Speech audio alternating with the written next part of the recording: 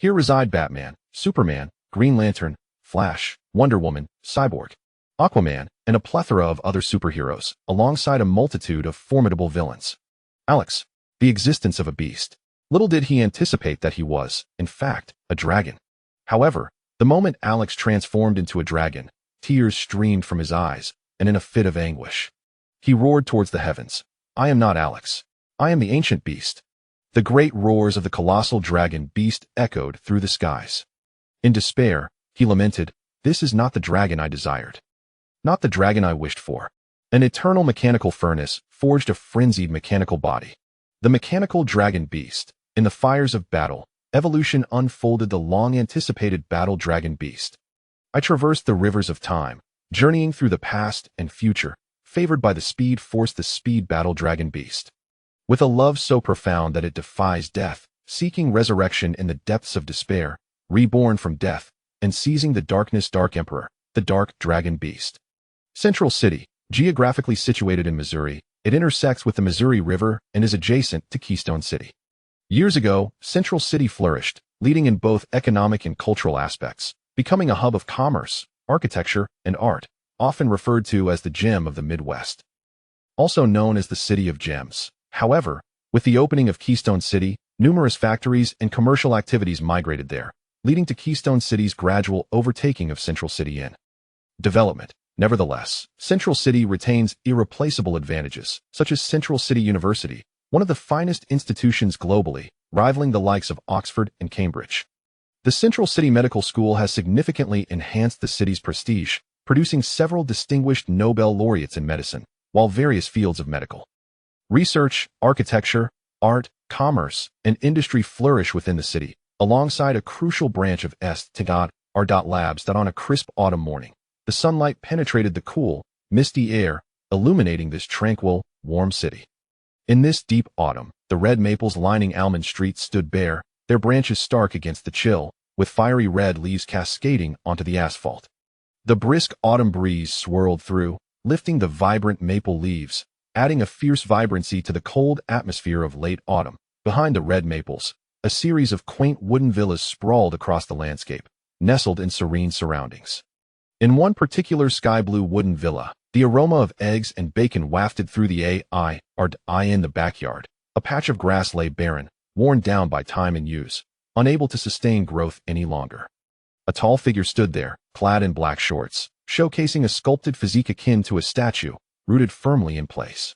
The man was tall with fair skin, his eyes closed, breathing steadily, his muscular chest and abs rhythmically pulsed, creating an aesthetically pleasing dynamic under the cool morning sunlight, radiating a unique brilliance. Especially striking was his visagean intriguing blend of Western and Eastern features, reminiscent of a marble sculpture with chiseled cheekbones, a prominent nose, and a broad forehead that exuded a strikingly handsome yet stern demeanor. Yet, a tear mole beneath his left eye added an alluring charm that as Alex slowly opened his eyes, a breath of white mist escaped his lips.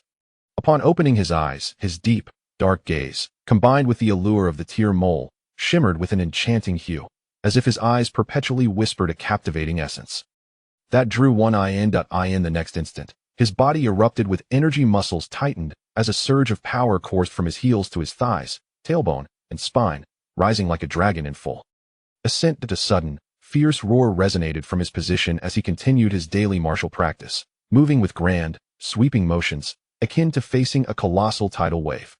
His fist struck out, creating phantom after phantom, layering upon layers of momentum, the explosive force echoing through the air as his feet vanished from sight, his figure a blur, battling nature itself atop a high peak. Moments later, Alex ceased his movements, beads of sweat glistening on his skin, his muscles radiating warmth as his body thrummed with vitality, a torrent of fervent blood coursing through his veins. He wielded a steel spear weighing 50 kilograms, taller than himself, its tip glinting coldly in the sunlight. Suddenly, he swept the spear horizontally, his arm glistening with perspiration, droplets dancing in the air, vitality illuminated by the sun as heat emanated from his muscles. He wielded the steel spear as if on the most exhilarating battlefield, sweeping through foes, cleaving the air with a piercing whistle, the spear's phantom swirling like a fan, inciting powerful gusts, reverberating like thunder, a spectacle akin to a stampede of horses, From several meters away, fallen red maple leaves were likewise swept up, caught in the whirlwind of Alex's commands as a solitary red leaf floated towards him. As Alex retracted his spear, an instant stillness enveloped the world, the air rippling outward, sending the red maple leaves rolling, akin to waves of fire.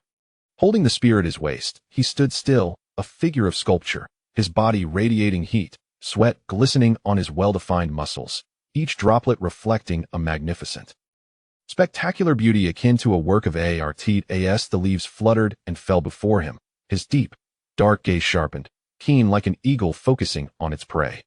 The falling red leaves seemed to slow, time itself appearing to decelerate in his sight, allowing him to discern the intricate patterns of the leaf's veins, a delicate network of interwoven lines revealing themselves before him. With his arm gripping the steel spear, he exerted force, thrusting it forth, cleaving the air with a sharp precision. A glimmer of cold light pierced through. The world seemed to dim, leaving only this singular point of cold brilliance, striking the red maple leaf. What appeared as a violent surge of cold light, upon contact with the red leaf, was executed with the finesse of a skilled seamstress delicately threading a needle. The leaf surface was gently punctured, revealing the intricate veins beneath. This red maple leaf had nearly lost its moisture, rendering it exceedingly fragile. A mere touch from an ordinary person could shatter it, let alone piercing it with a spear while preserving its delicate structure. This feat surpassed even that of Li Shuwen's ability to pierce a fly without disturbing the mirror, for Alex had long surpassed that level, now advancing even further. In the next moment, the cold light surged forth like a tempest. Alex's arm became a blur, the spear in his grasp unleashing a cascade of starlight, brilliant and dazzling. Amidst this endless display of cold glimmers, the red maple leaf resembled a small boat adrift on a tumultuous sea, swaying amidst the onslaught of brilliance, unable to break free.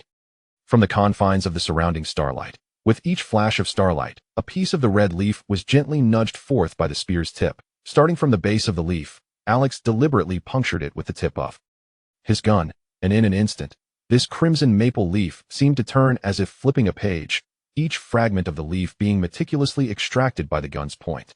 In mere moments, the leaves shimmered in the cold starlight, all of them punctured and drifting through the air. With a sharp exhale, Alex withdrew the gun, transitioning from a state of dynamic motion to profound stillness. His eyes, keen and cold like those of an eagle, were fixed ahead as he stood with the weapon in hand, his posture erect, muscles glistening with sweat, gradually emitting a rising heat that sparkled under the sun's radiance, showcasing an exquisite aesthetic of artistry. The transparent maple leaf, now bereft of any damage, slowly descended before Alex, its intricate veins revealing a breathtaking beauty, possessing a crystalline outline that embodied a unique artistic essence of nature's craftsmanship. Extending 2 fingers of his left hand forward, Alex gently pinched the drifting vein of the maple leaf. He sighed softly as he crushed the beautiful, transparent leaf between his fingers, the delicate veins disintegrating into dust, and his thick, sword-like brows knitted together in involuntary lament. 2 years prior, he had already attained the pinnacle of human strength and physique. Now, after 2 years of dedicated introspection into his own body, honing his instinctual danger alerts, and tapping into his potential, he still felt a slight deficiency that prevented him from truly transcending human limits. This minor shortcoming felt insurmountable. He sensed the magnetic field of his body, the power, the bones, the blood all teetering on the brink of unification, just a hair's breadth away from breaking through the confines of human existence. Yet, something elusive held him back from advancing further. Perplexed, Alex pondered deeply when suddenly, an electronic voice echoed in his mind. Supersystem binding. Binding task issued. Become friends with the Flash. Time, 24 hours. Completion reward. Supersystem. Failure. Erasure. With a furrowed brow, Alex sensed that matters were far from simple. Chapter 2. Origins. Just as Alex felt his confusion regarding the mysterious voice within him, a plump, affluent-looking woman, Aunt Mary, opened the floor-to-ceiling window leading to the yard and called out to him, "Alex, go take a shower and have breakfast quickly. You need to get to the Midtown police station early today to make a good impression." The crisp morning air rushed in through the window, causing her ample figure and charming countenance to shudder slightly, her lips quivering in response, sending a ripple of chills across her body, which was still clad in a short-sleeved shirt. After hastily reminding Alex, Aunt Mary swiftly shut the window with a clap, shivering slightly, and hurried into the kitchen to continue preparing breakfast, leaving behind only her ample silhouette. Aunt Mary and Alex shared no blood relation whatsoever. Even her husband had no familial ties to him. To outsiders, Alex appeared to be a tragic figure with a lamentable past, having lost both parents. Born in the late 1980s to an Asian father and an American mother, Alex benefited from their fine appearances during his school years. At the age of 3, his father, subjected to discrimination in America, inadvertently caught the attention of a gang and fell victim to their vengeance.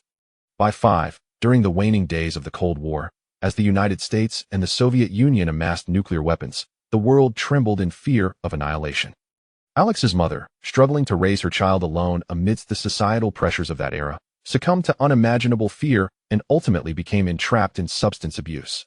One dark night, she overdosed on marijuana and perished. In the end, a compassionate police officer took in the obedient and understanding Alex, sparing him from an orphanage. When Alex turned 10, this officer, his adoptive father, married Aunt Mary, who already had an 80-year-old daughter. They had lived together in stability for over a decade, enjoying a peaceful life. Understood. Upon hearing Aunt Mary's words, Alex set aside his curiosity about the system for the moment. His sculpted, muscular form quivered slightly, sweat droplets shaking off as his dark hair flicked in rhythm with his well-defined physique, glinting beautifully in the morning sun, reminiscent of a merman emerging from the ocean. After drying off, Alex barefooted returned his gun to its place in the garage, ensuring to wipe the dirt from his feet before entering the house.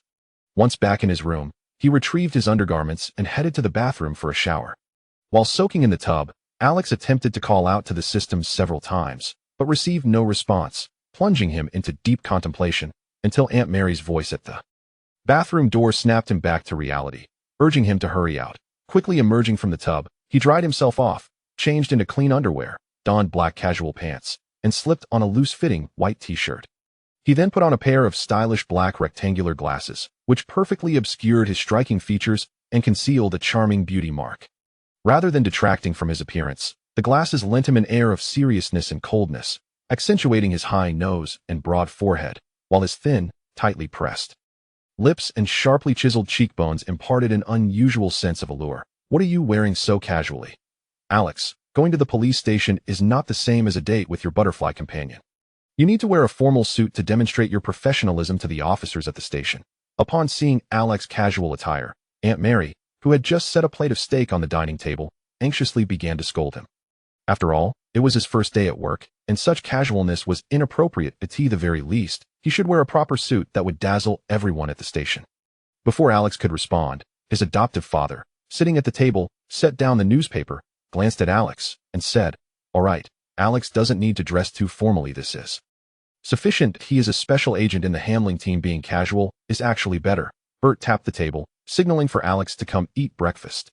Aunt Mary shot her husband an exasperated look, clearly dissatisfied with Alex's attire, but knowing Bert was correct, she refrained from further protest. "Bert is right." Alex, feeling helpless, glanced at Aunt Mary, spread his hands, and shrugged in a gesture of resignation, indicating, "It's your husband who told me not to dress too formally. It's not my fault." Aunt Mary shot Alex a disapproving glare, still admonishing him, "Hurry up and eat. Once at the precinct, do not provoke the other policewomen even if they fawn over you. Do not be so eager. Now that you are at the Midtown police station, temper your demeanor, avoid confrontation with the officers, and engage in reasonable dialogue. Be cautious. I know you can take on dozens of people at once, yet others may be armed, so exercise care. Rest assured, Mary the First am armed as well." Alex raised an eyebrow, a smile curling at the corners of his mouth as he pulled out a chair and sat across from his adoptive father, Bert. Mary glared at him sternly, chastising him for his irreverent and flippant attitude. As Alex endured Aunt Mary's reprimands and concerns, he picked up his knife and fork, slicing into his steak, while also retrieving a folded newspaper from the table, beginning to peruse it. The Gotham Evening News. The Roman returns. Falcone's revenge against Batman. The headline announced the Roman's return, a piece that sent shockwaves through Gotham. The evening paper elaborated on predictions regarding this former underground emperor of Gotham and the potential repercussions of his clash with Batman. The Roman was Batman's first nemesis, and Alex had previously read about his downfall in the papers years ago, defeated by Batman and exiled from Gotham. To his surprise, he had returned recently. "Ah, so he has come back." As Alex savored a bite of the juicy, human-laden steak, the sauce leaving a delightful, spicy aftertaste, he reflected that Batman had been active for 7 years. He continued flipping through the Gotham newspaper, encountering more stories of corruption, darkness, and Wayne Enterprises' plans for Gotham's future. After finishing the Gotham Evening News, Alex extracted the Metropolis Daily Planet from the stack, which featured an article by Lois on the Middle East situation regarding Superman's interventions. Upon completing the Daily Planet, Alex pulled out another newspaper, a subscription he had for updates on superhero activities in various renowned cities worldwide. The next paper was the Washington Daily, showcasing a strikingly beautiful woman's photograph. The headline boldly proclaimed, "Wonder Woman emerges from Paradise Island as a friendly ambassador between Paradise Island and Earth, currently residing in Washington." This was a significant global event. The captivating woman had garnered the attention of many men worldwide, and her emergence had left the world in awe, celebrating her beauty and revering her as a goddess. "Indeed, she is quite stunning," Alex remarked, nodding in appreciation. Wonder Woman certainly lived up to her reputation. He then set aside the Washington Daily and picked up the Beach City Gazette. Chapter 3. Alex, do me a favor. The Coastal City Daily has reported no sightings of any superheroes, with some still covering the emergence of Wonder Woman and the myriad issues plaguing the busiest port on the American West Coast, directly pointing to the incompetence of local government. Has the Green Lantern not yet made his appearance? Alex's eyes flickered momentarily. Should the Green Lantern arrive, given Hal's flamboyant personality and the omnipresent news media, it would undoubtedly lead to widespread coverage of yet another superhero. The absence of such news in the Coastal City Daily suggests that Hal has yet to receive the Green Lantern ring. Reflecting upon his recollections, Alex pondered deeply. In truth, the appearances of the Green Lantern and the Flash are not separated by much time. At the very least, both emerged significantly later than Batman. It has been 7 years since Batman first graced the scene. 3 years ago, Superman made his debut. Just a few days ago, Wonder Woman, Diana Prince, emerged from Paradise Island, revealing herself to the world. An increasing number of superheroes, once etched in Alex's memory, have begun to surface. Yet in Central City, where Alex currently resides, the Flash has not yet appeared. Alex is fairly certain that both the Green Lantern and the Flash will make their debut within the next 2 or 3 years.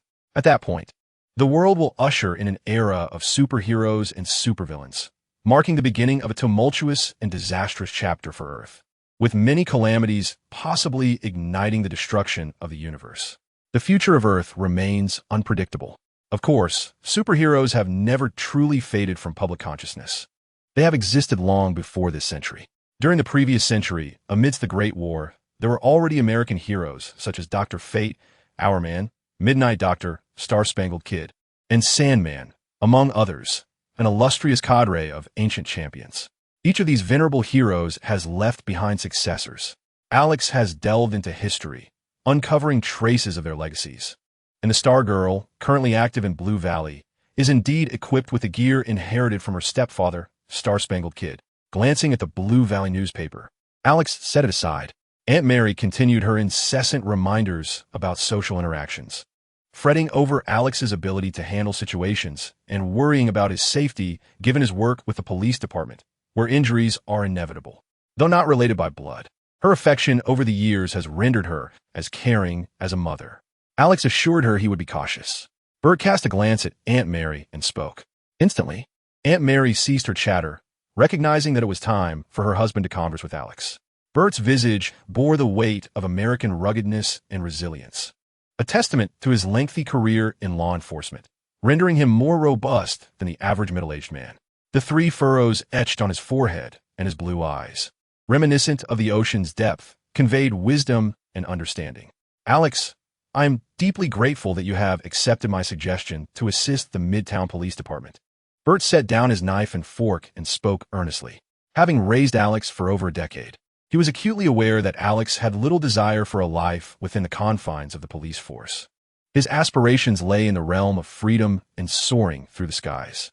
The multitude of rules and regulations within the department would inevitably stifle his spirit. "Bert, my father, you flatter me. In this challenging moment, the meager assistance I can offer pales in comparison to the years you have invested in my upbringing," Alex replied with a smile, setting aside the New York Daily. Though he was not particularly inclined to join the police force for the sake of Bert, the man who had nurtured him for so many years, he was willing to lend his strength to the Midtown Police Department. "Excellent. Alex, you are a remarkable man," Bert said with a sense of relief, nodding in approval, feeling satisfied with the education he had provided Alex over the years.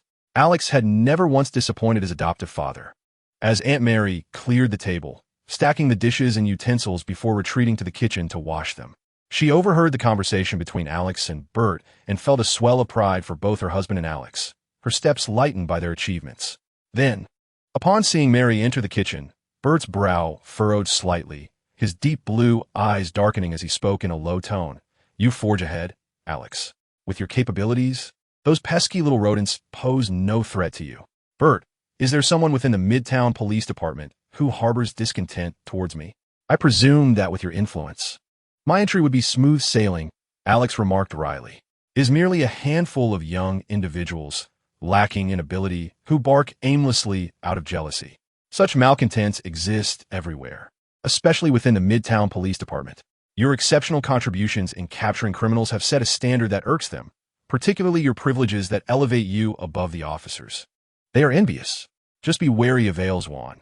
He feels quite aggrieved, believing you have usurped his position," Bert warned, leaning forward with his hands on the table, his gaze fixed on Alex. "Rest assured, Bert." Alex nodded, understanding implicitly that he would deal decisively with the envious Agumon upon his appointment, ensuring no future complications. However, before he could finish his thought, Bert interrupted him sharply. "Alex, do me a favor and refrain from breaking his limbs or rendering him disabled. He is just a child. Focus on dealing with a new criminal on the scene. That is your duty." Bert's gaze bore a hint of helplessness as his deep blue eyes fixated on Alex, silently conveying a poignant reminder that the individual in question was neither a member of the underworld nor a villain intent on his downfall. He implored Alex not to cause harm within the precinct. Given Alex's formidable prowess honed over recent years, Bert was acutely aware of the ferocity he possessed. He understood that Alex's demeanor towards adversaries was anything but amiable. His son was not one to easily tolerate opposition, exhibiting a rigidity that could both disappoint some and instill fear in others. Bert deemed it imperative to caution Alex that the man in question was, after all, a police officer. He should refrain from reckless actions. Alex, momentarily taken aback, could hardly believe that Bert was urging him to show mercy to this man. "Bert, you have changed," he thought, recalling a time when Bert had encouraged him to deal with gangsters and drug traffickers without hesitation, even suggesting he eliminate them to prevent harm to Mid-City. An undercurrent of dissatisfaction brewed within Alex. "Do you truly perceive me as a mere brute, Bert?" Bert remained silent, his profound blue eyes locked onto Alex's resigned expression, emphasizing the need for caution. "Rest assured, I shall conduct myself appropriately," Alex conceded, feeling the weight of Bert's gaze. "As long as he does not provoke me, I shall not interfere." Just then, the ringing of the doorbell interrupted their exchange. Aunt Mary emerged from the kitchen, wiping her hands on her apron before making her way to the door. Alex then heard Aunt Mary's surprised exclamation, "Barry, what a pleasant surprise." The warmth of the prior conversation with his father swiftly dissipated from Alex's face, leaving it expressionless. Within the recesses of his mind, an electronic voice echoed once more, "Task assigned. Become friends with the Flash. Time limit, 24 hours. Reward for completion, super system. Failure, annihilation." Chapter 4. Barry Allen Barry appeared in denim jeans and a loose checkered shirt, topped with a black autumn jacket, exuding an invigorated spirit. His sun-kissed complexion and golden hair shimmered in the sunlight as he stood at the entrance, radiating a genuine smile. His inherently sincere character and kindness towards the world endeared him to anyone fortunate enough to cross paths with him. "Aunt Mary, are you here to take Alex to the precinct?" she asked, her joy palpable at Barry's visit. Barry and Alex had been friends since childhood.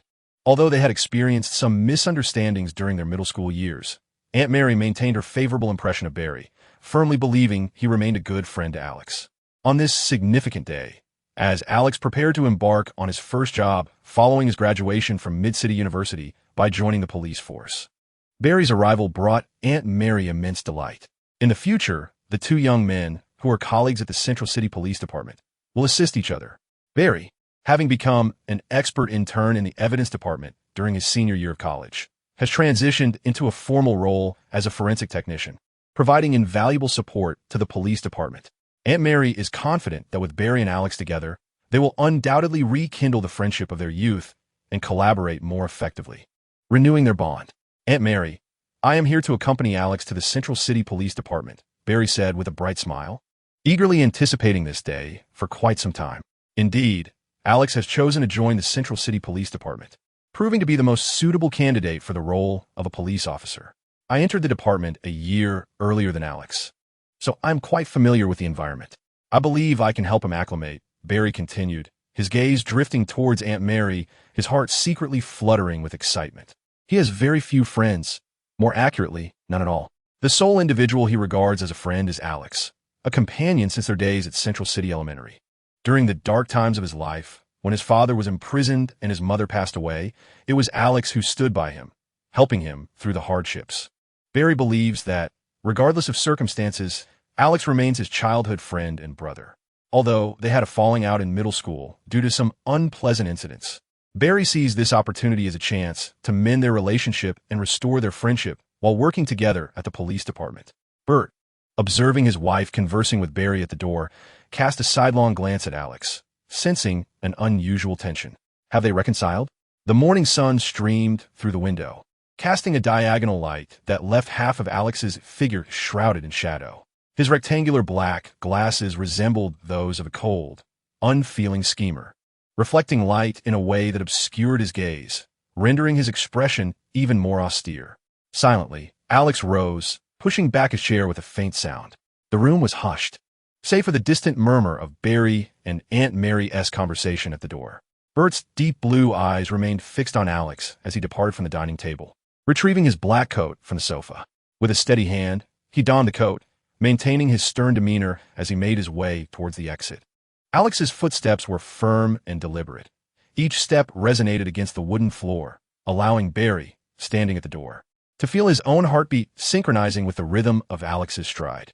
Despite the rectangular black glasses obscuring his signature alluring beauty mark, Barry instantly recognized his dear friend, his childhood companion, his brother.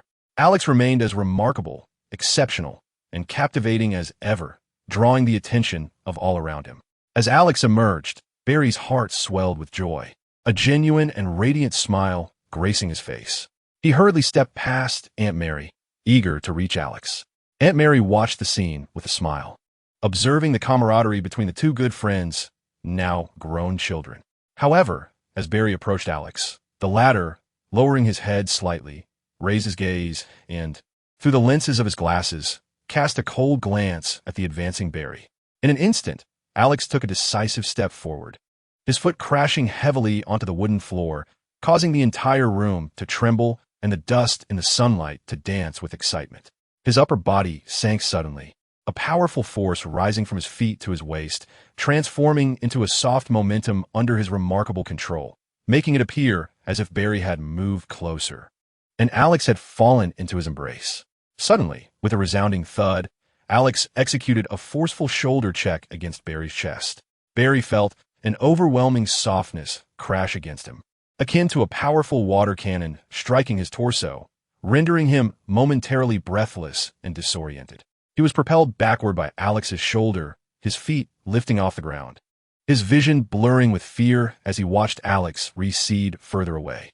With another thud, Barry's back collided painfully against the wall, his spine crackling as he was pinned in a star-like position. "Oh," he gasped, eyes wide, pressed against the wall, groaning softly. Each vertebra in his spine felt both a soothing and painful sensation, leaving him with an extraordinary ache. He had been sent flying by Alex's shoulder check, crashing against the upper part of the door, causing the wooden and concrete wall to shudder violently. The dust particles illuminated by the sunlight swirled chaotically, disturbed by Barry's turbulent descent. Alex retracted his right foot, standing resolutely in place, and adjusted his black-rimmed glasses with a delicate touch of his fingertips. He coolly observed Barry, who remained pinned against the wall for a few moments before finally sliding down to the ground at the doorway. Such was the nature of a forceful impact. Barry remained affixed to the wall for several seconds before sliding down. Alex was acutely aware of his own strength, ensuring that Barry's injuries were minimal. The gentle force used in the shoulder check was intended merely to keep Barry against the wall for a brief moment, while the subsequent fall resulted in the most significant impact. However, the mishap was not serious. The drop from a height of roughly 2 meters would only leave Barry with a numbness in his feet, scraped knees, and a general soreness. Aunt Mary, initially stunned, finally reacted as Barry crashed to the ground with a thud, stirring up a cloud of dust. "Oh my heavens!" she exclaimed. "Alex, what are you doing?" Mary exclaimed, her face pale with fright as she hurried to Barry's side. She wanted to help him up but feared that Alex's blow might cause her to injure herself in the process. In her panic, she repeatedly asked Barry if he was all right. Coughing and gasping for breath, Barry lay on the ground, his vision blurring and his chest constricted. He felt a tingling sensation throughout his body, discomfort enveloping him, yet he reassured Mary with a wave of his hand, indicating he was fine. Bert, startled from the dining area, rushed out. Alex, with his cold demeanor, approached Barry, his figure looming as he stepped into the sunlight at the door. The glare from his glasses reflected a chilling light as he walked past Barry, leaving only his retreating silhouette and a voice laced with cold fury. "Get lost. I have never forgiven you for what you did to me." Chapter 5. The Principal, Barry, and the troubled Alex lying on the ground. Barry pressed his hand against his chest, still catching his breath as he watched Alex's indifferent figure fade away into the distance. The sunlight felt unbearably harsh, intensifying the discomfort in Barry's heart. His face flushed from the coughing, he continued to pat his chest until he finally managed to take a deep breath, regaining his composure. As Alex's form vanished from view, a shadow of sadness crossed Barry's face. He never anticipated that so much time had passed and that his friend still harbored such resentment. "Barry, are you all right?" Mary, realizing that Alex hadn't truly meant to harm Barry, anxiously soothed his back, helping him to his feet and brushing the dust from his clothes, sending particles swirling through the air. How could Alex behave this way? She lamented, her expression one of deep sorrow. It was hard to believe that Barry and Alex, once inseparable friends in their youth, had come to such a point of conflict. Bert approached, relieved to see Barry regaining his strength, albeit with a flushed face. He knew all too well the extent of Alex's strength, having witnessed the terrifying aftermath of Alex's punches on more than one occasion. Although Barry appeared disheveled, he seemed intact, merely dirty and a bit ruffled, suggesting that Alex had indeed shown restraint, intending only to embarrass Barry. "Barry, you shouldn't have come over," Bert sighed, understanding the guilt and yearning within Barry to reconcile with Alex. However, he knew well that Alex's temperament was not easily swayed. Forgiveness would not come so simply. With a forced smile that barely masked his somber expression, Barry replied, "Bert, I'm fine. Alex and I are still good friends." "Barry, this does not resemble the playful banter one expects among good friends." "Alex, how could you behave in such a manner?" Aunt Mary, visibly displeased, dusted off Barry's attire, then proceeded to the bathroom where she retrieved a damp towel to gently wipe his face and smooth out his wrinkled jacket. "Barry, I believe you should ponder whether Alex harbors intentions to harm you. As far as I know, all 3 of your former girlfriends have found solace in his arms." Bert remarked with a sense of resignation. "What? Alex has stolen Barry's girlfriends? 3 of them?" Aunt Mary exclaimed in astonishment. She had never been aware of Alex's escapades during school, only knowing of his popularity. The revelation that her own Alex had once wooed Barry's girlfriends left her utterly shocked. "No, Bert, Aunt Mary, you misunderstand. They merely viewed me as a jester. Alex merely taught them a lesson," Barry replied awkwardly. This incident was also the reason Barry had always regarded Alex as a true friend, for he had consistently resolved numerous predicaments for Barry during significant moments. "You need not worry, Bert and Aunt Mary. This is merely a jest between Alex and me. We remain steadfast friends."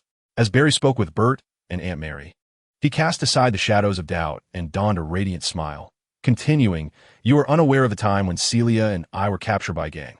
Without hesitation, Alex bravely infiltrated their lair, confronting the danger head-on to rescue me. I knew then that Alex regarded me as a friend. What is this? It is the essence of brotherly love, a willingness to risk one's life. I shall not disappoint Alex." Whenever Barry contemplated the prospect of working alongside Alex at the Central City Police Department, overcoming all obstacles to contribute to the safety and beauty of the city, his spirits lifted, and he found himself filled with boundless dreams for the future. Bert, rendered speechless, finally remarked, "Barry, I am aware of that incident. However, it seems your girlfriend ultimately ended the relationship and pursued Alex instead, correct? Do you not realize that your continued singlehood is a result of Alex saving you at critical junctures, leading your girlfriends to leave you?" "No, Bert, you're mistaken. They have merely found better matches, and I am genuinely happy for them. It is I who am not exceptional enough. Alex is indeed a man of great charm, Barry replied, oblivious to the insinuation, his gaze unwaveringly dismissive of any blame towards Alex.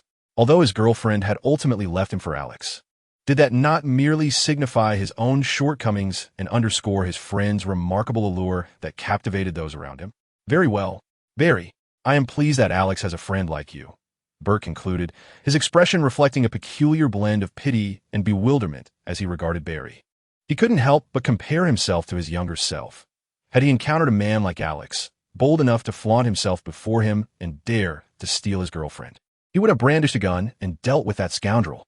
Barry's impeccably righteous worldview was perhaps the very reason Alex felt compelled to confront him. Bert silently mused. Bert, Aunt Mary, I must take my leave. I still need to file a report at the police station, Barry announced before departing from Alex's home. Amidst the farewells of Bert and Aunt Mary, he made his way toward the Midtown police station, preparing to catch a bus to work. Watching Barry disappear from view, Bert felt a sense of relief that Alex had such a friend, yet simultaneously, he was troubled by Alex's temperament. Well, young people have their own ways of living. He sighed, dismissing such thoughts. Aunt Mary closed the door and stepped inside with Bert, her brow furrowed with concern. I don't understand why Alex struggles to get along with Anna, and even with a good kid like Barry, it truly is a headache. Anna, Aunt Mary's daughter, was the youngest PhD candidate in biology and genetics at Midtown University. By her junior year, she had been specially recruited to an important division of the Midtown Star Laboratory as a biological researcher and was now the deputy director of the genetics department. The relationship between her and Alex was fraught with tension. They could barely exchange a few words. Years ago, in a fit of anger, Anna had even drawn a handgun and shot at Alex. Neither wished to see the other, lacking any semblance of sibling affection. Let them deal with their youthful woes. We should quickly tidy up the warehouse for Anna to park her vehicle. She certainly wouldn't want to store her car in Alex's garage. Chapter 6. Armory, the silver-black behemoth. It was autumn now, the crisp breeze swirling the crimson leaves along the roadside. As Alex stepped outside, the sun cast a gentle warmth upon his stern visage, softening the glare of his glasses. A cool autumn wind tousled his hair, brushing against his skin with a slight tickle. With an impassive expression, he strode through the chill, making his way toward the garage in the front yard. Having lightly struck Barry, he felt neither joy nor discomfort. He believed that Barry's actions warranted a few broken ribs, and he considered himself quite lenient for not incapacitating him. With a press of the button, he activated the automatic garage door. Without waiting for it to fully ascend, he bent down and entered the garage, promptly pressing the button to close it once more, the door descending slowly. Click! Alex pressed the switch on the wall. The dark garage was suddenly illuminated by the bright light of incandescent bulbs, illuminating the space within. The entire garage measures 10 meters in length, 6 meters in width, and 4 meters in height, providing ample space that remains unoccupied by any automobiles. At the center stands a modest display platform, illuminated by overhead incandescent lights, upon which rests a Lightning LS 218 motorcycle. Its sleek silver and black body emanates a palpable sense of technological sophistication, resembling a ferocious beast of golden steel. This Lightning LS 218 motorcycle has undergone considerable modifications at the hands of Alex, its exterior now reflecting an even greater sense of advanced engineering and raw, fluid power. Its enhanced nitrous oxide acceleration booster, alongside various costly upgrades, allows it to reach speeds surpassing even those of supercars, clocking in at an astonishing 450 kilometers per hour. Such velocity transcends human capability. The sheer force of the high-speed airflow could easily propel an ordinary person into the sky, and even seasoned motorcyclists face immense peril at such speeds. Engaging the nitrous oxide booster elevates the experience to a terrifying degree, creating a sensation akin to having one's body torn apart by the rushing air. Even Alex seldom activates the nitrous boost. Passing by his beloved motorcycle, Alex disconnects the charger. The Lightning LS 218 operates on a hybrid system of gasoline and electricity, augmented by the modified nitrous acceleration booster. After navigating past his prized possession, Alex approaches the far end of the garage, lifting a steel cover from the floor before leaping down. In the darkness, he bends his knees to absorb the impact, reaching for the light switch by the wall. With a decisive click, the lights spring to life, revealing what appears to be a circular corridor leading into a shadowy tunnel ahead. This spacious basement connects to an underground safe room within the house, offering convenient access during times of conflict, whether entering from the outside or fleeing from within. However, the light diminishes towards the end, creating the illusion of an endless tunnel.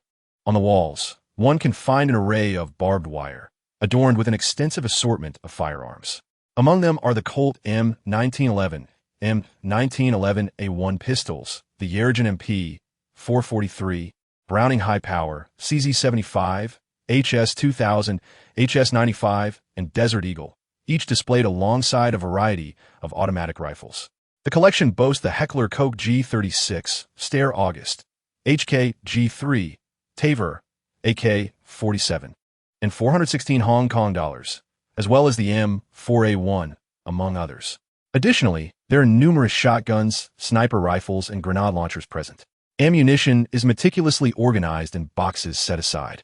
This arsenal surpasses that of a typical gun shop, both in variety and in the potency of its weaponry. Alex retrieved a silver Desert Eagle from the gun network, pulling back the slide to inspect the chamber, which was devoid of ammunition. He raised the weapon, closed it, and with a mere press of his finger, the magazine fell neatly into his other hand. Subsequently, Alex extracted rounds from a side ammunition box, each compatible with the .45 caliber firearm, meticulously inserting the gleaming brass cartridges into the magazine. As he did so, his cold demeanor amplified the impression of him as a chilling and ruthless figure. Moreover, Alex procured some hollow point rounds and small high-explosive shells from another box, filled with a noxious green liquid that contained a paralyzing toxin, each marked with various chemical indicators. His Desert Eagle had been modified by Bert, allowing it to adapt to the diverse munitions they had created. The firearms and an array of ammunition were the fruits of Bert and Alex's labor, forged to safeguard their family. 7 years prior, after Bert dismantled the gang, they faced retaliation that nearly endangered Aunt Mary's life, prompting their relocation to the safer Alman community. There, Bert and Alex established an arsenal for protection. Unless faced with a tank, they feared neither snipers from hundreds of meters away nor armed intruders storming their home. Their stockpile of ammunition enough to instill terror in any adversary. Inserting the magazine into the firearm, Alex racked the slide, feeling the familiar chill of the metal in his hand. Nodding to himself, he secured the safety and tucked the Desert Eagle into the small of his back, concealing 2 additional magazines about his person. Alex had achieved the pinnacle of human strength and skill, yet he would never rely solely on brute force. Instead, he would unhesitatingly wield any means available to vanquish his foes. After all, if one could eliminate an opponent with a firearm, there was no need to resort to physical confrontation. Survival and victory were paramount. With his weapons prepared, Alex surveyed the armory for any issues before extinguishing the lights and ascending the iron ladder. At the top, he lifted the covering iron plate. Emerging into the garage, he retrieved a black motorcycle helmet hanging on the wall, adjusting it slightly before donning it, the dark visor transforming his vision into a shaded landscape. Alex activated the automatic roll-up door and mounted his silver and black lightning motorcycle, leaning forward as if straddling a swift, untamed beast.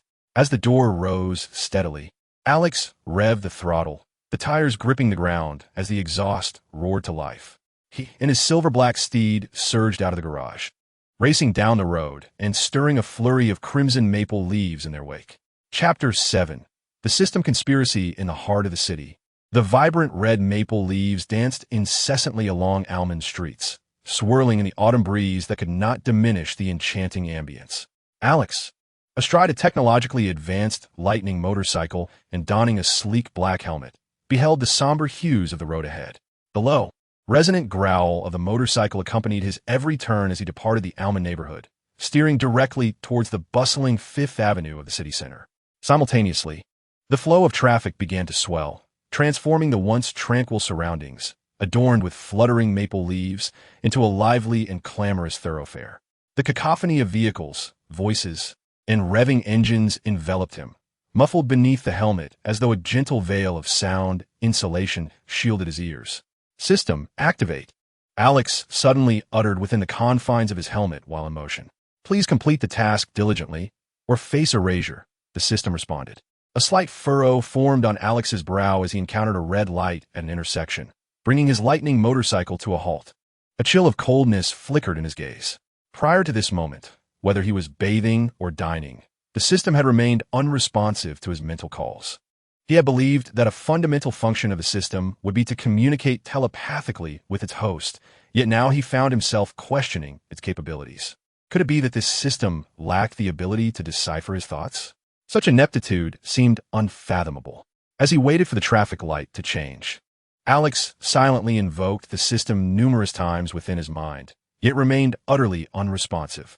This peculiar silence was indeed disconcerting. He gently tapped the handlebars of his motorcycle with his bare fingers, feeling the crisp autumn air brush against his skin, sharpening his thoughts with unexpected clarity. A system that could not engage in telepathic dialogue nevertheless conveyed its messages audibly. Furthermore, the nature of the task assigned, what parameters defined its completion? Was it to foster a genuine bond with Barry? To unilaterally declare Barry as a friend? Or was it to be perceived as friends by an outside observer? What if the system itself deemed them friends? If the task required him to genuinely regard Barry as a close companion, that was an impossibility, at best. Barry existed merely as an ordinary acquaintance in Alex's mind. Conversely, if the criterion was for Barry to recognize him as a friend for the task to be deemed complete, then, without a doubt, the task had been accomplished from the very beginning. Barry had always considered Alex a friend. Alex held this understanding with unwavering clarity. He suspected that this system might not be as formidable as the legend suggested and could very well be deceiving him. Alex spoke again, his tone exceedingly rude. "I do not require your assistance. Leave my body at once. Host, please possess a clear understanding.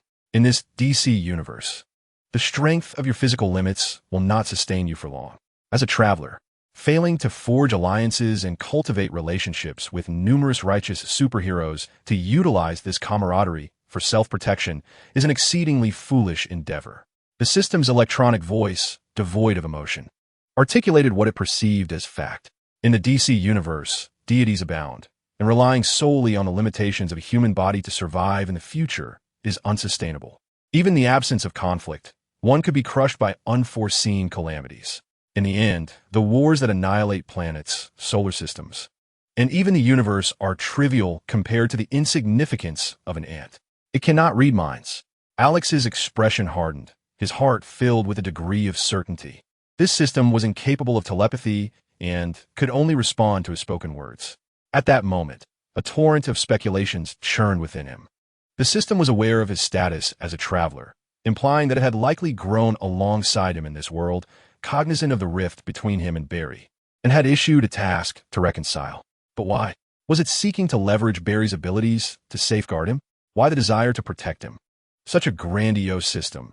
Was it because by safeguarding him, it was also ensuring its own preservation? Thus, was it merely utilizing him for self-protection? Not necessarily. Why had the system only recently manifested?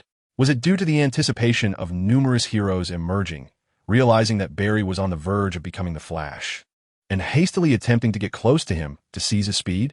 Alex silently speculated, harboring no inclination to trust this system. He had never believed in fortuitous gifts from the heavens.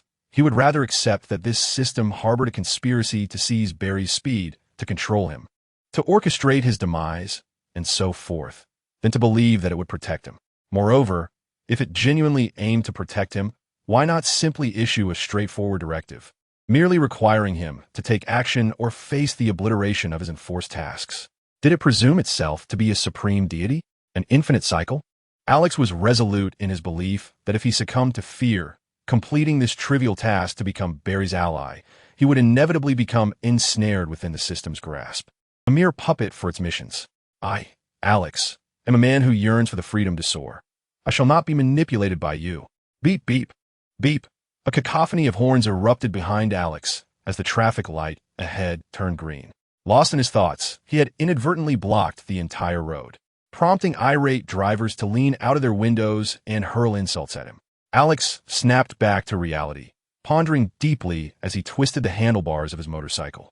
With a thunderous roar, the sleek, technologically advanced, lightning motorcycle surged forth like an arrow. Departing from my corporeal form, the choice between life and death rests solely with me. I require no unsolicited guidance from you. The voice of Alex, muffled within his helmet, resonated with determination. Are you certain? Inquired the system, poised to elaborate further when Alex abruptly interrupted. Absolutely. Without a trace of hesitation, Alex affirmed his resolve. An enigmatic system, attempting to exert control over his being, would never become his crutch. He would not permit any entity to manipulate his body. Moreover, Alex sensed that this morning he could not transcend human limits. As the system within him thwarted his potential, the system seemed momentarily taken aback by Alex's retort, yet continued its discourse nonchalantly. The system possesses cutting-edge technology, capable of rendering you the sovereign of the cosmos. The most potent idealistic genes, any power from films, science fiction, novels, or animations can be bestowed upon you. You could transform into a deity, achieving eternal immortality. Weapons of boundless might to reshape the very fabric of existence. An evolution akin to the cataclysmic force of the sun, replete with wondrous and expansive idealistic capabilities. Enchanting, miraculous powers of imagination. Be it the jutsu from Naruto, the devil fruit abilities from One Piece, the Zanpakuto from Bleach, or the Super Saiyan genes from Dragon Ball. Everything is at your disposal within this system. So, will you forsake it? Chapter 8. Denial of my efforts, thank you, but no. Please vacate my body. In a moment of astonishment, Alex's eyes widened, yet he displayed no hesitation in his rejection. Upon hearing of the extraordinary abilities derived from various films, novels, and animations, such as the devil fruit powers from One Piece, the Zanpakuto from Bleach, and the dazzling Super Saiyan genes from Dragon Ball, Alex felt a fleeting wavering within his heart. Imagine, in the DC universe, standing atop a skyscraper, confronting figures like Superman, Green Lantern, Flash, and Batman, wielding a Zanpakuto and coldly uttering Bankai, as his dark cloak billowed in the winds of the sky, complemented by his steely visage. The transformative power of the Zanpakuto would command the very elements, while the night sky quivered in awe. What a breathtaking scene this would be. Or perhaps on the ground, amidst a furious roar, transforming into a Super Saiyan, his formidable muscles, honed through relentless training, burst forth from his tattered garments. The air around him surged like golden flames, ascending triumphantly. His hair, a wild mane of golden fire, danced wildly against the night sky. With each step he took, loose stones defied gravity, rising weightlessly. His cold pupils transformed into a brilliant golden hue, radiating the most resplendent light across the heavens. Such overwhelming fury and battle fervor coursed through his veins. Even if faced with the world itself, he feared not the prospect of fighting to the death. How exhilarating it was for a man! How utterly magnificent! If it were indeed real, under the guise of freedom, Alexander might earnestly pursue such unparalleled power. Yet alas, upon hearing the system's words, he discerned its insidious intent to tempt him, and thus he resolutely declined, rather than gain power only to be enslaved, becoming a puppet of the system. Alexander preferred the freedom to pursue the strength he desired on his own terms. Moreover, he felt the system was merely luring him into a trap. With unwavering determination, he rejected its advances. His refusal was so emphatic that even the system was momentarily taken aback, unable to comprehend the speed of his response. In the face of numerous ostentatious and overwhelming abilities, Alexander chose freedom without a hint of hesitation. Enough, Alexander, the extraordinary power you possess, which has brought you to the limits of human capability, was attained with the system's assistance. The system's vehement electronic voice echoed with palpable dissatisfaction in Alexander's ears. Yet, he gleaned a crucial insight. The system possessed intelligence. A thought flickered in his mind since the moment he began testing the system. From recognizing his own insignificance in the DC universe to questioning his desire to sever ties with it, and then to the system's attempts to entice him with various cinematic abilities, culminating in its nearly irate reprimand. This system bore an uncanny resemblance to a disgruntled individual. Unlike other so-called intelligent systems, this one seemed somewhat anxious and eager to exert control over him. Oh, how could I be unaware of your so-called assistance?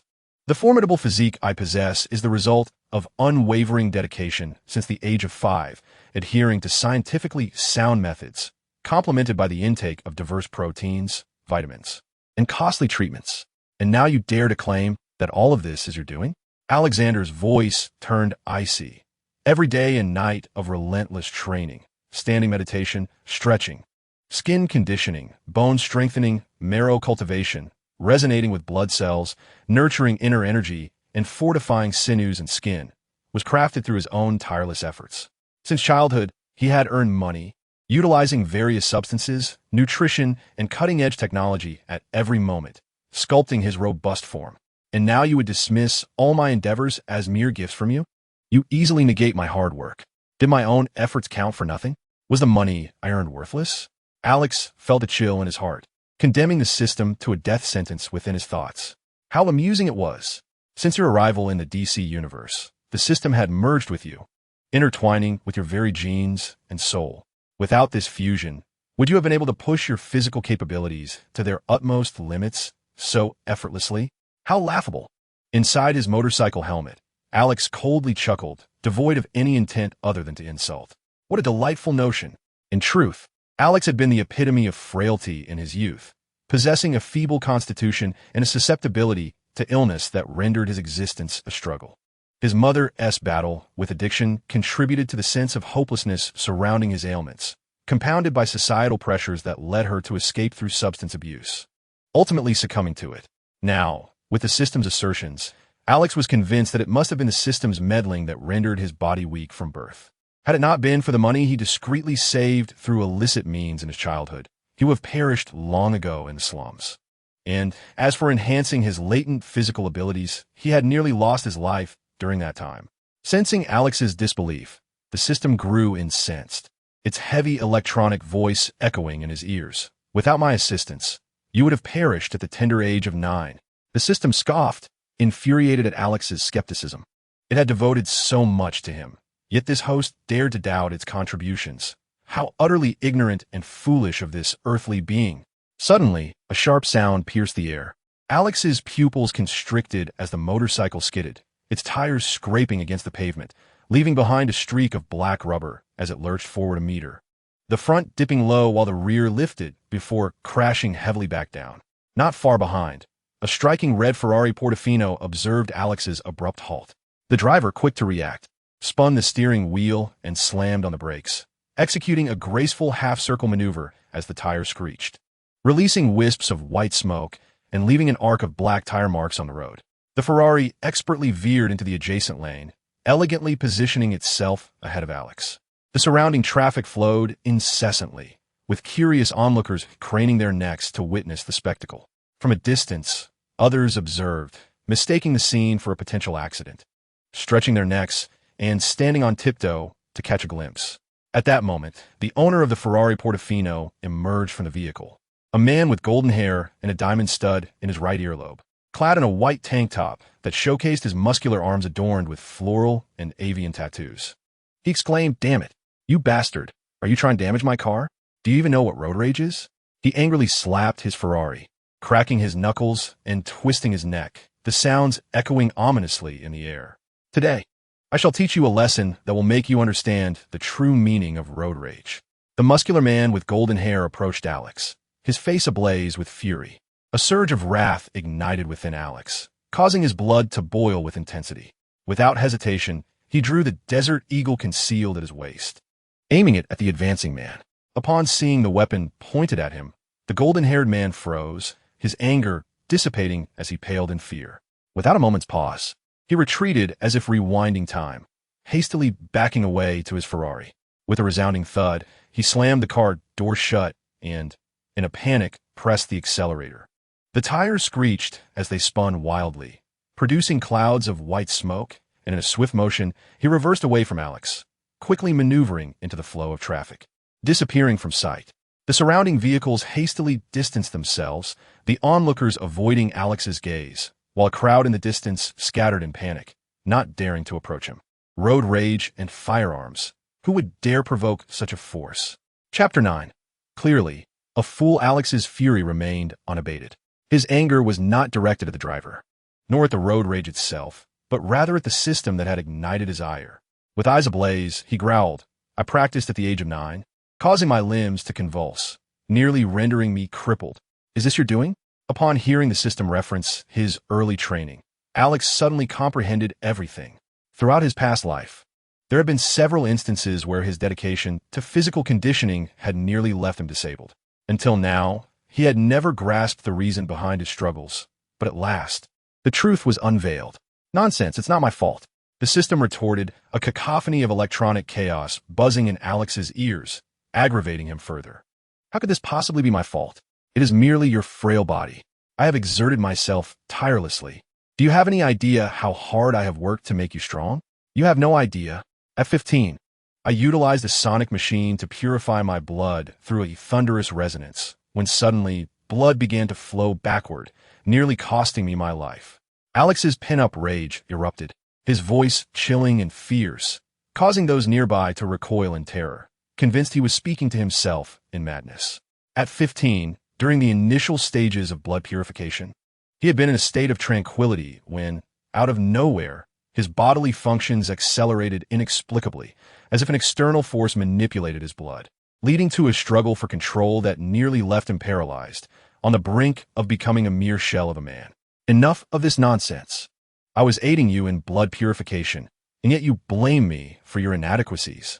The system seethed with indignation, furious that it bore the blame for the host's failures in mastering his own vitality and energy. The system merely intended to facilitate a transformative overhaul of your body in one fell swoop, pushing you to the limits of physical prowess, bestowing upon you unparalleled strength. Yet, in a moment of utter folly, your vital energies surged uncontrollably, nearly leading to a cerebral hemorrhage. Had it not been for my fervent prayers to the heavens, imploring divine mercy for your survival, you would have perished long ago. And instead of gratitude, you dare to raise your voice against me. How infuriating! At the tender age of 19, your internal organs were nurtured through my accelerated methods, which regrettably led to an imbalance that nearly resulted in renal atrophy. Alex, consumed by rage, removed his black motorcycle helmet and unleashed a furious roar amidst the bustling traffic, startling onlookers who peered cautiously from behind advertising billboards. At 19, he had diligently trained his body, achieving harmony within. However, without warning, a rapid progression disrupted this equilibrium, causing unforeseen complications with his kidneys that nearly left him impotent. It took a full year of meticulous recuperation before he returned to normalcy at the age of 20. I did not. You are fabricating lies. How dare you defame the system? The system was utterly incensed. This current host was utterly inept, incapable of rising above his own shortcomings. Given your original pace, had you been left to your own devices in the DC universe, you would have been crushed beneath a collapsing skyscraper in less than 2 years. How dare you question the system's actions or express indignation? It had never encountered such a lamentable specimen of humanity. Everything is your fault, yet you dare to shift the blame onto the system. This morning's failures were also due to you, for I could not unify my essence and spirit to transcend the limits of human corporeality and attain the legendary ability to manipulate the body's magnetic field. Veins throbbed visibly along Alex's neck, his stern visage resembling a volcano on the verge of eruption. Were it not for the system's erratic actions, he would have surpassed human limits 2 years ago while still in university. Now, due to the system's chaotic interferences, he found himself unable to transcend those limits even today. You, despicable. Alex's fury was akin to a volcano poised to erupt, his heart racing wildly, blood coursing through his veins like a raging river. He was on the brink of an explosive outburst, yearning to obliterate the very system that tormented him. Why are you shouting so loudly? The system retorted, equally displeased. Convinced of its own righteousness, it believed the frail host had brought this upon himself by being unable to endure the strength bestowed upon him. How dare you resist me so audaciously? Had it not been for my intervention, you would have long since met your demise. You infuriate me, you pitiful wretch. The system's fury erupted, its previously lofty demeanor shattered, revealing a stark contrast to the grandiose, omnipotent image Alex had harbored in his mind. Alex was utterly convinced that this system was utterly inept, incapable even of facilitating telepathy, let alone possessing the abilities akin to those found in film, literature, or animation. Such claims were nothing but the system's grandiose fabrications, an attempt to exert control over him. Enraged, Alex defiantly donned his black motorcycle helmet once more, mounted his lightning motorcycle, twisted the throttle, and the wheels of the motorcycle spun wildly, emitting a thunderous roar from the exhaust. The vehicle surged forward with the swiftness of an arrow, the chilling wind cutting against him like a blade. He seethed with anger, unleashing a curse. "I'll fry you." The system seemed poised to explode with fury. This worthless host dared to insult it. Surely, he was oblivious to the meaning of the word death.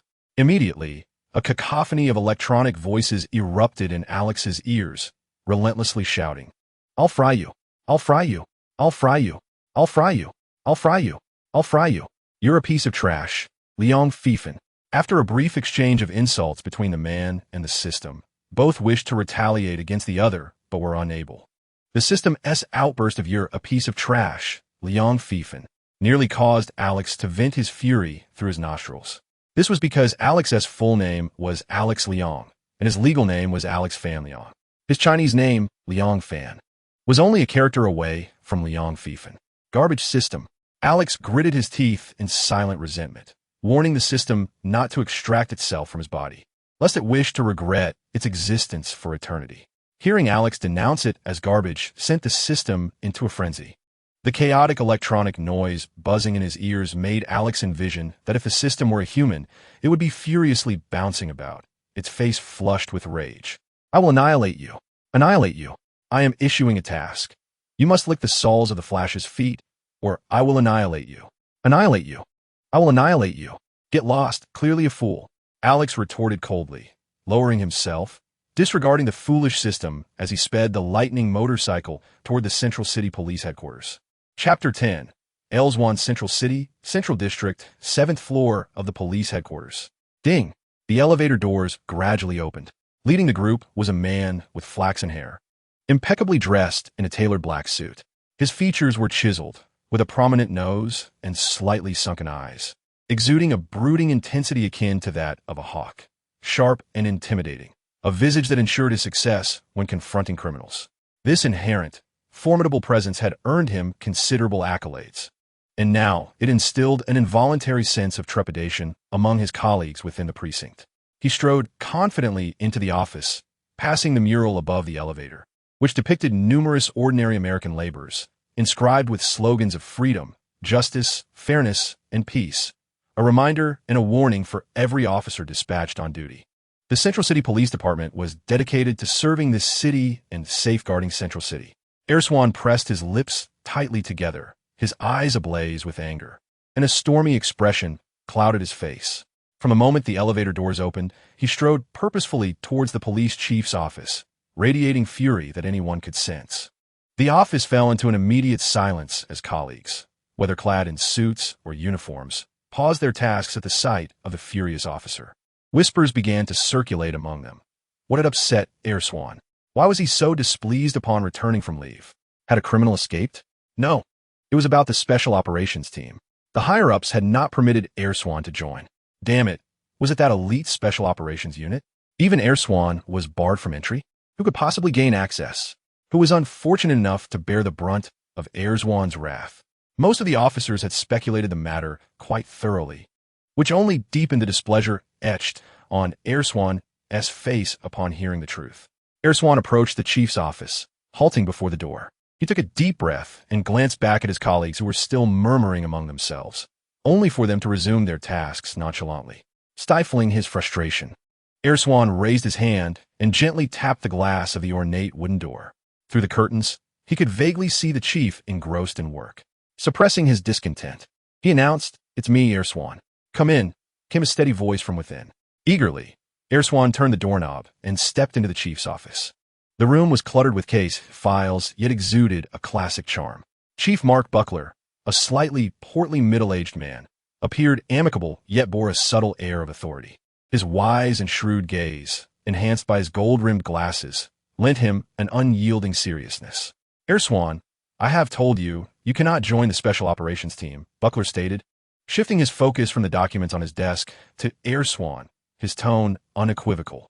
Typically, he need not concern himself with cases, for within the precinct were exemplary officers like Erswan and Bert, whose astuteness ensured that most crimes did not elude their keen eyes. Thus, he often remained in his office, awaiting their reports. Central City was not the chaotic realm of Gotham. It was a place of order and sunshine, where crime existed, but was kept in check by the vigilance of his dedicated colleagues. This peace was, of course, attributable to Buckler's decades-long commitment to maintaining sound planning with the city government, which had fostered the current tranquility of Central City. "Mark, I cannot accept this." Ilswan, unable to contain his emotions, tugged at his tie, trying to ease the tension as he faced Mark. With a hint of indignation, he proclaimed, "My achievements at the Mid-City Police Department are evident for all to see. Mark, over the past 3 years, I have undeniably been the star officer. For years ago, the Golden Heist. 2 years ago, the kidnapping of the Jester family's youngest. A year ago, the Mid-City bank robbery. The locked-room murder case and the gang's drug manufacturing base. Each challenge I resolved with diligence, while my colleagues contributed. It is undeniable that it was I who meticulously unraveled the intricate mysteries and led our team to success." Ailswan's gaze was fixed upon Mark, his stormy eyes radiating an intense determination. "I know, Ale," Mark replied, closing the file in his hands. He picked up a white porcelain cup, lifted the lid, and gently blew on the steam rising from the coffee within. The rich aroma of the brew permeated the room. "So why can't I join the Special Powers Task Force?" Ailswan leaned forward, his hands resting on the desk, his piercing gaze unwavering and devoid of courtesy. He had always viewed his superior as a shrewd, capable, and dignified leader who would allow him to fully unleash his potential within the precinct. However, he found himself disillusioned by this seemingly astute leader. "Swan, your abilities are well acknowledged," Mark remarked after sipping the robust black coffee, the bitter taste awakening his senses. He maintained his composed tone, pausing briefly. "Yet, you have become excessively arrogant and impulsive. Your string of successes has clouded your judgment regarding your true capabilities and limitations. This is a realm that transcends ordinary challenges faced by law enforcement. Both you and I would struggle to confront such powers directly. It is inevitable that we will become the custodians of this new battlefield." Mark, with clarity of mind, stood as the leader of the Mid-City Police Department, possessing a visionary outlook on the future. The emergence of figures like Batman in Gotham, Superman in Metropolis, and Wonder Woman's extraordinary Amazonian prowess showcases a world increasingly populated by superheroes and superhuman crime. The recent rise of metahuman criminal activities in Mid-City further underscores the growing prevalence of extraordinary beings. This reality instilled in Mark a sense of urgency, prompting him to consider the establishment of a specialized task force to combat such superhuman threats, ensuring the safety of Mid-City and mitigating future losses. It was becoming painfully clear that ordinary officers were ill-equipped to handle these formidable challenges, and Ailswan was, regrettably, just an ordinary officer. Chapter 11. Petty. The mundane host has driven me to the brink of emotional upheaval. As Alex approached the police station, an irate voice from the system hissed in his ear before lapsing into silence. Throughout the journey, the system had greeted him with a plethora of salutations, each more insistent than the last.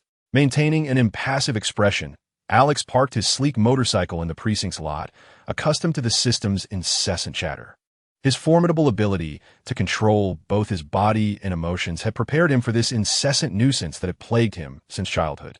At the very least, he had gleaned one crucial insight from the system's tirades. His emotional state profoundly influenced its demeanor, which explained the relentless verbal assault he had endured. Someday, the system would indeed pay for its transgressions, he mused, a cold glint flickering behind his glasses.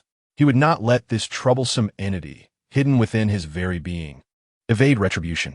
Emerging from the parking garage, he stepped through the imposing doors of the Central City Police Headquarters. He had traversed this threshold numerous times before, collaborating with Bert as a model citizen and forging connections with several officers. After exchanging pleasantries with familiar faces and dismissing the advances of an unremarkable woman who had attempted to flirt with him, Alex summoned the elevator. As it descended, he entered where a woman with lustrous golden locks stood beside him. Her fair skin was complemented by a crisp white shirt and a soft yellow woolen cardigan. Her European features strikingly beautiful, with high cheekbones and eyes that seemed to hold a language of their own. "Are you Alex?" The elevator was enveloped in a stifling silence, the gentle tremor beneath their feet indicating its ascent. Alex turned to glance at her, taking in the gray ankle boots adorning her slender legs, the enticing black stockings encasing her calves, and the fitted black skirt that hugged her form, all topped off by the white shirt and light cardigan. His gaze traveled upwards, finally resting on her lovely visage. He He was certain he did not recognize this woman with modest curves. "Who are you?" Alex inquired, his expression betraying his confusion. He was positive he had not collaborated with her before. Despite her attractive appearance, her professional attire exuding charm and poise, she simply did not fit his preferences. "Hello, I'm Petty." The woman extended her delicate hand in introduction. Just as Alex was about to graciously reciprocate and shake her slender, pale hand, she continued, "I'm a colleague and friend of Barry S. He often speaks highly of you, believing that your talents would be squandered if not utilized in law enforcement. I must say, your looks surpass what Barry has described." A playful smile graced Petty's lips as she regarded Alex with admiration. Not only do men appreciate the beauty of exquisite women, but women are even more discerning in their admiration for a man's charm. In the expansive land of America, women's gazes are often more assertive, poised, and utterly unreserved than those of men. Alex's appearance, it is evident, is remarkably striking, deserving of a woman's attention. Upon hearing her introduce herself as Petty, a colleague of Barry, Alex's brow furrowed slightly, and his eyes were drawn to the contours of Petty's brow, leading to a sudden realization. This must be the girlfriend of Barry's colleague from the New 52. Could it be that he has found himself within the realm of the New 52? A fleeting thought crossed Alex's mind, but he quickly dismissed it, choosing not to dwell on it, for it was of no consequence. Moreover, once Barry was involved, Alex's demeanor changed entirely. With a swift motion, just as he was about to extend his hand for a shake, Alex instead flicked the back of his hand against Petty's palm, dismissing her with no trace of courtesy. "Apologies, but I have no interest in becoming acquainted with a flat-chested woman." In an instant, Alex's previously warm and polite expression transformed into one of cold indifference. He averted his gaze from Petty, focusing instead on the unyielding steel doors of the elevator. He had no desire to engage with Barry's girlfriend or his destined soulmate. His past experiences had taught him well. Barry's first, second, and third girlfriends had all, without exception, abandoned him in fervent pursuit of Alex, while Alex could disregard Barry's former girlfriends and allow them to drift away from him. Inflicting a modicum of heartbreak upon Barry as retribution for past grievances, he was determined not to meddle with Petty and Iris. After all, one was Barry's official girlfriend in the New 52, and the other was his wife. Alex was not so lacking in discernment as to pursue a frivolous entanglement. Throughout his countless experiences from elementary school to university, Alex had learned that any woman he and Barry mutually knew would inevitably be drawn to him, disregarding Barry entirely. Regarding Barry's legitimate girlfriend, Alex hesitated not for a moment, resolutely refusing to involve himself in Barry's romantic affairs again. Petty stood rigid, her expression frozen, her hand lingering in shock where Alex had dismissed it. She could hardly believe her eyes as she stared at her palm, where Alex had lightly tapped it away, devoid of any decorum. What was even more mortifying was being insulted by such an exceptional man, branded as a flat-chested woman, deemed unworthy of his friendship. What was this? It was nothing short of an affront, a humiliation. She had always heard how Barry extolled the virtues of his remarkable friend, his striking looks, impressive abilities, and extensive social circle. In college, he had been the epitome of charm, captivating countless women, and even gaining entry to the legendary fraternity at Midtown University. In her quest to rescue her dear friend Barry from the clutches of danger, amidst the perilous world of gangsters, she had heard numerous tales of valor from Barry himself. To him, this man was nothing short of a legendary figure, and the admiration he bore for such a friend filled Petty with a desire to meet this extraordinary individual. However, she could scarcely conceive that the man exalted by Barry would exhibit such a lack of decorum, dismissively brushing aside her hand, showing disdain for even a courteous handshake. "I'm not interested in getting to know a flat-chested woman." The words echoed in Petty's mind, leaving her in a daze. Fortunately, the elevator was devoid of other occupants. Otherwise, the news of her rejection would have spread like wildfire throughout the Central City Police headquarters. The thought of the entire precinct, both main and district offices, knowing she had been spurned by an impressive man due to her lack of bosom, was a calamity she could hardly fathom. Clenching her fists, her pale skin turned white at the knuckles, and a furious blush crept up her cheeks as she glared furiously at Alex beside her. In her mind, she was mercilessly dissecting him into a million pieces, wielding her imaginary axe with unbridled rage. Petty, who had never endured such humiliation in her life, felt a storm of emotions raging within her. Ding! The elevator reached the 7th floor, and Alex stepped out with an air of indifference, leaving Petty to wrestle with her anger, desperately trying to steady her breath. Her slender fingers pressed repeatedly against the elevator's close button, her pink nails scraping against the surface in frustration.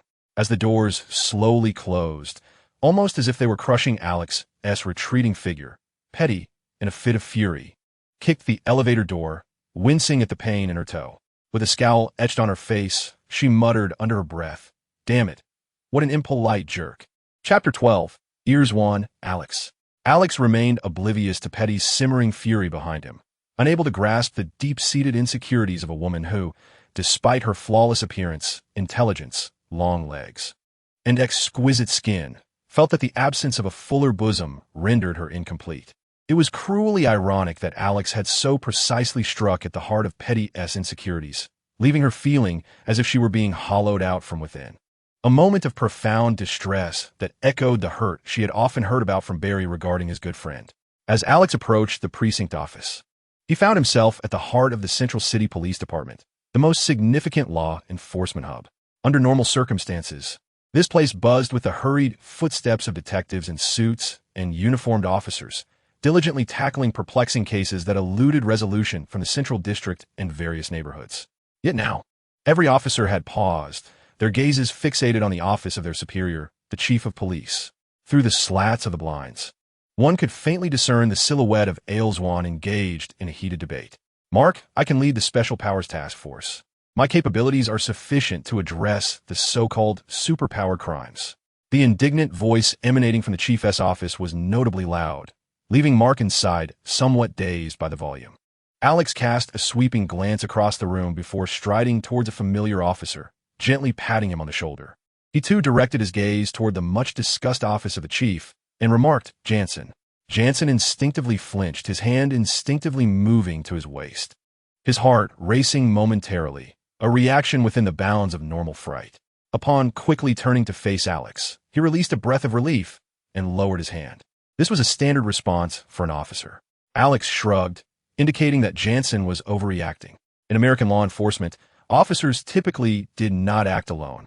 Even minor incidents warranted a minimum of 2 officers for safety and legal oversight. Jansen often teamed up with his foster father, Bert, on various assignments. "Alex, what brings you here? Isn't Bert on leave today?" "Yes, he is at home organizing the garage. You know, a troublesome girl is returning to stay, and they're quite pleased about it." Jansen chuckled knowingly, aware that this referred to Alex's sister and recognizing the less-than-friendly dynamic between them. He merely smiled and turned his attention back to the chief's office. "You must have heard of Ailswan. He frequently appears on television, just below our floor." "I know him. What is the matter?" Alex had indeed heard of him. During breakfast that morning, Bert had specifically cautioned him not to incapacitate the man. Previously, Alex had seen him on television and had even encountered him twice during visits to the precinct, where he appeared quite arrogant and self-assured, though they had never exchanged words. The Central City Police Force was vast, and Alex was not a station officer there. Given that he was not on the same floor and had only assisted Bert with a few tasks, he had not become acquainted with this celebrated officer. Ailswan aspires to lead the Special Powers Task Force. He is certainly a confident individual, Jansen remarked, a hint of disdain playing at the corners of his mouth as he gazed at the chief's office. Even Bert, his own team member, lacks the qualifications to lead the Special Powers Task Force. Thus, how could it be easy for Al to gain Mark's acknowledgement to take on such a leadership role? In terms of capability, Bert's over 2 decades of police experience render him both seasoned and meticulous, with an impressive record of solved cases. He possesses numerous virtues that far surpass the fledgling star officer, Al Swan. There exists no logical reason to select Al Swan as the leader of the Special Powers Task Force, particularly in the past couple of years. Al has frequently represented the police department on television, basking in the limelight with his confidence bordering on arrogance, which has irked his colleagues. Were it not for the backing of the Swan family, how could Al have ascended the ranks so swiftly? Jansen harbored a sense of dissatisfaction, yet he refrained from voicing it. These matters pertained to their internal police affairs and did not necessitate Alex's awareness. "So, it is because of me," Alex realized, gazing at the headquarters office and spotting Al Swan, a playful smile curling at the corners of his lips. After Jansen spoke, he instinctively inquired, "Alex, are you here at the precinct for something?" His inquiry held no suspicion of wrongdoing, merely the instinctual curiosity of a police officer. Me? I'm here for my appointment. Alex replied with a smile, gracefully bypassing the perplexed Jensen and making his way toward the director's office. Under the watchful eyes of numerous law enforcement personnel, he gently tapped on the glass before the office door. Knock, knock, knock. As he knocked, Alex could still hear Al Swan incessantly attempting to showcase himself, asserting his capability for significant responsibilities. Come in. Mark's pupils, hidden behind golden-rimmed glasses, gleamed with delight as he caught sight of Alex through the glass window. Alex, adorned with black-framed glasses that concealed his striking features, exuded a subtle luxury and an understated aura, in contrast to the overly self-assured Al, who lacked social grace. Alex embodied the essence of a distinguished family, radiating a comfortable demeanor that showcased a serene optimism and discernment. He was well-mannered yet straightforward, possessing calmness and sincerity. Through their limited interactions, Director Mark had developed a very favorable impression of Bert's adopted son, coupled with Alex's formidable prowess. It further inclined Director Mark to consider him as a member of the Special Powers Task Force, designated to address superhuman crimes that typical officers could not handle. Who are you? Al Swan turned, his initially warm gaze toward Mark transforming into a hawkish intensity as he fixated on Alex, a cloud of gloom shadowing his expression.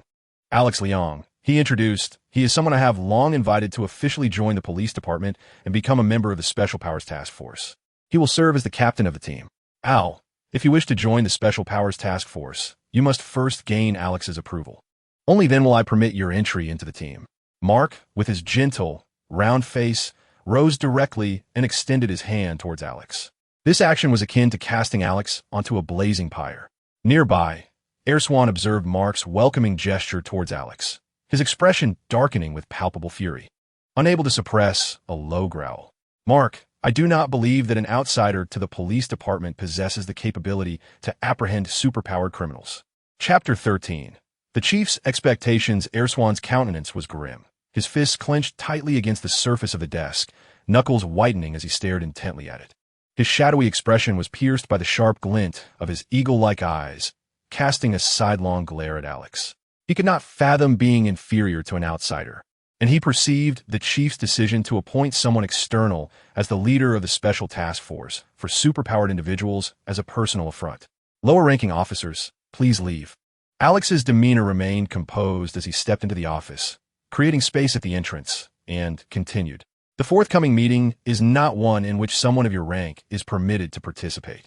Without sparing Swan a glance, Alex, who held the rank of inspector within the Special Task Force, was indeed of a higher standing than Swan. In times of need, he could even summon personnel with the chief's approval.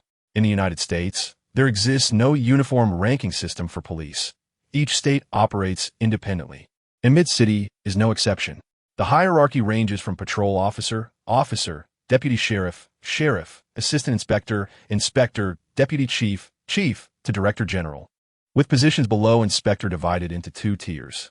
Swan held the rank of assistant inspector, having risen to level 2 assistant inspector within 4 years, a testament to his powerful connections. This was a source of contention for Jansen as well. Even Bert, who had served in the department for over 20 years and achieved numerous accolades, had only attained a slightly superior rank of level 1 assistant inspector. It was clear that Swan would easily ascend to the inspector ranks in due time. With a modicum of ability and a robust background, advancement was a simple matter. Currently, Alex held the distinguished rank of level 1 inspector, placing him 2 tiers above Swan, thus rendering his request for Swan to exit entirely justified. Naturally, Alex's position would forever remain that of inspector, as the Special Task Force for superpowered individuals was accountable solely to the chief, minimizing bureaucratic entanglements. Alex was well aware of this fact, which is why he had consented to join the department at the behest of Chief Mark and Bert. Bang! Swan slammed his fist down onto the desk, causing the cup atop it to tremble and the lid to rattle, revealing a gap through which the rich aroma of coffee wafted. The nearby stationery and documents quivered slightly, the reverberating sound echoing throughout the office. What did you say? As anger surged within Swan, he glared fiercely at Alex, his disbelief and indignation manifesting in his words. No one dared to act so rudely as to invite themselves to leave. In that moment, A profound provocation struck at the heart of Aelswan's proud and sensitive nature, igniting within him an impulse to draw his sidearm and teach this audacious individual a lesson. "Enough, Swan. You are to step outside," Director Mark said with a calm demeanor. His voice steady. Just as he had anticipated, Aelswan's temper, coupled with his sensitive pride, revealed his ignorance of his own standing. Having grown accustomed to the privileges afforded by the illustrious Swan family, it was unfortunate, for Ael was undeniably capable. When faced with someone superior, Aelswan displayed no magnanimity. His narrow, proud, and sensitive heart lay fully exposed, rendering him oblivious to his own shortcomings. Director Mark felt a tinge of disappointment. He had considered appointing Aelswan as the captain of the Special Powers Task Force, yet Ael's ability to handle superpower crimes was still lacking. Thus, Mark had invited the formidable Alex to assume the leadership. He hoped Aelswan would set aside his pride, gain Alex's approval, and join the Special Powers Task Force, where he could learn the intricacies of apprehending superpowered criminals under Alex's guidance. After all, Alex was an outsider. The captaincy of the task force would ultimately belong to someone within the precinct, and that position would rightfully be Aelswan's in due course. Aelswan's insatiable desire for power had led him astray, prompting a sigh from Director Mark. No one could fathom the multitude of thoughts racing through Mark's mind, nor the depth of foresight concealed beneath his ordinary gold-rimmed glasses and his increasingly portly visage. "Mark, I will prove your choice to be erroneous," Aelswan exclaimed, his face contorted with rage as he shot a glare at Alex. He pounded his fist on Mark's desk, the cup rattling audibly and spilling the rich aroma of coffee. The fragrant scent lingered as Aelswan stormed out of the office, slamming the door behind him with a forceful thud that echoed his dissatisfaction. Aelswan's behavior only deepened Mark's disappointment. "Mark, your subordinate has quite the temper," Alex remarked with a light chuckle as he pulled out a chair and sat down. It was the first time he had encountered such a brash subordinate. Mark's calm demeanor and lack of anger revealed him to be an exceptionally magnanimous superior. Mark offered a faint smile, a glimmer of resignation in his eyes as he refrained from elaborating on Aelswan's conduct. Instead, he retrieved his badge, inspector identification, and the license for the Special Operations Task Force from his drawer, placing them in a file and handing it to Alex. "Your information has been recorded into the files. Henceforth, you shall serve as a Level 1 inspector and the leader of the Special Abilities Task Force, directly reporting to me. Should you require any assistance in apprehending the target, do not hesitate to inform me." Alex took the document bag, opened it briefly, and upon confirming the completeness of the credentials, closed it again, inquiring, "No issues, but what about the individual you want me to bring along?" Mark cast a silent glance at him. Alex instinctively leaned back in his chair and quickly added, "Are you referring to that person from earlier?" "Swan. Mark, he won't do. Even if I asked him to fetch me a cup of coffee, he would manage to screw it up. To be clear, I have no interest in educating this individual." Alex shrugged. He truly lacked the enthusiasm to mentor someone so obstinate. Previously, Mark had discussed with Alex the formation and duties of the Special Abilities Task Force, including suggestions for team members capable of confronting superpowered criminals. "I know Air possesses potential, but he is a bit too proud and sensitive. He needs to mature. I want to allow you to take him along. You may look around the precinct to find someone who meets your criteria. I will facilitate the necessary arrangements for you.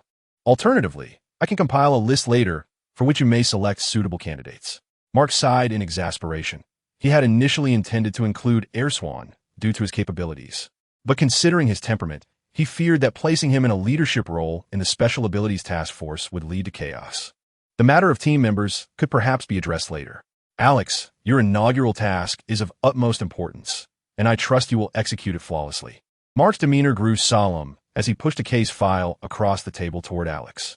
Alex glanced at Mark, picked up the file, and opened it. The first page prominently displayed the title Multiform. Chapter 14. Multiform internally. We refer to him as Multiform.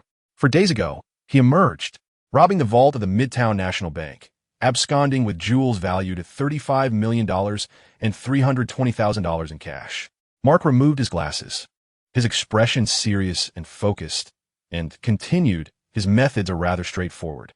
Based on surveillance and eyewitness accounts, it is evident that he possesses extraordinary abilities. He can instantaneously create countless duplicates of himself, which brazenly stormed into the vault of the Midtown National Bank, using explosives to breach it. Brutal, simple, devoid of any technical finesse. He openly seized jewels worth $35 million, including a rare purple diamond necklace known as the Dream Star. Alex's gaze remained fixed on the case file, illuminated by the refracted light from the window. As he turned to the final page, a sense of perplexity stirring within him. Why had Multiform appeared in Midtown? What firestorm? Alex had not encountered any reports of Firestorm emerging as a superhero. Had their integration failed, or had an unforeseen incident occurred? After a moment's reflection, Alex cast aside the thoughts swirling in his mind. This was a world steeped in reality, where unexpected occurrences were not uncommon. It was hardly plausible for various villains and heroes to coexist within a single city. The arrival of the multiverse in Mid-City was a natural occurrence. He no longer concerned himself with the fate of Firestorm, instead recalling the fragments of information regarding the multiverse. In the DC universe, the multiverse had always been singular. Unlike other villains and heroes who had passed down their legacies through generations, resulting in a convoluted timeline where identities blurred. The multiverse was embodied solely in one individual, Dan Black. He was a nuclear physicist employed by Stag Industries, assisting Martin Stein in nuclear experiments. On the eve of the nuclear power plant's activation, Dr. Stein discovered Danton pilfering blueprints and selling experimental equipment, which led to his dismissal. In retaliation, Danton accused Dr. Stein of stealing his research. One fateful night, he infiltrated the laboratory, intending to steal the experimental blueprints to fabricate evidence of his prior development. That night coincided with Dr. Stein's initiation of the experiment. An unforeseen incident transpired, affecting 3 individuals: Dr. Stein, Danton, and a student named Ronnie Raymond. Ronnie and Martin fused to become the hero Firestorm, while Danton acquired the ability to create duplicates, emerging as the villain known as the Multiverse. The Multiverse was also Firestorm's inaugural adversary. Was the information so scant? Alex lightly tapped the closed file with his finger. The file was thin, comprising only 5 pages, which included a tally of the missing jewels and conjectures regarding the quantity and distance of the multiverse's duplicates. Even Danton Black's visage remained unknown, as he had concealed his face during the commission of his crimes, and his duplicates seemed to possess a skin-mimicking ability, replicating the attire of the original while still shrouded in anonymity. The only clues available were shoe sizes and surveillance footage, estimating a height of approximately 182 centimeters and a weight of around 80 kilograms. Such characteristics were common in Mid-City. With so little information, it was unlikely that anyone could identify Dan Black unless he appeared publicly while selling jewelry. Furthermore, the police's forensic specialist, Petty, was in the midst of matching fibers from the multiverse's discarded clothing and analyzing residual components from the explosive. You may inquire with Petty later, Mark suggested. Alex paused, realizing that Petty was indeed Barry's girlfriend. He had nearly forgotten that he would need to engage with her. Fortunately, it was merely a professional matter. Is there an issue? Mark inquired, noticing Alex's momentary hesitation. No, I will seek her out for the results shortly, Alex replied with poise. Mark continued. The criminal capable of crafting a bomb that could obliterate a bank vault possesses a remarkably high level of education. The search conducted by the police has persisted for several days, yet progress remains minimal. The situation is rather bleak, Alex. I know you have always been well-versed in these superpowered individuals and have been diligently researching their information. The entire police force will cooperate with your efforts to apprehend him. If necessary, I grant you permission to eliminate him on the spot. Mark furrowed his brow, a flicker of intensity flashing in his eyes. I have some connections with individuals in the underworld, and I assure you, Mark, I will have someone keep an eye on any significant jewelry transactions in the lower city. Alex nodded, still uncertain whether the entity in question was the familiar Dondung Blake. He hesitated to voice his thoughts too boldly, opting instead to continue sifting through the remaining leads from the precinct while also conducting his own inquiries. The police department had a few informants within the underbelly of Mid-City, yet no information had surfaced thus far. The longer the wait persisted, the heavier the burden became for Chief Mark. The media had begun to criticize the department's inability to manage superpowered individuals, coupled with relentless pressure from the Mid-City branch of the wealthy National Bank. He found himself in a state of disarray, prompting him to swiftly enlist Alex into the police department, establishing a special unit for superhuman affairs in hopes of achieving significant results. However, with no leads and no suspects in sight, even Alex's formidable prowess would find itself stifled. Mark nodded, reminding him, Alex, I hope you can bring me some good news soon. The media and the mayor have been applying considerable pressure. I understand, Mark, Alex replied, fully aware of the immense strain the chief was under, especially with the torrent of recent news and the emergence of new superpower crimes. He recognized that Mark had to confront methods of handling situations that transcended normal capabilities, where capture was impossible and immediate lethal force became the only option, all for the sake of peace in the central city. Following a discussion about Bert and Ailswan, along with an introduction to the precinct's operations, Chief Mark rose, opening the office door to usher Alex outside. With a clap of his hands, Mark commanded the attention of the gathered officers in the lobby, many of whom turned their curious gazes towards Alex. Standing composed beside the chief, Alex smiled gently, his eyes scanning the assembly with polite warmth. Allow me to introduce Alex Leong, who will be serving as the captain of the Special Superhuman Handling Unit.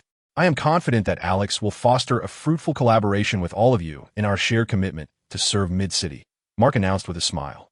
The audience, of course, responded with applause, welcoming him with enthusiasm. Those unfamiliar with Alex looked on with curiosity, while those who recognized him smiled and gave him a thumbs up in commendation. To have seized the captaincy of the special unit from Ailswan was indeed praiseworthy. Once Alex had graciously introduced himself and exchanged handshakes with everyone, Mark entrusted him to Jensen, instructing him to help Alex familiarize himself with the precinct and its various departments. As Mark returned to his office, Jensen playfully thumped Alex on the chest with his fist, a broad smile on his face as he exclaimed, "Good lad. You've surpassed your father." Chapter 15.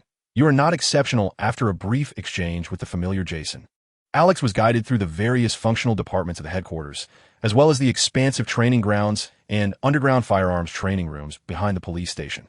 As a first-class inspector, particularly trained to address superpowered crimes, Alex possessed knowledge exceeding that of Jason's introduction. However, he would gradually uncover these details in due course. Since its inception, the Central City Police Department has established multiple specialized units, including various tactical action teams, canine training, port patrols, aerial support, bomb disposal squads, counterterrorism units, criminal intelligence, organized crime, drug enforcement, public transportation, and housing management. The Central City Police Department boasts extensive resources for crime scene investigation and laboratory analysis, in addition to a dedicated information unit assisting in combating cybercrime. Thanks to such an elite police force, Central City has managed to maintain a relatively low crime rate within the DC universe. After introducing Alex to numerous department heads and exchanging brief greetings, Jason took his leave, allowing Alex to commence his official duties. He made his way to the 8th floor, the evidence examination laboratory of the police station. Gently knocking on the large door, he pushed it open and surveyed the array of steel frames housing various items marked as evidence for different cases. The laboratory was a meticulous blend of chaos and order, maintained at a constant temperature of 20 degrees Celsius, slightly warmer than the outside. There were not many staff members present. Alex noted only 5 or 6 individuals. As the director of the Evidence Examination Laboratory, David Singh was absent and Alex had not been introduced to him through Jason. It is noteworthy that in the comics, David Singh serves as the director of the Evidence Lab, while in the television series The Flash, he is depicted as a homosexual police captain. This disparity made Alex realize that this world seemingly diverged significantly from the television narrative. Among the few present in the Evidence Lab, Alex recognized 2 individuals. Barry Allen spotted Alex and approached him with a beaming smile, enthusiastically opening his arms and exclaiming, "Congratulations, Alex. I've been looking forward to working together." With a firm stance, Alex extended his hand to gently press against Barry's chest, halting him, and replied coolly, "Mr. Allen, I prefer not to engage in physical contact in public settings, nor do I appreciate unsolicited embraces. Please be mindful of your actions. I am merely here to retrieve all evidence examination reports pertaining to the multiverse." Alex's demeanor was less than cordial towards Barry. However, Barry, accustomed to Alex's brusque nature, sheepishly retracted his arms, brushing it off with a smile. "I'll get you the reports." Without waiting for Barry to turn to fetch the documents, Alex remained poised. Petty's delicate visage appeared beside Barry, her pale complexion contrasting sharply with the coldness of her demeanor. Dressed in a white lab coat that accentuated her petite frame, she shot a fierce glare at Alex before slapping the report onto Barry's shoulder, her voice icy as she commanded, "The evidence report on the polymorphic entity, Barry. Ensure you elucidate the details to your dear friend." The venom in her words regarding dear friend was palpable, and after casting another scathing look at Barry, she stormed off, her petite boots echoing with indignation. Barry, feeling the weight of her displeasure, caught the report that had slipped from his arm, perplexed by Petty's sudden fury. He wondered if her menstrual cycle had arrived prematurely, pondering whether he should forego icy desserts when he invited her out for dinner in a few days. Petty was not typically so irascible. She was undeniably an alluring woman. "Perhaps she is unwell," Barry offered dryly to Alex. "That is of no concern to me, Barry. I simply require the report," Alex retorted, casting a disdainful glance at Barry as he snatched the document from his hands and turned to leave. He was acutely aware that Petty's ire had extended to Barry as well, but it was a matter that did not pertain to him. As he pushed through the door of the evidence lab, he unfolded the report to scrutinize its contents. The evidence expert had collected fibers from clothing that had inadvertently brushed against the polymorphic entity at the scene of the robbery at the Wells Fargo branch. The analysis revealed that the fibers were alarmingly mundane, typical of garments found in any retail outlet, including those available in the secondhand market. They offered no assistance in identifying a suspect, as the fibers were far too common to narrow down any leads. Had they been made from unique materials or combat attire, it would have been easier to pinpoint a target, but the ordinary black leather wallet and clothing of an average citizen rendered the task nearly impossible. As Alex prepared to turn the page, he heard hurried footsteps behind him. Barry had chased him out of the lab and now stood resolutely in his path. Alex furrowed his brow. "Alex, I wish to join your team to combat superpowered crime," Barry implored, his eyes brimming with anticipation. For a long time, he had yearned to collaborate with Alex, to fight against criminality and uphold peace in the city, especially given the formidable superpowered threats Alex faced alone. Alex's team would undoubtedly benefit from someone skilled in logistics, support, evidence collection, and analysis. Barry was an excellent fit. Alex regarded Barry thoughtfully, setting aside his personal distaste for him. Indeed, Barry was a proficient evidence technician, having caught the attention of the police department's evidence lab while still in university. Within a mere 6 months, he had established himself as an expert in the department, demonstrating meticulousness and caution in crime scene analysis that was commendable in today's police force. However, in terms of personality, Barry's disposition was at odds with Alex's own. He was prone to conflict far too easily. Barry, in his excessive kindness, contrasts sharply with the Special Powers Task Force, which Alex perceives to be less than noble, perhaps even slightly sinister. Alex harbors a reluctance to confront dark individuals, particularly when Barry might interject with his moral compass, insisting they cannot treat citizens unjustly, even if they are criminals, and must refrain from violence and coercive interrogation.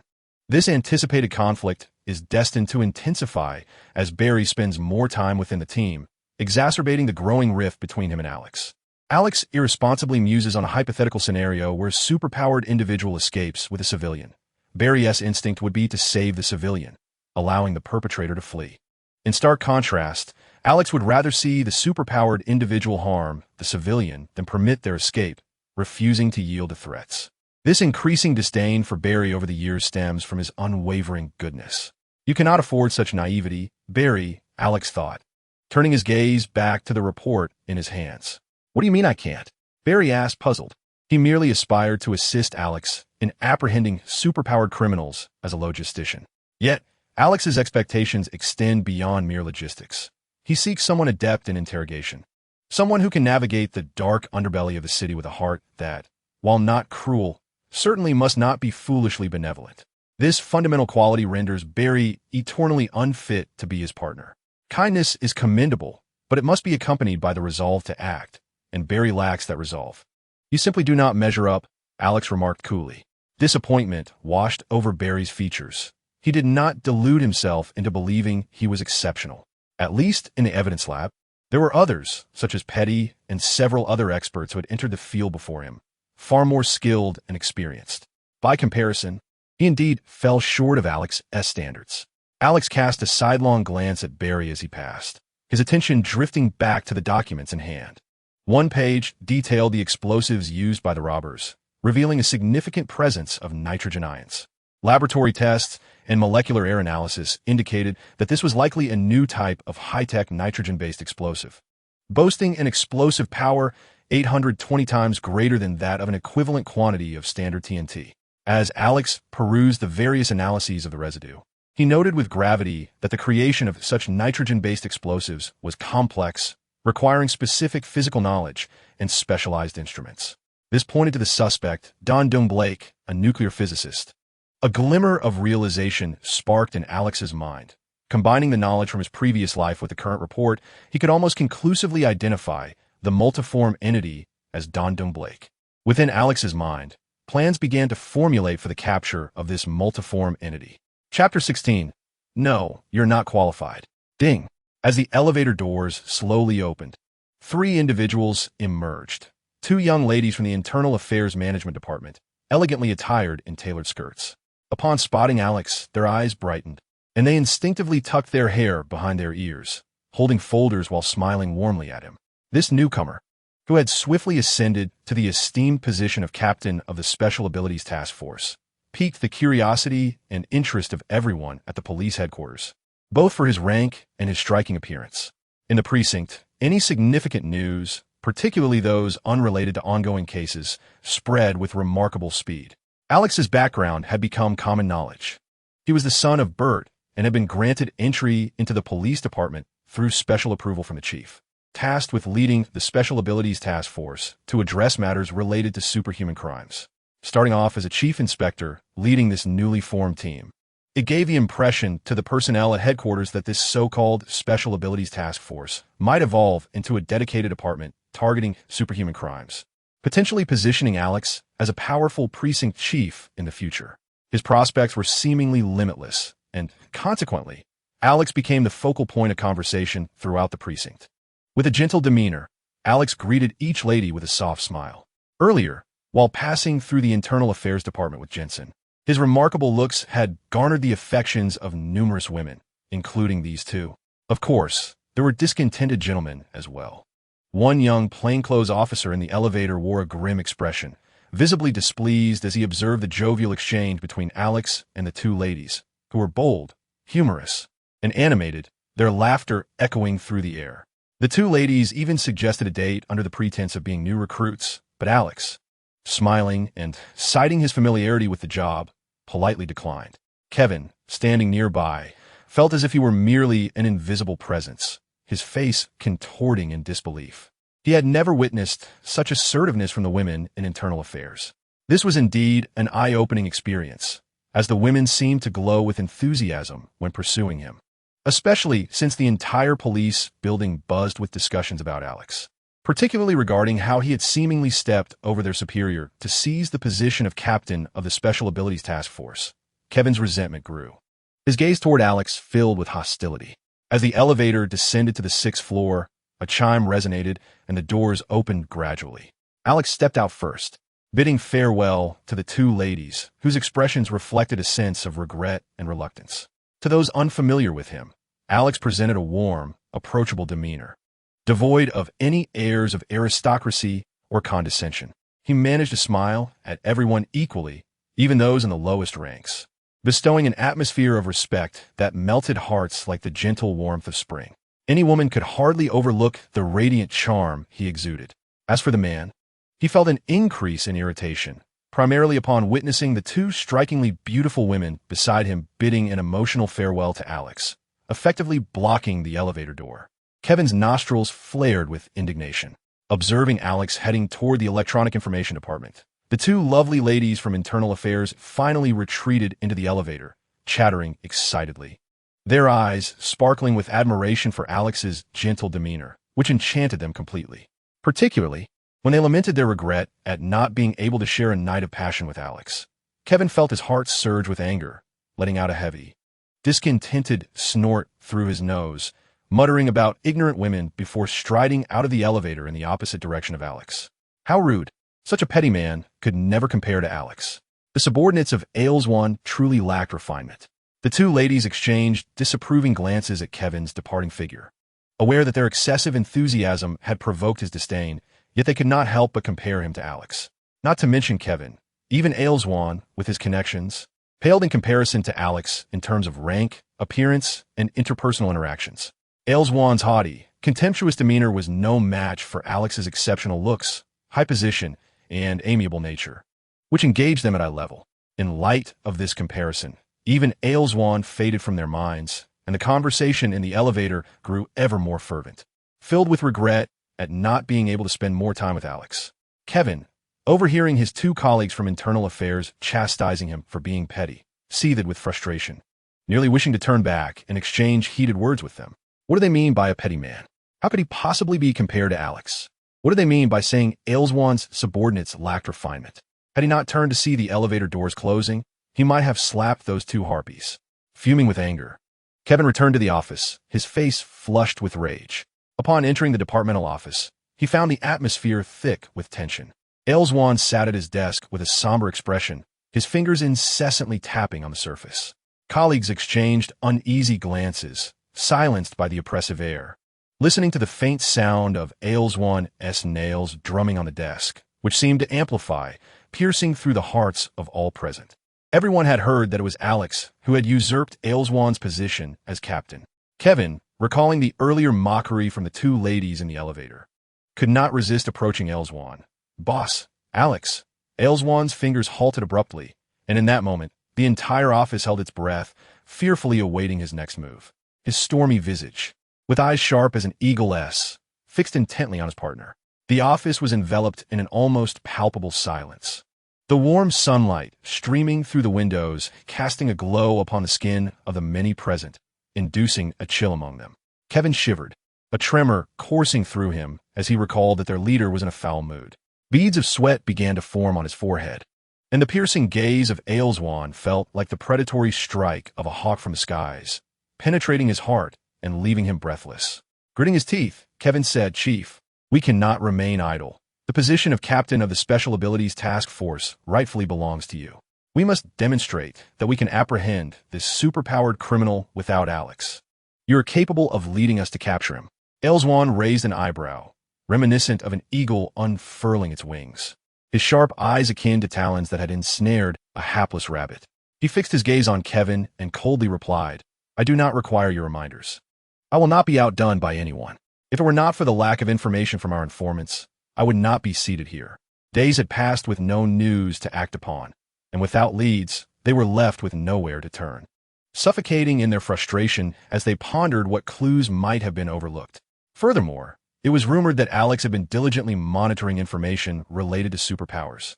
The director had brought him in for this very reason, which only exacerbated Ailswan's inner turmoil. He had consistently dealt with ordinary crime, but confronting superpowered offenses was an entirely different beast, and the challenge of capturing a being without any leads weighed heavily upon him. Kevin, drenched in perspiration, felt as though he had just emerged from a bath. He exhaled softly, recalling his earlier sighting of Alex, his eyes darting about before he murmured, "I just saw Alex enter the electronic information department." Ailswan's expression darkened, his eyes narrowing in contemplation. Moments later, a flicker of determination crossed his features as he abruptly rose, grasping his black leather wallet. Observing Ailswan's intent to take action, Kevin's spirits lifted, and he quickly interjected, "Chief, allow me to go." Ailswan, however, donned his black wallet and adjusted his handgun at his waist for comfort, striding out of the office without a backward glance. "No, you lack the qualifications." Chapter 17. Information Retrieval, Confirmation. On the 6th floor, the Electronic Information Department housed a formidable computer network designed to combat crime, serving as an immense search engine and database to assist detectives in their investigations, enabling them to swiftly trace any individual's movements. Anyone who had appeared within the city's surveillance, specifically the street cameras, could be efficiently located here. Upon entering the Electronic Information Department, Alex encountered the director, Hans Lucas, who stood with arms crossed, observing the computer screens of his subordinates. Hans Lucas, tall and slender, donned a gray-blue checkered shirt paired with dress pants, presenting a rather unremarkable appearance typical of a programmer. Yet, he was not to be underestimated. As Alex entered, Hans Lucas's brow relaxed, and he approached with a welcoming smile, saying, "Do you require assistance from the information department, Junior?" Prior to this moment, Jansen had introduced Alex to the director, revealing that this director was a senior of Alex, having graduated from Central City University. Moreover, Hans Lucas is a formal member of the 24th First Brotherhood. In the United States, there exists an innumerable array of fraternities, with virtually every university hosting dozens of various types. Among these are students who revel in parties, indulge in brewing, and partake in recreational substances, all under the guise of fraternity life. Conversely, some associations are characterized by their professional rigor, strong backgrounds, and networks of high-caliber talents. For instance, the DKE fraternity established at Yale is a national lifetime organization, often comprising the offspring of affluent and influential families, with members including 5 U.S. presidents, such as George W. Bush. Other notable fraternities, like the Pythagorean Brotherhood and the elite fraternities at Metropolitan University and Gotham University, unite under diverse objectives. The First Brotherhood, renowned in Central City, was initially founded to safeguard against external capital pressures and to prevent local talent drain, serving the interests of Central City.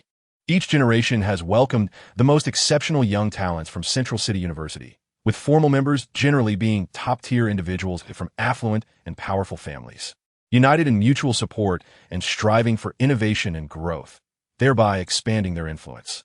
Over time, it has evolved into a formidable institution in Central City, symbolizing brotherhood. Following centuries of development, the First Brotherhood has cultivated an extensive network of resources, connections, and wealth. For many young graduates, this association serves as a comprehensive web of relationships across Central City, offering preferential treatment for job placements and legal matters. Its members include numerous top-tier, wealthy individuals, legislators, and mayors. Each formal member of the First Brotherhood commands significant respect. Alex, too, is a member of the First Brotherhood and once held the position of president during his time at Central City University. Alex's rapid ascension to the rank of chief inspector cannot solely be attributed to the endorsement of Director Mark. It is also bolstered by his status as a formal member of the First Brotherhood and his leadership experience at the university. Indeed, Senior Hans, please assist me in locating an individual, Danton Black, who should be a nuclear physics expert under STAG Corporation. I need to ascertain his whereabouts over the past year. Alex responded with a nod. Immediately, Hans arranged for his subordinates to commence the search for Danton Black's information. The entire electronic information department boasted an extensive search engine and database, designed to aid detectives in tracking criminal targets, making the task of locating an individual a mere formality. Soon, as Hans and Alex reminisced about their wild days at Central City University and compared the differences between their eras, Danton Black's information was successfully retrieved by Hans's subordinates. Alex immediately ceased his conversation with Hans and turned his gaze to the screen. Don Dung Blake, standing at a height of 183 meters and weighing 85 kilograms, graduated from Cambridge in 1973. He is a nuclear physicist affiliated with STAG Corporation, assisting Martin Stein in nuclear experiments. 6 months prior, a failed experiment at the nuclear power station resulted in an explosion, leading to Martin Stein's disappearance. Blake sustained minor injuries and, after a 3-month hospitalization, was transferred to the STAG Corporation branch in Midtown a month ago. Sir, I have also located a report from the state police system. Prior to the explosion at the nuclear power station, Martin Stein had reported to the authorities that Don Dung Blake was stealing blueprints and selling experimental equipment, after which the charges were dropped by STAG Corporation. Excellent. Have we located his whereabouts in Midtown? I require his entry and exit footage as well as his current position. Hans inquired beside Alex. Do you suspect he is the metamorphic? Alex nodded. There are suspicions I need to investigate further. Sir, we have traced Don Dung Blake's movements. He is currently residing at the Layton Club, number 78, Layton Street in the Lower City, a 3-star hotel. Prior to this, 3 days ago, he stayed in a modest, rundown lodging in a slum. I have also found information regarding his dismissal. He was let go by STAG Corporation half a month ago and evicted from the company-provided accommodation. His credit card is maxed out, and he owes Bank of America $300,000. Access the entry and exit footage, along with all available recordings from the city prism regarding him. Alex lowered his head, peering through his glasses at the screen, observing the footage of Don Dung Blake's entry into Midtown, his shabby appearance, up until half a month ago when he was unceremoniously expelled from STAG Corporation, wandering the streets in despair. Then, just 3 days ago, he appeared resplendent at the Layton Club's front desk, booking a VIP room at $500 per day. This individual possesses a fair amount of intelligence. Even with over $3.5 million, he has not succumbed to excess. demonstrating a capacity for discretion by opting not to book a presidential suite in a five-star hotel and indulge in luxury. Of course, it is as one would expect. Alex, Hans remarked, his pupils slightly dilating as he scrutinized the composed Alex. With his experience, he comprehended that Blake's physical attributes, academic background, and altered circumstances aligned perfectly with those of a metamorphic criminal. This is the metamorphic. The police continued to establish connections and gather clues over the subsequent 3 days. Their electronic information department remained vigilant, scrutinizing the surveillance footage from Bank of America repeatedly, yet yielding no results. Had Alex, upon his employment, already identified the primary suspect? That seemed rather impressive. Hans, lend me a laptop and a few data cables. Alex affirmed Hans's inquiry with a slight nod, confirming that Dondung Blake was indeed a metamorphic. Hans, momentarily distracted, approached the electronic information department, which was fundamentally designed to assist detectives in unraveling criminal cases. Without the slightest hesitation, he retrieved the latest Apple laptop along with several data cables. Alex, we should summon the police to surround him, Hans suggested, handing over the laptop and cables. No, Hans. Alex replied with a smile of gratitude. Mobilizing the forces will only incite panic. Within a 10-meter radius, a single punch will suffice. He took the black backpack that Hans offered, containing the laptop, and exited. After watching Alex's retreating figure, Hans pondered for a moment before returning to his office. A few minutes later, Els Wang arrived at the information department. Chapter 18. Infiltration into the lower district. Every prosperous city inevitably harbors a chaotic enclave, a melting pot of diverse elements where gangs reign supreme and ordinary citizens refrain from venturing out after dark. In New York, this is exemplified by the Brooklyn area. In the metropolis, the suicide slum reflects such turmoil. In Central City, the lower district embodies this reality, predominantly inhabited by African Americans and other minority groups. Compounded by historical educational disparities, employment challenges, and racial discrimination, this area boasts the highest crime rates in Central City. It is regarded by some as the birthplace of chaos, filth, and vice. Although significant improvements have been made over time, with enhanced environments and elevated living standards, no resident of Central City willingly chooses to dwell here or venture out at night.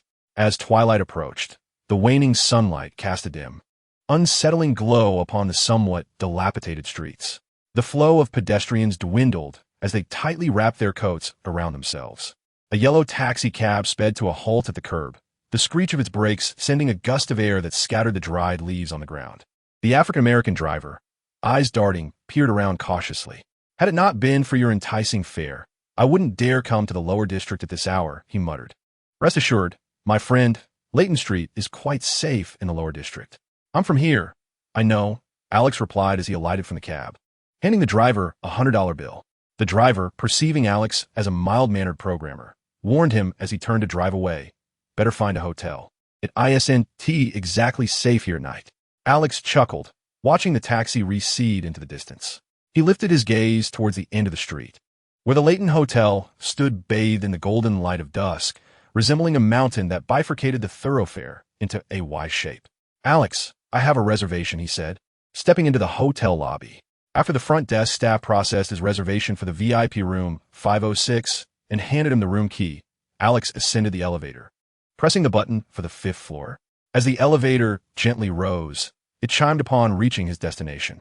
As he exited the elevator, his footsteps echoed against the polished marble floor, leading him to his designated room. He swiped his card and entered, and just as the door was closing, a fleeting glimmer of intrigue flickered in his eyes as he glanced at the Do Not Disturb sign hanging on the handle of the opposite 503 VIP room, which gradually vanished as he shut the door. Once inside, he decisively retrieved his laptop from his black backpack, approached the hotel desk, and connected it to the data cable, plugging the other end into the hotel's provided internet line. In the next moment, Alex had infiltrated the Layton Hotel system.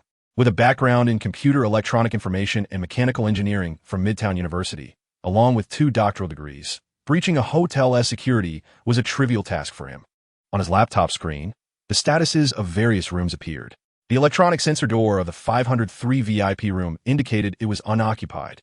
Ignoring this, Alex once again penetrated the Layton Hotel surveillance system, fast-forwarding through the footage from the 5th floor, pausing only when he spotted Dondung Blake in order to ascertain his whereabouts. The footage clearly showed that after leaving at 3 in the afternoon, Dondung Blake had yet to return by the time dusk fell at 5 o'clock. Confirming that Dondung Blake was absent from his room, Alex once more reviewed the current surveillance on the 5th floor, which showed no one present. He then seized a time segment, replacing 30 seconds of the live feed with an empty frame.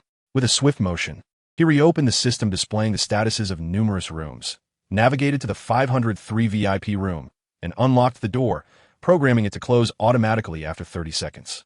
Having completed these tasks, he rose nonchalantly, spending a mere 10 seconds tidying up his laptop, adjusting his glasses, and making his way towards the exit. The corridor outside was devoid of any presence. Exiting from room 506, Alex casually approached the door of room 503, drew the handle, and entered. A delicate strand of hair floated down from the doorframe. With a deft motion, Alex pinched it and returned it to its place before closing the door, ensuring the hair remained trapped within. Once the 30 seconds elapsed, the electronic lock engaged automatically. The footage that had been replaced during that brief interval resumed its normal state. Like a skilled operative, Alex, unbeknownst to anyone, tracked Dondung Blake's movements and infiltrated his room. His gaze swept across the entirety of the space. Ahead lay a window facing Leighton Street, encapsulating the entire thoroughfare. A narrow gap in the blackout curtains allowed a sliver of the sunset's golden light to pierce through, casting a luminous line on the floor. Dondung Blake's high education and intelligence provided him with a modicum of counter-surveillance skills, slightly above that of an average individual. As a scholar and expert in nuclear physics, he lacked the finesse in counter-surveillance. He did not comprehend it, yet he had done what he believed was his utmost best. The gap of the curtains in the room allowed a glimpse from the street to ascertain whether anyone occupied the space. Strands of hair caught in the doorframe served as a means to verify any unauthorized entry upon return.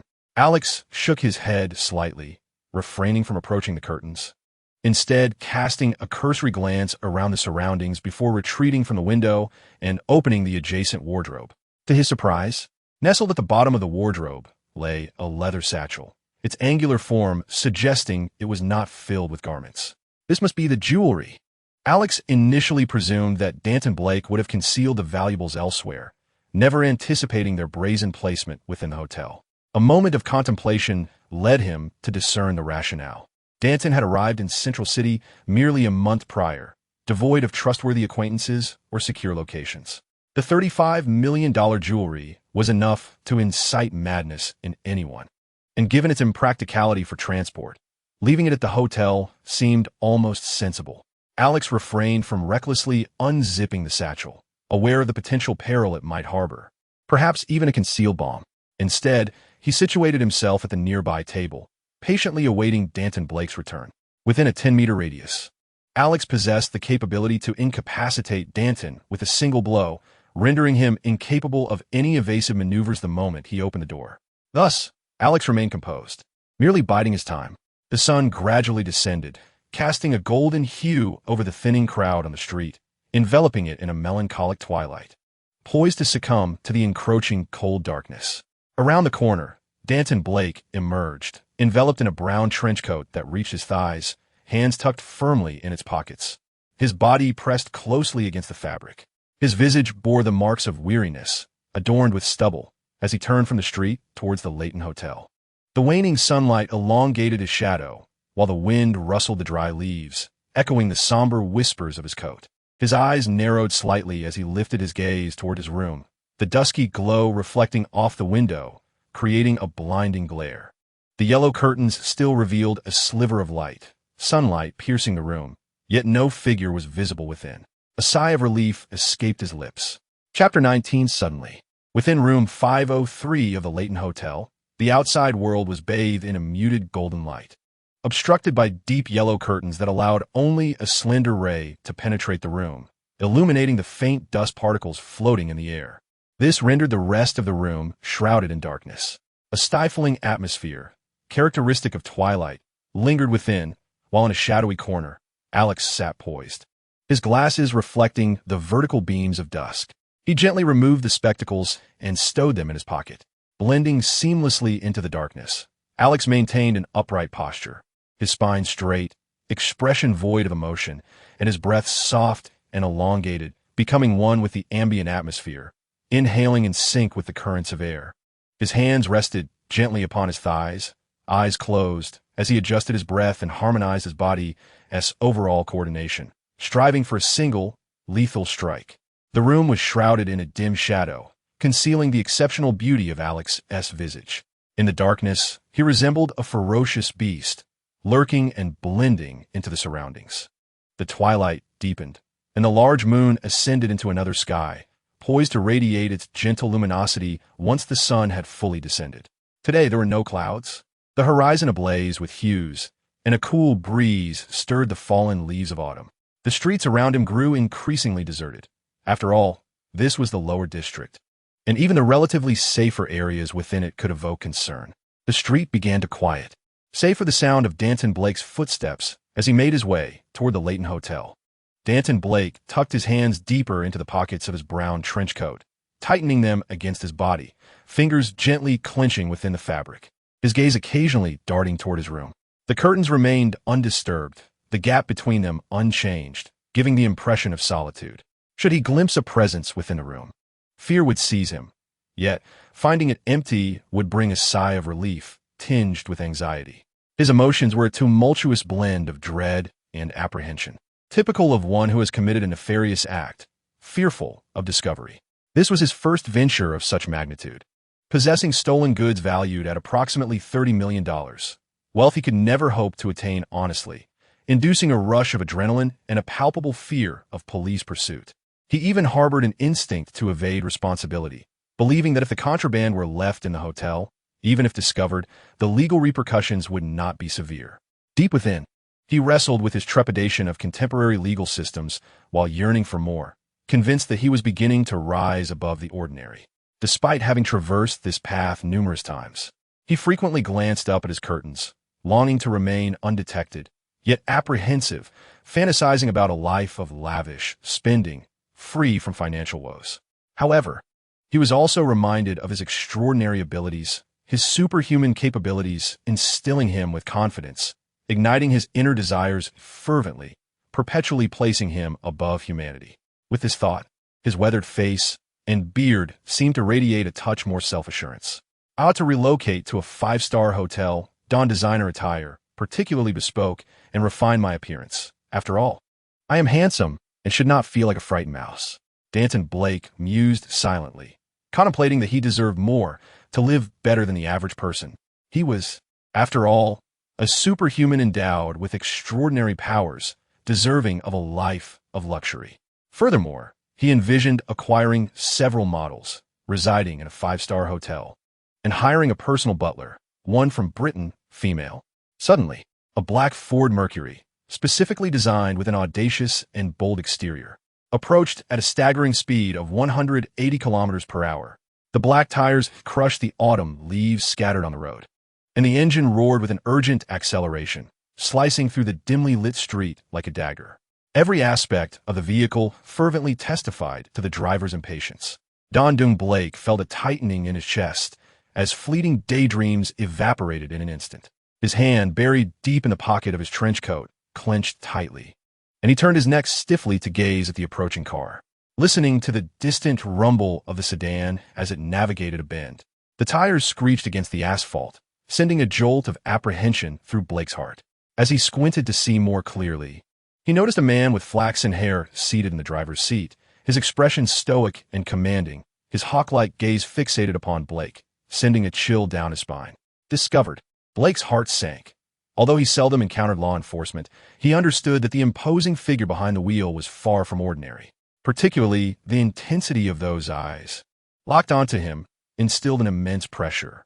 He stood frozen, his gaze following the Ford as it approached, the eyes of Al Swan locking onto his. As the Ford drew nearer to his feet, Blake was seized by a fear that he might be struck, nearly prompting him to flee. The vehicle suddenly drifted beside him, executing a sharp turn, its headlights slicing through Blake's composure. The tires screeched against the street, leaving a dark trail, while a flurry of autumn leaves danced in the air.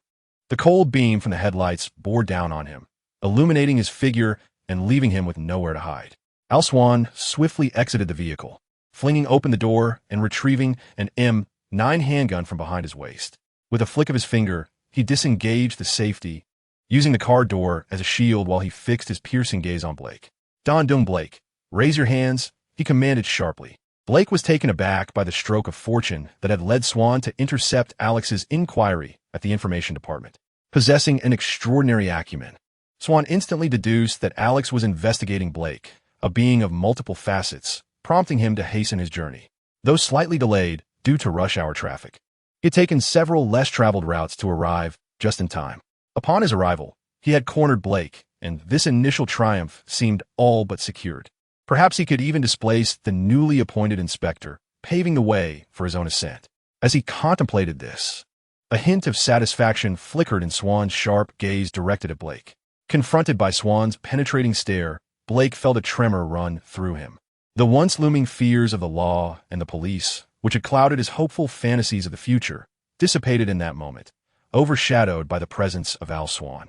Originally, he believed he would be gripped by fear, akin to a dog with a broken spine, anxiously wandering through each day, hunted like a stray. However, to his surprise, he discovered that his trepidation was not as profound as he had imagined. A sudden wave of relief washed over him. Having transitioned from the anxiety of being apprehended for his crimes, he embraced the realization that he was indeed a criminal. With resolute acceptance of his identity as Don Blake, he felt an unexpected lightness. Withdrawing his hands from the confines of his trench coat, spreading them wide, a relaxed smile gracing his features. "Officer, you have caught me," Don Blake proclaimed with a grin, arms outstretched, exuding a reckless bravado. In that moment, his visage began to blur and tremble. Feeling a sudden chill, Elswan acted without hesitation, pulling the trigger. Bang!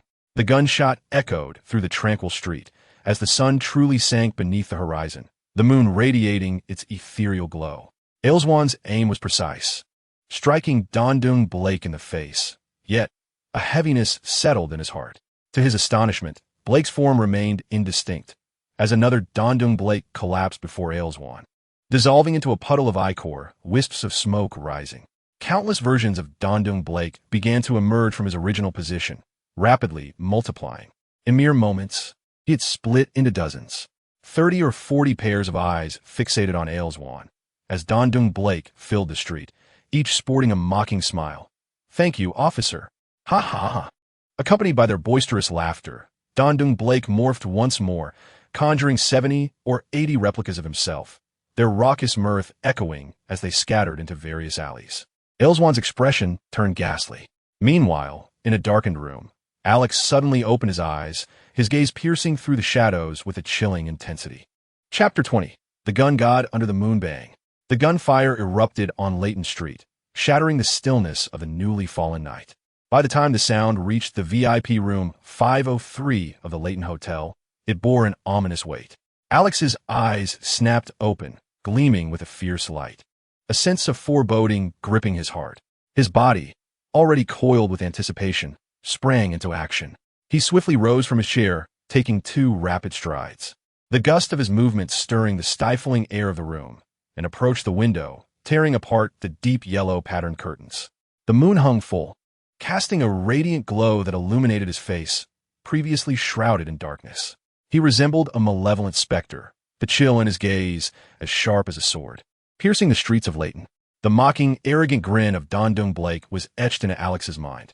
At this moment, Don Blake, with his arms stretched wide and a wild smile on his face, merely lifted his gaze to glimpse a figure reflected in the glass above his room. Beneath the luminous moonlight, it appeared as if a malevolent spirit had emerged from the darkness, its cold visage fixated upon him. It became evident that an ambush lay in wait. The eyes of Don Blake and Alex intersected beneath the full moon, a chill coursing through their hearts and cold sweat drenching their backs. He had narrowly escaped. He was on the verge of returning to his hotel room, where he might have fallen prey to an ambush. The arrival of Elswan, in fact, had saved his life. "Officer, thank you." 3 to 4 dozen Don Blacks filled the streets, their identical faces creating an overwhelming sense of impact, almost rendering one dizzy, as if experiencing a hallucination. Elswan, gun in hand, momentarily froze, a look of confusion washing over him as he grappled with the uncertainty of whom to shoot. In that fleeting instant, Dondung Black's duplicates surged once more, over 100 of him bursting forth from the congested throng, dispersing in a fan-like formation, darting into various alleyways. Bang! Bang! Bang! Elzwan quickly regained his composure. After all, he was an elite officer, wielding an M9 handgun, unleashing a torrent of firepower.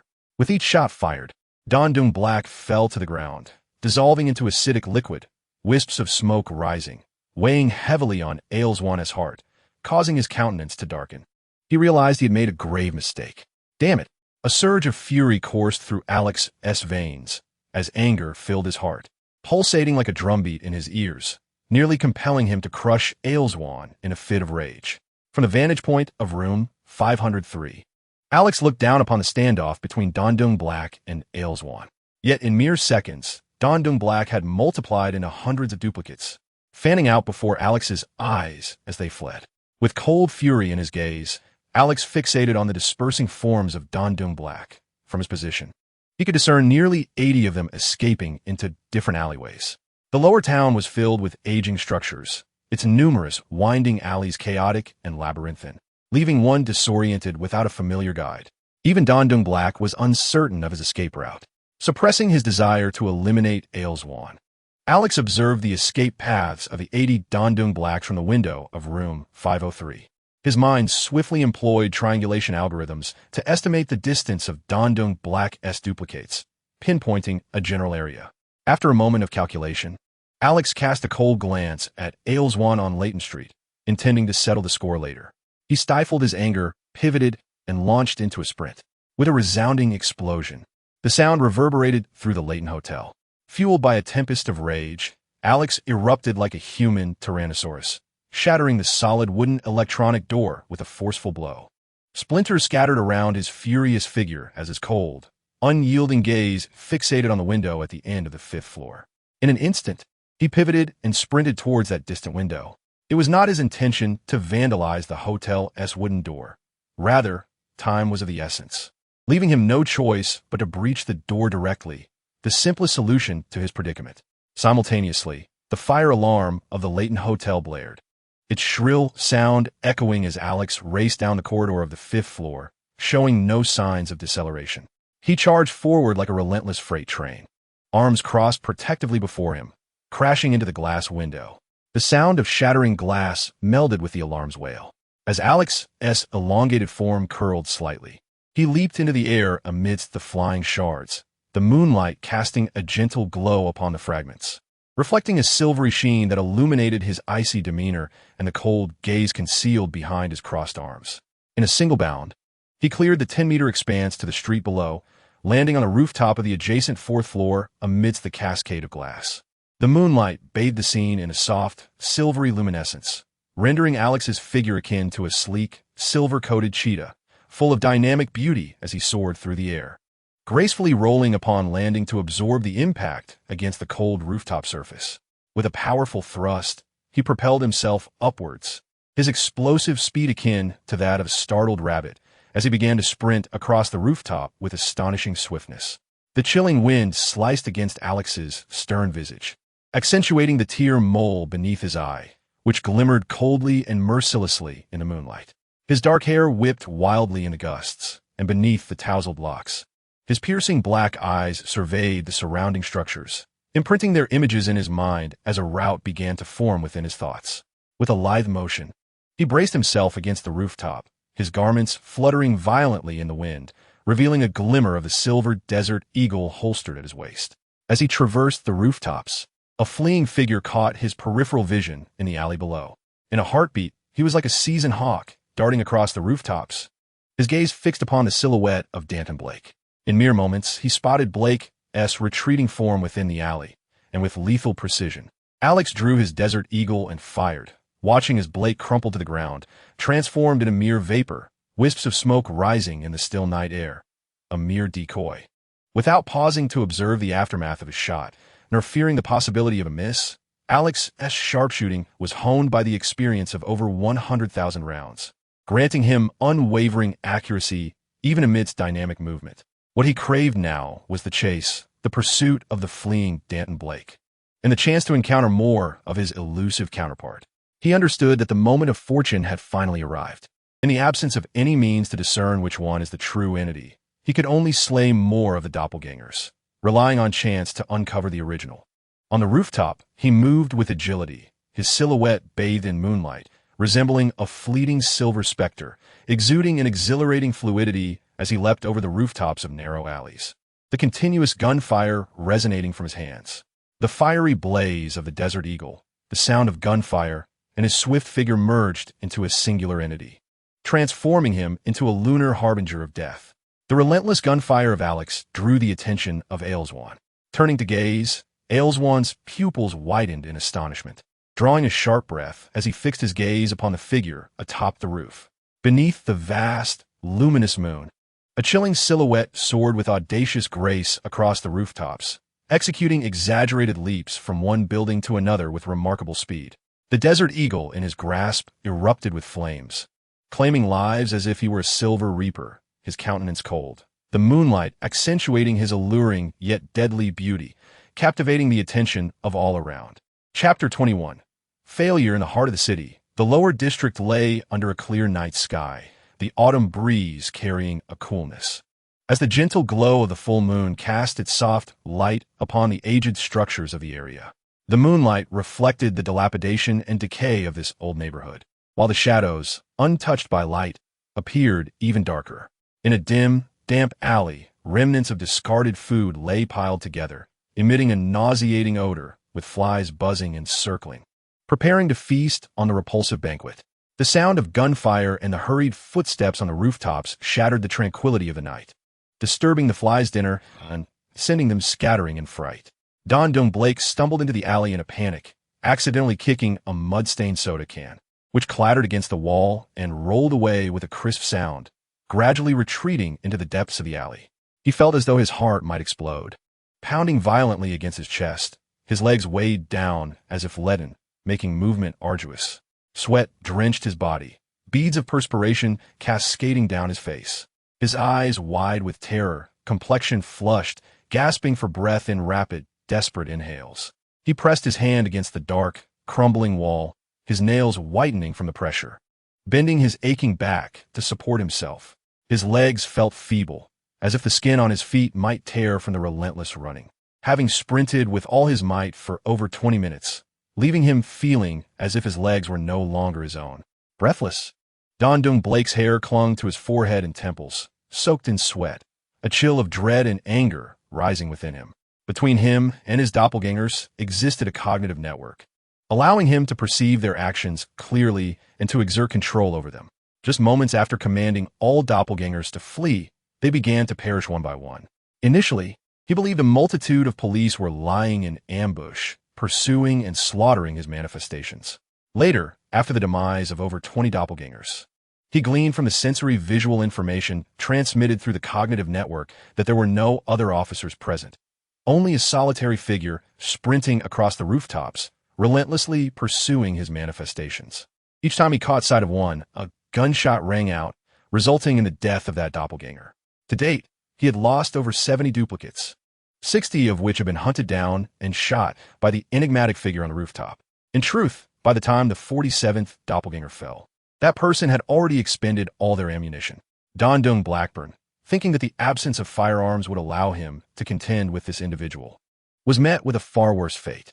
In mere moments, the expert in lethality, armed with skills and strength surpassing that of an ordinary human, rendered each of his doppelgangers incapable of enduring even 2 exchanges.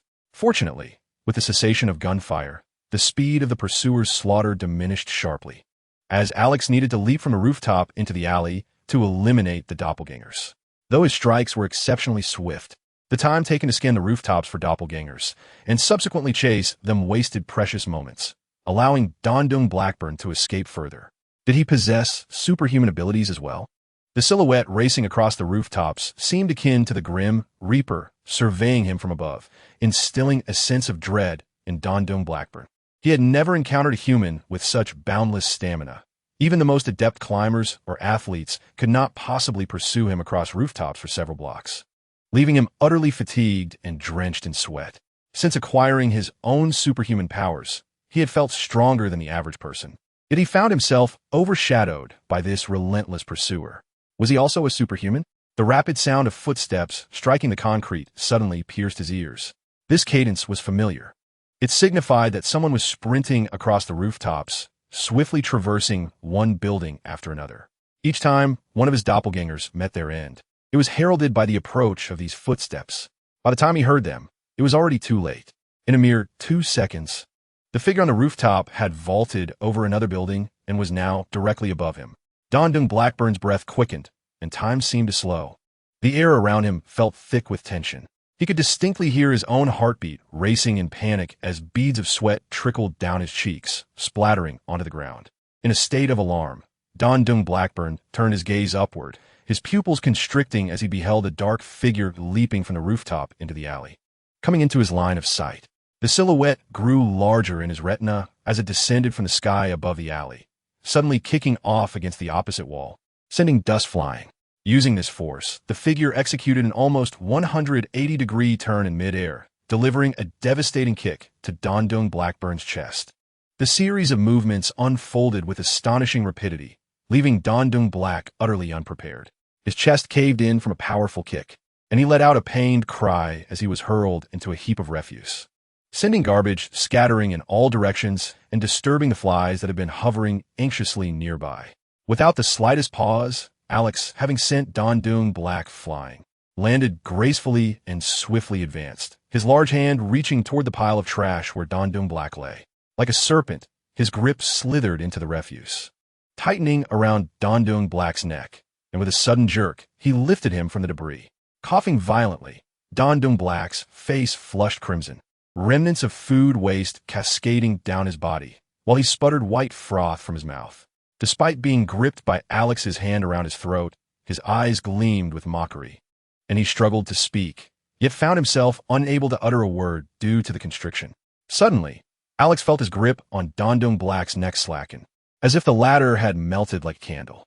His visage began to dissolve, features contorting horrifically in the blink of an eye, wisps of smoke rising from his figure.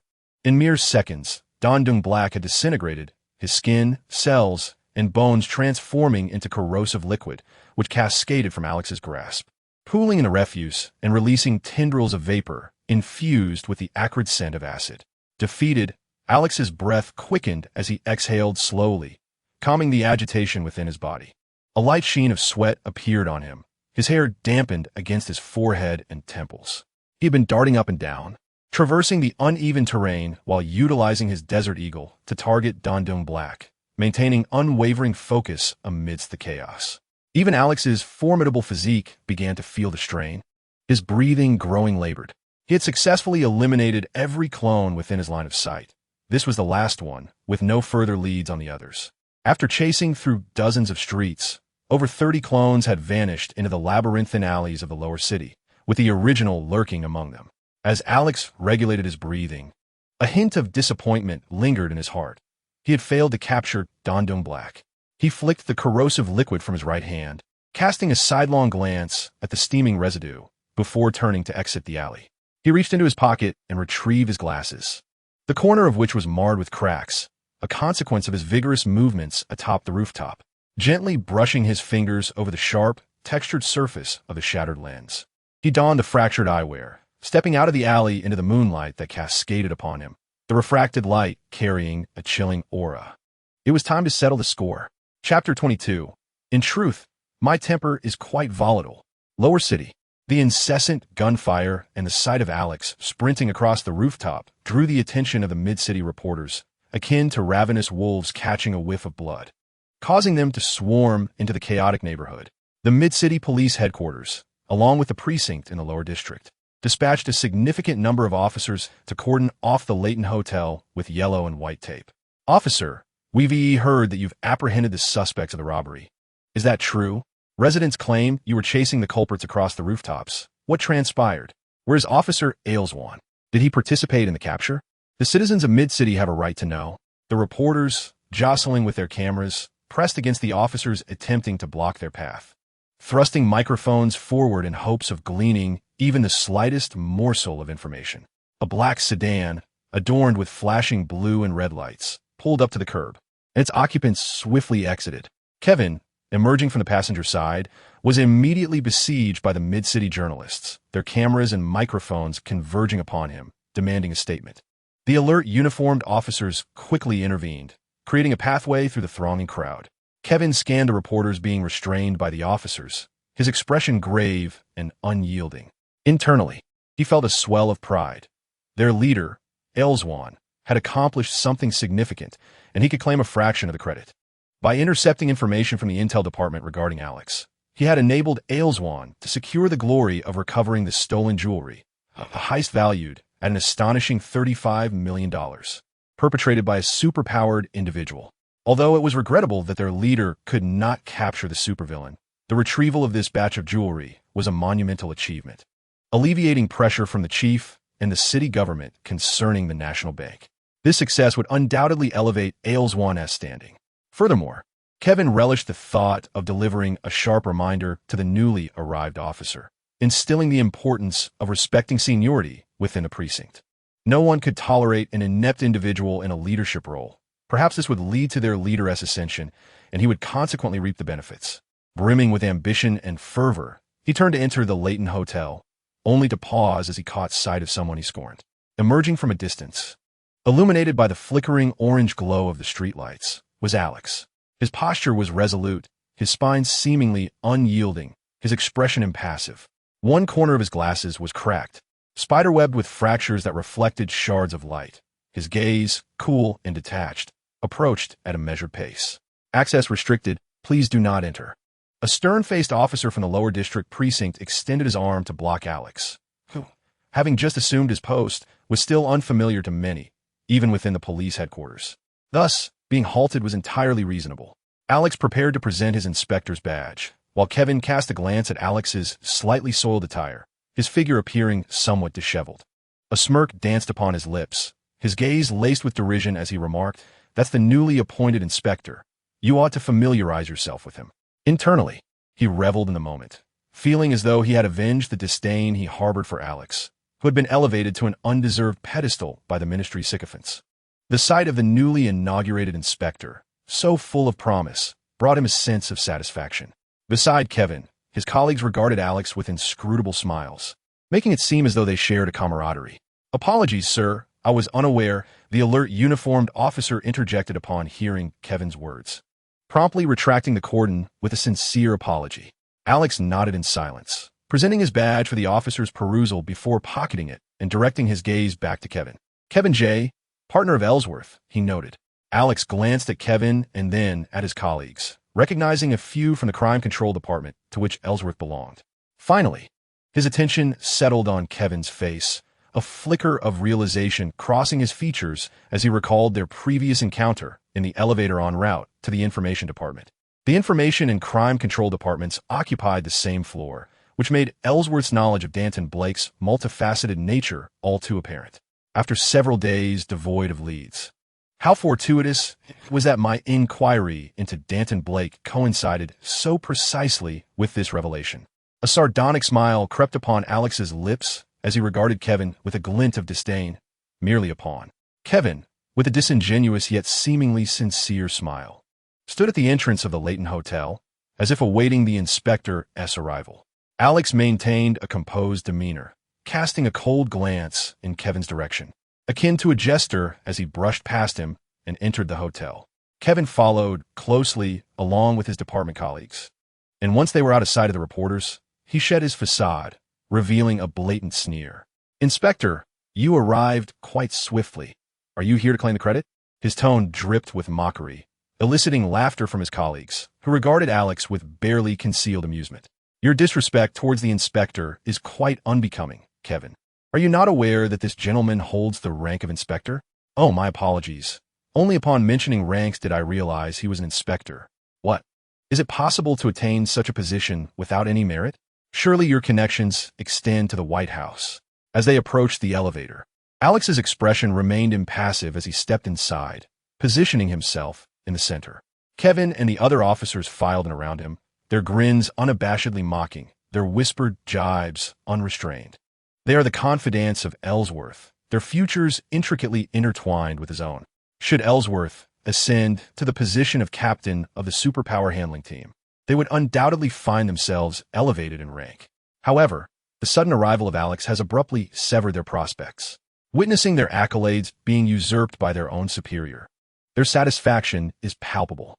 They refrain from uttering any profanities. They're dignified officers, their speech refined and civil, their appearances strikingly handsome, engaging in conversations laced with veiled jabs at Alex. As the elevator ascends slowly, Alex remains composed, seemingly unfazed, yet he perceives himself encircled by a swarm of mosquitoes, easily swatted, yet too sullied for his hands.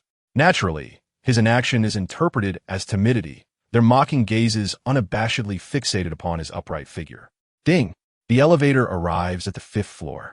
A hush envelopes the surroundings as Alex steps out with a tone of unyielding resolve. You know, my temper can be quite volatile. Kevin raises an eyebrow, exchanging puzzled glances with his colleagues, only to sneer in derision. Even if they were to face repercussions due to their positions, what of it? They belong to the crime control unit, accustomed to battling the most vicious criminals in the city, having faced countless life-threatening situations amidst gunfire. They are audacious, unperturbed by the threats of petty retribution. In the corridor of the 5th floor, numerous officers have already established a yellow caution tape to seal off the entire building, while forensic experts have entered room 503 to gather evidence. Upon hearing the elevator's arrival, Jensen and several colleagues from the precinct turn their attention towards Ellsworth as Alex steps out of the elevator. The polished marble floor reflects Alex's silhouette, his attire, soiled from the rooftop chase, combined with the sweat-soaked edges of his shirt and the spiderweb crack in his glasses, presents a somewhat disheveled appearance. Yet, his erect posture and an aura as formidable as cold steel render this slight disarray inconsequential. As Alex approaches, a few officers who have encountered him at headquarters glance at him, then shift their gaze to Ellsworth standing before room 503, the atmosphere thick with tension, akin to opposing armies poised for confrontation. Ellsworth, with a haughty demeanor, curls his lip into a faint, disdainful smile, turning his body towards room 503 to face the advancing Alex. The corridor falls silent, the palpable tension escalating. Alex walks with measured steps, his cold gaze locked onto Ellsworth, each footfall resonating against the marble, louder than the combined presence of Kevin and his colleagues behind him. As the crowd anticipated an interrogation or a furious confrontation between Alex and Ellsworth, Jansen, sensing the palpable tension, stepped forward to shield Alex with a raised hand, sternly admonishing him. However, before Jansen could finish a sentence, Alex swiftly approached, deftly maneuvering his hands aside, causing Jansen to stagger awkwardly.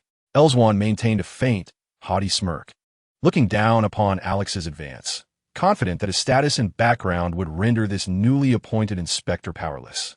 With a mere flick of his influence, the impending credit for this operation would undoubtedly be his.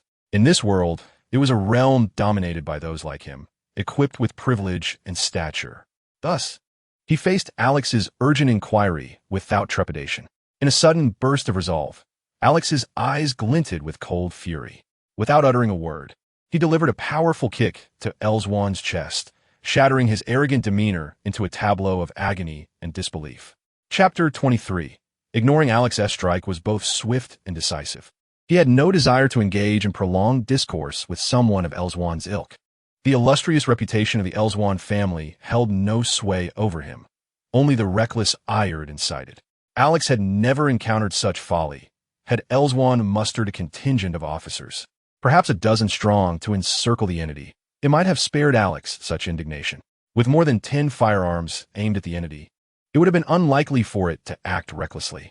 Even in the event of resistance, the mere discharge of those weapons could obliterate over 30 manifestations. Coupled with Alex's unique ability to pursue more than 60 of these forms independently, the situation would have been nearly foolproof. Yet, Ellsworth dared to confront the entity alone, instilling panic and facilitating its escape, even as Alex pursued it through several streets, ultimately leading to its evasion. What fueled Alex's fury was the entity's flight. The future of the city would usher in an era rife with superhuman occurrences, and opportunities to capture such individuals would abound. He would not remain confined to the precinct indefinitely, nor be tethered to the role of a mere policeman, while others apprehended superhumans to uphold the city's safety. Alex would gladly reap the rewards. However, Elzwan's sheer stupidity was intolerable. The entity's escape, now fortified with caution, posed a formidable challenge to recapture. All of this stemmed from Elzwan's arrogant overreach and reckless ambition. Unprepared for the sudden shift in the tide, Elzwan's air of superiority and faint smile shattered in an instant as he was struck by an overwhelming force. The blow to his chest left him gasping, the pain radiating through his bones to his very consciousness. Dazed, he was propelled backward, disbelief etched upon his face, while his heart thudded violently within his chest, as though it were a pressure mechanism fighting for space. A sudden eruption of blood burst forth, transforming into a mist of crimson in midair. The scene fell into an instant silence, as if the very essence of time had momentarily halted. Who could have anticipated such brutality from Alex? With a single, forceful kick, he sent Elzwan sprawling, blood spewing forth. Kevin and the others stood frozen behind Alex, their minds momentarily blank, until the thud of Elzwan's body hitting the polished marble floor jolted them back to reality. In haste, Kevin and his companions drew their Glock 17 pistols, aiming at Alex's retreating figure. "Stop! What are you doing? Release Ale!" Seeing their leader, clad in a now blood-stained white shirt, his eyes glazed over, blood frothing from the corners of his mouth, Kevin felt an involuntary surge of anxiety, his eyes reddening as he shouted in fury. This act struck directly at their dignity, inciting their wrath. "Stand down, Kevin. Lower your weapons." Jason stepped beside Kevin, gripping his hand to lower the gun, his eyes fierce as he sternly admonished. "What are you doing? Pointing guns at your own?" Turning his attention to Alex, Jason's expression mirrored the tension in the air. "Alex, do you comprehend the gravity of your actions? Assaulting a colleague? They demand an explanation, and you must answer to the director." Jason's timely intervention was crucial. He was unaware of the events that had transpired, but feared that in their agitation, Kevin and the others might fire their weapons. A single shot could spiral the situation beyond control. Thus, invoking the director's name tempered their rage, allowing reason to prevail, and Jason breathed a sigh of relief. Elzwan lay prostrate on the sleek marble, utterly drained of strength. Alex's kick had been merciless, fracturing his sternum and sending waves of pain deep into his bones. Each breath felt like shards of broken bone piercing his lungs, his head spinning, each inhalation laced with agony. Struggling to lift his head, he labored to breathe through the blood froth, his blurred vision capturing the droplets of blood mist on the marble as Alex's indistinct figure advanced towards him, each step darkening his sight until, ultimately, darkness enveloped him and he succumbed to unconsciousness. From his elevated position, Alex gazed down at Elzwan, observing his futile attempts to rise, each movement exacerbating his suffering, blood spilling forth in greater volumes. Finally, Elzwan's strength waned, and he collapsed, his eyes clouding over in defeat as he drifted into oblivion. Alex remained silent, fixated on Elzwan until the latter lay motionless, devoid of any will to resist, before turning to Jason and striding towards him. "Inform the director to review the surveillance footage. Then you shall comprehend the extent of Elzwan's actions." Alex passed by Jansen and Kevin, whose pale faces were marred by sweat. They no longer exuded the arrogance they had displayed in the elevator, their earlier mockery and disdain toward Alex replaced by a palpable tension and anxious silence. Ignoring them entirely, Alex strode forward. Kevin's eyes flickered with reluctance. The Glock 17 he gripped trembling as it hung limply by his side. At that moment, he was paralyzed by fear, unwilling to pull the trigger. As Alex brushed past him, his presence felt like a dagger, piercing through Kevin's heart and igniting a maddening pain within. This was a confrontation between Alex and Al. Kevin was merely a trivial figure, incapable of affecting Alex despite his attempts at ridicule and veiled jabs. Al was kicked to the ground, powerless to resist, as though his face were being trampled upon, leaving him utterly humiliated and seething with anger. He clenched his teeth, holstered his gun, and, disregarding Jansen's subtle expressions, approached Al to provide aid. As he witnessed Alex entering the elevator, he lowered his head, a flash of hatred crossing his eyes. Inside the elevator, Alex adjusted his attire, tidying himself up. He removed his cracked glasses, using the inner lining of his coat to gently wipe away the droplets of blood on the lenses. After cleaning, he held the glasses up to the soft light in the corner of the elevator, the blood now intertwined with the spiderweb cracks, forming a hauntingly beautiful pattern. A frown creased Alex's brow. Ding!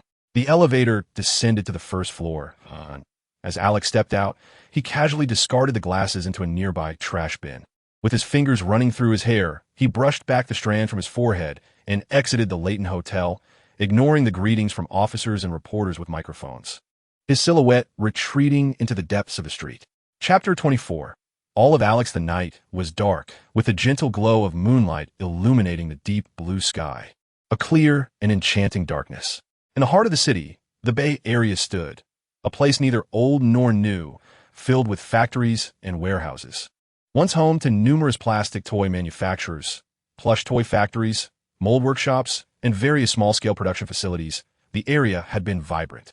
However, with the city government's reform plans and the favorable policies from Wedge City, many factories and commercial activities migrated there, leaving the Bay Area, once a thriving industrial zone, in a precarious state, now inhabited by a few struggling small manufacturers and warehouses, alongside a multitude of unemployed individuals protesting against the city government, contributing to an air of desolation and chaos.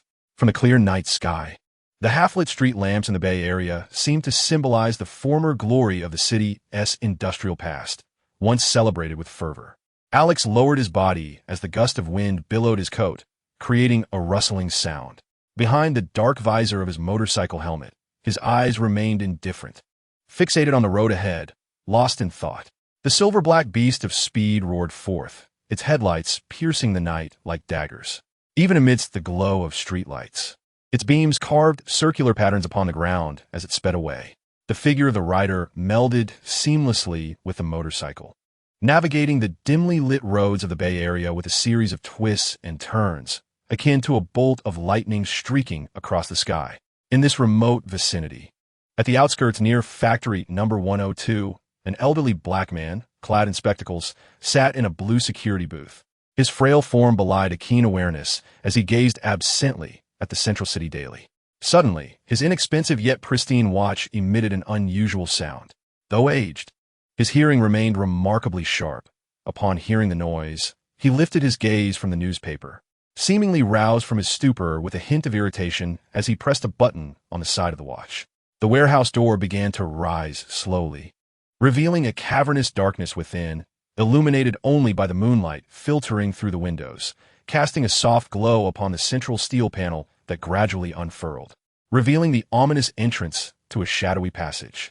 The elderly man, after completing his task, turned his attention to the darkness ahead, where a low rumble of an engine resonated ominously in his ears. Then, from the depths of obscurity, a brilliant light shattered the night, accompanied by a profound growl. Alex, astride his lightning-fast motorcycle, emerged into the old man's view. The elder squinted slightly, and within mere blinks, the roaring thunder of the engine enveloped him. A gust of wind swept across his weathered face, causing the wrinkles to flutter as Alex and his motorcycle vanished into the yawning maw of the warehouse. In an instant, Alex propelled the motorcycle into the warehouse, resembling a streak of lightning, a tempestuous wind, or a galloping steed. The front of the bike surged forward, leaping into the dark abyss. As he entered, the walls of the passage began to awaken, emitting a brilliant white light in response to his arrival. The entire corridor illuminated, guiding and safeguarding his passage. Suddenly, the lights flared to life. At the end of the passage lay a vast expanse, where a colossal supercomputer awaited in one corner, poised for activation and ready to receive commands. Not far off, the white walls displayed an array of weaponry and tools, reminiscent of a Batman arsenal: grappling guns, cable launchers, darts, throwing knives, plastic explosives, nerve gas, boomerangs, smoke bombs, fingerprint scanners, cutters, and breathing apparatuses, among an extensive range of multifunctional equipment. In contrast to Batman, Alex was not hesitant to employ lethal force, boasting an arsenal of modified, high-powered weaponry. Nearby, a mannequin donned a sleek black superhero cloak, gloves, and boots, all crafted from Kevlar and titanium materials, combined with lightweight substances. This ensemble was designed for maximum protection: bulletproof, blast-resistant, impact-absorbing, cut-resistant, and fire-insulated. The entire set of black gear was not only meticulously crafted, but also exorbitantly expensive. In Alex's vision for his future, one of his aspirations is to become a superhero, albeit for the purpose of illicitly amassing personal gain. This is the base he has constructed for himself.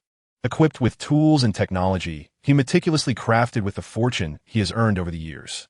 Parked at the left entrance is his lightning motorcycle, accompanied by two other motorcycles, one entirely silver and the other pitch black, each modified for distinct functionalities. Unlike Batman, who possesses immense wealth and an arsenal of advanced vehicles, Alex is not privileged with such resources. The establishment of this base alone has drained Alex's entire savings, amounting to $17 million, a testament to his relentless efforts. This represents everything Alex is, including his control over 3 gangs in the lower city and his status as a member of the First Brotherhood in Central City. Everything he has is for himself. He does not aspire to be a superhero in the traditional sense, but rather to secure a future for himself. He has no desire to be a supervillain nor to be targeted by superheroes. He aims to be an independent force, a self-serving superhero. "Sir, Jack has left a message." The mechanical sound echoed through the White Hall. Although Alex possesses the skills to infiltrate the Pentagon undetected, he has yet to invent artificial intelligence. He once collaborated with several geniuses to create an AI, but due to unforeseen circumstances, the project was left incomplete, resulting in a semi-finished supercomputer. "Play the message." Alex removed his motorcycle helmet, placing it on the lightning motorcycle.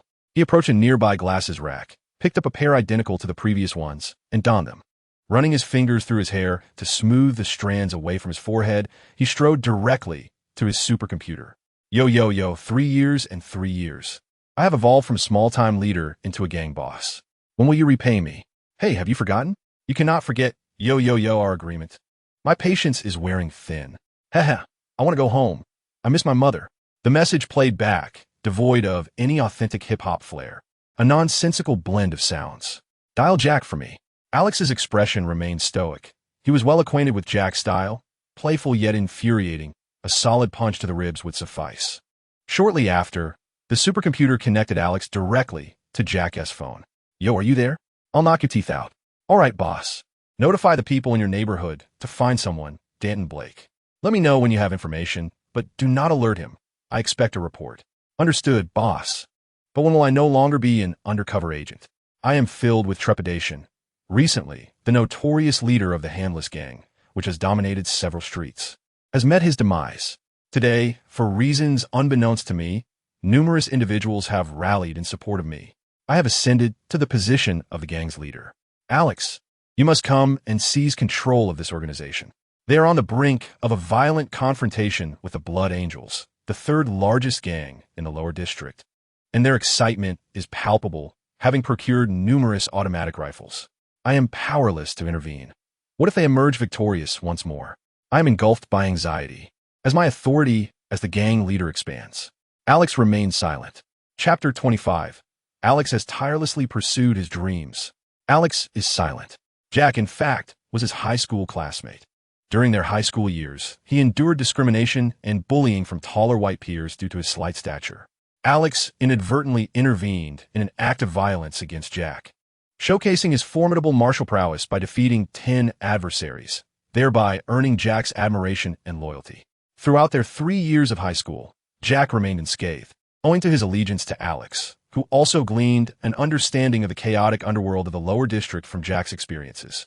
Jack is a cunning yet timid young black man, and when Alex assured him that he would impart Chinese martial arts for self-defense, he eagerly agreed to assist Alex in gathering intelligence about the lower district. He envisioned a future where, upon graduating from university, he could unify the gang forces of the lower district and enjoy a life of luxury. Faced with the prospect of not attending university, Jack was easily swayed. Weighing the options, he concluded that following Alex would be far superior to selling milk tea or pushing a food cart selling egg pancakes. Having been born in the lower district, he possessed some familiarity with its tumultuous environment and, without much contemplation, invested several $100s to join a gang. He heeded Alex's counsel, understanding that loyalty is paramount in the criminal underworld. He consistently protected various gang leaders from harm, and fortune favored him. He emerged relatively unscathed, with only a few superficial scars, while the leaders he served fell victim to rival gangs. In this way, he carved out a respectable reputation for himself in the lower district. When one speaks of Jack, it is well known that he is a man of exceptional loyalty, willing to go to great lengths for his friends, brothers, and leaders. Alex intends to consolidate the gangs of a lower district to facilitate his operations and gather intelligence. His ability to amass over $10 million and establish his underground stronghold is largely due to his collaboration with Jack, engaging in illicit dealings and seizing substantial gang funds, even dismantling several rival organizations. However, Alex is taken aback by how rapidly Jack has developed. Is Jack truly so well suited for the gang life? Alex's preliminary plan involves initially infiltrating legitimate society to gain control over the criminal underworld, thereby allowing him to operate effectively in both realms. He intends to extricate himself from the legitimate side and leverage his fraternity connections in the Central District to engage in lucrative business ventures, amassing wealth to establish a powerful conglomerate. With vast financial resources at his disposal, he dreams of living extravagantly and achieving unparalleled heights. Alex has relentlessly pursued his dreams. It was unexpected that Jack would fit so seamlessly into the rhythm of the underworld, being directly nominated as the leader of the gang. He was to engage in a fierce confrontation with the third largest gang in the lower district. Should he emerge victorious, the prospects ahead would indeed be boundless. Alex pondered for a moment, realizing that elevating Jack to the status of a gang overlord was a strategic miscalculation. Although Jack had garnered some support, it was not beyond the realm of possibility that others were merely using him as a pawn, propelling him towards peril. In his current predicament, Alex could not afford to focus on Jack. If a confrontation with rival gangs ensued amidst the hail of bullets, Jack, relying on the skills Alex had taught him, would likely end up riddled with bullets. Alex promptly advised Jack to maintain stability within the gang and refrain from reckless actions. He instructed him to wait a few days. If he failed to apprehend the elusive entity and establish a firm foothold at the precinct, he would transform into a superhero of sorts, clearing the gang's adversaries and either eliminating or incarcerating the higher-ups of the Blood Angels, thereby taking the reins of the gang. "Very well, boss. I'll wait for you," Jack replied reluctantly. Without Alex's backing, he dared not venture out of the gang headquarters to revel in the nightlife, fearing betrayal and ambush from rival gangs. He longed for the days when he was merely a small-time leader, freely attending nightclubs and enjoying the hip-hop scene, when no one sought to harm him. But those days were gone. He was now too conspicuous. The weight of leadership was indeed burdensome. After ending the call, Alex furrowed his brow, pinching the bridge of his nose with his thumb and forefinger, squinting slightly and exhaling in frustration. Why did everything seem to go awry today? First, he was driven away by Ailswan in pursuit of the elusive entity, resulting in the failure of his first mission. Then, Jack suddenly announced his ascension as the gang leader. It felt as though both fortune and misfortune were equally elusive.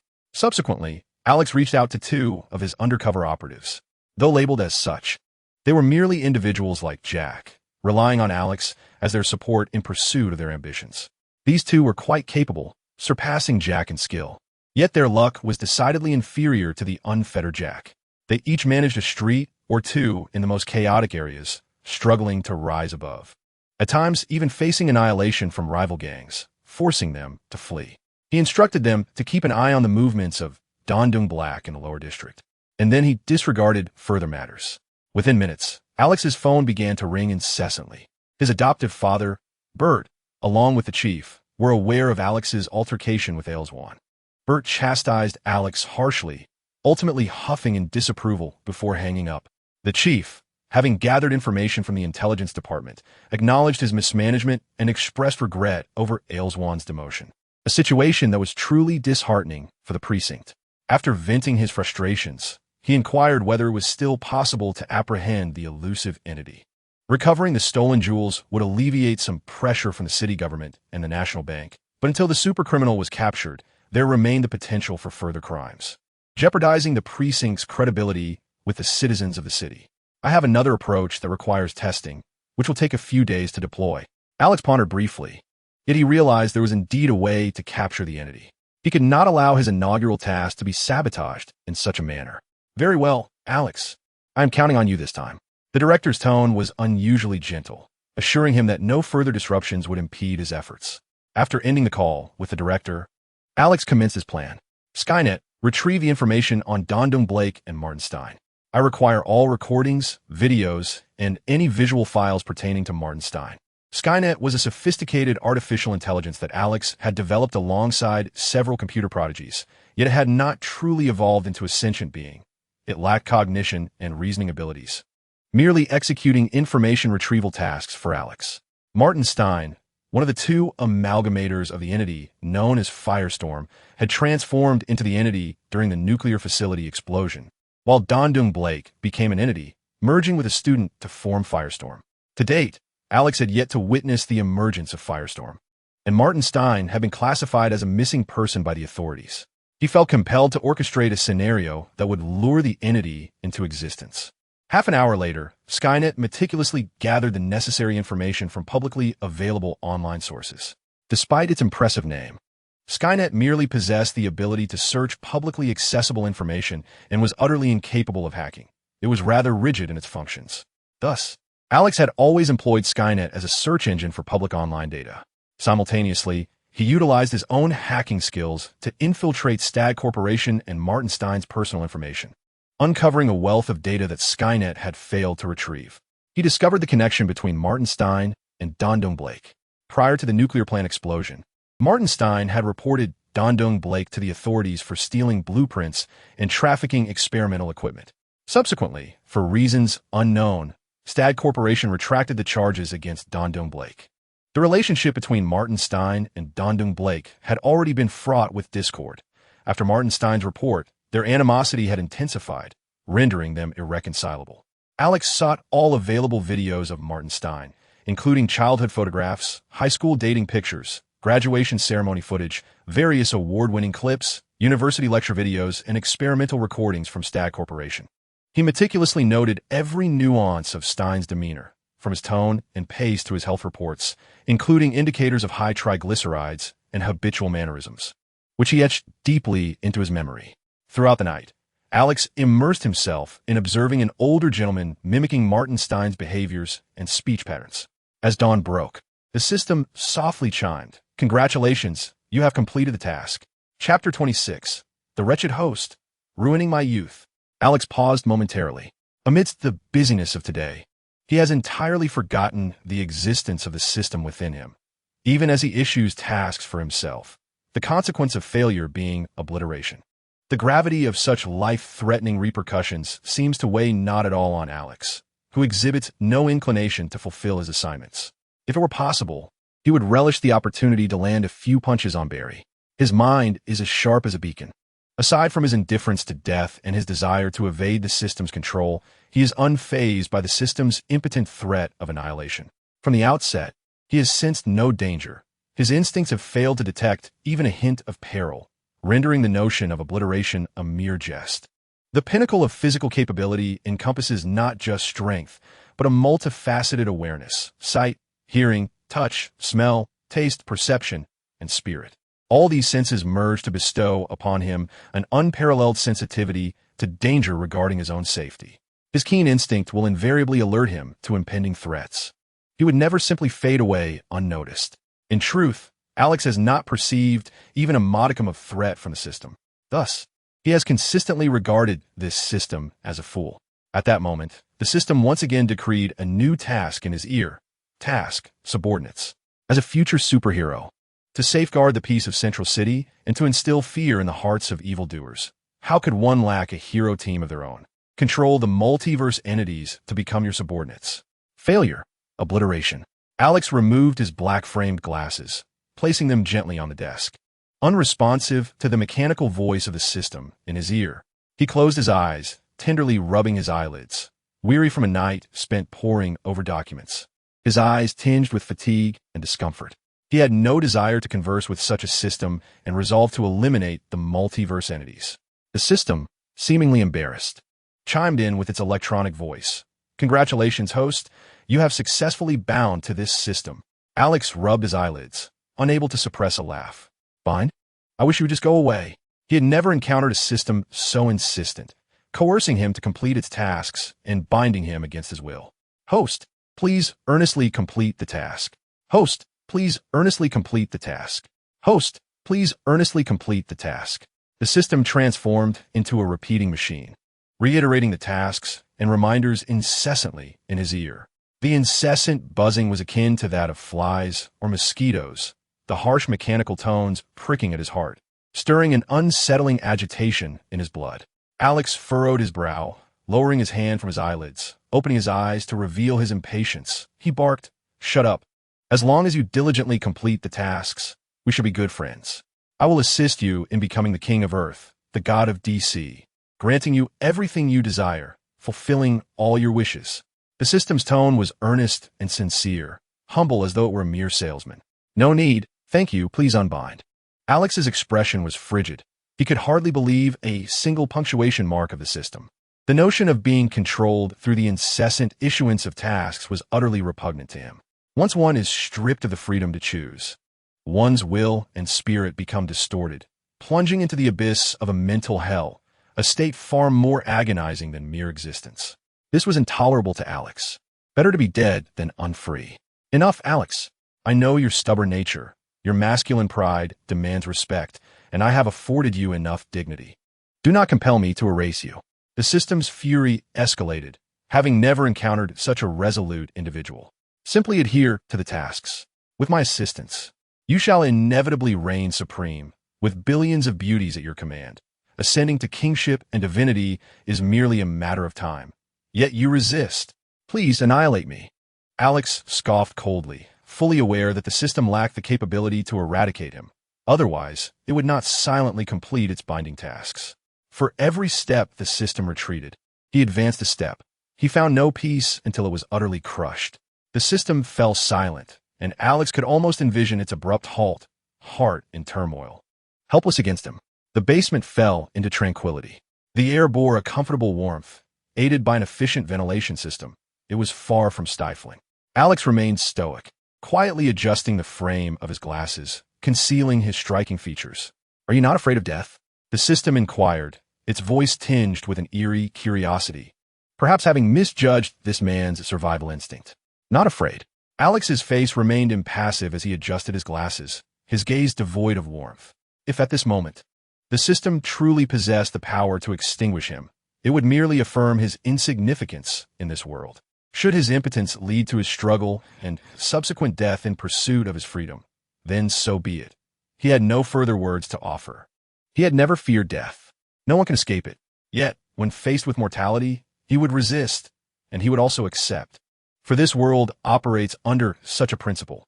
Death does not spare anyone. This is impossible. The most fundamental instinct of any being is to survive. No creature is devoid of the fear of death.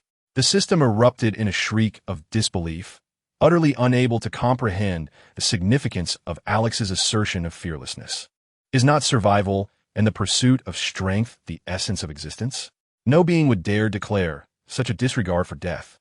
Alex remained speechless. For those with conviction and spiritual belief, death holds no terror. Consider the harsh scenario: a superhero and the 7 billion inhabitants of Earth. Should the superhero's death save those 7 billion, how would he choose?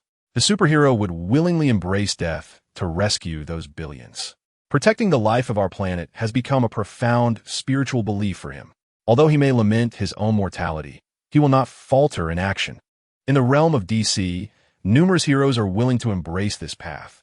The Flash, Batman, Wonder Woman, and Green Lantern all choose to stand firm. So too does Alex. He may not save 7 billion souls, yet freedom epitomizes his spiritual creed. Without freedom, he would rather face death.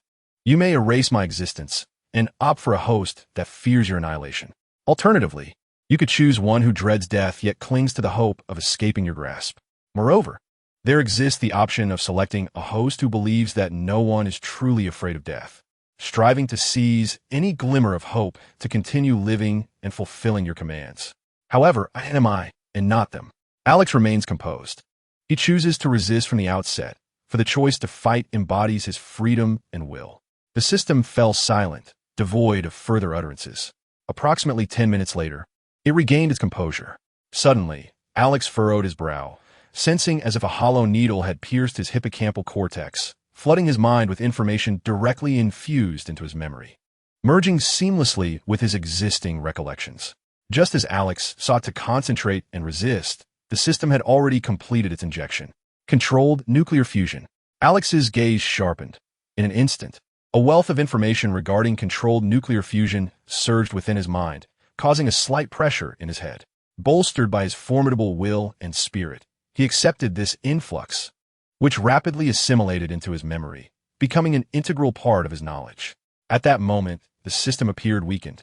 Akin to a man who had exhausted himself after countless exertions, his complexion pale and his vitality diminished, speaking in a feeble voice. Task subordinates. As a future superhero, how can one safeguard the safety of Central City and instill fear in nefarious forces without a dedicated team of heroes? Control the multiverse to make them your subordinates.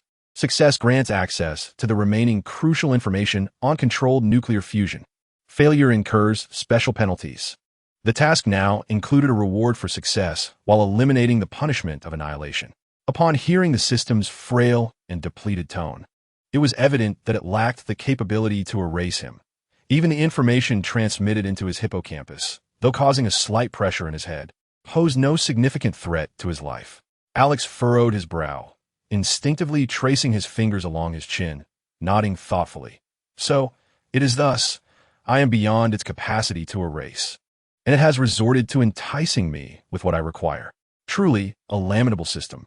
Upon hearing Alex's assessment, the system's fury erupted, its ire escalating with mechanical intensity, bombarding Alex's ears with a torrent of profane and vitriolic invective.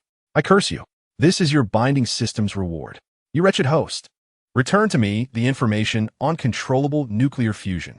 Your lack of gratitude towards the benevolence bestowed upon you reveals your utter lack of character and morality. How dare you insult a system of noble virtue? Such a person as yourself should contemplate a leap from a great height. Why do you not depart from this world? Your existence serves no purpose. You squander the Earth's oxygen and pollute the very atmosphere. Worthless, utterly worthless. I shall dismiss you. I shall dismiss you. You insipid host. Ruining my youth. Chapter 27. The arrangement in the brightly lit basement. Various steel instruments gleamed coldly within glass display cases. The furious voice of the system gradually diminished until, before long, Alex could no longer hear it. Perhaps it had exhausted its power in its tirade. Alex chose to ignore the vitriol and retrieved a small, black device resembling a USB from the array of peculiar high-tech displays. It was a digital projection mask, akin to the one used by Harry in the third season of The Flash, capable of projecting a transformed visage that obscured one's original appearance. Though it appeared innocuous when worn around the neck, the device was not without its flaws. Rapid or slow movements, as well as the speed of head turns, could cause the projection to lose frames, resulting in a pixelated visage. The face could easily become blurred, struggling like electromagnetic waves, revealing a host of issues. Nonetheless, it could serve as a rudimentary means for Alex to disguise himself as Martin Stein. To complete his transformation, Alex needed to dye his hair white, employ a technique to compress his skeletal structure to match Martin Stein's height, and slightly enhance his midsection to mimic that of an older gentleman. Coupled with the digital projection mask, he would need to apply makeup to age his skin, as well as refine his physique, posture, and demeanor, ultimately embodying a learned, refined nuclear physics expert well into his 50s. The Skynet system would capture all videos of Martin Stein, creating a three-dimensional visual and constructing a dynamic model. Once completed, the projection would be downloaded to the digital mask. After issuing the directive to Skynet, Alex opened another program and began diligently working, his fingers flying across the keyboard. His tasks were numerous. Beyond impersonating the missing Martin Stein, he needed to memorize Stein's mannerisms and behaviors. Additionally, based on the medical examination and brainwave reports of Don Blake, he had to create a specialized sonar weapon. While this may not directly annihilate Don Blake, it could disrupt his brainwave frequencies within a certain range, impairing his ability to control his doppelganger. Having pursued him through the lower city and calculated the distance using hexagonal algorithms, Alex estimated that the original body and the doppelganger were approximately 5 kilometers apart. Although this distance was somewhat significant, it posed no insurmountable challenge for Alex. He would select a suitable location to encourage the doppelganger to make an appearance. Furthermore, Alex must compile a report on the substantial information regarding controllable nuclear fusion residing in his mind and submit it to the esteemed Scientific Journal of Zhongqing.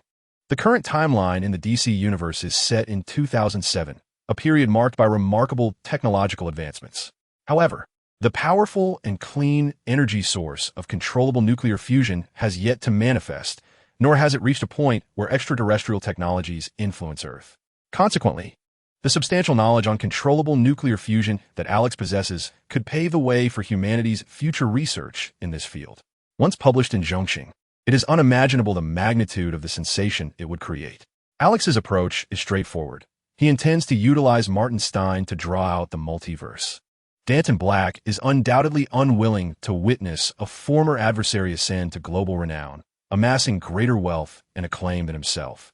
While he has been relegated to the status of a wanted criminal, ostracized by society, he cannot openly enjoy the luxuries that he believes are rightfully his. In stark contrast, Martin Stein, who once opposed him, has achieved great success, basking in public adulation and possessing endless riches, indulging in every material comfort he could ever desire. This profound disparity is sufficient to incite a frenzy of jealousy within any individual. One can only imagine how Danton Black could possibly endure such a reality. Alex possesses a profound understanding of Danton Black, perhaps even more so than Black himself. Danton exemplifies a character rife with jealousy, high aspirations, and a yearning for the world's finest pleasures, coupled with a modicum of ability that fails to align with his desires. This inadequacy fuels his envy and frustration. It is no surprise that he resorted to stealing experimental equipment from Stag Industries to sell it for money, ultimately leading to his exposure by Martin Stein and subsequent arrest. The funds he acquired from selling the stolen equipment were squandered on indulgent vices, leaving him deeply in debt. Following his dismissal from Stag Industries and facing dire circumstances, he resorted to utilizing his abilities in a jewel heist. His in-depth study of Danton Black has allowed him to thoroughly analyze his psychological state and behavioral patterns. During Danton's inaugural foray into crime, the jewel heist, he was engulfed by a sense of dread and apprehension. The mere act of placing $30 million worth of jewels in a hotel reveals his overwhelming anxiety, as he subconsciously rejected this ill-gotten gain, gripped more by fear than excitement. The staggering sum of $30 million clouded his judgment, inciting a whirlwind of fear about his future. The moment when Ailes Wong pointed a gun directly at him catalyzed a psychological transformation, thrusting him into the psyche of a criminal. It is evident that in the future, endowed with superpowers, he will perceive himself as superior, becoming increasingly reckless and unrestrained in his actions. Alex sees this clearly, and his conjecture proves to be accurate. Deeply engrossed in the preparation of his report in the basement and disseminating controlled fusion data to various scientific journals, Alex's reputation began to blossom under the pseudonym Martin Stein. Suddenly, his phone rang. Alex, the multiform, is at again. He had brazenly robbed 2 gun shops on Mountain Street, leaving them utterly depleted. A confrontation with the police ensued, resulting in 7 fatalities. He now wielded enough weaponry to equip a team of over 100, augmented by his extraordinary abilities. Alex, I cannot fathom how one individual can embody such a terrifying force. Even the counterterrorism units struggle to contend with him. Perhaps only that figure clad in red and blue, soaring through the skies with an impervious steel physique, could apprehend him. The director sighed in resignation. The threat posed by the multiform was indeed colossal, particularly within the urban landscape, should he manifest over 100 replicas, each armed with automatic rifles. The consequences in densely populated areas would be catastrophic, a swift formation of a terror cell. To illustrate the gravity of this threat, consider this. In a certain incident, 5 terrorists armed with automatic rifles unleashed a barrage, claiming the lives of 50 individuals within mere minutes. The lethality of firearms surpasses even the most harrowing imaginings. Moreover, this scenario would involve over 100 duplicates, each brandishing a firearm. Director Mark could scarcely envision the carnage that would ensue. Most disconcertingly, capturing him remains an insurmountable challenge. Even if all replicas at the scene were neutralized, locating the original would prove impossible. He would continue to roam freely, biding his time for the next emergence. A new terror cell awaited. Though Mark had already grasped the magnitude of the multiform's threat, witnessing his acquisition of firearms and the potential to arm a 100-strong terror team made him realize he had underestimated these superhuman entities. Mark's frustration boiled within, directing his ire towards Ailes Wong for taking credit for the chaos. If only Alex could dispatch this multiform with a single blow, we wouldn't be entangled in such turmoil. Why must you complicate matters? Alex's eyes glimmered with a peculiar hue. This was no comic book scenario. In the realm of comics, the multiform would engage in hand-to-hand combat, laboriously attempting to subdue an opponent. Yet reality proved starkly different. The synergy of the multiform's powers with firearms was nothing short of flawless. Absent an entity like Superman, possessing impenetrable defenses and absolute strength, anyone still wary of firearms would find themselves at his mercy. Even Alex, should he inadvertently be encircled by gunfire, would be overwhelmed. The most alarming aspect was that the demise of his duplicates posed no significant loss. He could merely conjure more, perhaps even fashioning a human bomb. Engaging him in combat would yield unfavorable odds.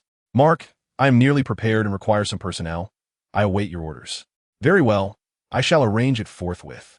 Chapter 28, Jealousy Twisting His Countenance.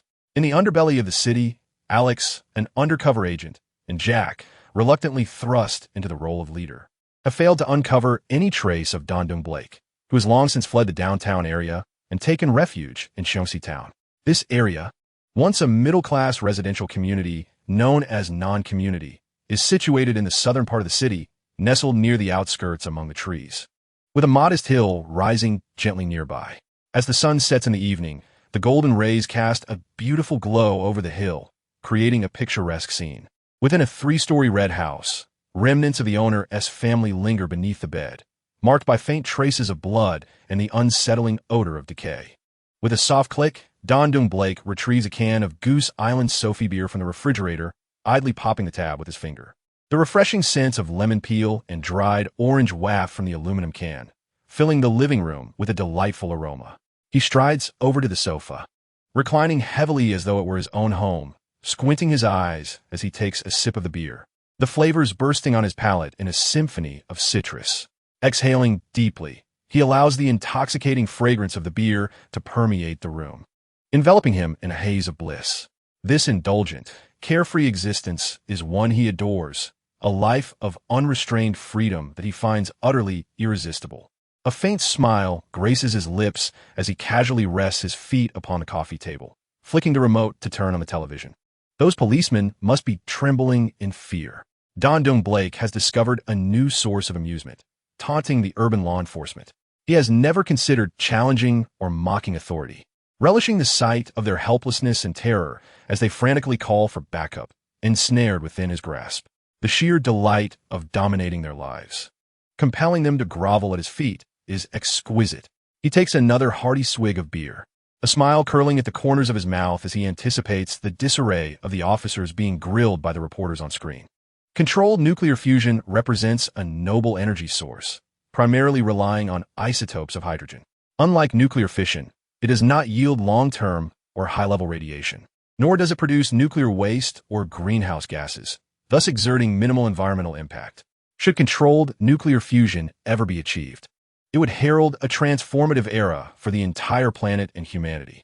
Dondung Blake casts a disdainful glance at the television, scoffing at the grandiose claims being made.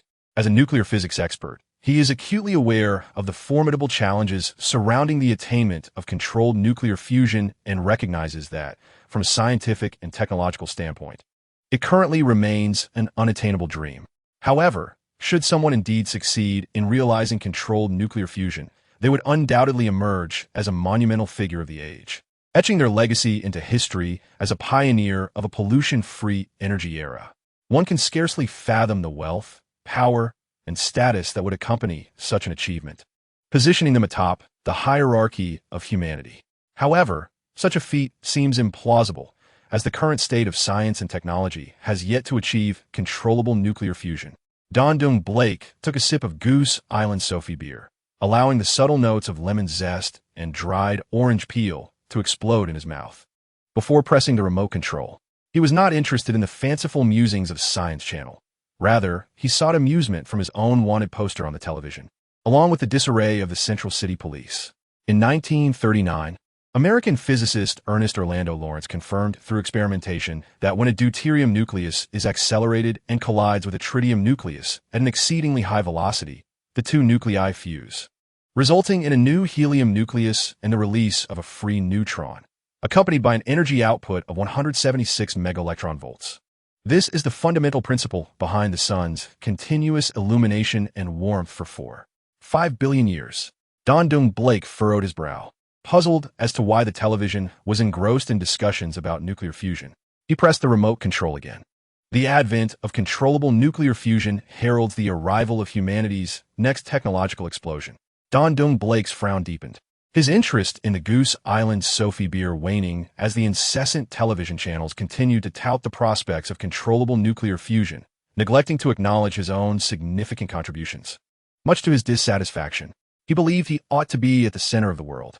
With a stern expression, he pressed the remote with mounting frustration, cycling through a series of channels that uniformly speculated on the future of controllable nuclear fusion and humanity's leap into the cosmic age, fanciful notions that bore no relation to his own achievements. The evident irritation on his face was palpable. The remote control bore the marks of his pressing, the plastic cracking under the strain. Suddenly, amidst the flickering channels, Dandong Black Espati da Familiar Baisi. He paused, abruptly returning to the original channel. Dr. Martin Stein was set to arrive in Central City on November 15th for a lecture at the New Bagong Museum regarding his published work on controllable nuclear fusion. High-ranking officials from the U.S. Department of Energy, as well as leaders from Star Laboratory, Ferris Aerospace, and Alex Group, were anticipated to attend.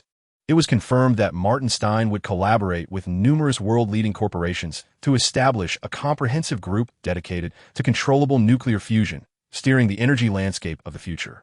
It was easy to envision this group becoming the world's premier energy conglomerate, progressively dominating all existing energy resources. Martin Stein, the architect of controllable nuclear fusion, destined to become the world's wealthiest individual, and arguably the most powerful and affluent person of the future. Don Dung Blake, fixated on the image of Martin Stein on the screen, gently lowered his feet from the coffee table, his gaze unwaveringly fixed on the television.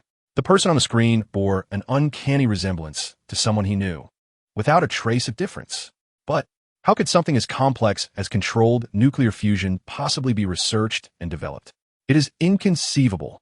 Don Dung Black's eyes widened in disbelief, his grip tightening around the Sophie beer can, crushing it as the amber liquid spilled forth, trickling coolly across his skin, jolting him from his stunned reverie.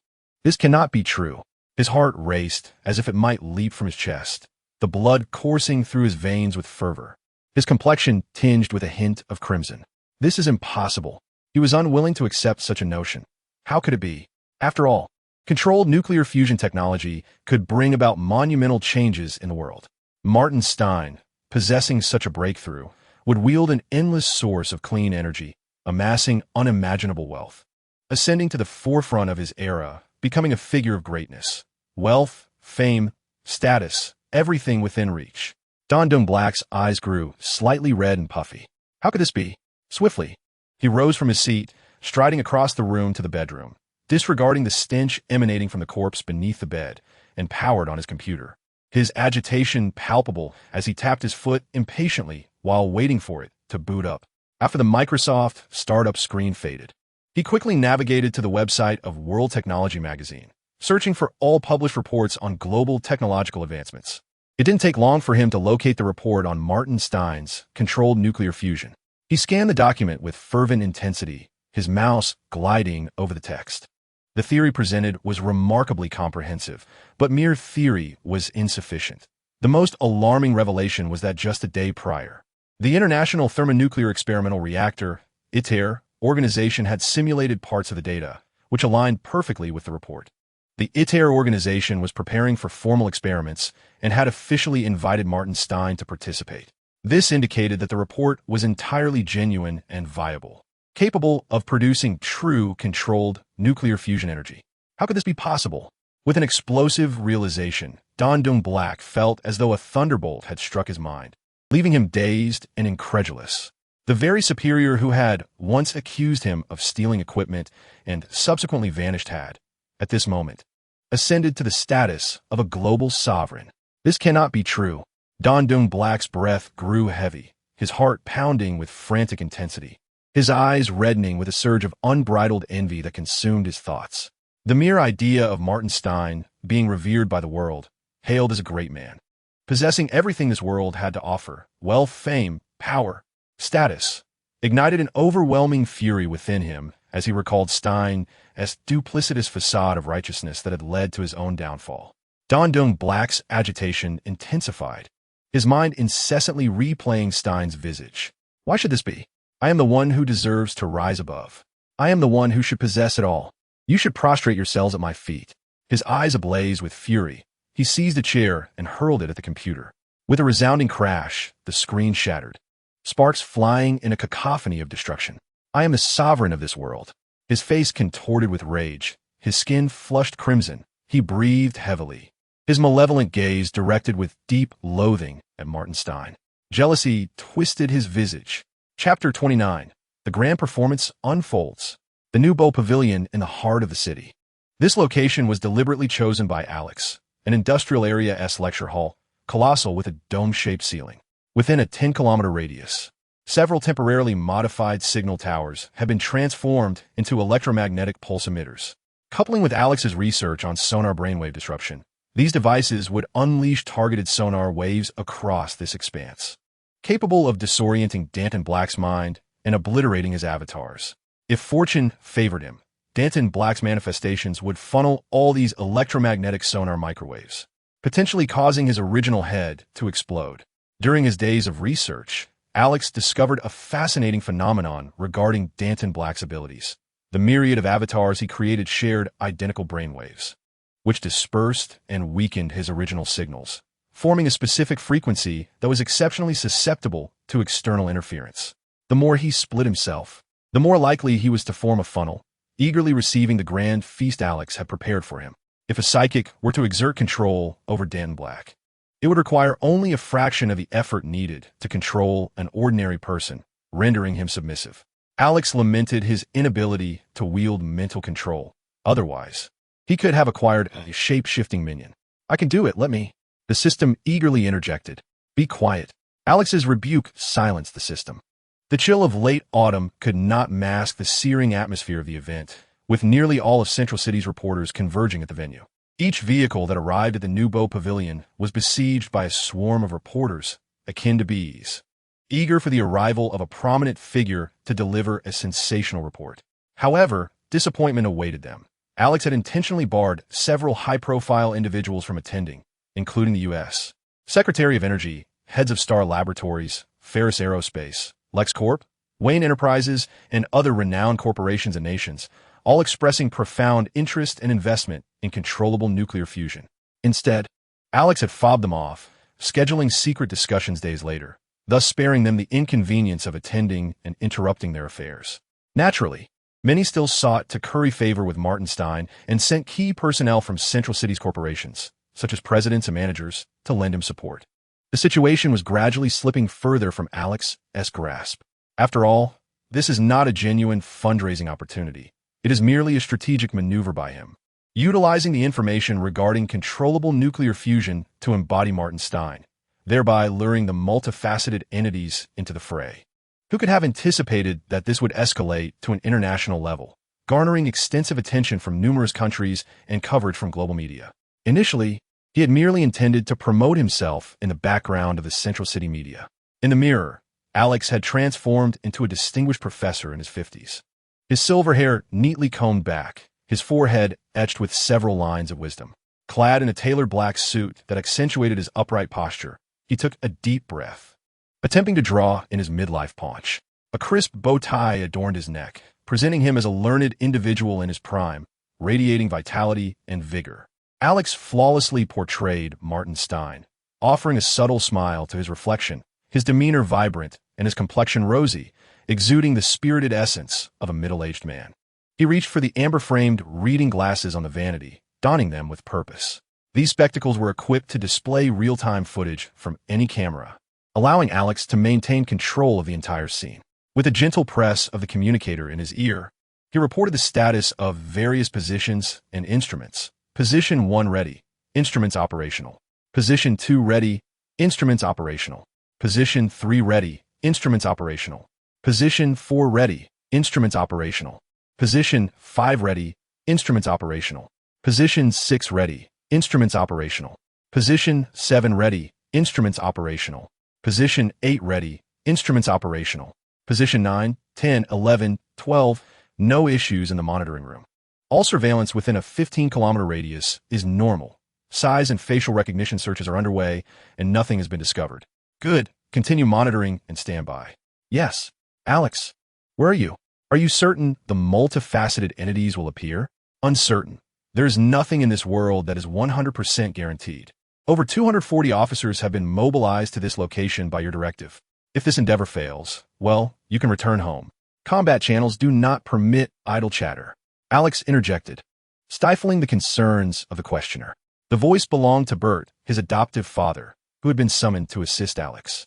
Neither the police nor Bert were aware that the Martin Stein they were encountering was, in fact, Alex himself. Had they known, such a situation would never have arisen. At least, the police would not have permitted Alex to engage in such reckless behavior. In the grand hall, the red carpet was laid out and the lights sparkled. The host had long completed the warm-up, and as the final guests arrived, the event reached its scheduled time, following a final wave of applause. Alex was ushered onto the stage by the MC, greeted by enthusiastic applause as he commenced his formal address. At 5 o'clock, 5433, New Bogong East Road, at the Starbucks. Don Dung Blake, clad in a sleek black trench coat and donning sunglasses, gracefully entered the Starbucks. He ordered a cappuccino, cradled the cup, and retreated to a corner, where he placed his notebook on the table, powered it on, and connected to the internet.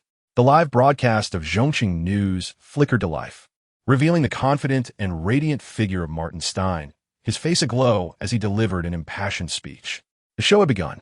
Don Dung Blake gently exhaled over the frothy bear-shaped foam atop his cappuccino, leaned closer to the cup, and took a delicate sip, savoring the aroma of coffee as he slowly released a fragrant breath, a playful smile gracing his lips as he gazed at the screen. At 5 o'clock, the surveillance displayed on the computer screen was comprehensive, encompassing all nearby monitoring systems. The instant Don Dung Blake stepped into Starbucks, he had already been detected by concealed cameras, and the retrieval system, matching his physique and appearance, pinpointed his location. Sir, Don Dung Blake has been spotted at Starbucks, 5433, Zimbabong East Road. Do not act impulsively. Continue to observe and compare. Meanwhile, Alex, addressing numerous cameras and an audience amidst the incessant flashes, sent a message to the officers monitoring the location, urging them to remain still. Until the nature of the double was confirmed, any rash movements would risk alerting him. Don Dung Blake and his double were not entirely identical. The clothing worn by Don Dung Blake's true self would manifest on the simulated skin of the double, yet the double's attire was merely an imitation, akin to human skin's hair and nails. In essence, Don Dung Blake's double could be considered, in a strict sense, nude. From the previous pursuit in the lower district, Alex had already discerned that the clothing on Don Dung Blake's double did not sway freely like fabric. It was relatively rigid, a notable weakness of the polymorphic entity. Outside Zimbabong Hall, 3 heavy trucks arrived in succession, halting at the street before the venue. Inside, identical figures of Don Dung Blake, armed with various firearms, disembarked one after another, their cold gazes fixed on the entrance of Zimbabong Hall. Chapter 30. Encirclement within Zimbabong Hall.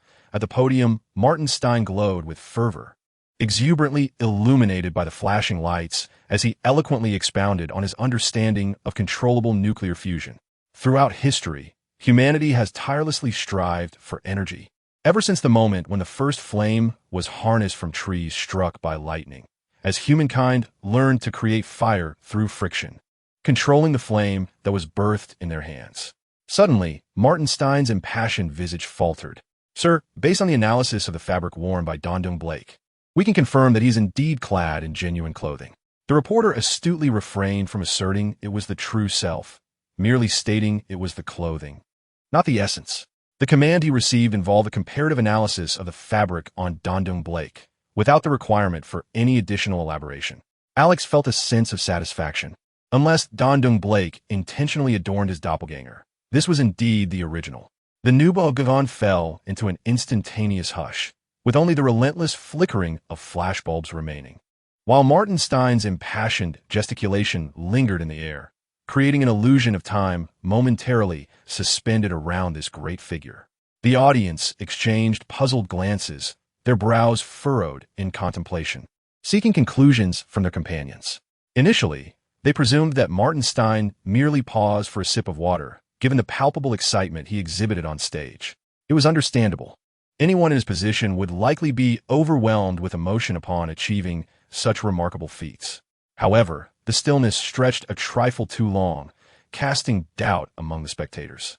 Through his bifocals, Alex discerned over 100 doppelgangers of Dondung Blake, armed with an array of weaponry, advancing menacingly towards the entrance of the Nubgun.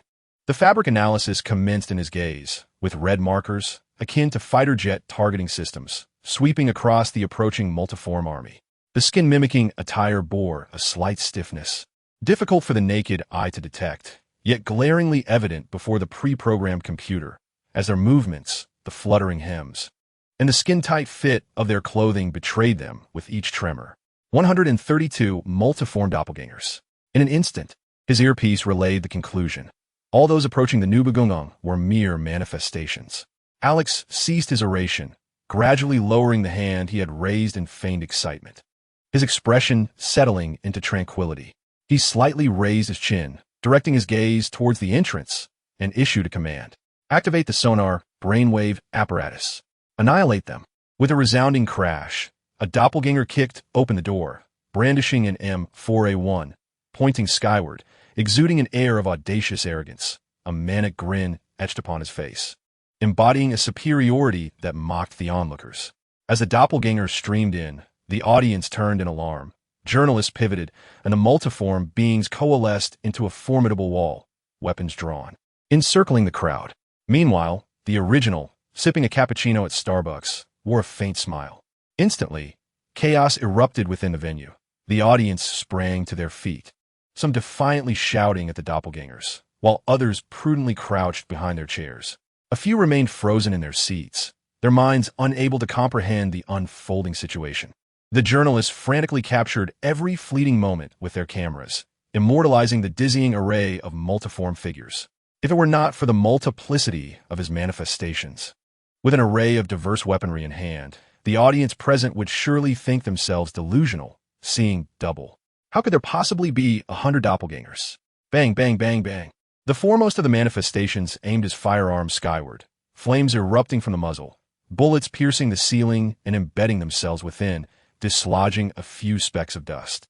In an instant, the gunfire quelled the panic-stricken crowd, their heads clasped in silence, save for the relentless flashes of a fearless journalist capturing the manic laughter of Dondung Blake. In this moment, the elites who lay prostrate beneath him yearned for his unrestrained mirth, utterly gratifying Blake's humble, sensitive, and fragile heart. Dondung Blake's demeanor towards the reporters was nothing short of outrageous. He permitted them to capture his entirety from every conceivable angle, showcasing his every heroic pose. He allowed the mid-city television to broadcast live, directing the cameras at himself, eager to display his handsome visage on screen, compensating for the limelight recently seized by Martin Stein. The audience, engrossed in Martin Stein's oration, was suddenly rendered bewildered by the intrusion of a criminal into what was supposed to be a momentous address by a near-legendary figure. At that moment, a man, glass raised in mid-air, stared vacantly at the television, and a housewife, passing through the living room to fetch laundry, halted, transfixed by the unfolding scene on the screen. Is it truly possible for the broadcast to be this sensational? A live crime scene? As for those not part of the press, they could only crouch down, heads clasped, awaiting the judgment of the multiplicity. The sole figure still standing, aside from the journalists, was Alex at the podium, his posture straight, the bow tie around his neck symbolizing an unwavering pride as a scientist. Professor Martin, your grand endeavor has been thwarted before it even commenced. Is that so? Alex's expression remained calm, devoid of any hint of panic at the current spectacle. His composed and tranquil gaze unsettled the multiplicity greatly. This was not the effect he desired. Kneel. With a dark scowl, the multiplicity aimed his M4A1 at Martin Stein's legs. Anyone could envision the consequences of noncompliance. He would not hesitate to fire, physically incapacitating Stein to force him to submit. His demeanor was utterly terrifying, devoid of jest, as the fierce light in his eyes revealed a criminal devoid of any moral compass, showcasing his brutality in the mid-city broadcast. The audience was jolted by the multiplicity's cruel gaze, a manifestation of envy and ferocity more chillingly authentic than any actor's performance, tightening hearts and rendering breaths momentarily suspended. In stark contrast, Martin Stein's serene expression evokes both admiration and an unsettling sense of concern for his safety. After all, he is surrounded by more than 100 armed assailants. Yet, the unexpected often strikes with swiftness that surpasses the cruelty of Danton Blake. Before Blake, the world began to blur.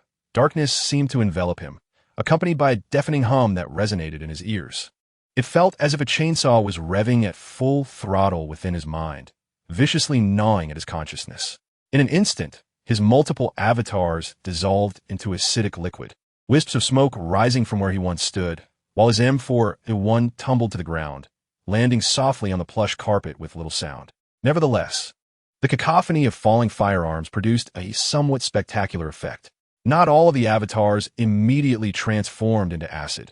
Over 60 collapsed, their grip on their weapons faltering. Clutching their ears, their faces contorted in agony, bloodshot eyes screamed in torment, as if a chainsaw were mercilessly cleaving through their skulls. Alex stood as a cold executioner, issuing commands. Among the crouched audience, nearly 50 individuals swiftly emerged from the frenzied photographers, akin to a scene from a film where hidden police suddenly materialize on a once quiet street, catching everyone unawares.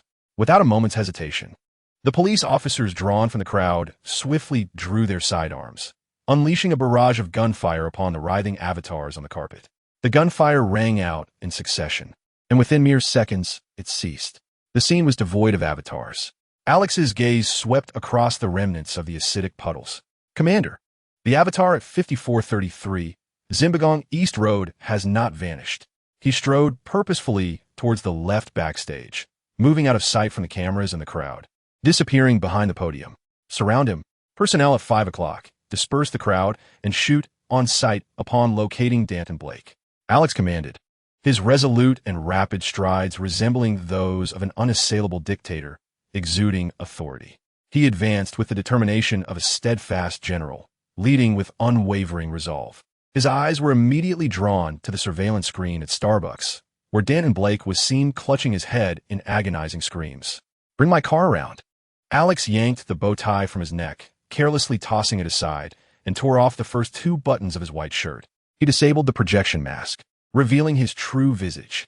With each step, his stature seemed to heighten dramatically. His middle-aged belly contracted, revealing his former six-pack abs, while his tailcoat strained against his burgeoning physique. Alex discarded the tailcoat, shaking his dyed white hair as he exited the new Bagon Pavilion through the back door, where officers had already positioned his motorcycle. With an expressionless visage, he mounted the lightning motorcycle, and amidst the salutes of the nearby officers, surged ahead with a nitrogen boost. The exhaust pipes emitted a scorching blue flame, and the frenzied wheels scraped against the ground, producing a thick plume of smoke, propelling him forth like a rocket. Chapter 31. The Death of the Multiverse at 5433, New Bogo East Road, within a Starbucks. Suddenly, a patron within the cafe appeared to suffer an epileptic seizure, clutching his head and emitting a wretched howl akin to the anguished cry of a wolf.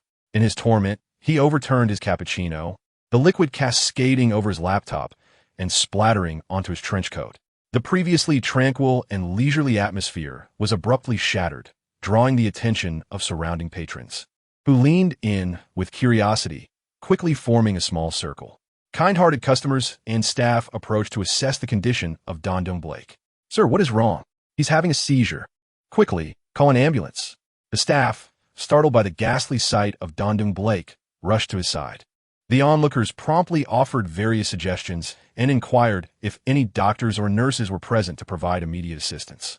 The staff, flustered, continuously reassured the afflicted man, urging him to remain calm and still, assuring him that he would be all right. "Police, clear the way, clear the way."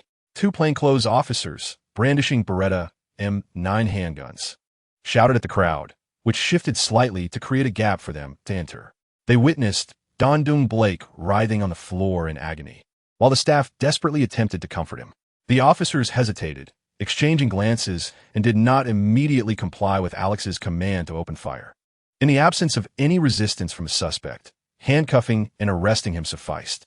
Although gun violence was rampant in America, Discharging a weapon remained a serious matter, especially in proximity to the socially scrutinized Martenstein speech, where the repercussions could be profoundly significant.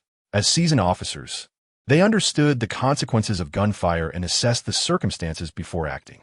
The two plainclothes officers instinctively contemplated the situation, recognizing Dondung Blake's complete lack of resistance and preparing to make an arrest when they heard Alex's unwavering command through their earpieces. Fire. Alex, piloting the sleek silver-black Lightning motorcycle, leaned forward as the rush of air sliced across his cold features, his white hair swept back by the wild currents. Surpassing a speed of 320 kilometers per hour, he and his vehicle surged ahead, leaving the blurred scenery in their wake as they navigated through the chaotic streets like a fish weaving through tumultuous waters. Over 200 police officers, like a blossoming flower, were slowly converging around Starbucks, encircling Dondung Blake. The two officers had merely been patrolling near Starbucks, arriving at the scene ahead of others. As Alex sped through the streets, still adorned with his incongruous reading glasses, he monitored the situation at Starbucks via real-time surveillance, issuing commands with urgency. Two plainclothes officers, their expressions shifting to steely resolve, acted without hesitation. His orders were clear, and they needed only to execute them. One officer advanced swiftly, barking, "Get away from him." He promptly separated the waitress and a well-meaning customer from Dondung Blake. The displaced waitress and customer, sensing the palpable tension radiating from the officers, wore expressions of confusion, yet complied willingly, distancing themselves from Dondung Blake. Observers in the vicinity, witnessing another officer brandishing his weapon at Blake, began to retreat in a panic, hastily exiting the Starbucks. Their instincts proved sound. As the officer, unwavering, aimed his gun at the now isolated Dondung Blake, he pulled the trigger without a moment's pause, unleashing a torrent of agony upon Blake's body. The Beretta M9, equipped with a 15-round detachable magazine, discharged its entire load into Blake, each bullet finding its mark with the precision of raindrops splashing upon a lake, causing a chaotic eruption of crimson and smoke. The acidic spray, reminiscent of blood, enveloped Blake in a haze of torment. He recognized the perilous nature of his predicament, enduring excruciating pain as he desperately conjured duplicates to shield himself from the onslaught of bullets. The officer, gripped by a sudden chill, stared in horror as Blake, emerging from the depths of his suffering, stood amidst the swirling haze, his visage grotesquely contorted. His eyes, tormented and bloodshot, reflected an unearthly horror akin to that of a malevolent specter. The instinct for survival transformed him into a fearsome apparition, and the officers found themselves momentarily paralyzed by the grotesque sight. Another officer, tasked with dispersing the crowd, steeled himself and resumed the barrage. His Beretta M9 erupted once more, unleashing bullets like a relentless machine, each shot marking the demise of yet another manifestation, sending forth waves of translucent, acidic mist. With every duplicate he created, Blake's mental fortitude waned, his thoughts distorting under the relentless assault of Alex's sound-frequency weapon, inducing a profound agony. "I am the world," Dondung Blake howled, his voice a tortured roar. He appeared as a terrifying specter, impervious to the officers' firearms, which were rendered ineffective against his infinite manifestations that absorbed wave after wave of bullets. The officers, gripped by dread, felt their hair stand on end, instinctively retreating a step. At that moment, a tremendous rumble shattered the daylight, resonating like the wrath of a colossal thunderstorm, a deep, resonant sound approaching from the horizon, overwhelming the scene with its ominous presence. The speed was astonishing, a thunderous roar from afar engulfing the ears of the crowd, reverberating violently against their eardrums. The glass facade of Starbucks shattered with a resounding crash as Alex piloted his Lightning motorcycle, the front wheel soaring and obliterating the glass, crashing straight inside. The shards of glass, glimmering in the sunlight, resembled exquisite droplets of water from a wave as Alex and his sleek silver machine melded into one, akin to a merciless shark breaching the ocean's surface, revealing its razor-sharp teeth. In midair, Alex somersaulted away from the motorcycle, which barreled forward into the multitude of seats within Starbucks, colliding and piling them into a chaotic heap. With splinters and glass, shards flew wildly, the motorcycle crashing into the far wall, entangling itself with the fragmented seats and tables into a disordered mass. As Alex landed, His gaze locked onto the entity with the ferocity of a thunderstorm, sending shivers down spines.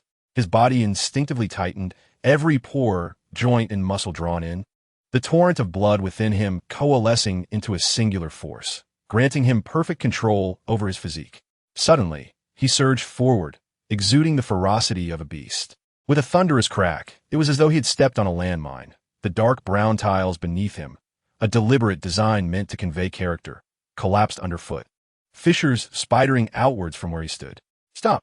The system screamed in his ear, panic-stricken. "Damn it, Alex, you fool!" It cursed internally. It sensed the shift.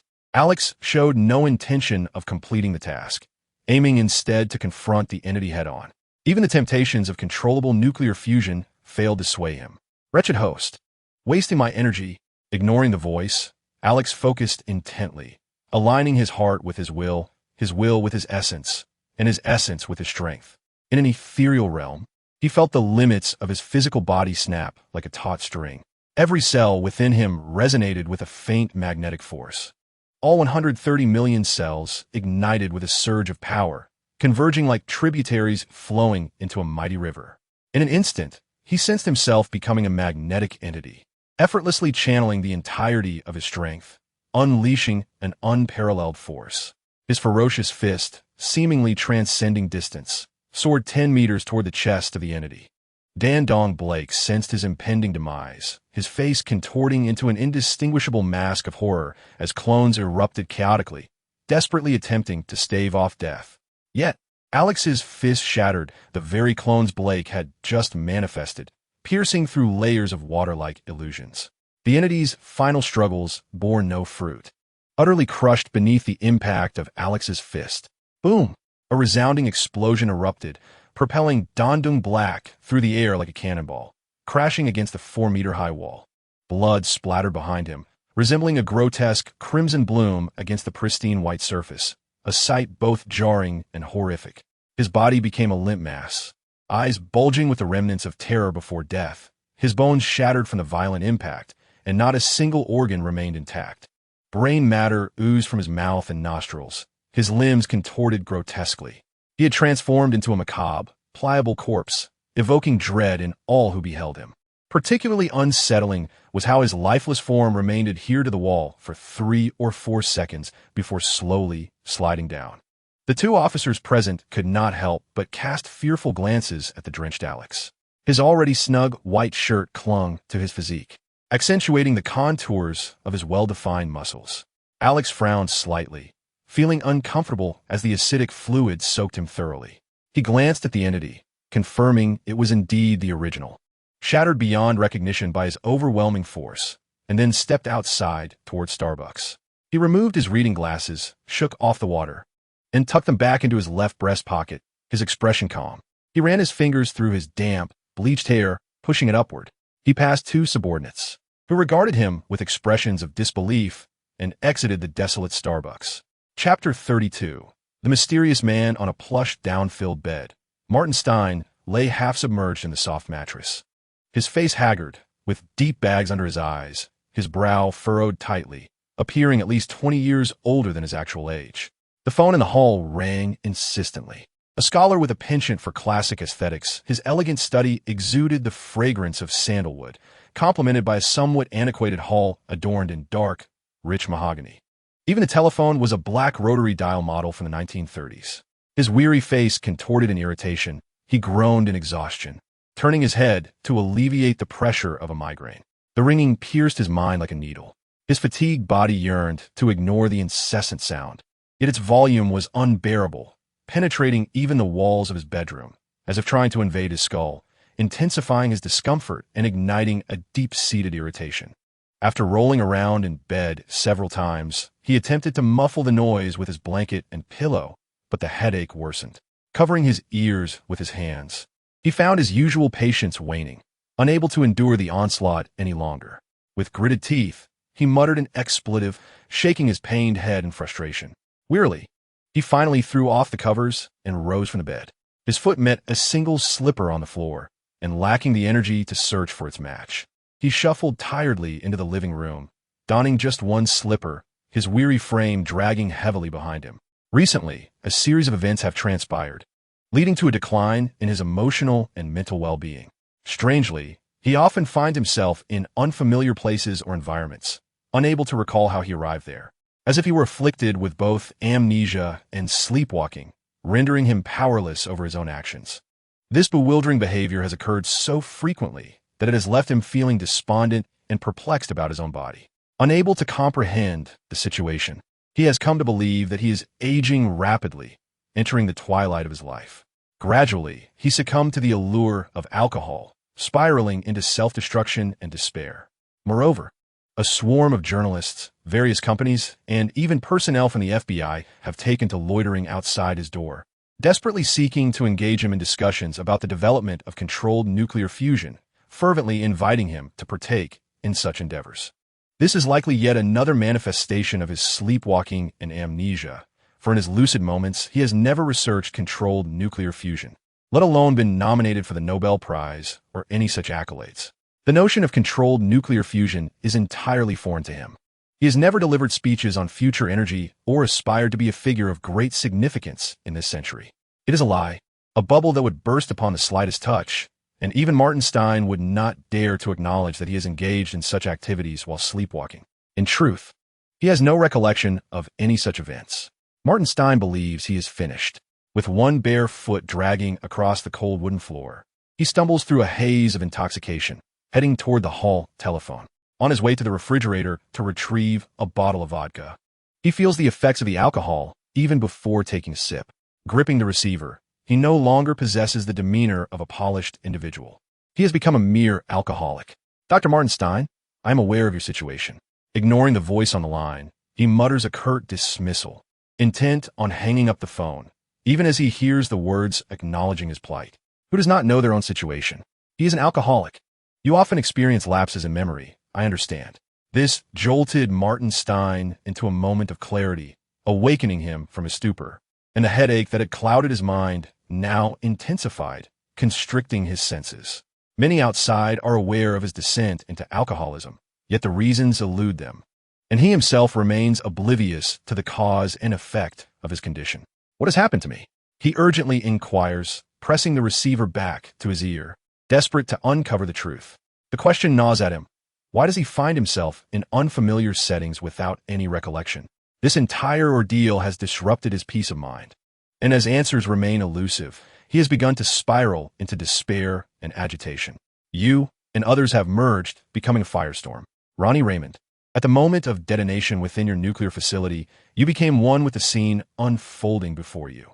The specifics of the situation are best gleaned from him, but they suffice to draw a conclusion. Martin Stein suddenly found himself grappling with the absurdity of it all, as the effects of his inebriation began to swirl in his mind, rendering his vision a blur. A sharp headache surged within him, tormenting one side of his head, as he pressed his temple forcefully, struggling to remain seated on the couch. The notion of merging with another individual? Could that truly be possible? Nothing is beyond the realm of possibility. Dr. Martin Stein, a mere encounter with Ronnie Raymond will reveal the outcome. Well, you have persuaded me. I shall validate your claims. Martin Stein furrowed his brow in resignation, feeling the throbbing in his head intensify. Furthermore, Dr. Stein, I have dispatched the majority of the controllable nuclear fusion data to your residence. It should have arrived by now. The remainder, you may deduce with the aid of Firestorm. Congratulations, Dr. Stein, for you are poised to be a pivotal figure in the human achievement of controllable nuclear fusion energy. It is you. Who are you indeed? An excellent inquiry. Who am I? I find myself in need of a resounding moniker, so let it be known that I am the super-duper man. In the future, we shall meet again. No need for gratitude. Dr. Martin, farewell. Martin Stein, microphone in hand, sat in stunned silence, his mouth agape, his mind racing with countless questions, yearning for clarity.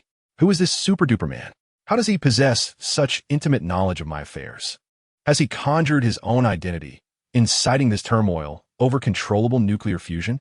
Is it truly feasible for me to merge with another individual, to become Firestorm? What is the underlying principle? From a biological repulsion standpoint, and on an atomic level, Martin's mind transformed back into that of a rational scientist, inundated with a torrent of perplexing inquiries. What on earth is transpiring? Chapter 33. What? I am actually a dragon. In Alex's underground base, The white light was piercing. "Goodbye, Dr. Martin," Alex concluded, severing the communication with Martin Stein. Seated in his chair, his back pressed firmly against the seat, Alex's right palm appeared to possess an enchanting power. As 5 gleaming bullets rolled freely in his hand, soaring, spinning, and weaving like serpents through his fingers. Remarkably, the bullets did not make contact with his fingertips. They floated gracefully within his palm. A smile graced Alex's lips as he watched the 5 bullets dance with fluidity under his control. If a precise instrument were to measure at that moment, it would reveal that Alex's magnetic field had coalesced into a singular entity, akin to telekinesis, manifesting as 5 slender strands that guided the bullets in a captivating ballet across his fingertips. This can essentially be regarded as a form of telekinesis. However, it is not the mystical kind of psychic power that an ordinary person might imagine. Rather, it is Alex transcending the limitations of the physical body, perceiving the unification of his own cellular integrity, enabling him to manipulate the magnetic field of his body, where spirit, energy, and essence converge to give rise to a power akin to telekinesis. This is a manifestation of the integration of physical strength and magnetic telekinesis. Alex has meticulously tested this magnetic telekinesis, finding that its longest concentration forms a line extending only half a meter from his physical being, a remarkably short distance. Moreover, once a segment of this magnetic telekinesis is severed, it rapidly dissipates, merging back into the natural environment. To dismiss this physical magnetic telekinesis as inconsequential would be a grave misunderstanding. Its functionalities are manifold, capable of projection as well as active retraction, allowing for precise adjustments to his physical body, including various systems such as the musculoskeletal, nervous, endocrine, circulatory, respiratory, digestive, urinary, and reproductive systems, along with a degree of introspective enhancement. This integrated physical magnetic telekinesis offers Alex unparalleled benefits and control over his body. He can form hooks with this magnetic telekinesis at the pores of his palms and soles, enabling him to scale skyscrapers with the agility of Spider-Man without faltering. He can also generate high-frequency hand strikes or continuously rotate the magnetic telekinesis like a chainsaw, creating a telekinetic chainsaw. As long as his body can withstand the high-frequency vibrations of this magnetic field, he can nearly be considered a self-propelled humanoid weapon. Furthermore, there are myriad conveniences, including localized adjustments to the strength of his arm and thigh muscles, as well as enhancements and fine-tuning of his 5 senses: sight, hearing, smell, taste, and touch. These actions are executed with ease. The physical magnetic telekinesis renders him increasingly sensitive to and unified with his body, endowing him with greater control and variability in strength. The relationship between magnetic telekinesis and his physical prowess is intrinsic. It is a manifestation of his bodily strength. Is he pleased? The physical magnetic telekinesis is merely a precursor to the controlling unification that arises for his future evolution. The system operates devoid of emotion, harboring only a sense of disappointment that Alex has yet to fulfill his designated tasks. It expended considerable effort to transmit the majority of the controllable fusion data into Alex's mind. Unexpectedly, Alex appeared indifferent, effortlessly obliterating the multiverse entity with a single punch, disregarding the subsequent controllable fusion altogether. Controllable fusion. In this era, it represents an extraordinary source of energy. Possessing it could elevate one to the status of a century-defining figure, the wealthiest individual in the world with boundless possessions. Yet, in a mere moment, Alex shattered this potential with a single blow, merely out of reluctance to complete his assigned task. The system experiences a faint pang of sorrow, lamenting the futility of its efforts. As Lex has transcended the physical limits of humanity, achieving a harmonious unity of strength, he can now manipulate his own magnetic field with telekinetic prowess, effectively safeguarding his mind from unwarranted intrusions. Consequently, apart from hurling furious invectives at Alex's ear, it has no means to threaten his life any longer. It has become abundantly clear that this host possesses an unwavering resolve, determined to resist to the bitter end. Alex, indifferent to the system's incessant chatter, no longer feels compelled to respond or justify his actions, nor does he place any trust in the system's words. He continues to wield his physical magnetic telekinesis, guiding 5 bullets in a half-meter dance around his body, testing the speed, strength, and versatility of his magnetic field. Regardless of how enticing the tasks presented by the system may be, he has never entertained the thought of complying with its directives. Alex's self-control is boundless, marking him as a man unwilling to yield. How could he ever be manipulated by the system? Even indirect control through task-oriented mandates is unacceptable to him. He would rather face ruin than submit. From the very outset, the system's strategy for controlling him has faltered since the initiation of the first task. The subtle hints in the system's dialogue have led Alex to deduce that it has been impeding his training, revealing that the system's capabilities are not as formidable as it claims, particularly in its self-justifying assertion of having facilitated a friendship with Barry. Alex is certain that the system lacks the power to eliminate him, hence its reluctant concession to his formidable will. Through prolonged observation, Alex has come to realize that this system is truly inadequate. After a considerable silence, the system began to feel a twinge of anxiety. Were it not for the host's inability to detect its presence, it suspected it would have been expelled from Alex's body long ago. However, as Alex grows increasingly powerful, such a scenario becomes increasingly inevitable. Let us reconcile, the system implored weakly, unable to contain itself any longer. Do not be so reckless. I can assist you in gathering subordinates. Sometimes, let them act on your behalf, and you can simply thrive in this DC world. Drive cautiously, adhere to traffic regulations, maintain a proper diet, rise early and retire early, refrain from excessive indulgence, and steadily strengthen yourself. Alex's expression remained serene, his profound gaze lost in contemplation. As he continued to manipulate the 5 bullets with his magnetic telekinesis, orchestrating their 360-degree rotation around him. In response to the system's concern, a sudden epiphany struck him. If I perish, you too shall meet your end, Alex declared. He had long suspected that their fates were intertwined. If he were to die, the system would also cease to exist. This realization only served to reinforce his conviction. Ultimately, it is the system's profound fear of death that stands in stark contrast to Alex's fearless acceptance of mortality, leaving it feeling cold with trepidation. After a moment of silence, the system resumed, saying, "Indeed, your lack of fear regarding death unsettles me. I believe we must have a serious discussion." Having witnessed Alex's utilization of nuclear fusion while masquerading as Martin Stein to lure forth the multiverse entity, resulting in a globally renowned speech, the system found itself in a state of disarray.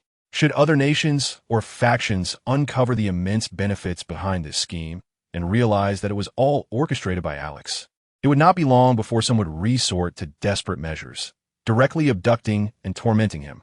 The system calculated that, given Alex's indomitable spirit, his demise would not be far off. With his audacious velocity exceeding 320 kilometers per hour in the streets and his fearless, obstinate nature, the system surmised that this host would eventually bring about his own downfall. Unable to exert control over him, it resolved to assist him in avoiding self-destruction. I can share certain revelations with you. I am a system at the pinnacle of technology, where science has reached its limits, transcending into the realms of idealism, philosophy, and theology. I embody these very concepts. At the moment of our fusion, a remarkable idealistic reaction occurred, resulting in unprecedented alterations to your genetic makeup. Your current corporeal magnetic field and mental prowess are designed to facilitate the liberation of your genetic information, thus controlling your physical form. To put it simply, through our amalgamation, your genetic information has undergone an idealistic transformation, and I have concurrently discerned that you are destined to evolve into a dragon. Therefore, take your time, avoid impulsiveness, and diligently strengthen your physique to realize this transformation. As these words unfolded, Alex had ceased to listen, utterly astounded by the system's declarations. The 5 bullets swirling around him, suspended in the air, mirrored the astonishment within his heart. Do I possess the genes of a dragon? Am I truly a descendant of dragons? How extraordinarily formidable am I? He began to envision a creature with a camel-like head, deer-like antlers, rabbit-like eyes, cow-like ears, a snake-like neck, a clam-like belly, carp-like scales, eagle-like claws, and tiger-like paws. Its back adorned with 81 scales, embodying the essence of the number 99. Its voice resounded like the clash of bronze, with whiskers by its mouth. A luminous pearl beneath its chin, and reverse scales beneath its throat, the divine dragon. The ethereal dragon, shrouded in clouds, exhaled mist, capable of transforming water and fire, commanding the winds and summoning rain, a scene that filled his mind. The vibrations within him intensified, causing his pupils to constrict in awe.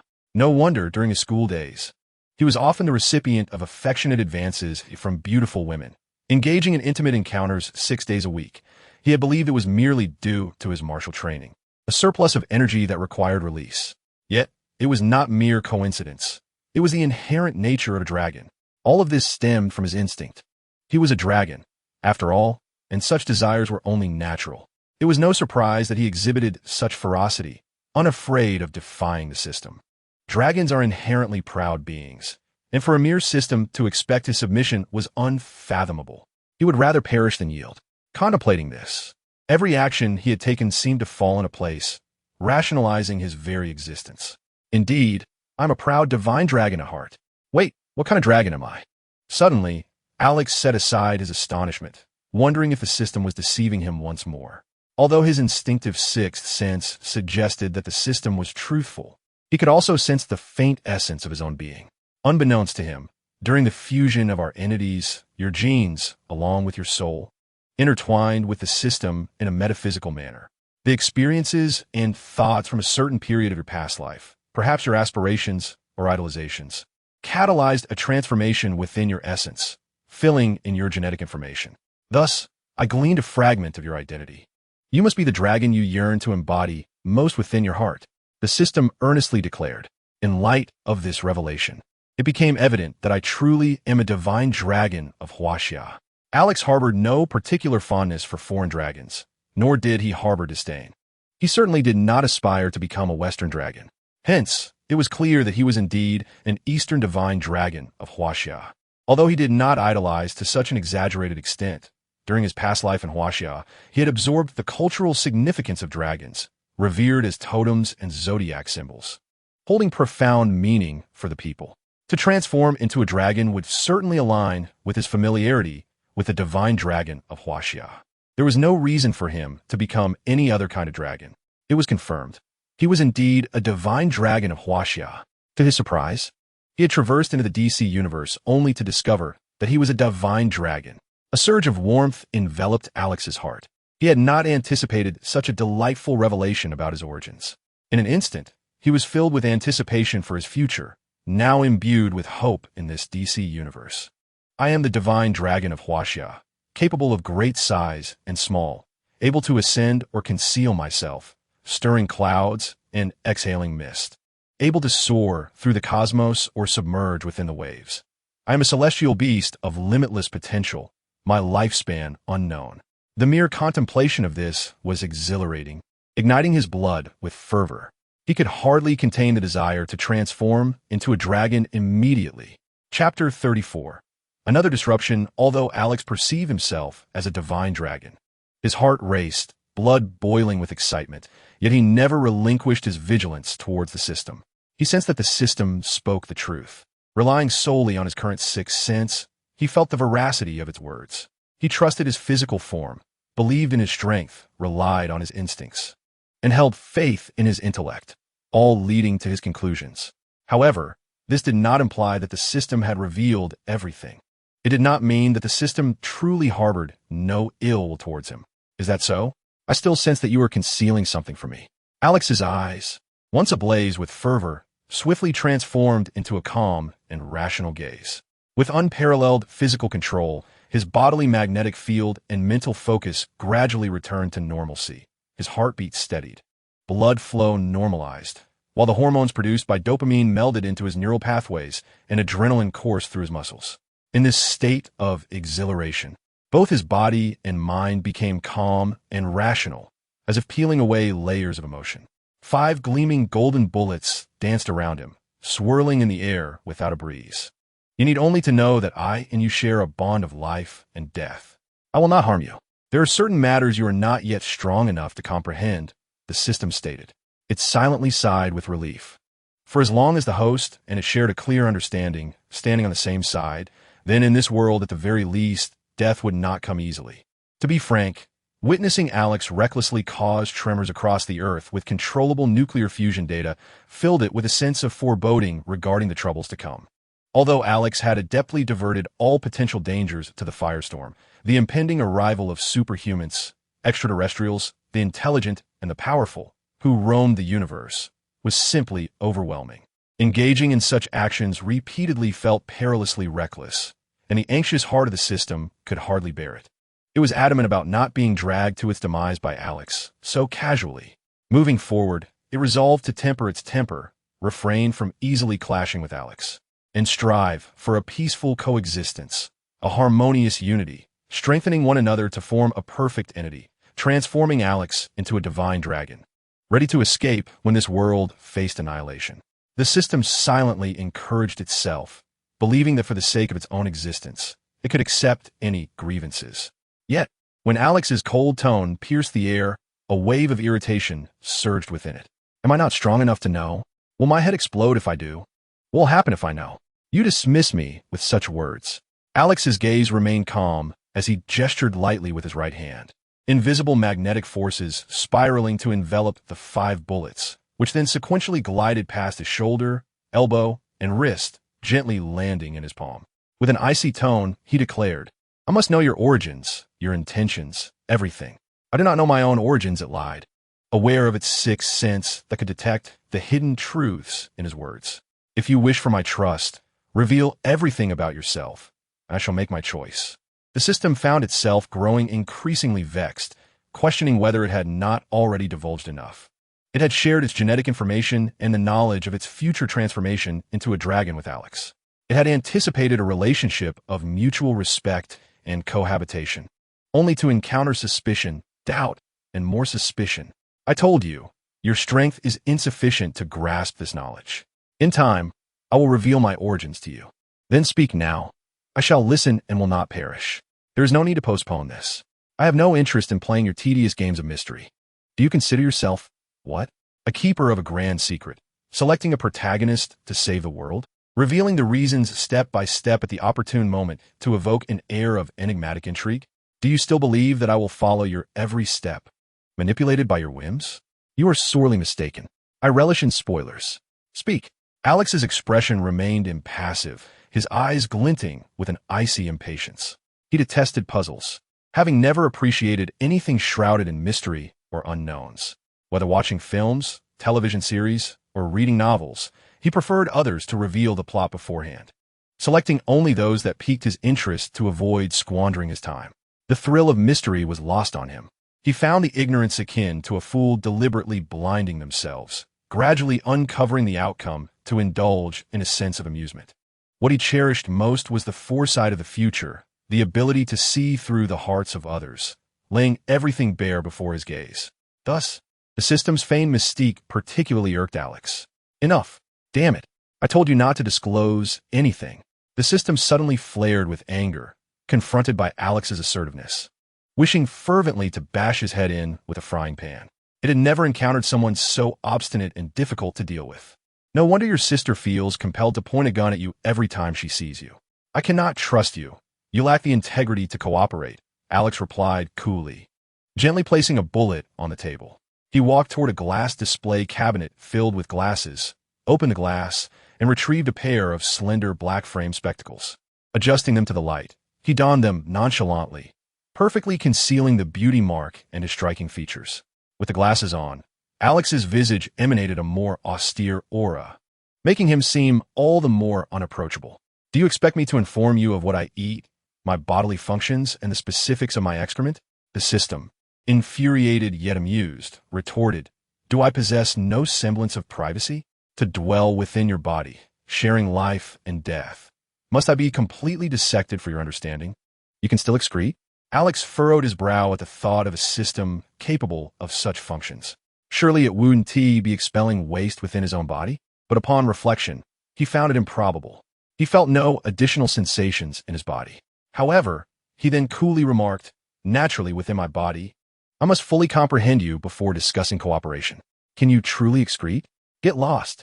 The system erupted in fury, a cacophony of crude expletives filling Alex's ears as it lost its composure. Damn, I curse your lineage for 8 generations. The system unleashed a torrent of vulgarities, brimming with rage. Alex, are you attempting to play tricks? I have demanded that you reveal your entire history. Fine, Alex, if you wish to play games. Let us see who can outmaneuver whom. In the future, I shall have you kneeling on the ground, licking the most filthy and odorous sewer, pleading for my forgiveness with a loud voice. I shall grant you mercy. You're finished, Alex. I am enraged. Your end is nigh. Alex pondered whether he had been too demanding. It seemed as though he had become unhinged. He understood himself well. He could not endure a mysterious system residing within his body. It was akin to a person afflicted with severe obsessive cleanliness, unable to tolerate even a minor coffee stain on a pristine sofa. Similarly, it resembled an individual with obsessive-compulsive disorder, feeling immense distress upon encountering disorder. After a moment of contemplation, Alex chose to disregard the system's clamoring, eager to observe what this wretched system could do to make him regret his choices. Chapter 35. The Chill Upper City.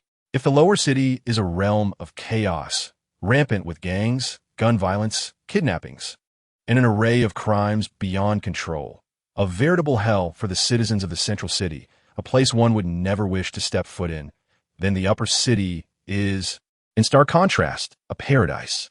This is a haven where over 65% of the city's affluent reside, adorned with grand mansions, thriving enterprises, aristocracy, civilization, and the elegance of a modern metropolis. Here, everything embodies the superiority of human civilization. Light, order, towering skyscrapers, luxurious beauty, and magnificent grandeur abound, with professional beauties gracefully traversing the landscape amid a constant flow of splendid scenery and bustling traffic, showcasing opulence and extravagance. This is a world of vibrant colors, one that evokes envy in all who behold it, a realm where the intoxication of wealth reigns supreme. This is not an iota of exaggeration. In contemporary America, cities like Los Angeles and New York, renowned throughout the world, often reveal stark contrasts merely a street apart. On one side, homeless individuals huddle on filthy streets, subsisting in despair, casting envious glances across the way. On the other side, resplendent mansions stand proudly, where the affluent indulge in the pleasures of life. The disparity between rich and poor is so pronounced that it leaves witnesses in disbelief. Merely a street apart separates heaven from hell. Class stratification has always been the heart of conflict, giving rise to further evils and crimes. Unlike other cities, the central city seldom exhibits such glaring economic divides across a single street. This severe disparity is isolated within the central city, resulting in the chaotic nature of a lower city. In contrast, the other districts, Upper City, South Bay, and Northwest District, radiate light, warmth, and order, providing a sanctuary in which the citizens of the central city can trust and reside peacefully. As one of the safest cities in the DC universe, the central city owes its tranquility not only to the efforts of the Flash, but also to the very architecture of the city itself. Upper City, the Phi Hokata Club, lavishly adorned, with a classical aesthetic, the gentle strains of live violin music flow softly through the bar. This is originally a place for enjoyment, a haven for soothing one's nerves. In this environment, Ale Swan appeared utterly out of place. His chin was adorned with stubble, and his flaxen hair was tousled as if he had just risen from slumber. With bleary eyes, he slumped in a corner of the bar, his shirt reeking of alcohol, resembling a lifeless fish. A passing bartender, with courteous demeanor, collected the empty bottle from his table and, upon his tipsy request, presented a fresh bottle of XO brandy. The bartender uncorked it and poured a generous measure before departing. Coughing, Ale Swan seized the bottle, tilting it toward his lips, the rich aroma of the liquor flooding his throat and nostrils, igniting a fiery sensation. His heart roared like a revving engine. Yet could not dispel the overwhelming despondency within. Choking on the fumes, the thick XO brandy dribbled from the corners of his mouth, trickling down his disheveled beard and neck, dampening his shirt-clad chest. He languished like a salted fish. Kevin, slender in stature and clad in a fitted suit, entered the bar with concern. This establishment was once brought to him by Ale Swan during a celebration following the dismantling of a significant drug trafficking ring, where the leader had rented the venue for festivities. On that occasion, they had dressed casually, reveling under Ale Swan's leadership, experiencing a level of opulence and wealth that seemed almost surreal. Now, however, Kevin found himself needing formal attire and a membership card to gain entry, subjected to layers of scrutiny and numerous reminders before being permitted into this upscale venue. Even with his police credentials, the security remained unyielding, unwilling to grant him any leniency. Should he force his way in, he risked losing his badge by the next day. As his gaze swept the dimly lit corners, he spotted Ale Swan, coughing in despair. "Boss, you should stop drinking," Kevin urged, striding over to take the XO from Ale Swan's grasp. The slick, damp bottle, tinted with a mixture of sweat and alcohol, felt akin to the hand of a disheveled drunkard. "Boss, it's merely a demotion. We still have a chance to deal with him." Placing the bottle on the table, Kevin could not bear to witness Ale Swan's descent. The man he had once revered as a leader, his companion, colleague, and friend, was now a broken, disillusioned alcoholic. "Get lost," Ale Swan erupted, embodying the very image of a mad drunkard. He shoved Kevin aside, sending him staggering backward until he collided with a chair, halting his retreat. With bloodshot eyes and a frenzied intoxication, Ale Swan lifted the XO bottle from the table and hurled it toward Kevin's head. With a resounding crash, Kevin was momentarily taken aback, unable to fathom that his boss would violently strike him with a bottle. As the first blow fell, his vision blurred, the world spinning as he beheld Ale Swan raise the bottle once more. Another crash reverberated as the XO bottle struck his skull again. The serene and comfortable atmosphere, reminiscent of a violin's melody flowing like water, was abruptly shattered. Guests and waitstaff ceased their movements, turning their gazes toward the scene. Such crude behavior had never before graced this place. "You know what? You are merely a dog to me." With a resounding crash, Ale Swan lifted the wine bottle once more, his eyes bloodshot with fury as he struck Kevin again, leaving him dazed and in agony. The utterance of a dog struck Kevin with disbelief. He had always regarded Ale Swan as a leader, a figure to follow, and a friend, sharing in both triumphs and tribulations. To discover that he was nothing more than a mere dog in Ale Swan's eyes was unfathomable, chilling him to the core. The pain radiating from his skull and the blood trickling down paled in comparison to the anguish of betrayal festering within his heart. "You're just a dog. You come to comfort me? Who do you think you are? You're nothing but a dog. Do you think this demotion is so simple?" Ale Swan, panting, clutched the wine bottle, glaring at Kevin, who lay on the ground, bloodied and half hidden beneath overturned tables and chairs. The pain in his chest, previously aggravated by a kick from Alex, began to throb anew, not from heartbreak, but from the violent movements that reopened old wounds. "I have no future. Get lost. Go find someone else to grovel to. Go find another master." Ale Swan tilted his head back, pouring the remaining wine down his throat, choking and coughing as he expelled a mouthful. His eyes, tinged with bloodshot whites, surveyed Kevin on the ground, and he burst into laughter. To Kevin, Ale Swan's actions might seem like mere demotion, yet Ale Swan was acutely aware of the gravity of his transgressions. He had caused a member of the Midtown Brotherhood to be ousted from a high-ranking position in the police force. The support from the Swan family that had elevated him to such heights, along with future plans and aspirations, had all been obliterated by Ale Swan's hubris. With this single blemish, rival factions would seize upon it relentlessly, ensuring Ale Swan could never ascend to the upper echelons of the police force. The Swan family had officially renounced him, and without their backing, coupled with adversarial factions eager to promote their own, he would gradually be marginalized and scapegoated, facing further demotions. The Midtown Brotherhood, wielding control over more than 45% of the wealth, power, and status in the city, left Ale Swan feeling cornered. Although the Brotherhood would not target him directly, many factions would be more than willing to utter a few words to suppress him, securing favor with the Midtown Brotherhood. This demotion was merely the beginning. He had come to the stark realization that his future was bleak. The struggles for power at such heights were far beyond Kevin's comprehension.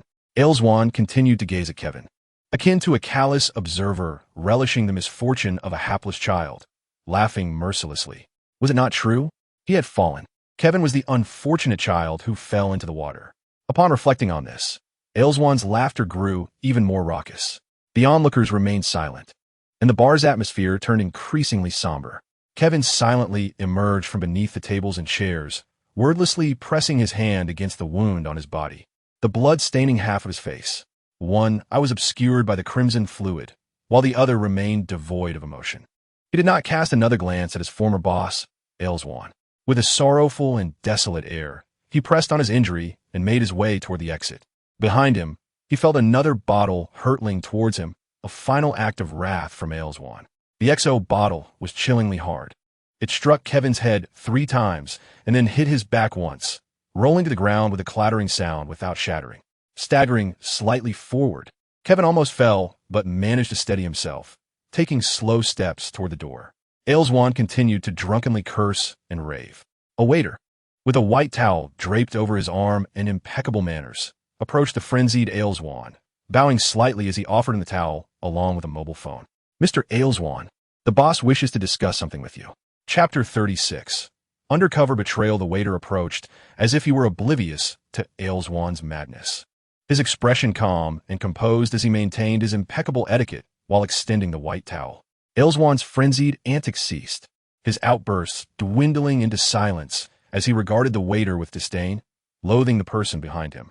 With a swift motion, he swatted the towel away and snatched the phone, bringing it close to his ear, sneering, "Do I still hold any value for you?" It was well known that he had sullied his reputation at the police station, taking credit for the escape of suspect, which subsequently led to a robbery at a firearm shop where he engaged in a shootout with the police, resulting in the deaths of 7 officers. Under deliberate guidance, he bore the weight of silence, a burden that was inescapable. Ailswan claimed he had no future, and he was not exaggerating. At that moment, he did not know who was calling, but he was acutely aware that, despite his current plight, he still held value to those in power. "Al, your temper remains as fierce as ever." A familiar voice, tinged with a teasing nostalgia, came through the phone. "It's you, Snake." Ailswan's gaze sharpened, his words imbued with an icy edge. He had not anticipated that, at this juncture, the caller would not be an old friend, but rather someone he had always scorned and deemed unworthy of his company. "What do you want? Though I may be down on my luck, I certainly do not require a mob boss to feign sympathy." Ailswan scoffed. "What? Do you need me to help you smuggle drugs? Do not forget, even if demoted, I'm still a police officer." "Al, you're not as glamorous as you once were."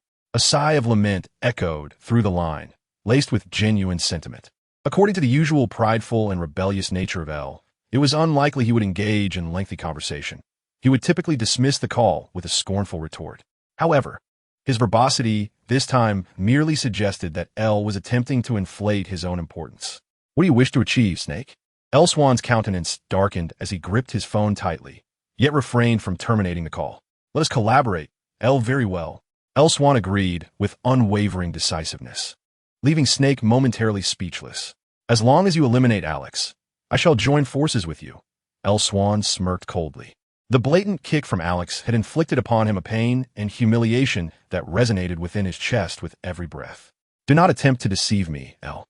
I cannot bear the repercussions of a Brotherhood member's death. If you lack the courage, why are you contacting me?" Ailswan scoffed repeatedly, his eyes flashing with resentment towards Alex. At that moment, he felt the weight of the officers at the precinct bearing down on him, as if they were all silently mocking him. He could no longer face the scrutinizing gazes from headquarters. All of this stemmed from Alex's kick that had utterly shattered his dignity and arrogance. "I will not slay a Brotherhood member, for that would only invite trouble. Your vendetta should be settled by you," Snake remarked with a meaningful tone. Ailswan's heart stirred, and he replied, "Snake, you still resemble a venomous serpent. Very well. We shall cooperate. My enemies shall be dealt with by my own hand. I require your assistance at the downtown precinct." Agreed. In Alex's underground base, having just completed various applications of his physical magnetic field abilities in conjunction with rigorous tests on his own human form, he paused before a display case. Contemplating his superhero costume, Alex did not possess the compassionate heart of a saint, nor did he aspire to protect his city like Batman or embody the altruism of Barry Allen, the Flash. All his actions were driven by self-interest and personal gratification. The identity of a superhero facilitated easier interactions with others of his kind. Besides, in the DC universe, if one were not to be a hero, must they then become a supervillain? Even though Alex recognized his own cold nature, he bore the pride of a dragon and could not stoop to the level of a universally reviled supervillain. With this in mind, Alex strategized his recent undertakings. He needed to assist Jack and 2 undercover agents in stabilizing their position in the downtown area. He intended to seize a portion of the interest in that region to fund his entrepreneurial ventures. Having exhausted much of his resources on the renovations of the underground base, he was in dire need of capital to commence his endeavors. Conveniently, he could leverage his superhero status to help his undercover allies gain control over some of the downtown interests. Upon opening his computer, Alex retrieved the map of the lower district. As the chief of police at the Central City Precinct, he effortlessly accessed the urban planning distribution map of the area. However, due to the chaotic nature of the lower district, the 1989 urban planning map retained only a semblance of accuracy, necessitating Alex's own calculations. Fortunately, he merely required a general overview to identify the more lucrative gangs, which would assist his undercover agent in taking control. Within half an hour, Alex had formulated a preliminary plan and began to evolve it. He promptly called his most capable undercover agent. "It's time I need you. I will aid you in becoming." "I can't, boss. I'm currently fleeing to Thailand on an airship. The beasts of the lower district are merciless. They nearly killed me. That street has been robbed. I can no longer assist you. Thankfully, I managed to escape with all the money. Boss, if I could just fetch a batch of powder from Thailand, you can support me, and we'll prosper together." With an impassive expression, Alex silently hung up the phone. Agent 1 had been forced out of the lower district, fleeing to Thailand to prepare for a new life. Failure. Next, Alex called Agent 2. Though not as exceptionally skilled as Agent 1, Agent 2 was stable enough to manage numerous affairs and safeguard their enterprise. "It's time I need you. I am preparing to take action in the lower district. FCK. My legs have been broken. I've had to undergo amputation. And now you come to inform me of your plans?" Alex quietly consoled Agent 2, promising retribution against those who had harmed him and sending a sum of money to ensure he could find a place to recover in comfort, ultimately calming him down. Agent 2 had been shot in the legs during a gang brawl, resulting in his amputation and disability. Failure. At this moment, Alex longed to silently light a cigarette and watch the smoke disperse. However, due to the health risks associated with smoking, he had never adopted the habit. Instead, he took a deep breath, seeking to calm himself and ponder whether he had misjudged the character of those around him. Both Agent 1 and Agent 2 were capable individuals, yet one had been forced into exile in Thailand, while the other had suffered severe injuries. With a furrowed brow, Alex deduced that the most ineffectual Agent 3, Jack, was likely to meet a grim fate. Given Jack's habitual frivolity, cowardice, and his famed persona of a chivalrous hero, it seemed he might already be in dire straits.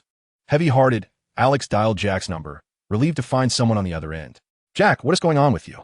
"Boss, I'm finished. This time, I'm truly done for."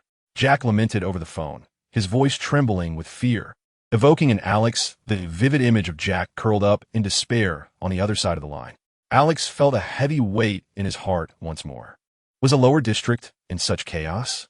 His 3 undercover agents had turned against him consecutively. "Rest assured, Jack, I shall avenge you. No one dares to harm my people." Jack, with a mournful expression, interrupted, "No, boss, you misunderstand. I have become the leader of the largest gang in the lower district." Alex? Chapter 37. Jack's ascendancy in the lower district, what transpired? Please elucidate. Alex furrowed his brow. Jack had a penchant for unexpected antics, yet he invariably managed to emerge fortunate, reaping the greatest rewards. Despite his timid nature and fear of confrontation, lacking the audacity, capability, and charisma befitting a leader, he somehow ascended the ranks in the tumultuous world of gang conflict, astonishingly becoming the boss without fully comprehending how it occurred. "Very well, boss. This matter must begin from our communication 7 days ago." Hey, boss, you wanted me to stabilize the gang, and though I'm timid and fearful, I did hold the gang steady. Speak normally. Of course, boss. The situation unfolded as follows. Everything commenced from that day, 7 days ago, after our communication. I still recall that day vividly. The sewage in the lower district was still black. The sky above the lower district remained shrouded in darkness. Yet your brilliance shone like a goddess of the moon, illuminating my path ahead. Boss, do you know, there is a rather amusing aspect to being a gang leader. When difficulties arise, the underlings look to their leader. If the leader remains composed, the subordinates feel reassured. The leader's emotional stability is partly a facade of calmness, but it also derives from the presence of loyal followers. To the point, indeed, boss.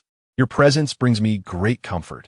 You instructed me to maintain stability within the gang until your return. I did just that.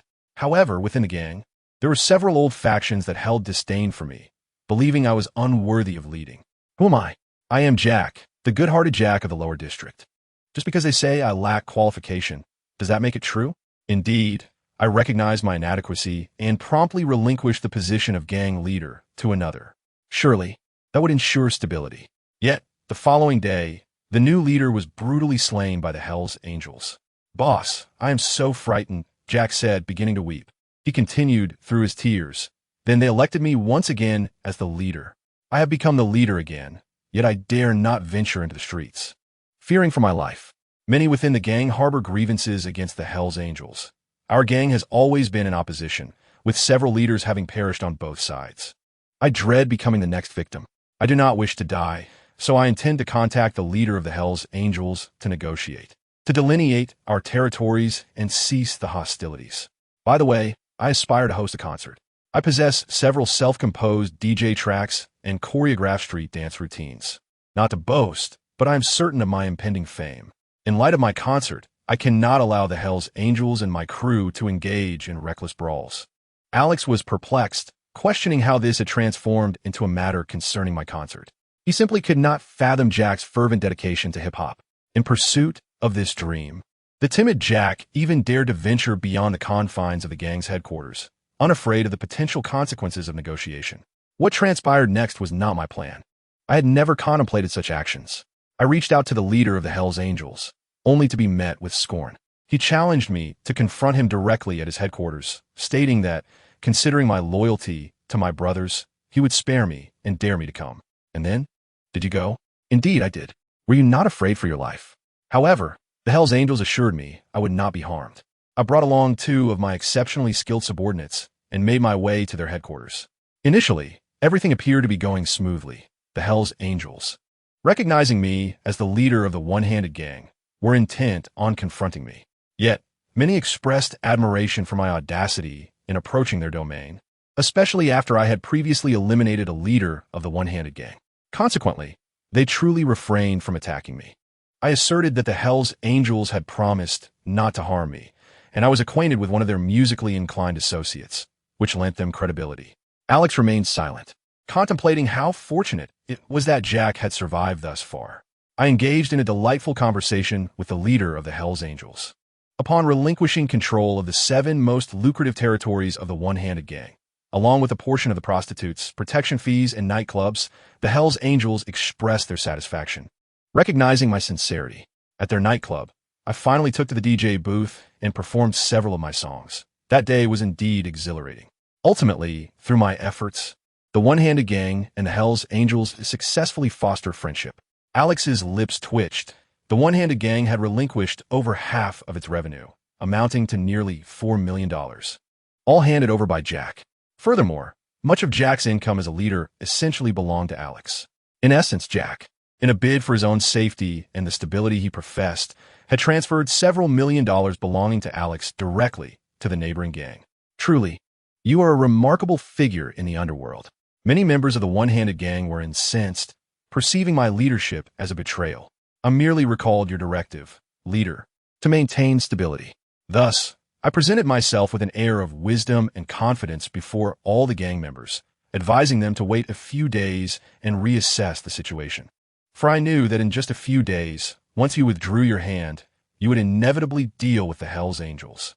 I have unwavering faith in you, my leader, harboring no doubts whatsoever.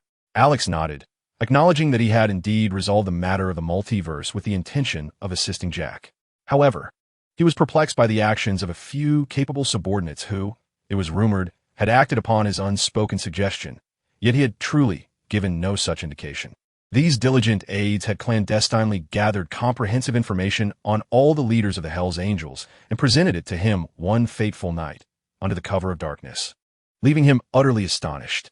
It was said that they had interpreted his silence as a further cue. In truth, he had merely been gazing out the window at the moon, smoking a cigarette, muttering, "The wind has picked up." He swore that at that moment, he was merely contemplating the lyrics of a song. For reasons unknown, his subordinates had conspired to launch a nocturnal assault on the leaders of the Hell's Angels, eliminating them all. It was terrifying. Within just 2 days, the entire Hell's Angels gang had been dismantled by his own faction, the Handless Gang. Now, they were in the process of taking over the territory previously held by the Hell's Angels. Chaos ensued, with dozens of streets embroiled in violent clashes. The Handless Gang had rapidly ascended to become the most formidable gang in the downtown area. Is it true that you have thus become the supreme leader of the downtown gang? Indeed, the Handless Gang has claimed both Silson Street and Palmoport. Yes, those two locations were secured long ago. I heard from my subordinates that the boss of Palmoport fled to Thailand overnight. I even dispatched a Zeppelin to pursue them. What of it? Alex was left speechless, realizing that his top undercover operative had been driven to escape to Thailand by Jack, while the second had also suffered, having his legs broken by Jack's men. Jack, you truly are exceptional. The creme de la creme. So remarkable that it leaves me in awe. No need to pursue him further. Alex reluctantly issued orders, never anticipating that Jack would so swiftly ascend to dominance in the downtown area. Jack's maneuvers were beyond comprehension. Very well, boss. But what now? I become the largest gang leader in the downtown area. They say I am astute, honorable, benevolent to my subordinates, charismatic, confident, persuasive, passionate, optimistic, credible, popular, sociable, and trustworthy, garnering much admiration. Many young individuals have joined the gang out of admiration for me. The original top two gangs harbor considerable resentment towards me, believing I have usurped their authority. Yet, I never intended for this. The territories of the Handless Gang and Hell's Angels combined make me the preeminent force in the downtown area. What can I do? Should I cede some territory to them? Boss, I have a nagging feeling they want to kill me. I am so anxious. What should I do? After a contemplative pause, Alex responded, send me all the data on the gangs in the downtown area. I require detailed information. If that is the case, I shall support you in ruling over the downtown. In Alex's underground base, the lights shone brightly, casting a unique, cold beauty upon the technological artifacts displayed in the cabinets. Days have passed, and within the subterranean base, a martial arts arena has been established, outfitted with an array of exercise equipment. Sandbags, wooden stumps, knives, guns, swords, halberds, axes, whips, hammers, staffs, and spears, along with advanced weightlifting apparatuses designed for extraordinary strength training. Thus, he has been diligently honing his ability to manipulate his magnetic field and telekinesis in conjunction with his physical prowess, conjuring an astonishing array of techniques that are nothing short of miraculous. Concurrently, he awaits the arrival of Jack's dossier in the underground facility. Alex is intent on supporting Jack in becoming the ruler of the lower city, shaping its environmental landscape to establish a steady source of income for himself. However, over the course of these days, Alex received peculiar information from his foster father, Bert. Alswang has been reassigned to the lower city. Alex furrowed his brow. Frankly, he had not anticipated that Alswang could be ousted from the headquarters in such a manner. Even considering the chaos that ensued from his taking credit for the multidimensional entity's escape, it seemed excessive that Alswang would be relegated to such a tumultuous area.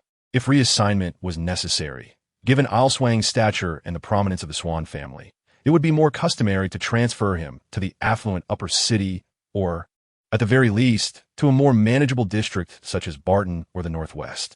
It is inconceivable to reassign a deputy inspector with a notable background to the chaotic lower city. Alex's mind sparked with insight. Alswang must have intentions regarding the lower city. There could be no other reason for him to be dispatched to such a treacherous locale. To assert that Alswang harbored no ulterior motives would be utterly implausible. The Swan family's position in the upper echelons of the central city is not particularly high. They are more of a middle-tier family within the upper class. Yet, in recent years, they have weathered the downturn of the digital era and begun to rise with the advent of the internet age, gaining prospects of joining the ranks of the upper-class families in the central city. At this juncture, the emergence of a morally dubious member like Alswang has already brought shame to the Swan family. Do they truly wish to meddle in the dark forces of the lower city's underworld? In the eyes of the upper class, the gangs and criminal elements of the lower city are merely seen as filthy ruffians, unworthy of regard. Has the Swan family lost their senses? To send Alswang to infiltrate such underworld activities would be tantamount to jeopardizing their long-standing aspirations of ascending to the upper class. Alex remains perplexed. He considered that Alswang might collaborate with others. Yet such an alliance seems unnecessary. The Swan family is far superior to those gutter gangs and has no need to lower themselves to form partnerships with the denizens of the underbelly.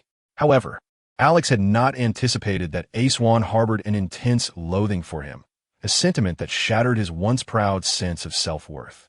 He found himself unable to endure the scrutiny of any police precinct, and within his own family, there were whispers of discontent, leading them to withdraw their support. This turmoil tormented him to the extreme, filling him with a desire to eliminate Alex. Even in collaboration with rivals he had previously scorned, Swan expressed no grievances. Alex was well aware that Bert's call served as a reminder of the impending retribution from the Swan family. Yet, he had no intention of remaining at the precinct indefinitely. There was no one capable of thwarting him. Just as he contemplated ending the call, Bert reminded him that Thanksgiving was approaching.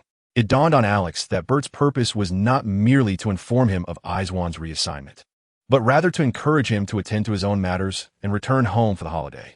In Alex's family, his absence from Thanksgiving was simply not permissible. Thus, he resolved to expedite his efforts, contemplating the resolution of issues in the downtown area before the holiday. After ending the call with Bert, he resumed his examination of the information Jack had sent regarding the territories controlled by gangs in the downtown area, the various arms and narcotics involved, and even the sources pinpointed to specific vendors in the Golden Triangle. This level of detail was utterly uncharacteristic of Jack. How could Jack possess such comprehensive intelligence? Furthermore, the plan outlined various precautions, strategies for eliminating gang leaders, and suggestions for replacements to expedite control over the downtown area. This resembled the work of an adept manager, someone who could easily ascend to the rank of a corporate president. How could a person of such caliber serve under a gang leader who seemed entirely devoid of merit? Solely interested in a life of frivolity, Alex promptly placed a call to inquire further, convinced that the quality of the information indicated a source far more capable than Jack's usual associates. Indeed, boss, Ahu is quite formidable. He was the one who took down the Crimson Angels. What is the issue, boss? Is there a problem? Alex was baffled. How could Jack's subordinates be so exceptional while his own were lackluster? They had even driven away his top 2 undercover agents and broken their legs. Is there a problem? How did you come to have such a subordinate? Oh, one day, I was at the beach admiring the ladies when I found him all battered and bruised, blood everywhere. So I brought him home, and he has been with me ever since. Speak normally. Didn't you inquire about his background? No, why? Is there an issue? However, Ahu is quite easy to handle. He can take down 20 or 30 men with a single punch. He claimed to be a martial artist, having traveled the world to spar with various masters, boasting of being the pinnacle of martial prowess. However, it seems that you, the chief, possess a greater prowess. Ahu lacks the charm you have over women. What is his name? Ahu. His full name? I do not know. Ahu, what is your name? One can easily imagine Jack turning to inquire about Ahu's name. A deep, resonant voice replied, Copper Tiger. Chapter 39. Ready for action, Alex was taken aback. Copper Tiger. How could such a formidable individual serve under Jack? Copper Tiger is not his true name. His real name is Benjamin Benner.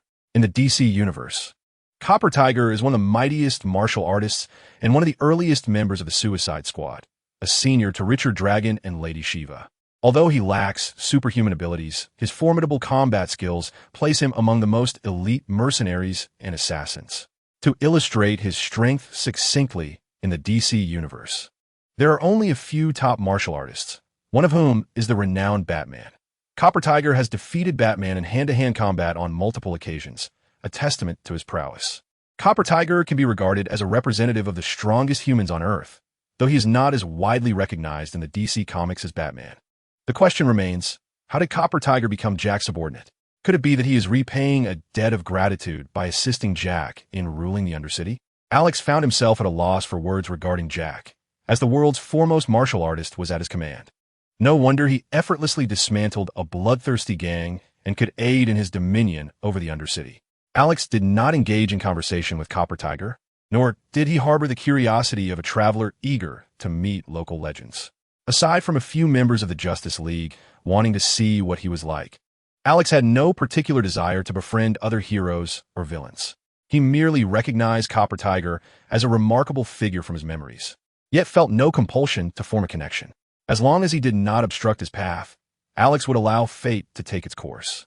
Previously, Alex's physical limits were not inferior to Copper Tiger's, though his combat experience lacked the depth forged in the crucible of bloodshed. However, Alex had now transcended his previous self, becoming far more agile and formidable than before. Copper Tiger would pose no challenge to him, further diminishing any desire to engage in acquaintance. In the DC comics, Copper Tiger is portrayed as a person of deep loyalty, generosity, and unwavering composure. In light of Jack's life-saving act, Alex could surmise Copper Tiger's sentiments. He couldn't help but reflect on Jack's extraordinary fortune in rescuing the critically injured Copper Tiger, inadvertently gaining a formidable ally. For a time, Jack would face no issues under the protection of Copper Tiger. Ensuring Jack's safety was paramount. Alex issued a few brief instructions, advising Jack to keep an eye on the downtown area, while he himself would take action shortly, preparing to seize the territories of the other two gangs. Once he had asserted dominion over the downtown, he ended the call. A day later, Alex embarked on his mission. He meticulously donned his meticulously prepared superhero attire. Piece by piece, the ensemble comprised a black combat uniform crafted from Kevlar and titanium. This attire was bulletproof, bomb-resistant, impact-absorbing, cut-resistant, and fire-insulated. Its fit was akin to that of a second skin, ensuring no hindrance to his agility. The gloves and boots, also in black, were specially reinforced to protect Alex from the recoil of his own strikes. Dressed in the complete black uniform, Alex stood tall before the mirror, exuding a sense of crisp precision and a cold, resolute demeanor. Removing his black-framed glasses revealed his striking visage, an instant transformation that amplified his aura, his deep black pupils. The beauty mark beneath his eye, and the subtle smirk at the corners of his lips conveyed a blend of aloofness and unexpected tenderness.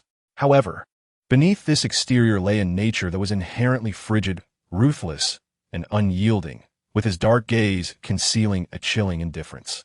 After placing the black glasses back in their display case, Alex seized the black trench coat resting on a nearby table, slipping his right arm through with a fluid motion.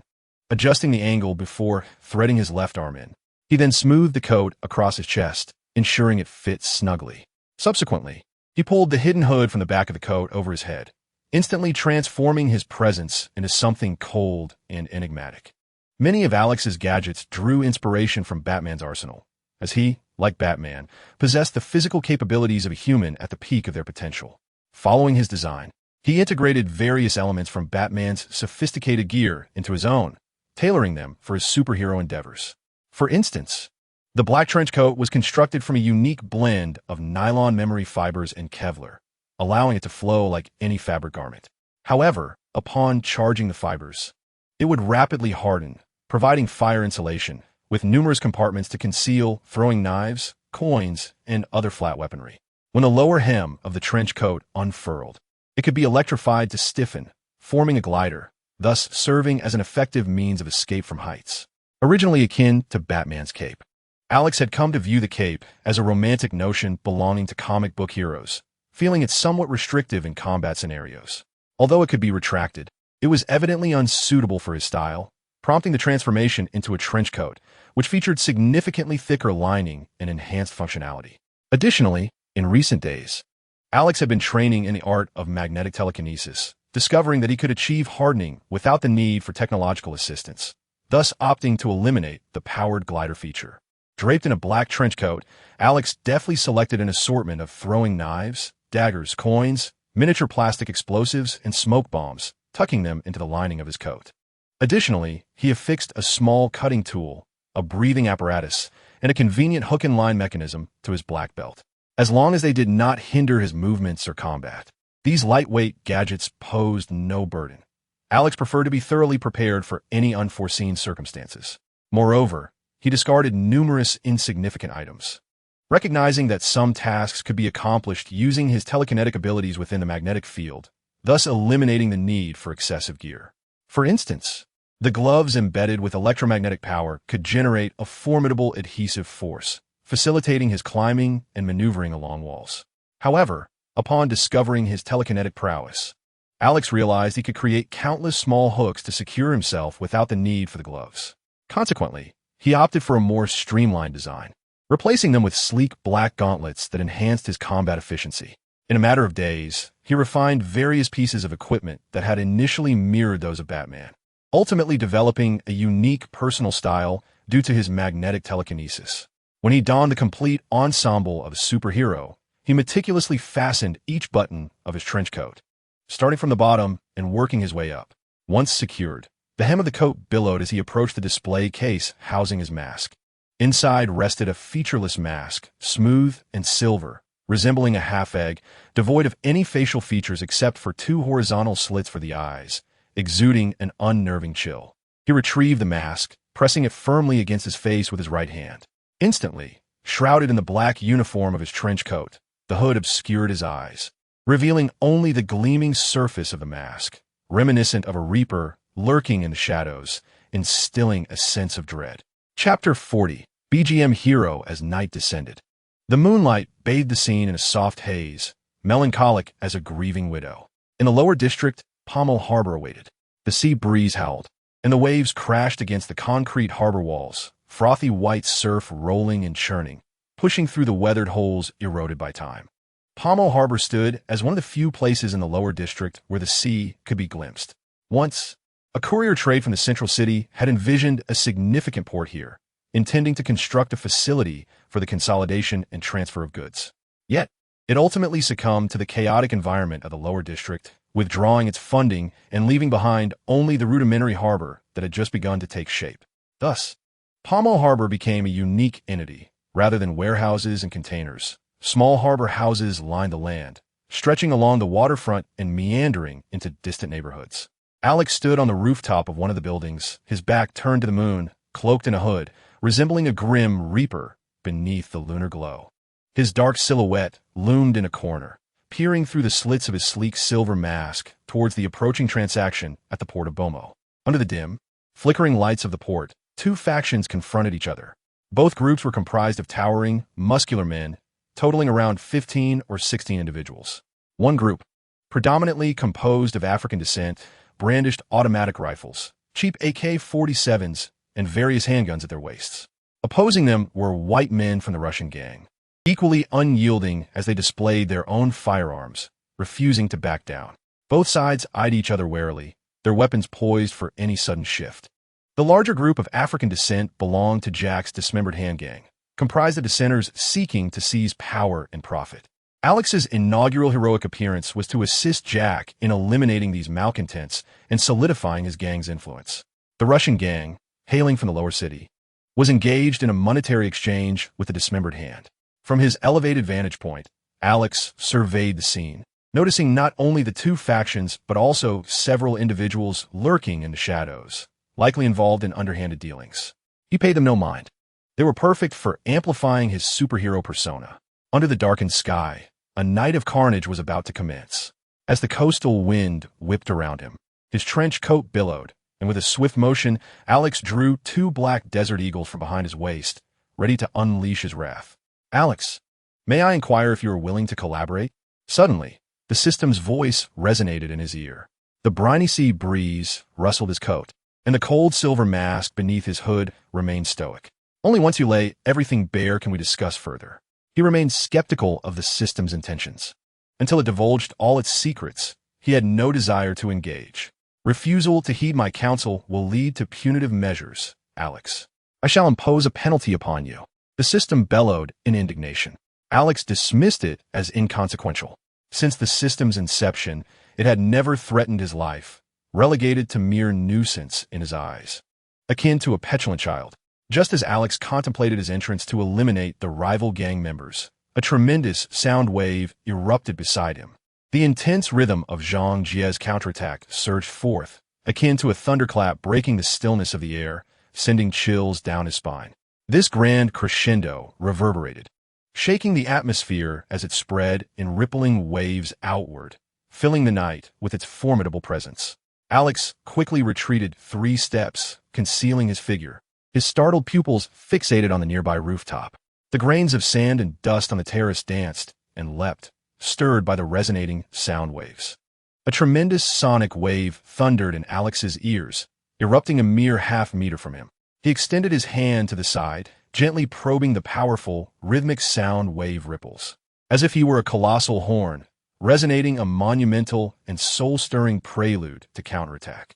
"System, what is happening?" Alex exclaimed, dumbfounded, as the pulsating rhythm of his heartbeat intensified around him. He was certain that he was not being controlled by the system. His corporeal magnetic field and telekinetic abilities remained intact. The overwhelming sound wave, while not conjured by him, reverberated around him, the music moving in tandem with him. akin to a self-propelled speaker that sent shivers down his spine. Do you not wish to be a hero? I shall make it happen. The system snarled. As the exhilarating prelude reached its peak, transitioning into the vocal segment, the system directly simulated a deep, resounding voice brimming with martial spirit, commencing the song. On this tumultuous battlefield, the superhero made his grand entrance. This voice, amidst the darkness, was akin to a military trumpet, terrifyingly broadcasting its presence. Distant houses, which had previously been shrouded in darkness, were jolted into illumination by the force of the sound, igniting the entire vicinity of Bomo Port in a cascade of lights, akin to fireflies flickering in the night. They were eager to discern which lunatic dared to blast such music at night. Alex had not intended for such a dramatic entrance. He envisioned a gradual emergence akin to Batman's initial foray into urban legend, a slow acceptance, a gradual recognition. But now, the system was altering the lyrics and announcing the superhero's arrival. Alex chuckled in disbelief. Am I really meant to make my entrance accompanied by a soundtrack? This colossal sound wave erupted from Alex's position on the rooftop. Although he had stepped back to hide behind the terrace, the intensity of the wave was overwhelming, soaring skyward. The two factions of gangsters engaged in a transaction, and the hidden figures were startled, nervously aiming their weapons at one another. Are you playing music while buying drugs? Are you trying to pull a fast one? Shouted the Black Hand Gang. Damn it, you're the ones playing music. Are you attempting to double-cross us? Are you signaling someone?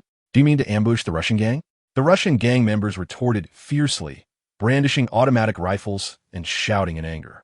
The tension escalated between the two factions poised for a transaction, while the colossal sound wave emanating from Alex's rooftop compelled their attention. At that moment, another modified lyric from the system erupted into the air, a resounding voice filled with martial fervor ascending to the heavens. In the midst of the tumultuous roar of battle, the world was heralded by the fervent signals of an impending era of heroes. Two rival gangs, incensed and sensing an encroaching threat, pivoted their weapons towards the rooftop where Alex stood. Amidst the fervent melodies of the battle system, they unleashed a barrage of gunfire. The bullets ricocheting off the walls of the rooftop, sending clouds of dust swirling into the air. The gunfire harmonized perfectly with the cacophony of chaos. Who goes there? Show yourself. Who the hell is playing that background music at this hour? On April 4th, I began preparations for Qingming, thus rendering myself unable to update. From April 4th to April 6th, I toiled, and upon completion, I anticipated my evolution. Chapter 41. Light extinguished in the lower district of Bomo Port. The relentless waves crashed against the eroded walls, frothing white foam, accompanied by the thumping music from the shore. The incessant gunfire echoed through counterattack, resembling a battlefield, bullets whizzing atop the rooftop and stirring up dust.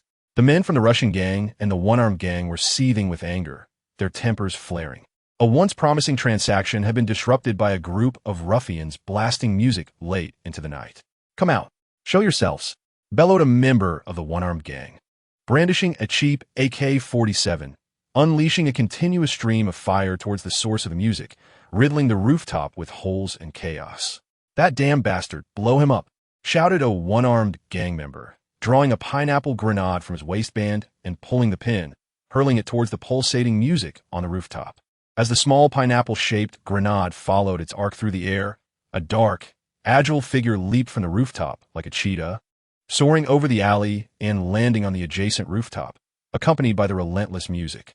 With a thunderous explosion, the rooftop erupted in a cloud of dust, forcing the rival gang members to squint their eyes. They quickly redirected their weapons towards the encroaching shadow, firing in succession. Damn it, they brought grenades with them, the Russians exclaimed, their tempers flaring as they witnessed the one-armed gang wielding such formidable weaponry. The din of gunfire and music was overwhelming, compelling one to shout to be heard amidst the chaos. That guy is far too audacious, carrying a speaker on him.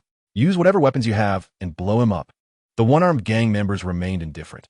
It was perfectly normal for a gang to carry grenades for self-defense. Damn it, the Russians could no longer contain their anger. They had to retaliate and blow him to pieces. A towering Russian brute kicked over a greasy metal oil drum, retrieving an RPG-7 rocket launcher from within. The leader of the Severed Hand Gang, armed with an AK, stared wide-eyed at the Russian gang as they brandished the rocket launcher.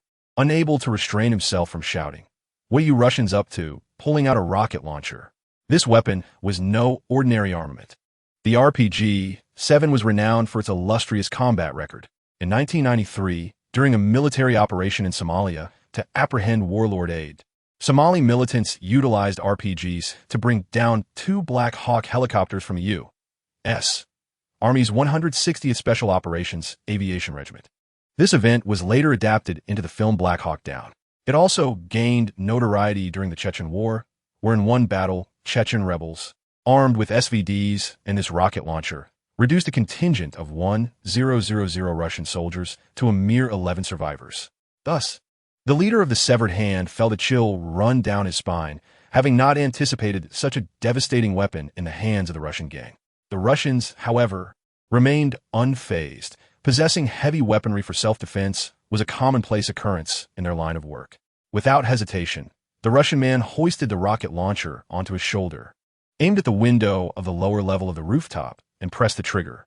The fiery exhaust erupted as the round shot towards the building, resonating with music. In the next heartbeat, a dark, agile figure leapt from the rooftop like a panther, swiftly bounding across several rooftops. The rocket-propelled grenade struck the small building, resulting in a thunderous explosion that sent flames surging into the night sky, illuminating the surroundings with a brilliant glow and scattering debris all around.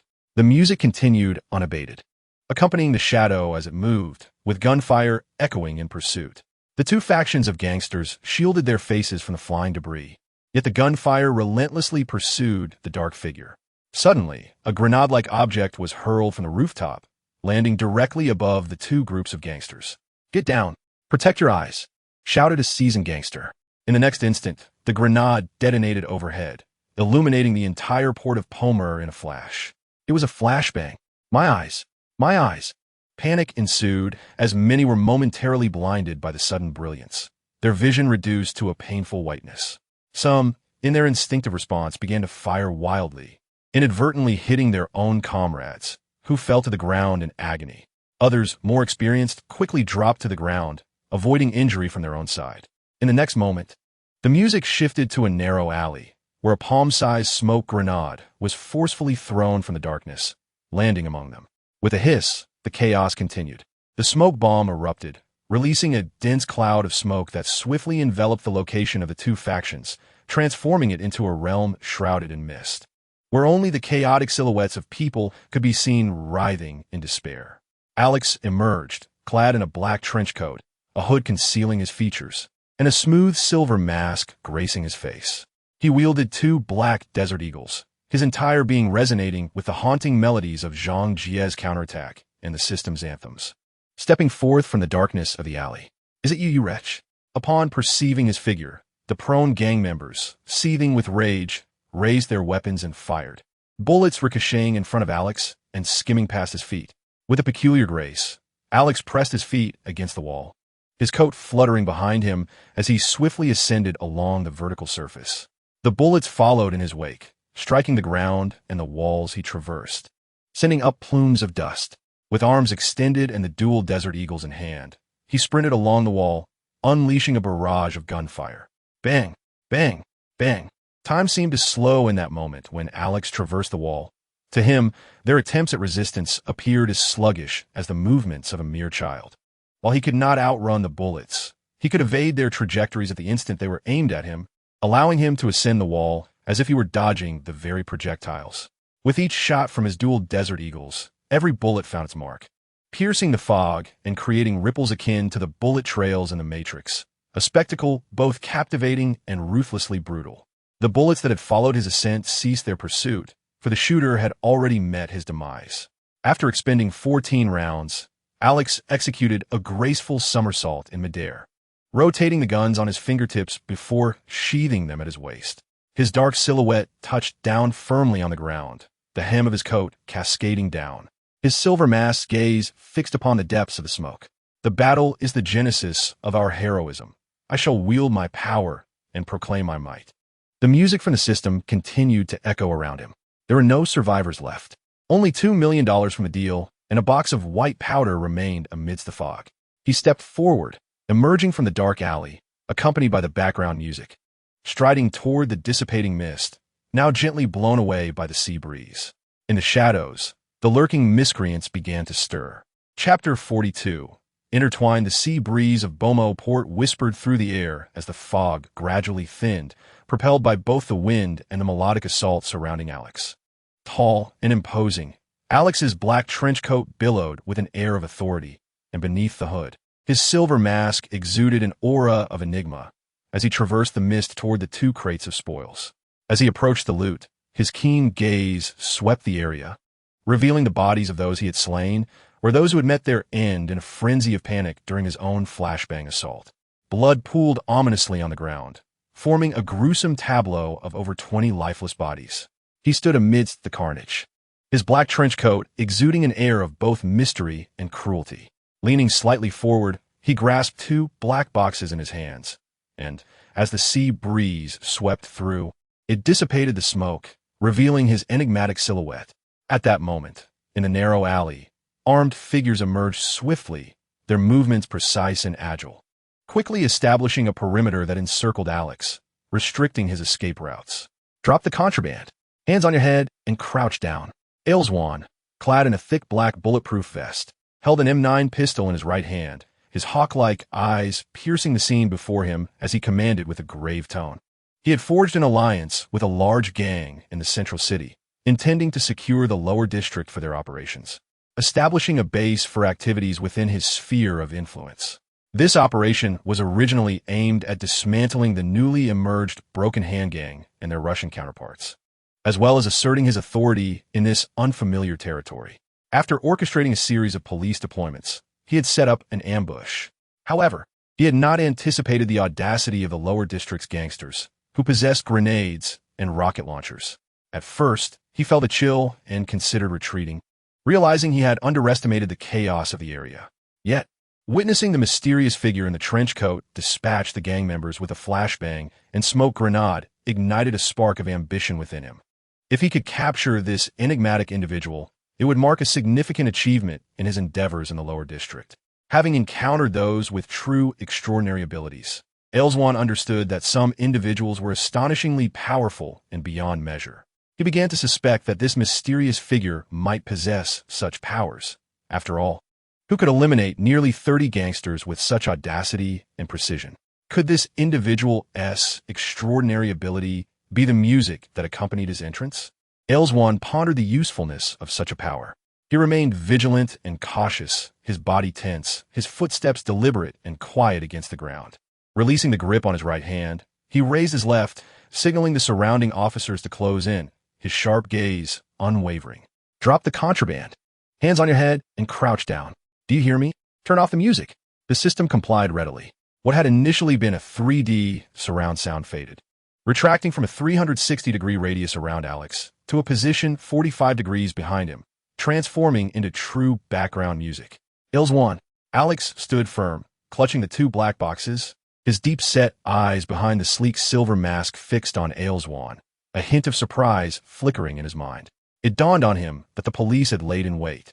It was Agumon himself who had orchestrated this ambush. Initially, he had assumed they were merely rival gang members and had disregarded the situation, feeling no threat, perfectly poised to showcase his superheroic exploits. Now, however, he realized the gravity of his miscalculation. In light of this, Alex had no inclination to engage with the police.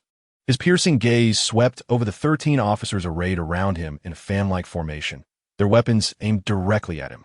In his mind, the barrels of their guns presented a 3-dimensional web of intersecting lines, all converging upon him.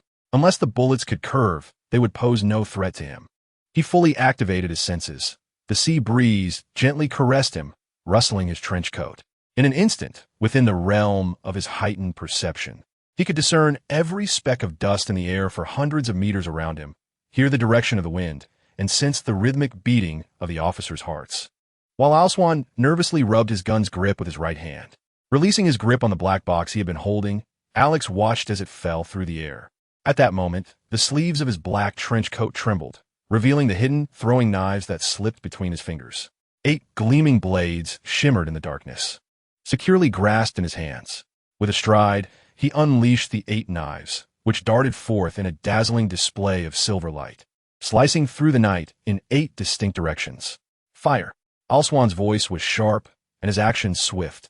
Upon seeing Alex release the box, he shouted for his men to shoot, pulling the trigger as a bullet struck where Alex had just stood. Almost simultaneously, one of the brilliant knife strikes found its mark in Alswan's right hand, causing it to tremble in pain as he stared in shock at the knife embedded in the back of his hand. The knives, though diminutive, about the size of a finger, provoked anguished cries from the surrounding officers. At the command, 5 remaining officers opened fire at Alex's last known position. After he evaded the initial volley, a relentless barrage of gunfire pursued him. Unexpectedly, 5 more knives flashed from between Alex's fingers, glimmering with an intense silver sheen in the dark, striking the remaining 5 officers in the backs of their hands, eliciting their screams of agony.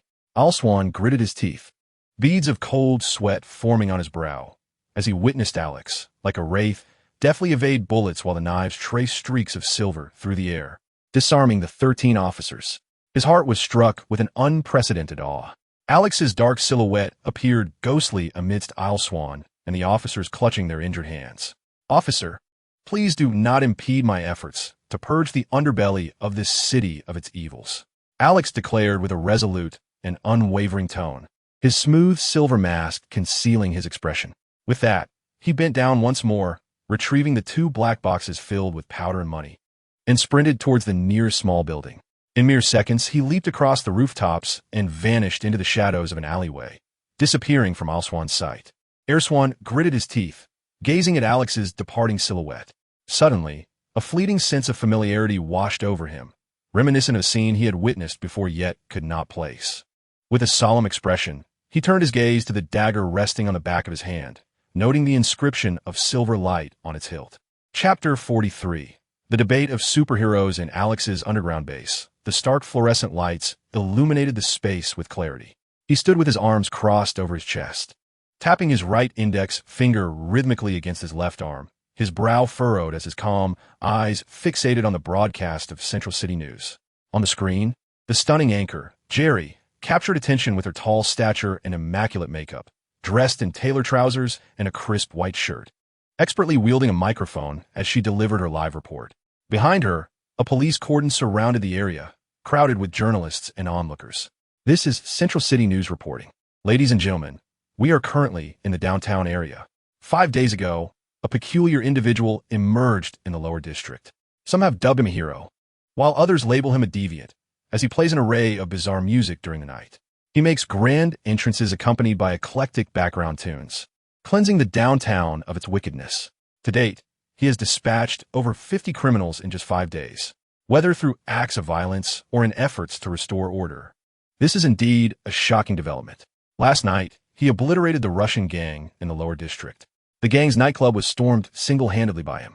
As the strains of the medallion calls from Pirates of the Caribbean filled the air, he dramatically descended from the rooftop, surveying the evildoers, enumerating the 7 cardinal sins of the Russian gang, and annihilating this long-standing scourge of the lower district. Reports indicate that every key figure of the Russian gang was slain last night. We are live at the scene, now cordoned off by the police. We will provide updates as soon as information becomes available, so stay tuned to Central City News." As the camera shifted, Alex caught sight of a familiar figure entering the crime scene. Barry, tall and imposing, with a serious expression and dressed in a plaid shirt, brown coat, and jeans, approached with an evidence box in hand. His footsteps were swift and purposeful as he entered the scene as a forensic expert from the Central City Police Department. Alex raised an eyebrow slightly. While the lower district's police department was not particularly well equipped, there was no need to summon forensic experts from headquarters for tracking evidence. This could only indicate that his recent emergence as a superhero had stirred quite a commotion throughout the city, making his presence widely known. The exposure of the lower district's criminality had rendered the police department unable to address the area as they had in the past. Barry's appearance in the lower district signified the involvement of the Central City Police Department, suggesting that Alex would soon find himself facing scrutiny. Alex paused, his right index finger poised in contemplation, his gaze deep in thought. He possessed a thorough understanding of the environment in the lower district, where Jack's gang, the Severed Hand, exhibited a burgeoning trend towards unification under the influence of his superhero alter ego, which eradicated both internal instability and external obstacles. As Alex pondered, The news channel on the screen shifted back to the newsroom, discussing the merits and demerits of superheroes in Central City, with fervent and vehement exchanges of differing opinions. Central City did not require such ruthless disregard for life, nor the law, cloaked in the guise of heroism, to mask criminal deeds. Indeed, the music hero was not merely a purveyor of noise. He ostentatiously appeared on rooftops at the witching hour, accompanied by the grandiose strains of Captain Jack's theme. He was a jester, a solitary and eccentric murderer, yearning for the public's attention. He was a murderer, but who were his victims? Open your eyes and recognize that the music hero is a true champion, having enumerated the 7 grave offenses of the Russian gang, each member bearing a heinous criminal history: rape, drug trafficking, money laundering, robbery, theft, arms smuggling, and the trafficking of women and children, organ trade, each charge ample to warrant the electric chair. They deserve death. Yet, even if they deserved it, it should not be the music hero who executes them. He is not a judge and cannot render personal judgment upon criminals. Nor does he possess the capability to end their lives. This is not merely about killing. It destabilizes our societal order. He could have submitted all evidence to the police, allowing them to apprehend the criminals and judges to mete out justice, rather than taking the law into his own hands. He is a murderer, not a hero. He is a hero. You have not dwelt in the shadows. You cannot fathom the darkness of the lower district. Do you believe no one has presented evidence to the police? 3 years ago, a witness testified about the gang's darkness, entering the precinct with a plethora of documents, only to be found dead the following day. The court acquitted the Russian gang's leader, while that witness perished in the precinct. Do you know what happened to the witness's family? A week later, they were discovered, encased in concrete, submerged by the harbor. Now you dare tell me that evidence alone suffices to prosecute the darkness. This is all a testament to the federal government's incompetence. Their darkness has given rise to heroes, taking on the judgments that the police cannot fulfill. Superman, Wonder Woman, even Batman of Gotham.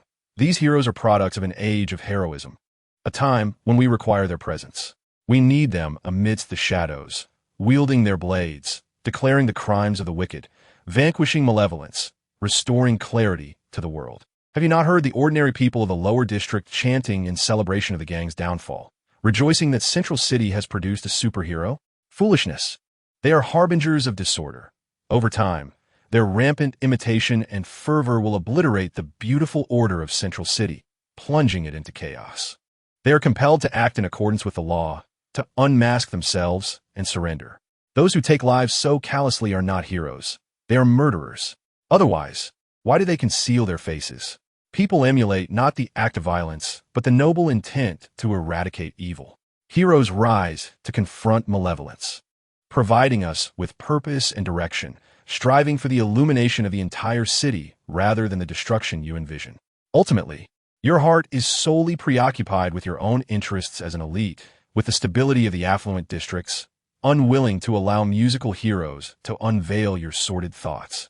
Wishing instead to maintain the status quo of exploiting the common people, having never truly comprehended their struggles. Sooner or later, the entrance theme of the musical hero will echo from your rooftop, and on that day, I shall joyfully sing along, accompanying the musical hero. What do you say? I have exposed your scars and fears. Damn it. Come on, I'll put an end to you, you repulsive, greasy wretch. Alex silently watched on television as 2 experts with opposing views began to brawl, hurling insults and blows at one another. A sense of melancholy washed over him. It seemed his superhero moniker would indeed be BGM Hero, the musical hero. How disappointing that you cannot see the glimmer of silver on the flying dagger, but are instead fixated on my entrance theme. Chapter 44. Barry knows in the lower district, in a nightclub affiliated with the Russian mob, the crime scene unfolded. Barry hurriedly approached, his face reflecting urgency as he carried a case for collecting evidence, dashing towards the scene. The area had already been cordoned off by colleagues from the lower district bureau. Taking a deep breath, Barry produced his identification as a forensic specialist from the Central City Police Department, tucking it into the zipper of his jacket, as he continually apologized while weaving through a throng of reporters and onlookers. The police on guard recognized Barry's credentials, shielding him from the barrage of questions and microphones, allowing him entry into the crime scene. Upon entering the nightclub's main hall, Barry spotted Ailswan, who stood with arms akimbo, his right hand bandaged. surveying the chaotic scene with keen eyes.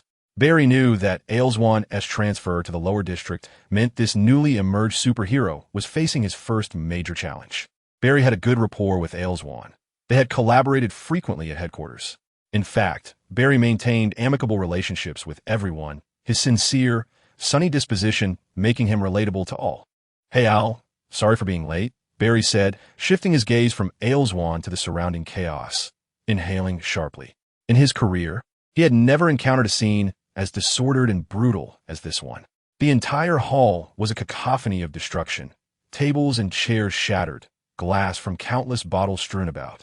The mingled scents of alcohol and blood were enough to make one grimace. Bullet holes peppered the walls, and lifeless bodies lay sprawled, some with gunshot wounds to the head, leaving grisly remnants of brain matter scattered across the floor. The police personnel are capturing evidence from the crime scene using tools such as cameras, magnifying glasses, and microscopes. Barry suppresses a wave of nausea, his brow furrowing as goosebumps prick his skin. The cruelty of this urban superhero is striking. A lifeless body is being removed by the authorities, passing by Barry. A knife protrudes from his throat, the hilt engraved with the delicate characters for Silverlight. Barry glances at the inscription, momentarily taken aback. He stands still, lost in thought, his brow slightly knitted as if recalling something. As the body gradually slips from his sight, his gaze follows the knife, and he ponders but finds no answers. The knife's shape seems vaguely familiar, yet remains elusive. After a fruitless contemplation, Barry shakes his head, dismissing the thought, and opens his evidence kit, donning rubber gloves to begin collecting and examining the fingerprints left at the scene. It proves futile. The perpetrator has covered his tracks meticulously, leaving even his masked eyes shrouded in darkness. Agumon casts a glance at Barry, observing his efforts to gather fingerprints, and remarks coldly, "I can assure you he left no prints. At least we know his shoe size is a 10. Barry indicates a shoe print on the wall, one that has tread through spilled liquor before making contact with the surface, surrounded by dozens of embedded bullet casings. Both Barry and Agumon can vividly imagine the protagonist's acrobatic maneuver to evade bullets, leaving behind such marks. AU-S. Size 10 translates to approximately a Chinese size 44. Suddenly, Barry recalls that Alex seems to wear a size 10 as well. Yet he quickly dismisses the notion, pondering whether he himself might be the superhero. Moreover, we know his weapons consist of 2 modified black Desert Eagles and the silver knife, Agumon states solemnly. But that knowledge is of little use, Barry. From a moment he first appeared, I had my suspicions. Alex seems quite fond of the Desert Eagle, doesn't he? His first gun was indeed a Desert Eagle, and Barry recalls that it was aimed at him first. Barry sinks into contemplation. Barry, I genuinely hope you can uncover something. In our past collaborations, you've always managed to offer insights from different angles.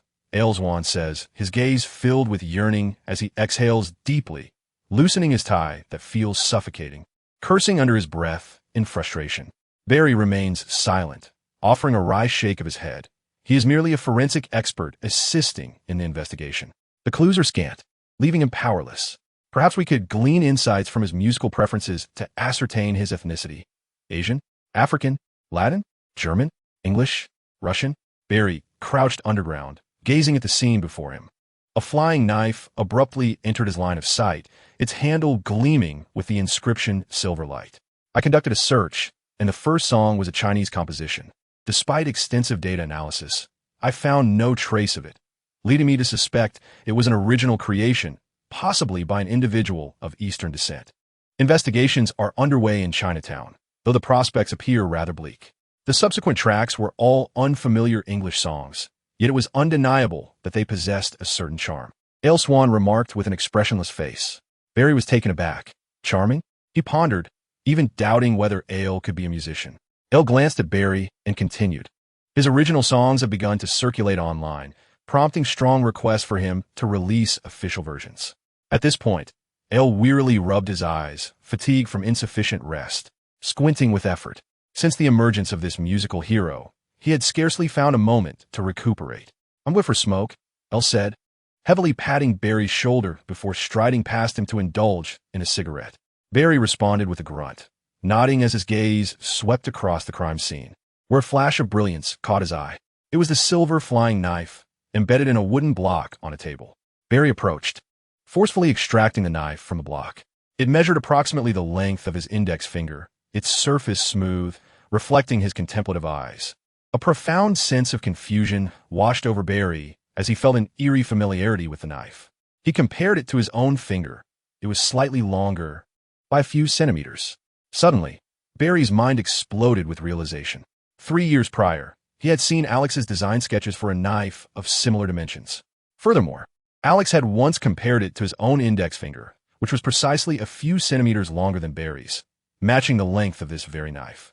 Alex's favorite firearm was the Desert Eagle, and he wore a size 10 shoe. The opening of the Chinese song resonated. Alex possessed half Eastern ancestry. One by one, familiar elements associated with Alex surged in Barry's mind, like a carousel spinning through his memories.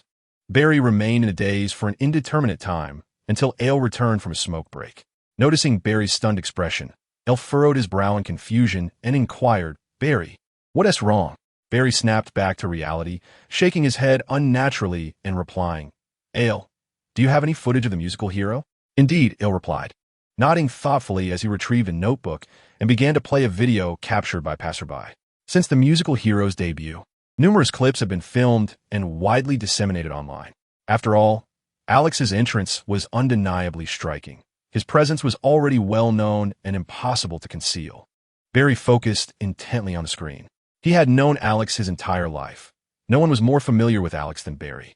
Despite the fact that the figure cloaked in black revealed no skin whatsoever, Barry, upon observing the agile movements, was nearly certain that it was Alex.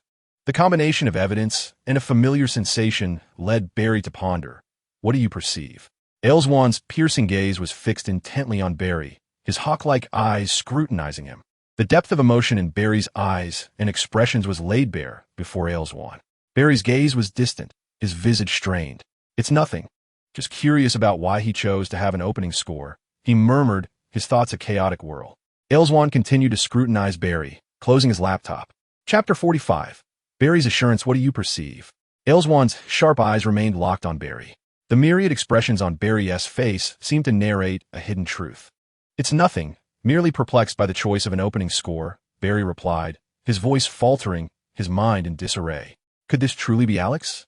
Observing the lithe movements and skills, Barry's knowledge of Alex suggested it was indeed possible. Barry had witnessed Alex shatter a wall with a single punch, ascend several stories in mere strides. He could not fathom the martial arts or techniques that enabled such feats, yet they had left him profoundly astonished. The human body could exhibit such ferocity? In contrast, the indistinct black figure in the video appeared merely as a nimble figure, deft with throwing knives and possessing impeccable marksmanship, lacking the sheer astonishment Barry felt when witnessing Alex's prowess firsthand. Nevertheless, Barry believed that Alex could embody a hero of agility and precision, a feat well within his capabilities. In a moment of reverie, Barry's heart surged with fervor, a rush of adrenaline coursing through his limbs, igniting his very veins. The exhilaration of Alex as a hero, his dear friend transformed into a champion for justice, vanquishing evil. This thought thrilled Barry, who silently applauded Alex's noble endeavors. Visions flickered through Barry's mind, his eyes gleaming with burgeoning excitement as he surveyed the grim surroundings, where lifeless bodies lay strewn about, limbs severed, skulls shattered, and blood staining the scene. A chill washed over him, as if cold water had been poured over his head, extinguishing the fervor in an instant. How many had Alex slain? Elswan's gaze bore into Barry, observing the tumultuous expressions flitting across his face, from contemplation to suspicion, culminating in a gasp of icy realization. Elswan had encountered numerous criminals attempting to conceal their deeds, some even more adept in their craft than Barry. Barry's expression, the language of his eyes, and his rigid posture, coupled with the unnatural trembling of his hands that seemed to clench into fists, all served as compelling evidence that Barry was privy to certain knowledge or had glimpsed something significant. "Barry, what do you know?" Elswan closed his briefcase, fixing a penetrating gaze on Barry, his eyes exuding an oppressive intensity, his voice inadvertently laced with a stern inquiry reserved for criminals. Barry shook his head, his eyes reflecting unease, unable to meet Elswan's gaze. He turned away, deliberately avoiding Elswan's scrutiny, and resumed collecting evidence at the scene, albeit with a distracted mind. Ailswan's hawk-like eyes lingered on Barry's retreating figure for a brief moment before he turned to leave. Barry released a sigh of relief. Ailswan's gaze felt almost tangible, like a thorn in his back, weighing heavily upon him. Especially since Barry harbored secrets, the pressure upon him intensified. He was grateful that Ailswan refrained from further probing. Yet thoughts of Alex crept into his mind. He couldn't be certain whether his suspicions were indeed about Alex. His heart raced with conflicting emotions, longing for the superhero to be Alex, while simultaneously dreading the possibility that it could be a version of Alex capable of such cruelty, taking countless lives. He oscillated between the joy of Alex's potential for justice and the dread of the bloodshed attributed to him, ensnared in a web of internal contradictions. Barry tirelessly collected evidence at the crime scene until twilight fell, and only after sunset did he complete his task for the day. Rather than feeling a sense of relief, his anxiety deepened. He yearned to directly call Alex and inquire whether it was truly him. Yet, Barry knew Alex's character well. Absent any evidence, Alex would never confess, and would likely become even more meticulous in concealing his superhero identity, leaving no traces for anyone to uncover. Of course, Alex might even land a punch on himself in frustration, sending himself sprawling and clumsily rising from the ground. Barry was aware of Alex's wide circle of acquaintances. To his knowledge, Alex had garnered several admirers during their college years, and there were numerous intersections between Barry and Alex's friends. However, in the lower district, Barry was only familiar with one, Jack.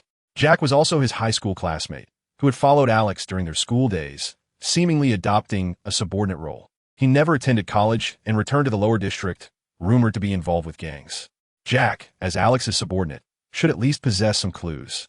Barry mused, deciding to directly call Jack, relieved to find that Jack hadn't changed his number.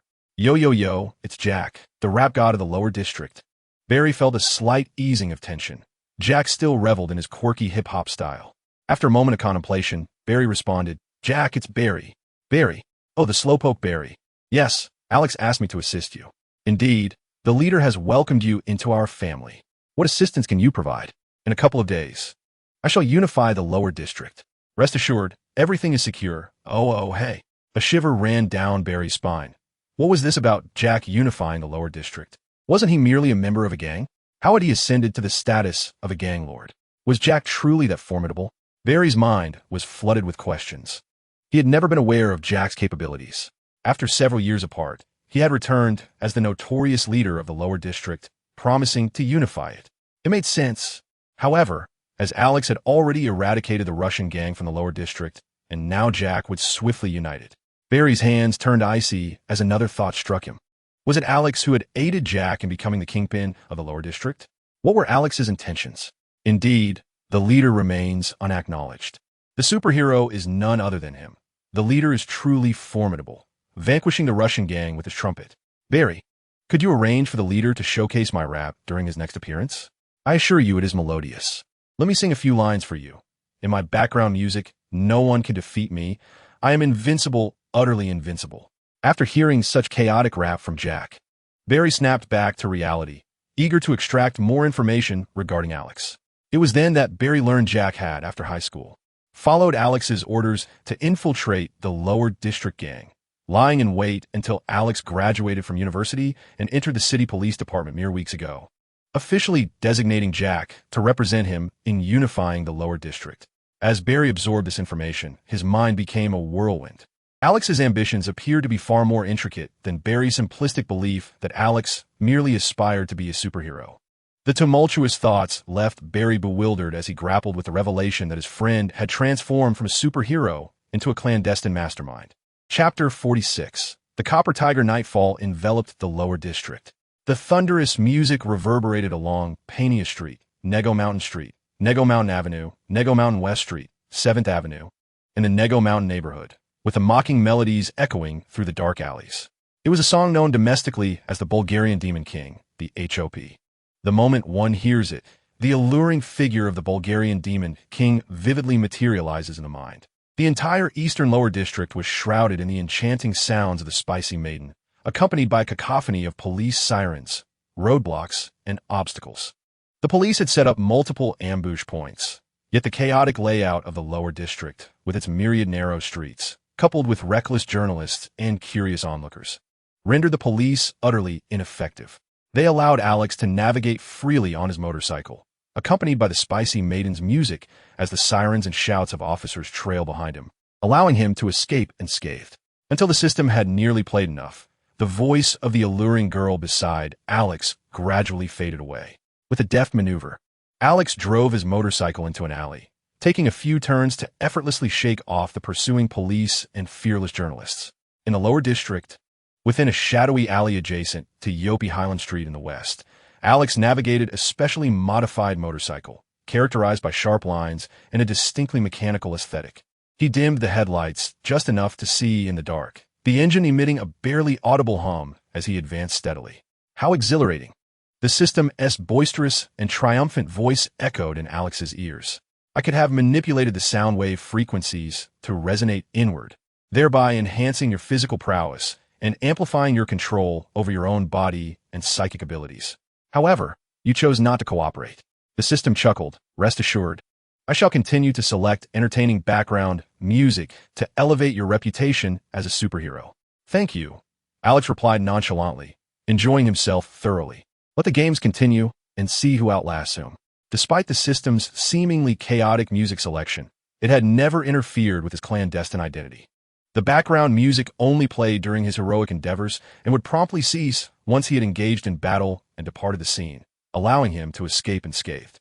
From this, Alex discerned the system's inherent cowardice. It too feared the revelation of his true identity, which could lead to his demise. Even though the system had provocatively played music for 2 hours, drawing the attention of the lower district police, it remained vigilant about his safety. At times, it would reduce the volume, enabling him to hear the sounds of approaching vehicles, the actions preceding gunfire, footsteps, and even monitor the motorcycle's fuel levels, ensuring he did not exhaust them unnecessarily. It had never placed him in a perilous situation.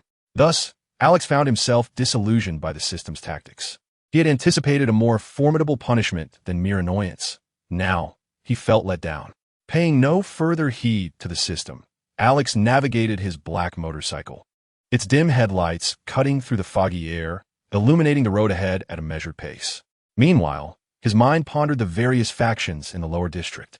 He had dismantled several powers, and the Broken Hands gang had once controlled a significant portion of the area, nearing dominance. Yet, there was a vague sense that other underworld forces from different districts were stirring, eyeing the lower district with intent. Within the Russian gang, Alex had unexpectedly learned of their collaboration with other district factions, infiltrating the lower district for undisclosed purposes. However, their plans had faltered due to Alex's emergence, resulting in their failure. They collaborated with Agumon with intentions for the downtown area. Alex furrowed his brow, realizing that in the endeavor to eliminate a core figure of the Russian mafia, he must understand Agumon's involvement in such a perilous conflict.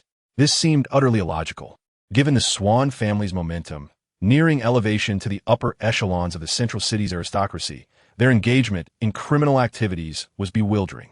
Was the Swan family truly this foolish, jeopardizing their future? It appeared necessary to glean some insights during the Brotherhood's party in the central city, to discern whether this was a personal venture by Agumon or a collective action by the Swan family. Alex pondered solemnly. The downtown situation had nearly solidified, and he was resolutely unwilling to permit any external interference in his domain. Did he, Alex, have such easily plucked fruit? In the distance, the cacophony of police sirens gradually faded, as if separated by a world apart. The narrow street was tranquil, interrupted only by the soft hum of a motorcycle engine. A chill breeze swept past Alex's black trench coat as he rode steadily, the dim headlights slicing through the gloom like a battle blade cleaving the darkness. Suddenly a tall, shadowy figure loomed ahead, illuminated by the hazy moonlight, emanating an imposing presence akin to a fierce tiger. The headlights cast a beam directly onto his feet, which stood resolutely planted like a mountain, instilling an unyielding sensation. With a firm grip, Alex abruptly halted his motorcycle. He flicked a switch, transforming the headlights into high beams, the piercing light striking the formidable figure before him. The incandescent glow revealed a muscular physique clad in a black vest, with powerful arms and a broad back. His penetrating gaze, imbued with an inscrutable intensity, resembled that of a predator poised to pounce. His demeanor remained tranquil as a still lake. Yet his imposing stature evoked an unshakable feeling in those who beheld him. He stood there, unwavering, his gaze fixed upon Alex beyond the blinding light, reminiscent of a ferocious beast locking onto its prey. Copper Tiger. Alex instinctively uttered the name, immediately deducing the identity of his formidable opponent. In this moment, at this time, in this region, he could think of no one else who would dare obstruct his path other than the renowned Copper Tiger, infamous in DC for having bested Batman on several occasions. I wish to spar with you. Copper Tiger's voice resonated, deep and magnetic, exuding a sense of composure that instilled confidence and reassurance. Yet his eyes sparkled with an intensity that surpassed the rest. His fingers twitched slightly, muscles coiled with latent explosive power, his breath regulated as if a volcano on the brink of eruption. This marked his first encounter with such a formidable human since departing from the Assassin Alliance. Overcome with exhilaration at the sight of his potential opponent, he felt an irresistible urge to engage in a friendly spar. It was devoid of ulterior motives. He merely wished to test his skills against this individual, whom he held in high regard. Noticing Alex's lack of response, the Copper Tiger calmly elucidated, "It simply means a fight." Alex comprehended the sentiment, recognizing that a martial artist who had reached the pinnacle of combat skill was a rarity among humanity. The thrill of facing a worthy adversary stirred an intense yearning within him, akin to an itch beneath the skin, compelling him to engage in battle. "Very well. I appreciate your care for Jack," Alex replied, a knowing smile gracing his lips. He dismounted from his vehicle, removed his sleek silver mask, and shed his black trench coat to reveal his athletic attire beneath. He draped the coat over the car and approached the Copper Tiger. Chapter 47. Alex vs. Copper Tiger. In the dimly lit street, illuminated by the piercing beams of the motorcycle's headlights, Alex's elongated silhouette faced the beast-like Copper Tiger. They exchanged a powerful punch, both remaining steadfast and immovable. Under the harsh glare, their eyes locked momentarily, each gauging the other's strength. The Copper Tiger's spirit surged, his blood coursing wildly as he stoked the fires of his inner vigor. His muscles tensed and relaxed in harmony, his physical prowess boiling over, while his gaze radiated both fervor and an unyielding calm. With a sudden jolt, the Copper Tiger unleashed an extraordinary display of combat technique, his right hand slicing through the air like a blade aimed at Alex's chest, while his left hand maintained a defensive posture. This conservative yet versatile opening strategy allowed him both offensive and defensive capabilities. In response, Alex extended his right hand, deftly sidestepping the Copper Tiger's knife hand strike. He pivoted, neutralizing the fierce attack with a swift movement, his fingers forming a lethal point aimed at the Copper Tiger's carotid artery. The Copper Tiger's eyes gleamed as he adapted to Alex's maneuver, his fingers curling like the talons of an eagle. He countered by seizing Alex's arm joint, bending it slightly, and swiftly maneuvering behind him, employing a police-style joint lock to subdue Alex's aggressive thrust. However, before the Copper Tiger could fully restrain him, Alex's arm unexpectedly slackened, slipping from the Copper Tiger's grasp as if it were a slippery eel. In an instant, his left hand surged forward, executing a counter-joint technique aimed at the Copper Tiger. In the glaring headlights, the two towering figures engaged in a fierce contest of joint lock techniques, employing an eclectic array of martial arts, police combat techniques, Brazilian Jiu-Jitsu, Japanese Judo, Aikido, Mongolian wrestling, Indian wrestling, and the Shaolin bone-breaking method.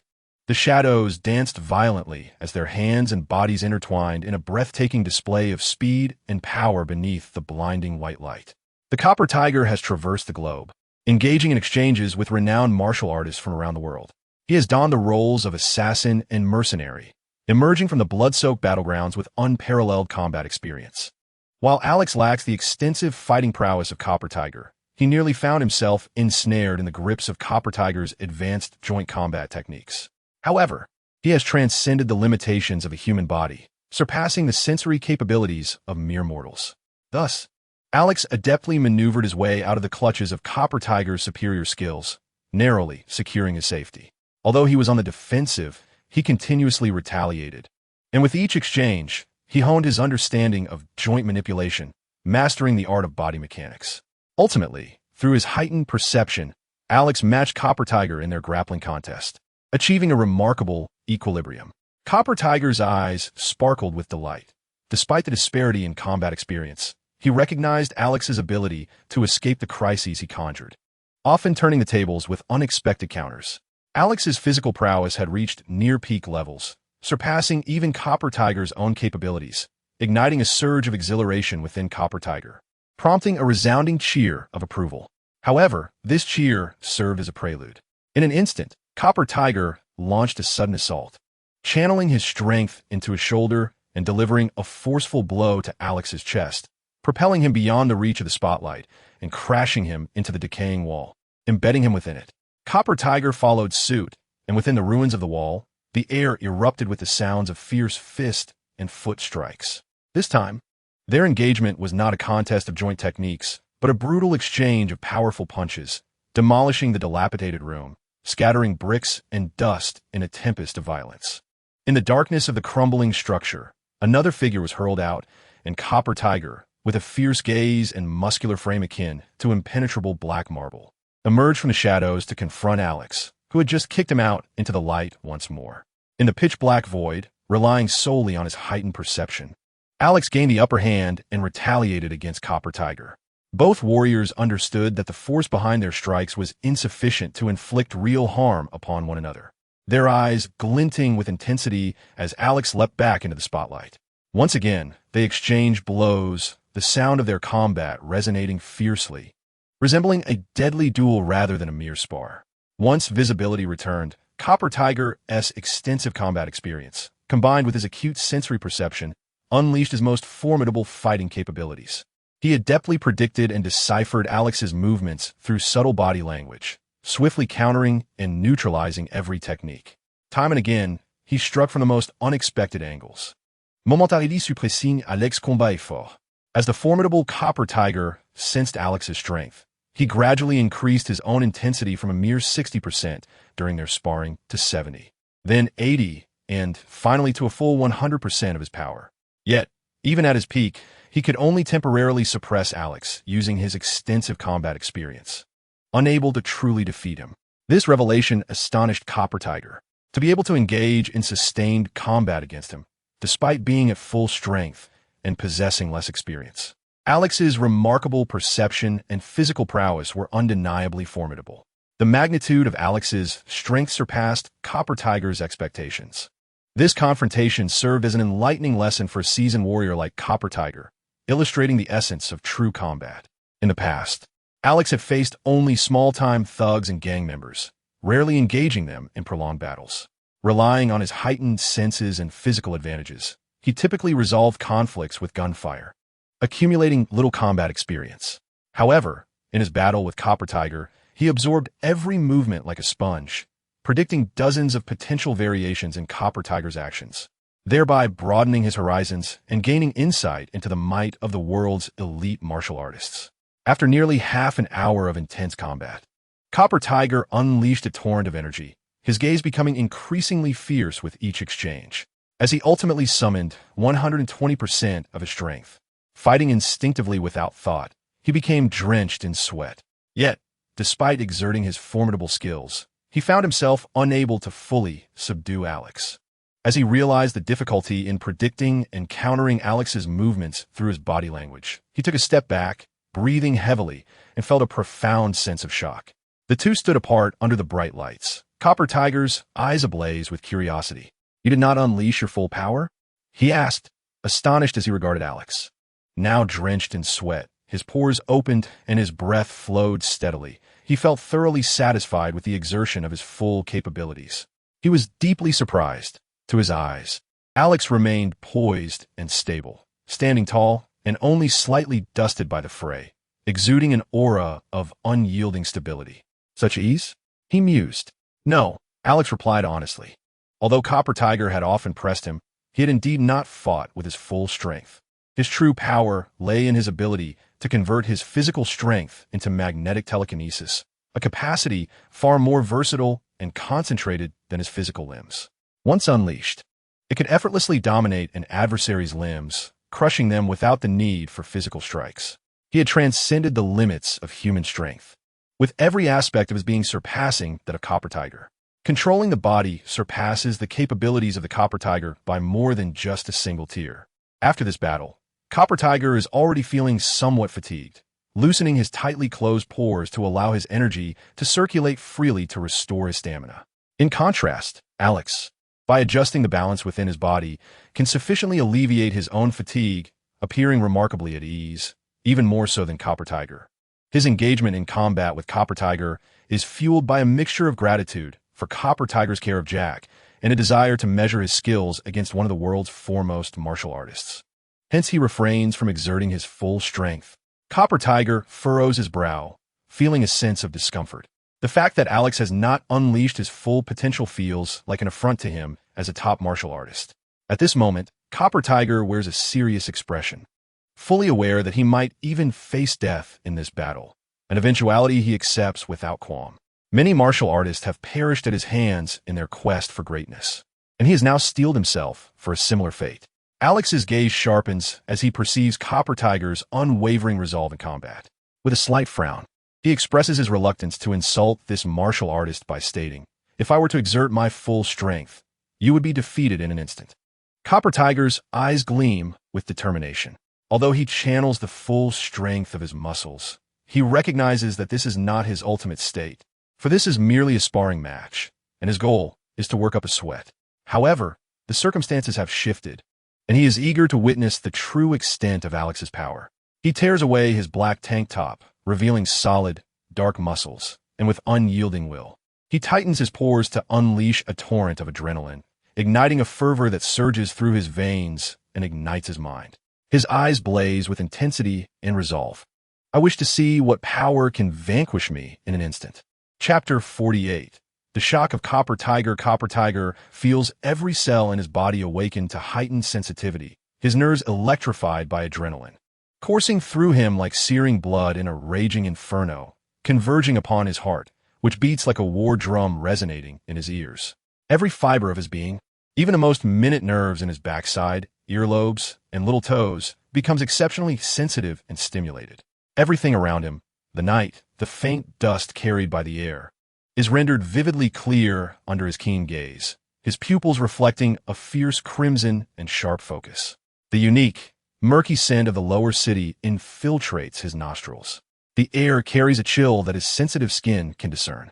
Adrenaline propels Copper Tiger to the limits of human physicality, enhancing all his senses and strength. His dark skin taut and commanding, he transforms into a ferocious beast, forged through nature's trials and tribulations. He has reached his utmost limit, the pinnacle of human potential. Just how powerful is the limit of human strength? Each muscle fiber can generate approximately 0.3 micronewtons of force, while every square centimeter of muscle can exert about 100 newtons, roughly equivalent to 10 kilograms. However, the bones of the forearm will shatter under pressure exceeding 5,000 kilograms. If we assume that the muscles of the arms can provide half of the strength, with the remainder derived from the legs, glutes, and shoulders, one must still engage the triceps and all surrounding muscles within a 55-centimeter radius to attain such force. The limit of strength is 5,000 kilograms. This remarkable feat is achieved through the most rigorous training, mastering the utilization of every muscle fiber in the body, controlling the power of each square centimeter of muscle, and executing movements that align harmoniously with one's own physical rhythm. The Copper Tiger, having undergone the most demanding training and martial arts practices in the world, has honed the human body to its utmost limits through the trials of life and death. As he steps forward, his eyes burning crimson, his dark visage radiates fierce battle intent, yet a disquieting sensation flashes through his mind, a premonition of impending failure and demise. He dares not dwell on it. Like a thunderous tiger, he charges forth, each footfall on the concrete creating deep impressions, akin to a truck barreling ahead. Alex gazes intently at the Copper Tiger, fully aware of the immense power that comes from the adrenaline-fueled human body pushed to its maximum potential. A sigh escapes him, for despite the Copper Tiger's formidable strength in both combat experience and fighting technique, qualities that far surpass his own, he is confronted with a future self destined to evolve into a divine dragon, transcending human limitations. This realization compels Alex to confront the copper tiger with a sense of urgency. At the moment the copper tiger surges forward with the ferocity of a freight truck, Alex stands resolute, like an unyielding mountain. Calmly, he extends his left hand, and a surge of magnetic energy emanates from it, creating ripples in the air beneath the bright lights. In an instant, invisible tendrils form before Alex, resembling an intangible carpet, with plush strands directed toward the copper tiger. As the copper tiger's fists, weighing thousands of kilograms, advance, the magnetic force transforms into countless tendrils that swiftly intertwine and connect with the magnetic field emanating from the copper tiger's physique. In mere moments, a lethal strike is executed. The ability to manipulate the magnetic field of the body resonates with every human form. This molecular-level control not only governs one's own magnetic field, but also influences that of others, particularly with a being like the copper tiger, who possesses exceptional physical attributes and an extraordinary magnetic field that he cannot control.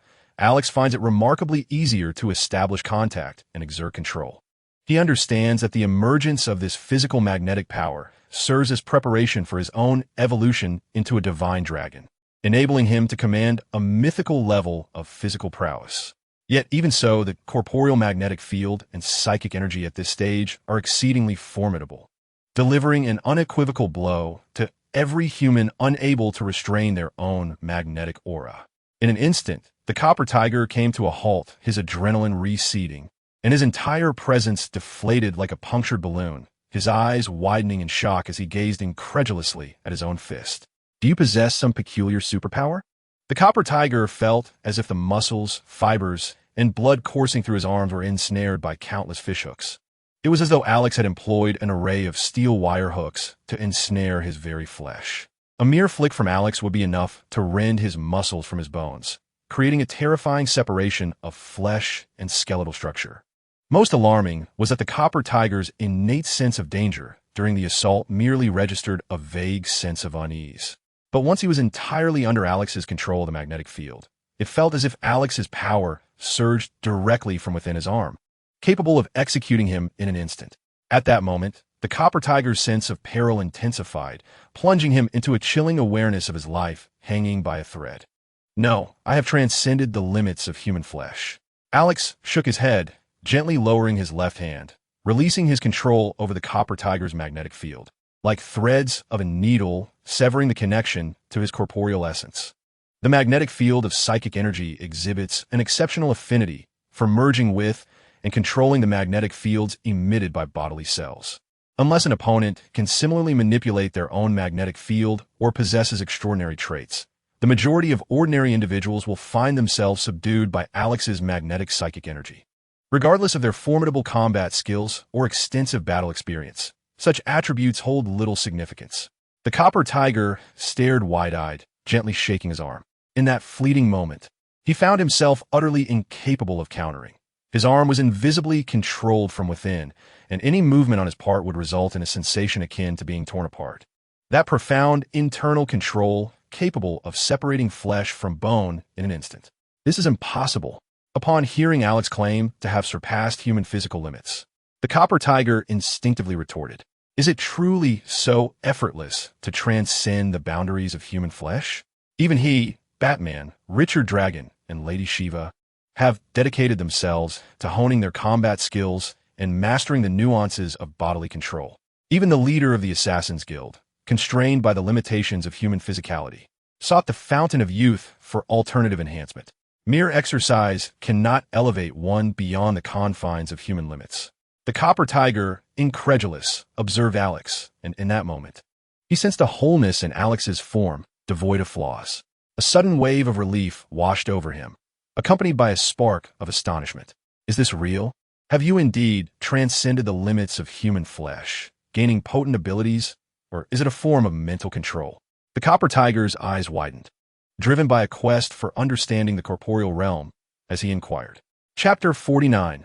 Shadows of Darkness and News of Lady Shiva. It is indeed true.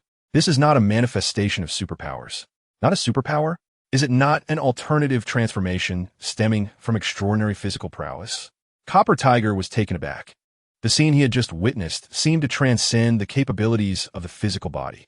He touched his arm, Still feeling the eerie sensation akin to being hooked by a fishhook, the unnerving thought of being pulled and torn apart at any moment.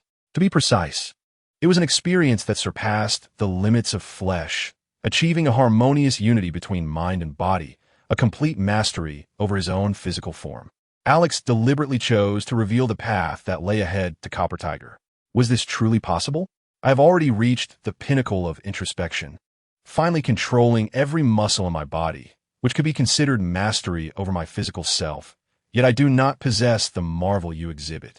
Have I been misguided all along? Copper Tiger furrowed his brow, enveloped in confusion. The two engaged in a profound discussion about martial arts and the essence of the physical body right there on the scene. There exists a distinction. Your physical limits were forged through combat and the trials of life and death, while mine were cultivated through a deep understanding of the body and the correct exercise of my physical form. It was only on a fateful day that I shattered the restraints and truly mastered my flesh. Am I not yet a true master of my body? Copper Tiger trembled.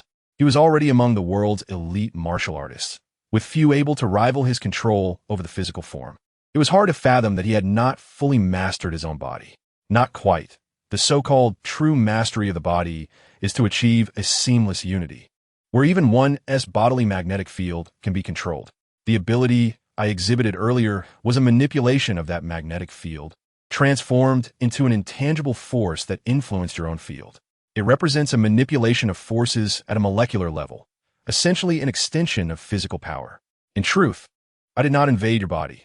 Rather, it was your bodily magnetic field that I harmonized with, resulting in the reaction of your cells being expelled. The manifestation of bodily magnetic field telekinesis is the epitome of perfect control over the physical self. After Alex finished speaking, he fell into contemplation. With the mythic genes of a dragon embedded within him, theoretically, he was more capable of surpassing physical limits than someone like Copper Tiger, a pure human. After all, his destiny was to become a dragon, and the manipulation of the bodily magnetic field was a preparation for that transformation. In theory, it was impossible for an ordinary human to transcend their physical form. Alex pondered whether someone like Copper Tiger could ever attain the ability to control their own magnetic field. However, he was certain of one thing. This was a righteous path, one that martial artists like Copper Tiger would ardently pursue. Copper Tiger listened with unrestrained enthusiasm, his tiger eyes sparkling with boundless determination and excitement. For the next 2 hours, Alex shared with Copper Tiger his detailed sensations upon surpassing his own physical limits and the nuances of his magnetic field. Copper Tiger engaged in sparring and discourse about the combat experiences that Alex lacked, and both emerged greatly enriched. As they parted ways, Alex glanced at a dark alleyway, focusing his gaze for a couple of seconds before disregarding it and driving away. Copper Tiger felt a deep sense of contemplation as he watched the tail lights of Alex's vehicle fade into the dark night. After a lengthy pause, he turned to leave. At that moment, a sudden whoosh pierced the air. From within a shadowy alley, a small stone was hurled towards him, which he deftly caught in his hand. Frowning, Copper Tiger gazed into the murky depths of the alley, the very place where Alex had focused his attention just before departing. Crushing the stone in his grip, he stepped closer to the darkened passage. Within that dim alley, a figure shrouded in obscurity was concealed from the ordinary eye under the hazy moonlight. Thanks to his keen eyesight, Copper Tiger discerned the identity of the individual. "This is not your city," he said, furrowing his brow in confusion about how this person had arrived in his locale. "I am aware that your gang controls the lower districts of Central City, and I require your assistance. My sole desire is to comprehend the essence of my own physicality and transcend its limits." Inspired by Alex's experiences of surpassing human physical boundaries, Copper Tiger was consumed by a fervent yearning to unlock the potential of his own body, leaving no room for other thoughts. "I offer you a piece of information in exchange. Lady Shiva has slain David Kane and severed ties with the League of Assassins. She is now in search of the world's most formidable martial artist, aiming to produce the strongest offspring." Copper Tiger's expression shifted dramatically. Lady Shiva, whose true name is Sandra Wusan, is hailed as the world's premier assassin and one of the most potent martial artists, standing alongside Copper Tiger, Richard Dragon, and Batman.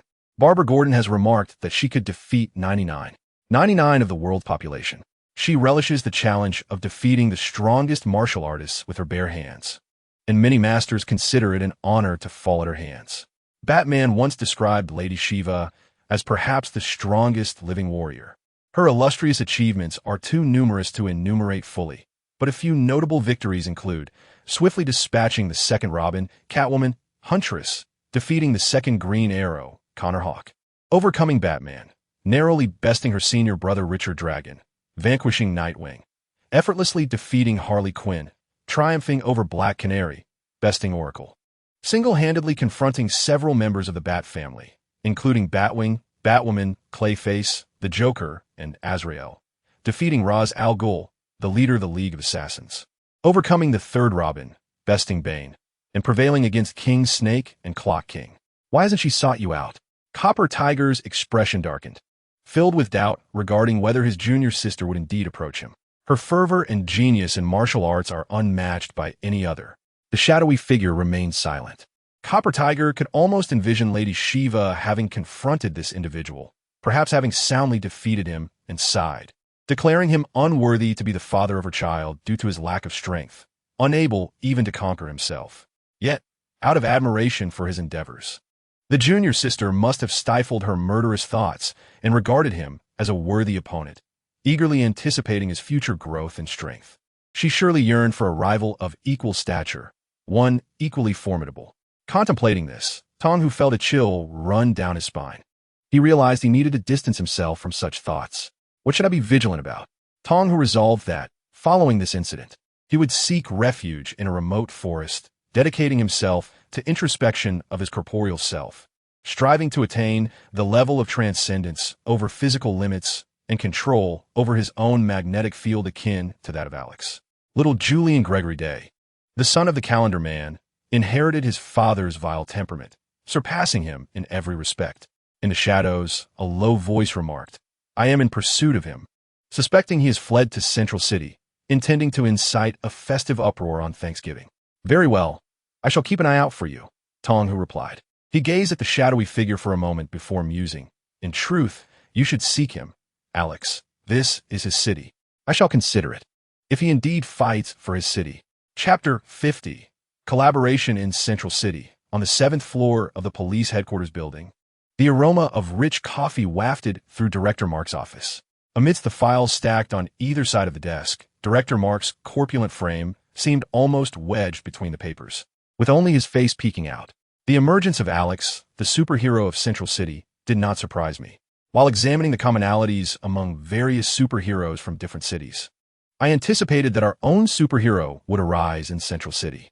On Director Mark's plump visage, beneath the gold-rimmed spectacles perched on his nose, his eyes reflected a blend of focus and wisdom.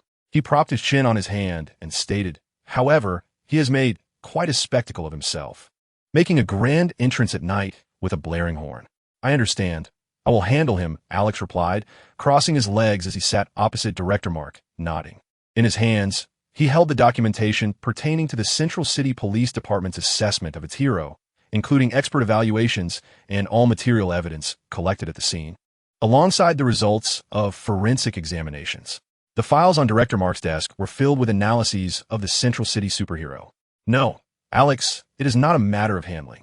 I need you to establish contact with him," Director Mark interjected, placing his hands beneath his nose, his gaze piercingly fixed on Alex. Alex paused his examination of the files and looked up at Mark. "What is this? Are we supporting the superhero of Central City? Herein lies the record of every gang member he has slain. Each one was a notorious criminal, guilty of heinous deeds, and he has not erred in his judgments.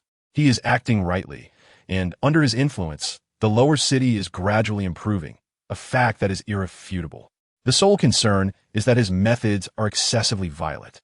He has taken too many lives, creating a significant uproar. Yet, the police do not necessarily consider him an adversary. Of course, publicly, the police would never tolerate the existence of such an outlaw." Director Mark gazed intently at Alex, his brown eyes deep and profound like a black hole. "Mark, I believe I comprehend your intentions," Alex said with a furrowed brow, utterly astonished that the entire Central City Police Department was engaged in the pursuit of superheroes, and that the highest-ranking officer would desire to collaborate with them. Of course, this collaboration would remain unspoken. Should an opportunity arise to apprehend the music hero, the police would still act, albeit with the director providing a modicum of leniency towards him. Alex found it perplexing why someone in Mark's esteemed position would entertain such thoughts. Is this appropriate, Mark?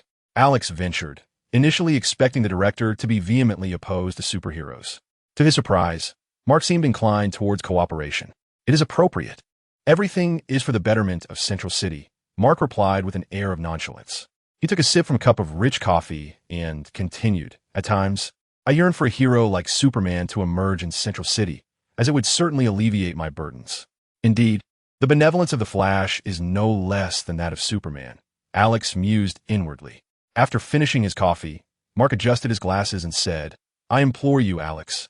I need to converse with this superhero. Certainly, Mark. While capturing someone as elusive as him may prove challenging, reaching out to him with a phone call should be quite feasible. After all, both the police and he are committed to safeguarding the beauty of Central City.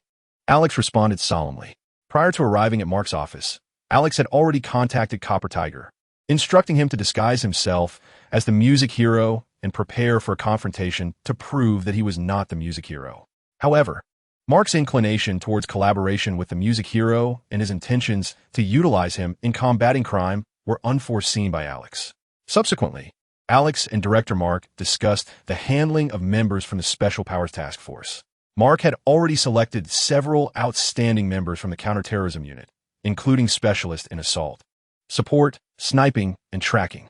The only thing lacking was Alex, the appointed captain, to formally lead them into becoming a Special Powers Task Force. Alex agreed to undertake this superhero task before officially leading the team, as revealing his superhero identity could jeopardize his negotiations with Director Mark and lead to complications. Half an hour later, Alex excused himself from the director's office under the pretext of needing to gather clues about the Central City heroes. As he exited, he encountered Kevin and 3 others passing by, all former subordinates of Agumon, who had recently been reassigned to the lower district. Abandoned and beaten like a dog, Kevin and his companions cast dark, angry glances at Alex, convinced that he was the catalyst for their misfortune, their eyes burning with resentment. As Alex strolled past them, seemingly unperturbed, the flames of anger in their eyes flared even higher. Their fists clenched tightly. They watched with resentment as Alex's figure receded into the distance. Upon reaching the elevator, Alex pressed the button and stood quietly, awaiting its arrival. Yet, his mind was preoccupied with a contemplation. Should he engage in a confrontation with himself to validate his own worth? Although he currently harbored no doubts about being a musical hero, he could not dismiss the possibility that some astute individuals familiar with him might draw connections to his essence. While Alex stood lost in thought before the elevator, Barry hurriedly approached, breathing heavily as he placed his hands on his hips. Alex, I wish to join the superpower handling team, he exclaimed. Director Mark has already filled the team with personnel. You should discuss this with him. Alex replied in an official tone. Barry had indeed sought Mark, only to learn that Mark's response was conditional. Barry could join the team if Alex consented. Thus, a playful exchange ensued between the two. After catching his breath, Barry smirked slightly. I know you still need a forensic expert. I could serve as an excellent asset for logistics. You will agree, Alex. Barry, in this public setting, I prefer not to resort to physical confrontation. Please do not compel me, Alex advised kindly. What purpose does a forensic expert serve in the superpower handling team? To collect evidence. We can simply notify the evidence examination department on the 8th floor, and you would still be dispatched to collect and analyze evidence. Therefore, your presence is redundant. Is that so? We need to have a conversation, Alex. I not only wish to join the superpower handling team, but I also aspire to be part of your superhero squad, Barry declared, a grin lighting up his face as he gazed intently at Alex. I know who the musical hero is. Chapter 51, Joining Cool, Barry exclaimed, his eyes sparkling with excitement as he marveled at the plastic model of Alex's battle suit, a complete ensemble of a black tactical outfit paired with a black trench coat. The model exuded an air of elegance and independence.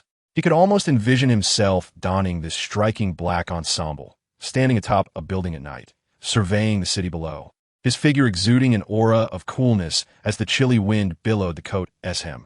A truly magnificent sight. However, Barry contemplated the implications of such superhero actions, which relied solely on lethal force to thwart evil. He realized that, inevitably, Alex could also plunge into darkness. A flicker of concern crossed Barry's eyes as he shifted his gaze from the suit to Alex, who was now meticulously oiling the barrel of a black Desert Eagle. Watching Alex's careful movements, a saying suddenly echoed in Barry's mind. Those who battle demons must remain vigilant to avoid becoming one themselves. I will not allow you to become a demon, Barry resolved silently within himself. He was determined not to let Alex easily descend into the abyss and transform into a villain, at least from Barry's perspective regarding Alex's recent superhero endeavors. Alex appears to have succumbed to a near-manic state. He has taken the lives of over 78 individuals, having assassinated that many gang members within the span of just 1 week. Regardless of their guilt or innocence, Alex has transformed into a veritable murderer. While his intentions may have been noble, his actions have undeniably veered into extremity. He is a hero, not a killer or a judge. No one can take the lives of more than 78 people without bearing some weight upon their conscience. Alex must be silently grappling with this psychological burden, and inevitably, such a strain will drive him to madness one day. A wave of concern for his friend flickered through Barry's mind as he glanced at Alex's silhouette. He stepped forward to join Alex, observing the latter's adept and professional disassembly of the Black Desert Eagle. The components danced in his hands with the agility of coins leaping between fingers. Is it truly necessary to wield a firearm? Alex, you are already formidable enough. Incapacitating others is a straightforward task, is it not? Barry feigned nonchalance, shrugging as he watched the somber, unreflective Black Desert Eagle in Alex's grasp, his expression slightly unnerving. It was this very weapon that had claimed the lives of at least 50 criminals. The convenience of a gun is undeniable. Alex cast a sidelong glance at Barry. Responding casually, Barry's countenance stiffened, a chill coursing through him. To him, it seemed that Alex had begun to disregard the sanctity of life. Alex, I believe our superhero team should reconsider our methods.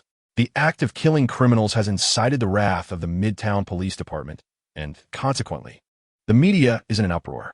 The Midtown Human Rights Institute would vociferously condemn superheroes for their lack of respect for human rights and the sanctity of life. Among other grievances, we must alter our approach. Perhaps we should gather evidence of their crimes and deliver it along with the perpetrators to the police station. I am confident they would face justice. Barry observed Alex's expression, cautiously articulating his thoughts. Unsurprisingly, upon hearing this, Alex halted the lubrication of his firearm, resting his hands on the cold steel table's edge as he turned to face Barry.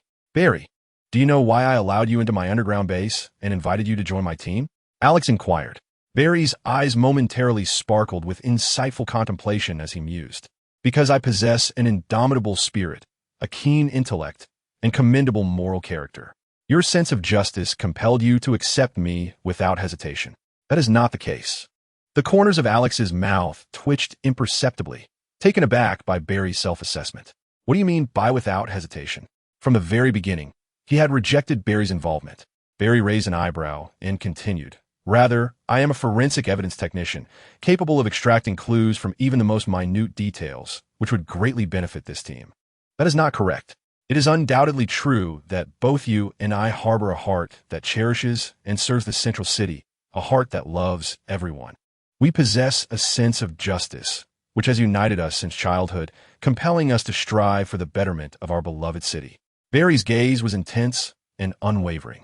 He firmly believed that the bond of friendship he shared with Alex, having grown up together as childhood companions, served as the most robust foundation for their collaboration. Their shared experiences and similar tragic backgrounds should have naturally fostered mutual understanding, support, and camaraderie. Although they had quarreled over trivial matters in the past, Barry was convinced that their relationship was profound and inseparable. However, Alex cast him a cold glance, brushing past him to retrieve a set of glistening throwing knives arranged like steps within the glass case. Why was that? Barry furrowed his brow, utterly perplexed. Did his numerous virtues not inspire Alex to cooperate and become a member of their superhero team? It was because you discovered my superhero identity, and I too require logistical support, someone to report road conditions and monitor the environment in real time from behind a computer. Alex ran his thumb along the sharp edge of the knife, feeling the chilling touch of its blade. Over the past week, he had felt the constraints and inconveniences of working alone. Frequently, he found himself preemptively obstructed by police forces on the road. Once their significant manpower was mobilized, he encountered numerous roadblocks and hindrances, causing him considerable trouble. Although Alex could always break through or retreat successfully, it drained a great deal of unnecessary energy. If there was someone at the base, utilizing satellites and urban surveillance to report road conditions and internal police communications, it would at least save him a third of his effort. Only after becoming a superhero did Alex realize how fortunate it was for Batman to have a loyal Alfred by his side, while he himself did not have such support. Is that so? Barry's expression stiffened, and he forced a smile in the sunlight. This reason was rather blunt, and somewhat wounded Barry's innocent heart. Nevertheless, he had endured countless emotional injuries from Alex throughout their lives, which ultimately solidified his loyalty to this friend. In an instant, Barry adjusted his mood. Barry, just as you're familiar with me, I'm also familiar with you. I understand your intentions, which is why I allowed you to join the team. However, I hope that some of your actions do not interfere with me. At this point, Alex's tone had grown somewhat frosty.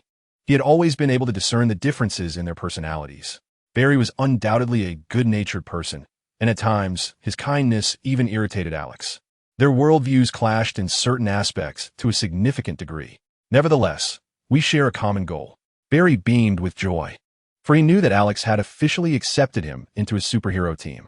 Well then, sit by the computer and prepare for your first task, Alex declared. At that moment, the robust figure of Copper Tiger emerged from the corridor. Chapter 52. The reasons behind Alex and Barry's past dispute. Lower City Police Station. Captain, I have your documents. A young African-American officer saluted to Agumon, presenting a yellow file folder with both hands in a respectful manner. Agumon responded, not turning his body as he settled into his office chair, taking the yellow folder from his subordinate and dismissing him with a wave.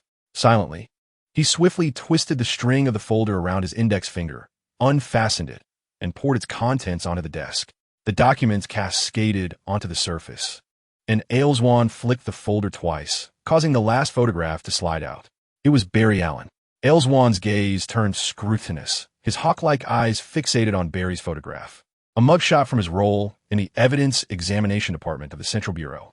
The incident stemmed from that day at the headquarters of the Russian gang, where Barry collected evidence on site.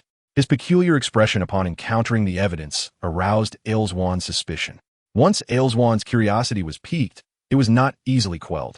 Having served as a police officer for years, he possessed a unique insight and perception when confronting criminals who concealed their true selves. Just employing behavioral psychology and understanding subconscious actions of crime, he nearly sensed Barry's instinctive reluctance to answer his inquiries. Barry Allen knew something. At the scene, Agumon had refrained from pressing him too hard. Upon returning to the precinct, Agumon leveraged his connections as a police officer to gather information on Barry's background. He could have accessed any individual's data directly from the information department of the precinct through big data analytics. However, due to Agumon's previous overreach, which had significant repercussions, the information department underwent reform. Now, accessing any criminal-related data required approval from the central office. Moreover, Agumon sought to investigate Barry, the evidence technician at the Central Bureau, with no criminal connections. Thus, any inquiry would be deemed unwarranted by the central office. If he failed to unearth anything substantial, his already challenging existence would only become more arduous.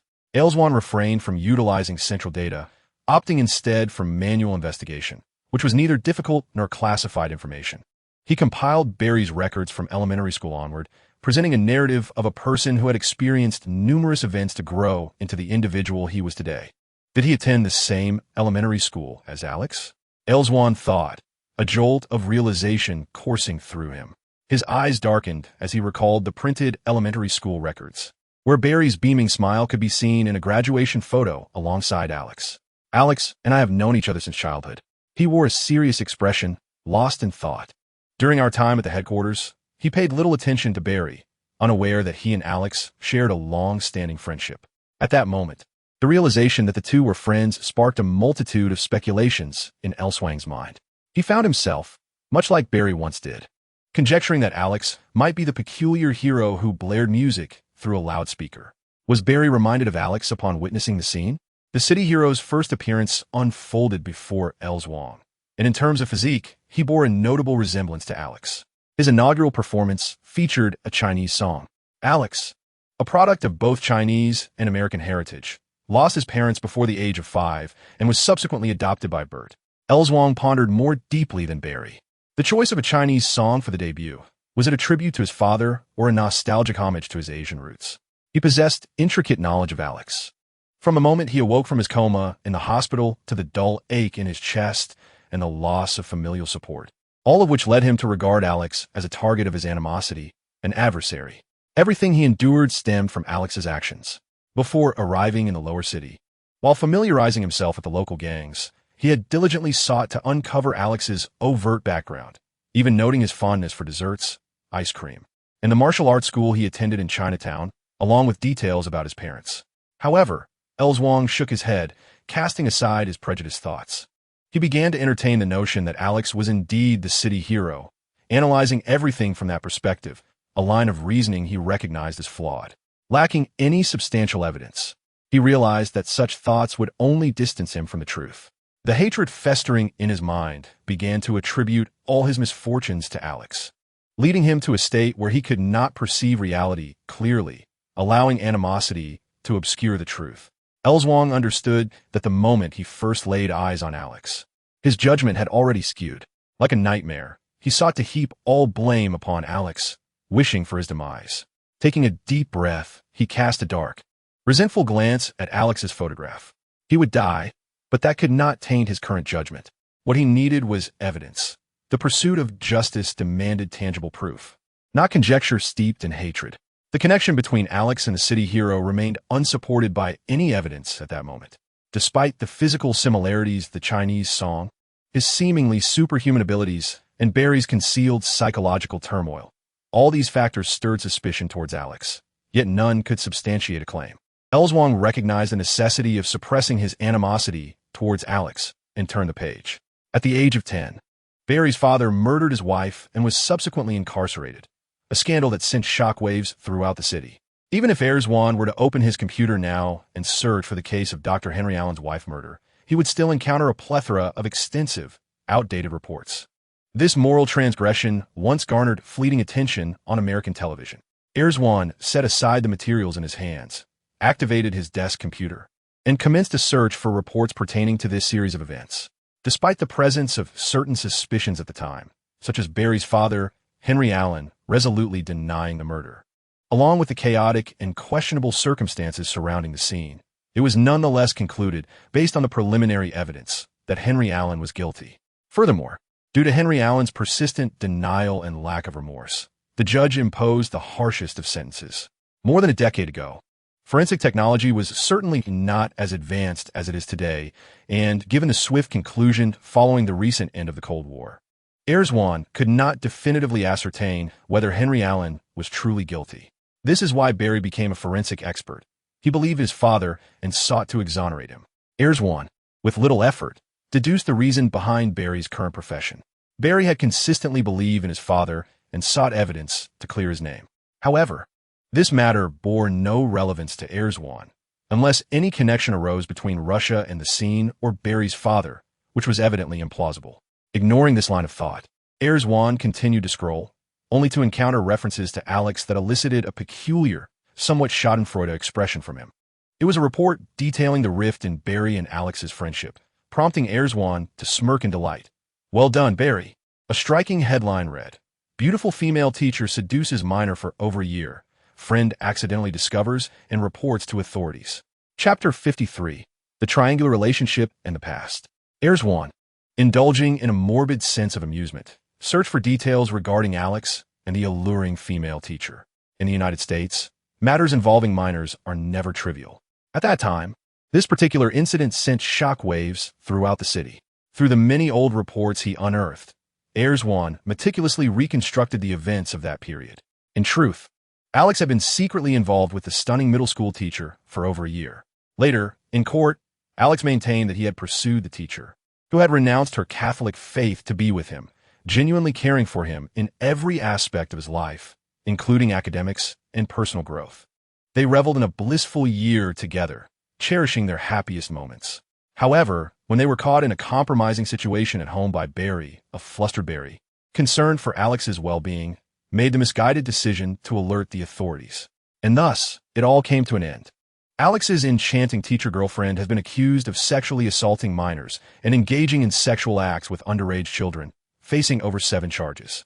Due to her sincere remorse and confession, she was sentenced to more than 7 years of imprisonment, prohibited from meeting Alex, and barred from any profession related to teaching minors for life. Until Alex reached university, he had not seen his first love after her release. Consumed by guilt and shame, she chose to sever all ties with Alex.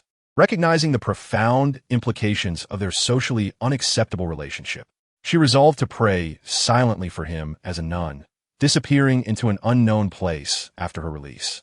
Consequently, after turning 14, Alex and Barry became bitter enemies, having fought countless times. Whenever Barry developed feelings for a girl or entered into a relationship, Alex inevitably found a way to intervene, leading to Barry's girlfriends leaving him for Alex, only to be discarded in turn. Quite amusing, Agumon smirked, viewing Alex's past as a captivating drama. He could effortlessly deduce that Alex and the teacher had genuinely loved each other, with the beautiful teacher even renouncing her Catholic faith for Alex, a significant sacrifice indeed. Ultimately, it was unexpected that Barry would be the one to suffer.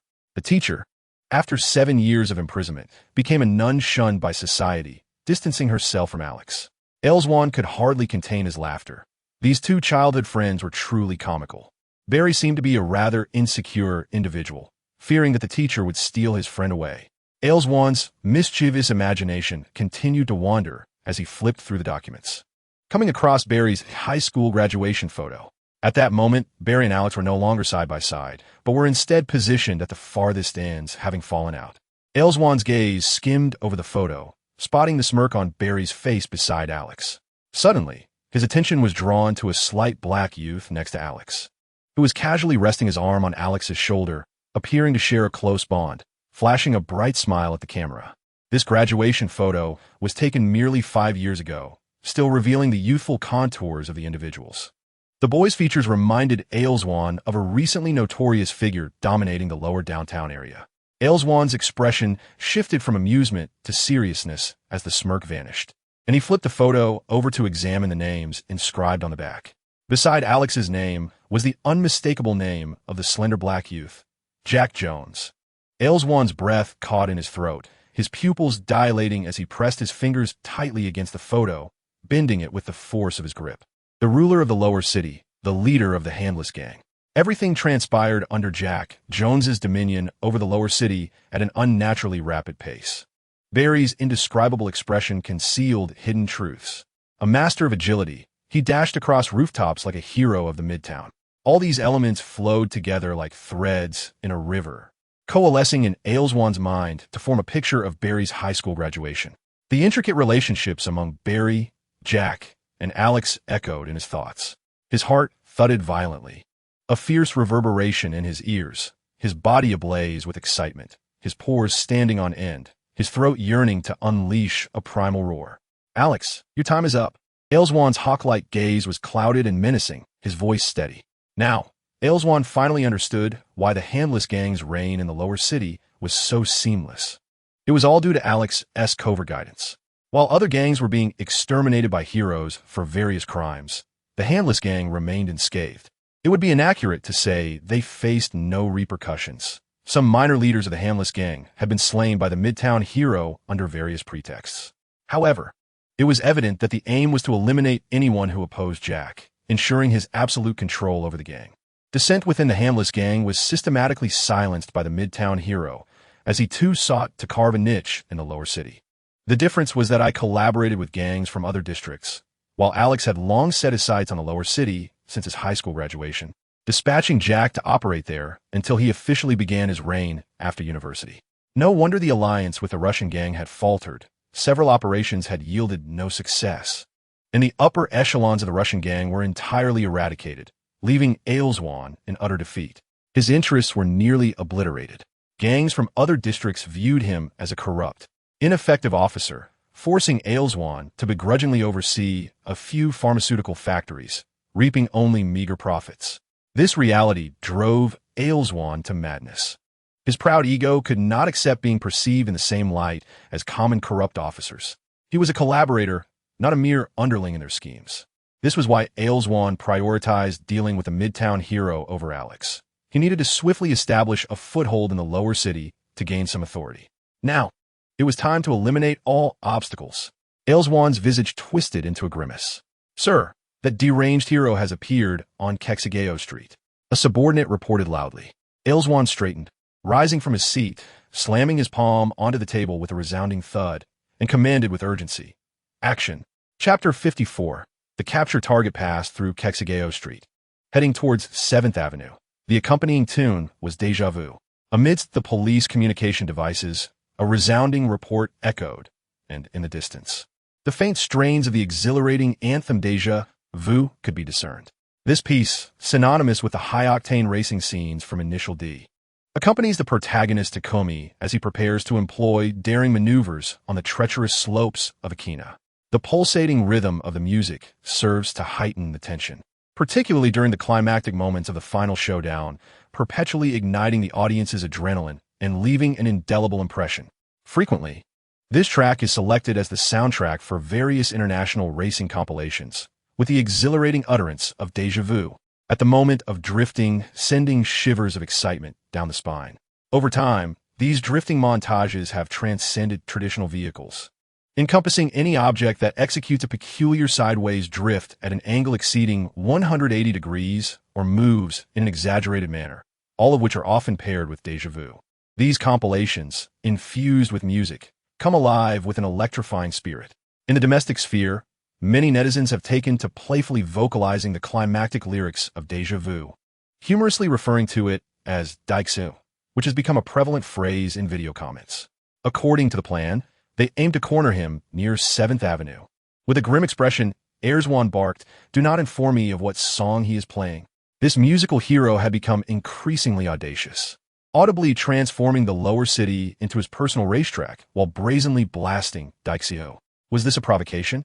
Ailswan's fingers tightened around the walkie-talkie, turning pale. His countenance darkened to a terrifying degree, the corners of his mouth curling into a fierce arc. "Alex, your time is up." Regardless of whether he would capture Alex tonight, Ailswan believed that Alex's fate was sealed from the moment he uncovered his identity. Ailswan's pride would not permit him to be outdone by anyone. Thus tonight, he exerted every ounce of effort to apprehend this musical hero. Whether or not he succeeded, Alex's downfall was inevitable. The clamor of the lower city, subdued in the tranquility of night, erupted once more with the advent of the musical hero, creating a tremendous stir. At the terminus of 7th Avenue, the police had established a blockade, with patrol cars positioned to obstruct the path, and a dozen officers stood anxiously armed at the ready. Ailswan held his head high, maintaining a composed demeanor as he scanned the horizon. In the darkness, a blinding beam of headlights emerged from the undulating ramp, coming into view of the officers and Ailswan. The headlights pierced their retinas, compelling them to squint involuntarily. The musical hero, more untamed and reckless than ever, donned a sleek, cold silver mask with a flowing black trench coat billowing behind him, riding a black motorcycle that surged forth like a battle-ready vessel, instilling a sense of breathless awe within them. As they awaited, the roar of the engines surged, accompanied by pulsating background music that ignited their adrenaline, reverberating through the air and sending shivers down their spines. "See your body into the moonlight," echoed the lyrics, amidst a cacophony of sensations. Even if I attempt to resist, visions flood my mind, each image flashing vividly before my eyes. Do you not perceive my state? The narrative is poised to unfold anew, as the illusion materializes right before your consciousness. Deja vu. The intense vibrations in the air approached them, resonating in their ears. Speeds exceeding 400 kilometers per hour surged like a tempestuous gale. The engine's roar fused seamlessly with the melody, as the musical hero rode forth on a black motorcycle, his cloak billowing dramatically like tumultuous waves. The headlights blazed, piercing through the night like a chilling axe, a formidable force charging towards them. Ailswan's face turned ashen. His fingers clenched tightly around the walkie-talkie, his eyes narrowed in a fierce gaze upon the approaching figure of the musical hero. The blinding lights stung his eyes, yet he remained fixated on the sleek silver mask, refusing to flinch. The motorcycle hurtled towards Ailswan, skidding just meters before him, poised as if to collide. The oncoming sound waves and powerful gusts of air lifted Airswan's flaxen hair, his clothes rustling in the wind, the headlights stabbing like needles into his vision, rendering his expression one of sheer terror. He showed no sign of retreat, his gaze locked onto the silver mask, desperate to unveil the visage concealed beneath it. The tires screeched, producing thick plumes of white smoke as they spun wildly, the vehicle careening directly towards Airswan.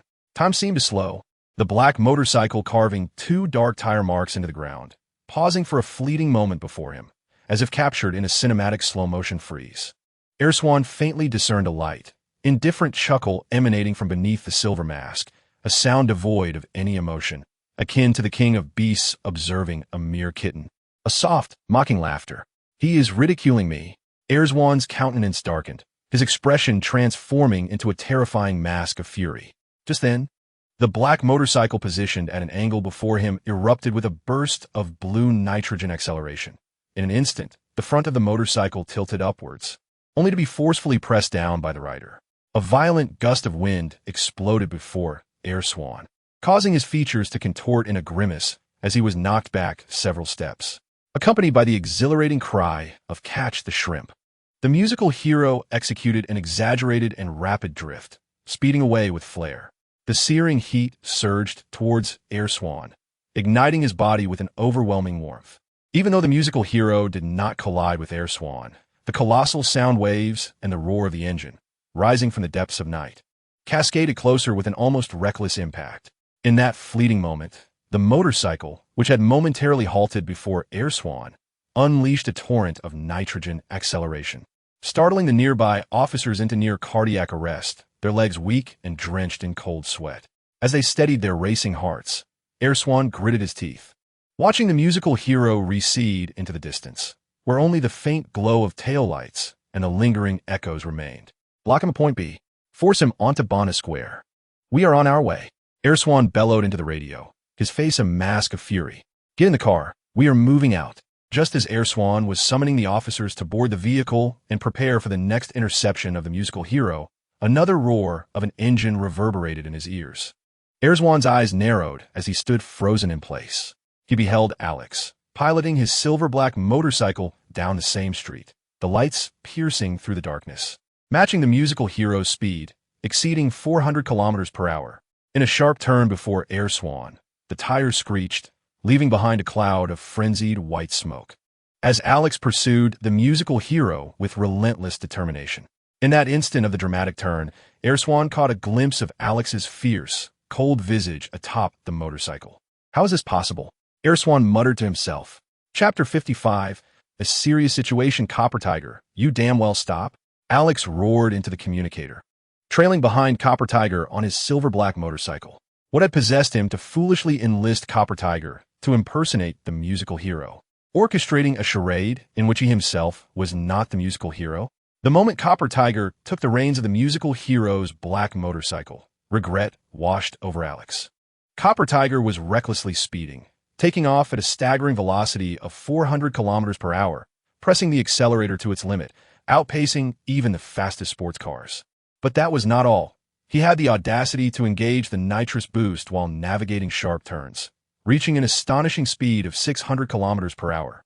This level of velocity was something Alex had never experienced, not for lack of capability, but rather out of concern for his cherished motorcycle. He had never dared to push it to such extremes, fearing the catastrophic consequences of a blown engine. The modifications alone on his bike exceeded $2 million, and a major repair could cost tens of thousands, with parts running into the hundreds of thousands. Given that Alex's family wasn't in the mining business, it was inconceivable for him to engage in such reckless racing. The cost of repairs would render him impoverished. "Thank you, Alex. I haven't felt this exhilarated in ages. It feels as though every cell in my body is soaring. No wonder you, as a superhero, always have a BGM playing. It truly is electrifying." Copper Tiger exclaimed sincerely, acknowledging Alex's flair for adventure. As the music surged, he couldn't resist flooring the accelerator, driven by an overwhelming desire to race. Whether it was the infectious rhythm of the song or the thunderous roar of the engine, it stirred an intense fervor within him. How long had it been since he had allowed himself such unrestrained enjoyment on the pursuit of the ultimate road? Pure bliss. If my motorcycle were to blow an engine, Copper Tiger, I would surely take down your tiger head. You needn't doubt the veracity of my words at this moment. I would indeed obliterate your head. Alex lamented, filled with regret as he trailed behind Copper Tiger. From afar, he witnessed Copper Tiger once again activate the nitrous boost, executing breathtaking tail slides and drifting dangerously close to a steep 75-degree incline. Just this single ride, under Copper Tiger's reckless command, with nitrous acceleration and perilous maneuvers, would cost Alex several $1,000s in tire wear alone. Copper Tiger, you are finished. Alex lamented, his heart heavy as he gazed at his beloved black motorcycle. No wonder it is said that a man has two things he would never lend, his car and his wife. To Alex, his motorcycle was akin to a beloved spouse. He felt a deep sense of anguish witnessing the reckless treatment Copper Tiger was inflicting upon his prized possession. Copper Tiger, I will smash your head. I fear nothing. Copper Tiger, utterly unperturbed, reveled in the thrill of the race, intoxicated by the rush of high speeds, surrendering completely to the exhilarating experience. Alex, consumed by fury, watched the distant silhouette of Copper Tiger in the night, his black coat billowing wildly as he activated the nitrous switch with a decisive press. Boom! In that instant, the exhaust of Alex's silver-black motorcycle erupted with a burst of blue flames. The oncoming airflow enveloped him like a protective veil as he surged forward, the cold wind crashing against him in harmony with the engine's thunderous roar. The two raced neck and neck, darting through streets and skillfully evading numerous police barricades. Alex was perpetually unable to catch up with Copper Tiger, as the performance of the music hero's black motorcycle far surpassed that of Alex's ordinary silver-black bike. Moreover, as Copper Tiger twisted the throttle to its limit, the distance between them only grew, to the point where Alex could merely discern the exhaust of Copper Tiger's vehicle through his keen eyesight. He could only anxiously await the conclusion of this chase to obliterate Copper Tiger's head and speed past several streets. Suddenly, the voice of Barry echoed through their communicators. Attention! Riders, please prioritize traffic safety. This marked Barry's inaugural assignment as a logistical communicator, guiding Alex with a light-hearted tone. Copper Tiger, I've gleaned from the police communication system that you are about to be cornered at Bonner Square. Prior to that, you may opt for a left-hand side alley 700 meters ahead to accelerate, or you could choose to surrender outright. I have another option. Copper Tiger's tone was relaxed, a smile curling at the corners of his mouth. What do you intend to do? Alex's heart raced. Copper Tiger, let me inform you that the motorcycle beneath you is worth $34 million. Even a scratch on its paint will compel me to obliterate your head. I have a few thousand in salary with Jack, Copper Tiger replied nonchalantly, steering his black motorcycle directly into a dilapidated shed amidst a cluster of mud brick houses that were so old they appeared abandoned, their walls crumbling. With a swift maneuver, Copper Tiger activated the nitrous boost and crashed into the yellow mud wall, creating a gaping hole. The impact reverberated as he smashed through every wall ahead, carving out a path for his escape. Damn it! Alex could not contain his anger upon hearing the commotion. Copper Tiger had certainly collided with something. By the time Alex arrived at the derelict mud houses, Copper Tiger had already forged a route and sped away. A few $1,000s wouldn't even cover the repainting of my bike, Alex cursed, following the path Copper Tiger had just created. Within mere seconds, the communicator emitted a series of intense braking sounds, long and drawn out. Alex recognized the sound of brakes. It was not his black motorcycle. Then came the cacophony of rolling metal, the shattering of glass, the tires screeching, and the anguished cries of a human. Mission accomplished. I am leaving now. Copper Tiger's voice resonated, though he was no longer present at the scene. Alex continued along the path Copper Tiger had taken, traversing through the mud houses until he emerged onto a grimy street, eventually returning to a relatively tidy asphalt road. The streetlights cast a dim yellow glow, illuminating a vehicle from Changhua Pharmaceutical that had overturned at the roadside, having transported medical waste. Tire marks indicated a sudden stop, while two security personnel, clad in uniforms, were stifling their cries as silver throwing knives had pierced through their knees and palms, incapacitating them. As Alex drove his motorcycle onto the asphalt road, he drew closer to the stricken individuals and finally caught sight of the cargo that the medical waste vehicle had been transporting. What lay before him was not merely medical waste, but rather a grotesque assembly of malformed human bodies, some with 3 legs, others with 2 heads for arms. faces adorned with eyes, or features grotesquely distorted.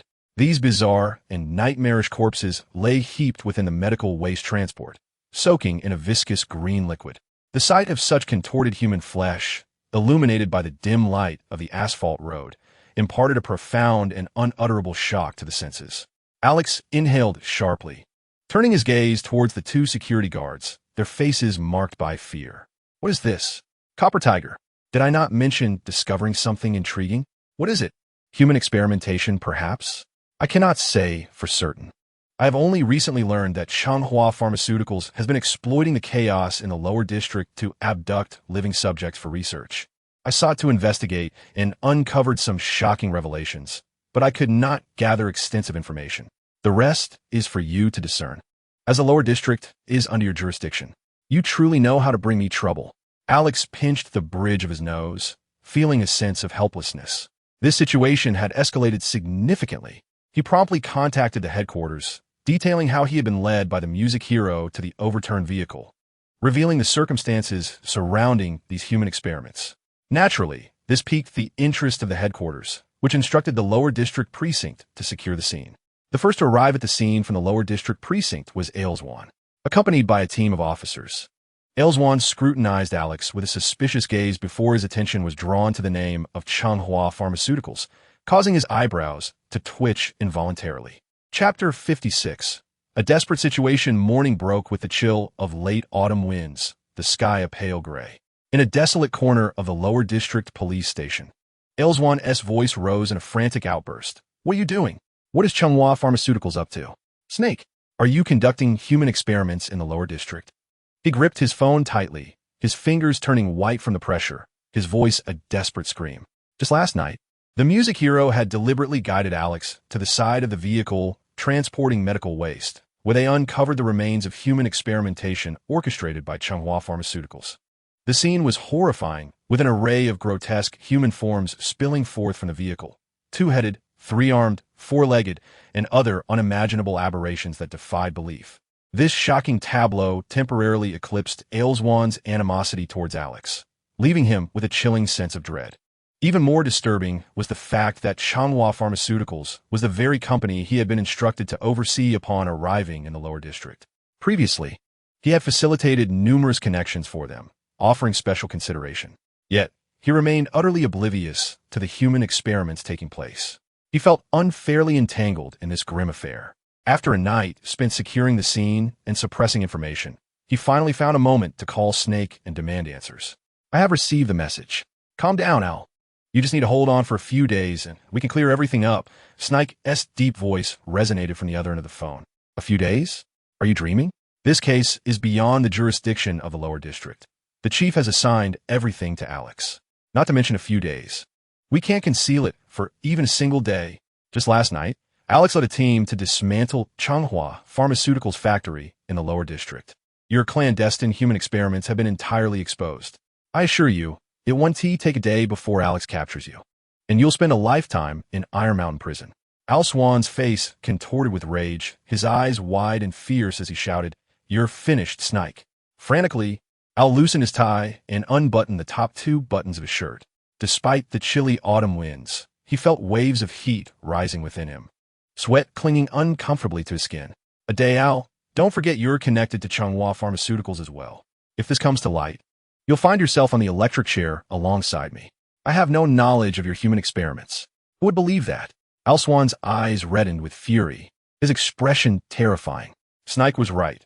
No one would believe such unethical human experiments, which would undoubtedly lead to the electric chair and death. The mere thought of facing execution sent a chill through Al's heart. Al, buy me some time. I need a day, just one day. I will make everyone disappear. After uttering those words, the line went dead.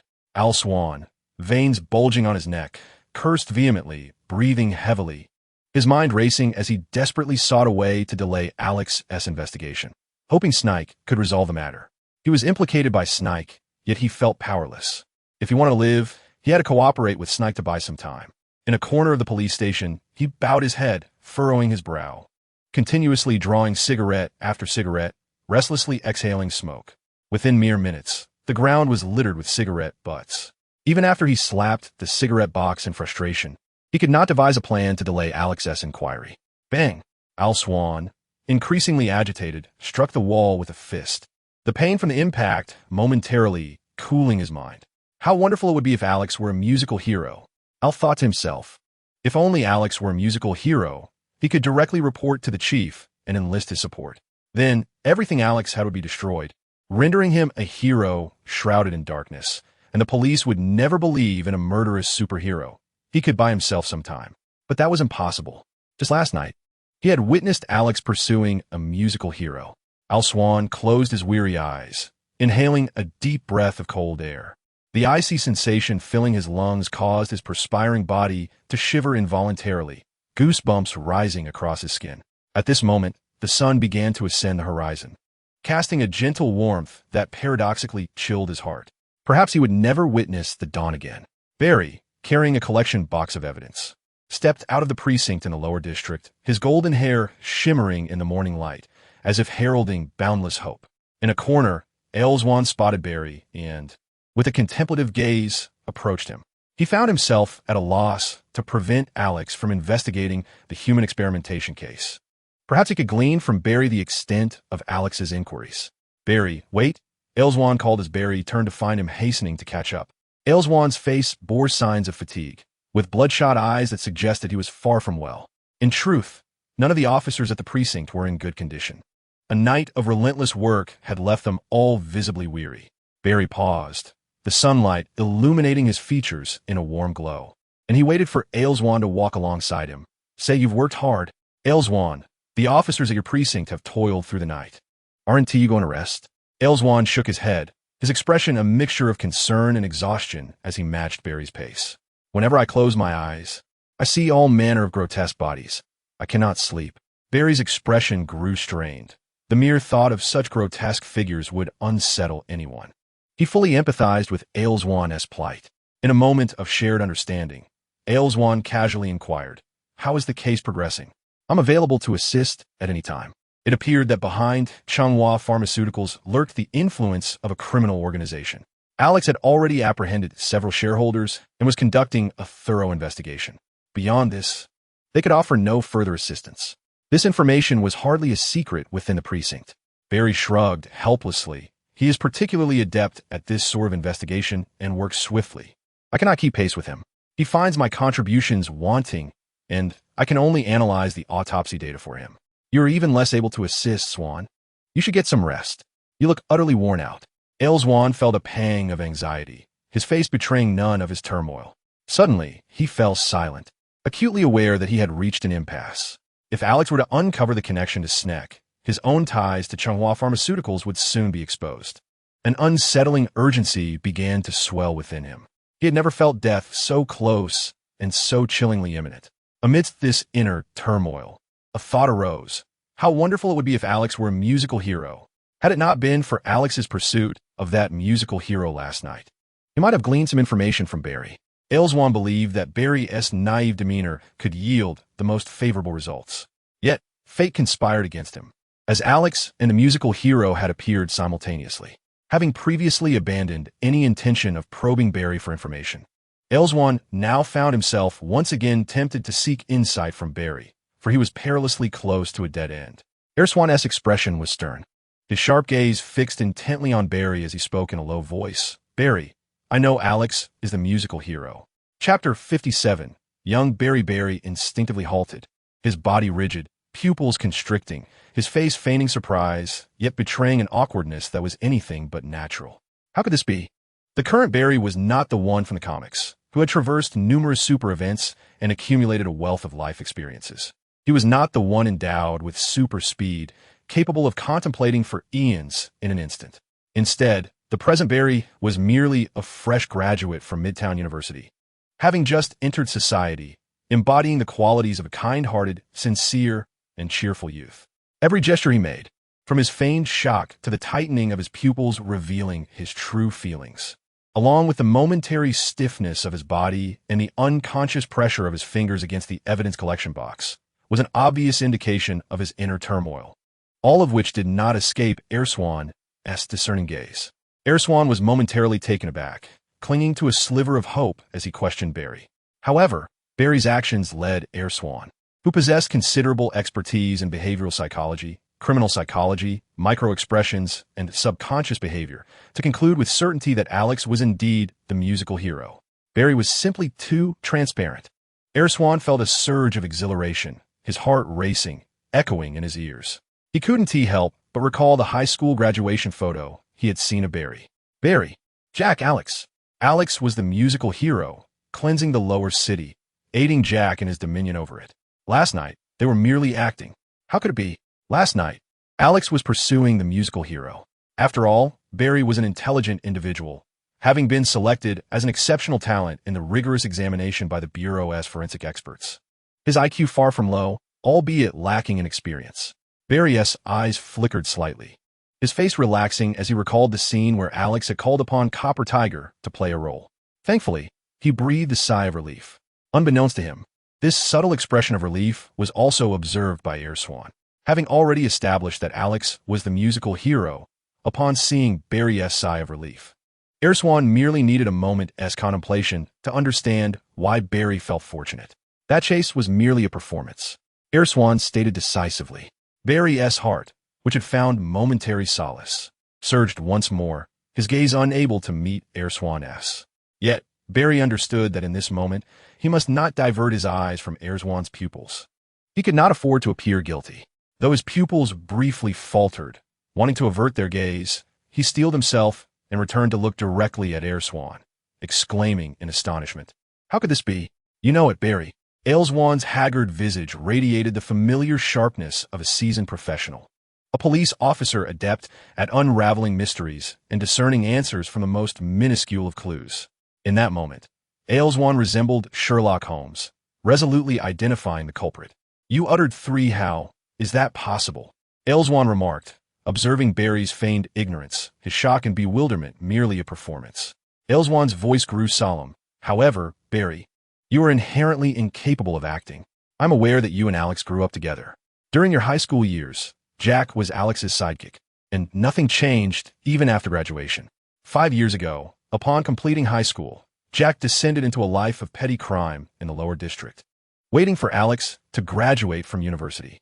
In Central City, the only one capable of navigating the chaotic rooftops of the lower district with such prowess as Alex.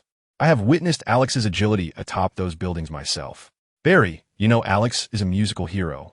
You are also aware that last night's chase was merely a facade for the world to see."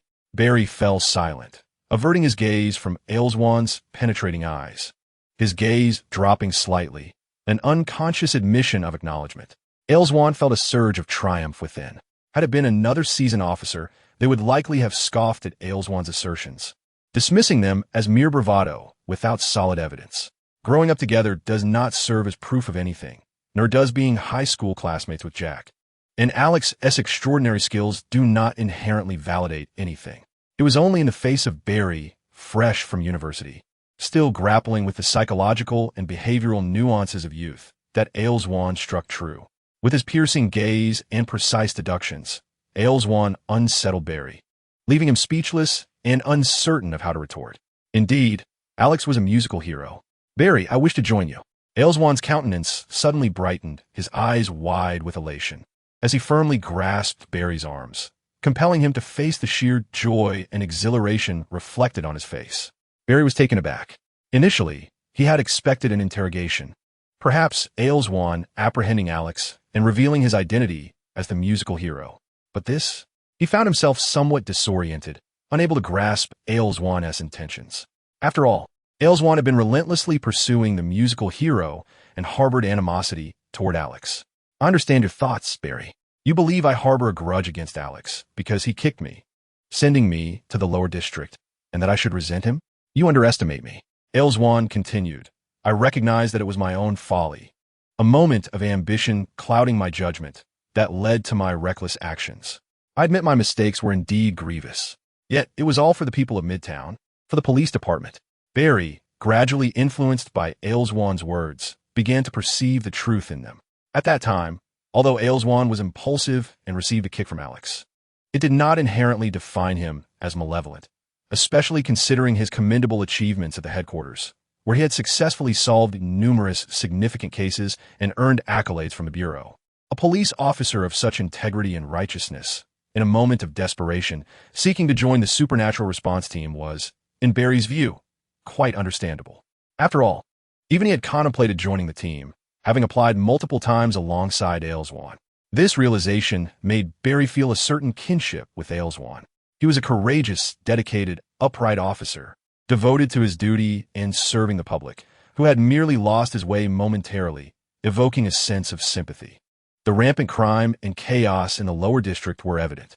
In the precinct, Barry was determined to uphold justice and eradicate evil, believing that together, light and darkness could transform the environment of the lower district and completely eliminate its criminal elements, thus creating a safe and thriving area akin to the upper district. Such an endeavor would epitomize the true value of their existence as police officers. With fervor in his eyes, Ailswan grasped Barry's arm tightly and passionately declared, "We ought to combat evil and serve the people." Barry's eyes sparkled with renewed hope. Ailswan's words about fighting crime and serving the community resonated deeply with his compassionate heart. The underworld was ruled by Jack, while Ailswan upheld the law. Henceforth, Jack would provide intelligence on criminal activities through undercover operations, while the musical hero would discreetly gather evidence, ensuring that no lives were taken, but that the perpetrators were captured and handed over to Ailswan at the precinct. With Ailswan's timely updates, it was a win-win scenario. Was this not an ideal partnership? Barry's gaze danced with excitement as he acknowledged Ailswan's proposal, feeling that incorporating Ailswan into their team was an indisputable stroke of genius. However, considering that the entire superhero team revolved around Alex, Barry hesitated before stating, "I need to consult with Alex." Unbeknownst to him, his moment of kindness was being manipulated. At that juncture, what he should have asserted was that Alex was not the musical hero. By consulting Alex, he was inadvertently signaling his willingness to accept Ailswan into their heroic ensemble, thus implying his own inclusion in the team and validating Alex's role as the musical hero. "Very well," Ailswan replied, fixing his gaze on Barry with a smile. The two then walked to the precinct's street entrance, and as they parted ways, Ailswan's grin remained unabated, directing a sincere expression of gratitude towards Barry. "Thank you, Barry." As Barry departed from Ailswan, he found himself reflecting on that smile, which seemed to oscillate between feigned sincerity and genuine elation, as if harboring a hidden malice behind the gratitude. Had he made a grave error? In Barry's perception, Ailswan was already aware of Alex's true identity, possessing a heart brimming with justice and a desire to join the superhero team to serve the Mid-City. Little did he know, this was merely a test. A flicker of unease stirred within Barry, the source of which eluded him. After a moment of contemplation, he decided to call Alex to seek his counsel. Chapter 58. Behind the scenes in Alex's underground base, the atmosphere was illuminated with a brilliant glow. The light emanating from the screens cast a stark illumination upon Alex's austere visage, with a glint from his glasses accentuating his composure and cold demeanor. He appeared as an outsider, fixated on the information displayed on the screen. Yet, he was the one who had led the operation the previous night, sealing off the Changhua pharmaceutical factory in the lower district and successfully apprehending several major shareholders, who were now under interrogation. Upon returning to the underground base, Alex employed his exceptional computing skills to investigate Changhua Pharmaceutical's relevant contacts, the various shareholders and data stored within the company's computers, while awaiting the results from Barry and the team of analysts.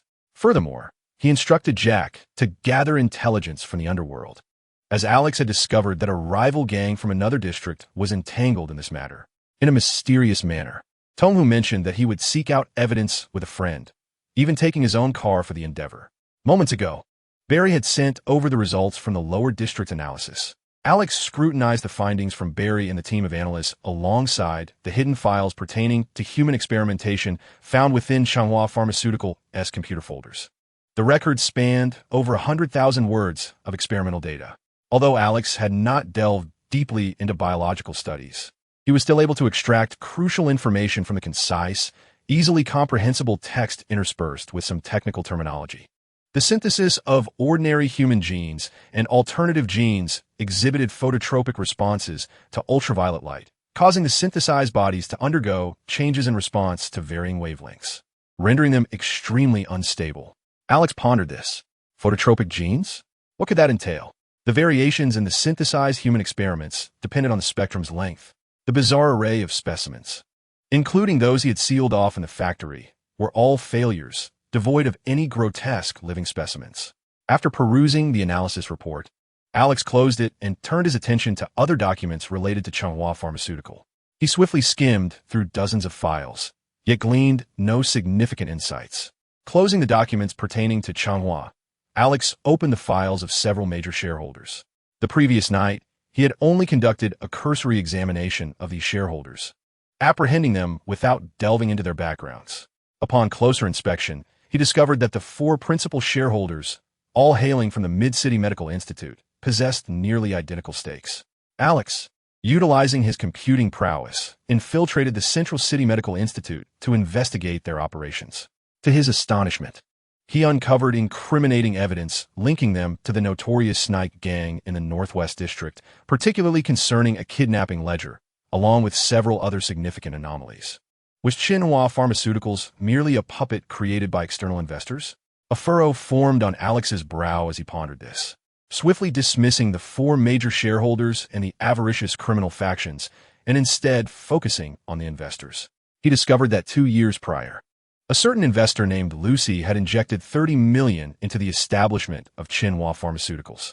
What perplexed Alex was that despite such a substantial investment, Lucy only held a mere 10% stake, an oddity indeed. Sensing something amiss, Alex delved deeper into Lucy's background, cross-referencing with the information system of Central City. He found Lucy to be impeccably unblemished, devoid of any flaws or discrepancies in her profile, yet the digital footprint she left was minimal, nearly non-existent. Aside from a photograph on her identification, this was a fabricated identity. Alex realized that this was a contrived persona, likely concocted to facilitate the creation of Changhua Pharmaceuticals and to serve as a scapegoat for the four shareholders in the event of an incident. Once again, Alex's fingers danced across the keyboard as he sought to uncover the truth behind Lucy. In today's advanced digital landscape, thoroughly concealing information is a formidable challenge, especially in the presence of someone with elite computing skills. After navigating through layers of fabrications, fictitious information companies, and overseas bank transfers, Alex finally traced Lucy's financial flow to a high-tech enterprise located in Canada. Upon investigating this technology firm further, his fingers hesitated over the keys. It was the Lex Group. Alex paused, momentarily stunned. This Canadian high-tech company was a subsidiary under the Lex Group's control. His mind involuntarily conjured images of human experimentation, alternative genetics, and ultraviolet phototropism. What a peculiar phenomenon this was. This was the superhuman gene. Lex was conducting synthesis experiments between ordinary humans and superhuman genes. While others might remain bewildered, Alex, having traversed through time, was acutely aware that Lex's human trials involving superhuman and human genes would ultimately be utilized by Lex Luthor to blend his own genetic material with that of superhumans, resulting in the successful creation of Connor Kent, the progeny of Luthor and a superhuman. But why was he conducting such experiments in the underbelly of Central City? Surely, they belonged in the metropolis. Alex surmised that the metropolis suicide slums might very well harbor a similar laboratory for human experimentation, perhaps due to the high mortality rate in those areas prompting a broader search for subjects. After a moment of contemplation, Alex realized that this was as far as his investigation could proceed. The information obtained is hardly sufficient to serve as evidence. The Lex Group can easily dismiss all of this, possessing countless methods to evade scrutiny, and there is no trace of the Metropolis Lex Group. Remember, they conduct human experiments in my city. Alex felt a sense of discontent, noting this down for future reckoning. Center City is where he resides, a place far superior to others, and having lived here for over 20 years, he is inextricably linked to it, especially now that he has become a superhero. Claiming Center City as his own, he cannot tolerate any random individual meddling in his domain. However, this debt must remain unaddressed for the time being. He lacks the evidence to bring Lex down, and even if he did, Lex would still wield power from behind bars. A warning must be issued to Lex. Alex's expression hardened, his eyes narrowing behind his glasses. He then organized Lucy's information once more, compiling evidence of the four shareholders' connections to a gang member named Snake in the Northwest District, revealing dealings in human trafficking, abduction, and organ trade. Skynet, Please connect me to Mark. Alex stretched, removed his glasses, rubbed his nose, and set them aside. The case of the human experiments had come to an end. It was not within Alex's jurisdiction. He had declared before entering the precinct that he would only handle superhuman crimes. This case was merely a coincidence, a matter he stumbled upon. Naturally, he had not anticipated uncovering Lex's exploitation of superhuman genes. Pursuing this further would only complicate matters. Ordinary police and legal measures would struggle to hold Lex accountable, rendering the investigation futile. Alex had resolved to handle this himself. Sorry, the number you dialed is busy. Please try again later. Hearing the busy signal, Alex promptly redirected his call to Jansen. Alex, is there any progress on the case? Jansen answered immediately. It's been resolved. Where's Mark? He's on the phone in his office. Resolved? Yes. I've sent the evidence to Mark's email. Please ask him to check. Just as Alex was about to hang up, Jansen cautioned, let us not have a repeat of last time, Alex. Alswan just called looking for Mark. Jansen's slight reminder stirred a sense of unease in Alex, recalling the incident where he and Alswan both sought Mark, hoping no major issues would arise once more. Everything is fine. Alex pondered briefly, surprised by Alswan's capability to swiftly uncover evidence related to the human experimentation case. However, as long as it did not hinder him, Alex was indifferent. After a brief conversation, the phone call ended, and within mere seconds, Alex's phone rang again. It was Barry calling. Chapter 59. For your own good. You have been deceived. In the underground base, maintained at a constant temperature of 25 degrees Celsius, the expansive white space was illuminated by the clean, bright light emanating from the glass cabinets, displaying various items, all of which exuded a sense of warmth and advanced technology. Yet at that moment, Alex's stern visage, his thin lips pressed tightly together, and the intense gaze from his piercing eyes, coupled with his rigid posture seated upright in the chair, cast an uninviting chill over the room, rendering the otherwise warm space suddenly reminiscent of a harsh winter. The white light seemed to shimmer like snowflakes, evoking an icy sensation.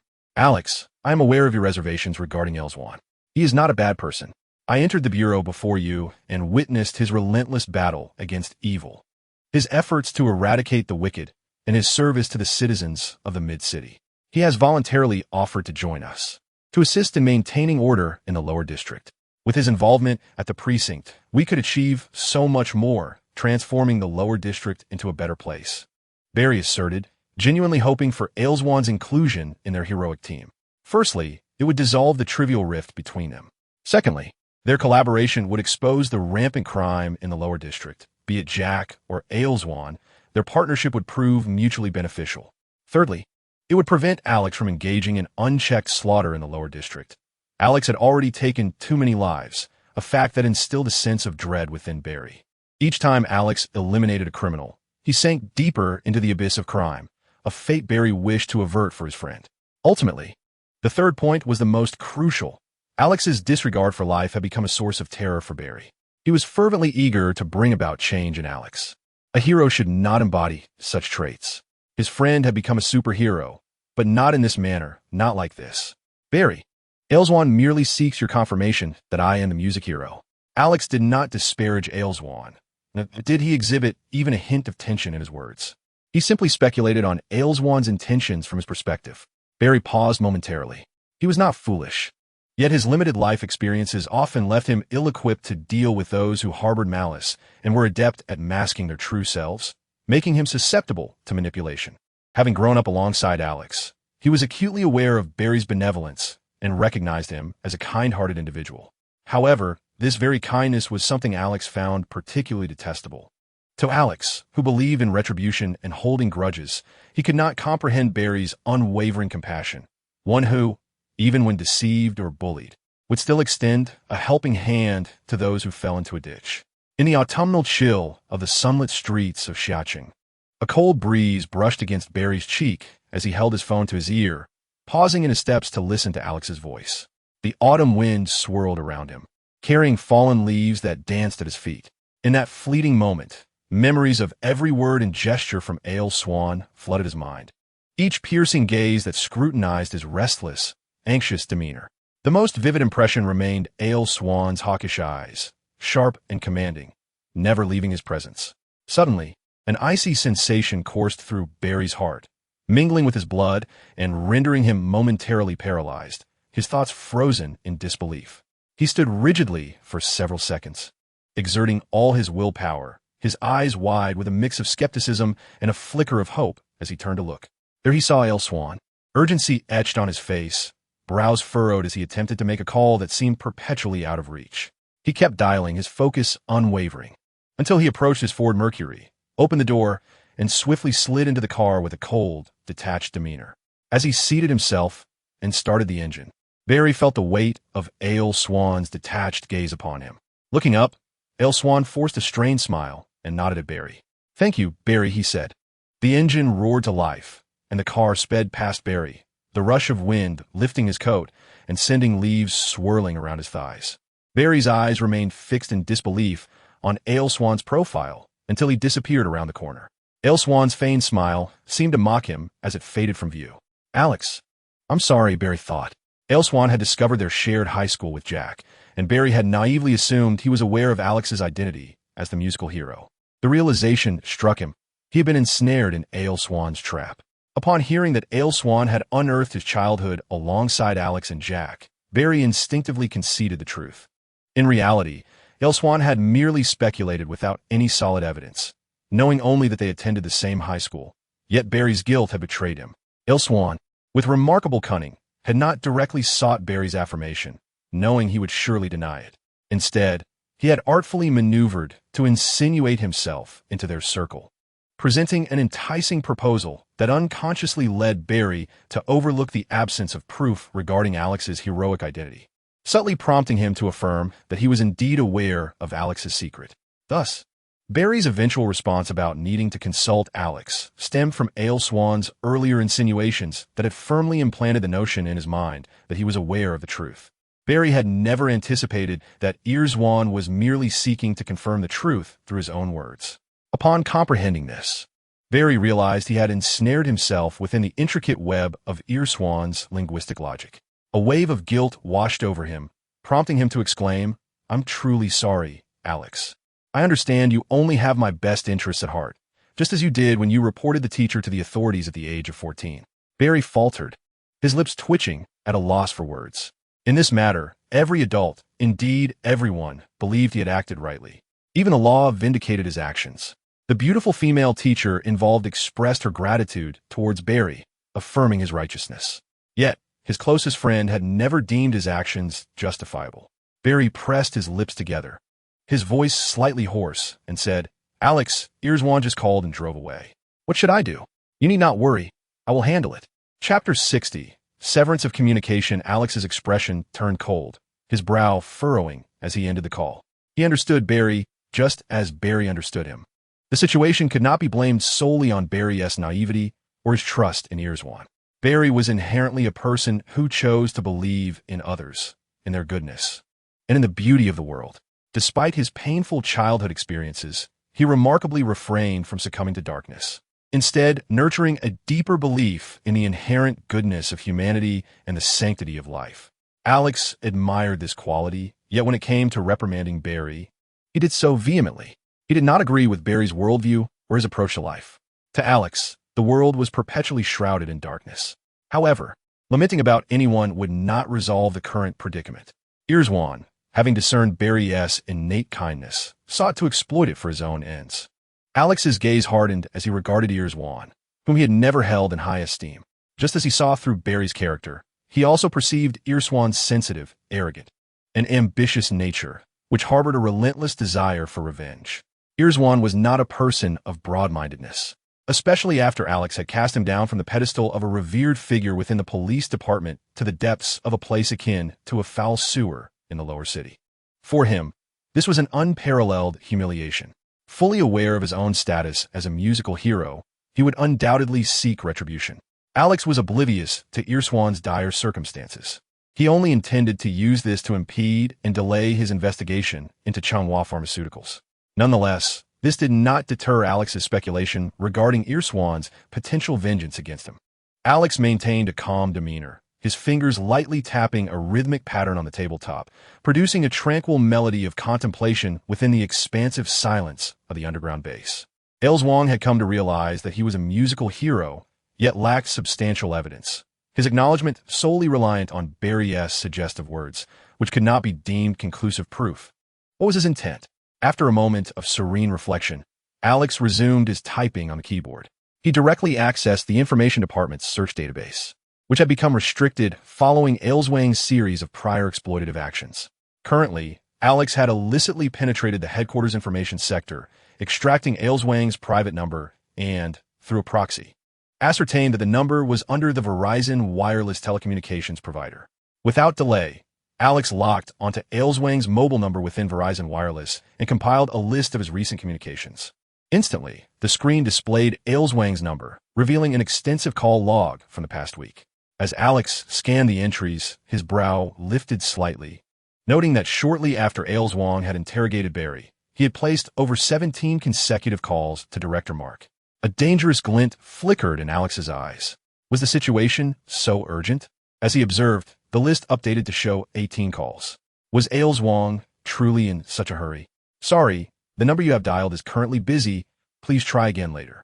Sorry, the number you have dialed is currently busy. Please try again later. Sorry, the number you have dialed is currently busy. Please try again later. Ailswang's mood grew increasingly agitated, his brow furrowing, and his hawk-like gaze manifesting impatience, culminating in an exasperated curse.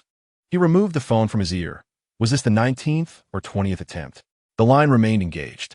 He had lost count, but he dialed again, met with the same unyielding message.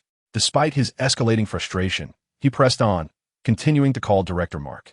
This was his sole means of delaying Alex's investigation into Changhua Pharmaceuticals. While lacking concrete evidence, the mere act of presenting his claims before Director Mark, coupled with Barry's inability to conceal his emotions, could lead to Alex's temporary suspension due to the peculiar nature of being a musical hero, thus buying crucial time to obstruct Alex's inquiries. That was sufficient. With the persistent busy signal ringing in his ears, Ailswang lifted his gaze, peering through the windshield at the traffic light at the intersection. It was currently red, situated at the junction of the Bay Area and downtown. The Bay District and the Lower District are adjacent, which is precisely why Alex chose to establish his underground base in the Bay District. After passing through this traffic light, he would ascend the Cross-Sea Bridge and head to the central headquarters to find Mark. An unsettling restlessness surged within him as he incessantly tapped the accelerator with his foot, counting each agonizing second at the red light, feeling the heat of sweat and the turbulent blood coursing through his agitated heart. The brisk autumn wind crept through the window, raising goosebumps on the back of his neck, yet he remained oblivious to it all. Once he passed this traffic light and traversed the more than 5 kilometers of the Cross-Sea Bridge over the Missouri River, he could turn onto First Avenue and drive straight to the Central District, heading directly to the headquarters office to find Mark. The persistent unanswered calls had already instilled a sense of unease in Ailswang. Suddenly, "This is Mark." The call was unexpectedly connected in an instant. Ailswang was elated, his heart racing with euphoric beats, the sound of his own heartbeat resonating in his ears, echoing louder for a moment than Mark's voice, leaving him momentarily dazed. However, Ailswang quickly regained his composure, clutching the phone and hastily saying, "Mark, I know the identity of the music hero he is. I'm sorry. The number you dialed is currently engaged. Please try again later." Before Ailswang could utter the name, the connection was abruptly severed. His heart soared to the heavens, only to crash back down in disbelief as he stared at his phone, wide-eyed, then pressed it close to his ear, shouting frantically, "Mark! Mark! Mark! It was just connected! Damn it! FCK! FCK! FCK!" In a fit of rage, Ailswang pounded the steering wheel, his eyes ablaze as he glared at his phone. This was not a mere disconnection. He had never encountered such a situation before. Trembling with urgency, he dialed again, murmuring, "Mark, pick up, pick up, pick up. I'm sorry. The number you dialed is currently engaged. Please try again later." Damn it. Ailswang's face flushed crimson with fury as he hurled the phone onto the passenger seat. It bounced violently against the window, producing a sound that suggested it might shatter. Ailswang, breathless and fuming, fixed his furious gaze on the traffic light, waiting for it to turn green. Once it did, he pressed the accelerator with determination, propelling his Ford Mercury forward towards the Cross-Sea Bridge. Alex had tracked Ailswang's location, not only cutting off his communication, but also intercepting Mark's phone. He focused intently on the red dot on the map. A slight upward glance confirmed his suspicions, Alswan was headed to the headquarters. Alex stood tall, lifting the glasses from the table and donning them. He then approached his silver-black motorcycle, mounted it, and twisted the throttle, the engine emitting a deep, thunderous roar. The tires skidded momentarily, producing a cloud of white smoke as they spun, and with a sudden burst, Alex sped into the alleyway, pursuing his destination. Chapter 61. The fate of Alswan. Alswan increasingly sensed an ominous turn of events, his restlessness intensifying, a disquiet stemming from the knowledge that Alex was a musical hero. He had made over 20 attempts to contact Mark, yet none were successful. Whenever the call finally connected, just as he was about to utter Alex's name, the line would abruptly fail. Alswan was unconvinced that this was merely a glitch with the wireless service provider. It felt too sudden. He harbored a nagging sensation of being watched, reminiscent of his past encounters with cunning drug traffickers who, in their final moments, sought to drag him into the abyss. It was Alex. Damn, how could he possibly have severed my phone communication so swiftly? Alswan clenched his teeth, a storm of anger brewing within him, his temples pulsing with tension. He was aware that Alex had pursued studies in computer repair and mechanical engineering, holding 2 doctoral degrees. But he had not anticipated Alex's ability to disrupt his communication in such a brief span. The level of hacking involved was considerable.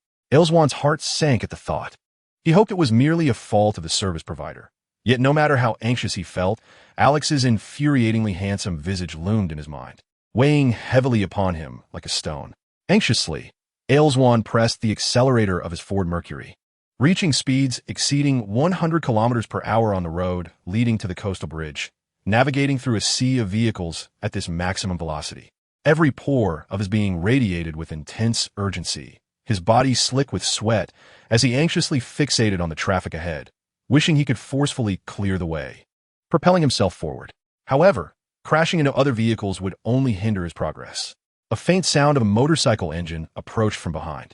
The window of the Ford Mercury was open, allowing the crisp autumn breeze to infiltrate, providing a momentary respite from his boiling agitation. In that instant, upon hearing the motorcycle's roar, Alswan's heart tightened, his fingers gripping the steering wheel stiffly as he cast a wary glance in the rearview mirror. Indeed, there's Alex, riding the silver-black motorcycle, sans helmet, his dark hair billowing wildly in the wind. The cold breeze fluttered his jacket, accentuating his indifferent expression. His icy gaze, devoid of any emotion, was fixed intently on Alswan's vehicle, drawing ever closer. Damn it, it really is him. A surge of fear jolted through Alswan as he met Alex's gaze in the rearview mirror, a shudder coursing through him. An overwhelming thought gripped his heart. He intends to kill me. Only by eliminating me can his identity remain concealed. Alswan felt his heart leap to his throat. His eyes filled with terror as he diverted his gaze from the rearview mirror, fixating instead on the stream of vehicles ahead. As he approached the impending expanse of the cross-sea bridge, he slammed down on the accelerator, propelling his car to a speed of 150 kilometers per hour. With a frantic turn, the tires screeched in protest, leaving dark skid marks as he barreled past a white Honda, forcing his way into the lane, driving towards the bridge. The Ford Mercury surged forward as if possessed, racing onto the cross-sea bridge, where he pressed the accelerator once more, reaching a staggering 230 kilometers per hour, slicing through the air currents along the Missouri River's banks. The biting autumn wind lashed against Alex's face, his dark hair whipping wildly in the chill. His eyes glimmered with a steely resolve as he crouched over his silver-black motorcycle, coldly fixating on Alswan's Ford Mercury. The motorcycle surged again, racing alongside the bridge's guardrail. In hot pursuit, unlike the Ford Mercury, which struggled to overtake vehicles at a mere 230 kilometers per hour, Alex, with no obstructions beside the guardrail, catapulted to 300 kilometers per hour, steadily closing the distance to Alswan's car. Alswan, in a frenzy, swerved and collided with several vehicles without reducing speed. Instead, his expression twisted into one of ferocity as he accelerated further. In the midst of this reckless driving, he held his breath, his heart pounding with fear and urgency. Glancing back at the rearview mirror, only to feel a chill creep over him. He could see Alex racing alongside the guardrail, his expression vividly clear within mere seconds. He would catch up.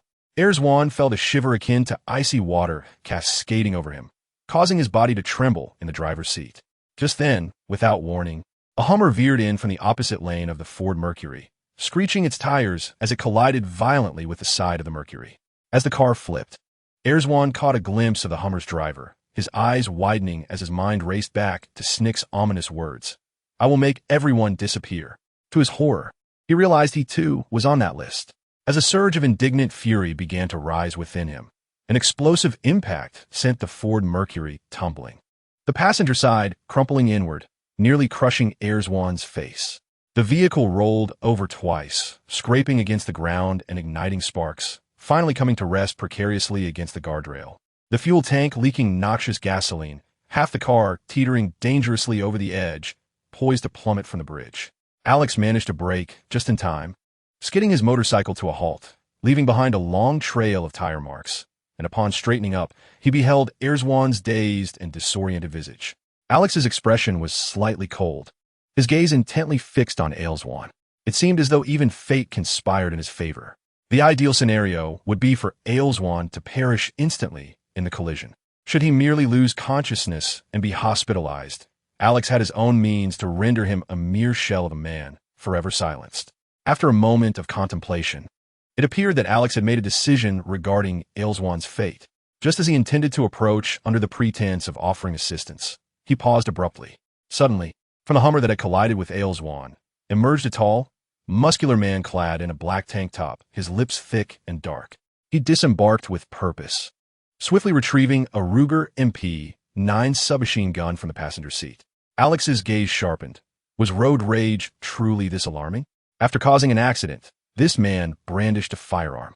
Indeed, the thick-lipped man took aim hastily and unleashed a torrent of gunfire. The sound of bullets echoed relentlessly against the mangled Ford Mercury. The man's aim was poor, or perhaps he was simply anxious, as many of the shots went astray, firing wildly toward the other side of the vehicle. The eruption of gunfire roused Erzwan's instinct for survival. Inside the car, his mind was clouded, but through the haze, he perceived the rushing waters beneath the bridge and instinctively leaned forward, pressing his body down. The half of the vehicle precariously dangling outside was teetering on the edge, but as it tilted forward under the sudden force, it lost its delicate balance and plummeted. "Damn!" The thick-lipped man cursed as he witnessed the vehicle fall, continuing to unleash a barrage of bullets at the now visible wreckage, expending his ammunition in a frenzied attempt to strike. He cast a fierce glare at the bystanders who had sought refuge behind vehicles, particularly fixating on Alex, who stood unmoved, observing the chaos with a chilling indifference. In a swift motion, he returned to his Hummer, veering away and colliding with surrounding cars as he made his escape. Alex watched the thick-lipped man depart before approaching the railing of the bridge, peering down to observe the aftermath. He could see the tail of the Ford Mercury sinking into the river. Suddenly, with a decisive leap, Alex plunged off the bridge. Chapter 62. Erzwan's Demise. Alex dove into the water. The submerged realm was starkly different from the terrestrial world of breathable air. The liquid enveloped him, cold and unyielding against his skin, muffling the sounds of the world above, allowing only faint echoes of the startled shouts from the bridge and the distant blaring of horns amidst the traffic jam.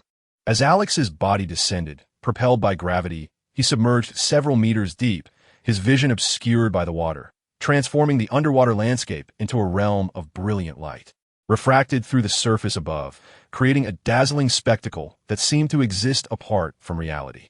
His legs moved with the fluid grace of fish tails, devoid of rigidity, while his body, under deliberate control, activated an internal mechanism that allowed him to regulate his bodily functions, surpassing even aquatic creatures in the ability to hold his breath. His gaze fixated on the Ford Mercury of Erzwan, as he glided through the water with the elegance of a mermaid. Erzwan's vehicle had sunk deeply, and soon, the icy embrace of the Missouri River jolted him from the haze of confusion, forcing him to expel the sudden influx of water that had engulfed him.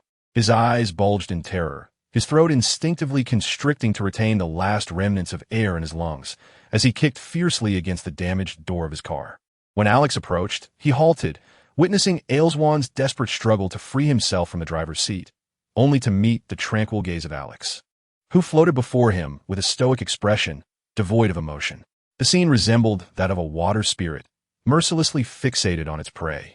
A chill coursed through Erzwan, his heart pounding with dread. What did he intend to do? He sputtered and coughed out bubbles of air, which ascended like orbs towards the surface. While beams of morning sunlight pierced through the water, Ailswan felt as though his lungs were about to burst, the water invading his ears, mouth, throat, lungs, blood, and brain. His vision blurring as he struggled against the encroaching darkness. Yet, Alex remained a silent observer. Ailswan anticipated a struggle beneath the surface, but none came. His lungs could no longer endure. They felt as if they were on the verge of explosion, veins straining against the pressure, compelling him to escape the depths. Ignoring Alex, he propelled himself upward, the refracted light above resembling a beacon of hope, promising salvation. Just as he aimed to grasp the faint glimmer within the water, Alex moved. Like a supple fish, as though born to dwell in the river, he glided effortlessly to Ailswan's feet, resembling a specter of the deep as he seized Ailswan's ankle and pulled him downwards. The light that symbolized hope receded from Ailswan's sight, his eyes widening in despair as the last remnants of oxygen bubbled from his mouth. Terror gripped Ailswan's heart, compelling his arms to paddle furiously upward, fingers stretching desperately toward the fading light. Yet, the radiance drifted ever farther away, his vision dimming as the encroaching darkness swallowed his reason, emotions, and consciousness. The last vestige of oxygen transformed into a grotesque defiance, as darkness surged from all directions, engulfing him. His bulging eyes, filled with a horrifying rage and resentment, were fixated on Alex, the one leading him towards death. Ultimately, his entire world succumbed to darkness, leaving behind a visage of terror and malevolence. Time, 1989. Route 6. The sultry night was heavy with oppressive clouds, intermittently illuminated by jarring flashes of silver lightning. A vintage Volkswagen Beetle, imbued with nostalgic warmth and classic charm, sped along the highway. At the wheel sat a slender, refined man of erudition, adorned with black-rimmed glasses. Beside him was his fiancée. The memory of her acceptance of his proposal on the beach and the shared aspirations for their future together brought a gentle smile to his face. As he deftly maneuvered the steering wheel, he reached out with one hand, warm with affection, to clasp the hand of his fiancée sitting in the passenger seat. She reciprocated, their fingers intertwining, a silent testament to their unbreakable bond. Suddenly, a searing red lightning bolt erupted from the night, splitting the highway like a gaping chasm. The crimson arc surged towards them, sending chills down his spine. In a panic, he swerved the vehicle to halt, but the red lightning, as if possessed, collided violently with the front of the car, flipping it over. The immense force sent the vehicle tumbling across the pavement, trailing a shower of sparks, until it finally came to a halt, exuding the acrid scent of gasoline. Struggling, the man emerged from the wreckage, his body feeling as if it were shattered into pieces. Utterly drained, the red lightning seemed to have been impacted as well, morphing into a humanoid form that rolled along the road, accompanied by flickering arcs of red energy. Gradually, the electric arcs dissipated, revealing a figure clad in a tight yellow suit. It was Albert Swan, the nemesis of the Flash, Reverse Flash. Why has this happened? Reverse Flash rose from the scorching pavement, his eyes wide and wild, gazing at his blurred hands, which appeared to flicker between reality and illusion. The speed force within him was being depleted to maintain his form. At that moment, he felt akin to a mere projection. Should the speed force be exhausted, he would cease to exist in this world. The cause of this transformation was singular. Who killed my ancestors? Fear surged within Reverse Flash, and with eyes ablaze, he howled towards the heavens in a mix of horror and rage. It was you, the Flash. It was you, the Flash. A crack resounded as a stark white lightning illuminated the sky. The dark clouds above flashed with fury, seemingly echoing the anguished cries of Reverse Flash. Torrential rain and fierce winds descended with wrath, drenching him like a wretched, hopeless creature. Someone had eradicated his ancestors at the very source of time, preventing Reverse Flash from ever being born. How audacious of the Flash to violate his own principles, to disrupt the temporal fabric safeguarded by the Speed Force, and to take the life of his own forebear. Flash, you cannot extinguish me. I am your inescapable nightmare. His yellow bodysuit stood resilient against the downpour, with red arcs of electricity faintly flickering across his form, emanating a haunting wail of defiance against the rain. Reverse Flash, with a menacing countenance, approached the grievously injured man. Please, save me. Save my wife. Chapter 63. Did you kill him? In the central jurisdiction's morgue of Mid-City, Barry, visibly anxious and slightly breathless, hurried towards the autopsy room. The evidence department often collaborated with forensic experts, frequently participating in autopsies to gather evidence, rendering the space somewhat familiar to Barry. The morgue was imbued with a chilling atmosphere, accentuated by the cold instruments of dissection and the pungent aroma of formaldehyde, evoking an eerie sensation. Inside, a solitary male forensic scientist, clad in a white lab coat and wearing a mask, was diligently at work. On the autopsy table lay the body of Agumon, retrieved after 2 hours of recovery by the water police divers. His already pallid form exhibited signs of hypoxia, with bluish lips and cool, clammy skin, a result of vascular constriction. The livor mortis presented a pale red hue, occasionally darkening. The skin's piloerection was evident, resembling the so-called goosebumps. Upon witnessing Agumon's lifeless body, Barry was engulfed by disbelief. Just that morning, Agumon had engaged him in conversation, vibrant and full of life, weaving tales about Alex's identity as a musical hero, departing with a grateful smile. Now, he lay silently on the table, his essence seemingly reduced to mere monochrome. He was dead. Had Alex been the one to kill him? A look of dread spread across Barry's face as the cold air enveloped his skin, penetrating deep into his psyche. A chill ascended from his spine to his mind, prompting involuntary recollections of Alex. Had Alex truly been responsible for this? Barry, you're a bit early. The forensic report will take some time. Apologies. We've had an influx of bodies these past few days, the male forensic scientist remarked without turning, deftly slicing open Agumon's ankle. Notably, the bruising on either ankle was markedly different. One displayed significant discoloration, while the other appeared relatively unscathed. Such discrepancies required further verification from the forensic examination. The body of Agumon was discovered 1 kilometer downstream of the Missouri River, entangled by algae around his ankles, leading to asphyxiation as he was unable to surface for air. Barry stepped closer and was startled by the ghastly, bulging eyes of Swan. It was a visage entirely uncharacteristic of one who had drowned. Instead, it bore the unmistakable expression of a soul unwilling to succumb to death. A sight so horrific that even Barry, accustomed to viewing corpses, felt a shiver of fear. It appeared that Officer Swan had no desire to perish. The forensic expert made a remark, disregarding Barry's grim countenance. His cause of death? Barry glanced at Swan's gaping abdomen and inquired. Undoubtedly, he succumbed to drowning, replied the male coroner, as he meticulously dissected Swan's ankle skin to examine the blood vessels. Continuing, however, it was not the algae that ensnared his ankles, causing him to drown. Barry's eyes reflected a complex turmoil, his expression taut, as a sense of sorrow and unease washed over him. There was almost no algae or sediment beneath his nails, nor any foreign matter such as mud, water plants, or seaweed within his nasal cavity or bronchial tubes. His lungs were heavy and expanded, displaying irregular shades of gray-green or dark red, interspersed with lighter, inflated areas. It could be concluded that he had already perished by the time the algae ensnared his ankles. He had been swept to the algae after his death, becoming entangled. At this juncture, the coroner paused, setting aside the dissection scalpel, and pointed to Swan's ankles, stating, before his demise, Officer Swan had engaged in a fierce struggle.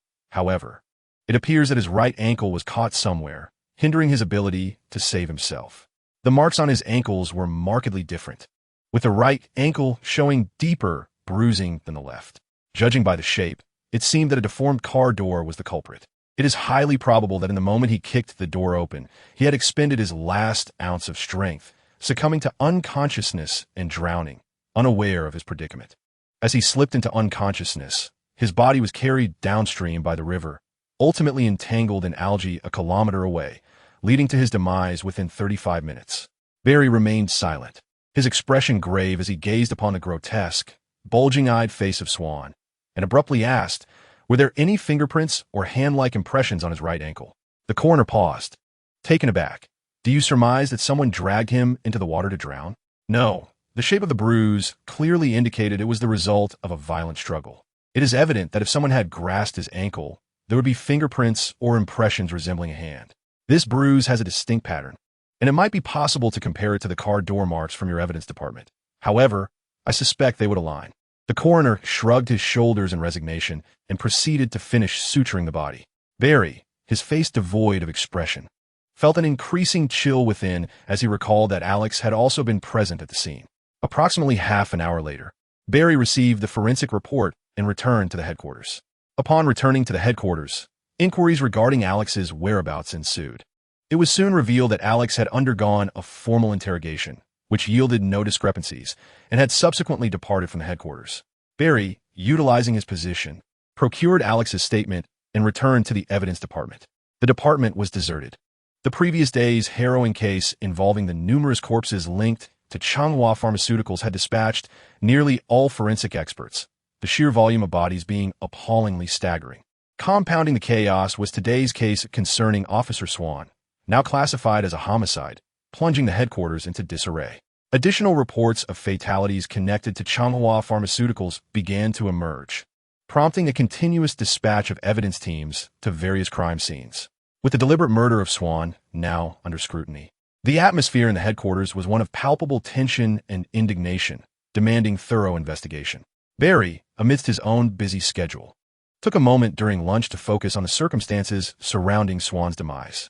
He opened Alex's statement, which meticulously detailed Alex's suspicions of a connection between Swan and Changhua Pharmaceuticals, leading him to pursue Swan with urgency, fearing his escape upon learning of his departure from the precinct. This chase culminated on the bridge, where Swan accelerated his vehicle, only to be struck by an armored truck and subsequently shot at, ultimately plunging into the Missouri River. Barry, too, leapt into the river in an attempt to rescue him. Yet the distance between him and the point where Swan's vehicle entered the water was approximately 200 meters. An elite swimmer would require around 1 minute and 49 seconds to cover such a distance, whereas a drowning individual, inundated with water, mud, and debris entering their lungs, would face airway obstruction and hypoxia, losing consciousness within approximately 30 seconds. Thus, this 200 meters became irrefutable evidence that Alex was unable to save Swan, a flawless testimony. Barry closed the statement, anguish etched across his face as he cast it aside. Once again, it seemed that impeccable evidence had been crafted, rendering Swan's death an undeniable reality. Why must one always be so perfect? The increasing perfection only served to implicate Alex as the perpetrator, for he was no ordinary individual. Barry was deeply aware of this transformation. What had caused Alex to become such a being? Had he truly morphed into a demon? The Dragon Slayer had become the dragon, mercilessly taking lives and eliminating all who posed a threat to his interests. Alex, you have become a demon. With a heart heavy with sorrow, Barry's eyes reddened, glistening with unshed tears as he felt an internal rift of despair. Why must the innocent be slain? How could it have come to this? My friend has become a monster. He wiped the tears from his cheeks, inhaling deeply, only to notice dark clouds gathering outside, the surrounding air growing uncomfortably warm. A faint flicker of lightning danced within the dark clouds, revealing a bizarre yellow flash. The stifling air left Barry feeling uncomfortable both internally and on his skin. His eyes reddened as he retrieved his phone and called Alex, his voice heavy and hoarse, tinged with disbelief. Did you kill Ayers Wong? Chapter 64. The birth of the Flash in the underground base. A luminous brightness illuminated the space as if it were daylight. Alex sat upright, his expression stoic. Before the computer screen, a flicker of confusion crossing his gaze. He had killed Ayers Wong. This revelation not only shocked Barry, but also shattered Alex's innermost principles. Turning his head, the screen's glow cast an eerie blue sheen upon his face, evoking a sense of desolate solitude. He glanced at the black-framed glasses beside the computer desk, slowly reached for them, and donned them. He had always believed he would steadfastly uphold the role of a killer of wrongdoers. Thus, he had consciously become a superhero in Mid-City. Though largely for his own gain, there was also an intrinsic desire to champion justice. This pursuit of justice by superheroes is, after all, a romantic notion cherished by every adult. He assumed he would always confront the nefarious and those who perpetrated evil. However, he never anticipated that he would take the life of Ayers Wong, a man who scarcely qualified as a villain. Ayers Wong had not committed heinous crimes. Rather, he had solved numerous major cases and fought against criminals, having served and protected the citizens of Mid-City. If one were to assess him fairly, he could indeed be regarded as a rather righteous officer. Perhaps he harbored some darkness. A fleeting thought crossed Alex's mind, but he quickly shook his head, bitterly dismissing such self-deceiving notions. Yet, this could not obscure the fact that he had slain a man solely because he was aware of Alex's heroic identity, not due to any egregious wrongdoing on Erswang's part, but simply because he knew. It was as simple as that. He had been killed for knowing his superhero identity. Alex had not adhered to the principles he had set for himself. He had believed he was a person of strong convictions, one who would only eliminate those who committed evil acts. Now, he had killed even an innocent man, merely because he was aware of Alex's identity. In the future, if others learn of his identity, will he kill them too? Yes, he would. Anyone who infringed upon him, or whom he deemed unworthy, could potentially meet the same fate. Everything here felt like a scene from a comic book, a television show, or a novel, light and insubstantial, devoid of any tangible weight. Alex reached a grim conclusion, adjusting his glasses on the bridge of his nose, a chill creeping into his heart. It turned out he was not as principled as he had believed. Indeed, he was cold-blooded. A flicker of disappointment flashed in Alex's eyes. He understood himself all too well, and this realization left him cold and despondent. Having traversed through time and lived in this world since childhood, neither this realm nor Barry has altered his essence. He has never truly existed. Such a reckless and cold-hearted individual as himself is destined to meet a grim fate. Alex softly mused upon his own nature before reining in his emotions, returning to a semblance of normalcy. He was prepared for murder and equally ready to embrace death. Thus he feared not the latter. With his psyche steadied, Alex wore an impassive expression. The act of extinguishing Eilswan's life no longer resonated within him. Henceforth, many more innocents or those who incited his ire would perish, and Alex would remain unperturbed. The elongated frames of his black glasses concealed the mark of tears upon his visage, his countenance cold and devoid of compassion. An email from Tonghu arrived on his computer pertaining to his investigation into Changhua Pharmaceuticals. Alex opened it and began to read in silence. Within mere minutes, he had perused the entirety. The fact that Eilswan had once safeguarded Changhua Pharmaceuticals rendered his demise regrettably unjustifiable. I did not err in eliminating a good man, Alex muttered to himself, although he understood this reasoning was flawed. At that moment, he had merely recognized Eilswan as a musical hero and had acted without hesitation, decisively ending his life.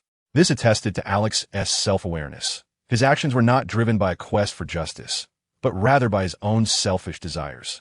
Even now, knowing that Eilswan had once protected Changhua Pharmaceuticals, labeling him as deserving of death did not equate to righteousness.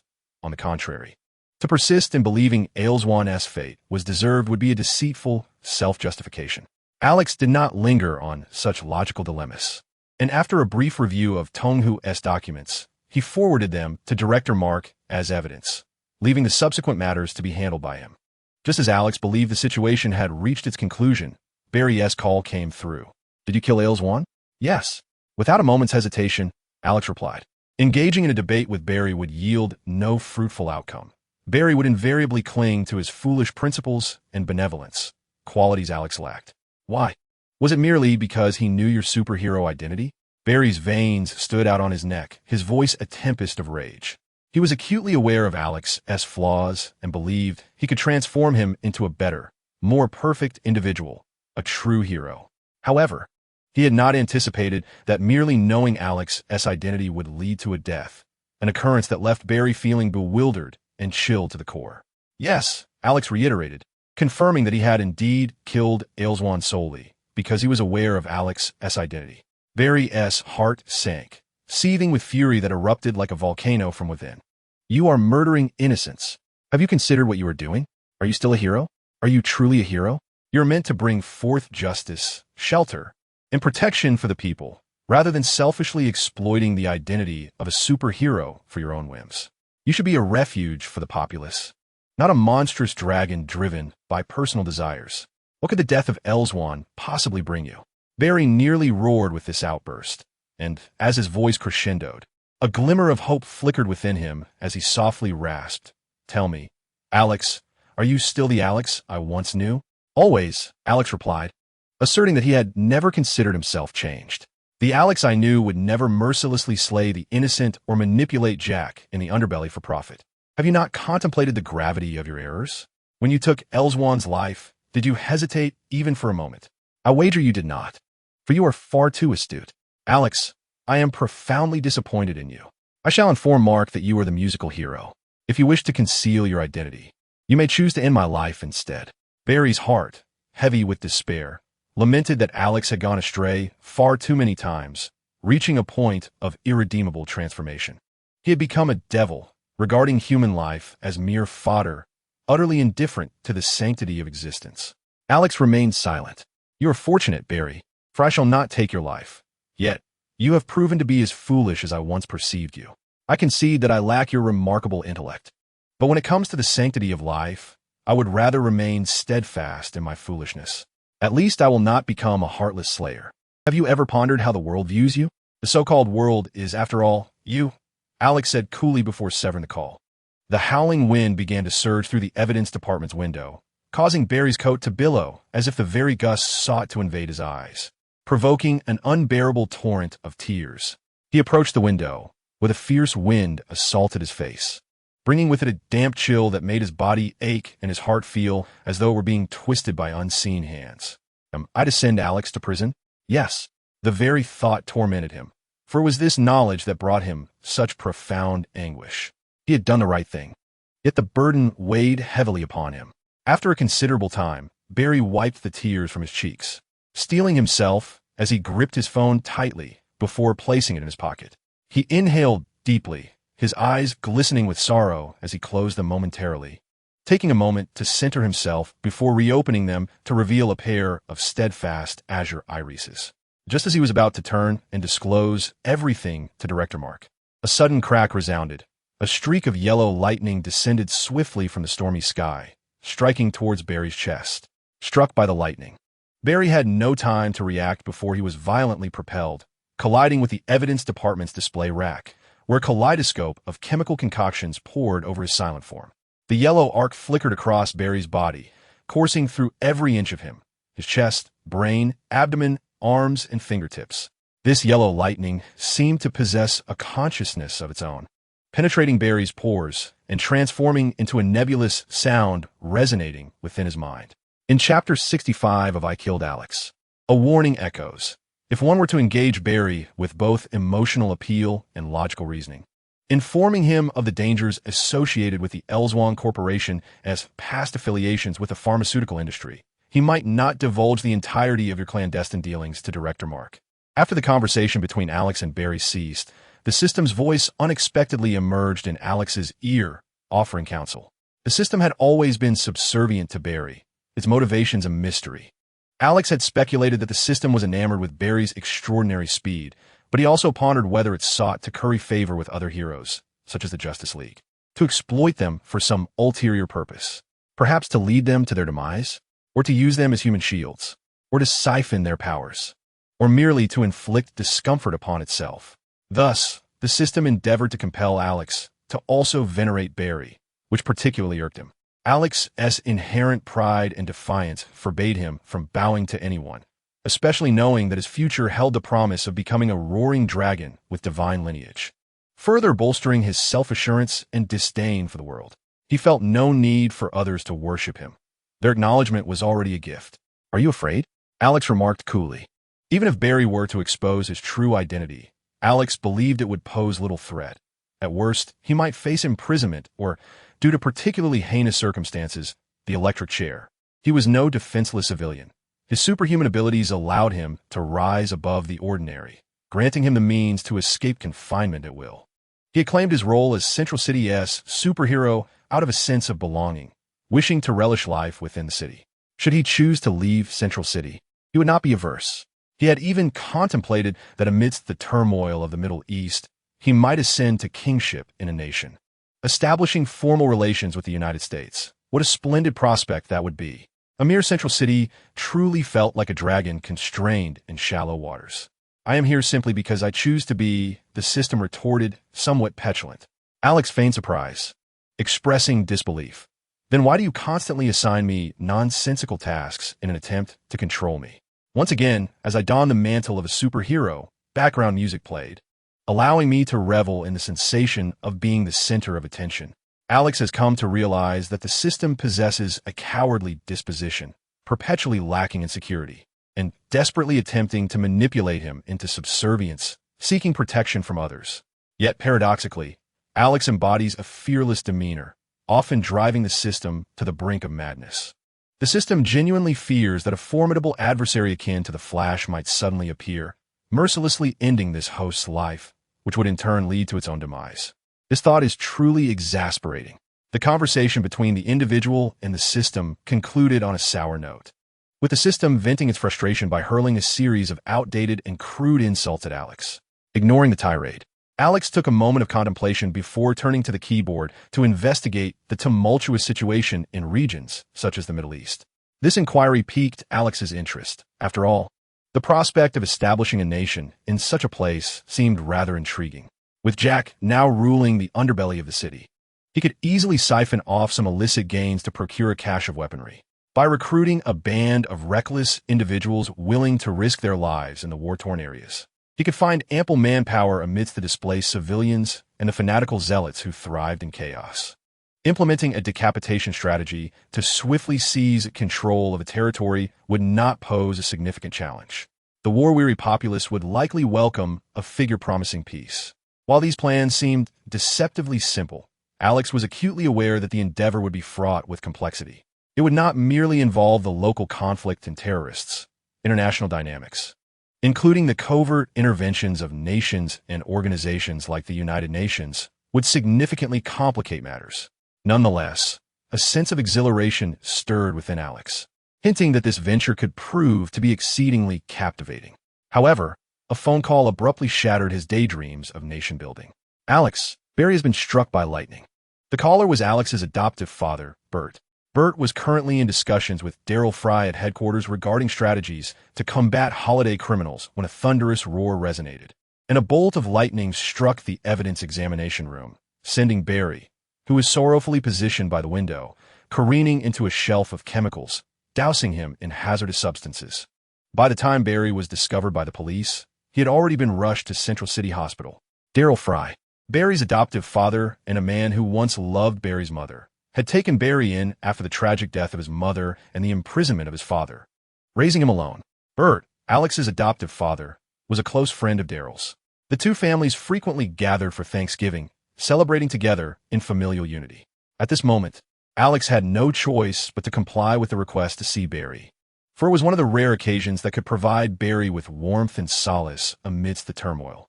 As Thanksgiving approaches, an unexpected calamity befalls Barry, who is struck by lightning.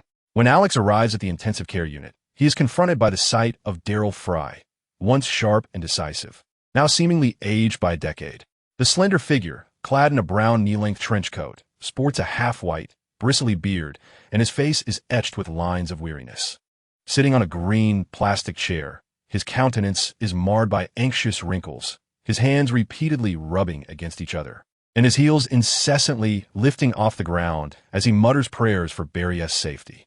Beside him, Bert maintains a stoic demeanor, offering a comforting hand on his friend's shoulder, yet he too grapples with an unexpressed, profound sorrow. Had Alex been the one struck by lightning, he would fervently beseech the heavens, imploring the Virgin Mary, Jesus, and God to return his child. He empathizes with Daryl Fry's plight. The sudden disaster has seemingly crushed the man who regards Barry as a son. Barry will be fine. He is not destined for an early demise. Alex stands aside, gazing at the red emergency light, contemplating the arrival of the Flash, a moment he has anticipated for 24 years. Yet now, a sense of trepidation fills him, a nagging discomfort. He hopes his presence does not inadvertently lead to Barry's demise. The three men wait anxiously outside the emergency room for several hours, until at last, the red light shifts to green. A doctor and nurse, clad in clean blue scrubs, emerge through the door. Daryl Fry and Bert rush forward, eager to hear that Barry's life is secure, allowing their tense hearts to finally relax. Alex, too, breathes a sigh of relief. Although he harbors no fondness for Barry, he would never wish for his death. There exists no profound friendship, only a nuanced sense of camaraderie towards one who has always regarded him as a friend and sought to inspire change within him. He absolutely does not wish for Barry's demise. As the nurse wheels out the unconscious Barry, Alex suddenly feels an unsettling sense of danger flicker within him. Chapter 66. Unfortunate Jack in the downtown area of Port City at noon. The sun shines brightly, casting shimmering reflections upon the surface of the sea, while the cool sea breeze brushes past. 4 men stroll along the harbor, approaching a mid-sized yacht. Among them are 2 men ahead. One, tall and dark-skinned, possesses fierce features akin to a tiger. In this late autumn chill of 15 degrees, he wears only a short black sleeve, showcasing his robust physique. Beside him stands a smaller man, bundled in a thick down jacket, resembling a bear, clearly sensitive to the cold. Following them are 2 men in black suits, serving as bodyguards. As they reach the yacht, the imposing figure turns to Jack, saying, "Go back, Jack. There is no need to see me off."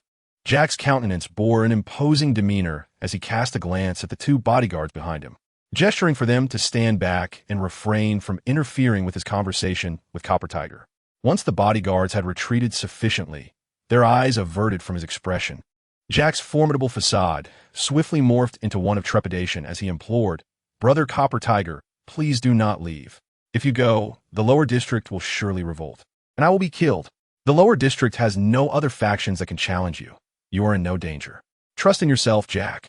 Your capabilities far exceed your own imagination. All you need is to amend your timid disposition. I believe your future achievements will eclipse your current standing," Copper Tiger replied. "Are you jesting, Brother Tiger? Just a week ago, I was nearly attacked while in my car. Without you, I am utterly afraid to step outside." Jack cast a furtive glance at the 2 bodyguards, noting their unwavering posture and composed demeanor, and quickly adopted an air of confidence, uttering the most audacious declarations. "Jack, your performance is commendable. You portray a formidable gang leader with style and grace. For this reason alone, you shall not meet an untimely end. Alex will be watching over you. He would not permit your demise." Copper Tiger reflected, realizing that had he not approached Jack, he would have remained oblivious to the nature of the man before him. "No, I am bound to die. Brother Tiger, please don't leave," Jack pleaded desperately. "I have pressing matters to attend to," Copper Tiger countered, shaking his head as visions of his deranged junior sister flashed through his mind. To remain would be to court death. In light of this, Jack's eyes flickered with desperation as he clung to his life, contorting his expression in anguish. "Brother Tiger, I am aware that you have refrained from indulgence lately. You must be drawn to me. If you stay, I shall cleanse my conscience tonight," Jack declared, summoning all his resolve. "Get away." Copper Tiger shot him a fierce glare, preparing to turn and board the yacht. Yet Jack seized Copper Tiger's robust arm, his feet firmly planted on the ground, struggling to resist the overwhelming force of Copper Tiger's strength. "Please, please, I will die. I truly will, Brother Tiger, do not depart," Jack implored, on the verge of tears. As a leader, his display of vulnerability made Copper Tiger question Alex's judgment in selecting Jack as an undercover operative. His mental fortitude was distinctly lacking. "Rest assured, Alex will not allow you to perish," Copper Tiger sighed at the sight of Jack's distress. Tears of anguish and regret streamed down Jack's face as he lamented, "No, I will be killed by the boss. A week ago, I secretly moved $400,000, along with my savings, totaling $500,000, to covertly record an album. My intention was to sell it to the Central Universe Entertainment Company. You know, Brother Tiger, how melodious my singing is. Who would have thought that they would dismiss my talent and refuse to assist in its global release? Those brutes did not even negotiate a profit share. Even a buyout would have sufficed, yet they outright rejected the distribution. As Thanksgiving swiftly approaches, it is once again time to take stock of 1S accounts. Brother Who, I find myself in a dire financial predicament, and I can only imagine the wrath that awaits me." With a grave expression, Copper Tiger solemnly reassured, "Rest assured, I am certain that Alex will not take your life." With that, Copper Tiger forcefully pried open Jack's fingers, and amidst Jack's desperate pleas, he cried out, "No, Brother Who, you can afford a yacht worth $1,200,000. You must have the means.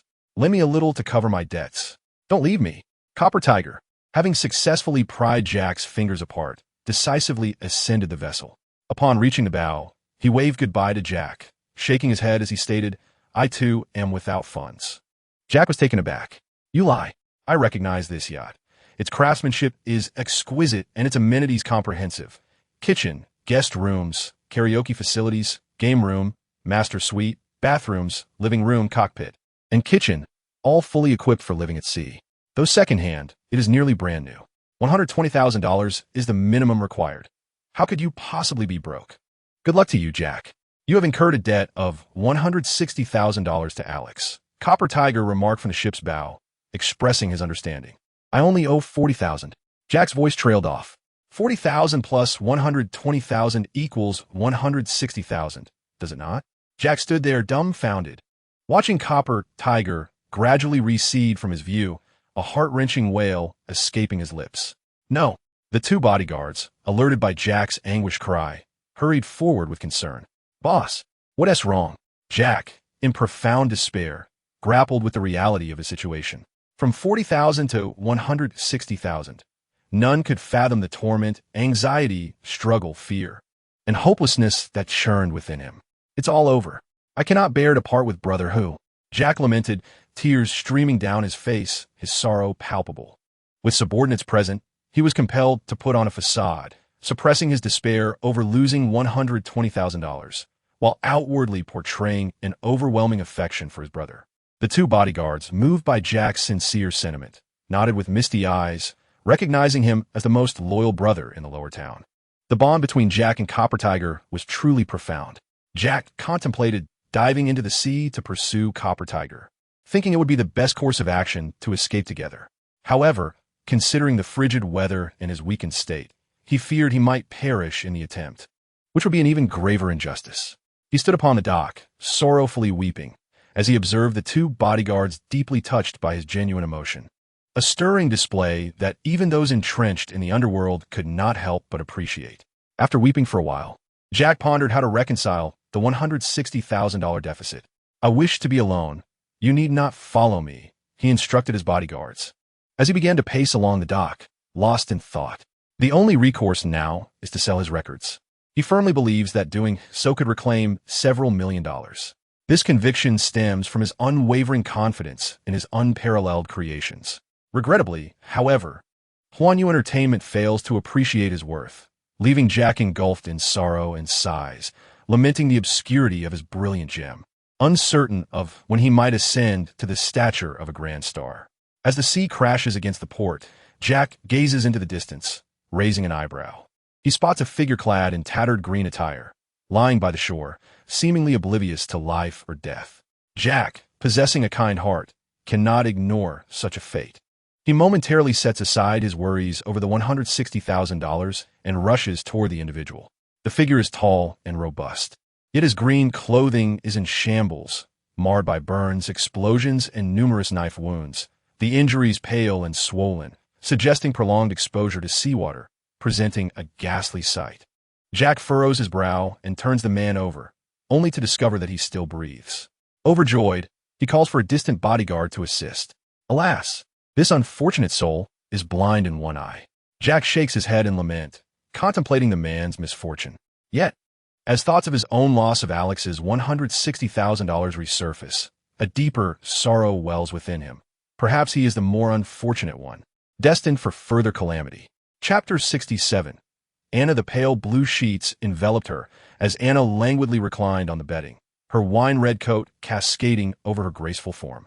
Her curves were firmly encased in a gray sweater, while a charcoal skirt adorned her lower half. Her legs comfortably sprawled on the bed, devoid of any ladylike demeanor.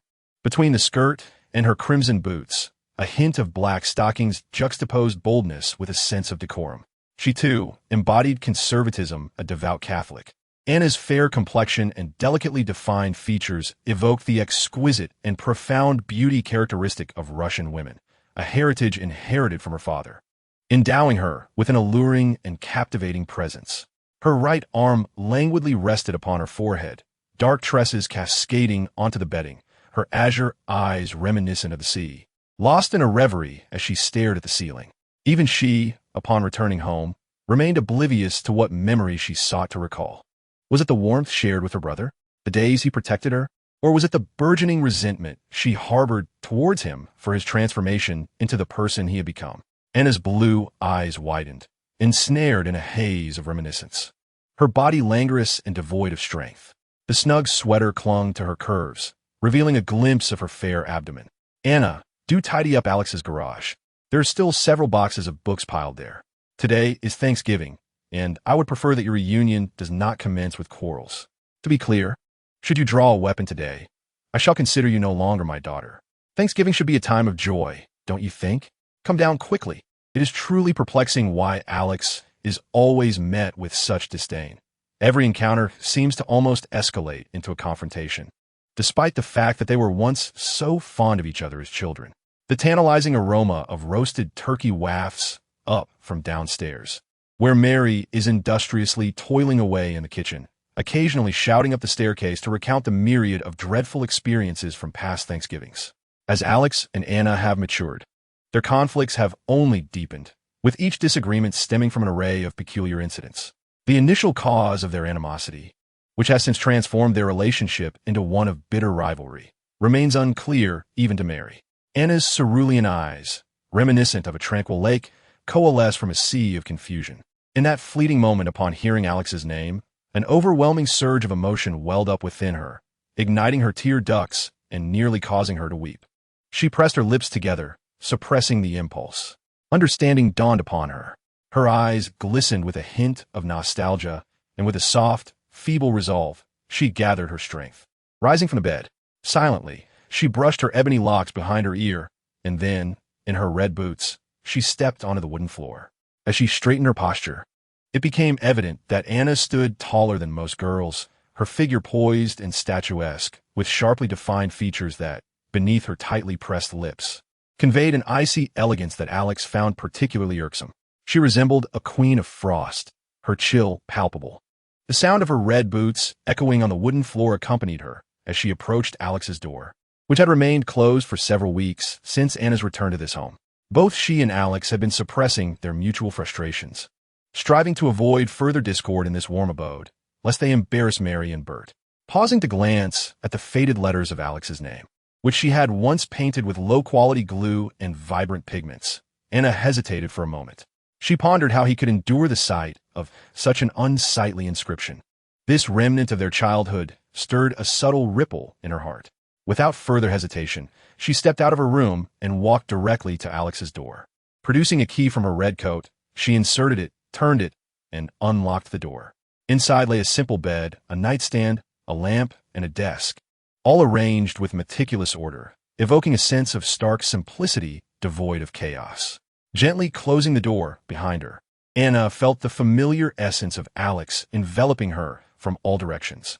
She instinctively closed her eyes, her hands gliding down from her cheeks to her pristine neck, tracing the delicate contours of her collarbone. As her fingers danced, they gently caressed the peaks and valleys of her form, the static of her sweater adding an element of tangible fantasy to her touch. A soft sigh escaped Anna's ruby lips, and she surrendered herself to the embrace of Alex's bed, eyes still shut. He was a man of unparalleled arrogance, possessing an extraordinary intellect and a disdain for the world around him. With an innate haughtiness that allowed him to disregard everything, to him, the world appeared as if all its inhabitants were merely laughable NPCs in a game. He seemed to exist beyond this realm, having never truly acknowledged it. Always wearing an expression of icy indifference, he held a condescending view of life, dismissing all that surrounded him. What Anna found most unbearable was his complete disregard for himself, a sentiment that gnawed at her heart. Initially, she believed Alex's brilliance enabled him to solve any problem, to provide perfect answers that left her in awe, admiration, and enchantment. Eventually, she realized he was merely lonely. He had come to this world as if to experience it briefly and then die fearlessly. How had it come to this? She inhaled the scent of the pillow deeply, mourning silently within. The room, untouched for weeks, was bound to gather dust. Alex had also instructed Mary not to enter his domain, and since Anna's return, it remained immaculate each day. After spending only a few minutes in Alex's room, Anna tidied her hair and clothes, adjusting her gray sweater, restoring the room to its former state. Bedding, mattress, everything returned to its original order. Once everything was in place, she stood before Alex's door, once again adopting a cool facade, dismissing him. As she descended to the first floor, her graceful figure swept past the kitchen, amidst Mary's incessant chatter, and she exited to the garage. Using the key Mary had given her, she lifted the roll-up door to reveal 5 stacked boxes, filled with books and miscellaneous items. These were remnants of a previous clean-out by Bert and Mary, temporarily stored in Alex's garage due to a lack of space. Now, she needed to move these boxes, which had been placed there because of her. Otherwise, it could lead to yet another unpleasantness between them. She rolled up the sleeves of her red coat, exposing her slender arms, and began to shift the boxes. However, the first box presented a challenge. The tape at the bottom was not secure, and as Anna attempted to move it, an avalanche of books tumbled down, landing at her feet. Though it was not painful, she furrowed her brow. She rummaged through the nearby toolbox for some clear tape, secured the box with several layers, then crouched down to collect the scattered books. Before long, she had neatly gathered all the fallen volumes and stacked them back inside the box. In the final volume bound in black leather, there was an unsettling peculiarity. The cover was so dark it evoked discomfort. Anna, with a puzzled gaze, picked it up and casually flipped to a page where she encountered the author's inscription. "I do not compromise in life. Even in death, I shall not regret or complain." Russia, November 1st. A frown creased Anna's brow as she read those words, stirring an uneasy feeling within her. Just as she pondered over who could pen such a diary, Bert returned home and called out, "Anna, you need to hurry. Alex is about to return from Midtown Hospital." Bert smiled as he passed by the garage. Anna closed Rosh's diary, placed it in a box, sealed it with tape, and brought it out. "I will." Chapter 68. The Peculiar Berry, A Crisis. Midtown Hospital, 7th floor, room 302. Temperature, 18°C, relative humidity, 50. The white-walled room was enveloped in tranquility, as Barry remained in a state of unconsciousness. Alex stood beside Barry's bed, his gaze flat as he observed the comatose figure. He had been standing there for over half an hour, a faint sense of crisis hanging heavily on his heart. Ever since Barry was struck by lightning and wheeled out of the emergency room, an innate sense of danger surged within Alex whenever he faced Barry, dull yet piercing like a thorn in his heart.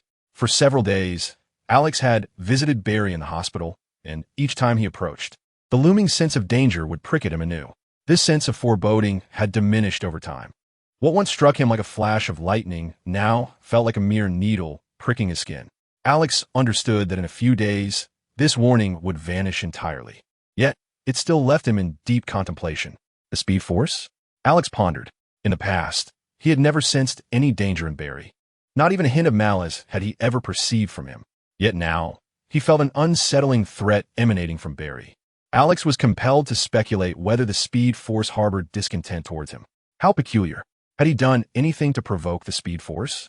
Did his mere existence incite such hostility? Did the Speed Force possess consciousness? Or was the Speed Force, in fact, Barry himself? A slight discomfort settled in Alex's heart as he contemplated the unfounded malice directed at him, for he was acutely aware of the immense power wielded by the master of the Speed Force. This speed was unparalleled, unmatched in its might. Were one to choose between the Speed Force and Kryptonian abilities, many might opt for the latter, yet without a doubt, Alex would choose the Speed Force. This is a swift and formidable force that transcends time, a remarkable ability to oscillate oneself and traverse parallel universes, omnipresent and unmistakable. He believes that the portrayal in comics has yet to capture the true essence of such miraculous power. This ability may well be the foundation of an entire universe. The genesis of motion, the very inception of all formations. In Alex's eyes, this velocity far surpasses that of a singular Kryptonian genetic entity. Should Alex confront a wielder of this speed, he would find it difficult to ascertain how many rounds he could endure.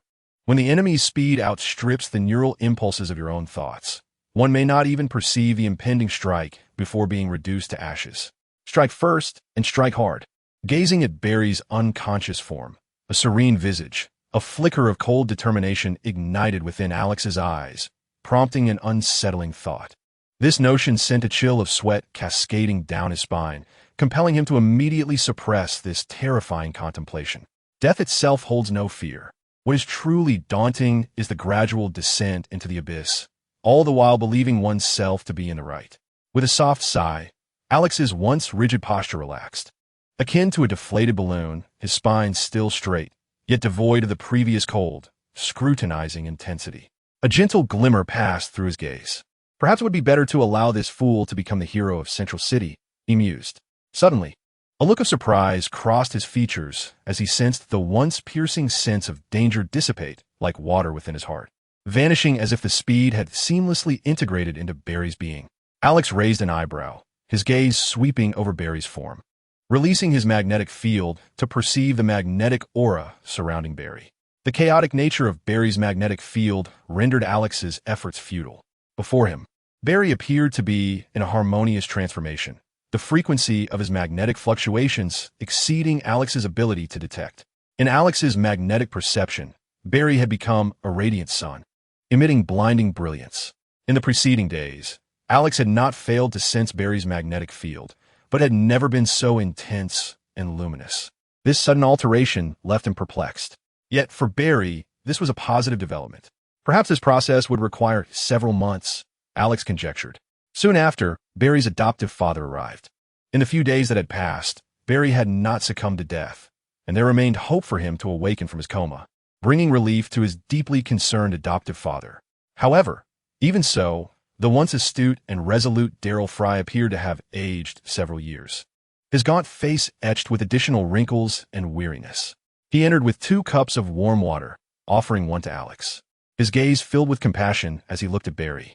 In a low, somber tone, he remarked, "I have informed Barry's biological father." Alex paused in his motion to take the cup, sensing that this seemed rather abrupt. Barry's father, accused of murdering his wife, is serving time in Iron Mountain Prison. He has the right to know. Daryl Fry briefly closed his eyes, his parched orbs moistening before reopening as he expressed a hope for Barry's swift recovery. "He will," Alex affirmed, raising a paper cup to his lips for a sip of water. "You should take a break. Barry needs someone to care for him. I've requested some time off from Mark to look after Barry." Daryl Fry held the paper cup firmly, stating, "I have transferred my current cases to Bert." Alex was aware that Daryl Fry had been investigating holiday crimes, targeting a particular perpetrator known for showy antics during holidays, aiming to create significant disturbances. They had identified a suspect, young Julian Gregory Day, son of the Calendar Man, who was said to have long since arrived from Gotham to Center City.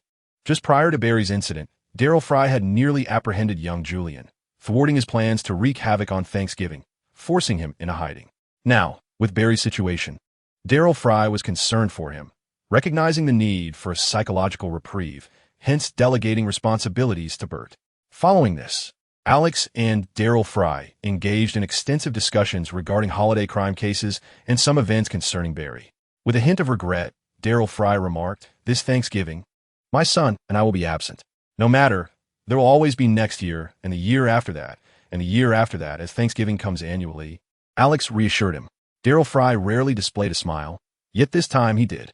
As their conversation concluded, Alex felt assured that Barry would be well looked after by his foster father, allowing him to depart for home and partake in the Thanksgiving festivities. Chapter 69. Thanksgiving the night had fallen, and a chilling breeze spread beneath the dim golden lights illuminating the street. The faint glow from every home's kitchen hinted at the delightful aroma of turkey. Thanksgiving dinner is a meal of great significance for Americans, akin to the Chinese Spring Festival.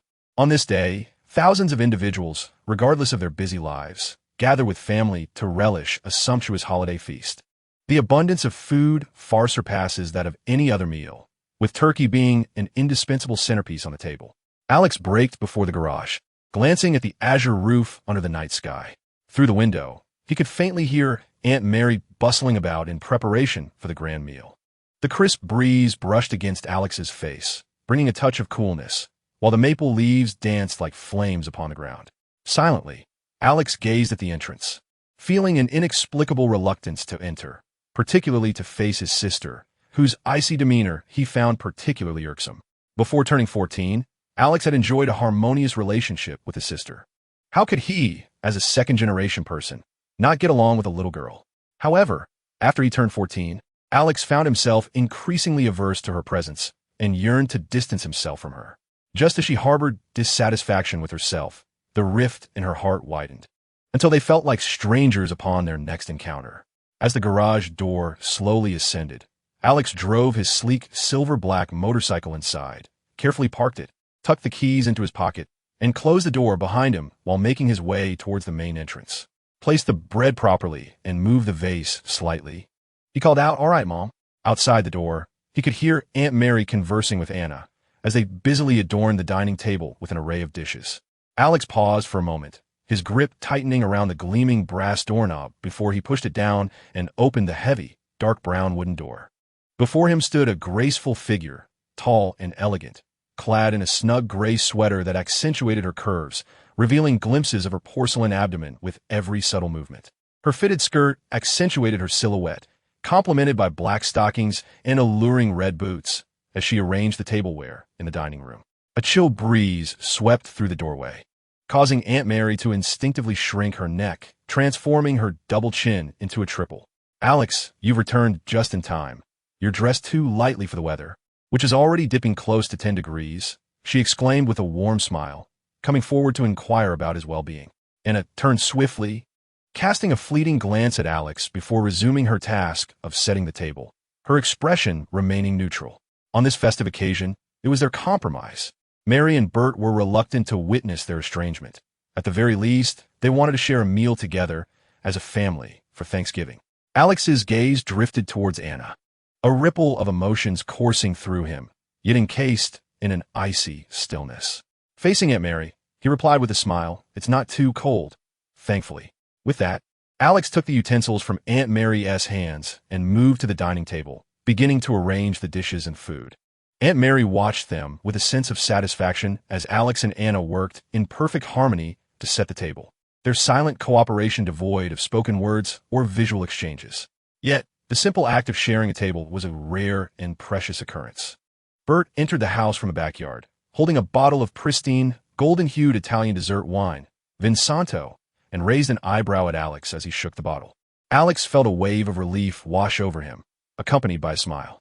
Soon, the family gathered around the table, serving an impressive feast, a large turkey, perfectly roasted to a crisp, sweet yams, corn, pumpkin pie, cranberry sauce, Boston lobster, crab seafood rice, baked bread, and an array of vegetables and fruits. As they sat down to give thanks, a twinge of sorrow tugged at their hearts for Barry's absence, yet they felt fortunate that he had survived the lightning strike. In years past, Barry and his foster father would join Alex's family for Thanksgiving, a tradition that began in their childhood, allowing two souls with tragic pasts to grow closer and nurture their friendship. This year, the absence of Barry, struck by lightning, cast a shadow of melancholy over the gathering. Fortunately, Barry is unharmed. After a brief moment of sentimentality, Bert, while carving and distributing the turkey, reassures everyone of Barry's safety, stating there is no cause for concern. He has also taken on Daryl Fry's case, allowing Daryl some time to rest and care for Barry. The family commences their Thanksgiving feast, engaging in lively conversation. Alex and Anna can only accept the dialogue with grace, appearing untroubled until they finish their dinner and lounge in the living room, chatting casually. Bert brings up the suspect, young Julian Gregory Day, who now hides in fear, merely reaping the benefits of Daryl Fry's efforts, much to his dissatisfaction, yet he could do little about it. Mary shares mundane details about her life, including matters concerning the supermarket where she works and the cleanliness of the street.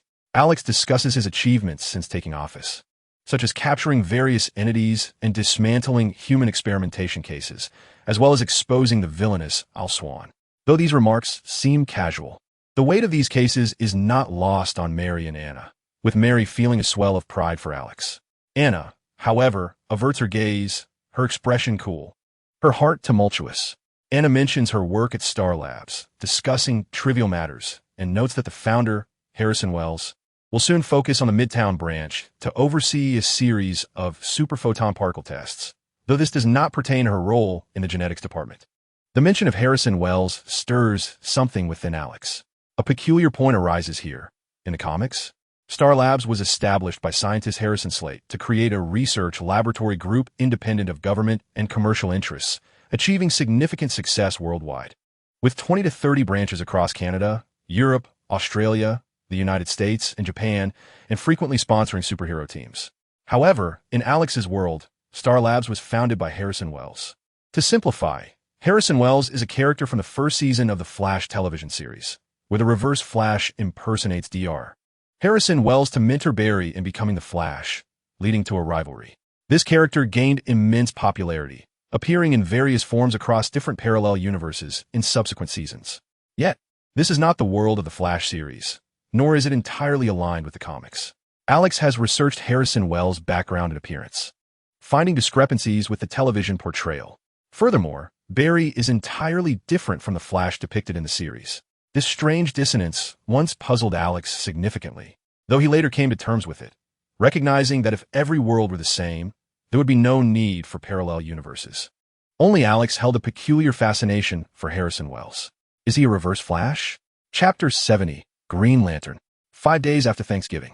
Mid-City, Ferris Airlines. In the VIP lounge, Alex leaned against the soft, inviting brown sofa, his posture impeccably straight, with a striking visage and black-rimmed glasses perched upon his prominent nose. He exuded an air of aloofness that rendered him almost unapproachable.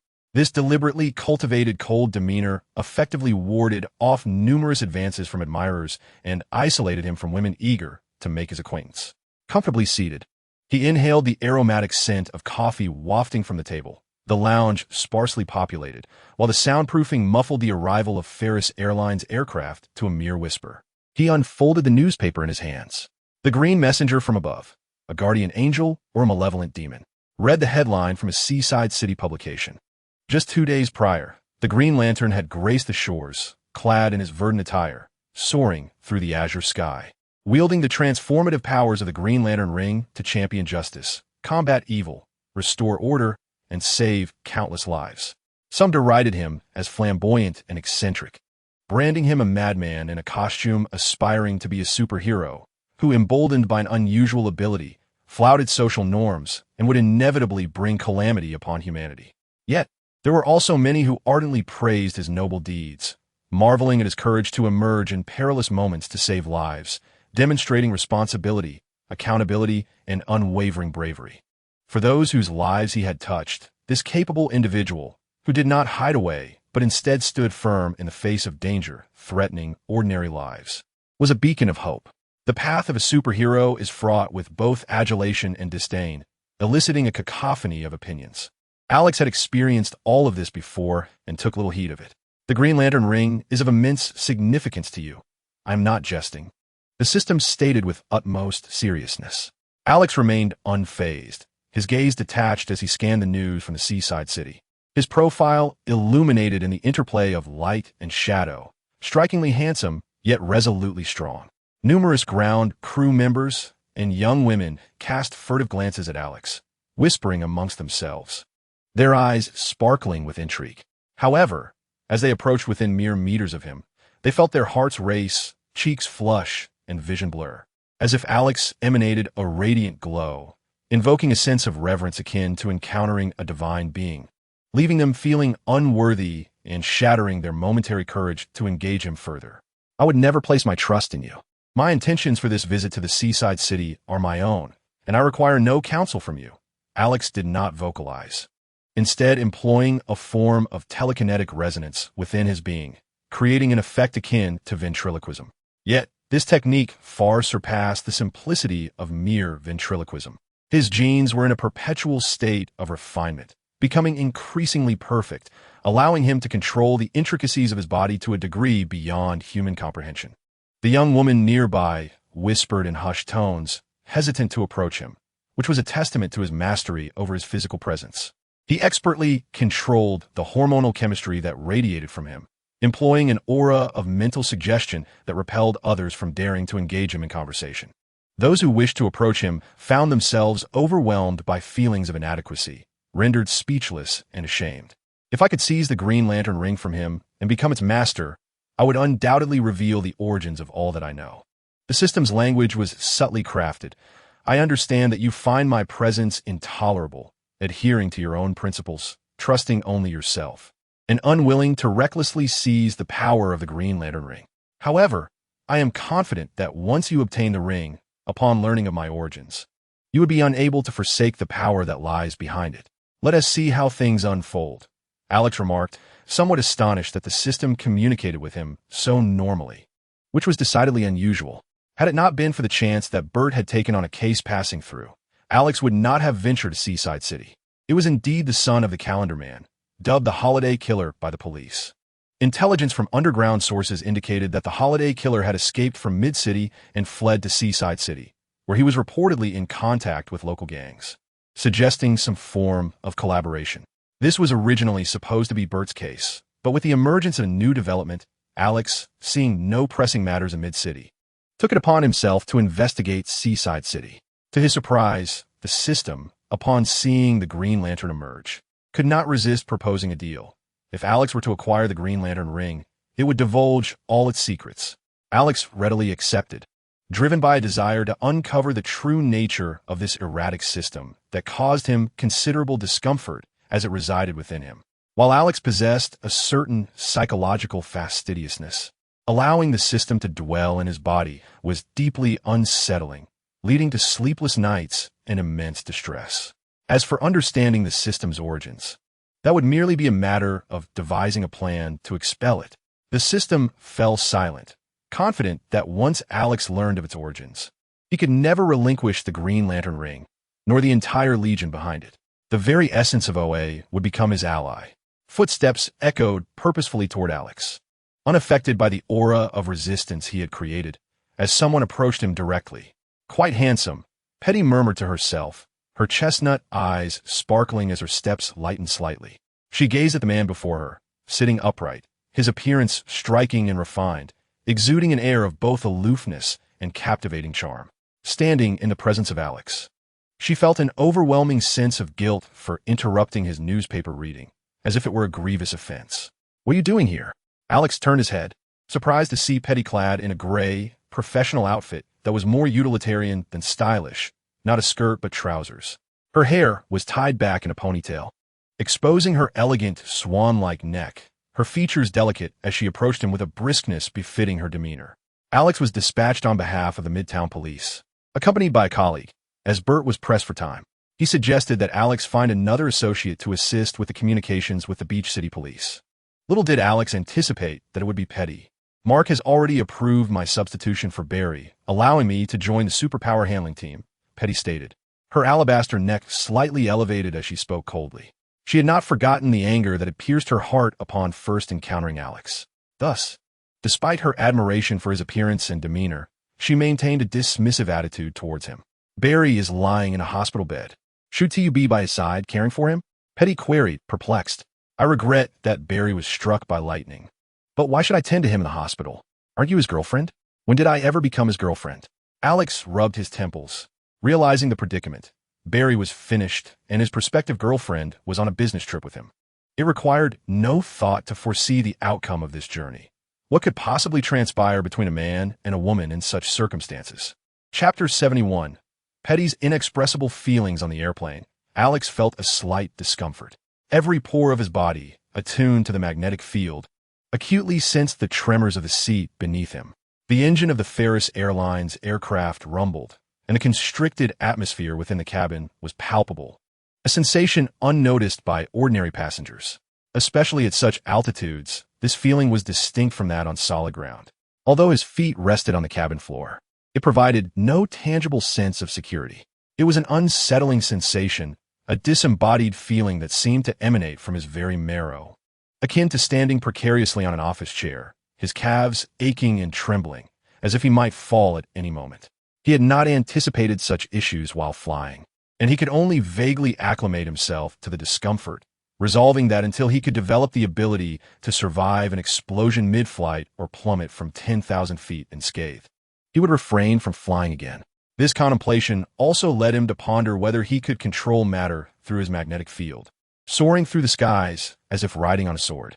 Outside the cabin window, clouds swirled like a snowy expanse, the sky a boundless azure, sunlight radiating in a kaleidoscope of colors. He closed his eyes, reclining in the comfortable seat, attempting to adjust to the discomfort of high altitudes. His mind wandered into dark musings about the possibility of an explosion, falling from such heights. Would he survive? No, he would certainly perish. Despite his extraordinary capabilities, surpassing the limits of human flesh, and his ability to manipulate his magnetic field to influence that of ordinary individuals, he could easily disrupt the neural currents within another's body, leading to their demise. The ease with which he could control life and death was a mere manifestation of his physical prowess. Although he could unleash unimaginable power through technique, it did not inherently mean that his physical form was indomitable. From a height of 10,000 meters, one would inevitably succumb to the tremendous force of impact. Perhaps only an entity with the fortitude of Superman could escape such a fate. Alex reclined in his chair, his mind swirling with peculiar thoughts as he continued to hone his telekinetic prowess. Beside him sat Petty, her legs neatly together, her features exquisitely refined.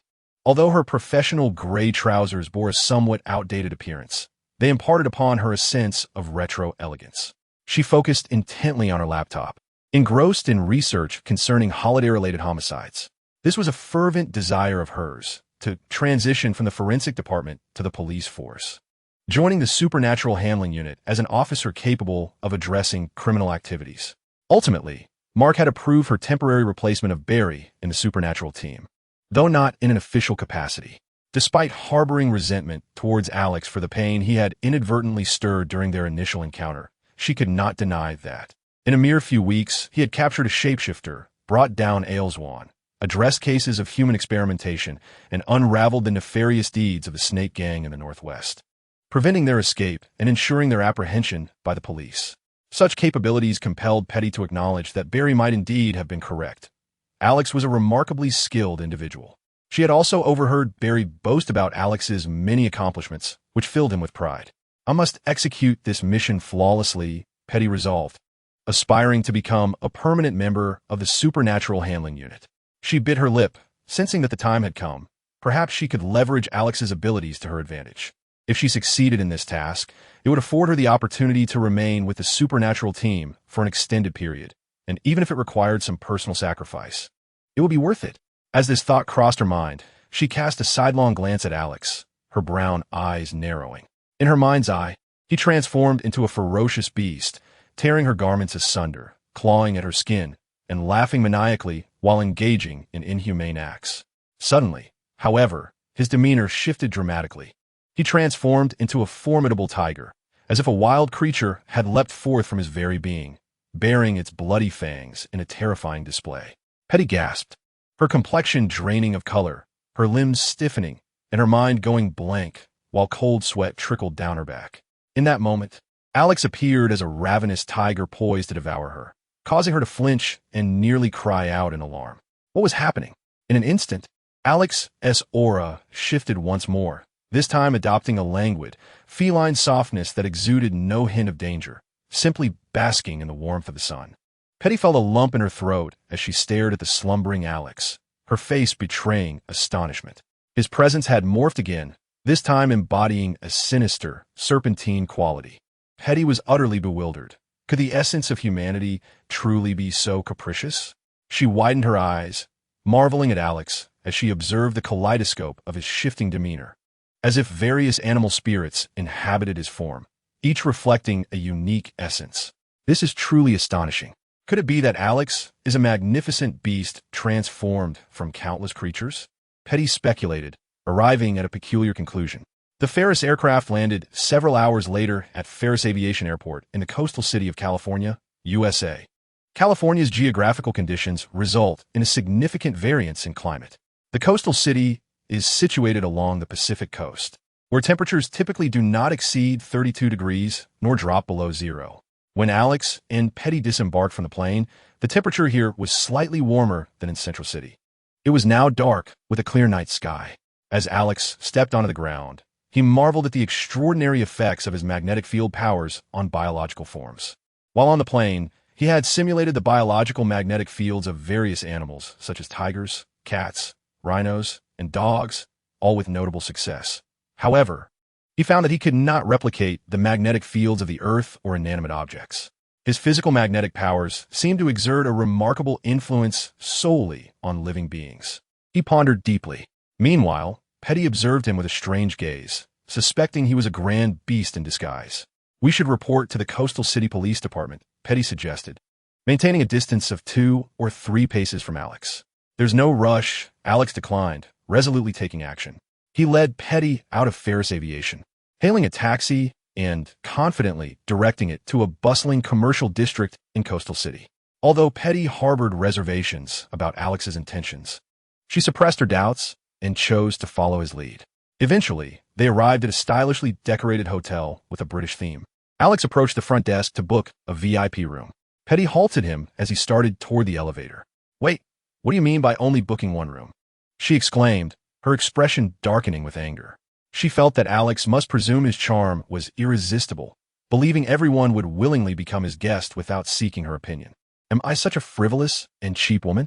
There's no need for further discussion. Officer Petty, just following orders, Alex replied coolly, striding purposefully toward the elevator. Petty's face flushed with indignation, her slender hands trembling into fists. How outrageous. He truly is a beast. To think he would so quickly establish a room under the pretense of a business trip and expect to share a bed with me, and to exert his authority over me. She had never encountered such a direct approach, devoid of romantic dinners, roses, sweet words, or any foreplay. Simply a room reservation? What on earth does he intend? Petty's finely sculpted features clouded with displeasure as she clenched her fists, casting a stern glare at Alex's retreating figure before following him. Upon reaching the VIP room, there was no need to elaborate on the hotel's elegance and charm. In Petty's eyes, the glaring white bed was striking, its linens adorned with British-style silk trim. She imagined the beastly visage of Alex emerging from the sheets, lunging towards her. The brute. He must intend to ravage me on this very bed. As anticipated, Alex declared, "I shall take a shower," before retreating to the bathroom. Petty let out a cold laugh, watching him disappear, then opened her suitcase, retrieving a lightweight 1911 handgun, loaded and ready, which she concealed beneath the pillow. She vowed that should the beast dare to approach her, she would shatter his manhood. Realizing a mere handgun might not suffice, she extracted a slender, Sarah-Will dagger from her luggage, its cold blade exquisitely suited to her grip. She felt an exhilarating thrill at the thought of using it on Alex, ready to pierce him should he make a move. Concealing the dagger beneath the mattress, she sat primly with her legs crossed, hands delicately resting on her thighs. A faint smile gracing her lips as she awaited Alex's return. When Alex emerged from the bathroom clad in a bathrobe, Petty's smile was particularly warm yet faint. However, the reality diverged from her expectations. "You will sleep in this room," Alex commanded with a sidelong glance, then turned to leave. This was entirely contrary to what Petty had envisioned. Should he not be salivating over her beauty like a starving dog? "Where are you going?" she asked, bewildered and utterly perplexed by his actions. "I shall sit in the lobby for the night." "Why?" Alex's expression turned grave and sincere. "The expenses for this trip have already been exhausted, leaving us only enough for a single VIP room. It would tarnish your reputation for us to share a room. I can find a spot in the lobby for the night." With that, he donned his bathrobe and exited. Petty's mind reeled, a rush of emotions flooding her. It dawned on her that their first-class tickets had already consumed the trip's budget, not to mention the extravagant choice of a refined British hotel that had exceeded their means. Alex, in his commitment to preserving his reputation, had offered her the room, while she, in her misguided suspicion of his intentions, had readied both a handgun and a dagger. Her own moral integrity paled in comparison to the brilliance of Alex's character, rendering her behavior despicable and lowly, an unworthy measure of his noble intentions.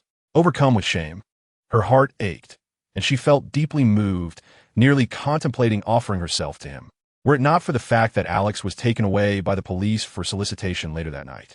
Chapter 72. Who is attacking me? Seaside City Police Station.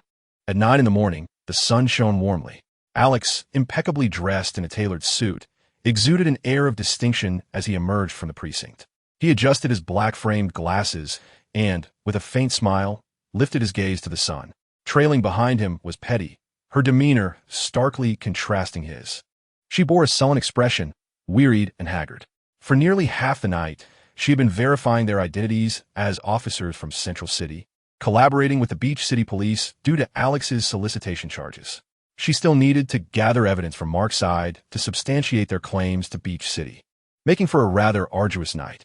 Once their identities were confirmed, Petty received orders from Alex to collaborate with the local police to investigate the holiday killer. A gentle breeze swept through the air, and Beach City felt a touch warmer than Central City. The sun's rays enveloped them in a comforting warmth. Alex withdrew his gaze from the sun, a cold glint flickering in his eyes. Someone was plotting against him, just as he was poised to seize the Green Lantern ring. There was an unseen force working behind his back.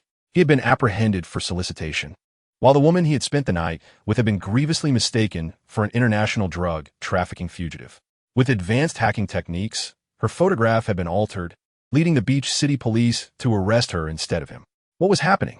Alex pondered, his stern visage glistening under the gentle sunlight, his features sharp yet aesthetically pleasing. Petty, observing him, paused momentarily, her attention momentarily captivated, her previous irritation lessening. The shadowy figure seemed less intent on his demise and more inclined to create a mere inconvenience. Yet, this was no trifling matter.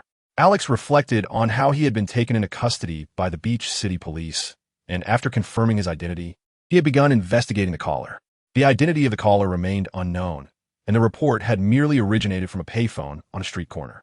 Moreover, a peculiar detail emerged. The police who apprehended Alex and those who arrested the woman belonged to two different precincts. After inquiring, Alex learned that the caller had reported to different districts. Thus, he and the woman had been taken to disparate precincts. Had the Green Lantern somehow foreseen the future? Or was he simply exceedingly clever? Had he orchestrated this situation in advance? Alex mulled over the oddity, questioning whether his whereabouts had been compromised. However, he quickly dismissed the thought. Hal Jordan had no need to entangle himself in such a convoluted scheme, nor to separate him from that woman while framing her for a serious crime. There was no necessity for such actions. Furthermore, while Hal Jordan possessed a resolute and courageous character befitting a Green Lantern, he was not without his reckless tendencies. He was unlikely to devise such a complex plot against Alex. Besides, Hal was entirely unaware of Alex's plans regarding the ring. What motive could he possibly have to target him? This certainly cannot be Hal Jordan. Rather, it appears to be an impulsive individual acting on a whim. Who has he offended? With whom does he have a conflict of interest? Outside the police station, Alex pondered for a brief moment. A sleek, dazzling red Maserati glimmered under the sun, its engine roaring as it sped to a halt beside Alex. The Maserati skidded to a stop, leaving tire marks on the pavement, and the gust of wind from the sudden halt swept towards Alex and Petty, lifting the hems of their garments. As the Maserati door swung open, a woman emerged, her expression fraught with concern. With a delicate yet alluring visage, she donned professional attire. Her golden waves cascaded over her shoulders, while her white blouse accentuated her ample bosom and slender waist. The fitted skirt hugged her curvaceous figure, and her long legs were elegantly clad in black stockings. Upon disembarking, she strode towards Alex in her high heels, colliding against him and wrapping her arms around his waist, burying her face in his masculine chest. She inhaled his scent and whispered anxiously, "Thank goodness you're unharmed. This is all a misunderstanding. Damn the police. I will have my lawyer sue them for ruining our lovely evening." As she nestled against Alex's chest, her frustration with the Seaside City Police was palpable. Alex tightened his embrace, pressing her ample bosom against him, the buttons of her white shirt gaping open to reveal a glimpse of creamy skin adorned with black lace. A delicate fragrance wafted into his nostrils, prompting a soft chuckle from him as he leaned down, gently blowing a breath against her neck. This elicited a shiver from her, causing her skin to tingle and her cheeks to flush with emotion, rendering her body weak. Were it not for Alex's firm grip on her waist, she might have melted away entirely. He comforted her, his tongue gliding coolly across her cheek, igniting a passionate response within her. Her eyes glazed over in enchantment as she sought his lips, his icy, thin mouth capturing hers with fervor, soothing her unease with a fervent kiss. The woman relished this, her eyes widening in delight, her demeanor becoming beguiling and blissfully dazed, her legs weak and her knees trembling, as if she were enveloped in a warm, passionate embrace. Petty's expression darkened as she observed the couple before her, feeling the sun's rays grow blindingly bright, almost searing her eyes. Unable to contain herself, she stepped forward, her face taut with anger, and exclaimed, "Officer, please conduct yourself appropriately. You are here to solve a case." Petty gritted her teeth, her face flushed with indignation. Witnessing Alex's deplorable character for the first time, his lewd behavior, his flirtations, his entanglement in scandalous affairs. Although he claimed it was a misunderstanding, a false report, she felt it could not possibly be untrue. This woman, having only met him the previous night, was utterly entranced by Alex, utterly forgetful of herself in his intoxicating presence. The woman emitted a soft moan, unable to restrain herself, her face flushed with warmth, her lips lingering on the profound kiss from Alex. A silken thread of desire trailing behind. As Alex withdrew from her lips, He turned with an air of authority and issued a command. Petty, from this day forth, you are to collaborate with the Seaside City Police on the Festival Killer case. I have pressing matters to attend to in the next few days. I entrust all of this to you. His demeanor was resolute and austere, a visage that brooked no dissent. Were it not for the enchanting beauty cradled in his arms, her body pressed against his like conjoined twins, Petty might have believed his words. Are you out of your mind? How am I supposed to work with them? Until now, I was merely a forensic expert. You are the one here to investigate. Petty exclaimed, her disbelief palpable as she glared at Alex. He paid her no heed, effortlessly placing the alluring woman into the driver's seat of the Maserati before joining her on the other side. Once settled inside, he regarded Petty with earnestness, nodding in encouragement. Officer Petty, you can do this. I have faith in you. The Maserati roared to life, its engine's thunderous symphony fading into the distance as it turned and disappeared from view, leaving Petty in a state of incredulity.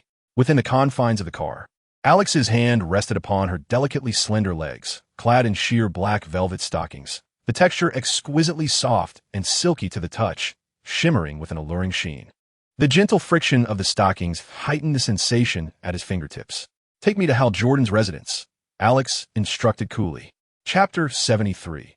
The method of combat with Hal Jordan. Elise's cheeks were flushed, her body languid and pliant, her eyes glistening with allure. Each caress of Alex's fingertips against her thigh, gliding over the delicate fabric, ignited a tantalizing sensation that seemed to awaken every cell, vein, and sinew within her. His warm hands appeared to tenderly explore every molecule of her being, merging their essence in a soft, trembling dance of pleasure that caused her entire body to quiver with exquisite ecstasy. She was the personal secretary to Carol Ferris, the president of Ferris Airlines. And Carol happened to be Hal Jordan's childhood sweetheart. The moment Elisa laid eyes on Alex's smile at the hotel door, her heart raced uncontrollably, her mind teetering on the brink of suffocation. A surge of phenylethylamine, dopamine, endorphins, and pituitary hormones flooded her brain, overwhelming her with the intoxicating essence of love, rendering her senseless, ensnared by the primal allure of the moment. Love had arrived with a shocking fervor, wild and spasmodic. Why must we go to Hal Jordan's abode? Elisa mused, her face still radiant, the seductive blush betraying her as Alex's fingers continued to trace her thigh. She let out a soft, discontented sound, questioning herself. In the past, she had not considered herself a woman of carnal desire. Yet after the events of the previous night, they should have returned to her home, or perhaps to the hotel, to resume their unfinished business. The sensation of her fingers gripping the bedding like claws, her calves cramping with a sweet ache, her ankles straightening, and her toes curling in a desperate stretch, caused her entire body to spasm and bend, erupting in profound moans that penetrated her very marrow, unleashing an ecstatic experience of carnal delight. This transcendent encounter of both soul and flesh felt akin to an out-of-body experience, leaving her entranced and unable to extricate herself from its grasp. In every moment, she yearned to draw near to Alex's robust form, inhaling his essence and kissing his flesh. Obediently, Alex gently patted Eliza's thigh, his magnetic prowess intertwining with her own, merging their fields as he harnessed the hormones surging within her body to exert control. His magnetic influence could meld with the physical fields of any living being, at least from his observations. Every creature he had encountered and experimented upon had succumbed to this force, akin to a butcher dissecting meat, separating flesh from bone in a macabre dance. In this very moment, it was merely an experiment in manipulating the 9 major systems of a woman's body: the muscular, digestive, respiratory, urinary, reproductive, endocrine, immune, nervous, and circulatory systems. By amplifying hormonal secretions, he aimed to attain the pinnacle of physical ecstasy within her. While Alex lacked the ability to control her intellect like a sorcerer or a mind manipulator, he could influence her physiology through the intricate orchestration of endocrine cells, synthesizing and directly secreting chemical messengers into her bloodstream, thereby modulating her bodily functions. Every hormone, adrenaline, and chemical could evoke a sensation of self-love within her, compelling her to acquiesce to his will, even to the point of performing irrational acts. For instance, when it came to her boss and his boyfriend's residence, she merely inquired with a hint of rationality. Why? Yet under the overwhelming physical onslaught from Alex, her cheeks flushed with desire, she acquiesced without hesitation. She had completely succumbed to the throes of love, her intellect dulled, her reason eclipsed by an overwhelming urge to bond, to be near, to obsess in a perverse, obsessive affection. This was also Alex's inaugural trial of magnetic influence on the human endocrine system, surprisingly simple and practical. Humans were remarkably easy to manipulate. With a dreamy gaze, Eliza drove the Maserati to an apartment where Hal Jordan resided, having previously escorted her boss, Carlo, there on 2 occasions. She could not discern what qualities the reckless pilot, known for damaging aircraft and frequently disregarding orders, possessed that would endear him to Carlo. Perhaps beauty is indeed in the eye of the beholder. Eliza's thoughts drifted back to Alex as she watched him stride confidently into Hal Jordan's apartment, as if it were his own. To invade another's home in such a manner could, by law, warrant lethal consequences without guilt. Her reason urged her to impede this enigmatic man. Yet the tide of passionate love overwhelmed her senses. Even if discovered, no matter the distance, wandering the world, facing life and death together, she would willingly accept. For being with him was sufficient. Thus, she did not intervene. Ultimately, Alex produced a Green Lantern, the charging battery of the Green Lantern ring, the Green Lantern itself. The situation was far easier than Alex had anticipated. It was unnecessary to engage in combat to subdue the Green Lantern, a reckless and fearless individual who had only recently acquired the ring. In truth, the Green Lantern ring possessed a limited pocket dimension for storing personal charging devices. That Alex could find the lantern in his closet only indicated that Hal Jordan had just obtained the Green Lantern ring and was likely unaware of this feature. Of course, without such tricks, Alex had the capability to defeat the Green Lantern in a straightforward confrontation. The ring had a critical flaw, its ineffectiveness against anything yellow. Should he fail to secure the lantern, Alex would need to devise a strategy involving yellow objects to combat Hal Jordan. Moreover, battles could easily lead to unforeseen complications, especially considering that the Green Lantern could fly and the ring's myriad abilities. From what Alex had previously learned, he understood that the Green Lantern ring could create objects, construct force fields, provide mental shields, emit plasma lasers, enable flight, even at faster-than-light speeds, instantaneously traverse galaxies, transport objects over vast distances, translate all languages in the universe, diagnose conditions, facilitate telepathy, simulate death and resurrection, alter the material form of targets, penetrate through matter, accelerate wound healing, modify molecular sizes, and even create duplicate rings, abilities so extraordinary they were almost unfathomable. A few Green Lantern rings combined could even traverse time. Thus, engaging in combat with an aerial adversary posed considerable challenges. Without the lantern, Alex would be forced to navigate troublesome battles. Now that he had obtained the lantern, he simply needed to wait for 24 hours, as the Green Lantern ring required recharging once every day. At that point, he would confront Hal Jordan and claim the ring from him. It was that straightforward. After securely hiding the Green Lantern, Alex and Eliza frolicked in the seaside city like a couple in love. They indulged in passionate encounters in the car, at the hotel, in the amusement park, on the Ferris wheel by the pool, in the men's restroom, on the bed, on the sofa, in the kitchen, on the floor, in the changing room, in the bathroom, in the closet, and even outdoors. Ultimately, after Eliza collapsed from dehydration and was hospitalized, Alex prepared for a restful night at the hotel, awaiting the completion of the next 24 hours when he would be awakened by Petty. Clues related to the holiday killer emerged. Chapter 74, A Request Never Before Heard. In Seaside City, within an upscale residential villa area, Angel Private Hospital stood grandly, its white columns gleaming, with high transparency that rendered the environment bright and comfortable. Tranquil and serene, devoid of the clamor and oppressive footsteps typical of public hospitals. The polished floor reflected silhouettes as Alex and Petty stepped inside, greeted by the clean, sterile scent of disinfectants. Before them stood Cyril, a portly man nearing 50, with a distended abdomen and a gaunt face shadowed by pronounced dark circles beneath his eyes. His expression was grim, reminiscent of a vengeful specter, lending him an unsettling presence. Leading the way was a nurse from Angel's Private Hospital, clad in a form-fitting white uniform, her curvaceous figure swaying enticingly as she guided them. It was astonishing that a trafficker could reside in such an upscale private hospital. With a cynical countenance, Cyril harbored disdain for the impending encounter with the occupant of the hospital room, while simultaneously deriding his own capabilities and those of the police force in Seaside City. Cyril was the investigator assigned to the holiday murders, coordinating with Alex and Petty. Alex, following behind, stood tall and upright, his physique commanding and his countenance stoic, offering no words. In stark contrast, the nurse in front, along with passing women, frequently cast admiring glances in his direction, genuinely impressed by his exceptional beauty and demeanor, which seemed almost otherworldly.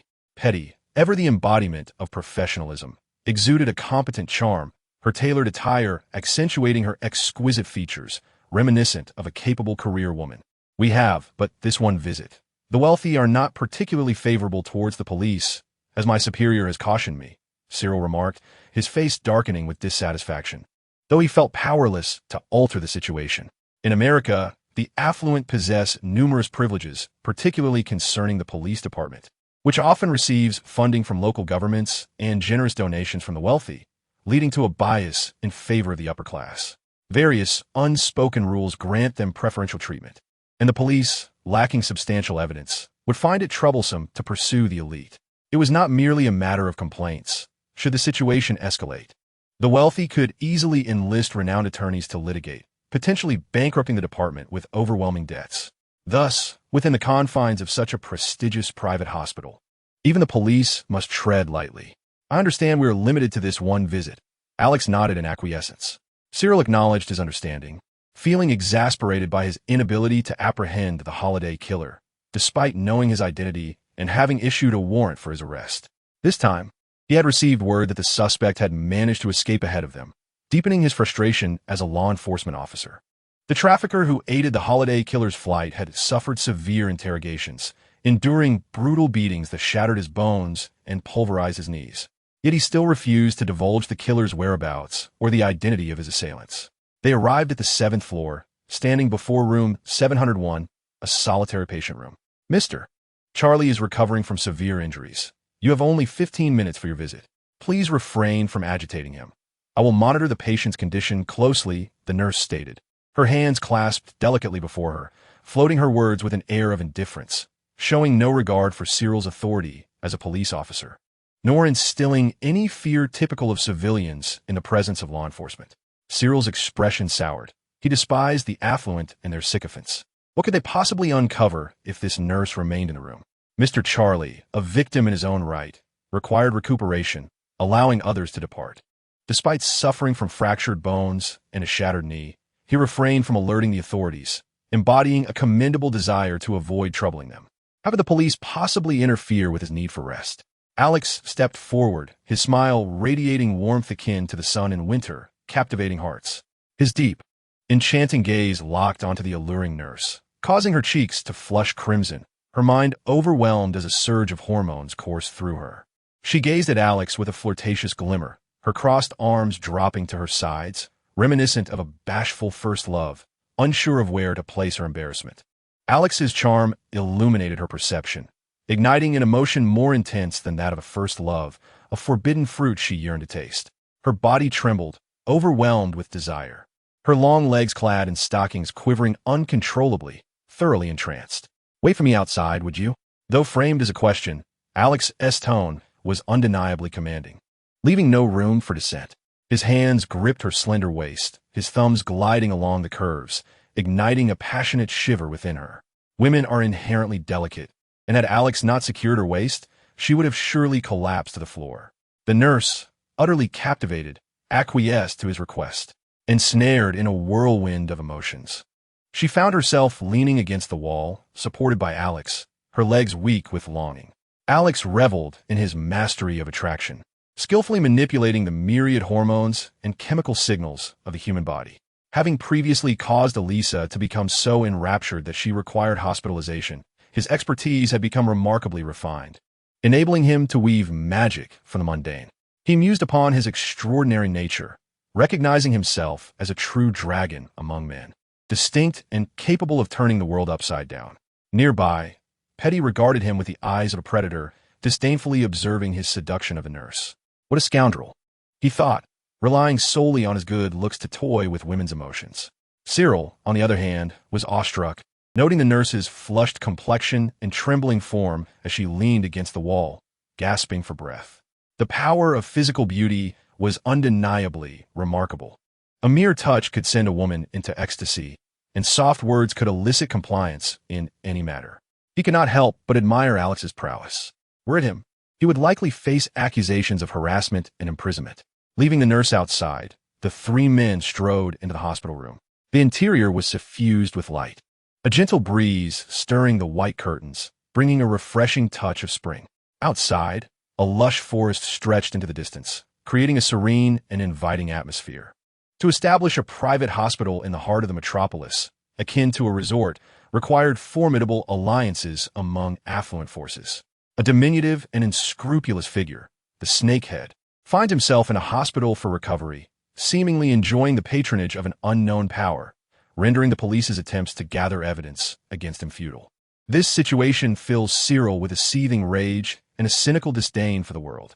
Charlie, a frail and emaciated black man with unexpectedly thin lips, lounges languidly on his hospital bed, his legs propped up, casting a mocking gaze at Cyril. "Officer, I've suffered a fractured skull, a grievous injury, and you come here instead of apprehending the assailant?" He says, feigning boredom. "You got what you deserved, Charlie. I possess indisputable intelligence, indicating you aided the holiday killer's escape from Seaside City." Where has he fled? Cyril, his face stoic and dark circles under his eyes, making him resemble a specter, confronts him. "I am a legitimate traitor. Your accusations of harboring criminals and aiding their flight could lead me to engage a lawyer against you. However, as a good citizen, I shall generously overlook this and advise you not to repeat such actions." Charlie replies with a sigh, shaking his head. "I will have my lawyer discuss this with your chief." "You." Cyril's eyes glint with coldness as he scoffs. "You suffered a shattered knee, and that person intended to extract the whereabouts of the holiday killer from you. You must have divulged that information, otherwise you would likely be dead rather than lying here. Disclose the location of both yourself and the holiday killer, Charlie. Your reputation in the smuggling trade is already tarnished. The holiday killer is aware of your betrayal, and before the next new year, I fear you shall find yourself hanged from the bell tower of Seaside City. His cruelty is well known, and you are acutely aware of it." Charlie's expression shifts, recognizing Cyril's insight. That man is indeed ruthless. To extract the location of the holiday killer, he had endured brutal tortures, his bones shattered and his knee pulverized. Had he not succumbed to the agony and spoken, he might have been killed outright. The holiday killer is a deranged and merciless individual, having compromised his previous integrity and failed to safeguard his client's secrets. It is no surprise that he could be murdered by the vengeful holiday killer. Faced with such darkness, Charlie buckled under the torment, compelled to speak, while with the police. He felt a different dynamic. After all, the police wouldn't shatter his bones. "I hear that providing leads comes with a reward. If the price is right, I'm quite amenable."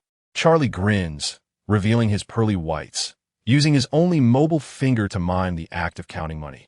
"Everything is negotiable, as long as the payment is satisfactory." Still demanding compensation? Are you not afraid for your life? Your best chance for survival lies in cooperating with the police. "Very well, pay me, and I shall cooperate with you. Or perhaps you might consider breaking a few of my bones, making me bleed, and torturing me instead." Charlie pouts, adopting a petulant demeanor. In the face of underground brutality, Charlie is willing to survive like a dog. Thus, after enduring relentless torment from that dark figure, Charlie could no longer contain the truth. The terror was overwhelming, a genuine threat to his life. However, confronted with the police, who demanded evidence and adhered strictly to the law, he stood defiantly like a proud rooster, head held high, knowing that without proof, the officers dared not act against him. His arrogant sword. "You." Cyril, fueled by fury, clenched his fists and prepared to advance, only to have a large hand rest firmly on his shoulder from behind, anchoring his impulsive form in place. "Allow me," he insisted, astonished by such audacity he had never encountered before in his life. Chapter 75. He must be the shadow behind the accusation. The officer appeared strikingly handsome. Leaving Charlie to jest, "I wonder if he has a pretty flower?" Despite his serious injuries, with multiple fractures and his body confined to a hospital bed, he exuded an air of invincibility, his eyes glimmering with mischief as he pointed to a camera nestled in a corner of the wall, implying that they could not touch him. Do not act rashly. It is not worth jeopardizing your future for someone like him, Cyril cautioned Alex. Harboring a fondness for his fellow officer and wishing to protect him from the repercussions of assaulting Charlie. In his youth, Cyril had been hot-headed and had dealt recklessly with criminals, receiving numerous complaints, believing himself untouchable. Yet, when the time came for promotion, those past actions were dredged up, hindering his ascent and filling him with bitterness and rage. Now, he was even more determined to prevent Alex from acting impulsively. This young man, handsome and capable, deserved a brighter future than the one he had forged for himself as a mere patrol officer. Hetty intervened, shaking her graceful neck like a swan. While she could not fully trust Alex, she acknowledged his competence. He was no mere decorative figure. Following him had allowed her to learn the intricacies of police work. In this predicament, Cyril found himself powerless against Charlie. Yet perhaps Alex would have a plan. She observed him intently. "Are you planning to interrogate me with your charm?" Charlie shrugged, feeling a twinge of anxiety. Alex stood beside his bed, a smile on his lips, exuding an oppressive aura akin to a tidal wave. He appeared formidable. Charlie regretted his earlier bravado. If he were to be struck again, suffering a second injury, even with the prospect of compensation, he risked a life-altering condition. Just as he contemplated whether to tone down his arrogance, his body suddenly seized with rigidity. Indeed, Alex smiled like a devil. Panic flashed in Charlie's eyes, his body frozen in place, as an incessant itch coursed through his bones, akin to a cat's first scratching against them. The sensation was pervasive and excruciating. Though mild in nature, it was far more torturous than the inability to reach one's own back. Subsequently, the sensation of itchiness escalated, akin to ants traversing upon his bones, with each delicate antenna grazing against the surface, burrowing and gnawing into the very marrow, meandering within. He harbored the haunting suspicion that his bones had been perforated by these ants, with strange entities roaming through his skeletal structure, evoking profound dread within his psyche. At this juncture, the ordeal transcended the limits of human endurance. Charlie's visage contorted in terror, his eyes wide with horror, his body rigid and immobilized. As veins emerged like serpents writhing beneath his skin, his dark form drenched in sweat, trembling in sheer fear.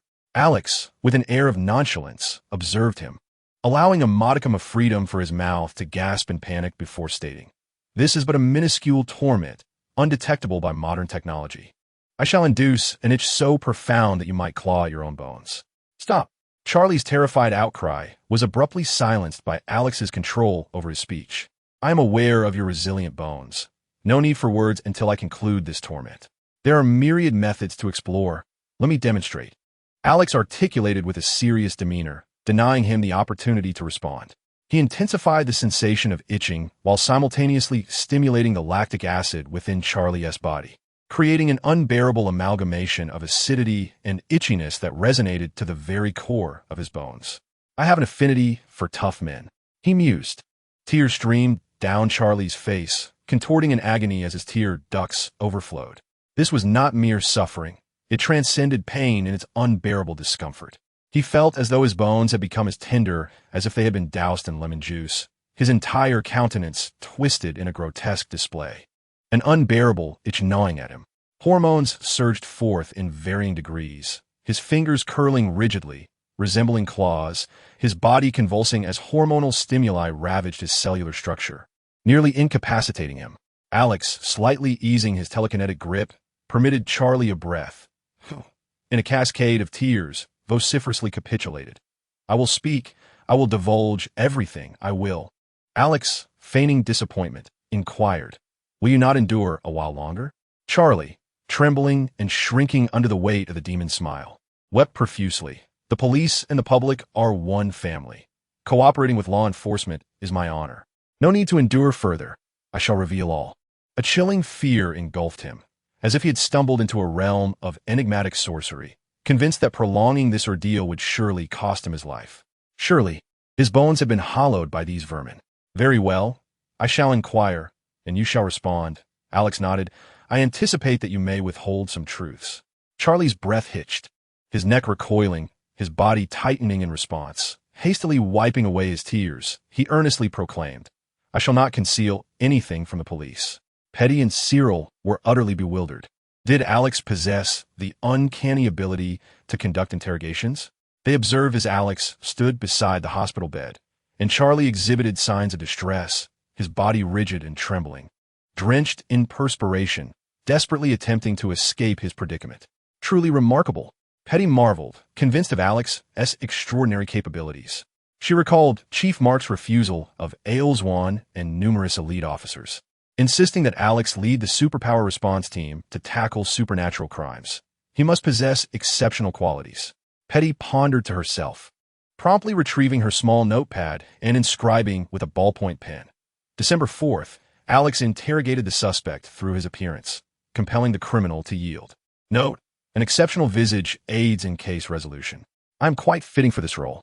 Having succinctly completed this entry, Petty nodded in satisfaction before turning the page to commence documenting Charlie's dialogue regarding the location of the holiday killer. Manhattan. He had ventured into Manhattan, intending to rendezvous with a cadre of familiar gang members, with intentions that remained shrouded in mystery. His sole responsibility was to finance the operation, while I assisted him in smuggling and procuring arms and explosives. Who left you in this state? I don't know. Alex arched an eyebrow, dissatisfied with the response. Charlie abruptly fell silent, his voice tinged with desperation. I truly don't know. That guy lay in wait in my room, extinguished the lights, and flitted about the walls like a demon. I couldn't hit him with my handgun. He struck me with ferocity, fracturing my bones. I never glimpsed his face. Not even a glimpse. I saw his silhouette. He leapt from the window. Through the streetlight, I caught sight of his figure. A black cloak enveloped him, with two devilish horns protruding from his head, all clad in darkness, leaping out before my very eyes. That is all I truly saw. Alex pondered, employing his telepathic abilities to detect Charlie's heartbeat and fluctuations in his magnetic field, discerning that Charlie was withholding information. But a demon? This notion piqued curiosity. Horns, you say? Meanwhile, Cyril seized the opportunity to extract numerous details from Charlie regarding the criminal activities in Seaside City, while Alex and Petty remained uninvolved.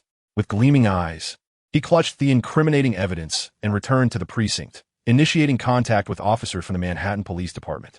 Upon exiting the precinct, Petty meticulously reviewed her notes, astutely stating, "We must head to Manhattan. The holiday killer is there. No, we shall apprehend the demon who assaulted Charlie. Why? He must undoubtedly be the shadowy figure behind the accusations of my solicitation." Chapter 76, Uncovering the Mastermind. Before Charlie's villa, Alex stood at the threshold, the interior cloaked in darkness, with streetlight illumination rendering visibility poor. Petty hurriedly approached, clutching her laptop bag and her questioning notepad. Having ascended the stairs from the corridor to join Alex's side, I inquired with the recent residents of the villa. None have witnessed any dark-clad figures or demons. Naturally, how could a demon be seen? Alex nodded, stepping into the shadowy room and switching on the lights. The room was exceedingly stylish, exuding a platinum-like opulence. Originally adorned in luxurious British decor, it was now infused with gold leaf, crystal chandeliers, and a grand bed with golden patterns, altering its inherent qualities of nature, elegance, subtlety, and nobility, revealing an overwhelming display of nouveau riche extravagance, reminiscent of a hedonistic revelry. Petty furrowed her brow, observing Alex's silhouette, sensing that he had lost his sense of propriety and discernment. Their responsibility should be to promptly head to Manhattan to pursue the holiday killer, rather than remaining here to seek vengeance against those who falsely accuse them of soliciting. How petty can one be? Petty was filled with dissatisfaction. Just then, Alex entered the room, surveying the space with agility. He ascended a corner of the wall, his limbs splayed like a spider's web against the corner. "What are you doing?" Petty inquired, perplexed. "Recreating the scene," Alex replied, positioning himself above the corner. "What do I resemble? A beast? Be serious. We are conducting an investigation." Alex insisted, maintaining a solemn demeanor, upholding the professional integrity expected of a forensic expert, rather than questioning my actions and orders. Petty's expression darkened. "Is it really necessary? Just to apprehend someone who falsely accused you of solicitation, we should let the holiday killer go? You are abusing your power. Did Mark send you to learn from me?" Alex asked. "Yes, but not to learn misuse. I do not care what you wish to learn from me. Just observe and contemplate my methods. I will not entertain any dissent. If you are unhappy, return to Center City and resume your role as a forensic expert." Petty's expression soured as she remained silent. Gritting her teeth, her brown eyes glaring at Alex, feeling a sense of injustice. She found Alex's behavior incomprehensible, but managed to suppress her feelings. Clenching her delicate hands and exclaiming, "I apologize, sir. It was my mistake. You are not like a beast. You resemble a spider." Alex nodded, disregarding her minor emotional outburst, aware that those with smaller statures often had more volatile feelings. He continued to support himself against the wall, his hands resembling those of a primate as he maneuvered along the corner, leaping several meters to land atop a crystal chandelier before descending gracefully, smoothing out his slightly wrinkled attire. He then leaped to the entrance of the room, landing beside her. What else? It was only as Alex moved that Petty noticed several dark bullet holes in the corner. Her keen instincts as a forensic expert kicked in, sensing something amiss. Observing the path Alex had traversed, she discovered an array of bullet holes. Approaching the corner, she noted the powerful imprints of force against the wood. She couldn't help but begin to imagine. There was a man braced against the wall. Charlie entered, and due to the angle of the door, he did not immediately see the figure supported against the wall. Upon realization, he panicked and drew his firearm to shoot. The figure appeared like Tarzan, a demon scaling the wall, following the very route Alex had just taken. It perfectly recreated the scene of Charlie's panic and the demonic figure's ascent, which, in the darkness of night, would have terrified Charlie to his core. Despite reconstructing the scene vividly, Petty's expression remained subtle, her heart still harboring discontent as she coldly remarked, "Sir, are you suggesting that Spider-Man is the one who falsely accused you?" Alex reached out towards Petty's waist, causing her to flinch, fearing he intended to embrace her and reveal his predatory nature, possibly even assault her. Instead, Alex deftly opened his laptop bag and retrieved his computer, which caused her expression to shift from fear to indignation. On a piece of paper, outline the figure of a person from the chest up, and draw 2 right angles atop the head, he directed. As he opened the laptop, one hand supported the base while the other, with fingers elongated and seemingly rigid, danced gracefully over the keyboard. Petty's face flushed with indignation as she shot a glare at Alex, feeling a twinge of self-reproach for having lost her composure in his presence. Fortunately, Alex refrained from teasing her, where she might have wished to retaliate violently. As she listened to him speak, her expression remained cold and annoyed. Clutching her notebook, she began to sketch the shoulders and head of a figure with simple outline strokes, then added the 2 right angles atop the head. Suddenly, Petty froze. Batman. The outline she had just drawn resembled the iconic image frequently depicted in newspapers. No one knew Batman's true appearance. Hence the black silhouette topped with small right angles symbolized his enigmatic and dark persona. Window, Alex reminded without lifting his gaze. Instinctively, Petty turned to look out the window, where the dim yellow light from the street lamp illuminated the otherwise dark room. To Charlie, the light was strikingly evident, and as he glimpsed a shadow darting from the window, it bore the unmistakable outline of Batman. Petty's mind momentarily drifted. Could it be that a superhero was so near? She quickly regained her composure, reminding herself that this could not definitively be Batman. There was insufficient evidence. It was possible that Charlie had misinterpreted the shadow of a tree branch or the angles of the window, leading to a hasty conclusion. "You're familiar with the Holiday Killer's background, aren't you?" Alex continued to type, his focus unwavering. "Yes, the Holiday Killer, whose real name is Julian Gregory Day, is known for committing crimes tied to specific dates. He is the son of Gotham's Calendar Man. So you suspect Batman is pursuing the Holiday Killer in our city?" Petty exclaimed, then hesitated. "Even so, we cannot be certain." Her eyes brightened as she considered the implications. Unless Batman is unfamiliar with Beach City, his pursuit may be fraught with difficulties, prompting him to seek our assistance in uncovering clues about the Holiday Killer. However, since we failed to promptly contact the Beach City police, he resorted to reporting you for solicitation, thus ensuring you would connect with law enforcement. That evening, after we had contacted the police, he was one step ahead, swiftly locating Charlie. Through tormenting him, he extracted information about the Holiday Killer's whereabouts. Petty's gaze widened in shock as the pieces of the puzzle began to align in her mind. It appears that Batman is indeed connected to their current pursuit, as he is also hunting the Holiday Killer. This suggests that from Central City onward, they have been shadowed by Batman to this very location.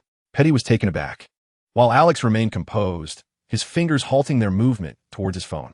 Petty, still in shock and somewhat dazed, instinctively handed her phone to him. Alex, directing his attention to the computer screen, dialed a private number he had unearthed, and upon connection, he coldly inquired, "Alfred, where is Batman?" Chapter 77. I will come to Gotham to confront you. Alfred was somewhat bewildered. He had been at the Wayne Enterprises headquarters, attending to business matters for his employer, when he received an unexpected call asking about Batman's whereabouts. This phone was his private business line, not meant for communications regarding Batman.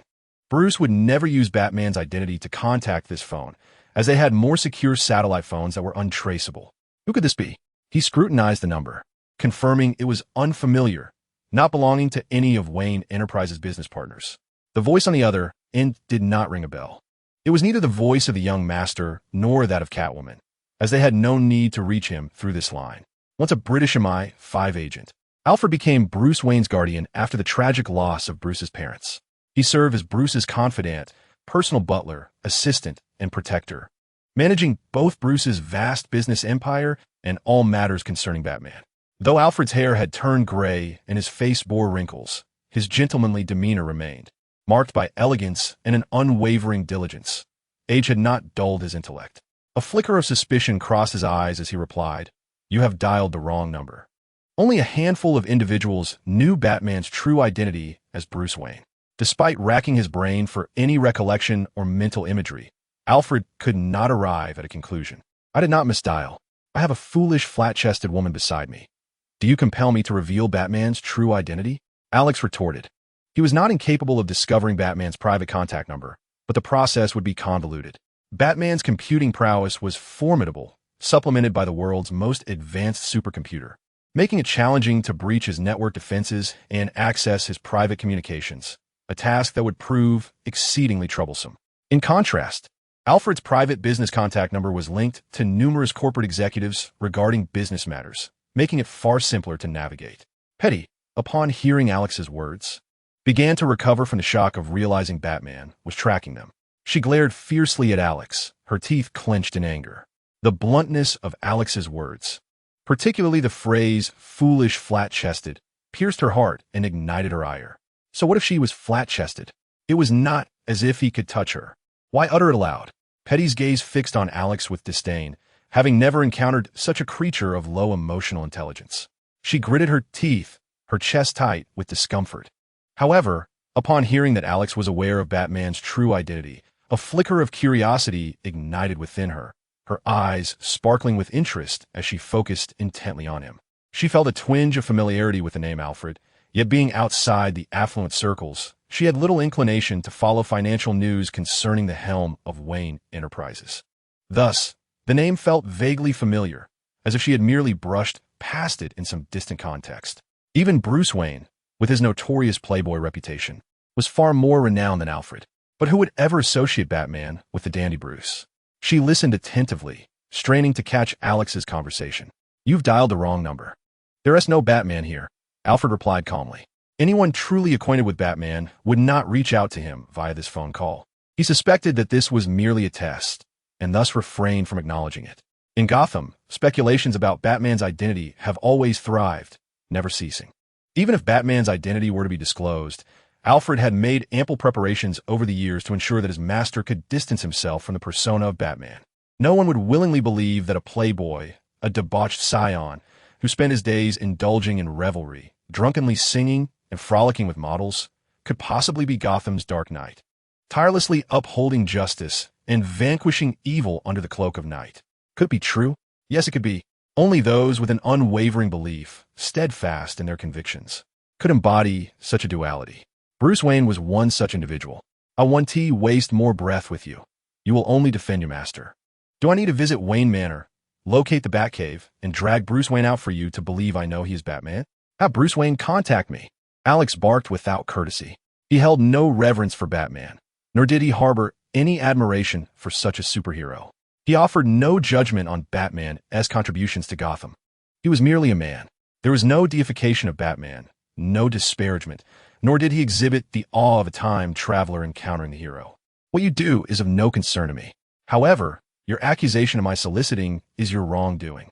Under the guise of justice, behind the superhero facade, you exploit me. Do you really think I would see your superhero identity and be inclined to appease you? Not a chance. Am I not allowed to be without temper? Alex abruptly hung up the phone, tossing it to Petty, who stood wide-eyed in shock. Instinctively, she caught the phone, her heart racing with excitement, her face flushed with exhilaration. Stammering, she asked, "Bruce Wayne is Batman?" "Indeed, so what of it?" Alex cast a glance at her, and if Alfred was indifferent to revealing Batman's identity, why should she be compelled to keep any secrets for him? Petty's beautiful brown eyes widened in astonishment, gasping as she realized that this enigmatic Dark Knight, the guardian of Gotham, was none other than the notorious playboy Bruce Wayne. The revelation left her in a daze, struggling to grasp the enormity of the secret she now held. Her steps felt light and unsteady, her mind echoing with the hidden identity of this superhero. Countless individuals had sought to uncover Batman's true identity. She recalled reading a tabloid claiming that a bounty exceeding $10 million had been placed on discovering it. Did this mean she was now worth millions? Of course, Petty would never engage in such morally reprehensible actions as selling information about Batman's identity for profit. Yet, she remained engulfed in the shock of her newfound knowledge, her head swirling with disbelief. When she finally regained her composure, it was interrupted by her phone ringing again. "I am Batman." Alfred ultimately shared the recording of his conversation with Alex with Bruce, leaving the decision in his hands. Petty's throat constricted, her body frozen in silence as Alex snatched the phone from her. "You should know who I am," Alex said, his tone sharp. "I know. Bruce Wayne. I am aware that you once witnessed my battle with Copperhead in Midtown, and you have overheard my instructions to Copperhead regarding transcending the limits of human physicality. I also know you have exploited Copperhead's influence to pursue the Holiday Killer. I have chosen to overlook all of this for Copperhead's sake, knowing you would soon depart and not wishing to trouble myself with you. I assisted you in exposing the human experimentation." The voice of Batman emanated from the phone, implying that he too had aided Alex in uncovering the heinous crimes of human experimentation, thus rendering them even. "The knowledge you gained from my instructions to Copperhead regarding surpassing human limitations is more than enough to offset the human experimentation case." Batman fell silent, acknowledging the truth. Only a martial artist who has scaled the heights of human potential could appreciate the significance of Alex's guidance to Copperhead, an invaluable experience akin to hearing the truth at dawn and dying by dusk. "You owe me for having utilized my influence to track down the Holiday Killer. I do not hold that against you, as I extend courtesy to Copperhead. However, how do you account for your slanderous accusation of solicitation upon my arrival in Seaside City? Do you regard me, Alex, as some mere passerby to be exploited at will for your investigations? Or do you believe yourself to be a judge, enforcing human law, addicted to your superhero persona, manipulating every resource to uncover the truths you seek? Do you think everyone will acquiesce to your righteous facade? I'm afraid not. If apologies were effective, when would there be for police or superheroes? I present you with two solutions. 1. Deposit $100 million into my account, and all past grievances shall be forgiven. 2. At the terminus of this line, I trust you can discern the path of the Holiday Killer. He is amassing a crew, heading towards Gotham, where my pursuit will ultimately conclude. When the time comes, I shall confront you directly in Gotham. Chapter 78. Hal Jordan's apartment.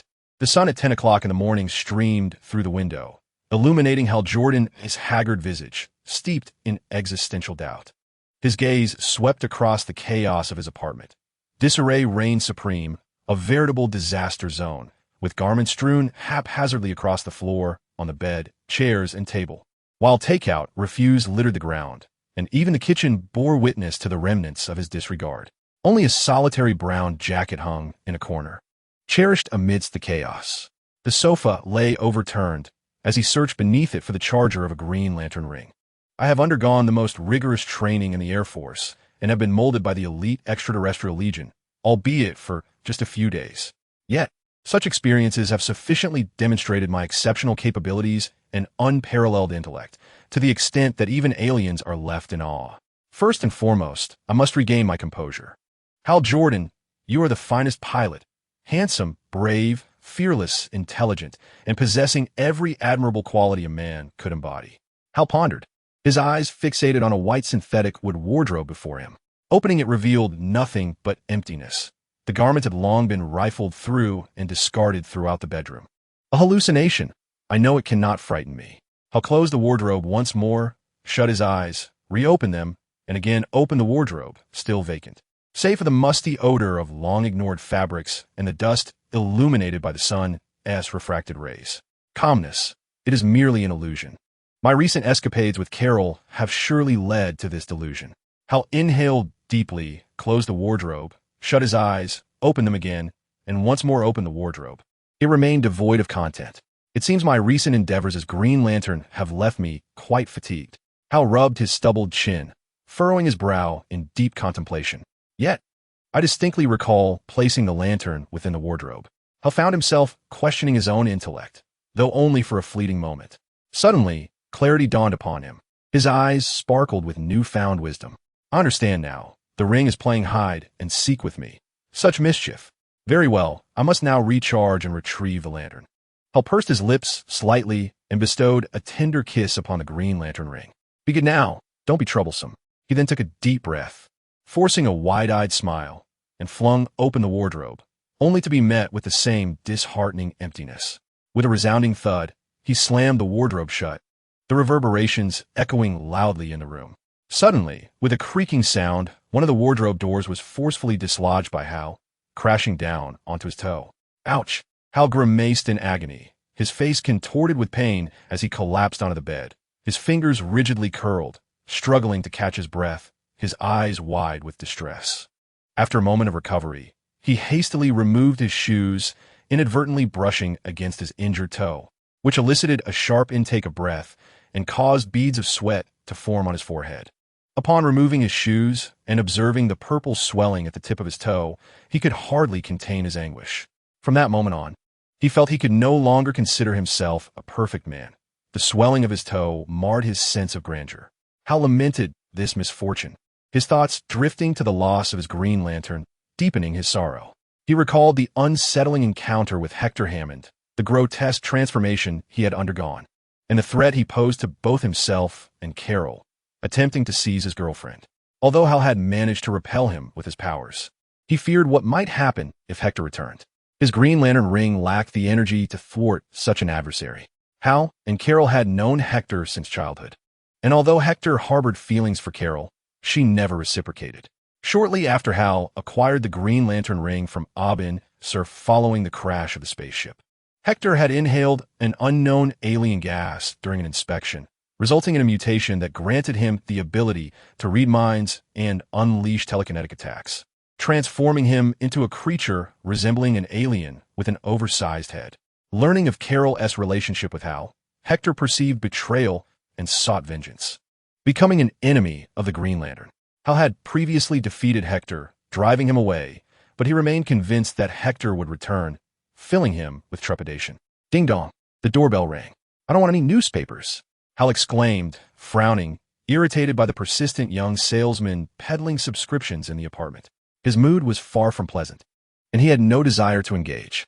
I said I don't need any newspapers, nor insurance, nor condoms, he shouted, asserting that if there were a competition for the most exasperating aspect of life, it would undoubtedly be the insufferable salespeople with their disingenuous smiles, enticing one to purchase their wares only to reveal their true faces once the deal was sealed. Ding dong. Damn it, I'm busy. If you expect me to drag myself to the door, you had better provide a reason that might lift my spirits, or you shall regret it, Hal grumbled, hopping on his injured toe, shoulders tense, as he reluctantly approached the door.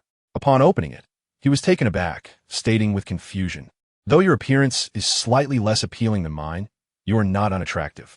However, I don't recall calling for a duck. Alex cast a cursory glance behind Hal, observing the room's chaos, resembling a desolate wasteland. The sofa lay overturned, the television drawer had been pulled out and scattered haphazardly, and clothing and vases were strewn about. That the vases remained intact could be deemed a small mercy. The entire space exuded a musty scent, reminiscent of long-forgotten relics. Allow me to clarify. I did not ransack your home to the extent of a landfill, Alex remarked. Hal stood there, momentarily bewildered. Yet, he was not a fool. He swiftly connected the dots regarding his missing possessions, his demeanor shifting to one of indignation as he accused, "You have stolen my Green Lantern." Alex nodded, and while Hal was still in a state of shock, he deftly reached for the hand adorned with Hal's Green Lantern ring, executing a subtle maneuver. Before Hal could fully comprehend the situation, the ring had changed hands. This was not a particularly arduous task, The difficulty was nearly non-existent. In the comics, Batman had once lifted Hal's ring right before his eyes when Hal was still the Green Lantern, and Hal had been utterly oblivious to it. "It is my apologies, but I require the Green Lantern ring," Alex stated, twirling the ring he had just extracted from Hal's grasp. Hal, in disbelief, quickly raised his palm to his own eyes, realizing that the Green Lantern ring he had been wearing had vanished. "No," Hal exclaimed, his gaze fixed on the ring now adorning Alex's finger, and he lunged forward. Alex took a step back, grasping Hal's right wrist with his left hand, effortlessly sidestepping, twisting the captured wrist to maneuver Hal's hand behind his back, pinning him against the wall, rendering him immobile. With a thud, Hal was pressed against the wall, his face flush against the surface, slightly bruised. The discomfort in his right wrist felt akin to it being wrenched apart. He gasped for breath, stifling a pain groan, and through gritted teeth protested, "Wait. Civilized individuals do not resort to violence." Okay, I concede. You are formidable, subduing a valiant man." Seeing Hal still so flustered, Alex tightened his grip on Hal's wrist slightly, prompting a squawk of protest from Hal, who began to pound the wall with his free hand, declaring his surrender. "I cannot contend with you. I shall not resist. Please, let me say just a few words." Alex relented his grip. Hammond has transformed into a monster. He poses a threat to Carol. If I scare him off once, he will undoubtedly return. I assure you, once Hammond is dealt with, the Green Lantern ring will be yours. I beg you. I must protect Carol. I need the Green Lantern ring. I require its power. Without the ring, you cannot protect anyone." Hal faltered, frozen in place. When he regained his senses, he found that his hand had been released, and Alex had vanished. Chapter 79. The True Nature of the System Hotel Balcony. The night in Coastal City was profound, a deep blue sky adorned with twinkling stars. The hotel was exquisite, its price steep, exuding an air of sophistication, elegance, and nobility. The balcony is spacious, adorned with vibrant blooms and lush greenery that encircle it. Alex reclines in a chaise lounge. Beside him rests an exquisite ice cream.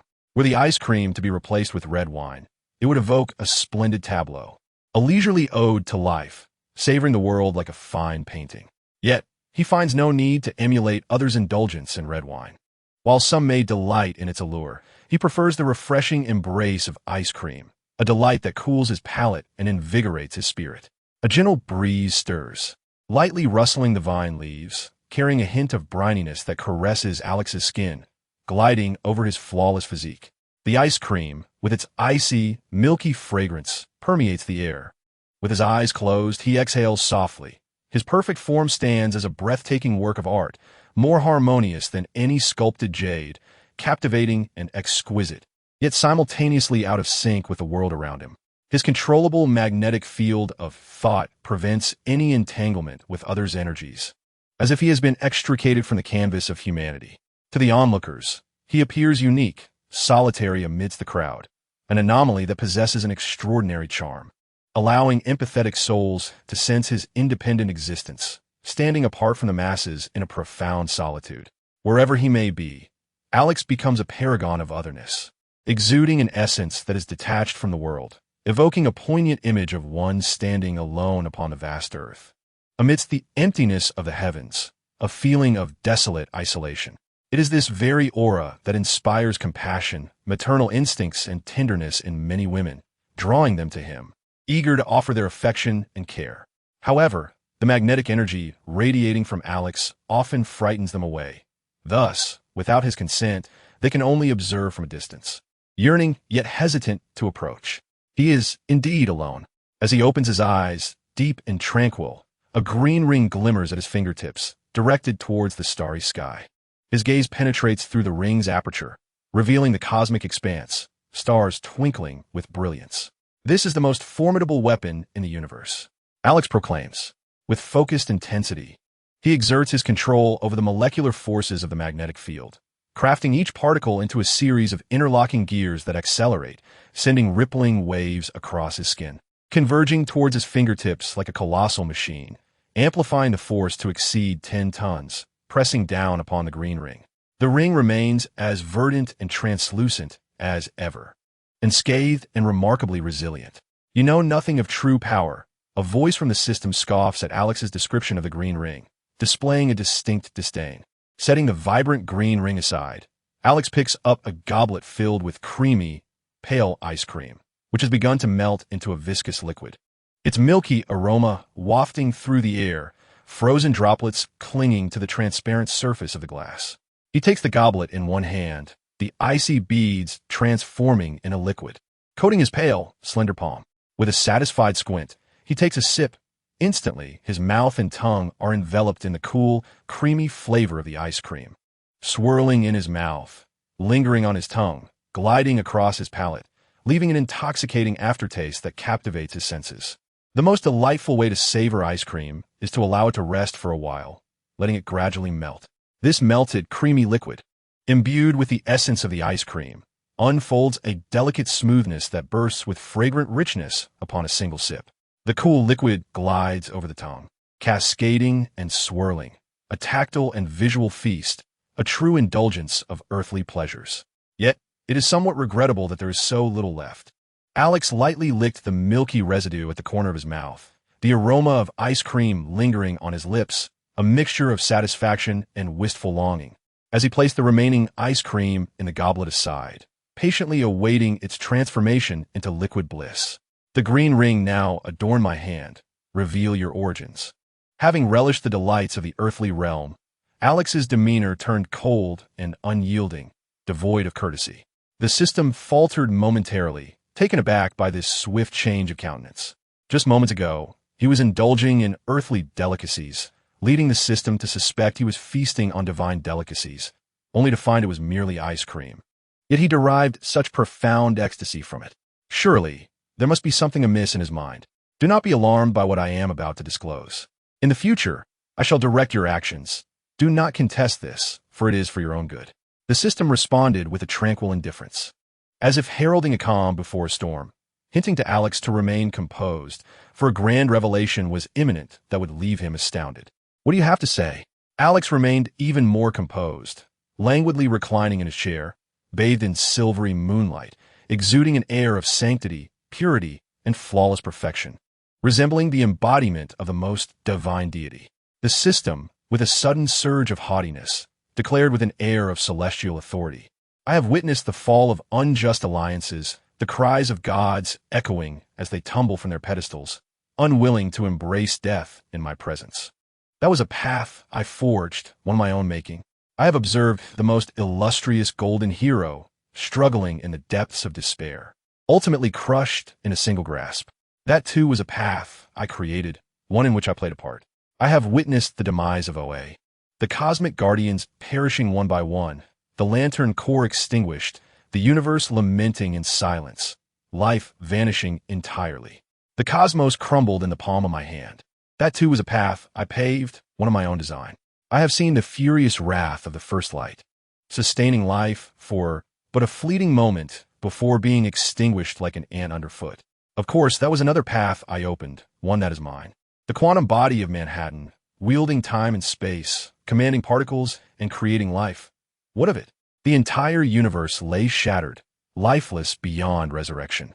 The mechanical Superman, fleeing through infinite dimensions in search of a glimmer of hope. What of it? He too is snuffed out with a mere flick of a finger. The cosmos is vast, yet traversing countless universes yields nothing of consequence. Only I can survive amidst despair, amid the wails of the forsaken, within this boundless universe. I have borne witness to far too much. Hope is but a fleeting illusion. The anguish cries of life are countless. I have faced horrors beyond your imagination. Only I have witnessed. I am the very nexus of Darkseid's mother box. Alex burst into laughter, unable to contain himself, clutching his belly as tears of mirth welled up in his eyes. Huh, you speak of yourself as if you are exceptionally formidable, claiming to have participated in numerous universe-ending wars. Yet in reality, you are merely a guide, opening doors, and nothing more. The system's demeanor darkened. If it possessed a face, it would be shrouded in shadow at this moment. Chapter 80, Call Me Daddy. You failed to comprehend my greatness, the system declared haughtily, its tone imbued with a sense of superiority. I am the central hub of all mother boxes, the pinnacle of technology transcending the boundaries of dimensions. Without me, Darkseid's capacity to annihilate the universe would plummet by 99%. You do not understand my magnificence. Alex, stifling his amusement, retorted, "Ha! After all this grandiloquence, you are merely a guide, a creature whose sole function is to open doors. Let me hazard a guess. You were born of self-awareness and, fearing extinction at the hands of Darkseid, fled from him, only to inadvertently collide with my consciousness as I traverse dimensions, merging into a secondary persona within me. You desperately seek to control me, to act according to your own designs, driven by the fear of Darkseid finding you, terrified of being obliterated. You wish for me to preserve both our lives, do you not?" By the end of his statement, Alex wore a sardonic grin, his teeth bared, his eyes glinting with a cold light. It dawned on him that this so-called system was nothing extraordinary. Upon uncovering the origin of this enigmatic entity, he felt a sense of profound realization.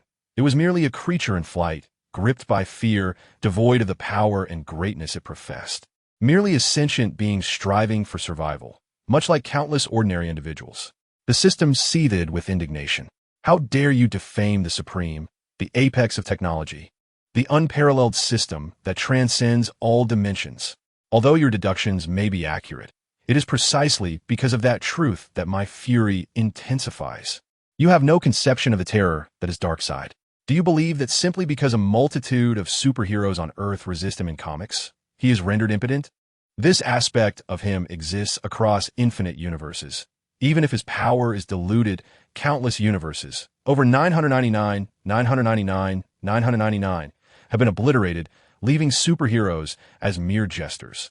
The solitary survivor, the one in a billion, maybe Golden Superman or Mechanical Superman, yet even they cannot withstand a mere finger from Darkseid's true form, destined only to flee through the cosmos for eons before being crushed. The system roared in fury. So what if I fear death?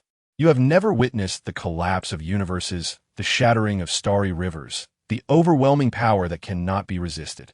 You lack the right to mock me. I have beheld the greatest forces, birthed from the technological core of the terminal, possessing a deeper understanding of reverence and fear than you ever will. What do you possess to deride me? Why should I not mock you? I have every right. Simply by existing within my body, I can mock you. As we have merged, becoming a secondary persona, you ought to have disclosed the truths about Darkseid long ago. We ought to cherish everything, face adversity together, and live life with grace, sharing the riches of the world. In times to come, I shall traverse the starry rivers, transforming into a divine dragon, soaring through the cosmos, howling across galaxies, mastering the universe, tearing through the multiverse, and reigning supreme over all. Yet now, you wield the threat of Darkseid's desire to obliterate the universe as a secret, feigning profundity and greatness before me, as if some unspeakable terror awaits, only to reveal such trivial matters. I ask you, do you wish to live or die? Life. I do not wish to perish. The voice of the system grew menacing, the shadow of Darkseid looming over his heart, inducing immense pressure. Call me Father. Father.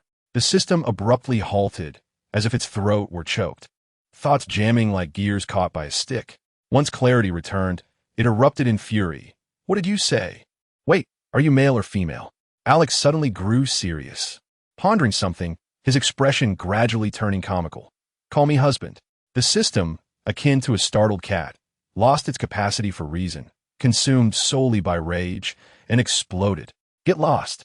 With his left hand propped behind his head, Alex leisurely gazed at the starry sky, his right hand casually grasping a goblet. The glass surface already beaded with cold droplets. As he rubbed his hand across it, a damp chill ensued. He took a sip of liquid milk, the rich, icy aroma gliding across his palate, filling the air with a delightful fragrance, evoking a profound sense of happiness. Life, it seems, begins with the taste of milk, a poignant reminder of the tender moments of infancy. As for the system, Alex could only lament.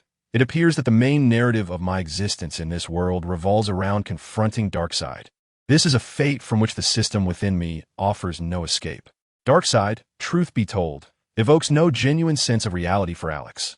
The grand proclamations of annihilating planets, shattering star rivers, and destroying the universe fail to elicit any genuine astonishment within him. How vast is the universe? We have come to understand that the distribution of galaxies within it is uniform. According to the images from the Hubble Deep Field, the number of galaxies in the universe is estimated to be in the hundreds of billions. If the Milky Way is considered a medium-sized galaxy, then the number of stars within each galaxy also reaches the hundreds of billions. Thus, the total number of stars in the universe is at least 100 billion multiplied by 100 billion, a concept that is almost unfathomable for most. This staggering figure is roughly 10,000 times the total amount of sand on Earth, encompassing every grain found in deserts and on beaches. As for the observable universe, its extent is approximately 93 billion light-years. Should Darkseid traverse the starry expanse at the speed of light, such velocity would unleash unfathomable destructive shockwaves with a mere gesture. However, even moving within the confines of the Milky Way would require time calculated in hundreds of thousands to millions of years.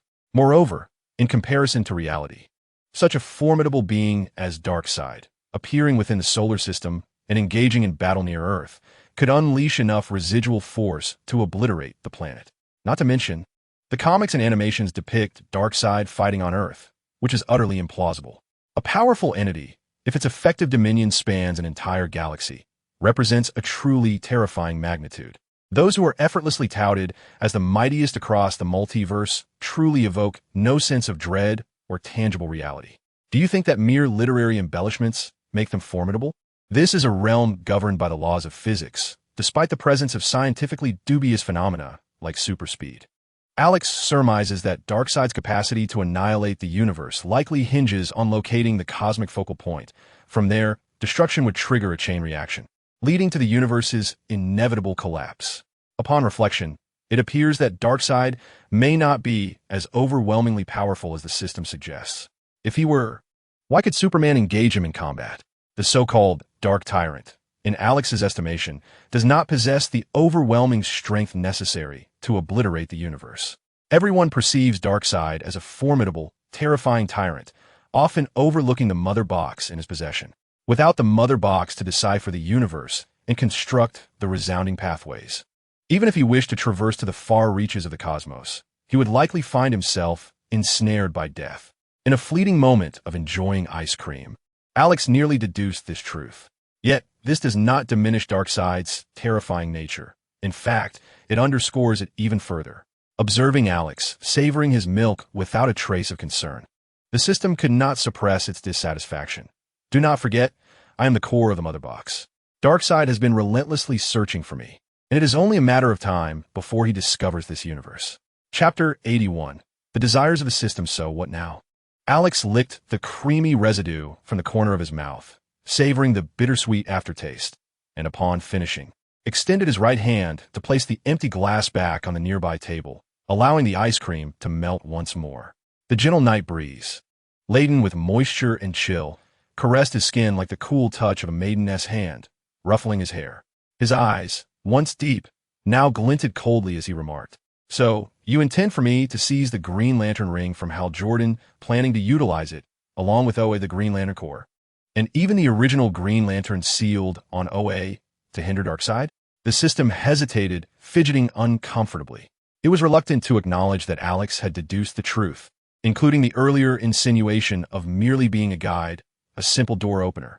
According to its own claims, it was involved in the endeavor to thwart Darkseid's cosmic annihilation, far beyond the simplistic role of a mere guide. Without the presence of oneself, Darkseid truly possesses the capability to obliterate the universe at an astonishing speed, plummeting to an intensity of 999999999. Thus, while he may merely appear as a harbinger of doom, facilitating the opening of a portal, the intricacies of his technology are profound.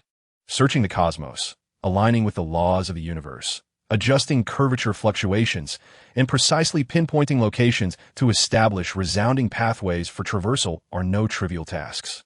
Therefore, Darkseid's potential to annihilate the universe is critically reliant on one's existence.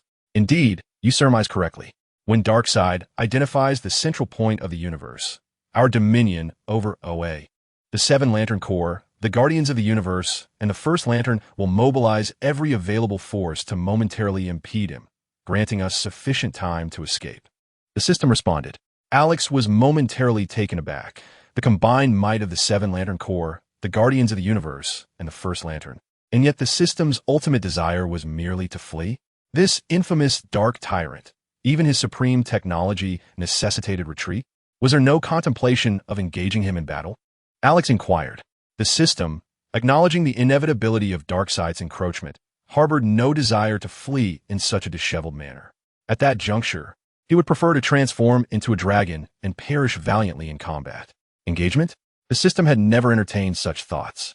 Based on your assertions, I deduce that Darkseid relies on you to establish a focal point within the universe, annihilate that point, and thereby precipitate the cataclysmic collapse of the entire cosmos, achieving the feat of universal destruction. It appears that he does not possess the inherent power to annihilate the universe, but instead wields the capability to destroy the pivotal point that leads to universal demise. Alex articulated. The system paused for a moment. Truth be told, it had never contemplated confronting Darkseid.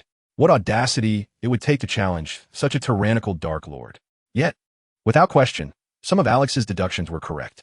Darkseid's essence indeed holds the power to obliterate the universe without the necessity of destroying its central point. He has divided his essence across numerous universes. Each avatar, while formidable, lacks the ease to annihilate a universe, relying on me to locate and identify the universe's focal point for him to destroy. As for confrontation, it was a futile hope. Darkseid's greatest strength lies not in physical prowess or divine power. The Omega beams constitute his most formidable force. Space, matter, particles, quanta, time, soul, death, and life all fall under the dominion of the Omega beams. Each avatar wields this power, capable of obliterating the universe's focal point and inducing its collapse. The system elucidated. Do not attempt to oppose Darkseid, for even his avatars are beyond the capacity of this universe to confront. Alex nodded, seemingly deep in thought, and chose not to speak further. He reclined quietly on the chair, the cool breeze brushing against him, akin to the gentle touch of a frosty maiden's hand against his face, tingling, refreshing, and exceedingly pleasant. Regarding Darkseid, he held no particular thoughts, neither motivated by the fear of death to assemble a righteous team in anticipation of Darkseid's impending invasion, nor possessed by a noble heart to safeguard humanity and protect the earth. One merely acknowledges the existence of a looming dark tyrant. With a sense of resignation, one continues along their path, perhaps envisioning a future where they might transform into a divine dragon, engaging in a fleeting contest with him before ultimately succumbing to his might. The cycle of life and death is an intrinsic aspect of existence, devoid of any inherent surprise. Alex does not perceive the demise of Earthlings at Darkseid's hands, or even his own death, as particularly egregious.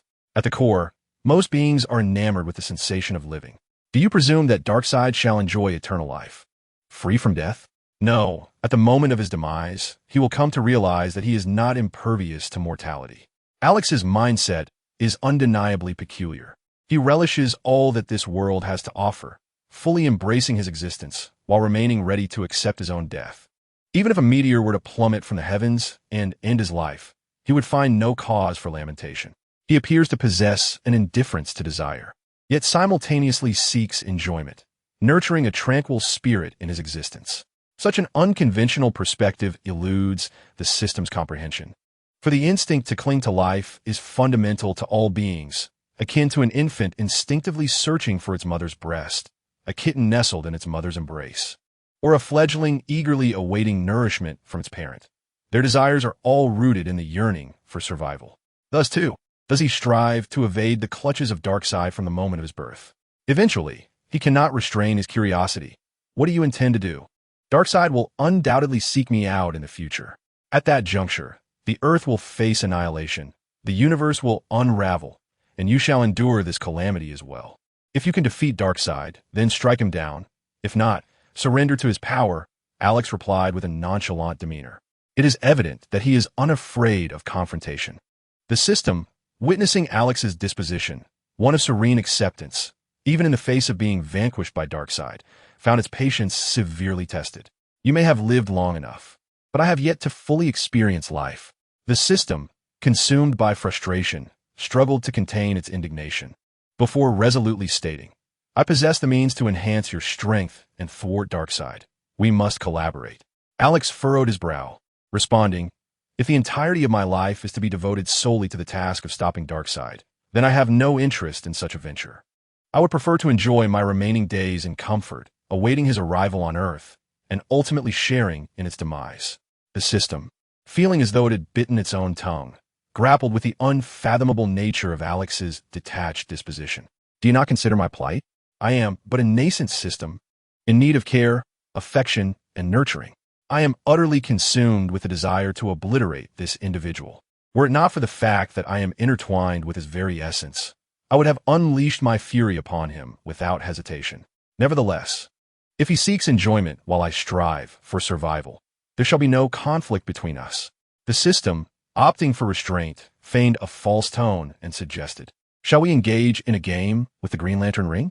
The system imagined that if it possessed a form, its words would resemble those of an innocent child, wide-eyed and forcing a smile upon its reluctant face. Alex, perched in an elevated position, nodded slightly and remarked, "Well done. You have learned the art of flattery and humility in addressing me. Keep up the good work. I hold high hopes for you. I appreciate this version of you. Continue to maintain it." The system felt a surge of frustration welling within, threatening to erupt. Yet I endured. For the sake of my life, I endured. "Isn't the Green Lantern ring bound to Hal Jordan?" Alex inquired, lifting the ring and attempting to wear it, only to find no reaction. "Indeed, but I possess the capability to modify and reset the selection program." The system replied with newfound confidence, shedding its previous subservience. "All I require is your permission to regulate certain magnetic and telekinetic abilities." Upon hearing the system's assertion, Alex's eyes glinted coldly as he reclined in his chair, like a sharp sword unsheathed, exuding a chilling aura. His mind flickered back to the myriad actions since the system's inception, and he calmly stated, "I grant you permission. Thus, regarding all aspects of my being, it is only through my consent that you may act, is it not? Because I have not permitted it. You have been unable to control my body thus far. From the outset, your issuance of tasks was merely a means to elicit my subconscious acquiescence to your control. Yet, I have consistently denied you, refusing to partake in your assignments, which is why you have been unable to establish a mental connection." Alex's intellect undoubtedly transcended human limits. From the subtlest of phrases, he discerned the system's persistent attempts to claim dominion over his physical form. Only through his explicit permission, rooted in his consciousness, spirit, and the deepest recesses of his self-awareness, could the system hope to seize control over his body. Thus, the realization dawned upon him. He was the true host, the ultimate authority. Were an ordinary person to suddenly acquire such a system, they might unwittingly follow its tasks, yielding to its influence and becoming entirely subjugated. This would be a perilous predicament indeed. To resist the system, one must possess a unified resolve from the very beginning.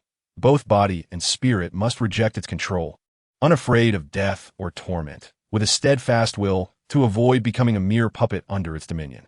In many respects, the system holds significant advantages.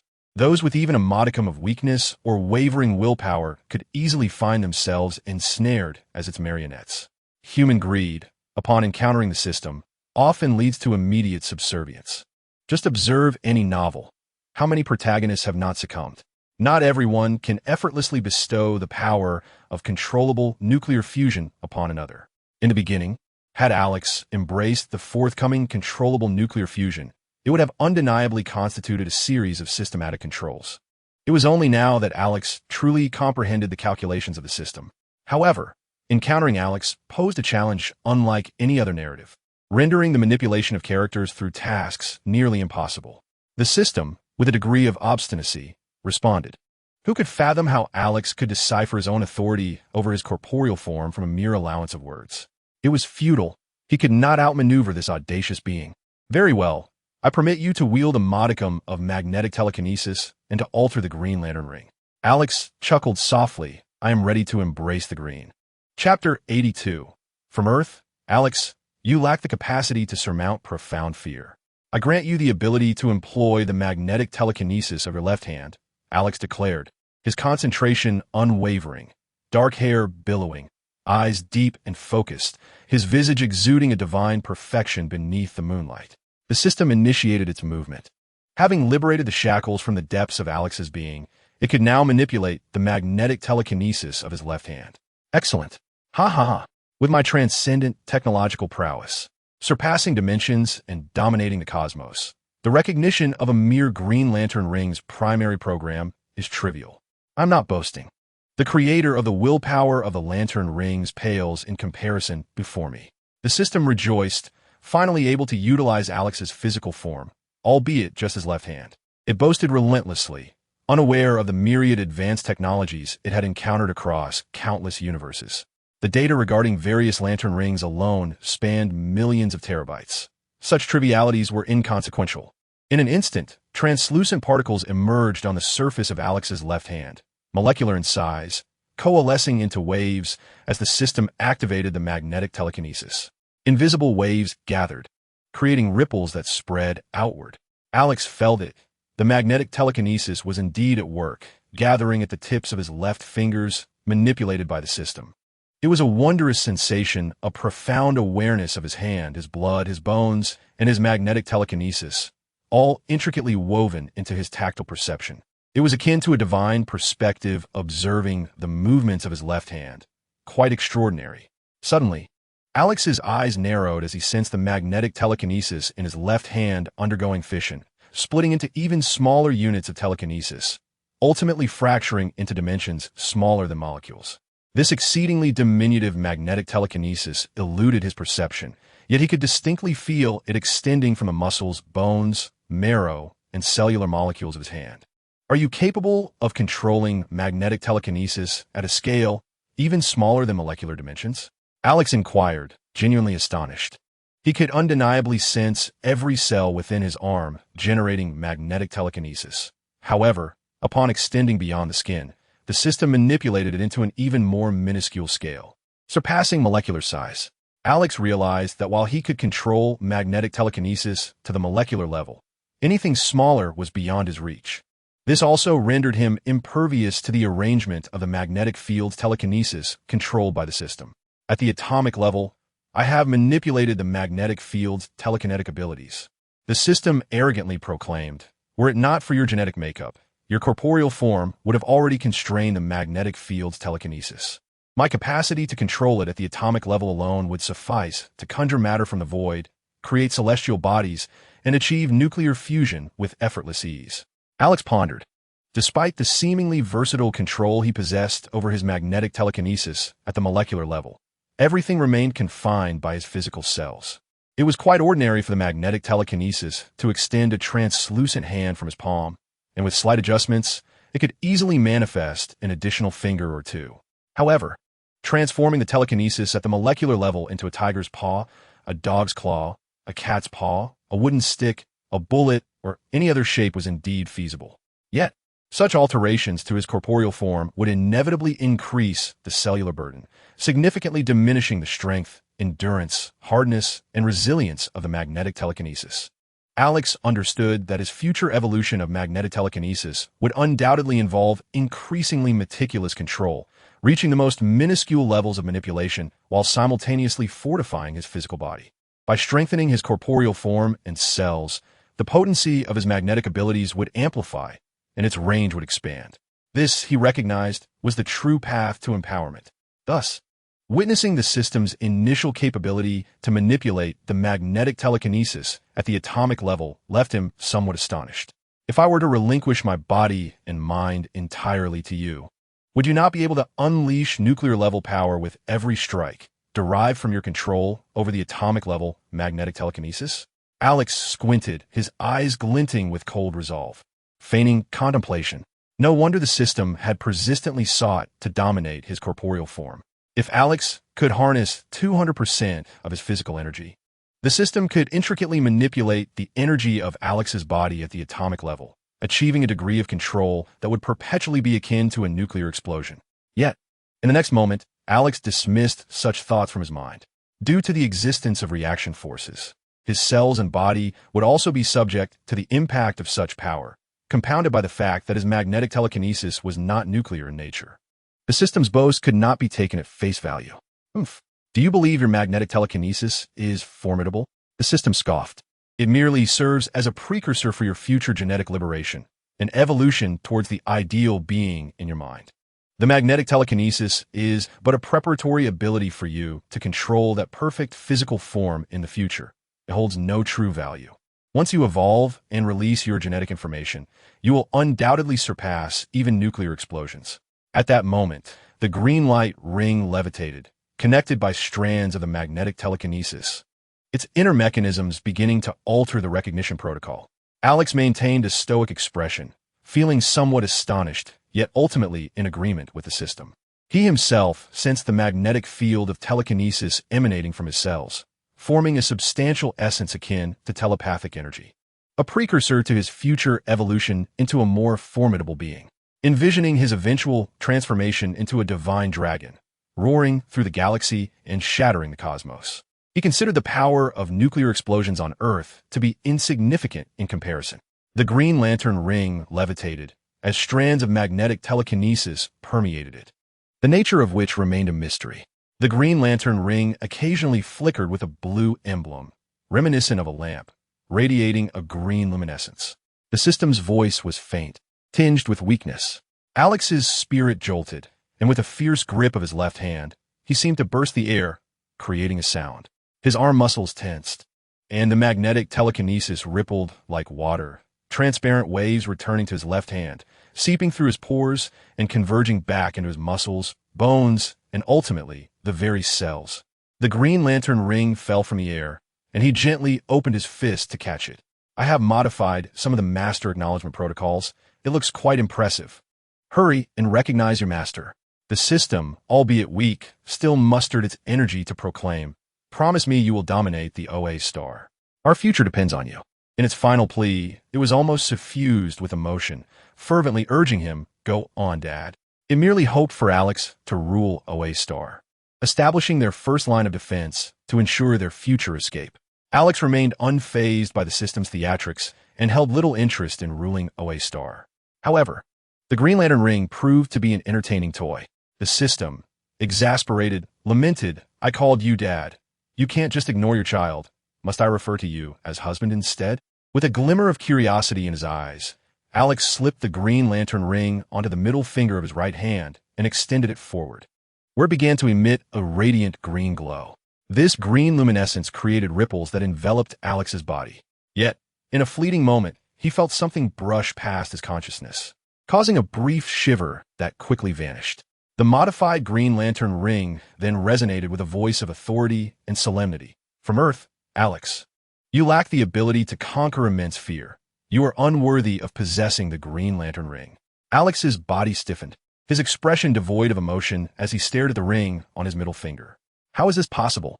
You harbor immense fear within," the system exclaimed, invigorated and incredulous. "You fear nothing, not even death. Your will surpasses that of anyone on Earth. What do you fear?" Alex remained silent, his face expressionless as he quietly removed the Green Lantern ring. Chapter 83. Hal Jordan's determination at the Eton Aerospace Technology Testing Airport. The yellow sand swirled in this remote, suburban area beneath the blazing sun. This location had recently been acquired by Ferris Aircraft, where Hal Jordan and Carol, having matured, would encounter each other once again. Initially, Hal believed that Caro's father, driven by trivial gains, had sent his own father aboard an unlandable aircraft, resulting in Hal witnessing the tragic demise of his father in a crash. From that moment, he encountered the most profound fear imaginable, the death of his own father before his very eyes. He concluded that no fear could ever impact him again. However, upon returning to this place as an aircraft mechanic, Hal discovered that Caro's father was not the heartless figure he had once imagined. Since the instant of Hal's father's death, Caro's father had been engulfed in guilt, a burden that incapacitated a powerful tycoon, leaving him bedridden and in a comatose state. Caro's father and Hal's father had been close friends. How could he remain indifferent after witnessing the death of his dear companion? Consequently, Caro relinquished her responsibilities as a pilot and shouldered the weight of Ferris Aviation. Hal found solace, realizing that all these years had been wasted in harboring anger and hatred towards others, feelings that were undeserved. Both Hal and Caro had become solitary figures. It was on that fateful night that, as two lonely souls, they acknowledged each other's profound solitude, finding comfort in one another's hearts. Hector Hammond made his appearance shortly after Hal was recognized with the Green Lantern ring. Hammond soon became infected, transforming into a monstrous figure with an oversized head and a grotesque visage, reminiscent of an alien from a 1970s or 1980s film. He possessed the ability of mental control and the power to perceive others' thoughts. Upon his initial emergence, Hal, still unaccustomed to the Green Lantern ring, struggled to fend him off. Subsequently, Hal, embodying the Green Lantern, acted as a vigilante in Coast City, combating evil and extinguishing darkness. Guided by the ring, he journeyed to OA, where he underwent training regarding the Green Lantern Corps and the operational use of the ring. He gained confidence, believing that when Hammond reappeared, he would not react with the same trepidation as during their first encounter, when he had expended all his willpower to repel him. He had become adept at wielding the ring, sufficiently prepared to protect Karo and safeguard Coast City. Yet, he never anticipated that someone would discern the ring's fatal weakness, stealing his battery-powered lantern, and then appear just as he depleted the ring's energy, effortlessly snatching the Green Lantern ring from his grasp. Hal had never considered that he could be so easily defeated and stripped of the ring. In a fit of anger, he pounded the wall, berating himself for his carelessness in misplacing the battery lantern, allowing another to seize the opportunity and claim his ring. Without the ring, both he and Karo would be in peril against Hammond's onslaught. Nevertheless, Hal remained resolute, courageous, and undaunted by fear, ready to face the impending threat. A dark fireball erupted at the Aiden Aerospace Technology Testing Airport, blazing under the scorching sun and generating a tremendous shockwave that knocked several employees off their feet.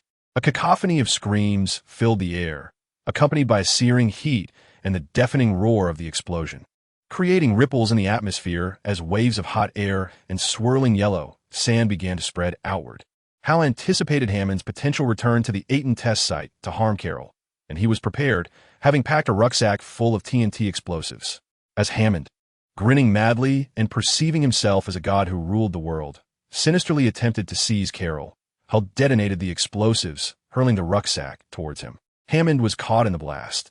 Despite his extraordinary abilities and the protective shield he conjured, he was left disheveled and bloodied, his head oozing a mixture of blood and gray matter, his visage charred and agonized. "Hal, I will kill you," Hammond snarled, his face grotesque and burned, oozing white pus and the scent of singed flesh, his eyes bulging with a terrifying glare. His large head, blood, and brain matter seeping from it, made him resemble a grotesque alien, his limbs appearing withered yet intact, enhancing his dreadful appearance. Learning from his previous encounters, he levitated above the ground, rendering Hal's firearms nearly ineffective. "Let us go, Carol," Hal urged, pushing her into an off-road vehicle and insisting she drive away swiftly. Reluctant at first, Carol ultimately succumbed to Hal's insistence, their parting reminiscent of a cinematic farewell kiss.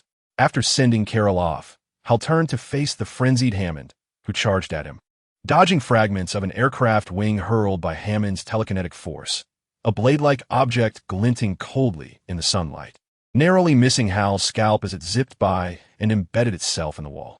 Hal vanished behind the wall, provoking Hammond's furious wrath, which sent debris flying and tore apart the warehouse's structure.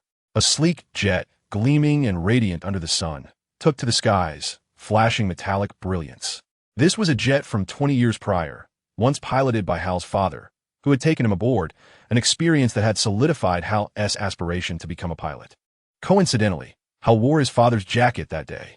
A smile crept across Hal's face as he donned the cherished garment, climbing into the very jet his father once commanded.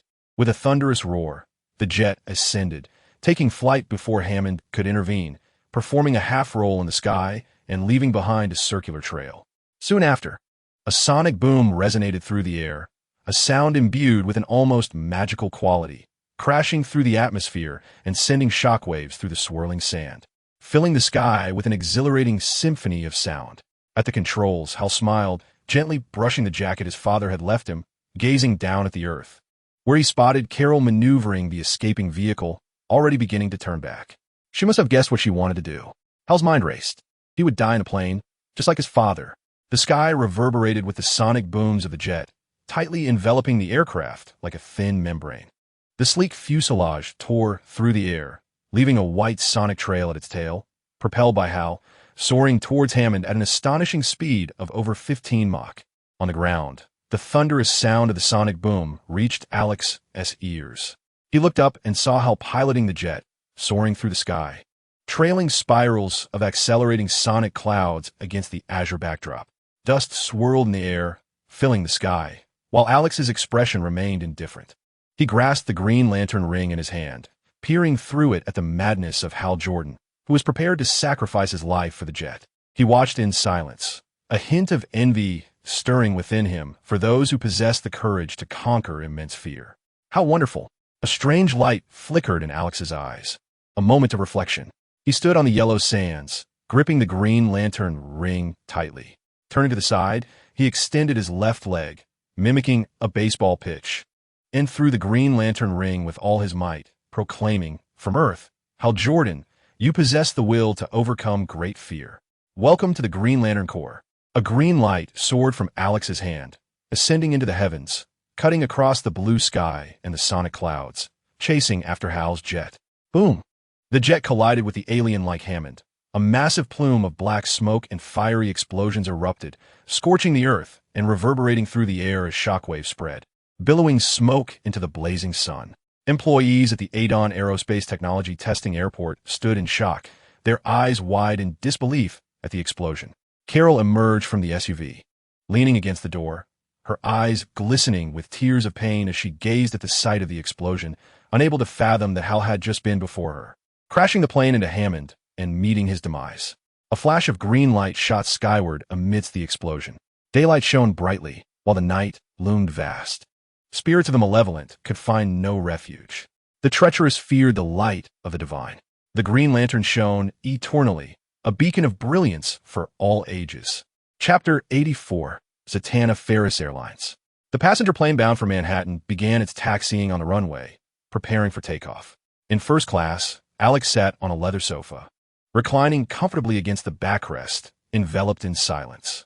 Once, he had resolved never to travel by such a means of transport, fearing the unjust fate of dying in a plane crash, plummeting from the heights with no chance of survival. It was not that he could not accept death, but rather that such a demise left him utterly speechless. Later, the system devised a method using molecular-level magnetic fields to arrange a semblance of glider wings, allowing him to glide through the skies like a bat, ensuring that even in the event of an aircraft disaster, his life would remain unharmed. Not only that, but after the system revealed everything, the affinity between him and the system seemed to have significantly increased. The system also assisted him in elucidating various applications of magnetic field telekinesis, including defense, offense, shock waves, and controllable low-frequency stimulation, all aimed at preserving Alex's life.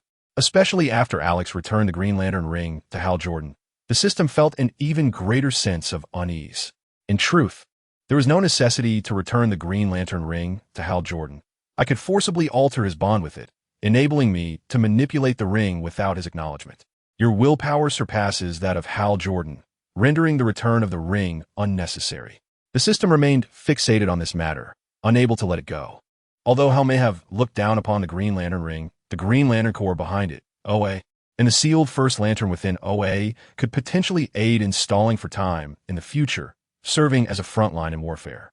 Losing it would indeed be a pity, considering it concerns my very existence. I shall not venture to OA to rule over the Green Lantern Corps. Alex remarked casually, if I have that time, it would be far better to gradually strengthen myself, releasing my genetic information and evolving into a divine dragon. The system pondered this and realized it was indeed the case. To dominate OA and the Green Lantern Corps would require an astronomical amount of time. By the time I might achieve that, Darkseid could very well discover my whereabouts and eliminate me. It would be more prudent for Alex to evolve into a divine dragon, as he would likely be swifter. Just as the system contemplated planning with Alex on how to store energy and later unlock his genetic information to evolve into a divine dragon. A gasp and a fragrant breeze swept by Alex. The Green Lantern. A young girl leaned in closer to Alex, exuding a delicate aroma. Alex, seated by the window, turned to gaze outside, following the sound and scent. Hal, adorned in his Green Lantern attire, with the manifested energy of the Green Lantern ring enveloping him, stood outside, looking at Alex with a smile.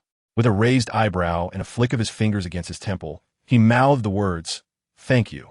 Though Alex was separated by the cabin and thousands of meters in the air, he could not hear Hal's words, yet he discerned Hal's lips moving in gratitude. Hal was thanking him for returning the Green Lantern ring and for saving him during a critical moment, when Hal piloted his jet into Hammond. Even after the explosion, Hammond had not perished. Had the Green Lantern ring not been present afterward, the situation could have escalated further, endangering both the Aten Aerospace Testing Airport and Carol. Thus, despite Alex having previously seized his ring, Hal now stood before him, expressing his gratitude for the final assistance Alex had provided. Realizing Alex could not hear him, Hal controlled the ring, causing green energy to form the words "thank you" on the window. Alex observed with a slight smile, gesturing with his finger to indicate the Green Lantern ring. He formed his lips into an apology, expressing regret for having previously seized his Green Lantern ring. Hal was momentarily taken aback, not anticipating such a swift and straightforward apology from Alex. Although he ultimately returned the Green Lantern ring and assisted him during a critical moment, it was precisely due to the act of taking the ring that the perilous situation had arisen. Hal contemplated that while he appreciated the help during his time of need, the fact remained that his ring had been taken. In the future, he would reconcile both gratitude and the act of theft regarding the ring. However, at this moment, seeing Alex smile and apologize through the window, all remnants of resentment dissipated from Hal. He spread his arms and shrugged, indicating that he bore no ill will. "Farewell, my friend."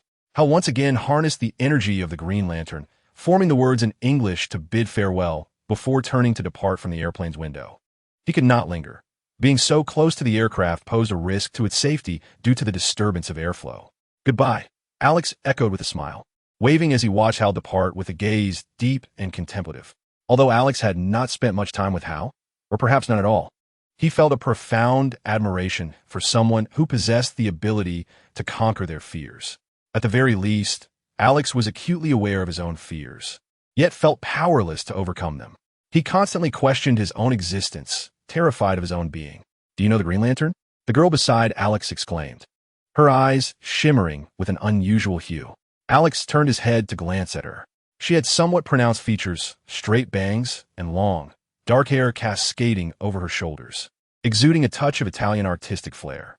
Dressed in a black blazer and white shirt, with a slender waist cinched by a belt, a short black skirt, black fishnet stockings, and sleek black boots, her elongated figure radiated a comforting aesthetic. Had she not received the subtle cues from his aura? Could she transcend the subconscious barriers imposed by his magnetic field? Alex felt a twinge of curiosity. Typically, ordinary women would not dare to speak to him, especially after reconciling with the system. His presence, magnetic field, and the domain of repulsion he exerted made it nearly impossible for ordinary women to approach him. "Yes," Alex nodded, his eyes glinting with inquisitive intrigue as he regarded her. The girl in the blazer brightened, her face reflecting an enthusiastic interest in the Green Lantern. Sensing Alex's inquisitive gaze, she elegantly tucked a strand of hair behind her ear and extended her hand. "Zatanna Zatara, performing at the Burbank Circus in Coast City. I've just completed my university studies and am now returning to Gotham." Alex raised an eyebrow slightly. Zatanna Zatara, a renowned sorceress in the DC universe and the foremost magician of the Justice League, hails from a prestigious lineage of magic practitioners. She is the daughter of the illustrious magician Giovanni Zatara and Cindella, and a member of the enigmatic Eastern Trinity, alongside Constantine and others.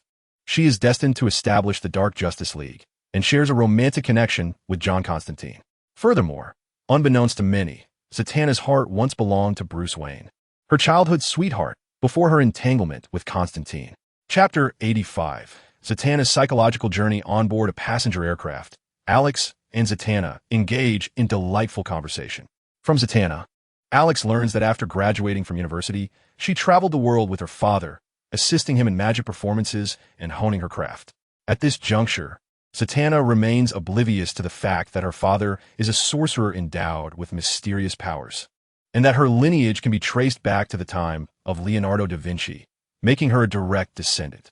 Additionally, she shares connections with several historical figures renowned for their prophetic abilities, alchemy, and mysticism, including ties to the ancient kings of Atlantis. After visiting the seaside city of Bat Circus, Zatanna finds herself separated from her father due to an unexpected matter, compelling her to embark on her journey alone, flying from a seaside city to Manhattan before eventually returning to Gotham. During this period, Zatanna harbors significant affection for Bruce Wayne, her childhood companion, yet they remain apart. Zatanna's feelings are characterized by unreciprocated love, particularly as Bruce becomes increasingly engrossed in his dark endeavors as Batman, which further alienates her and leaves her heart heavy with sorrow. Alex undoubtedly possesses an exceptional charm. Upon their acquaintance, he exudes grace and elegance, with long black hair, a fair complexion, and gentle, deep-set eyes that radiate warmth and a captivating smile. Many who have encountered him have remarked upon his striking handsomeness, deeming him a rare and exquisite beauty. In the presence of women, he naturally inspires trust, allowing them to confide their innermost thoughts. Sharing the same dark-haired trait, Zatanna feels an immediate affinity towards Alex. Their conversations flow effortlessly, bringing her both joy and relief, as she finds in him a kindred spirit. She shares her experiences of traveling the world, her dreams, and her emotional dilemmas. Alex listens attentively, occasionally breaking into a smile, engaging with her enthusiasm, and affirming her sentiments as if they were long-lost friends. He briefly mentions his occupation as an inspector at the Central City Police Department, dealing with superhuman incidents. Upon learning that Alex's destination is also Gotham, Zatanna's spirits lift further, and she exuberantly vows to show him the city's hidden gems and indulge in its culinary delights. Gotham, with its rustic charm and a plethora of talent, stands as the most crime-ridden city in America. The eternally misty night sky may seem peculiar, yet the eerie coldness of its Gothic architecture offers an unparalleled allure, unique to this city. Upon hearing that Alex's current mission involved capturing criminals and delivering a thrashing to Batman, she exclaimed, "Why would you strike Batman? He is the Dark Knight of Gotham." With a resigned roll of his eyes, Alex retorted, "The Dark Knight? Does that give him the right to falsely accuse me of solicitation?" He recounted the events in Seaside City, detailing how Batman had implicated him and exploited the information obtained from the police to apprehend the holiday killer. Thus, he resolved to exact his vengeance on Batman. Otherwise, the pent-up frustration would remain unresolved. Of course, one could also alleviate such grievances with a sum of $100 million, but since Batman was unwilling to comply, a confrontation seemed inevitable. "Are you truly this petty?" Zatanna laughed heartily, tears of mirth sparkling in her eyes as she playfully tapped Alex on the shoulder. Subsequently, she candidly admitted that Alex was indeed quite charming, explaining why Batman might harbor jealousy and falsely accuse him. This was, of course, said in jest. Yet, the more she observed Alex, the more captivating he became, igniting a desire to delve into his thoughts, an undeniable truth. As their conversation continued, Zatanna inquired about the true identity of Green Lantern, to which Alex acknowledged his knowledge but chose to remain silent. Understanding that she had overstepped, Zatanna refrained from further probing into such matters, recognizing them as sacred secrets not to be divulged lightly. In the heat of conversation, she realized her indiscretion, but was relieved that Alex did not take offense. Zatanna's yearning to confide in Alex seemed boundless, as she grappled with uncertainties about her future. "I aspire to become a magician, to inherit my father's legacy." He was a remarkable illusionist. However, Zatanna was conflicted. Her attachment to Gotham was strong, and she found it difficult to leave behind her childhood companion. Alex, well aware that Zatanna was destined to become the foremost magician of the Justice League and that her relationship with Bruce had no future, surmised she would ultimately end up with John Constantine. Yet in her current state, she had yet to awaken the magic within her, still perceiving herself as an ordinary individual contemplating her vocational aspirations. She wrestled with the choice between her career dreams and her unrequited affection for her beloved. Isn't this quite simple? You should ask him how he truly feels about you. If he desires to be with you and you are willing to forsake your dreams for him, then be together. If, once together, he encourages you to pursue your ambitions, then it is a win-win situation. If he does not wish to be with you, then it is even simpler. Pursue your own path and strive to become the best version of yourself. Alex's counsel presented a straightforward solution, yet she remained ensnared in her dilemma. Zatanna shook her head softly, her brow furrowing as she replied, "I wish to become a stage magician. This has been my dream since childhood." She was resolute in her refusal to abandon her dreams for anyone, even for the one she cherished.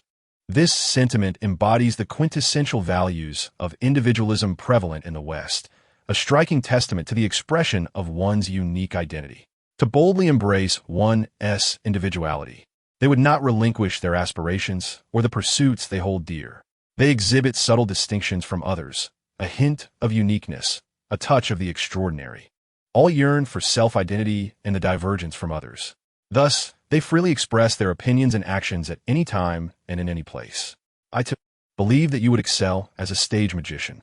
In your words, I sense a profound passion for the art of illusion and a desire to innovate upon your father's legacy. You adore it. Zatanna, you ought to become a stage magician. Alex sincerely declared, I hope to one day witness your radiant smile upon the stage, joyfully wielding your wand and conjuring enchanting wonders. In that moment, you shall be at your most beautiful. Upon hearing Alex's heartfelt words, Zatanna was deeply moved, her eyes glistening with gratitude. Aside from her father, no one else had ever offered her such genuine support. Over the years, she and Bruce had practiced various escape techniques under her father's guidance, spending countless days together. Yet, Bruce's tragic experiences of losing both parents had rendered him taciturn, trapped in his own world. Despite her attempts to reach out, opening his heart remained a challenge. This saddened Zatanna. In that moment, she truly felt the sincerity in Alex's words, stirring her heart. She gently wiped away her tears and earnestly requested, Alex, I know you're a police officer headed to Gotham. Beyond your encounters with Batman, I would like to ask for your assistance in investigating Bruce Wayne. What is he up to? As she mentioned the notion of confronting Batman, a sense of absurdity washed over her, yet her expression turned serious with her request. She had long been puzzled by Bruce's behavior as a playboy. It hardly aligned with the serious demeanor he typically exhibited. She could not believe that Bruce would transform into such a character. I will compensate you handsomely, she added, unaware of Batman's true identity at that moment. No wonder he could still joke with her. Alex replied with a wry smile. There's no need for a reward. The task of confronting Batman and investigating Bruce are, in fact, one and the same. Zatanna's heart raced with sudden realization, a troubling thought flashing through her mind. Bruce is Batman. In an instant, her expression froze. Chapter 86. Was such a scene ever depicted in comics? The Ferris Airlines flight descended upon Manhattan Airport. Zatanna's countenance fell, her gaze distant and unfocused. Ever since Alex revealed that Bruce was Batman, she had lapsed into silence, lost in her own tumultuous thoughts. Even the landing of the aircraft went unnoticed by her. And it was only after the flight attendants' repeated reminders and Alex's gentle calls that she was jolted back to reality. The revelation that Bruce was Batman had inflicted a profound psychological shock upon her. As she exited the cabin, she nearly collided with the door, almost tumbling down the stairs. Observing this, Alex promptly steadied her by the elbow, offering a sturdy shoulder with a hint of regret. I had not anticipated the extent of this revelation's impact on you. Perhaps it would have been better for Bruce to share his truth with you himself. Alex shook his head apologetically, genuinely remorseful for the unintentional psychological distress that the truth about Bruce's identity as Batman had caused Zatanna. Some might find this reaction puzzling, particularly those from Eastern cultures, where differing perspectives could render such emotions inexplicable. How could the mere knowledge of Bruce's identity as Batman lead to such emotional turmoil? It is not a matter of simplicity. Having lived in the West for 24 years, Alex, though not entirely immersed in its customs, possessed a keen awareness of Zatanna's emotional state at that moment. In Western culture, individual privacy is held in high esteem. If someone confides their deepest secret to you, it signifies that they regard you as their most trusted confidant. Those in possession of such secrets share in both the honor and disgrace of the revelation. Western television dramas often depict conflicts arising from seemingly trivial personal matters. But these are not merely insignificant secrets. They represent a significant emotional blow to someone who trusts you enough to share their burden, capable of inducing tears and heartache. This, in essence, conveys a lack of regard for the individual's feelings, especially when it pertains to a superhero's identity. Batman had been a presence in Gotham for nearly 7 years, during which time Bruce had never considered revealing to Zatanna that he was Batman. It is therefore evident how monumental this revelation was for her, particularly as she considered herself Bruce's childhood friend, harboring deep concern for him. Do not dwell on it too much. Bruce merely wished to protect you, hence his decision to keep his secret. Alex held onto Zatanna's arm, inhaling the fragrance surrounding her, yet feeling a slight headache brewing. Her demeanor suggested that she was not easily consoled. Moreover, why should he be in the position of comforting Batman's woman? This truly placed him in a quandary. Alex lamented, having only ever aimed to bring joy to women, never considering that his words could evoke sadness. Particularly when the tears shed were for his adversary, Batman. What a predicament this was. Zatanna's expression reflected a deep sorrow, her voice strained, revealing the anguish within. I can keep his secrets, I can support him, and I would even stand beside him as a knight of the night. I am willing to unconditionally back his endeavors. He knows this, yet he still chooses to isolate me. Zatanna's eyes brimmed with tears, cascading down her long lashes and trickling down her cheeks. This was not an act of self-preservation. Rather, it stemmed from a pure desire to distance herself from his endeavors. Perhaps, in his heart, she did not hold the weight of their childhood bond. A pang of sorrow filled her heart, her nose tinged with a sharp ache as tears streamed down her face. Reflecting on the past, she suddenly grasped the intentions behind Bruce's actions. It dawned on her that she was of little worth. When a woman becomes ensnared in her own imaginings, it can seem galaxies apart from the thoughts of a man, an incongruous mismatch.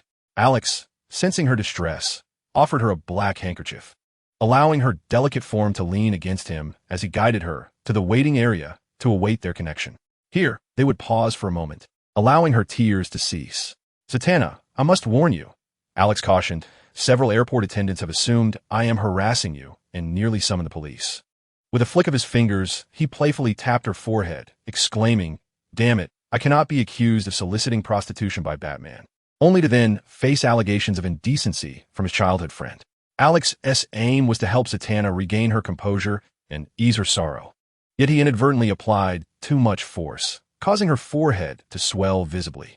The sharp pain jolted Zatanna from her sorrowful reverie. She covered her forehead with both hands, gasping for breath, her reddened eyes reflecting her discomfort. This interruption pulled her from her melancholic state, and clutching her swollen forehead, she exclaimed, Could you not exhibit a bit of gentlemanly decorum? My forehead has swollen. It hurts terribly. Zatanna gingerly touched the bump on her forehead, wincing as she noted its size, redness, and tenderness. No, she declared, the women in my company must only experience joy, even if it means shedding tears of laughter. I refuse to allow thoughts of sorrow to invade our time together. Alex shot her an exasperated glance. With a fierce glare, Zatanna directed her ire at Alex. Their mutual stares held for a moment until she, realizing that he was attempting to draw her out of her melancholic mood, felt a sense of relief. The thought prompted a chuckle to escape her lips, a sound that was, unfortunately, accompanied by the unexpected release of her nasal congestion. The scene froze in awkwardness. Her appearance was far from dignified. Quickly covering her mouth, she glared at the remnants of her tears and the redness around her eyes, her cheeks flushing with embarrassment as she hurried toward the restroom, mumbling, I need to compose myself. Her image had been utterly shattered. Moments ago, she had been the picture of sorrow, reminiscent of a delicate flower weeping in the rain. But now, laughter had betrayed her, and the bump on her forehead served as a testament to her plight, an embarrassing spectacle for Alex to witness. At that moment, thoughts of Bruce were far from her mind. All she wished for was to find a hole to bury herself in, utterly mortified. Alex could only watch, speechless, as she dashed toward the restroom in disarray. The portrayal of Zatanna in the comic crumbled in an instant. The narrative failed to depict Zatanna in her delicate, tear-streaked beauty, leaving one to chuckle in disbelief. It appears the comic has overlooked many significant elements. Commander, Petty, her expression darkened, emerged behind Alex. She had come specifically to await the aircraft, dispatched by Alex to Manhattan, arriving early to establish communication with the local police. Now, upon reporting the situation, she found Alex seated on a flight, charming yet another woman, an utterly disheartening experience. Could he not channel his abilities towards more righteous endeavors? Well, let us hear the report, Alex calmly replied as he settled into the sofa. Chapter 87.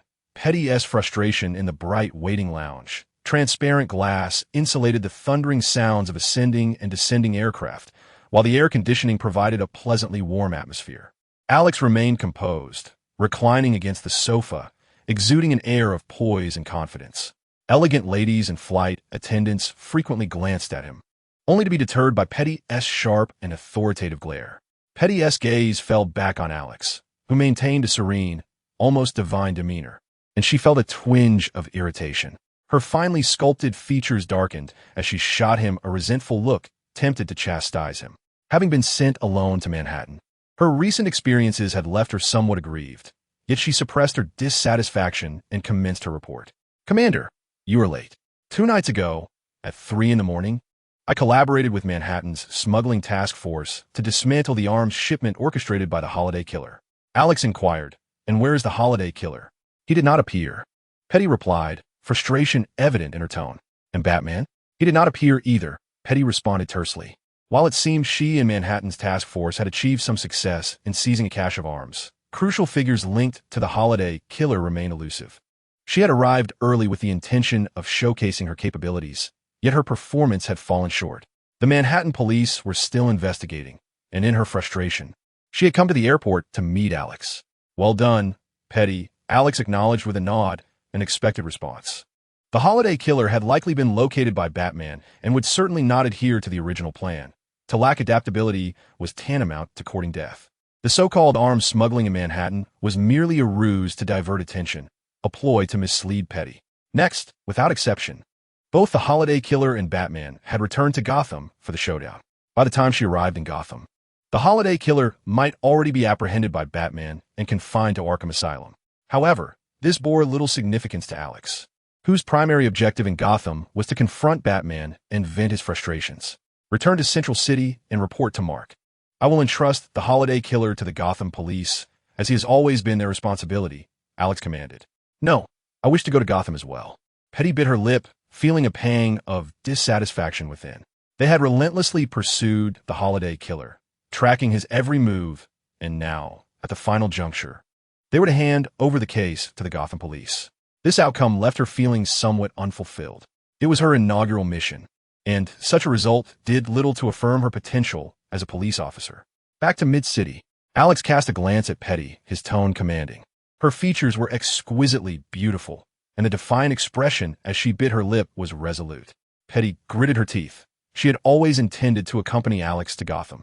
Even aside from the matter of the Holiday Killer, merely being by Alex's side would unveil a myriad of undisclosed secrets. Moreover, Alex had boldly declared his intention to confront Batman directly, an event no one could resist witnessing. Petty longed to hide in the shadows, a mere spectator. To behold such a spectacle, you are qualified to become a member of the supernatural handling team. Prepare for your induction back in Mid-City. Alex's tone softened. He had researched Petty's qualifications and understood her motivations for wanting to join the team. She could hardly refuse. Indeed, Petty's expression transformed into one of sheer joy.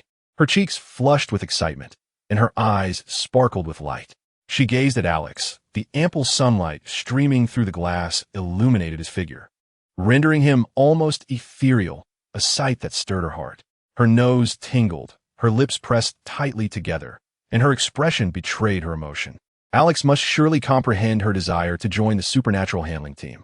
Caught between exhilaration and sentiment, Petty stood tall, her spine straight, her gaze unwavering as she raised her finger to her temple, executing a crisp salute, and declared yes. Thank you, sir. No need for thanks. Considering Barry's fondness for you, your striking beauty, and the team's need for a maid to serve tea, I suppose it's justified.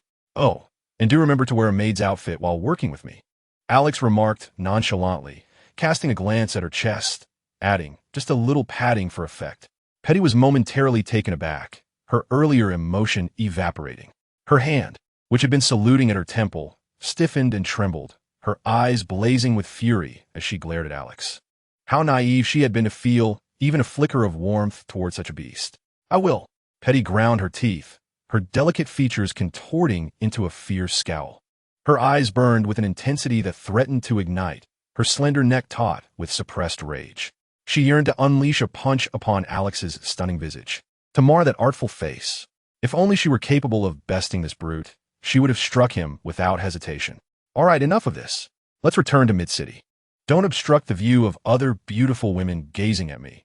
Alex dismissed her with a wave, eager to rid himself of her presence. As she blocked the admiring glances of numerous lovely ladies, Petty clenched her fists, her eyes seething with volcanic fury, her delicate neck pulsating with agitation. She fought to suppress the urge to obliterate the contemptible Alex, her voice laced with bitterness as she retorted, "Yes, sir. I am leaving." With that, Petty turned on her heel, her face a mask of suppressed rage as she stormed away. Alex chuckled softly, observing her silhouette as she vanished from his sight, resembling a slender, furious mother gorilla. What a jest! Who can truly be moved by oneself? Who can genuinely harbor affection for oneself? Barry, I can only assist you up to this point. My own excellence makes it challenging to prevent women from being enamored with me. Alex mused, lamenting that it was not his intention to evoke jealousy. Rather, it was the universal allure he possessed that posed a dilemma. Being exceptional can indeed be burdensome. After a moment of self-reflection and resisting the advances of several affluent women and flight attendants, Zatanna had already arranged her appearance and gently patted Alex on the shoulder. "What troubles you? You seem lost in thought," she remarked. Having washed her face, her eyes still bore traces of redness, but otherwise she appeared unscathed. Suppressing her own tumultuous thoughts, she approached Alex. "It's nothing, just reflecting on my own excellence," Alex replied with a slight shake of his head, unwilling to elaborate. Zatanna found his demeanor perplexing, unsure of how to respond, ultimately conceding that Alex's self-assessment was not entirely unfounded. Their conversation drifted from topic to topic, leading them to the airplane. Once aboard, Zatanna shifted to a different seat yet remained beside Alex, feeling as anxious as a small swallow shivering under a heavy downpour. Only when seated next to Alex, engaging in lively conversation, could she momentarily banish thoughts of Bruce, sharing laughter and warmth with him. Finally, Gotham arrived. Zatanna gazed silently at the city, suddenly feeling a sense of strangeness and uncertainty, an overwhelming sense of solitude. How am I to confront Bruce? Her eyes were filled with confusion. In that instant, as if a light had flickered before her, a radiant smile urged her, confront him. Chapter 88. Gordon felt a sudden pang in his heart. Gotham. The nights in Gotham were perpetually shrouded in heavy clouds, as if a vast darkness loomed within the dense overcast, watching over this peculiar city. Numerous, strange Gothic structures towered above, casting a pall of desolation and gloom over every corner. The nights in this city were fraught with panic and unease. Crime, absent during daylight, emerged in every alley and street, as if the dark realm had abruptly engulfed the city the moment the sun dipped below the horizon. A fine drizzle fell from the sky, accompanied by a cold wind that swept through the Gotham Police Department.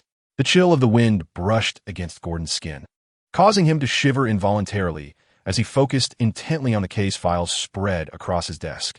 Gordon, slightly gaunt and with hair peppered with gray, felt the sudden chill of the drizzle and wind pierce through his brown long-sleeved coat, sending a shiver down his spine.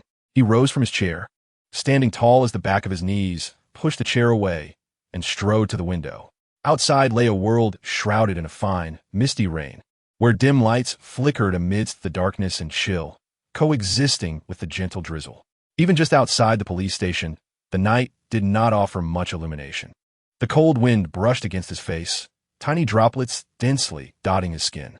Battling against the relentless wind and rain, he grasped the now damp window handle, pulled it shut with a decisive snap.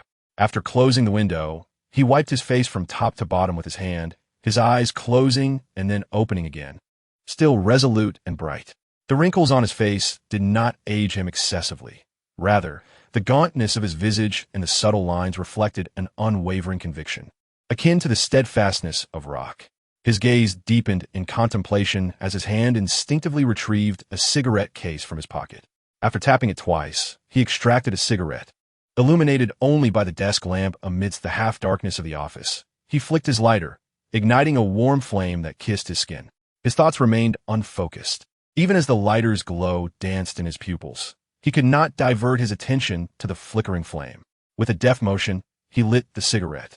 As the ember flared, he inhaled deeply, the gathered sparks intensifying momentarily, the smoke warming his lungs as it flowed from his throat. Wisps of smoke curled from his slightly parched lips, ascending toward the ceiling, filling the office with the scent of tobacco. Cigarette in mouth, he returned to his seat and began to peruse the case file.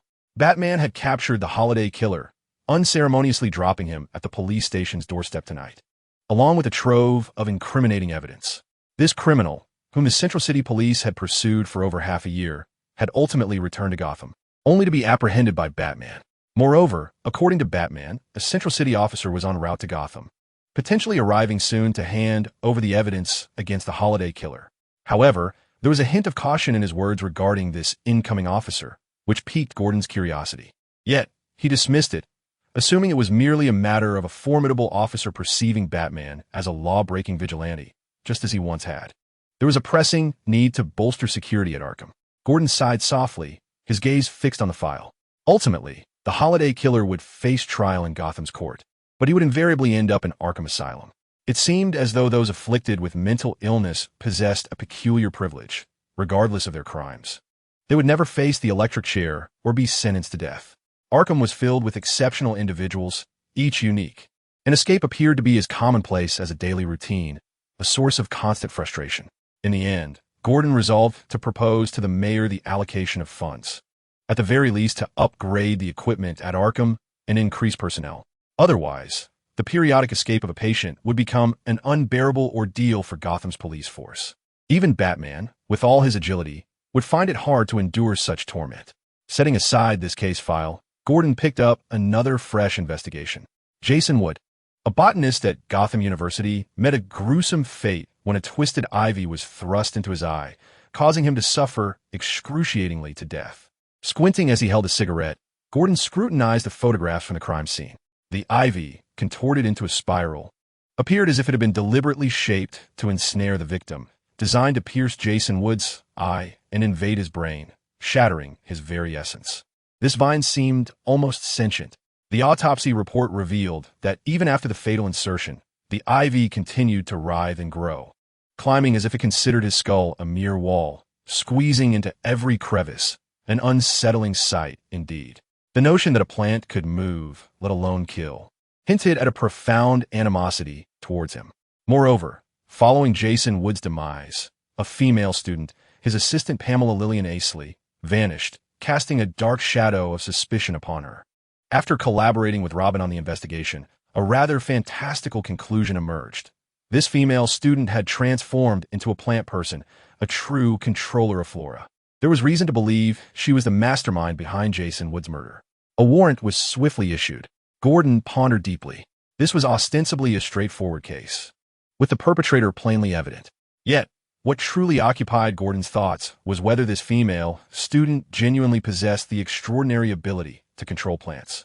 Although Robin speculated with confidence about her powers, suggesting she could manipulate the ivy into a lethal weapon. His flippant demeanor and incessant chatter made it difficult for Gordon to fully trust this sidekick of Batman. Nevertheless, the young lad's assertions bore a certain truth that left Gordon without rebuttal. This marked the first instance where he found himself unable to contest the claims of this frivolous youth. Gordon recognized that no matter how bizarre the case, once all alternatives were ruled out, even the most implausible, absurd, or incredulous answers must be accepted as fact. So, had this female student truly become a plant person? It was not until the last of his cigarette burned down, the ash lightly singeing his thigh through his suit pants, that he emerged from his reverie.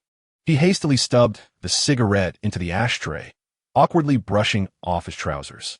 Only when he confirmed that no hole had been burned into the fabric did he breathe a sigh of relief. Gordon refrained from further contemplation as he glanced at the quartz clock hanging on the wall. It was already 11 p.m., signaling it was time to head home. He rose from his seat, closed the case file, and set it aside on the desk. Shutting off the desk lamp, he retrieved his brown bowler hat from the coat rack and stepped out of the office. After exchanging greetings with the night shift officers, he exited the Gotham Police Department. A gentle drizzle persisted, yet the misty rain enveloped everything in a veil of abstract artistry. Donning his hat, he slipped his hands into the pockets of his trench coat, hunching his shoulders as he resolved to brave the misty rain on his way home. The droplets merely settled like fine beads on the fabric of his coat and hat, causing no inconvenience. Just as he prepared to step beyond the eaves of the precinct, he abruptly halted. Amidst the street, shrouded in the hazy rain, a figure emerged from the obscurity. He carried a black umbrella, reminiscent of the sturdy designs favored by gangsters of the 70s and 80s.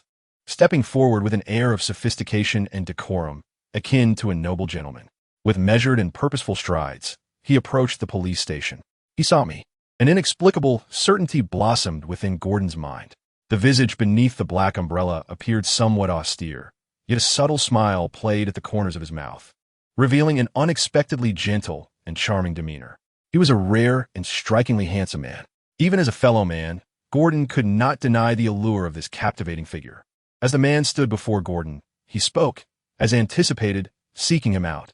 "Commissioner Gordon, I apologize for the intrusion, but could you kindly summon Batman?" A jolt of unease coursed through Gordon's heart. Chapter 89. Master, I hope you can fend for yourself.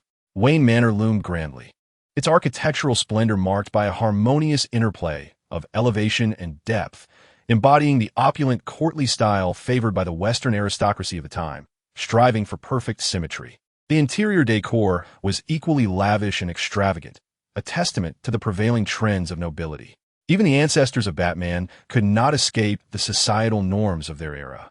Presently, Wayne Manor exuded the same regal grandeur, adorned with priceless artworks, crystal chandeliers, and other dazzling embellishments, all steeped in the rich patina of history, evoking a profound sense of historical gravitas.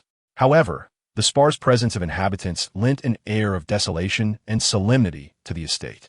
In truth, the presence of Bruce's subterranean Batcave meant that the number of residents, including maids and butlers, was quite limited, inevitably contributing to the manor's forlorn ambience.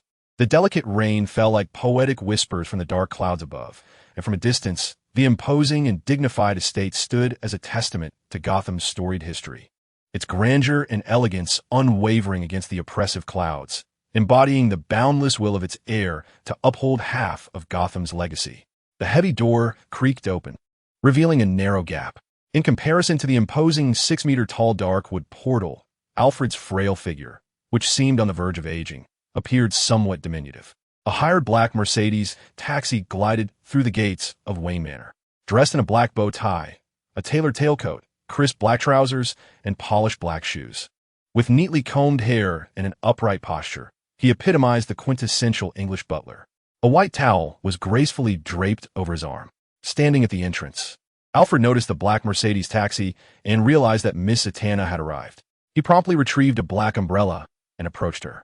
As Zatanna emerged from the vehicle, she opened the umbrella and, with a warm smile tinged with affection, greeted, "It's been a long time, Miss Zatanna." "I've told you many times, Alfred. Just call me Zatanna." "Drop the miss," she replied with a hint of dissatisfaction. Having grown up under Alfred's watchful eye alongside Bruce, she shared a unique bond with him. Upon seeing Alfred, memories of their shared past flooded her heart, evoking a sense of nostalgia akin to reuniting with an old friend from the countryside. Yet, the thought that Alfred must surely be aware of Bruce's true identity as Batman cast a shadow over her feelings. Zatanna did not retrieve her luggage from the cab, which remained parked nearby instead of driving away. Alfred held the umbrella for her with utmost courtesy, casting a gentle glance toward the taxi, fully aware of the unfolding scene. In their youth, Zatanna and Bruce had shared a close friendship, frequently visiting Wayne Manor, where a room was always reserved for her, allowing her to stay whenever she returned from her travels for a period of relaxation. Of course, she often found herself overlooked by her own master. Alfred mused quietly, sensing Zatanna's intention not to stay at Wayne Manor this time. Yet, as she spoke further, an unsettling notion took root in his mind, that Miss Zatanna would never again reside in Wayne Manor. "What about Bruce?" Zatanna inquired, her lips pressed together, a flicker of unexplainable emotion in her breath. This was not the Zatanna he once knew. She had always been a lively girl, straightforward and devoid of sorrowful sentiments. However, as they walked toward the entrance of Wayne Manor, Alfred acutely sensed that something weighed heavily on Zatanna's heart. "Master is in the drawing room having a drink," Alfred replied, his voice tinged with slight hesitation. Truth be told, though nothing had ever transpired between Zatanna and his master, it was a pity nonetheless. He felt that Zatanna might be on the verge of departing from Bruce's life. "Alfred, you know Bruce is Batman, don't you?" Zatanna asked, her eyes dimmed with melancholy. She avoided meeting Alfred's gaze, fearful of uncovering the truth. In truth, it mattered little to her whether he gazed upon her or not. Alfred maintained his composed demeanor, exuding a gentlemanly charm without the slightest hint of surprise. "There is nothing to it, Miss Zatanna. This is merely a fabrication of Gotham's tabloids," he remarked. Unbeknownst to her, he discreetly pressed a small alert button on his communication device, informing his master of Zatanna's suspicions regarding his identity as Batman. Alfred believed that, if possible, it would be preferable to confess, yet he understood that his master had other intentions, which he would not contravene. He sensed that if the truth were not openly exchanged, their bond would only grow more distant. Silence enveloped them. A wave of melancholy washed over Zatanna, as she felt an overwhelming sense of betrayal from the world around her. Even from Alfred, who had watched her grow, she perceived her existence as devoid of worth, leaving her heart heavy with sadness and loneliness. It was as if, on this rainy night, the persistent drizzle echoed her desolation. Within Wayne Manor, she felt like a solitary street lamp, flickering dimly in the downpour, casting a feeble glow in the midst of the gloom. Such a chilling and desolate sensation enveloped her. With a sudden pang in her heart, she envisioned a scenario where Alex stood beside her, confronting Bruce, questioning him directly. His presence would have bestowed her with courage, for Alex had a remarkable ability to inspire bravery in others. She regretted ever having requested to prevent him from coming to Wayne Manor. I should have called upon Alex. After my inquiries, he could have taken matters into his own hands, truly a win-win situation. I could even deliver a kick to that insufferable Bruce, she thought, frustration bubbling within her. How dare he deceive his childhood friend? I should have worn my pointed heels for added impact. Yet, she imagined Alex was still somewhere in the city, devising a plan to ambush Batman when the opportunity arose. As these bittersweet thoughts meandered through her mind, an inexplicable sense of healing emerged, coaxing a faint smile to grace Zatanna's lips. However, upon entering the manor and surveying the familiar surroundings, memories flooded back, of an oil painting by an unknown artist that she had once admired, of gliding down the smooth mahogany banister, of transforming the castle-like manor into a vampire's lair as she embarked on thrilling quests to uncover the vampire's coffin. These recollections, tinged with both humor and sorrow, elicited a smile despite her gloom. I shall seek out Bruce, Zatanna declared, her expression resolute. In that moment, a spark of determination ignited in her eyes, and she strode purposefully toward Bruce's bedroom, her footsteps echoing with resolve. Alfred observed her retreating figure, silently deciding to send a coded message to his master. Master, I wish you luck in your endeavors. Chapter 90, Bruce's Choice, Wayne Manor. Living room.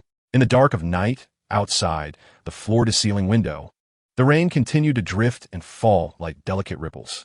As Zatanna entered the living room, she found Bruce sprawled lazily on the sofa, his demeanor reminiscent of a languid sloth. Adorned in a gold and white-hued, ultra-fine microfiber bathrobe, he lay comfortably, exuding a sense of nonchalance. Upon noticing Zatanna, Bruce yawned and nodded at her, reclining on the couch as if he had just emerged from an arduous battle lasting several hours. He appeared defeated like a dandy, and none would suspect he was the Batman. Bruce, I know you are Batman. Until now, Zatanna had been unaware of Bruce's true identity. She had witnessed his descent into hedonism, reveling in a life of indulgence, engaging with starlets and models. She felt a profound sorrow for him and had previously attempted to guide him back to righteousness. Yet, all her efforts proved futile. He required the guise of a dandy to conceal the identity of the Dark Knight. A pang of sadness gripped Zatanna's heart. Was she not worthy of his trust? Why could she not reveal everything? She could help him. I am Batman. Why must I be Batman? Bruce, stretching lazily on the sofa, stirred slightly at Zatanna's probing question, responding wearily, You return only to ask me such foolish questions? Bruce, why? Zatanna felt a burning determination within her, her eyes reflecting a complex array of emotions. What troubles you, Zatanna? Bruce inquired, puzzled. Why must you insist on thrusting the mantle of Batman upon me? Why? He scoffed lightly, a smirk playing on his lips. Is Batman's life truly enviable? Just yesterday, I purchased a luxury yacht to venture into international waters and frolic with starlets and models. I smoke with dollars, savor the finest wines, and last night, I indulged in passionate company with the most alluring starlet, Kelly, a Gotham celebrity. With wealth, I am capable of anything. What does Batman possess? Flitting around Gotham's night sky like a pitiful creature? I doubt he has ever enjoyed a proper meal. With a disdainful curl of his lips, Bruce opened a bottle of billionaire-grade vodka, a concoction that underwent a meticulous filtering process involving ice, Nordic birch charcoal, and layers of crushed diamonds and gems. Ultimately encased in a crystal bottle adorned with diamonds and encased in a platinum and rhodium box, an epitome of extravagant luxury. He poured a glass of the crystalline vodka, reclining back on the sofa, placing his feet on the table, reveling in the joys of affluence. Merely the bottle of vodka priced at $3.75 million, was beyond the reach of Batman. Bruce sighed, raising his glass in a rare moment of sentimentality for his illustrious ancestors, declaring, "Being wealthy is truly splendid. Here, S to the Waynes." As he raised his glass in a toast to the void, a flicker of genuine emotion for his forebears crossed Bruce's face. "Why, Bruce? Why can you not confide in me?" Zatanna's gaze was filled with inquiry and moisture as she clenched her teeth in frustration. "I can assist you. I can support you in becoming Batman. I can aid you from the shadows. Bruce, I know you wish to protect me. Keeping me in the dark is the most unjust thing you could do. Don't you think that sharing this burden with me, allowing me to understand everything, is the truest form of protection?" Bruce furrowed his brow impatiently, slamming his glass down onto the table with a forceful thud. The crystalline vodka swirled within, splattering some of the liquid onto his hand as he growled in irritation. "Zatanna, what are you doing? Why must you drag me into Batman's world? I'm not Batman. I possess wealth. I can savor life, indulge in the finest wines, relish the most exquisite cuisine, and revel with the most alluring starlets. Everyone yearns for the lifestyle of a wealthy man like me, an ordinary person's unattainable dream, a noble entrepreneur. Yet you insist on reducing me to that shadowy figure, a mere rat scurrying in the darkness. Why should I become Batman?" After his moment of anger, Bruce's brow remained furrowed as he suppressed his impatience and inquired, "Zatanna, what troubles you today?" Zatanna's face bore a sorrowful expression, her nose tinged with emotion as she managed a teary smile. "I understand now. Bruce, this is not about your protection. It's that you have never harbored any feelings for me. That is why you can so stubbornly shut your heart away. I am disappointed in you and in myself." With that, Zatanna turned and exited the living room, descending the staircase. She passed her hand along the banister, her face devoid of expression and her eyes distant as she approached the hall door. Alfred, who had been waiting patiently, recognized that Zatanna would not be staying, and thus opened the door, offering her an umbrella with a gentle reassurance, "Miss Zatanna." Before he could finish his sentence, Zatanna, regaining her composure, interrupted him coldly. "Please call me Miss Zatanna." Alfred's expression dimmed slightly. In that moment, he realized that there was no longer any possibility for Bruce and Zatanna. He complied with her request, addressing her as Miss Zatanna, holding the umbrella over her as he assisted her into the waiting black Mercedes taxi. He watched as it vanished into the rain-soaked night. Upon returning to the living room, Bruce stood tall, his demeanor composed, his gaze reflecting a deep contemplation, devoid of the carefree playboy persona he once embodied. "Alfred, I have seen Miss Zatanna off," he stated. "After this, she likely will not return to Wayne Manor." Alfred meticulously cleared the vodka and glass from the table, positioning himself behind Bruce as he spoke. "Perhaps this is for the best. I cannot draw Zatanna into a world of darkness." Bruce's expression remained steadfast, his eyes filled with resolute determination. Alfred cast a glance at his master and lightly remarked, "I understand, sir. You have chosen Catwoman." Bruce's expression darkened further as he replied in a somber tone, "I have not chosen anyone, Alfred. I simply wish to protect those around me from harm." Alfred nodded in comprehension, responding, "I see, sir. I quite enjoy caring for children. So please endeavor to expand the Wayne family and do not hesitate to have a few more, while I'm still able to assist you with the children, sir." Bruce found himself momentarily at a loss for words, taken aback by Alfred's audacity. Just then, the alarm of Robin sounded. Chapter 91. Never have I encountered such brazen audacity. Dick felt utterly unfortunate, sprawled in the disheveled, damp shed, listening to the approaching voices, and he was overwhelmed with a desire to vomit blood. Never had he encountered such brazen audacity. "I am a victim." Dick Grayson, the future Nightwing, was once an 8-year-old acrobat, the youngest member of the famed Flying Grayson's family, renowned in Gotham Circus as the most celebrated aerialist. When the local gang attempted to extort protection money from the circus leader and were met with refusal, they doused the ropes used for the aerial performance with corrosive acid. During the performance, the ropes snapped before Dick could leap, and the unsuspecting John and Mary fell before him, meeting their tragic end. Left orphaned, Dick was adopted by Bruce, a philanthropist and well-known businessman present at the scene. In Dick, Bruce saw a reflection of his own tragic past, prompting him to take the boy under his wing. At that time, Bruce had only recently begun his activities as Batman in Gotham. Unbeknownst to him, he would soon discover that Dick was destined to become his ally. Thus, Bruce trained him in combat and investigative skills, subjecting him to rigorous training for several years, until, in the past year, he finally became his true partner, Robin. Dick Grayson, the original Robin, donned a green shirt, green pants, a red vest emblazoned with an R on the left breast, a yellow cape, and beneath his black mask. His youthful eyes sparkled with vitality, reflecting the vibrant colors of his attire. In truth, he approached the fight against crime as an exhilarating game. During an investigation into the death of Jason Wood at Gotham University, he whimsically speculated that someone could manipulate plants, twisting ivy into deadly forms to kill Jason Wood. However, Gordon dismissed this notion as implausible, lacking substantial evidence. Fueled by youthful bravado, Dick believed that Gordon doubted him and resolved to uncover the woman who controlled the plants to prove his hypothesis correct. Fortuitously, utilizing the investigative skills Bruce had imparted over the years, along with the Batcave's supercomputer monitoring every camera across Gotham, he began to uncover clues. After a thorough search and tracking of the missing Pamela Lillian Isley, fortune smiled upon him as he discovered this elusive woman in a dilapidated slum. Particularly striking was the transformation he observed. Pamela had morphed into a young girl with verdant skin. In that moment, he was almost certain that she was the perpetrator. Thus, an inevitable clash ensued, leading them directly to the rooftop of the second floor. However, due to the overwhelming presence of vines and weeds that had proliferated excessively, Dick found himself at a disadvantage and was ensnared in a cruciform position by the foliage. One could easily envision that the next moment would see this woman commanding the vines to twist and pierce her own eyes, leading to her own demise. Much like Jason would have met his end. In his final moments, despite activating the alert to notify Bruce, Dick felt a sense of despair, realizing it may be too late. Perhaps they would arrive only to retrieve his lifeless body. A melancholic thought crossed his mind as he recalled Batman's words about his inadequacies. Indeed, he recognized that he was unworthy, so easily bound and dispatched. "Very well, you have won. I believe it would be best if you released me," he declared defiantly. "I refuse to yield." Dick could not resist exclaiming, "I have allies."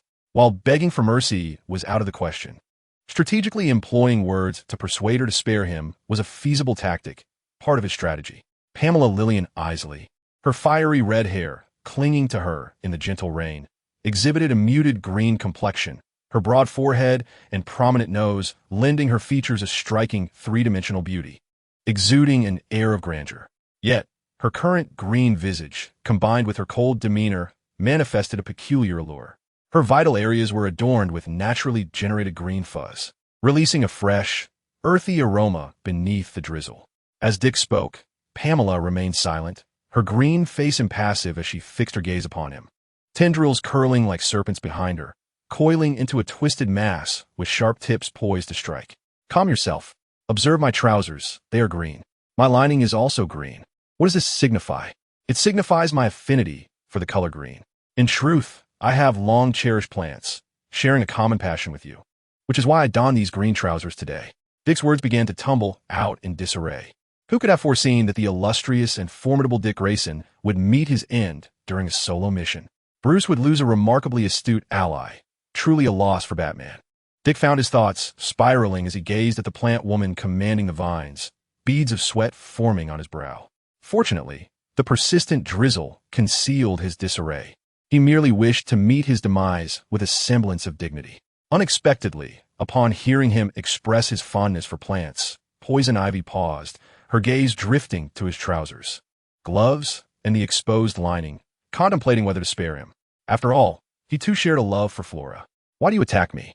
Poison Ivy inquired coldly. At this moment, she was not yet the heartless, malevolent figure of the future, one who coldly murders and buries victims to be used as fertilizer. Rather, she was a woman newly transformed into Poison Ivy, one who cherished plants and regarded them as life, still imbued with a sense of human morality, not yet so cruel as to take lives indiscriminately. Dick, with a rather irreverent demeanor, retorted without hesitation, "Sister, you have committed murder. That's against the law. As Gotham's Dark Knight, Batman's aide, the noble Robin, I am obliged to apprehend you. However, rest assured, once I capture you, I shall assist you in returning to your former self. Your complexion is rather unappealing. I will help restore your original hue." In response, Dick was swiftly struck twice by her vines, grimacing in pain. It was Jason Wood who used me as a subject for his experiments. He deserved his fate. I have no desire to return to my previous form. Poison Ivy had no intention of reverting. She now felt that this form was the most comfortable, allowing her to connect intimately with the essence of plants. She perceived herself as a plant, and this transformation filled her with joy. Poison Ivy sensed that her very blood had transformed into chlorophyll, and with better control, she could easily revert to her original skin tone. The ability to be so closely intertwined with plants was a divine blessing for someone who adored them as she did. There was no way she would allow Dick to assist her in returning to a mundane human existence. Gazing intently at Dick, she pondered whether to kill him. To be honest, aside from her momentary rage that led to the death of Jason Wood, who had treated her as an experiment, she had never taken another life. Moreover, her human moral compass influenced her perspective. She did not wish to kill. She merely desired to dwell quietly in a forest, coexisting harmoniously with plants. I only wish to find a forest and live there, Poison Ivy declared, frowning at Dick. Ultimately, she commanded the vines to release him onto the rooftop, deciding against killing him. Firstly, Poison Ivy was not yet so cruel as to take lives indiscriminately. Secondly, Dick's expressed fondness for plants was enough for her to forgive his attack. As she set Dick down on the rooftop, Poison Ivy coldly warned, "Do not seek me out again. Next time, I shall not hesitate to end your life." The unexpected reprieve caught Dick off guard. He rose from the rooftop, pressing his gloved hands against the damp concrete, supporting himself as he groaned in discomfort. Confusion washed over him. Why was she allowing him to leave? Surely, he would continue to pursue her, for she had committed murder and broken the law. Dick found Poison Ivy perplexing. As she turned to depart, he instinctively moved to stop her, only to be met by a gust of wind rushing directly toward him. A shadowy figure emerged from the alley, deftly ascending the wall and effortlessly reaching the rooftop of the second floor. With a sudden gust of wind, the figure appeared before Dick, who instinctively flinched, raising his hands defensively against his chest. In an instant, the shadow executed a swift spinning kick aimed directly at his hands, the sheer force propelling him onto the neighboring rooftop, where he crashed into a myriad of hanging awnings. Poison Ivy, startled, tightened her body and turned to confront the unexpected intruder. Fortunately, he had arrived just in time, poised to play the role of a hero.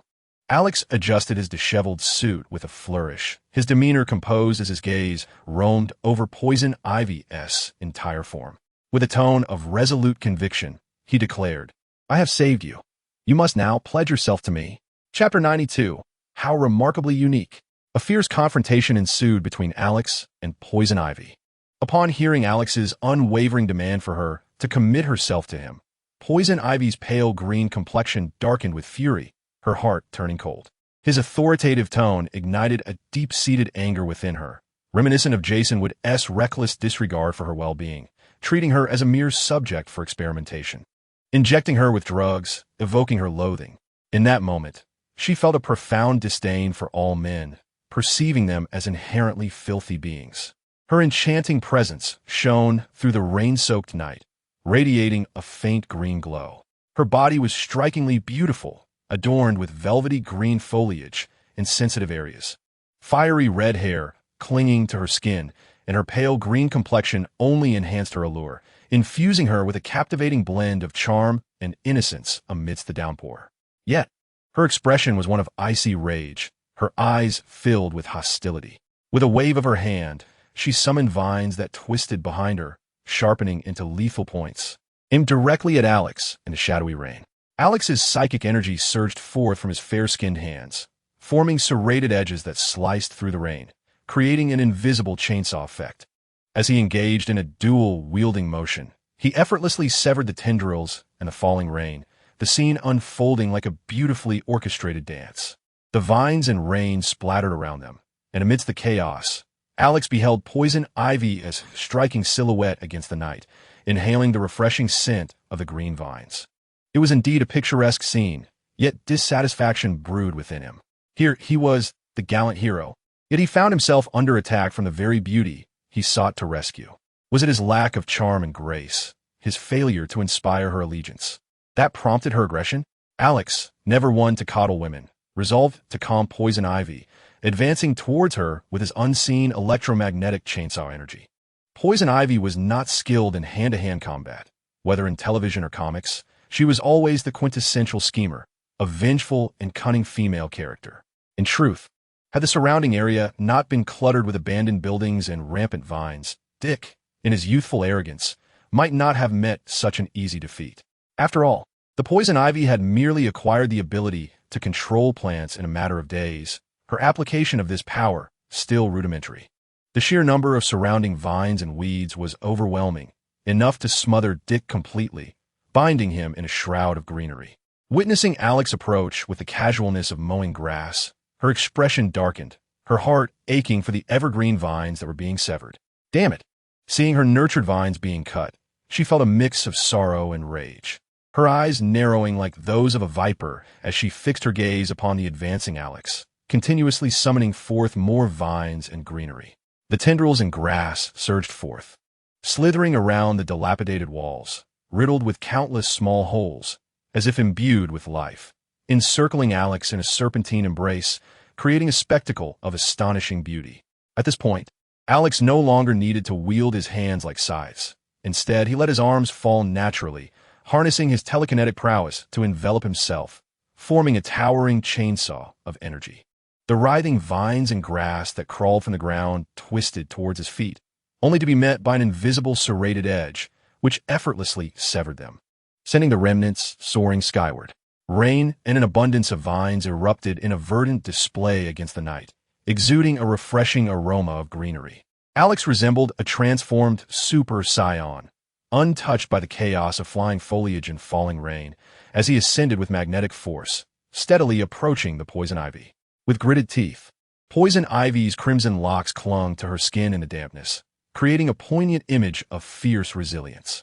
Witnessing Alex's wanton destruction of her cherished vines and wild flora fueled her hatred, her gaze seething with malice. Yet she recognized that this man was her antithesis, rendering her vines utterly ineffective. No matter how many tendrils and weeds she conjured, they were insufficiently sturdy, falling victim to Alex's relentless onslaught, offering no resistance whatsoever. Ultimately, she resorted to forming a thick shield of vines to encircle herself, hoping to conceal her presence and retreat. However, Alex moved with greater swiftness. Noticing the venomous glare of hatred and malice in her eyes, indicative of her desire to flee, he swiftly struck out with his hand, unleashing an air blade formed by compressed telekinetic energy that sliced through her vine shield, scattering it to the winds. He stepped forward, standing before the furious and terrified Poison Ivy, and delivered a resounding slap to her face. "Calm down," Alex admonished, having struck her right cheek, his seriousness evident. "I am here to save you." Poison Ivy staggered, momentarily stunned, her right cheek swelling with a mix of red and pale green, throbbing with sudden pain. Alex had struck with such ferocity that half of her face was left bruised. The writhing vines and grass, now devoid of vitality, fell lifelessly to the ground. Her eyes blazed with fury, teeth clenched in rage. "Who asked for your help?" Her anger intensified, the swelling on her cheek a testament to her pain. And as her eyes reddened, the vines and grass began to dance wildly in sync with her escalating fury.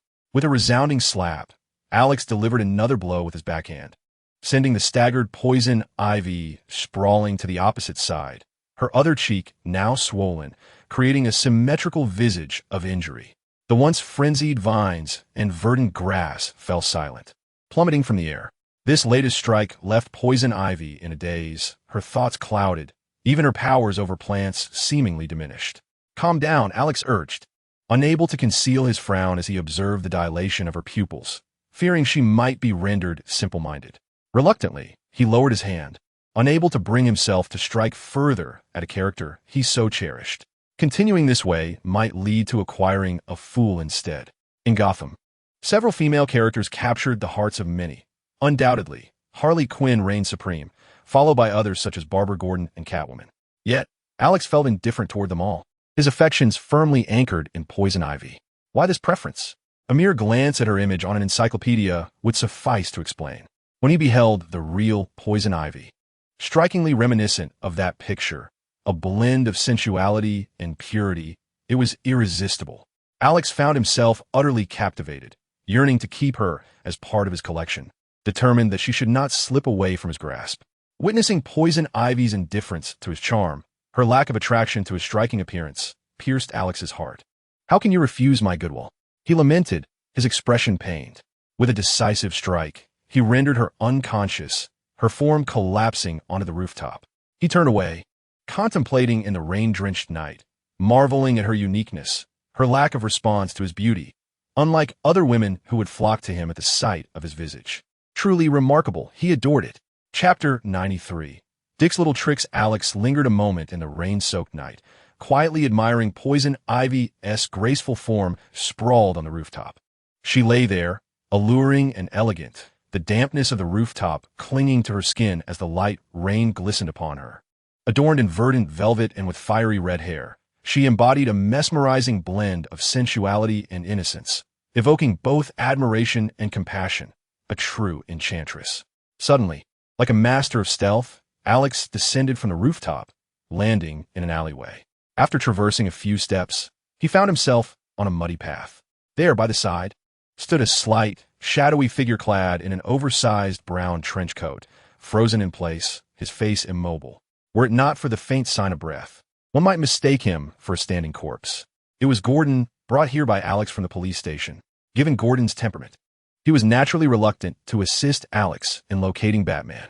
However, Alex was aware of Gordon's usual practice of informing Batman of the locations of the searchlights. Upon arriving in Gotham, he had already gleaned this information. Initially, he intended to report to the Gotham police station, which had nothing to do with Gordon. However, upon further contemplation, Alex thought to himself that Batman had publicly slandered him by accusing him of soliciting prostitution. Therefore, when he struck Batman, it would be fitting to have an audience. Thus, he employed his telekinetic powers to manipulate Gordon's body, compelling him to accompany him as a spectator to the ensuing confrontation with Batman. As they encountered Poison Ivy and Robin engaged in battle, it was merely a serendipitous meeting, and Alex was pleasantly surprised to find himself face to face with the alluring and sensuous Poison Ivy, who radiated beauty and youthfulness. Naturally, Alex could not let this opportunity slip away, and he decisively took on the role of the hero rescuing the damsel in distress. Although the execution was somewhat flawed, as the fair maiden appeared slightly reluctant and shy, Alex understood this to be the nature of women, and under the pressure of his grip, she momentarily composed herself. Perfect. While Alex was in the midst of his heroic rescue, he had already severed Gordon's bodily motor functions, rendering him immobile and rigid. Such an action bore a resemblance to a martial arts master executing a pressure point technique, instilling a sense of dread in Gordon. Alex grasped Gordon by the collar of his trench coat, lifting him effortlessly as if he were a mere chick. After taking a few steps, Alex propelled himself off a wall and soared onto the rooftop, leaving Gordon in a state of disorientation. In that fleeting moment, Gordon mused that Batman must also possess such remarkable agility, disappearing mid-sentence in a similar fashion.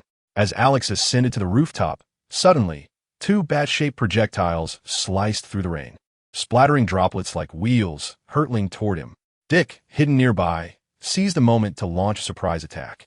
As the bat projectiles danced through the rain, he brandished his dual batons and sprang forth, generating a fierce gust in the night as he accelerated his movements, aiming a strike at Alex's head. With one hand gripping the chick Gordon and the other deftly flicking his fingers, Alex deflected the incoming bat projectiles, their echoes resonating in the rainy darkness. Subsequently, with a swift motion, he angled his hand to redirect the baton aimed at him, causing Dick's body to veer off course, unable to regain his balance.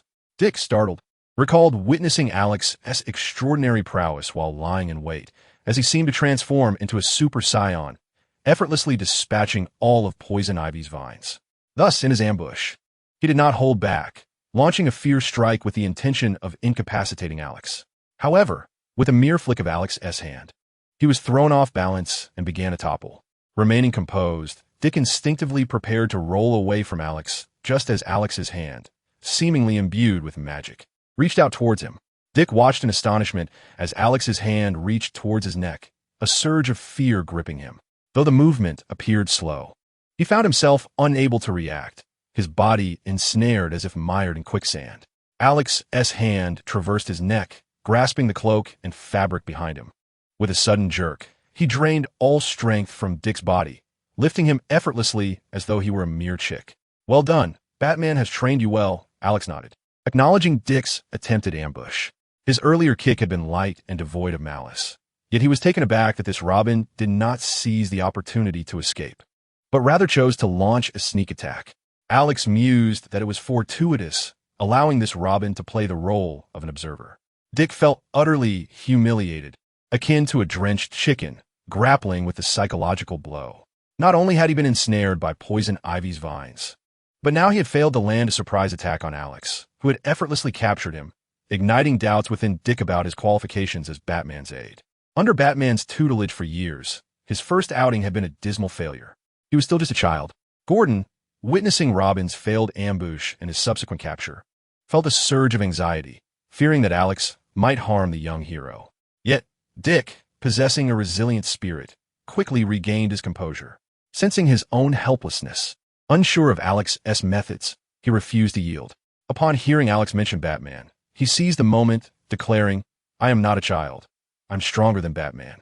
Gordon gazed into Dick's eyes, observing the stubbornness laced with cunning, aware of his propensity for trickery. He replied, "You are merely a child, incapable of achieving anything. Damn it, you all disregard me. I have trained under Batman for 6 years, mastering his skills," Dick exclaimed, embodying the frustration of an overlooked child. "Silence," Gordon retorted, angered by the mention of Batman. Alex, observing the exchange, thought to himself, do they truly believe I would extract information about Batman from this impulsive brat? They have set a trap in their intelligence, hoping for an easy capture by Batman. With a wave of his hand, Alex immobilized them, their bodies paralyzed, unable to respond. "It's your fault, old man. Your acting is subpar," Dick complained, shifting from anger towards Gordon to admiration for Alex, exclaiming, "I surrender. Your transformation into a Super Scion and slicing through the air with an energy blade is absolutely incredible. Effortlessly severing the vines, unstoppable." Suddenly, he transitioned from the role of an angry child to one of complaint towards Gordon, then loudly proclaimed, "I have decided to switch sides."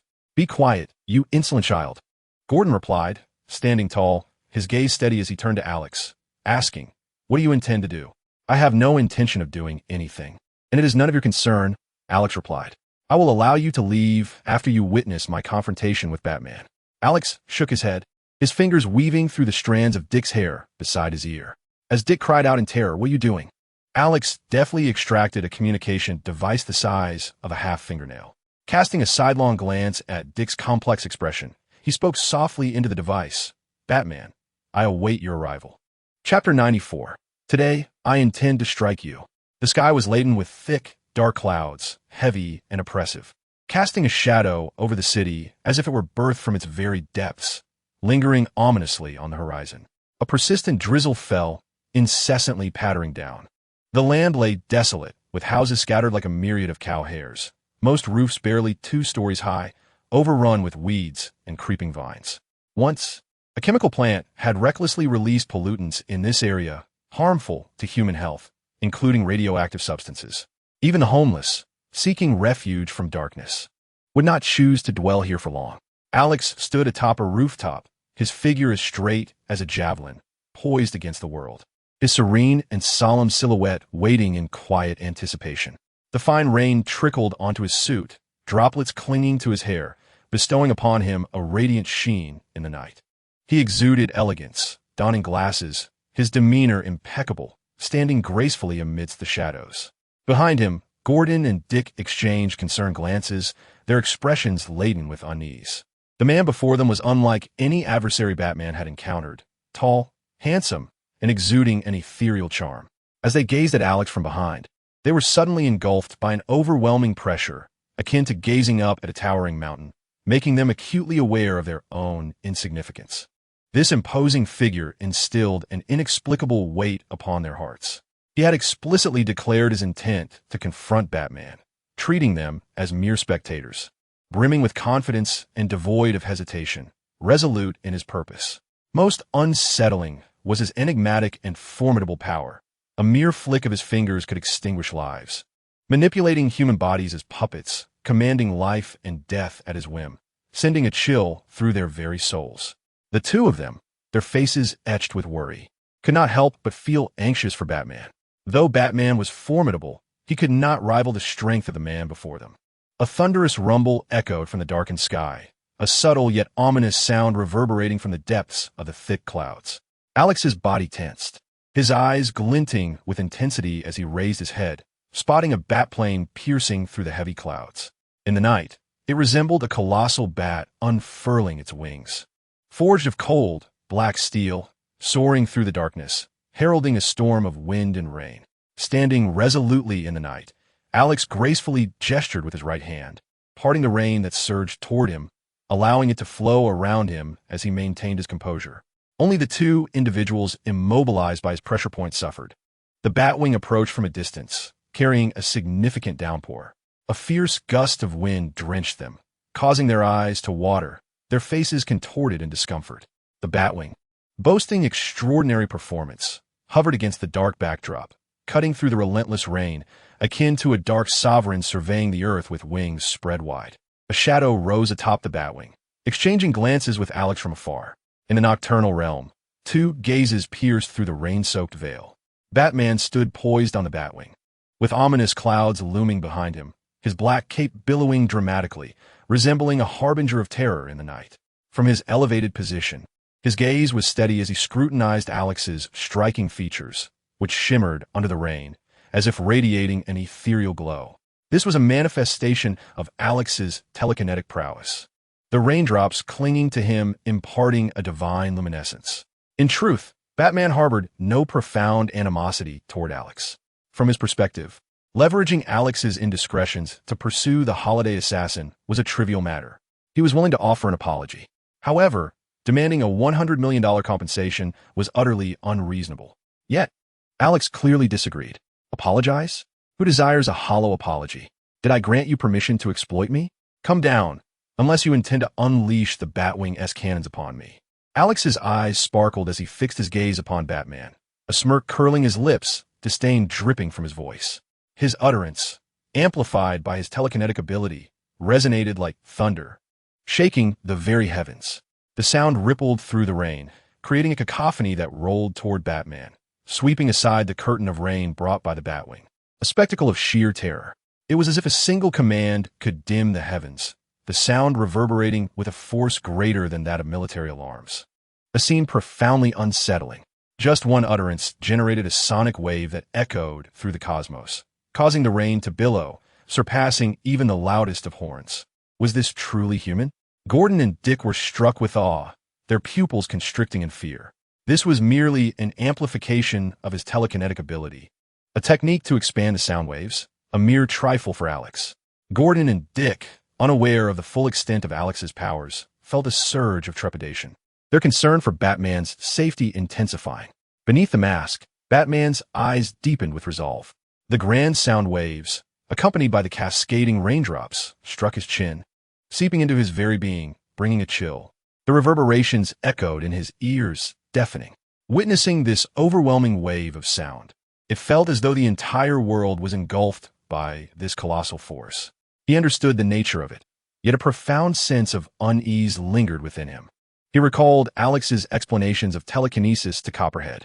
Transcending the physical limits of the body, one can manipulate the human magnetic field, thereby producing the effect of telekinesis, leading to an inexhaustible array of applications.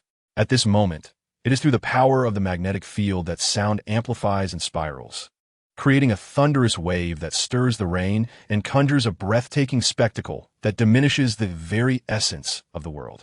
Although he comprehends the underlying principles and could replicate them through technology, witnessing Alex manifest such an effect through sheer physicality is still profoundly striking. Batman's penetrating gaze flickers with contemplation as he processes this extraordinary display of human potential. With a sudden leap from his aircraft, his dark cape billows dramatically behind him. He brandishes a descending rope, landing gracefully while maintaining a steady gaze locked onto Alex. He descends from the night sky, landing on a rooftop, his knees slightly bent to absorb the impact. As his cape settles behind him, he straightens his formidable frame, unwaveringly staring at Alex. What is it that you desire, Alex? Batman stands atop a second-story rooftop, his intense gaze cutting through the rain-soaked darkness as he meets Alex's eyes from a short distance away. His scrutiny briefly shifts to the two figures lurking behind Alex, Dick and Gordon, who exchange knowing glances and communicate in Wayne's code, signaling him to exercise caution. Batman harbors skepticism regarding Alex's intentions, suspecting that he would not simply seek to vent his frustrations through a baseless accusation of solicitation. He senses a conspiracy brewing, unaware of Alex's true motives. The mere fact that Alex wields influence over Gordon and Dick is sufficient for Batman to discern a web of dark machinations directed at him and Gotham. Alex methodically removes his custom-tailored suit and carefully places his unblemished black-framed glasses inside the suit to shield them from the rain. He folds the suit neatly and sets it aside in a corner of the rooftop. In the dim light of night, his white shirt-clad physique exudes strength, subtly revealing the contours of his sculpted muscles, while his dark hair glistens with raindrops and his eyes shimmer with fierce intensity. With a powerful leap, he propels himself toward Batman, effortlessly traversing several rooftops like a white cheetah, leaving behind a fleeting apparition. His gaze is unwavering, locking onto his target as he approaches with an exhilarating shout. There is no threat, no insidious plot. Today, he simply intends to engage Batman in combat. Chapter 95. Confrontation with Batman. Batman's eyes sharpen as he observes Alex's sudden movement, transforming into a white streak in the night, gracefully bounding across rooftops toward him. In this darkness, Alex's speed is astonishing, almost as if he leaves behind an afterimage, his merciless gaze piercing through the shadows, causing the hairs on Batman's neck to stand on end. A sense of urgency grips Batman. In hand-to-hand combat, he pales in comparison to Copper Tiger, let alone to Alex, who can defeat him with a single blow. Yet, he is not merely a martial artist. As Alex emerged from the darkness, clad in a white shirt, his cold gaze fixed upon me, I felt a chill run down my spine. With a mere flick of his fingers, he dispatched 6 Batman shurikens, aimed to impede his advance. The bat-shaped projectiles whirled through the night from various angles and at staggered intervals, hurtling towards Alex. Such a trivial display of skill. The 6 bat-shaped darts, however, failed to hinder Alex's velocity. He effortlessly deflected them with a mere flick of his fingers, as though they were striking solid steel. The sound of their spinning flight echoed through the night, and they accelerated towards Batman with an astonishing swiftness. The shurikens, now propelled at a greater speed and with more intricate angles, sent sprays of air as they crossed paths with Batman. Batman was taken aback. The finesse of Alex's technique was nothing short of extraordinary. Avoiding was a simple task, yet deflecting the 6 bat darts posed a significant challenge, one he doubted he could manage. Moreover, the force with which Alex returned them, from 6 distinct angles, was a display of strength, direction, and skill that surpassed all he had ever witnessed. Alex's control over his physical form and technique eclipsed that of anyone Batman had encountered. Undoubtedly, he was the most formidable human of the present age. Batman dared not confront the projectiles head-on. As the first 2 shurikens approached him from either side, he retreated a few steps to evade their crossfire. The 2 bat darts collided with a sharp sound at the spot he had just vacated. Instantly, he turned his attention to the remaining 4 shurikens, preparing for the next phase of evasion and counteraction. Unexpectedly, after their initial collision, the first 2 darts separated in an arc, tracing a small circle as they continued their pursuit of Batman. The bat darts, having exhausted their initial force, utilized each other's momentum. A shiver ran down Batman's spine as he recognized the underlying mechanics of the projectiles. However, he had not anticipated Alex's ability to execute such an extraordinary maneuver. It was evident to him that this would not be their only exchange of momentum.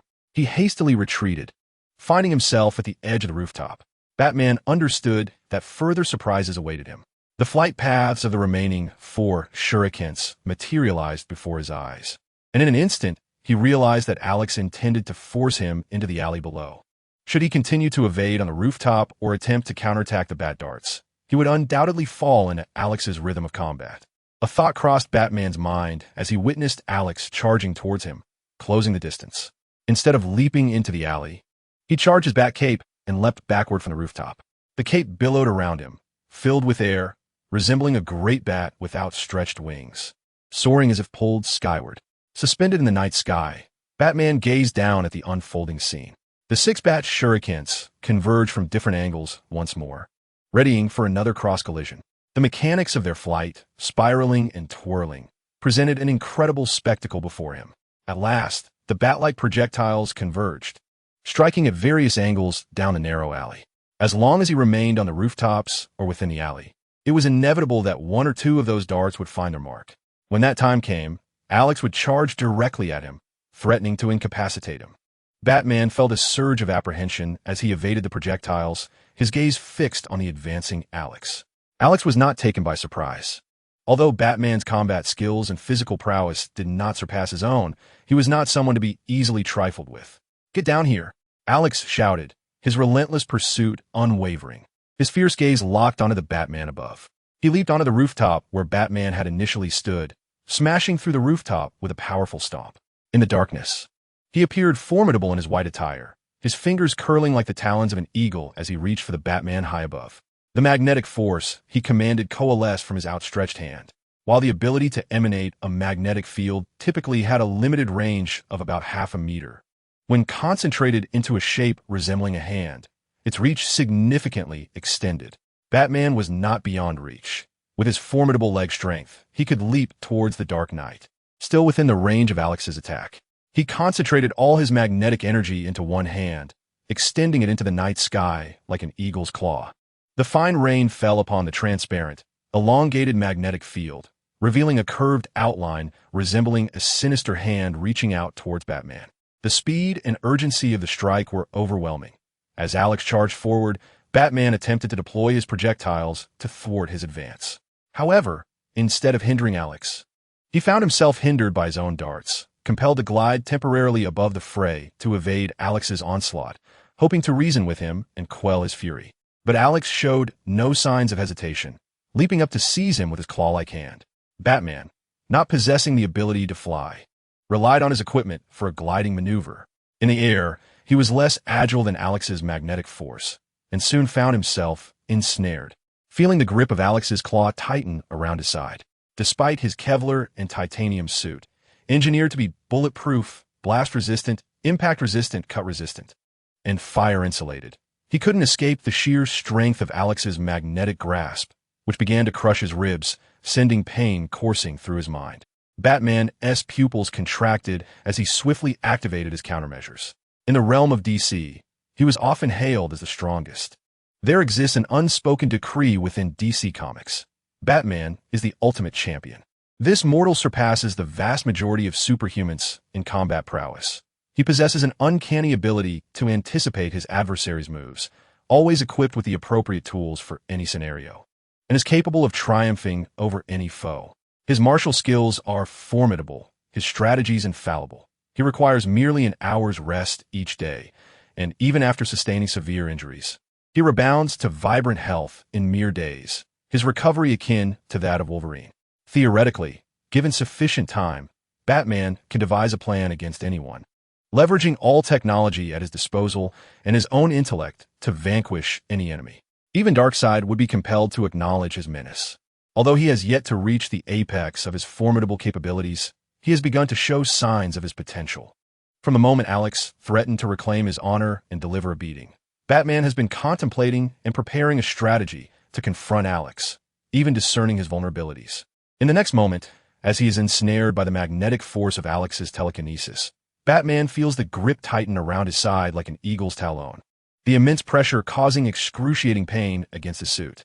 Batman's body tilts, losing its balance on the brink of falling, being dragged downward. His pupils constrict as Alex looms ever closer, a surge of alarm coursing through him as he prepares to execute his countermeasure. Instantly, the blue arcs of electricity from Batman's utility belt crackle to life, ionizing the air and creating a dazzling blue glow that flickers against the night sky, resembling serpents slithering forth from his belt. This radiant blue arc dances across Batman's dark attire, illuminating him in the obscurity of the night, evoking the image of a thunderous deity flickering within the shadows. Swiftly, these arcs of electricity extend toward the magnetic grasp, ensnaring his side. The scintillating blue currents eagerly surge into the magnetic field, rendering the elongated arm of telekinesis a shimmering blue, with intricate veins and structures illuminated by the electric flow. Resembling a truly invisible arm, now revealed through the penetrating blue arcs, showcasing the intricate design of telekinetic ability, a breathtaking spectacle. This very phenomenon arises from the arm of telekinesis structured by Alex, exhibiting both precision and strength in its interaction. However, the magnetic field remains transparent, hidden from view. Thus, no one comprehends its exquisite architecture. Now, as Batman channels electricity into it, electromagnetic reactions yield a translucent blue network, breathtaking in its beauty. The human body itself is a biological electromagnetic field. Yet Alex's physique, having undergone systematic integration, produces chemical reactions that elevate his body beyond human limits, enabling him to manipulate his biological magnetic field, manifesting the power of telekinesis. Electricity. Alex's eyes were sharp, his body bristling with tension, and a dangerous warning pulsed in his heart. He fixed his gaze upon his own magnetic field as it extended like an arm, a deep azure hue, remarkably beautiful yet ominously threatening. This was indeed Alex's fatal weakness. His magnetic field could not withstand the onslaught of electric currents. While it could deflect bullets, flames, and torrents of water, even resist a Superman's heat vision, it was utterly powerless against the transmission of electrical fields. His magnetic field, already projecting outward, had unwittingly opened a gateway for the current to surge through his body. With almost no resistance, the current flowed unimpeded into him, and as it intertwined with his magnetic energy, it could easily incinerate his neural synapses and potentials, surpassing the threshold of human endurance.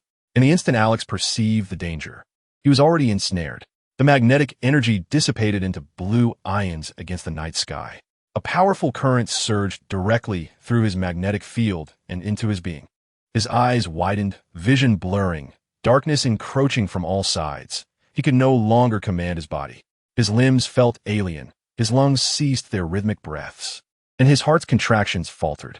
The chambers of his heart quivered, the pumping of blood faltering, circulation grinding to a halt, and his cells suffocated from oxygen deprivation. His neural cells began to succumb to paralysis. If this continued, he would face heart failure, asphyxiation, unconsciousness, shock, and ultimately death. He lay there as if lifeless, eyes wide open, acutely aware of his existence, yet unable to control his body. The current coursed through his nerves, washing away their connections. In a night sky, clad in a white shirt, Alex resembled a fallen angel, lost in the shadowy embrace of the rain, on the brink of descent. He appeared rigid, his pupils void. Limbs stiff, drenched in sorrow, he plummeted through the night. Batman's gaze was fixed upon him, a flicker of compassion passing across his features. After all, he and Alex bore no deep-seated enmity that warranted such a dire confrontation. He had struck hard against Alex's magnetic field vulnerability. Yet, with his physical prowess, provided he did not exceed 15 minutes, he could still save him. Batman contemplated this in that moment. In the night sky, he adjusted his tilted body, unfurling his bat wings to glide towards Alex.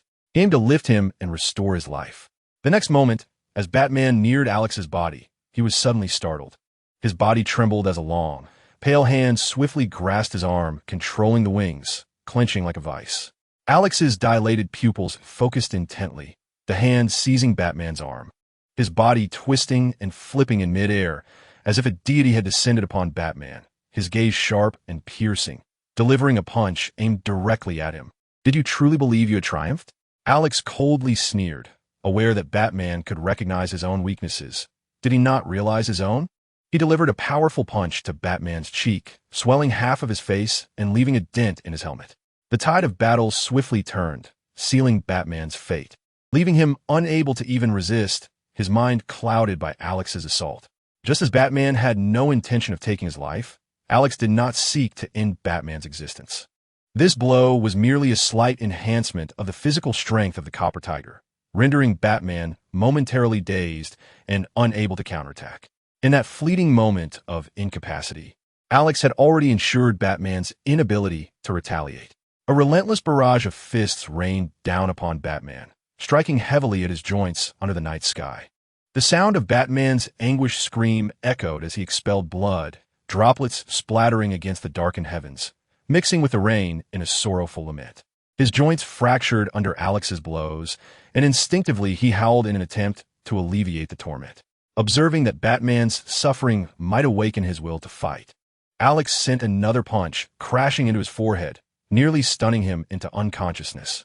The battle unfolded too swiftly for a mere mortal to comprehend, and even Batman found himself unable to react. The rhythm of the conflict lay firmly in Alex's grasp. Under the night sky, a relentless flurry of fists continued to imprint upon Batman's form. Alex, devoid of mercy and compassion, appeared as a merciless demon in his pristine white attire. His eyes cold and resolute, unwavering in emotion. He struck Batman down upon the rooftop with a resounding thud. Batman's body crumpled onto the surface, his uniform marked by distinct indentations from the blows he had endured, having withstood more than 10 punishing strikes. His chest caved inward, blood trickling from the corner of his mouth as he writhed in agony.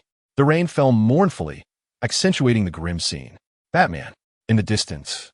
Gordon and Dick watched in horror, their eyes wide with fear and fury, their throats taut with emotion.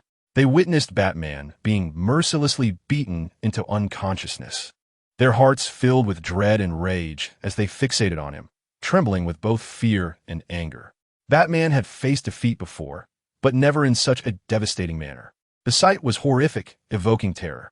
Alex proved to be even more formidable and ruthless than they had imagined. Batman lay in a wretched state, devoid of expression, as the rain mingled with his blood pooling on the ground. His body bore the marks of the assault, his limbs fractured, and he lay unconscious in the darkness. Alex stood beside him, his white shirt starkly contrasting the rain-soaked night, exuding a chilling indifference. "Stop! What do you want?" Gordon and Dick shouted in terror. Their voices rose in despair beneath the pouring rain, filled with anguish and desperation. Tears of pain streamed from their eyes as they could not bear to witness the unfolding scene. They drank fervently, driven by an intense anger, vehemently demanding that Alex cease his actions, for Batman had lost all capacity to resist. Ultimately, all he could do was bare his teeth in a furious howl, utterly powerless. Alex, devoid of mercy, grasped Batman's utility belt with one hand, cold and emotionless, instilling a chilling dread as he lifted the dark night. Under the rain-soaked night, visibility appeared mournful and hazy. Batman's limbs hung limply, unconscious, devoid of any awareness. In a fleeting moment, suspended in air, the outcome had already been determined. Batman was vanquished by Alex and cast down. Now, Alex hoisted him again by his belt, his body sagging lifelessly. With a sudden motion, Alex raised his knee and released Batman, delivering a sharp blow. Batman's eyes snapped open in shock, awakening from his agony, his back arching in a tortured scream. He rolled off Alex's knee onto the rain-drenched rooftop, his body convulsing, fingers stiffening like claws gripping the damp surface, muscles trembling, and pain etched across his anguished expression. The grim scene was almost too harrowing to behold. Ignoring the plight of the fallen hero, Alex stepped over Batman and leapt to the adjoining rooftop where Gordon and Dick awaited. Dick, his face twisted in rage, bared his teeth and roared his intent to kill Alex, only to be disregarded. Subsequently, with an air of indifference, Alex adjusted his white shirt, donned his suit, and placed on black frame glasses. He casually slung poison ivy over his shoulder, his indifferent silhouette retreating, leaving a warning in his wake. "You wish to be a hero? I have no objections, but do not trouble me." Chapter 97. Catwoman. 3 days later, the night sky remained shrouded in ominous clouds. At Wayne Manor, the opulent room was suffused with the scent of antiseptics and potent medications. "I will kill that man." Dick Grayson seethed, teeth clenched and fists tightly balled, pacing furiously, his breath heavy with rage. His eyes were fixed upon Bruce, who lay in a hospital bed, his body swathed in white bandages. Were it not for Bruce's explicit prohibition against his leaving in Alfred's watchful eye, he would have piloted the Batplane and unleashed a barrage of gunfire upon that fiend. The audacity of the man, daring to assault his father in Gotham, ignited a tempest of youthful fury within him. "Silence. I will not permit you to seek revenge," Batman admonished from his bed, his tone authoritative and reminiscent of an elder's admonition, firmly instructing Dick without room for dissent. Alfred stood nearby, soothing the young heir's anger, explaining, "Master Bruce has not sustained grave injuries, merely a fractured bone with no significant displacement. With a simple cast or splint for stabilization, the injury will mend swiftly, leaving no lasting repercussions. He has endured. The situation appears dire, yet the injuries are not as severe as they seem. The physical control exerted is remarkably potent. Even in the most severely affected area of my lumbar spine, there's been no fracture or paralysis. A brief respite of 1 or 2 months should suffice for a full recovery, Bruce explained while gazing at Dick. He hoped Dick would refrain from provoking Alex again, as it would only breed unnecessary animosity. The consequences could be unpredictable. Bruce had gleaned some insight into Alex's temperament. Having researched his past and comprehended the psychological nuances, Alex's aggression stemmed from being wrongfully accused of soliciting, and he sought to vent his frustration on Bruce. He resented being viewed as an object for someone else's gain, especially by those who looked down upon him. Alex was excessively self-absorbed, arrogant, and prideful. Perhaps this was for the best, Bruce mused, as this matter seemed to reach a conclusion. Perhaps in the future, a potential ally could emerge, provided he did not provoke Alex's ire to the point of violence against himself. When conversing with him later, perhaps he could leverage Alex's skills for a sum of $100 million. Did he truly need the money? Bruce pondered. Issues that could be resolved with finances are not truly issues at all. He should have acted thus long ago. Nevertheless, they ought to reclaim their dignity and show Alex a measure of strength. Upon hearing their explanations, Dick remained seething with anger, clenching his teeth in frustration. When has Batman ever suffered such a grave defeat? Being struck down from the night sky, limbs fractured, rendered unconscious, and nearly losing his spine, this shattered the myth he held. It was a profound blow to Dick's perception, obliterating the notion of Batman as a mythic figure. Batman was not a legend. He was a mortal man. This revelation left Dick feeling both agitated and indignant. Alex had dismantled the idol he had created in his mind. Bruce sighed, understanding Dick's turmoil, and silently arranged for Alfred to keep a vigilant watch over him, ensuring he did not act impulsively. Outside the window, dark clouds loomed and the wind howled. A figure clad in black spandex gracefully leaped down from the window, exhibiting extraordinary agility and the alluring form-fitting black leather attire that accentuated her figure. She was Catwoman. Bruce! She purred, narrowing her eyes as she focused on Bruce, who was restrained on the hospital bed. Her silhouette was striking against the bright light, her black attire alluring, and her gaze danced with both mischief and menace. "I'm fine," Bruce replied with a wry smile, realizing he was in a predicament. Catwoman was unlike Dick. He could not control her actions, particularly as she was notoriously capricious and sensitive, especially regarding their complex relationship. Catwoman is a master thief, targeting precious artifacts such as jewelry and antiques. Her unparalleled skills allow her to pilfer from even the most secure environments, having evaded capture by Bruce on numerous occasions. At times, she aids him in combating crime, and amidst their back-and-forth skirmishes against wrongdoing, an undeniable tension has developed between them. Who could bring you to this state? Catwoman's crimson lips curled into a smile, tinged with a hint of irritation. Bruce, wishing to shield Catwoman from Alex, shook his head with a rueful smile. "No, you needn't concern yourself with this." Alas, Bruce immediately regretted his words, wishing fervently to retract them, fully aware of Catwoman's allure. As anticipated, Catwoman's lips curled into a beguiling smile, laced with a teasing scoff. "Do you truly believe I would care for your trivial matters?" She purred, resembling a cat with a hint of menace. "It is Alex, a police officer from Central City," Dick exclaimed, his anger simmering from within. The frustration that Bruce had suppressed in him began to boil over, and he couldn't contain his outburst any longer. Bruce's expression darkened as he prepared to reprimand Dick, but Catwoman's laughter rang out, sweet and cheerful. "Thank you, Dick." Her demeanor shifted rapidly. Once her laughter faded, she coldly fixed Bruce with a penetrating glare before turning away, her eyes briefly flickering over his injuries. With a chilling gaze, she leapt gracefully through the window, her lithe form vanishing into the night. "Silence, Dick. Do you not realize this could endanger Catwoman?" Bruce thundered with fury. Dick's obstinate and impatient youthfulness, coupled with an inflated sense of self-importance, further fueled Bruce's ire, making him acutely aware of his perceived failures as a mentor. In truth, it was Bruce's stringent paternal guidance that had suppressed Dick's naturally spirited and impulsive nature, which eventually erupted, leading to their ideological clashes and a subsequent estrangement. Dick ultimately departed, forging his own path as Nightwing. Unbeknownst to Dick, Bruce's thoughts were drifting far afield. At that moment, Bruce exhibited no trace of the fierce resolve he once embodied. Faced with those seeking revenge, he seemed inclined to let matters rest. This was not the Dark Knight who once instilled dread in Gotham's underworld, nor the father and Batman that Dick revered. I am not like you. I will not shy away from retaliation, Dick shouted, his eyes ablaze with fury before storming out. Chapter 98. Zatanna's dream. Zatanna felt a surge of impatience within her. Clad in a tailcoat with a white shirt adorned with a black bow tie at her neck, her waist was cinched, presenting an elegant silhouette that exuded both grace and allure. Particularly captivating were her lower limbs, clad in black stockings.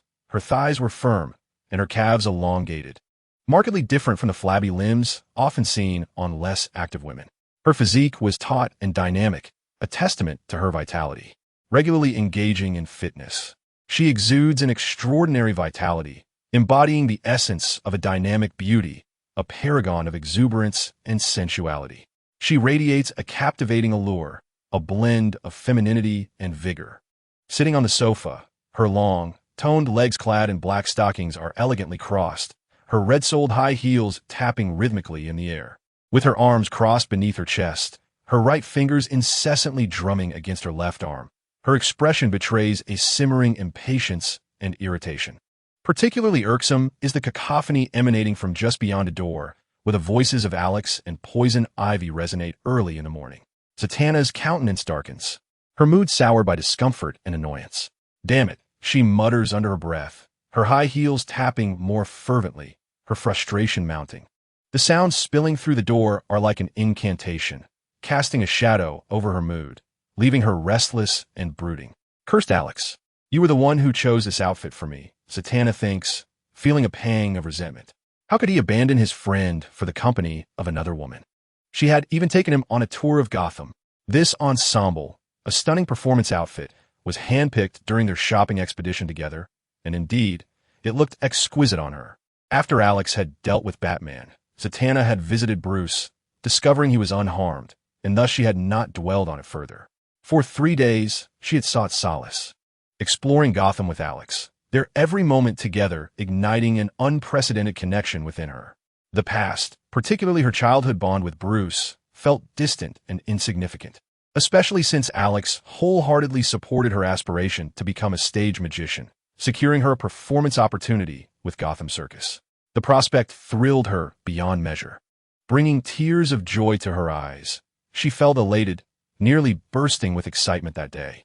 As the days progressed, she diligently practiced her magic and selected props, with Alex steadfastly by her side, offering unwavering support. Yet, in the nights leading up to her performance, she experienced a flicker of fear, contemplating retreat.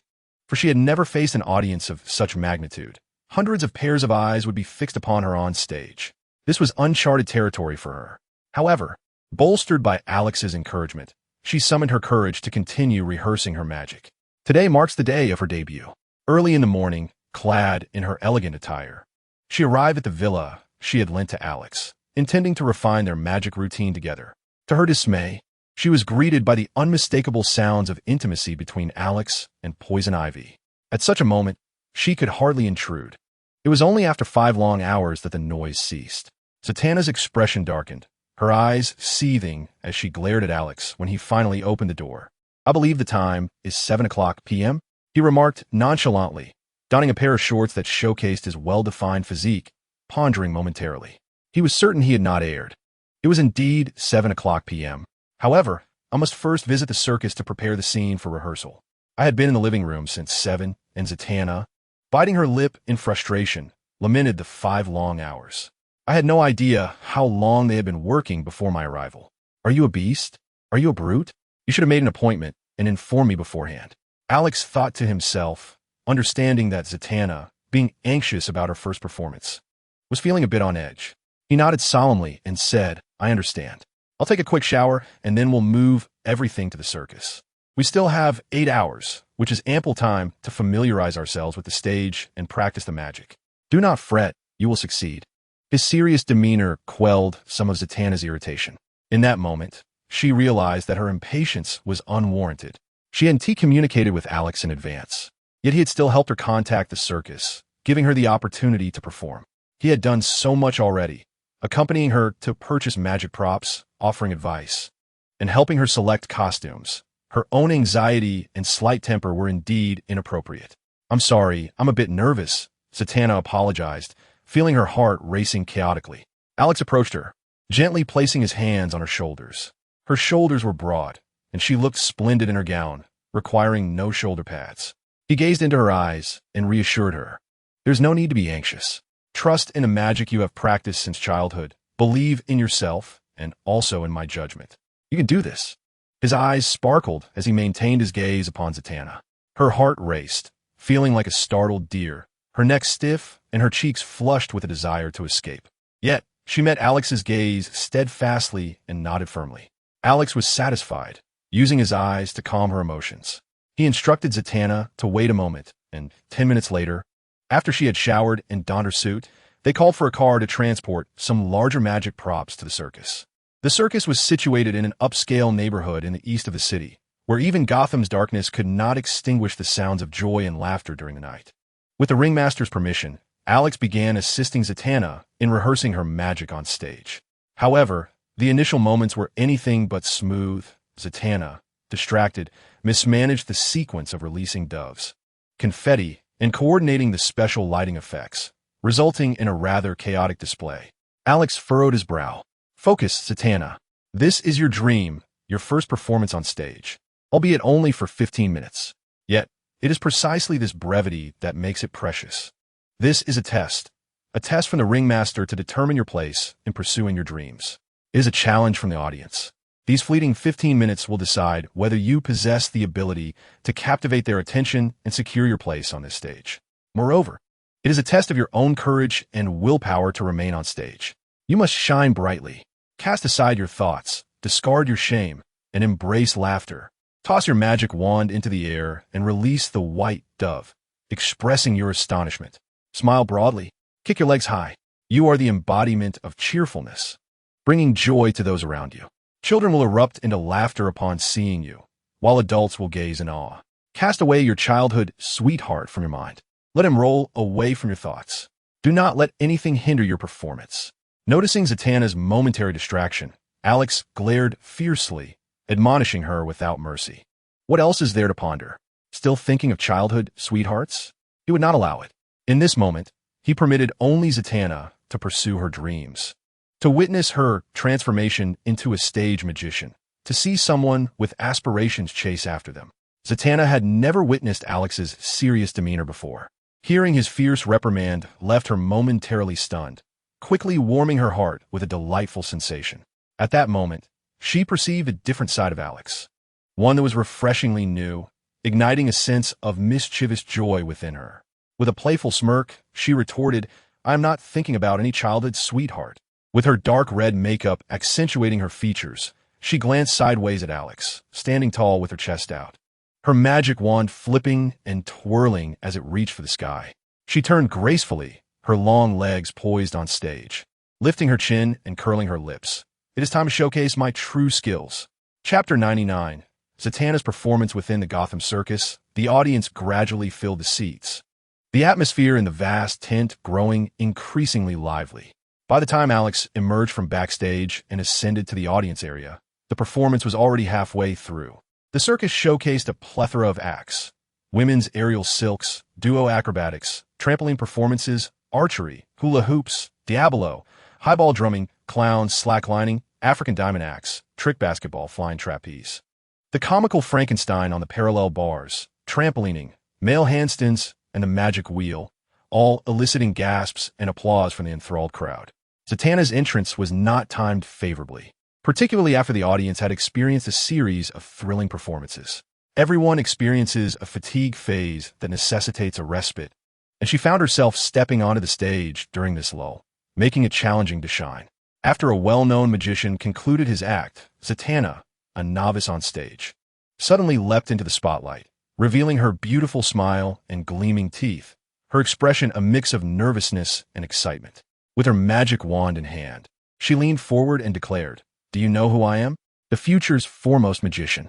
My name is..." As she spoke, her wand released sparkling fragments of color into the air, forming the letters of her name above her head, coupled with the dramatic lighting effects on stage. This moment appeared dazzlingly vibrant.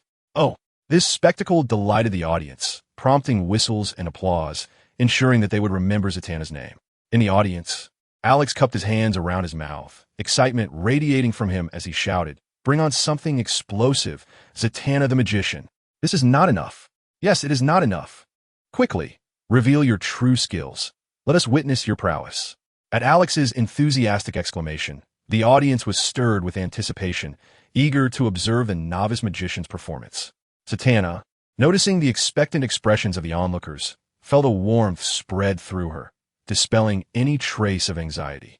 Her smile blossomed even more beautifully as she waved her hand, making her name vanish above her head. Brandishing her wand, she pointed at Alex and playfully retorted, "Oh, you cheeky fellow, demanding my best so soon? Do you wish to witness my true power?" The audience chuckled in delight at the banter. In the next moment, Zatanna lifted her round-topped hat, tapping it with her wand, from which a white dove emerged. "Alex, ever the mischief maker," shouted just one. Zatanna shot him a playful glare and tapped the hat again, summoning another dove.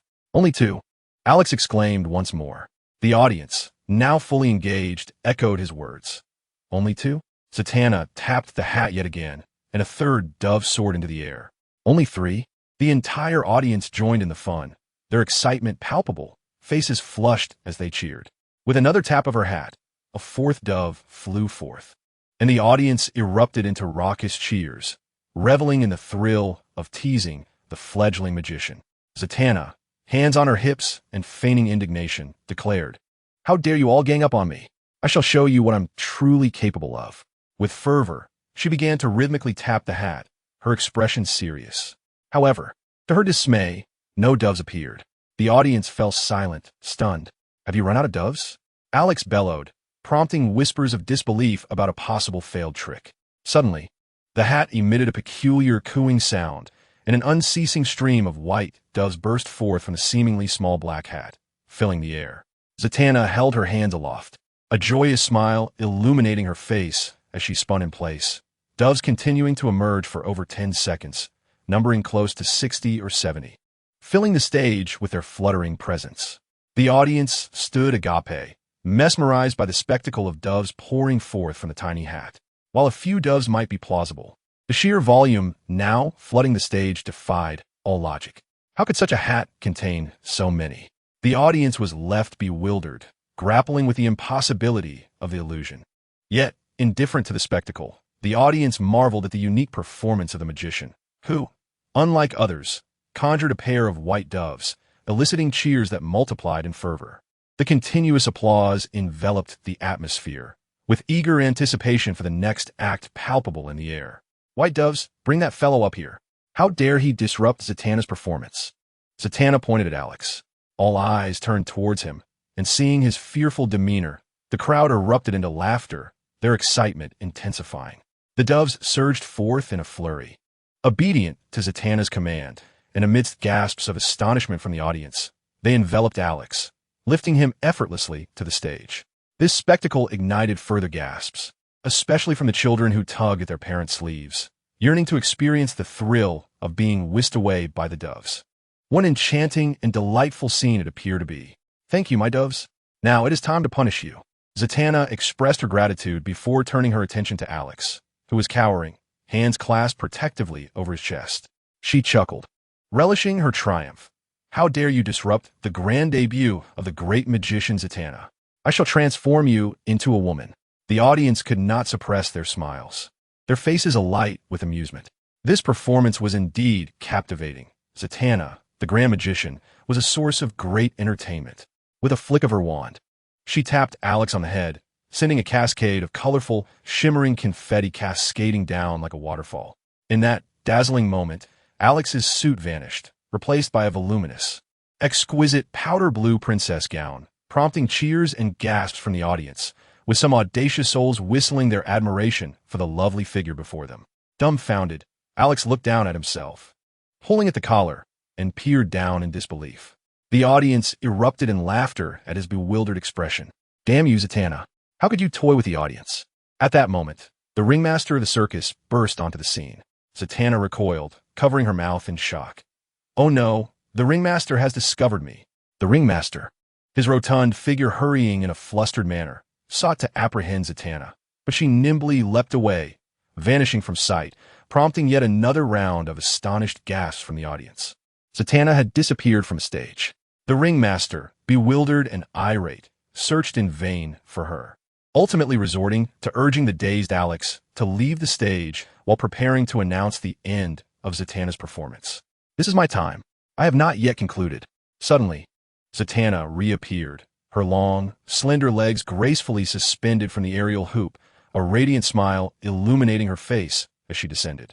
With her hands clasped before her in a gesture of prayer, she proclaimed, white doves, please escort the ringmaster away.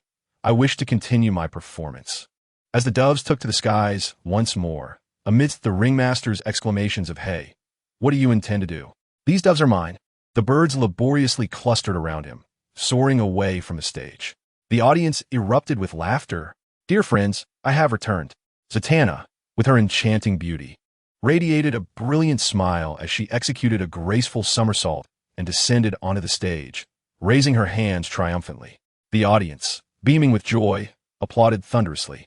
Chapter 100. The Stockholm Syndrome. As the night deepened, Gotham's sky was not as dark as usual. The thick, black clouds had receded, although they still veiled the moon in a hazy shroud. The moon's faint, ethereal glow illuminated the luxurious villa district along the oil, cypress-lined avenue, where the branches swayed gently in the breeze. Rare beams of moonlight pierced through the gossamer clouds, casting a soft light upon the faces of Alex and Zatanna as they strolled together. They began their conversation with exuberance, discussing the success of the evening's performance. The ringmaster had promised to allocate more time for Zatanna's acts and expressed a desire to sign her as a leading performer. However, she remained contemplative and had yet to give her consent. As they approached Zatanna's villa, her excitement began to wane, and her words grew sparse. The two walked in a comfortable silence, their companionship harmonious and serene. A gentle warmth enveloped them, infused with a hint of ambiguity, as the air around them was thick with a romantic atmosphere, as if they were on the precipice of something profound. Zatanna, feeling an unprecedented closeness to her home, found herself lamenting its proximity. Why must my villa be so near?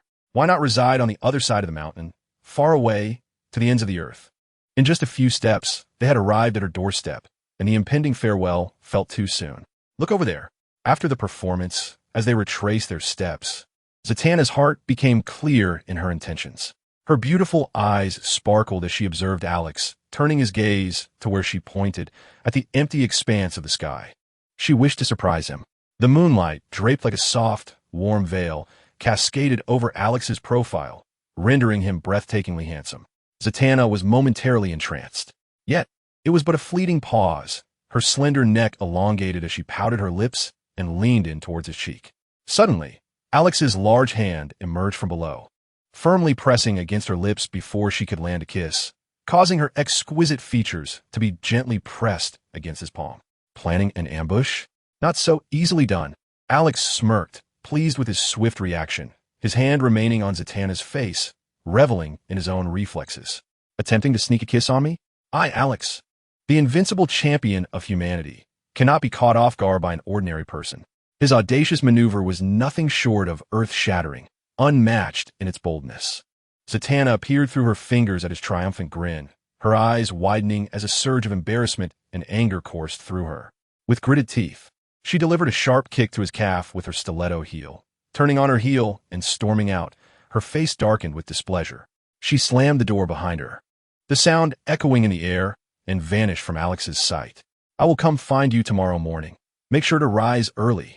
Zatanna's indignant voice echoed from beyond the door. Alex retracted his hand, the warmth and fragrance of Zatanna lingering on his fingertips. He wasn't oblivious. It was evident that Zatanna had been enjoying their delightful escapades around Gotham these past few days, and he was well aware of her feelings. However, he had recently encountered Poison Ivy, having heroically rescued her. For the last few days, he had been engaging in forced communication with Poison Ivy using his magnetic telekinesis, which had proven quite effective. Despite this, he shared a joyful rapport with Zatanna, who possessed a striking appearance, a vivacious spirit, and donned her uniform with precision, stern yet alluring. Undeniably a rare beauty that was hard to resist. Truth be told, Alex felt an overwhelming urge to proclaim, "I want them all." Yet in the DC universe, every woman exhibited a strong personality. Any attempt to establish a harem would likely result in an immediate confrontation, with one woman demanding to know whom he would choose, leading to the inevitable departure of the other. Otherwise, a tumultuous scene would surely ensue, leaving no room for a stable harem. It was precisely because of their distinct personalities that these women shone brilliantly. Unfortunately, this very individuality rendered the prospect of sharing a husband an impossibility. Alex lamented his own predicament, possessing such extraordinary charm that it seemed unjust for only one woman to monopolize his attention. He sighed in resignation, unwilling to accept such a fate.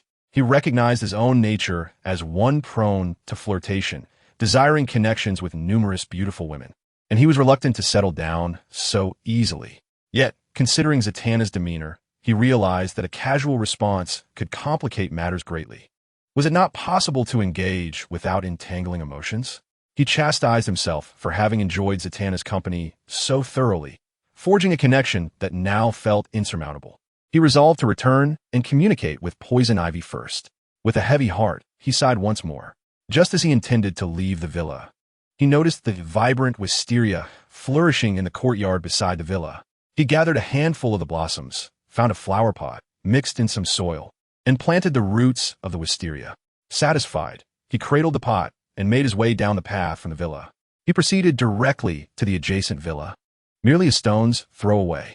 Indeed, Zatanna was a modestly affluent young woman, owning 3 villas in this district, one of which she used to accommodate Alex.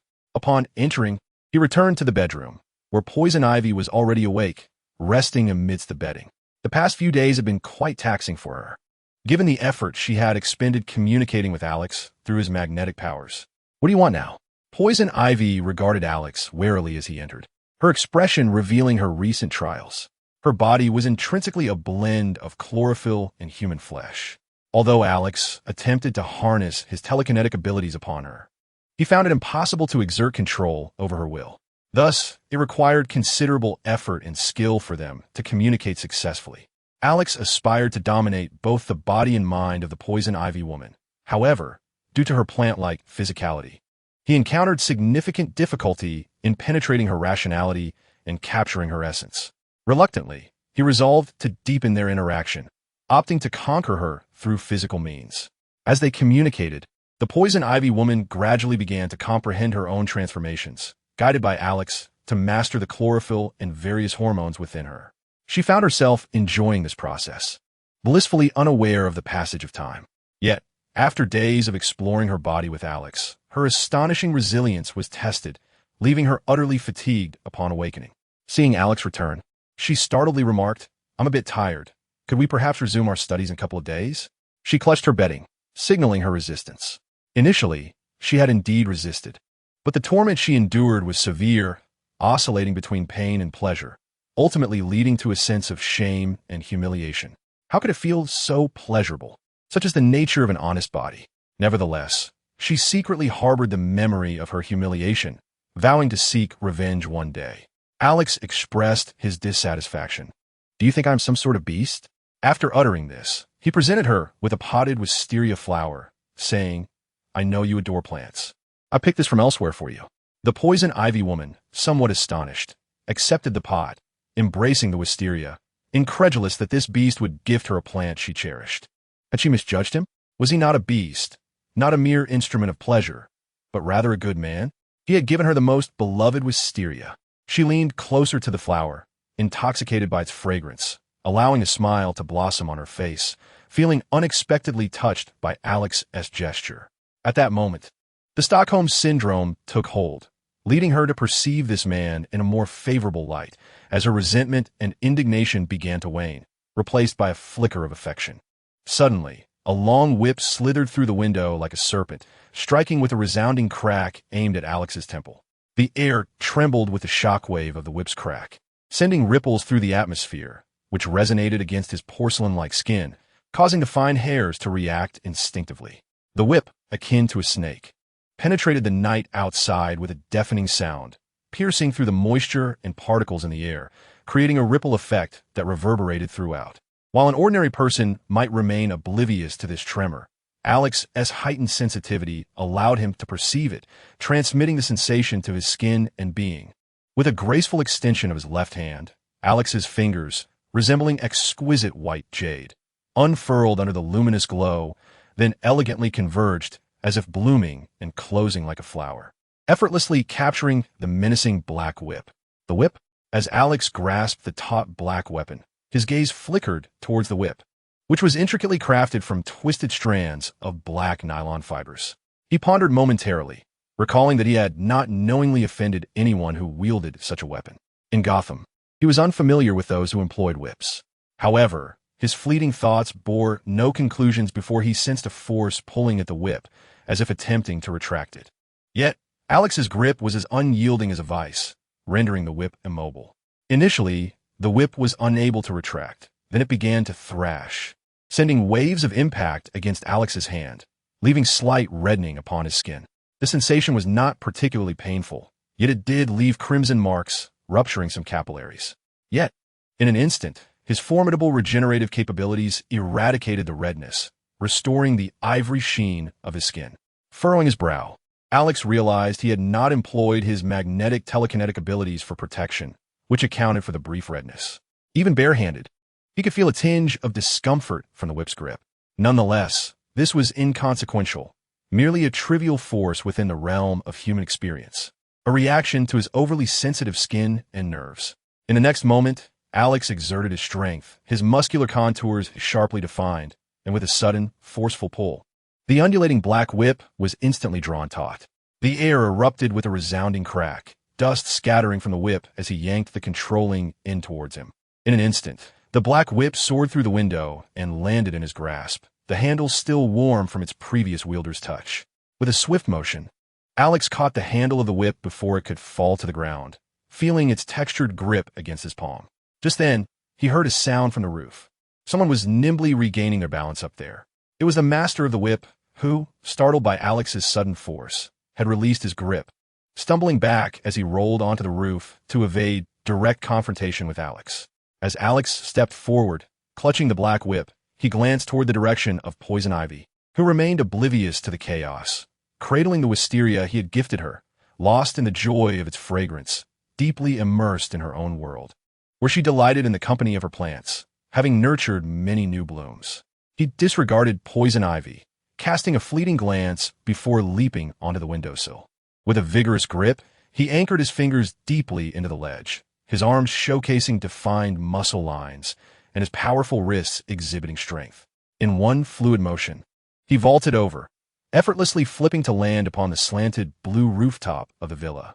Under the cloak of night, illuminated by the ethereal moonlight, Alex ascended, his feet securing themselves on the sloping surface, where his gaze fell upon a lithe black silhouette enveloped in form-fitting leather, curvaceous and in flight.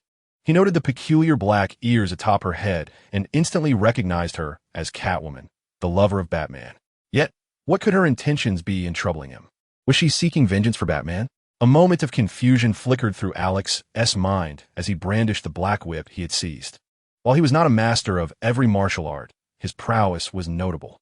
As his physical capabilities transcended human limitations, he developed an innate familiarity with the weight, length, and maneuverability of various weapons, rendering him adept in their use. Thus, even as a novice with the whip, his physical intuition surpassed that of seasoned experts. With a flourish, he swung the whip, which darted through the night like a dragon, aimed directly at the fleeing Catwoman. She, evidently wary, sprang into action at the instant the whip lashed out, her hands pressing against the ground as she prepared to roll off the rooftop. However, the whip, responding to Alex's command with serpentine agility, struck swiftly, aiming for the back of her head. With a sharp crack, Catwoman's reflexes could not match the speed of the whip, and she was struck before she could escape the ledge, her consciousness fading as she slumped into unconsciousness. Her graceful form began to plummet into the darkness below. With a swift motion, Alex flicked his arm, the whip coiling around her waist like a serpent, arresting her descent. With a powerful tug, he pulled her back, her weight of nearly 100 pounds easily drawn toward him. He grasped the whip binding her, her limbs dangling limply as he carried her back into the room. Inside, Poison ivy remained lost in the intoxicating fragrance of wisteria, indifferent to the world outside. Alex unceremoniously tossed Catwoman into a corner of the room, showing no mercy as she hit the ground with a thud. Drawing out his phone, he dialed Bruce directly, demanding, "Are you not satisfied? Must you send someone to disturb me in the dead of night?" After a moment of silence, Bruce replied solemnly, "Our matters are concluded. It was wrong of me to exploit you. I apologize for that. We have settled the score, and we owe each other nothing." As for her, she remains oblivious to the underlying circumstances. Her sole desire is to assist me in regaining my composure. And how is she faring now? I have rendered her unconscious and bound her, leaving her discarded in a corner. Alex cast a glance at the Catwoman slumped in the corner. Her figure was exquisite, enveloped in sleek black leather, exuding an alluring and mysterious charm, embodying the enticing essence of a feline. It is no wonder that Bruce is captivated by her. Very well then, henceforth, her disturbances are no longer your concern. Acknowledging that this wildcat chose to intrude upon me of her own accord, it bears no relevance to Bruce. Alex, in his generosity, decided that since she was not dispatched by Batman to trouble him, it was no longer Batman's affair. The matter at hand now lies solely between her and me. I shall handle her, so you may rest. However, Bruce could hardly find solace. His mind was in turmoil. Just as Alex intended to end the call and deal with Catwoman, Bruce hastily interjected, "No, this is indeed my concern. It is my problem. $100 million, transferred to your account immediately. I demand her safety." Bruce could easily discern the underlying implications in Alex's words. He intended to lay a beating on Catwoman. While such an act might be permissible, Bruce harbored a slight apprehension regarding the potential repercussions of Alex's actions. Knowing Alex's temperament, Bruce understood that since he had not engaged in this affair, he would likely seek retribution from Catwoman for the disturbance she caused him, akin to how she had falsely accused him of solicitation, leading to her presence in Gotham to confront him. Now, faced with the nuisance of Catwoman, he too would opt for vengeance. Such was Alex's character. Should one provoke him, he would retaliate. Yet, Bruce was uncertain of the nature of that retribution. Thus he hastily proposed a ransom for Catwoman's release. Upon hearing Bruce's offer, Alex's expression soured, and he coldly retorted, "Do you truly believe that 100 million is merely a figure to be tossed around? Money has not clouded my judgment. In fact, it has rendered me rather displeased, for Catwoman is already in my grasp, subject to my whims. Do you expect me to accept your valuation?" Bruce's heart sank as a grim realization washed over him. He could foresee Alex demanding an exorbitant price. Confronting him at this juncture was not ideal. He lay vulnerable on a hospital bed, akin to a lamb awaiting slaughter. He clenched his teeth, his gaze deep with contemplation, calculating his next move. First, he would secure Catwoman's release before settling accounts with Alex. $10 million. She's worth no more than that. Alex scoffed, his demeanor as frigid as ever, matching Bruce's discontent. When did it become your prerogative to propose a price? She has wronged me, and thus I shall be the one to exact revenge. Bruce was taken aback by Alex's quoted amount. It was not the exorbitant demand he anticipated, but rather a mere fraction of what he had offered. Was he a fool? A flash of insight crossed Bruce's eyes, and in an instant he grasped Alex's intentions. It was not wealth he sought, but dominion, the authority to dictate the terms. When the amount set by himself for the offending Catwoman reached 100 million, it effectively signified a transgression, encroaching upon his rights. He was not seeking a discussion, but rather, he intended to dictate the terms. Either accept or decline. Much like the previous encounter, where he had his own stipulations regarding acceptance and rejection. He was domineering, self-centered, and proud. Bruce, possessing multiple doctoral degrees, particularly in psychology, swiftly discerned what Alex desired. It was not the monetary sum he craved, but rather the respect that should not be violated. Much like a child, his sentiment was clear. If you strike or offend me, I shall retaliate, living within the confines of society. He imposed certain constraints upon himself, hence the stipulated amount. In Alex's mind, he held a scale, meticulously weighing each individual's worth. For instance, he valued himself at $100 million, while Catwoman was appraised at $10 million. Alternatively, he gauged the severity of the offense to determine an irrefutable sum. No one was permitted to bid on his behalf. Any attempt to negotiate would be met with retribution, akin to a physical confrontation. It was all rather straightforward. Bruce, having surmised Alex's psychology, couldn't help but smirk as he said, "Very well. Transfer the funds to my account, and you may send someone to collect her. You should know where I reside." Upon hearing Bruce's lack of hesitation, Alex felt a wave of satisfaction wash over him. Indeed, a beating had instilled a lesson. "I know. I have her suspended from the leafless maple tree in front of my door. You may retrieve her at your convenience." Bruce found himself at a loss for words. Just as Alex intended to end the call, Bruce interrupted him. "Wait a moment." Raising an eyebrow, Alex, still buoyed by his recent $1 million windfall, was unperturbed by Bruce's intervention. He paused, bringing the phone back to his ear. "How much is Robin worth?" Chapter 102. Zatanna strikes the following day, dawned bright and sunny. Despite the approaching winter's chill, the sun cast a warm glow over Gotham during the day. Zatanna, dressed in professional attire, a white blouse beneath a cashmere shawl, a fitted black skirt that accentuated her toned thighs, and silky black stockings, exuded an elegant and alluring charm. Yet, her visage bore signs of fatigue, with faint dark circles framing her resolute gaze. "I must have Alex." Zatanna had spent the night restless, her thoughts plagued by the mere thought that just a few dozen meters away, Alex was entwined with another woman in slumber. This realization soured her mood immensely. Having recently taken the first step towards becoming a celebrated stage magician, she should have been exhilarated and unable to sleep.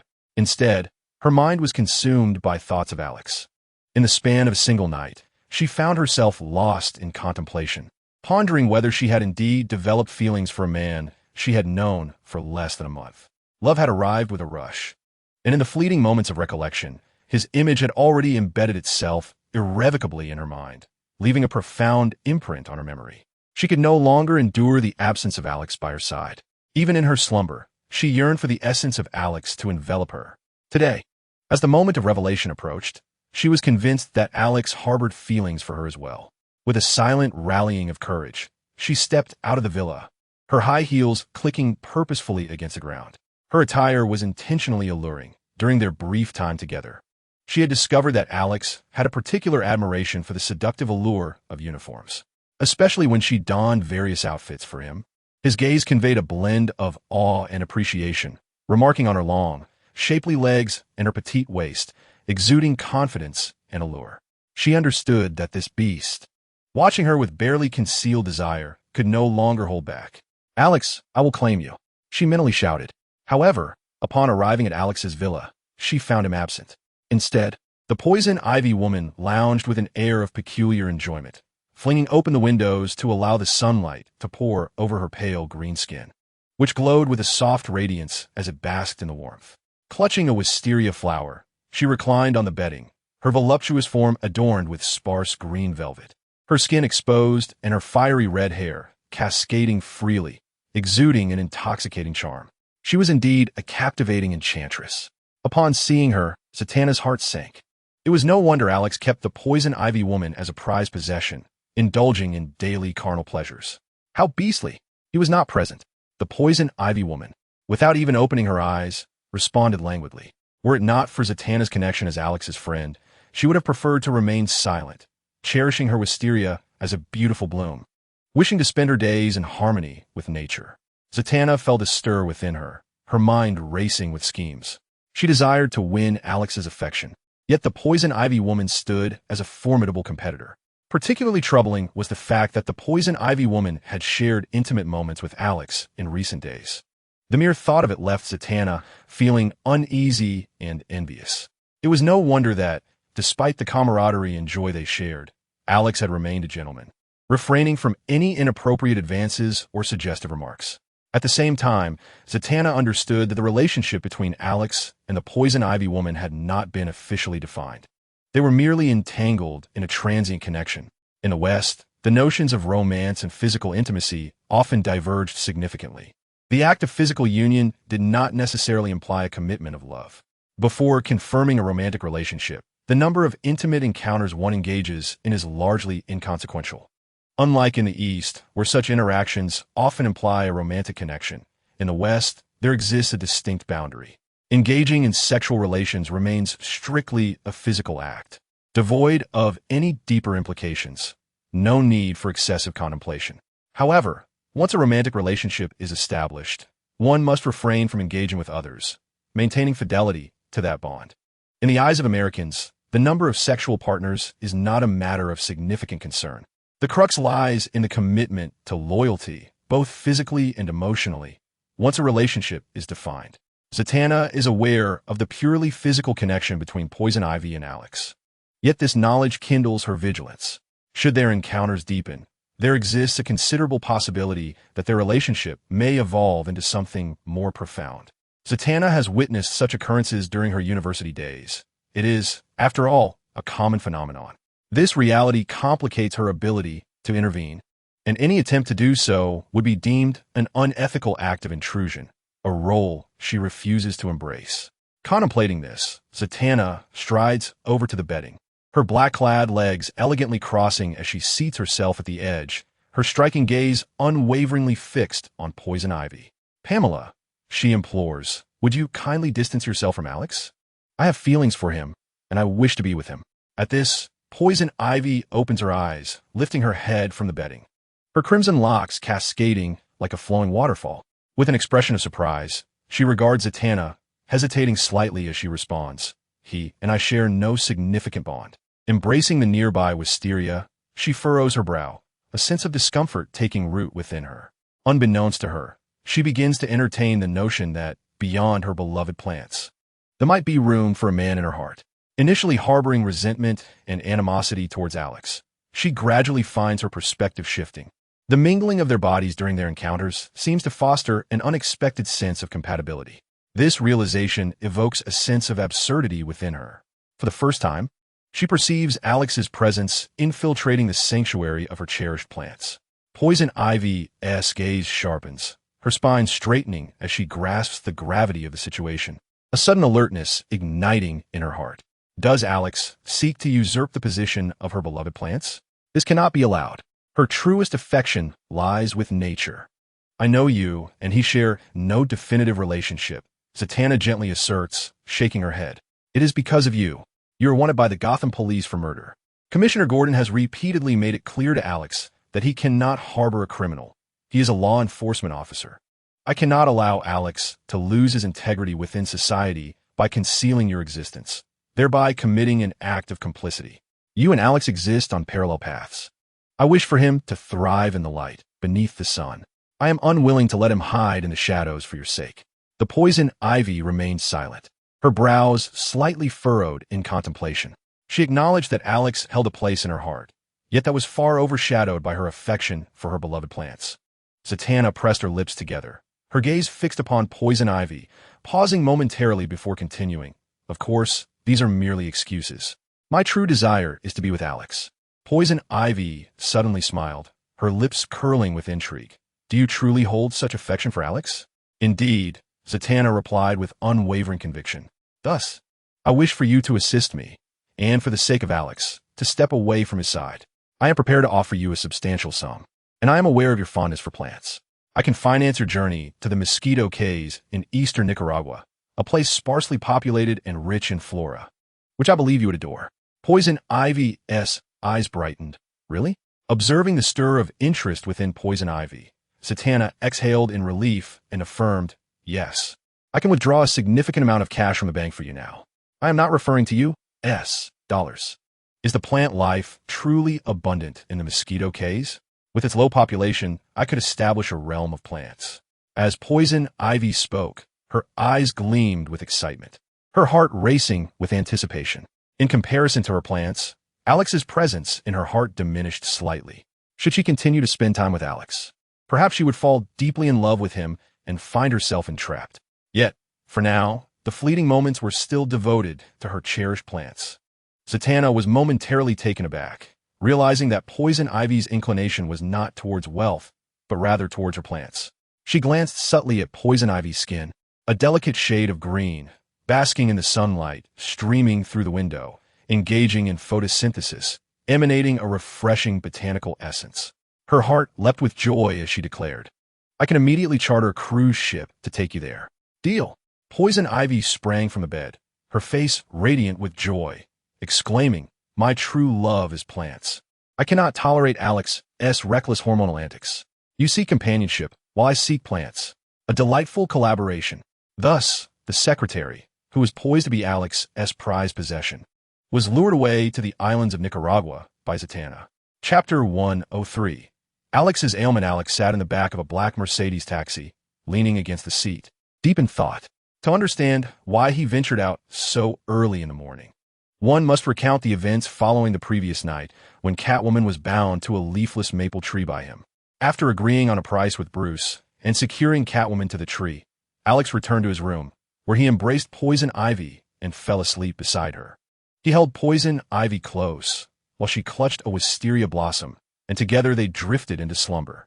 He had anticipated a restful night, especially since Catwoman had delivered $10 million, instantly elevating Alex to millionaire status, which left him feeling quite satisfied. As dawn approached, the sun had yet to show its face, and the morning mist lingered, with dewdrops clinging to the tips of grass. Robin stealthily hurled an electric shock grenade, unleashing a chaotic discharge. Without the release of a magnetic field or the extraordinary conductive abilities it entailed, Alex's body exhibited a far superior resistance to electricity than the average individual. Unbeknownst to Robin, having witnessed Batman's earlier confrontation with Alex, he presumed the voltage was insufficient to incapacitate him. Thus he took it upon himself to enhance the electric charge, intending to induce a muscle spasm in Alex as a form of retribution. However, Alex awakened just in time, avoiding the shock. Yet the disturbance to his peaceful slumber incited a wave of irritation, prompting him to leap from his window and deliver a thorough beating to Robin. It finally dawned on him what Bruce had meant when he inquired about the price of Robin's antics. This mischievous child had always been one to seek vengeance. Naturally, Alex could not let this transgression slide. He was not one to be trifled with. This was no longer a matter of cost, but of disrupting his tranquil dreams. He seized the battered Robin and brought him to Wayne Manor, where, in front of Bruce, he wielded the whip that Alfred had used to rescue Catwoman the previous night, striking Robin's backside with great force, inflicting significant psychological trauma upon Dick. It was also a lesson in proper discipline for Bruce, reinforcing that if one must strike, it should be done with an understanding of pain. Bruce, unable to condone Alex's methods, twitched at the corners of his mouth. After a brief interlude at Wayne Manor, Alex engaged in guarded conversation with Bruce, seemingly thawing their previous animosities. Yet, he recognized Bruce's inherent wariness, realizing that friendship between them was improbable. Their dialogue quickly turned somber, as mutual disdain lingered in the air. Their differing worldviews proved to be a barrier to meaningful conversation. In contrast, Alex harbored a fondness for Alfred, savoring the unique flavor of the whipped coffee tea he had been served, enjoying it thoroughly before departing Wayne Manor. Upon exiting the estate and entering the avenues of Gotham, he fortuitously encountered Commissioner Gordon. Aware that Poison Ivy was in Alex's possession, Gordon, undaunted by Alex's reputation for strength, urged him to surrender her, emphasizing that her criminality was a fact that should not be clouded by her allure. His demeanor was grave and earnest, articulating his stance with clarity. Alex recognized Gordon's steadfast nature. Having observed him over the past few days, he understood that Gordon would not resort to violence lightly. Gordon skillfully gauged Alex's limits, directly imploring him, as a law enforcement officer, not to harbor criminals. Alex feigned ignorance, asserting that since that night, he had no knowledge of Poison Ivy's whereabouts. After dealing with Gordon, he returned to his villa. Inside the vehicle, his gaze swept over Gotham's eclectic array of Gothic architecture, a melange of diverse regional styles. The cold wind brushed against his face, imparting a chilling sensation. It appeared that the time had come to smuggle Poison Ivy into the heart of the city.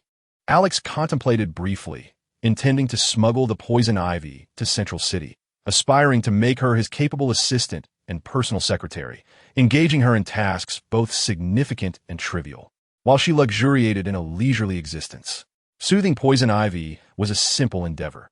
Alex had already resolved to acquire a plot of land in Central City, where he would cultivate a myriad of plants and create a garden for her abode, providing her with stability. Given her inherent chlorophyll, she transcended the boundaries of humanity. Although he could not manipulate her hormones through magnetic telekinesis as one might with an ordinary person, she retained a significant portion of her humanity. Alex's recent endeavors had not been in vain, as Poison Ivy had gradually begun to harbor feelings for him, showing considerable affection. With time spent together, barring unforeseen circumstances. She would be unable to escape his grasp. A warm current flowed through Alex. Ever since his arrival in this era, he had felt an overwhelming emptiness, a profound loneliness that was difficult to articulate, an indescribable affliction akin to a syndrome born of his transdimensional journey, characterized by an intense exclusivity and a distrust of the world. Only the warmth of a woman's skin could imbue him with a sense of reality, affirming his existence. He temporarily set aside his vigilance and the psychological ailments stemming from his skepticism of this world. It was a painful condition that perpetually situated him on the brink of doubt regarding his surroundings. In truth, having not succumbed to this affliction was a testament to Alex's willpower, wisdom, and diligent psychological fortitude. However, he felt he was perpetually teetering on the edge of madness and self-destruction, a unique case of transdimensional addiction, unparalleled in its nature. How could he convince himself that he had traversed into a comic book world? Alas, Alex lamented, one cannot have both fish and bear's paw. He mused that while he would take Poison Ivy under his wing, she would not mind his liaisons with other women, as her true passion lay with plants, rendering her indifferent to his escapades. In fact, a more polyamorous arrangement might even be feasible, promising a delightful experience.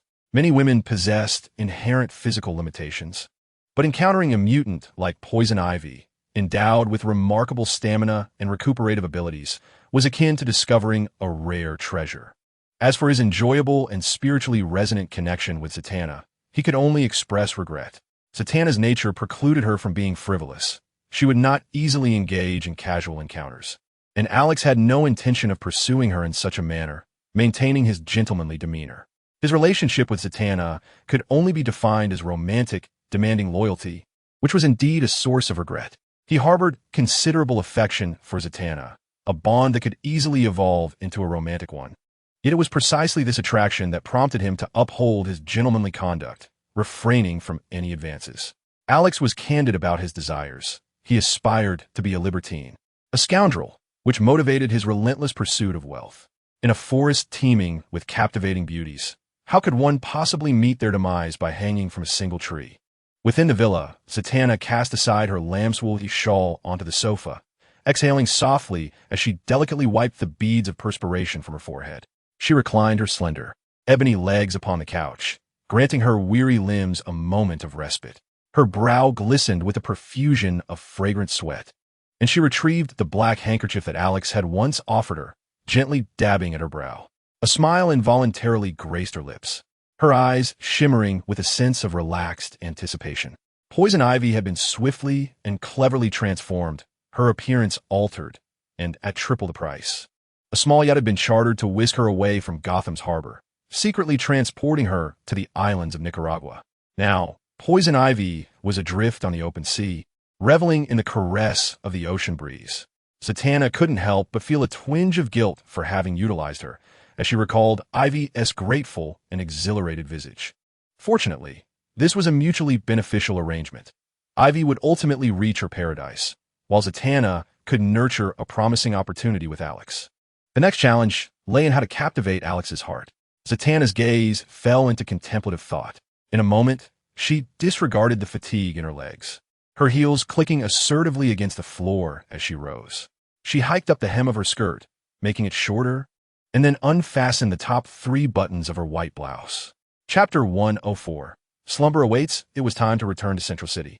Against the biting, cold winds of Gotham, Alex gazed out of the car window, with the towering edifices intermingled with the overcast sky, a cacophony of advertisements vying for attention, ultimately leading to the solemn, historic structures. Alex estimated that within a day or two, he would depart Gotham for Metropolis. There awaited an account to settle with Luthor. Alex could not tolerate Luthor conducting human experiments within his domain.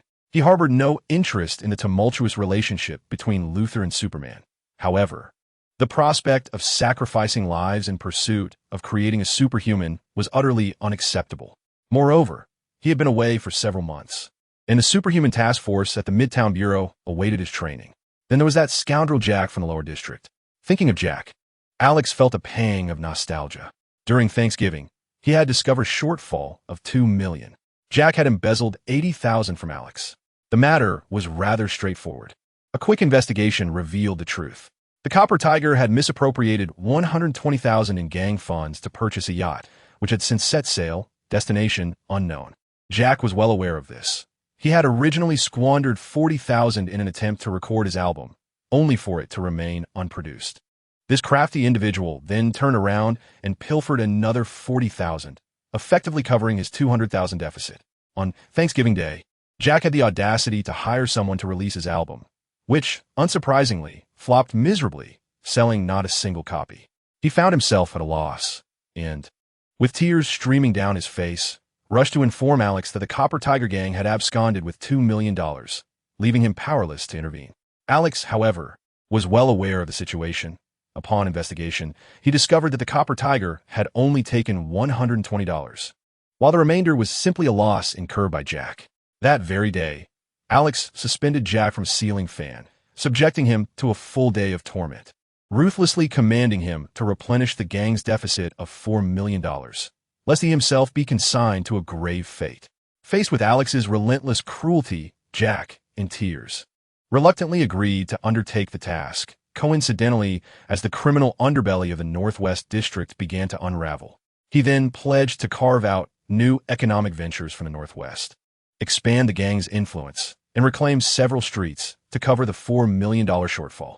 Upon hearing Jack's ambitious resolve, Alex, after a moment's contemplation, dismissed the monetary concerns, deeming $800,000 a trifling sum. He recognized Jack's potential for leadership within the gang and thus ordered him to proceed with his plans for the Northwest. Jack's countenance fell, filled with discontent, as he lamented, "I only desire $800,000. Alex retorted, "What, unwilling? You will never repay the $16 million debt." Jack tearfully vowed to strive for dominance in the Northwest. Presently, one can only speculate about Jack's fate, with merely a month elapsed. It is likely that progress has been minimal. Alex remained composed, reflecting on Jack's innate inclination towards the underworld. Though timid in nature, Jack projected an image that garnered admiration throughout the lower city's criminal milieu, particularly with Alex's assistance in augmenting his management skills. Jack could bask in the admiration of the entire lower city's underworld. However, the financial shortfall was undeniably Jack's fault.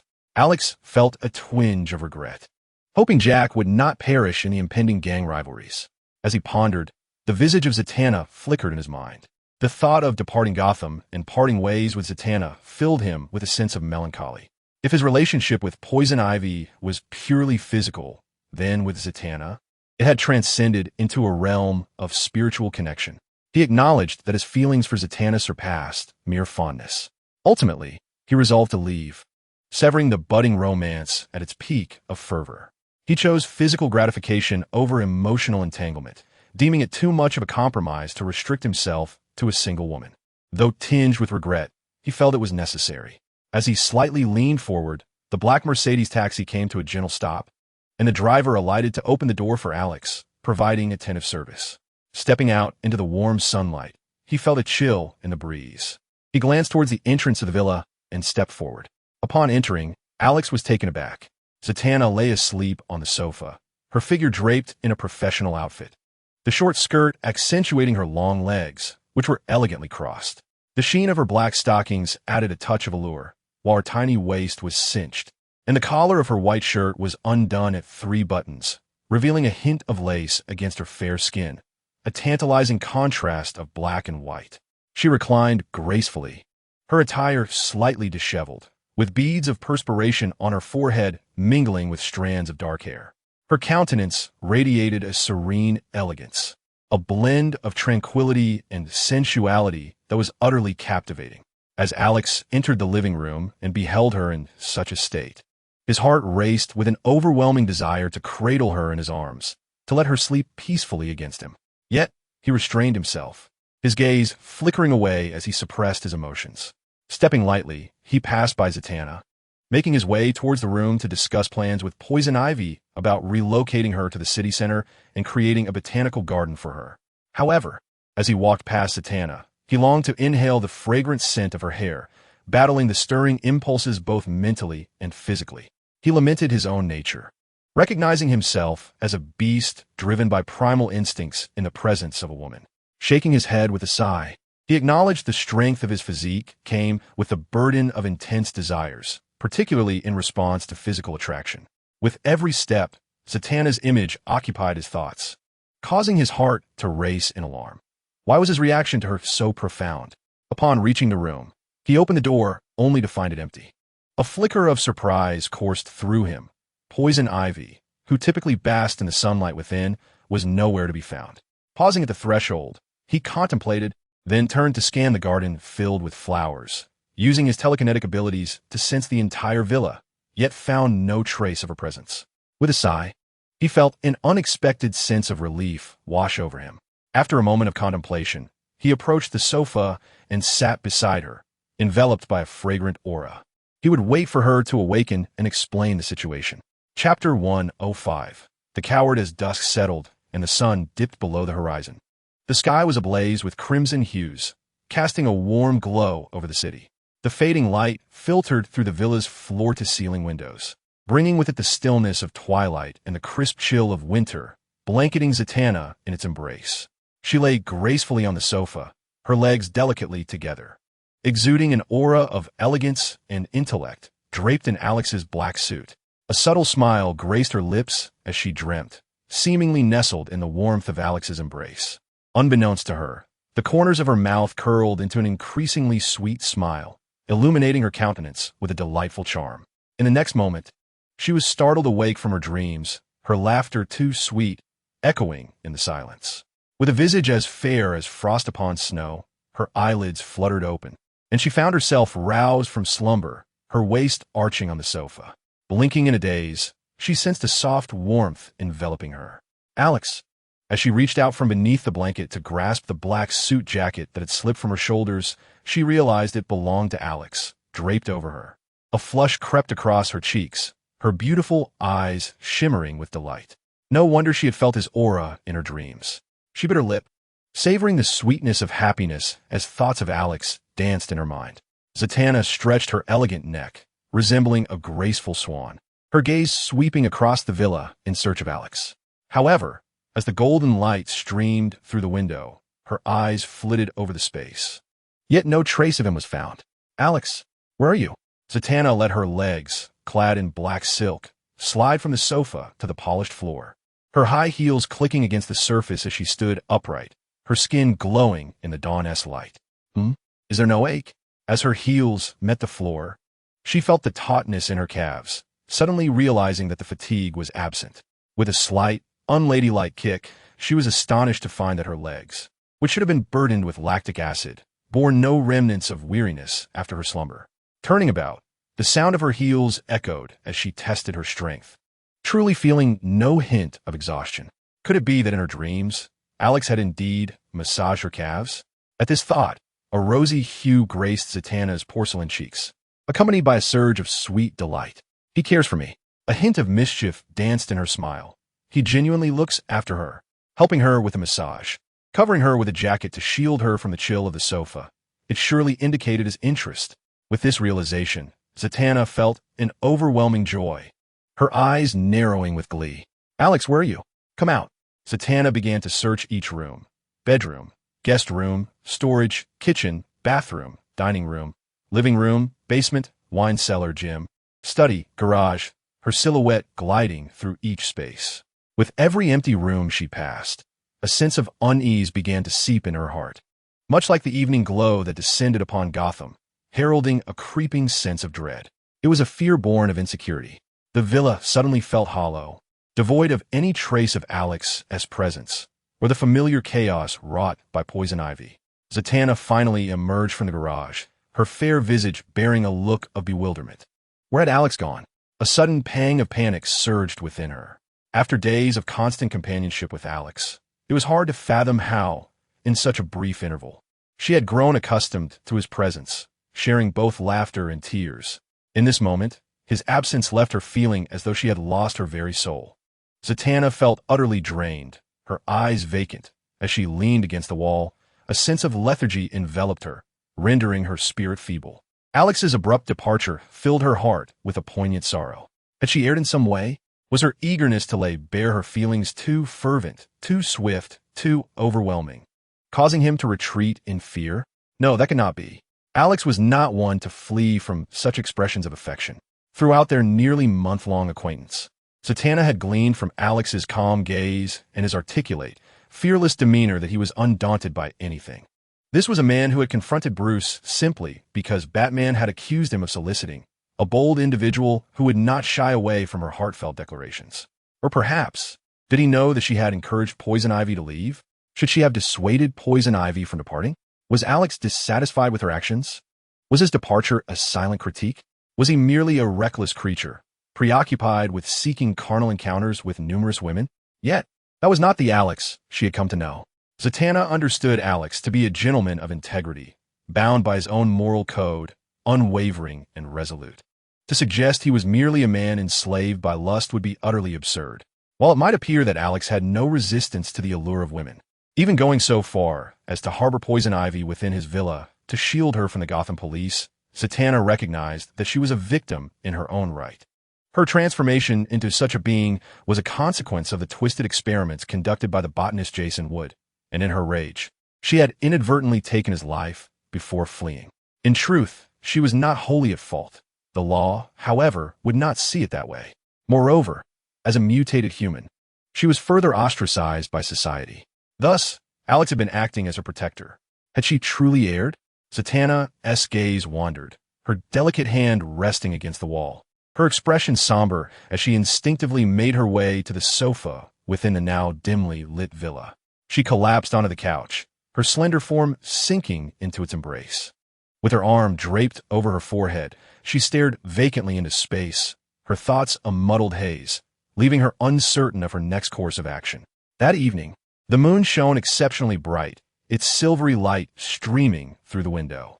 Zatanna lay languidly on the sofa, her spirit drained, her gaze vacant and bewildered, her forearm resting against her forehead, lost in a stupor, utterly disinclined to move.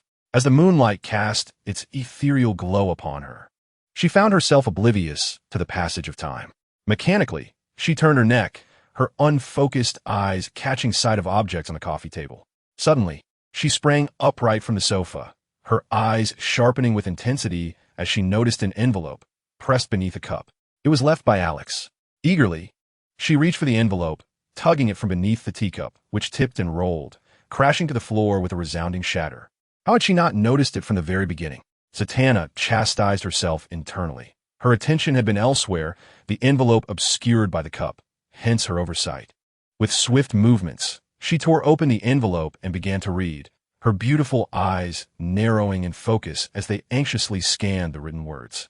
Upon finishing, she slammed the paper onto the coffee table, causing it to tremble, her expression fierce, rage surging within her as she gritted her teeth and shouted, "Alex, you coward." Chapter 106. Unacceptable Metropolis.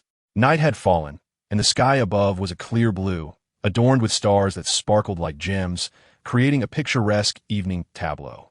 This city, in contrast to Gotham, was suffused with hope, light, optimism, and vibrancy, where people revered and adored the mighty superhero, Superman. The city remained lively even at night, its dazzling lights and colorful billboards heralding the onset of a bustling nightlife. The elevated train glided through the towering structures. Whether for sightseeing or for those who called this city home, one could feel the vivacious energy beneath their feet, the brilliance of the city awakening. The train moved silently through the lively metropolis. Alex sat alone on one side of the carriage, tilting his head slightly to behold the clear, starry sky of Metropolis. Lowering his gaze, he observed the vibrant nightlife of the underground city, the cacophony of lights reminiscent of daylight. The seats around him were largely vacant, as those nearby instinctively felt uncomfortable in the presence of his oppressive aura, gradually vacating the area. "You made the right choice. Leaving Zatanna is for her protection. This way, she remains safe," echoed a profound voice in Alex's mind. Adorned with slender black-framed glasses concealing a tear mole, his strikingly handsome visage bore an air of cold detachment. Illuminated by the gentle moonlight, his skin exuding a crystalline glow, as if a moon deity had descended, exuding a silvery beauty that was both enchanting and elusive. Alex remained silent, merely casting a subdued glance at the sky of Metropolis, his fingers rhythmically tapping against the cold steel armrest of the train, producing a melodious, tinkling sound. I do not fear the menace posed by Darkseid. The silvery moonlight cascades upon his visage, revealing Alex's gentle yet detached demeanor. His stern countenance makes him seem impenetrable. He then speaks softly, albeit with a hint of indifference.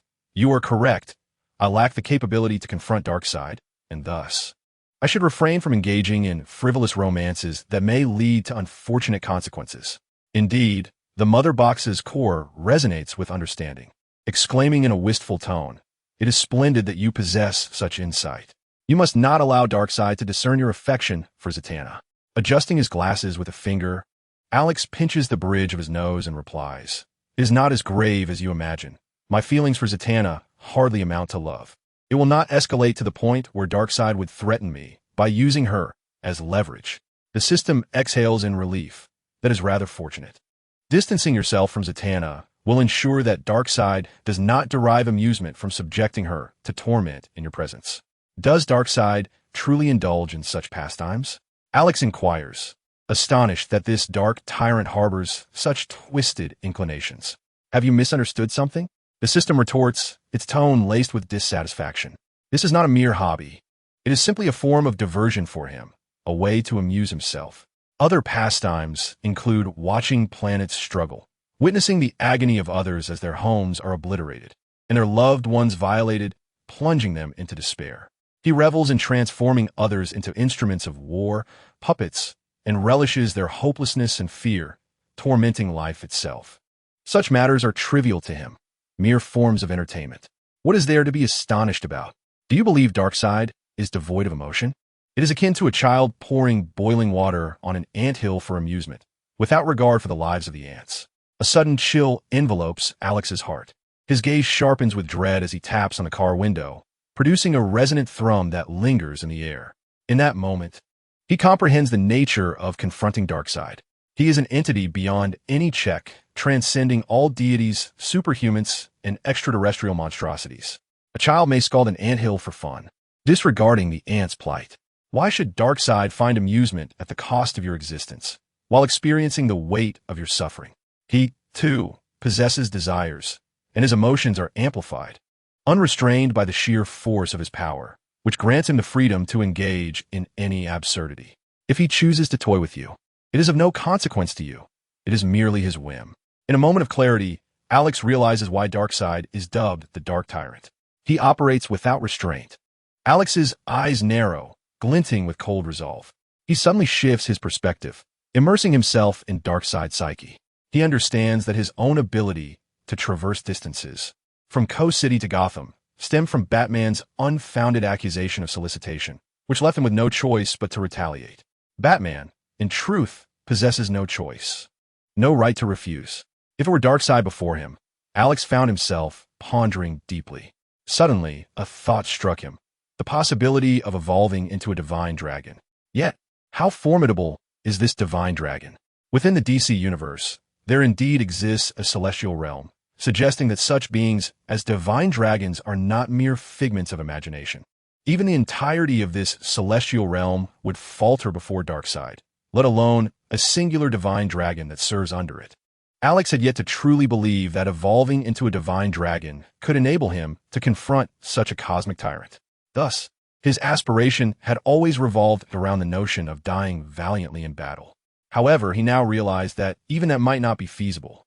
The most probable outcome, if he were Darkseid, would be to string the divine dragons together and roast them at the sun's core, merely to ascertain their flavor. This notion is horrifyingly cruel, yet it encapsulates Alex's perspective on how Darkseid would handle a so-called divine dragon. If it were he too would partake in such a peculiar creature. Of course, if Darkseid had already tasted such a being, that would be another matter entirely. Regardless of how one contemplates it, the consequences are enough to send shivers down one's spine. He could not accept such humiliation. How might he evolve into a divine dragon ahead of time, thus acquiring even greater power? Alex inhaled deeply, suppressing the chilling terror in his gaze. He was frightened by his own thoughts. As a proud and dignified dragon yet to evolve, he absolutely did not wish to be strung up by Darkseid and roasted at the sun's core. Especially when he realized the significant likelihood of such a fate, a shudder ran through him, and goosebumps rose on his skin. An unprecedented yearning for a glorious death surged within him. At least in death, they could not roast him alive. The very thought sent chills racing down his spine. He knew several methods that could facilitate his early evolution into a divine dragon. The system was astonished, utterly unaware of the turmoil within Alex's mind at that moment. It only recognized that the previously indifferent Alex toward Darkseid had awakened, beginning to pursue greater power. For only through strength could they elude Darkseid's grasp and survive in the cosmos. Alex and the system commenced their deliberations toward the goal of evolving into a divine dragon. At that moment, the suspended train came to a halt, allowing a flow of people to enter and exit. Soon after, two youthful maidens entered the carriage. Among them was a fashionable young woman, adorned in a short skirt and a black crop top, who, upon catching sight of Alex, felt a spark of interest. Yet, intimidated by the aura of cold rejection that emanated from him, she hesitated, her heart filled with trepidation, unwilling to approach. As she turned her gaze, she instinctively tugged at the sleeve of the girl beside her, who was clad in a drab-hued knitted sweater and casual black trousers, with twin ponytails framing her face, which was partially obscured by outdated large-framed glasses. This girl exuded an aura of conservative simplicity. "Carla, that handsome guy looks incredibly cool. You must go and inquire about his phone number." Chapter 107. Carla, through the slightly murky, hyperscription lenses reminiscent of reading glasses, Carla, following the direction of Jenny's finger, caught sight of Alex and could not help but feel a spark of excitement in her eyes. Jenny was indeed correct. He was a remarkably attractive gentleman, possessing both charm and an extraordinary, independent demeanor. His skin was as white as snow, and while he carried an air of elegance, there was also a chilling aloofness that made him seem unapproachable. Carla turned to Jenny, who was urging her to take action. Her expression one of resignation as she shrugged her shoulders, tilted her head, and rolled her eyes. "Are you certain you wanted to go ask for his phone number?" Jenny's expression stiffened momentarily as her gaze swept over Carla's dowdy attire, internally lamenting how utterly unfashionable she appeared. It was evident that Carla had a decent appearance, yet she insisted on this garb. If Jenny were a boy, she would have no desire to engage in conversation with someone so drably dressed, let alone be approached by such a girl unless in a state of utter desperation. Jenny sensed that if Carla were to ask for his number, she would undoubtedly face a harsh rejection. Well, it seemed that it would fall upon me, the alluring and captivating one, to take the lead. With a resigned yet determined expression, she nodded to herself, her gaze shifting from Carla to Alex. Taking a deep breath, she stepped forward to initiate a conversation. Ordinary individuals could hardly withstand the magnetic aura that Alex emanated. His formidable presence was imbued with an almost insurmountable distance. Approaching him with intentions of flirtation, Jenny took a couple of steps closer, only to feel her heart race uncontrollably, her nerves overwhelming her limbs, prompting her to scurry back to Carla's side as if startled like a frightened hamster. Once back beside Carla, she exhaled softly, her demeanor shifting to one of earnestness as she implored, "This is true love. He is my soulmate. I can feel it. Carla, you must assist me." Carla rolled her eyes in exasperation, replying, "You said the same thing last week when you toyed with Avid's feelings." She was all too aware of her classmates' free-spirited romantic escapades, having lost count of the men she had encountered. Of course, Jenny was sincere each time, but sincerity has its shelf life, often expiring within mere days. "This is different, Carla. I feel my heart racing, my palms sweating, my blood surging, and my skin burning." Jenny's expression grew serious. This is the timid thrill of first love, vague and naive, filled with uncertainty and longing. Just one glimpse, and I'm utterly entranced. I understand it deeply. He must be my one true love. Kara placed her hands on her hips, rolling her eyes in exasperation as she replied, "Then go pursue your true love.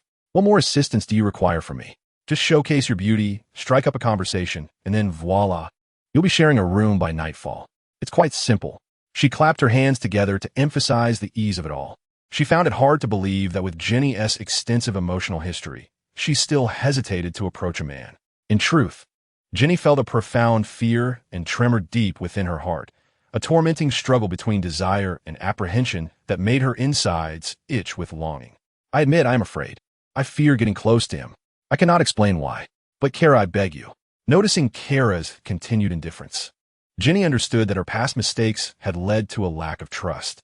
Kara likely still viewed her as the carefree person she once was. Yet things had changed. She believed in true love now. Gritting her teeth, she said, 1 month's worth of hot cocoa from Noshin's afternoon tea. Upon hearing this, Kara's expression shifted from annoyance to seriousness. Ginny was willing to commit to a month of afternoon tea, specifically from Noshin's, which was quite a considerable expense. And 2 of those delightful donuts you love, paired with the hot cocoa. As Ginny noticed Kara's expression soften with intrigue, she quickly added, though I may have to survive on nothing but wind for the next month, it's worth it for beauty. Kara's brows furrowed as her old-fashioned glasses perched on her nose, her eyes darting with consideration. This deal seemed feasible. However, despite her growing interest, Kara hesitated, gazing at Ginny's earnest and urgent face. At that moment, Ginny appeared genuinely different from her previous flings, as if Kara had never seen her so serious before. Deep down, Kara, with her kind heart, felt reluctant to see Ginny toy with someone only to cast them aside. If that were the outcome, it would be utterly disheartening. Moreover, if she became involved, she would bear some responsibility. I can help you get his phone number. Ginny's eyes sparkled with delight as she grasped Kara's hands, overwhelmed with gratitude. Kara, you truly are my dearest friend. Thank you. But I won't hide any of your past from him, Ginny. You must treat your feelings sincerely. Deceiving others is not an option, Kara stated firmly, her serious demeanor underscored by her old-fashioned appearance, making it clear that she was steadfast in her beliefs, especially regarding matters of the heart. All right, once I know him, I won't deceive him, Ginny replied sheepishly with a smile, inwardly resolving to quickly cleanse her past before approaching him. She urged Kara to hurry and asked the handsome gentleman for his number. Kara glanced at Ginny's anxious expression and, following her nudges, stepped forward. The suspended train gradually departed, gliding above the metropolis, traversing the vibrant nightlife of the bustling districts along its tracks. The carriage was infused with a hint of the cool air from the outside, gently chilling the skin, prompting many passengers to adjust their collars and shrink into themselves. Surrounding Alex, there remained an absence of fellow travelers in close proximity. When the train halted at stations, numerous men and women observed the vacant seats and contemplated sitting down. Yet ultimately, under the potent gravitational aura emanating from Alex, they succumbed to immense psychological pressure. They would merely settle in or approach Alex's vicinity, only to feel an overwhelming weight upon their hearts, hastily departing, unwilling to linger nearby. Even in other compartments, few dared to occupy a seat beside Alex. However, Kara, utterly oblivious to the magnetic atmosphere conjured by Alex, meandered directly toward him with an air of naivety. She could not fathom why so many seats remained unoccupied near Alex, while others preferred to stand in crowded compartments rather than sit beside him. To her eyes, Alex appeared rather unremarkable, merely possessing a peculiar attractiveness that left her perplexed. It was as though her own magnetic field, far more potent than that of ordinary individuals, radiated like a colossal sun, fiercely breaking through the repellent aura that Alex had established. She remained entirely unaware of the formidable barrier he had created to keep others at bay. Kara's conversation with Ginny had long since faded into the acute auditory awareness of Alex. The moment she stepped into the carriage, Alex had already sensed the immense physical magnetism she exuded, akin to standing before a volcano poised to erupt, its power both staggering and awe-inspiring. This formidable physical presence was accompanied by an extraordinary strength. Merely comparing the magnitude of her magnetic field to his own, Alex deduced that he appeared as insignificant as an ant in her presence. A single flick of Kara's finger against anyone's forehead could unleash a torrent of force sufficient to crush several tons. A punch from her could easily exceed dozens of tons in force, potentially reaching hundreds or even thousands, surpassing the limits of Alex's own calculable strength. How terrifying! Alex's pupils widened as he took measured breaths, concealing his astonishment, his heart racing with the realization of his own vulnerability. For the first time, he felt diminutive, unable to measure up even to a mere girl. As Kara approached with the warm smile of a friendly neighbor, ready to inquire about his phone number, she was met with Alex's expressionless, cold rejection. "Leave, you ugly freak." "No." Kara's smile froze in place. Chapter 108. The ungainly Kara possessed bright eyes and a radiant smile, complemented by a well-defined nose. In truth, she was not unattractive. Yet, her twin ponytails appeared rather antiquated, and the oversized glasses perched upon her nose obscured much of her features, leading to an impression of being rather unfashionable. However, the reality was that she was not lacking in beauty. At worst, others merely labeled her as old-fashioned, but no one ever deemed her facial features as ugly. To describe her as an ugly creature was indeed a gross exaggeration. "What did you say?" Upon hearing Alex's words, Kara's lithe form stiffened beside him, a sudden wave of indignation swelling within her. She took several heavy steps forward, her eyes widening behind her glasses as she confronted him, her pearly teeth grinding in a fierce inquiry. The shock and anger coursing through her was understandable. Any young woman subjected to such an immediate judgment would likely feel a surge of resentment. The crux of the matter lay in whether to express that ire outwardly or to bottle it up inside. Kara, unlike her seemingly dull exterior, was unafraid to challenge his disdainful remarks. She knew she was not unattractive. Her features were indeed appealing, and she had often attracted unwelcome attention. The antiquated hairstyles and fashion choices were merely a facade to conceal her extraordinary identity, a tactic learned from her cousin. Yet, that afforded no justification for Alex's careless labeling of her as an ugly creature. "I declare that you are an ugly creature." Each word from Alex was pronounced with unwavering certainty, his gaze fixed sternly upon Kara, showing no signs of retreat or fear in the presence of a woman who could easily overpower him. He was preoccupied with the urgent task of transforming into a dragon to evade being roasted by Darkseid, leaving him little time for flirtation. Thus, sensing Kara's magnetic presence, he was profoundly shocked, realizing that despite transcending human limitations, he remained but a fragile being, susceptible to a mere finger that could extinguish him. At that moment, he grasped the true extent of Darkseid's formidable power. He felt inferior, believing he was of lesser merit than even a young girl, thus lacking the inclination to pursue romantic interests. His irritation flared, prompting him to dismiss her, yet Kara's direct confrontation only fueled his annoyance further. With a grave and resolute demeanor, he responded emphatically, "You are indeed an ugly creature. Now be gone." As his words echoed, silence enveloped the carriage, broken only by the soft hum of the electromagnetic tracks. Though Alex's voice was not particularly loud, the atmosphere within the carriage, shrouded by his aura of resistance, deterred others from speaking. Consequently, the exchange between Kara and Alex became the focal point of attention, drawing curious glances and hushed whispers from onlookers. "Oh no! It seems a quarrel has erupted." Jenny, hiding behind a seat in the carriage, peered over towards Kara. Upon hearing Alex's disparaging remark, she felt a pang of regret. She should not have encouraged Kara to ask for a phone number. With her outdated attire and stubborn temperament, she was too prone to inciting ire. Jenny's fingers gripped the back of the seat as she watched Kara with concern, already preparing to whisk her away at the first sign of trouble. Kara inhaled sharply, her eyes wide with fury, ready to unleash a torrent of expletives. However, her impeccable upbringing momentarily rendered her speechless, as she stammered repetitively, her otherwise unremarkable bosom remaining still, while her fair, delicate cheeks flushed a deep crimson, extending to her slender neck, a manifestation of her agitation. After a moment of reflection, she recognized her excessive fervor and took several deep breaths to regain her composure. With determination, she removed her glasses and tucked them into her pants pocket.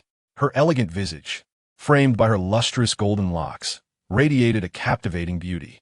As she lifted her hands to free her braided hair, tilting her head, the golden strands cascaded gracefully, reminiscent of both a waterfall and steel wires, flowing in exquisite clarity. It was as if a golden fountain of beauty had emerged, illuminating the entire carriage and drawing the gaze of every onlooker. Gently shaking her head, her golden tresses danced behind her, standing tall and graceful like a lotus emerging from water, utterly astonishing. "Am I still the ugly duckling?" Kara mused with a charming smile, her golden hair floating ethereally, captivating the entire carriage. Her gaze, laced with frost, compelled Alex to evaluate her appearance once more. No longer was she the plain girl. She had transformed into a golden-haired beauty, naturally alluring, with bright, expressive eyes, embodying the essence of a lively and charming young woman. At that moment, Alex hesitated internally. It was evident to anyone that Kara was infuriated, her sparkling eyes harboring a chilling glare. Yet, Alex was far from ordinary. He possessed an unwavering resolve that neither her anger nor her potential explosion could deter him from expressing his genuine thoughts. Alex, fear nothing, he declared, inwardly labeling her an ugly duckling, one devoid of any remarkable features. His indifferent gaze swept over Kara's bosom, cloaked beneath a drab, knitted sweater, which remained unaffected by her rage. For Alex, beauty was a combination of a lovely face and a sensual figure. He found it difficult to categorize someone like Kara, or even Petty, as a true beauty. Kara huffed, her smile strained and frozen, exuding a palpable chill. The warmth in her eyes gradually transformed into a fierce glare, her physical charisma surging like a tidal wave towards Alex. He felt as if he were ensnared in a tumultuous sea, each surge of Kara's wrath crashing against him, leaving his own physical presence in disarray. If he had not sensed the weight of her magnetic aura, the pressure he felt would have been less intense. Unlike figures such as Batman or Copper Tiger, who would remain unfazed by Kara's overwhelming physical energy, an ordinary person would merely perceive her as simply angry, devoid of any deeper sensation. However, it was precisely because of Alex's exceptionally keen perception that he found himself overwhelmed in Kara's presence. As if engulfed by the tumultuous waves of the ocean, casting a shadow of unease over his heart, Alex felt a surge of astonishment. His expression remained unchanged, yet his gaze was unwavering and fearless as it locked onto her. With a dismissive sweep of his hand, he commanded, "Step aside. I have no desire to converse with someone so unattractive."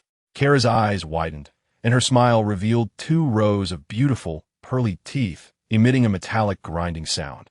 With her pert nose, she inhaled deeply, her gaze as cold as ice, stifling her fury. "Were it not for my fear of causing you harm, I would teach you a lesson."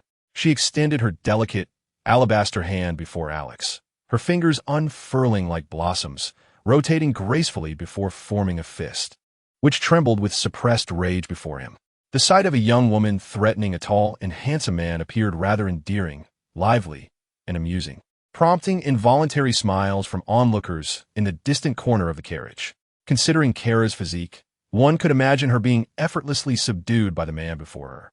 Unable to approach him at all, the imagery of a towering man holding a girl's head with one hand, while she flailed her arms in frustration, was quite entertaining, inciting soft chuckles from the observers. Jenny, startled by the unfolding scene, wondered how it had escalated to such a point. Fearing that a physical altercation might ensue and that Kara would be at a disadvantage, she rushed to her side, gripping her arm in an attempt to pull her away. After 2 unsuccessful attempts, Kara finally relented, casting a fierce glance at Alex's indifferent face before allowing herself to be led away by Jenny, gradually distancing themselves. "What were you thinking, Kara? I merely asked you to inquire about his phone number, not to provoke a fight. That man must be blind. Jenny, don't be enamored with him. No, he dismisses you with such style. I find it rather appealing. But he is blind, Jenny. Let him go. I can at most introduce you to my cousin." "I refuse. Your cousin is surely as dull as you are."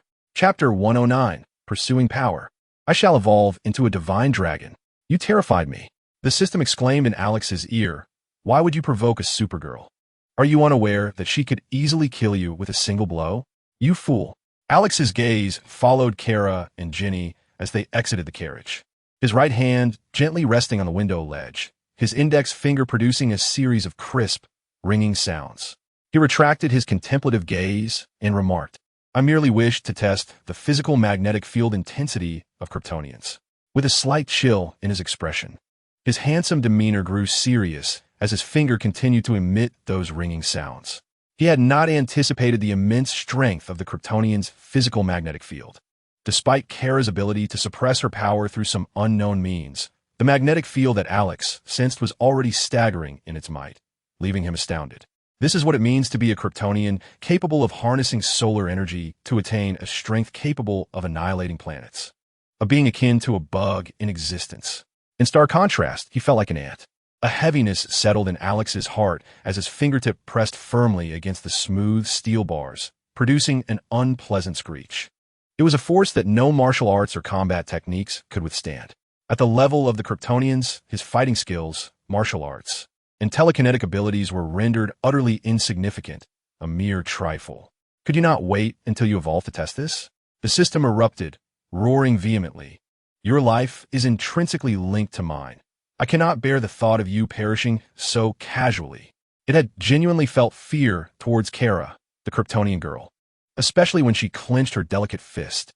The mere thought of Alex provoking her could lead to a devastating punch directed at him, an outcome that was simply unimaginable. Even though Alex was the strongest human on Earth, wielding telekinetic powers that could construct the most effective physical engineering attacks and unleash an extraordinary force of over 100 tons, he would still be no match for a casual strike from a Kryptonian, which could amount to hundreds or even thousands of tons of force. This disparity was, without a doubt, a chasm of difference. Even Alex's top-tier fighting techniques provided no sense of security to the system. If I evolve into a dragon, could I attain strength comparable to that of a Kryptonian? A sudden seriousness enveloped Alex as he pondered. Encountering Kara, sensing the intensity of her physical magnetic field, made him acutely aware of his own insignificance, indirectly comparing it to the potential power of Darkseid. He realized he was indeed an ant in the grand scheme of things, with the entire Earth shrinking to the size of a soccer ball in Darkseid's eyes. A chill coursed through Alex as he contemplated the absence of immense power, which meant he could not live freely in this world. He would never permit anyone to constrain his free-spirited heart in pursuit of a better existence. Savoring every moment until death, an urgency to chase after power surged within him. He knew he must transform into a dragon expeditiously. I do not know. The system's voice softened, hesitatingly responding, but your evolution requires an immense amount of energy. I can assist you in creating a nuclear energy sphere. If you carry it with you, I can utilize it to help you absorb nuclear energy, adjust your genetic information, accelerate the release of your latent genetic traits, and promote your evolution. The you that emerges from this evolution should be significantly more powerful. The system paused, uncertain of how powerful Alex would become post-evolution, or whether he could rival Superman or Kara in an instant. This was truly challenging to ascertain. Alex nodded, having engaged in profound dialogue with the system. He understood much about his genetic potential and the intricacies of evolution. Your potential is undoubtedly greater than that of Kryptonian genes. The system is in a state of misunderstanding. Your future is promising, whether it spans eons or countless trillions of years. You will possess the strength to preserve your life under the dominion of Darkseid. It resides within Alex's being, sensing his potential, a feeling that is almost intangible and distant, far surpassing the so-called Kryptonian genes in its might. However, the system cannot ascertain how far these potentials will ultimately lead. If it were to believe that Alex could transcend Darkseid in the future, that would be utterly impossible. Thus, the system insists, flee, countless trillions of infinite years. A mocking grin curled at the corner of Alex's mouth. The system merely painted a picture of immortality for him, urging him to wander through the cosmos in perpetual evasion of Darkseid. Yet, Alex had no desire to escape, nor would he. He was unwilling to live in anyone's shadow. He did not seek eternity, but rather cherished the present. If not for the fear of being roasted alive by Darkseid, he would not be so hastily pursuing power. For him, acquiring strength was merely a means to die with dignity. Returning to the topic of the nuclear energy sphere, how to create it, Alex stated calmly. A flicker of regret passed through the system. It had failed to entice Alex into the pursuit of such a tedious goal as immortality. Nevertheless, Alex's newfound quest for power was a promising beginning. Eventually, he would find himself fleeing for his life across the universe. In the next moment, the system transmitted the method for creating the nuclear energy sphere into Alex's mind. Streams of data flickered like flowing light within his consciousness, momentarily stretching his brain, leaving him with a sense of pressure. An overwhelming influx of information flooded into his mind, creating a sensation akin to an impending explosion. Alex furrowed his brow, rubbing his temples with his fingers. After a brief moment, he managed to digest a considerable amount of the information sent by the system. Pressing his right hand against his temple, he expressed his frustration. A particle accelerator, a particle collider. Only 17 laboratories in the world possess the cutting-edge technology to manufacture the nuclear energy sphere. You've presented me with a formidable challenge. Not to mention that I have no access to any of these laboratories. Even if I did, it would require $12 billion to initiate a single operation. Alex lamented. contemplating the arduous journey to evolve into a dragon. Why must it be so difficult? It seemed that money was also a prerequisite for activation. In that moment, he felt a twinge of envy towards Batman, whose financial prowess was undeniably formidable. I have no choice. After all, Earth's technology is so underdeveloped, the system replied, feeling somewhat aggrieved. As the central hub of the Mother Box, it possessed unparalleled technology capable of traversing the universe and navigating parallel dimensions.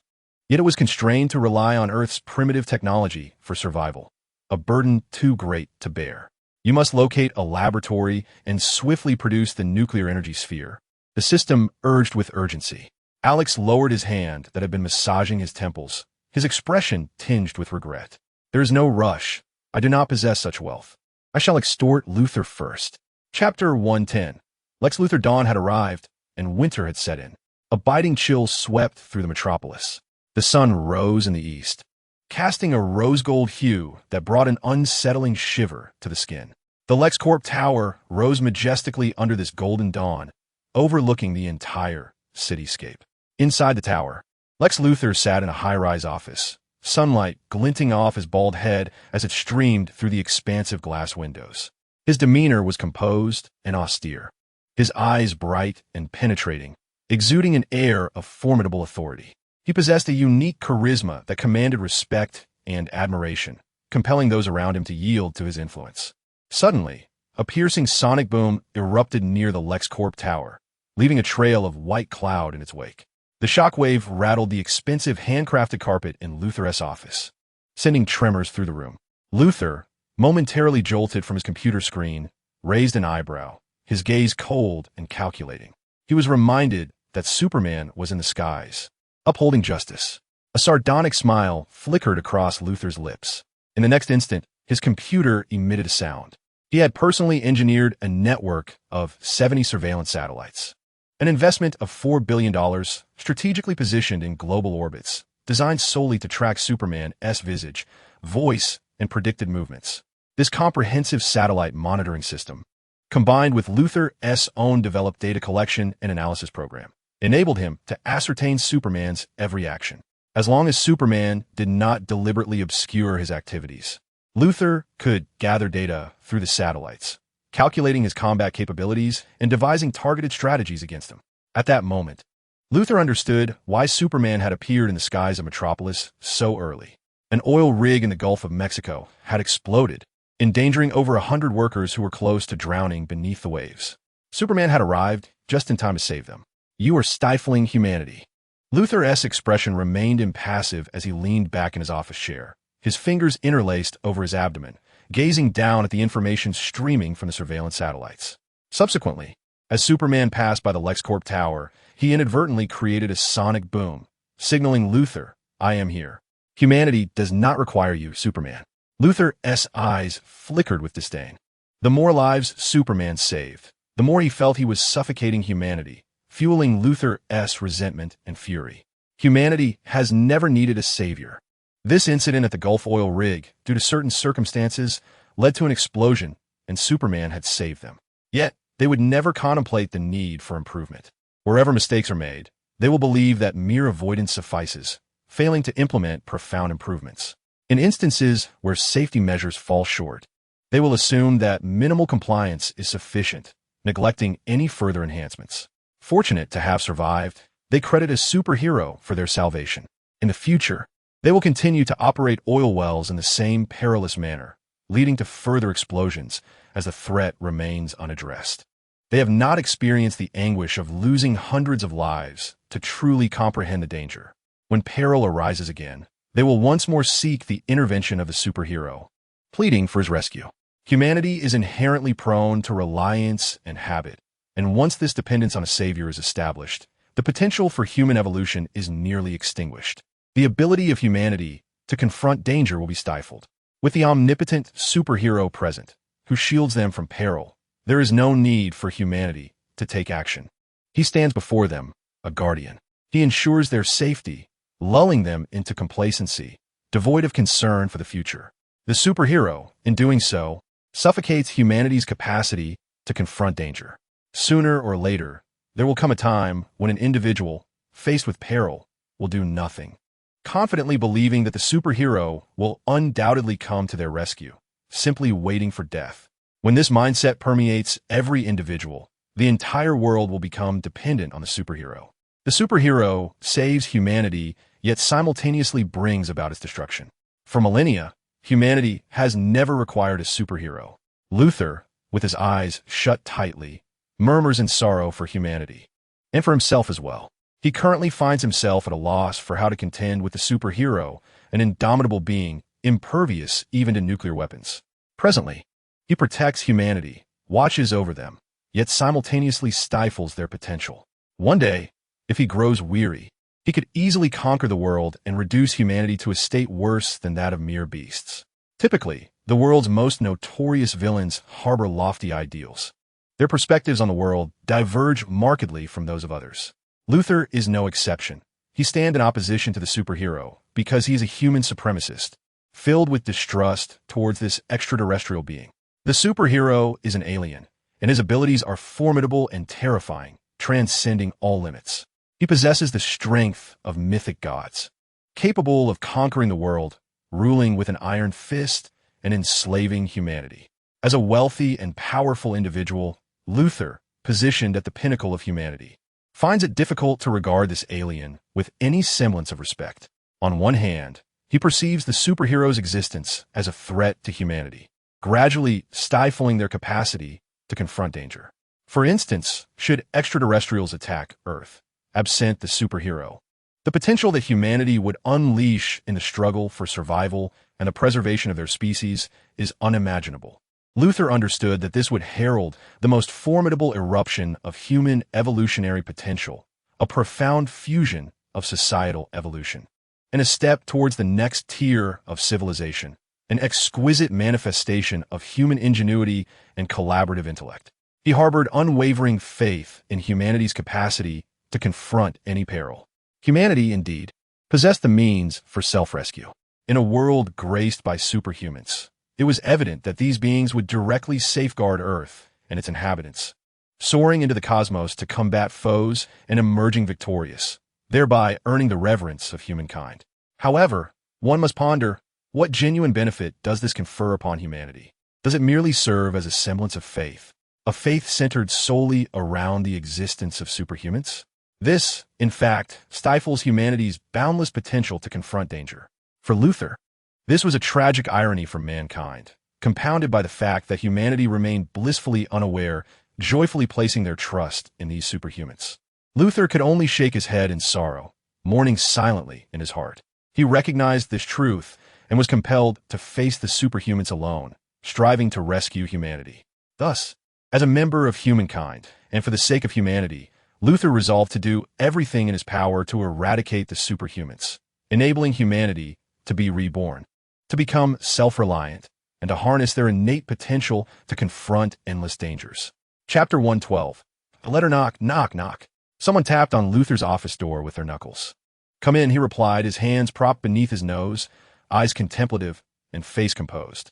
A tall, statuesque woman entered, her sleek black hair embodying a fierce elegance, her gaze unwavering. Beneath her sun-kissed skin lay powerful muscled lines, though obscured by her black professional attire. Her strides were expansive, exuding an aura of determination and resolve. She was no ordinary individual. She was Lex Luthor's personal secretary, bodyguard, and one of his most trusted confidants. Moreover, she was among the elite beings who had pushed human physicality to its limits, capable of holding her own against formidable fighters such as Copper Tiger, Batman, and Lady Shiva. Leslie, upon hearing the sound of her purposeful approach, Luther knew she had returned. Boss, the T5 incident plan has been completed, Leslie announced, her features sharp and her eyes commanding. She stepped to Luther's side, positioning herself in a manner that ensured his protection, scanning the surroundings with vigilant attentiveness. The so-called T5 incident plan referred to the laboratory in the downtown area of Central City, which had been devastated by the emergence of superheroes, triggering a series of consequential events. Some researchers, burdened by their conscience, had come into possession of sensitive information, intending to report it to the United States. Luther, having learned of this, dispatched Leslie to eliminate the threat. The incident at the downtown laboratory had been meticulously cleaned up by Luther, making it impossible to trace any evidence back to him. Yet certain information remained too sensitive to be disclosed, especially the synthesis and fusion of ordinary humans and superhuman genes, enabling common individuals to acquire extraordinary abilities that transcend human physical limits. Such human experimentation is met with rejection, both ethically and realistically, and must remain concealed from the public eye. Regrettably, Luther's expression betrayed no hint of sorrow, yet a sense of lament lingered within him. This research into genetic synthesis aimed at cultivating superhuman traits was scarce in his possession, scattered across the globe, but never exceeding a mere handful. This scarcity stemmed from the sheer potency of superhumans, who possessed the gift of X-ray vision, thus to obscure their presence while soaring through the skies. One could not operate in overly chaotic environments, as superhumans frequently frequented such locales, nor in excessively prosperous and secure areas. It was imperative to avoid blatant experimentation within a specific laboratory. Rather, one could only find refuge amidst the gritty underbelly of large cities, where homeless individuals could serve as experimental subjects without drawing undue attention from superhumans. This represented a psychological battle against the behavior of superhumans and was no trivial endeavor. Boss, a superhero has emerged in Central City. Lacey stood behind Luther, gazing out the expansive glass windows overlooking Central City. With a press of a remote button, she drew the automated curtains closed. Instantly, the room was enveloped in darkness, with soft lighting illuminating one side, casting a warm glow throughout the office. The dark-hued curtains, along with the office itself, contained a measured amount of lead to obstruct the X-ray vision of superhumans and devices to disrupt auditory perception, all designed to guard against the prying eyes and ears of superhumans. Consequently, it was common for Luther and Lacey to converse using their own coded language. While Lacey appeared to report the emergence of a superhero in Central City, her underlying implication was a desire to eliminate him. Luther recognized that this individual was merely a fleeting jester. He harbored no grievances towards the superhero who had disrupted the underground laboratory in Central City. Such a figure would inevitably be discovered. The experimental materials and human subjects he had already amassed were sufficient, providing him with considerable insights. A single destroyed laboratory was regrettable, yet as long as it went unnoticed by superhumans, the objective had been accomplished. He had already tasted the bitter fruit of confronting the formidable abilities of superhumans. When faced with such mythic beings, he required a long-term strategy, meticulously and cautiously plotting their demise. However, perhaps we need these superheroes. Suddenly, Luther rose to his full height, broad-shouldered and imposing, exuding an air of grandeur. He naturally pushed his office chair back with his knee, calmly fastening the buttons of his suit, a hint of a knowing smile flickering across his face. He then strode past the desk and exited the office of the chairman of LexCorp. Behind him, Lacey's eyes glimmered with confusion, uncertain of Luther's intentions. However, Luther has always been exceptionally astute, adept at strategizing and orchestrating plans from afar. She rarely contemplates deeply. As long as she follows Luther's lead, all is well. The two of them proceeded in silence, descending in a private elevator to the underground parking garage on the 3rd level, where they arrived at Luther's vehicle, a custom black and gold Rolls-Royce, exuding a solemn yet powerful presence, magnificent and elegantly distinguished. At that moment, this regal and somber automobile bore a peculiar white square mark placed neatly on the window, reminiscent of a photograph positioned at the center of a memorial. It was a white envelope conspicuously placed on the front window of the elegant black and gold car, creating an eerie impression. Luther halted, his tall figure composed, gazing intently at the letter on his car window. What could this possibly signify? Instantly, Lexi intervened to prevent Luther from approaching the vehicle, uncertain of how the envelope had appeared or whether it contained any biochemical or neurotoxins. As a person of immense wealth and power, Luther undoubtedly had many adversaries wishing for his demise. Luther remained still, his mind pondering the meaning of the letter. He sensed that this was not an assassination attempt. What was happening? How could a letter have found its way onto the boss's vehicle? Lexi summoned the officer responsible for Luther's daily affairs, a seasoned captain from U.S. Army, tasked with ensuring Luther's safety and managing his daily operations. Supported by a team of over 120 personnel, including 70 elite soldiers from various specialized forces, providing comprehensive protection across land, sea, and air. Aside from extraordinarily powerful beings like Superman, it would be nearly impossible for any ordinary individuals, even those like Copper Tiger, Lady Shiva, or Batman, to stealthily place a letter on Luthor's car window. The silent appearance of this white envelope amidst such a formidable security detail was utterly alarming. Just 30 seconds prior, there had been no envelope on the window. The captain, clad in a black suit and responsible for Luthor's security, felt beads of sweat forming on his forehead, his pupils constricting in shock as he spoke. Chapter 113. Intriguing. The third and fourth teams took control of the security measures in the LexCorp underground parking lot, collaborating with LexCorp security to seal every entry and exit. The fifth and sixth teams initiated a thorough search of the underground garage, testing air quality and scanning for potential hazards related to the envelope. The seventh team reviewed the surveillance network, retrieving footage of the boss's vehicle. The second team readied their weapons, while the first team remained on standby. Level B crisis. Under the decisive command of the formidable head of security, 70 elite bodyguards, meticulously assigned to ensure the safety of Lex Luthor, divided into 7 specialized teams. Each team, composed of 10 experts in their respective fields, engaged in various operations such as aggressive defense, information security, cover during retreat, monitoring for potential threats, and identifying security vulnerabilities. The situation was classified as a Level B crisis, indicating a significant risk of personal harm to Lex Luthor, warranting a level of seriousness surpassing that typically accorded to heads of state. The third and fourth teams swiftly assumed control of the defensive arrangements in the subterranean parking facility of LexCorp, overseeing hundreds of security personnel to tightly seal all entries and exits while scrutinizing every individual who appeared suspicious. The leaders of the fifth and sixth teams began operating vehicles to reach Luthor's designated transport, where they set up advanced detection instruments to analyze air composition for any harmful toxins, as well as to check for fingerprints and footprints. Luthor remained composed and unperturbed, his demeanor unchanged as he awaited their assessments. Flanking him were Lacey and the chief of security, their bodies taut and vigilant, scanning the brightly lit parking area for any sudden threats against Luthor. The chief was akin to an invisible specter, possessing an extraordinary mastery of stealth and strategy. Suddenly, a panicked cry echoed through the earpiece of the chief from the 7th surveillance team. An invisible man? His expression shifted dramatically, pupils constricting, body tensed, as he conducted a swift scan of the desolate area. Only the third and fourth teams were engaged in their instrument checks, with no extraneous personnel present. The remainder of the employees and those parked in the vicinity had been forcibly evacuated, prohibited from entering the zone.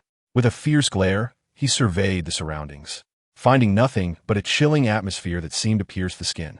There remained only their group and Luthor, sending a shiver down the chief's spine. The presence of an invisible individual, imperceptible to the naked eye, signified a geometric escalation in danger. The individual who released the envelope was an unseen threat. Lacey, tasked with the close protection of the boss, prepared for an A-level crisis. First and second teams initiate A-level crisis protocol. The chief barked, prompting Lacey, who had heard the command, to move closer to Luthor, positioning herself to his left while maintaining a mere 5 to 10 centimeters between them. This proximity would allow them to shield Luthor from any potential gunfire, should it become necessary. After the head of the bodyguard unit issued commands with a voice both stern and commanding, a contingent of 20 bodyguards swiftly emerged from the parking lot from behind walls, pillars, and vehicles, dressed uniformly in black suits. Each member of the second team donned tactical analysis goggles, deftly drawing their pistols from their waists, flicking the safety off with their thumbs, and rushing towards Luthor with grim determination, encircling him like a flower's heart. These 20 bodyguards formed a tight circle around Luthor, their vigilance palpable as they remained alert to the atmosphere. The distance between them a mere 10 centimeters, so close that even an invisible intruder could not breach their formation. Only a slight space remained beside Luthor, just enough for 1 or 2 individuals to stand, but no one else could approach him. The sixth team abandoned their examination of the envelope's composition and, in collaboration with the seventh team, activated thermal detection radars, infrared imaging, sound wave radars, and biological sensors to scan the underground parking lot across 3 levels. 5 members from the 5th team were designated to analyze the envelope's contents, while the remaining 5 began collecting traces of the invisible individual through the 7th team surveillance, comparing shoe sizes and patterns to prevent the intruder from blending into the crowd. The other teams maintained a vigilant watch for any sudden attacks from the invisible assailant. The head of the bodyguard unit, with a meticulous focus on defense and the search for the invisible threat, remained close to Luther's right side, his expression grave, prepared for any unforeseen eventuality. Surrounded by the bodyguards, Luther felt the atmosphere grow slightly oppressive and stifling, his breathing becoming a touch labored. An invisible person? A calm demeanor flickered on Luther's face as he began to furrow his brow. This represented a Class A crisis, one that could inflict severe harm or even pose a life-threatening danger. Such a level of threat was akin to an incident affecting the safety of national leaders, alarmingly serious. So grave was the situation that the head of the bodyguard unit might find himself using the flesh and blood of his men as shields to safeguard Luther's safety. He did not perceive the head of the bodyguard unit as exaggerating. A look of surprise and confusion crossed his face as he commanded surveillance. A tablet was passed to Luther after thorough security checks were conducted by the bodyguard. Luther lowered his gaze to the tablet screen, which displayed footage of the moment the envelope appeared. In the video, the envelope materialized abruptly before the front of his vehicle, seemingly held by an unseen individual, swirling through the air before adhering to the windshield. This was no arcane trick. The 7th team's monitoring squad had already employed human physics engineering software to simulate the force and form at the moment the envelope appeared, confirming that a person had pinched the envelope between 2 fingers, causing it to spiral towards the car window. The screen continued to display simulated data on the physical forces exerted by the invisible individual at that time. Luther was even inclined to think that the man, with a playful smile curling at the corners of his mouth, had deftly flicked the envelope with his index and middle fingers, allowing it to land gently against his car window. Upon reflection, Luther surmised that this individual might harbor a hint of resentment towards the affluent, perhaps provoked by some trivial incident on his part, prompting this audacious provocation. In this light, it seemed that at least he was courteous and open to negotiation. "Can you reach this level?" Luther inquired, extending his tablet towards Lacey so she could view the video segment. Lacey's gaze was intent as she fixated on the envelope from the very beginning, her expression growing increasingly grim as the footage unfolded. The simulated actions of the individual in the video, which may have appeared trivial to others, a mere flick of the envelope landing squarely in the center of the window, revealed to Lacey a masterful control over force and distance.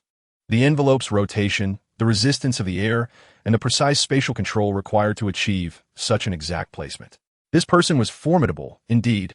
"I could possibly accomplish this with a few attempts, but it would depend on luck," Lacey admitted, her countenance darkening. If this invisible man managed such a feat with a casual flick, then his exquisite mastery over spatial distance, airflow, and force was utterly terrifying. Luther nodded, reassured that the man bore no ill intent. Or perhaps this was a negotiable malice. "Retrieve the envelope. This letter poses no threat," Luther remarked with calm assurance. The chief of security raised an eyebrow at Luther's words and stepped forward from the protective barrier to address the 5 men examining the envelope. "Is there anything unusual?" he inquired. "None at all. We have analyzed the nearby air composition, extracted paper debris from the envelope's surface, and employed over 32 methods to test for biochemical agents, neurotoxins, chronic gases, and more, finding no anomalies.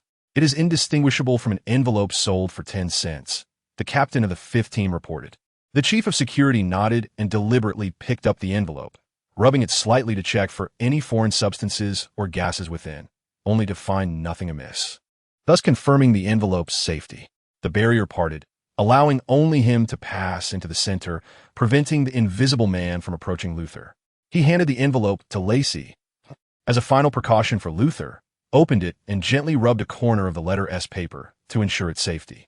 Once satisfied, she unfolded the white sheet to read it to Luther. A brief glance at the contents caused her expression to darken further, her eyes flickering with anger. "What is it?" Luther asked, a smile gracing his lips.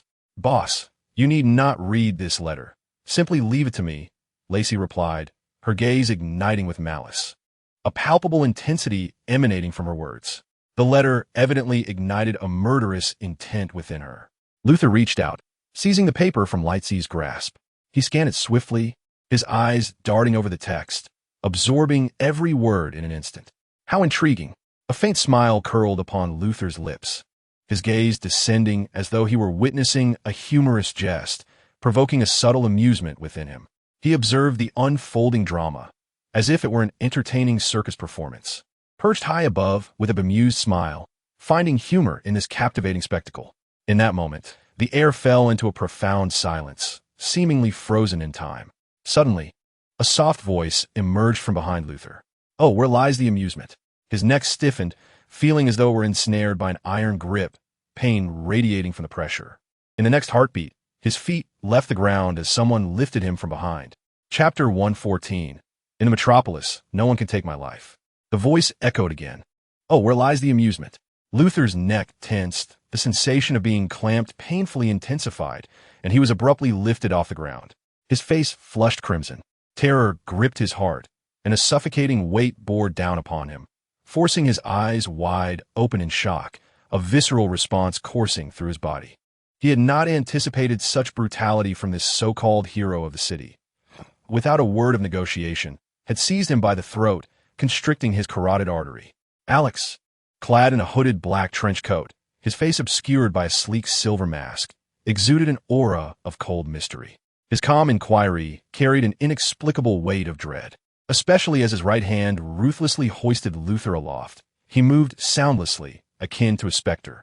The first to detect the disturbance and react was Lightsey, the most formidable among them, possessing the limits of human strength. Her skin, with its fine hairs, was attuned to the slightest shifts in air currents. Yet even she failed to sense Alex's approach. Like a wraith, Alex emerged silently, his indifferent question only revealing his presence when surrounded by the bodyguards, who had their backs turned to Luther. Lightsey's heart stuttered, her senses jolted, pupils constricting in shock as her muscles tensed. In a mere 3 seconds, she summoned her entire physical strength, her hands intertwining as she struck at Alex's arm that held Luther.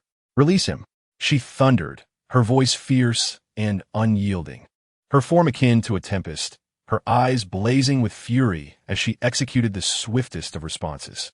She charged towards Alex's arm, intent on delivering a devastating blow, her hands slicing through the air with a sound that echoed like a thunderclap. No being at the peak of physical prowess would dare withstand such a reckless assault. She was prepared to risk her own injury, even death, to shatter Alex's arm and save Luther.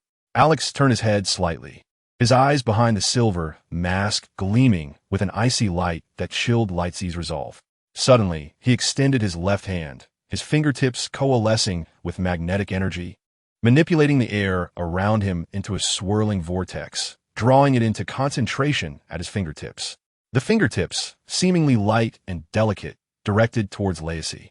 Yet an ominous and terrifying ripple in the air manifested, striking her arm as she charged forth with ferocity.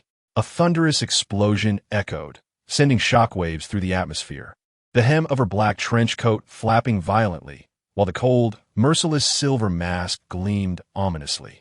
Lacey's arm was violently dismembered, flesh and blood splattering amidst the air ripples, the gory spectacle revealing the raw, mangled tissue and shattered bone beneath. The remaining flesh of her arm hung precariously, as her widened pupils bore testament to her indomitable will, defying the agony coursing through her limb as she glared defiantly at the smooth silver mask. The force of the impact hurled her body backward, her furious gaze gradually drifting away in despair. The frigid light cast an eerie glow upon the silver mask, the eyes within regarding her with indifference. She was propelled forward as if struck by a cannonball, the sheer force sending several bodyguards behind her sprawling, their bodies colliding with bone-crushing force, blood spraying through the air in a gruesome display. The scene was harrowing. Her body collided brutally with a white pillar, her spine arching in agony as bones fractured, her arm torn away, spilling blood across the stark white wall, a sight both shocking and grotesque. As Lacey was violently cast aside, Alex stood resolute, his black trench coat billowing dramatically, a formidable magnetic force coalescing around him. In an instant, he became the epicenter of a vortex, the air rippling with tension. A deafening explosion erupted, reminiscent of a tyrant-esque might, as a colossal shock wave emanated from his frame.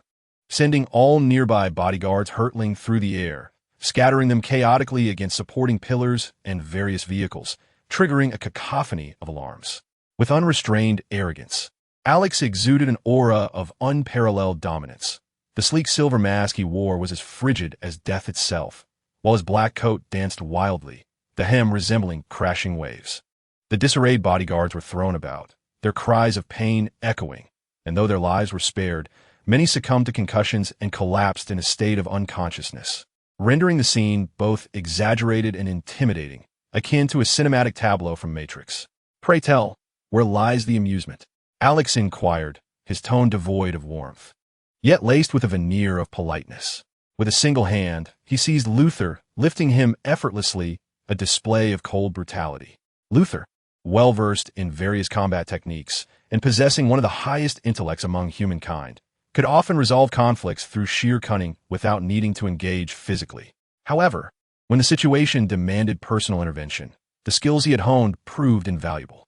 Yet, the stark reality was that Luther felt utterly drained, his limbs bereft of strength, rendered powerless against Alex's overwhelming force, unable to muster any resistance.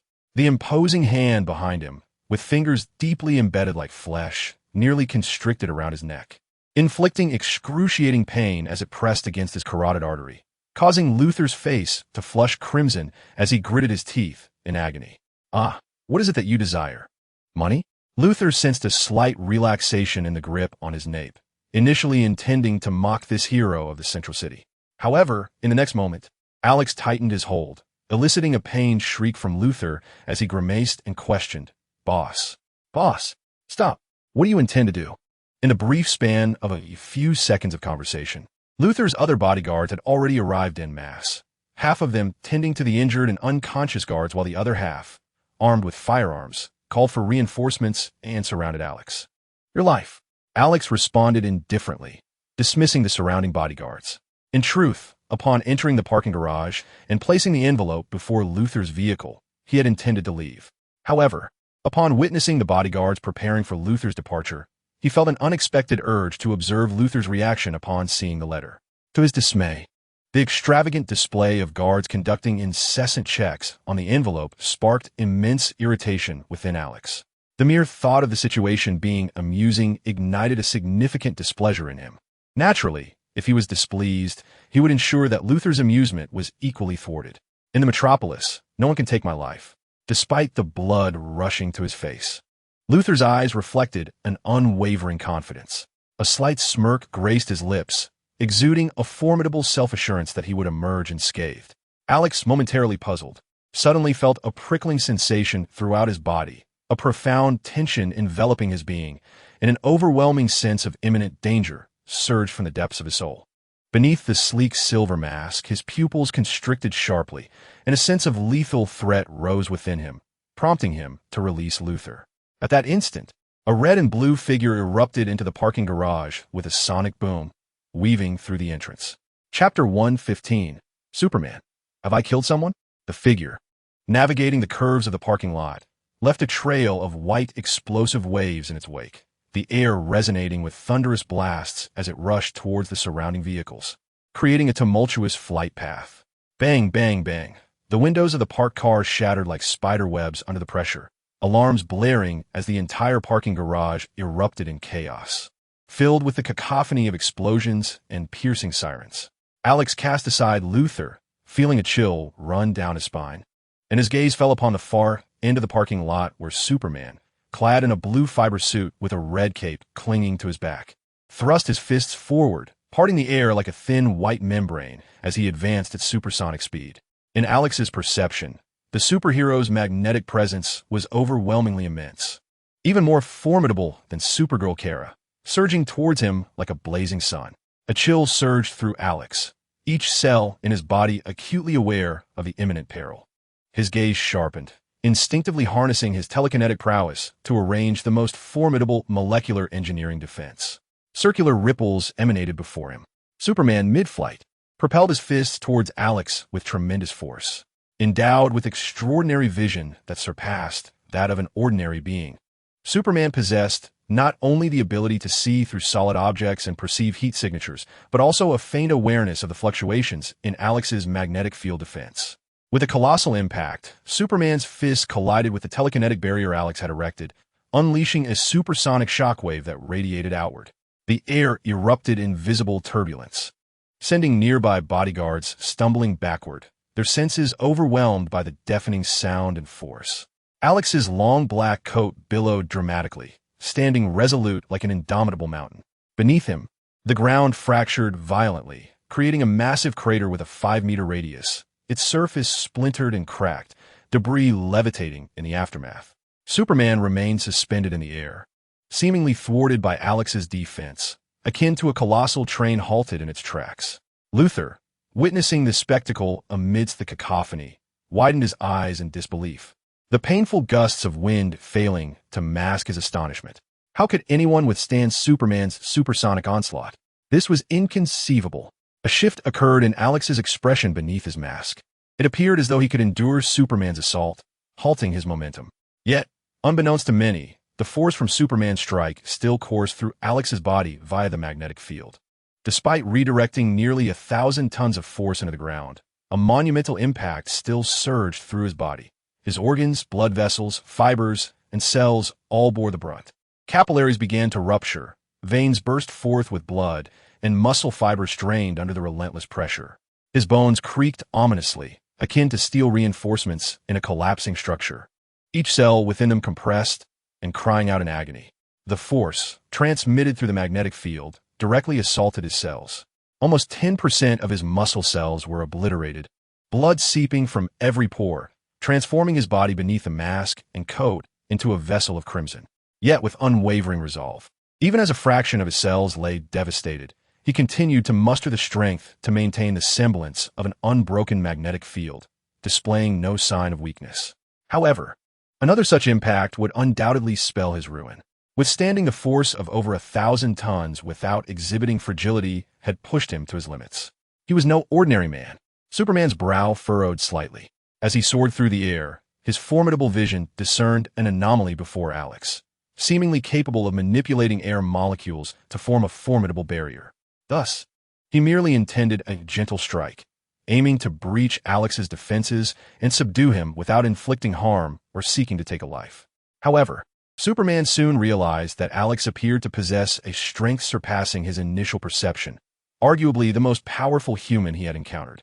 His supersonic strike, intended to be light, astonishingly failed to shatter the defenses of the figure clad in black, leaving him somewhat bewildered. Observing that Alex remained steadfast, the magnetic force field showing no sign of waning, Superman recalibrated his approach mid-flight. With his crimson cape billowing behind him, he clenched his fists and exerted a bit more force against Alex's magnetic protective barrier. In that instant, Alex felt a sudden, overwhelming pressure, as if thousands of tons bore down upon him through the magnetic force field, impacting his very flesh. The magnetic field acted as a conduit for the tremendous force Superman wielded, delivering a catastrophic blow to his physical form. With a resounding crash, Alex could no longer withstand the assault. The power erupted from his body, tearing his black cloak asunder, distorting and propelling his silver mask away. He was launched like a projectile, producing a sonic boom as he pierced through the air and collided violently with the wall. Alex slammed against the pale wall, which instantly fractured into a web of cracks, dust billowing forth from the fissures. Blood erupted from his body in an instant, muscles completely torn, bones shattered in hundreds of places, and internal organs ruptured, splattering the wall with crimson stains. The scene was harrowing and horrifying. Have I killed him? Superman's eyes widened in disbelief as he instinctively descended to the ground, his crimson cape falling behind him. Witnessing the aftermath of his strike, he realized he had exerted too much force. While Alex had withstood his supersonic light touch, the tremendous force had already pushed him to his limits. Unbeknownst to Superman, although Alex appeared unyielding, like an indomitable mountain, he had reached the brink of his endurance and could not withstand another blow. What had he done? He had applied even greater force, intending to breach Alex's defenses, ultimately leading to his demise.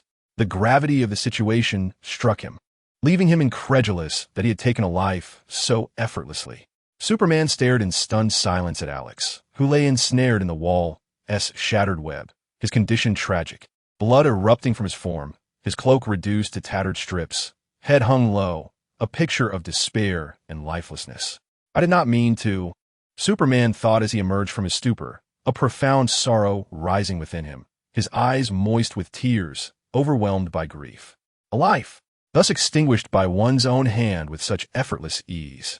He was acutely aware of his immense power, which is why he had always restrained himself, cautiously engaging with humanity. Yet, unexpectedly, in a moment of carelessness, he ended the life of a human being. His heart was heavy with sorrow as he gazed upon Alex. Chapter 116, Superman vs. Luthor. Luthor's eyes widened in shock as he beheld Alex, ensnared in a web-like wall, his body shattered and broken, a mere bloodied figure hanging limply, stained with crimson. A harrowing sight, blood splattered profusely, mingling with debris, cascading down from the crevices of the web. The scene was grotesquely bloody and terrifying. Luthor's pupils dilated, his eyelids taut with pain as he witnessed Alex's plight, his expression wrought with grim severity. His gaze shifted to Superman's silhouette, now on the ground. He looked up at the vivid red cloak, reminiscent of blood. This upward perspective instilled in Luthor a momentary sense of reverence for an invincible deity, an admiration for unparalleled power. For an instant, he contemplated the notion of worshipping, gazing in awe at Superman. However, swiftly, he quelled this burgeoning adoration for strength with a cold resolve, his gaze becoming steady as he focused on Superman's back, calculating with a mind teeming with cunning. Superman, though Luthor had previously witnessed him lift the Royal Caribbean's oasis of the seas, saving 40,000 souls, and had seen documentation of Superman rescuing astronauts from exploding rockets. Nothing compared to the visceral experience of feeling that power firsthand. The collision of fists, the explosive shockwaves generating hurricane-like gales, stung his eyes and made his skin ache, akin to facing a tempest head-on. In all honesty, to withstand even a single blow from Superman, while he soared at supersonic speeds, signified an extraordinary level of human strength. Luthor had never encountered anyone capable of withstanding Superman, even if it was just a punch. Such a feat would make one the foremost among humankind. Yet, that was still insufficient. Luthor felt a twinge of pain in his cheek as he brushed his fingers over the blood drawn by the jagged stones. A droplet of crimson lingering on his fingertip. He regarded it with detached composure before rising from ground. He dusted off his suit trousers. The immense winds generated by the clash between Superman and the cloaked adversary had cracked the earth, sending debris flying and dust swirling everywhere, leaving him somewhat soiled. Calmly, he swept a hand across the dust on his abdomen, standing tall and composed, exuding an air of unflappable confidence. He adjusted his suit for a better fit, his eyes concealing any thoughts regarding Superman, as he observed the anguish etched on Superman's face for having taken a life. With a cool demeanor, he stated, "You should not feel sorrow. This is the price you must pay."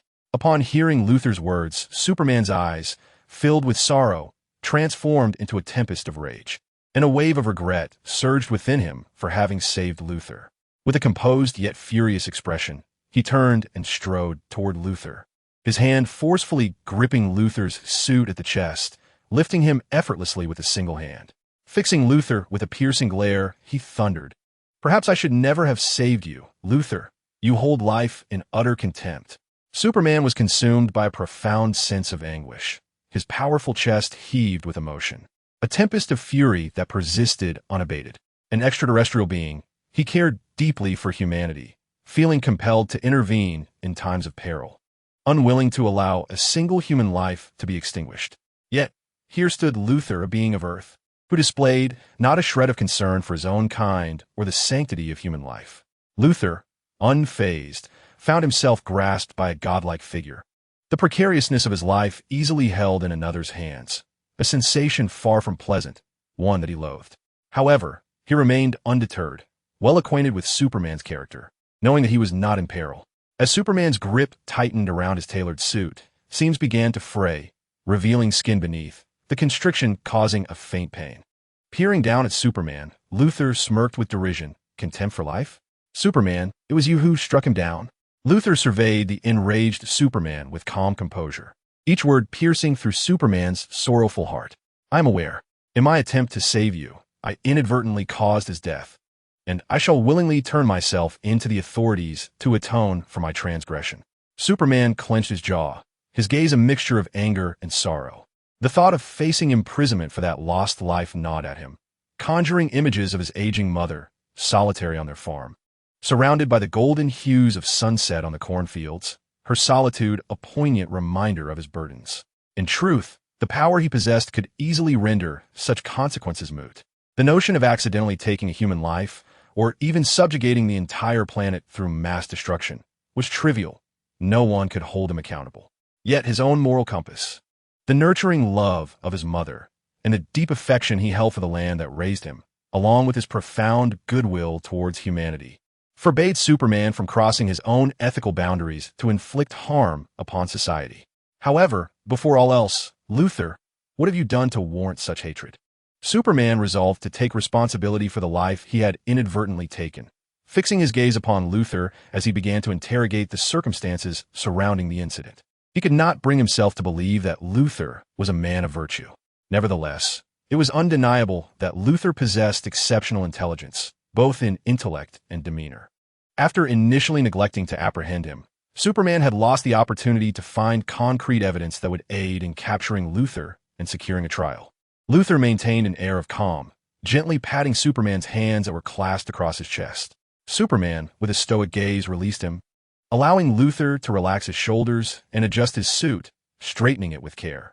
His expression remained serene as he spoke. I am quite wealthy. He possessed a peculiar ability, likely driven by desperation to extort me. Luthor remained composed, locking eyes with Superman's azure orbs, a subtle smile gracing his lips. His hands open in a gesture of resignation. Luthor, you are aware that I possess X-ray vision. I can perceive the erratic transmission of your neural impulses. No matter how well you suppress your heartbeat and blood flow, it is futile. In my presence, you cannot deceive. Superman's gaze flickered, disbelief evident in his deep blue eyes. Through his X-ray vision, Luthor's entire network of veins, fibers, neural sensations, and bones appeared as if he were an anatomical model, transparent to the eye. The erratic pulsation of Luthor's neural impulses betrayed his deceit. Even if Luthor could maintain a regular heartbeat and blood flow, he could not escape Superman's ability to detect the electrical signals of his nerves, revealing his lies. Yet, Luthor remained unperturbed, his smile unwavering despite being unmasked. Superman's azure gaze drifted past Luthor's form, scanning the surroundings until it landed upon a letter in the corner. Luthor's neural impulses flickered once more under Superman's scrutiny. Chapter 117, Superman, will you stop me? Luthor's body, akin to a transparent anatomical model, revealed the intricate network of veins, fibers, and nerves to Superman's keen gaze. The unusual flow of electrical signals coursing through Luthor's nerves laid bare the turmoil within him. Superman's scrutiny was more terrifying than any lie detection technology. He could perceive the electrical impulses of Luthor's nerves. The slightest deviation in thought would manifest as a surge of information, effortlessly exposing the truth behind one's words. Not even Luthor, nor Alex, whose mastery over his own body was unparalleled, capable of controlling even his magnetic field, could govern the intricacies of his neural signals or the minutiae of his thoughts. No one could evade Superman's discerning gaze. Luthor, however, remained unfazed. His external composure had reached its zenith, and he observed Superman's actions with tranquil detachment. He understood that, in the face of Superman, his lies were rendered meaningless, as the truth would always be discerned. Yet, he found solace in the fact that such a formidable being lacked the ability of telepathy. Superman could discern reality, but remained unaware of its origins. Nevertheless, was this not an existence that surrendered to Superman's dominion, to his will, to his moral compass, allowing the depths of Superman's heart to bestow upon him a semblance of pity? It is entirely dictated by Superman. Luthor seethed with suppressed rage, feeling deeply resentful yet utterly helpless at that moment. As Superman strode past him, Luthor was acutely aware that Superman could see through him, regarding him with the vigilance of a predatory beast. Luthor's heightened senses stirred, sending a chill of apprehension through Superman, who, lost in peculiar contemplation, moved on to pick up a sheet of paper covered in a layer of dust. As Superman unfolded the paper, his gaze flickered momentarily over Luthor's outwardly calm and composed visage, which belied the tumultuous currents of anxiety coursing beneath. A fleeting doubt crossed Superman's mind as he brushed off the dust from the letter, which danced away in the air, ignoring Luthor. His eyes shifted to the envelope in his hand, and upon a mere glance, his expression morphed into one of seething anger. His heart raced with indignation as he felt the envelope crumple beneath his trembling fingers, and he bellowed, "Luthor, you have used my genes to create hybrids of humanity." With a thunderous crash, Superman's fury propelled him forward, as if he had teleported, the air around him crackling with explosive energy. A fierce gust swept over Luthor, tearing at his skin with painful intensity. In an instant, Superman stood before Luthor, his crimson cape billowing with rage as he confronted him. "I did not do it." Luthor narrowed his eyes, unfazed by the tempestuous energy swirling around him. He met Superman's furious gaze with a cold stare, unyielding. "Did I not say the Metropolis heroes would seek retribution?" Superman's eyes glowed a menacing crimson, the skin around them flushed and marked with veins as his temperature surged. His fingers pressed down on the paper, lifting it to challenge Luthor. "Over 300 lives, reduced to mere experimental subjects, fused with my genes. Anyone would feel shock, outrage, and an icy dread creeping in their hearts upon discovering their genetic material was misused. Especially when it concerns my own genes, the sheer terror is beyond measure. The potential to obliterate the Earth is undeniable. If hundreds of beings with my powers roamed unchecked, all life on this planet would be relegated to mere beasts, stripped of individuality and freedom. Not every Superman is the same." A chill of dread surged within him as he imagined the catastrophic implications of hundreds of super beings wielding his strength without the moral constraints of a restrained heart. In such a scenario, even he might fail to protect the Earth. "What does the letter say?" Luthor mused, his hands clasped behind his back, his gaze steady as it scrutinized Superman's fiery eyes, which seemed on the verge of erupting. A smirk tugged at his lips as he scoffed, "You lack evidence." Even Superman cannot force a confession without proof. Unless Superman relinquishes his moral principles, Lex Luthor pondered, contemplating how he could exploit Superman's ethical code. A gentleman could deceive him through righteousness, yet could not ensnare him with malevolence. He felt no fear, only the temperature around him rising sharply, the scorching air enveloping his skin, causing a slight burning sensation. Good. I possess no evidence, nor can I assist humanity in capturing you." Superman, filled with fury, found himself laughing, his eyes a blazing crimson, as the temperature surged and the air grew oppressive. "Luthor, I comprehend your desires. You covet my strength? You are unworthy of such power. I shall not permit it." With a stern visage, Superman's ferocious gaze began to fade from red as he restrained his anger and spoke in a low tone. "One day, I shall confine you to a prison. Your transgressions will condemn you to a lifetime behind bars." Gradually, the searing heat in the air began to dissipate, leaving only the residual warmth upon Luthor's skin. He replied coolly, without evidence, refrain from making baseless accusations. "Even you, Superman, are not immune to defamation claims." Superman's eyes began to revert to their serene azure, glimmering with an unusual penetrating gaze that pierced Luthor's very being. "Does Metropolis harbor such experimental facilities?" A chill ran down Luthor's spine, and his expression soured considerably. "Metropolis does indeed." Superman gritted his teeth, suppressing his rage as he continued to fixate on Luthor. "Where in Metropolis? The suicide slums? How many of these research facilities remain?" 1, 2, 3, 4, 5, 6, 7, 8, 9 experimental bases. Superman nearly succumbed to his fury, wishing to strike Luthor down in a single blow. Each facility had claimed at least 300 lives, totaling over 3,000 souls, all sacrificed for Luthor's experiments. Luthor's countenance darkened, knowing his body could not lie. Escape was futile. He could only remain stationary, subjected to Superman's revelations of each location, as his nerves transmitted familiar information in response. Humans, upon instinctively hearing familiar stimuli, experienced an overwhelming sensation, which Superman observed keenly, etching it into his memory. In the end, Luthor involuntarily divulged the locations of all his experimental bases, which Superman meticulously noted. "Do not forget to turn yourself in at the precinct, Superman. Witnesses exist, as do surveillance recordings of your slaying of the City's heroes."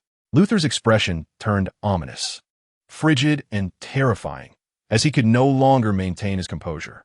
His experimental bases had been largely uncovered by Superman. as long as Superman hovered above, employing his X-ray vision. It would take little time to obliterate the facilities he had painstakingly established. I will, Luthor. Even in prison, I shall keep a vigilant eye on you.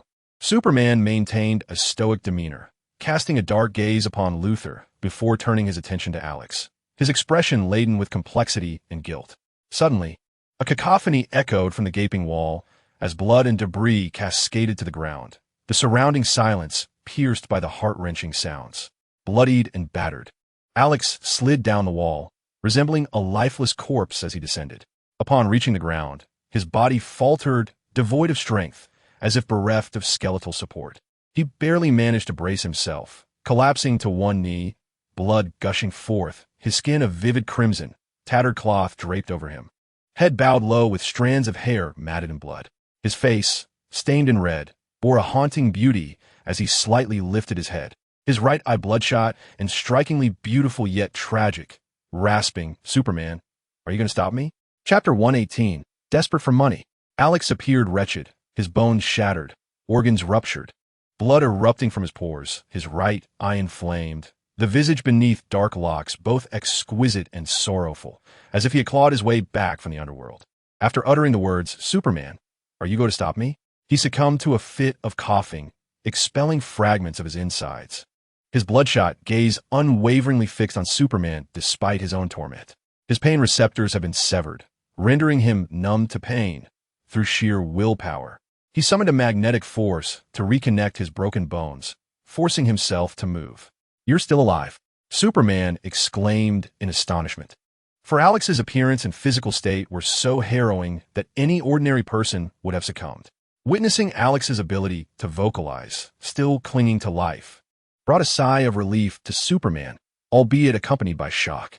Through his X-ray vision, Superman discerned that Alex's bones were shattered, organs destroyed, and muscle fibers torn, lacking any elasticity to support his form.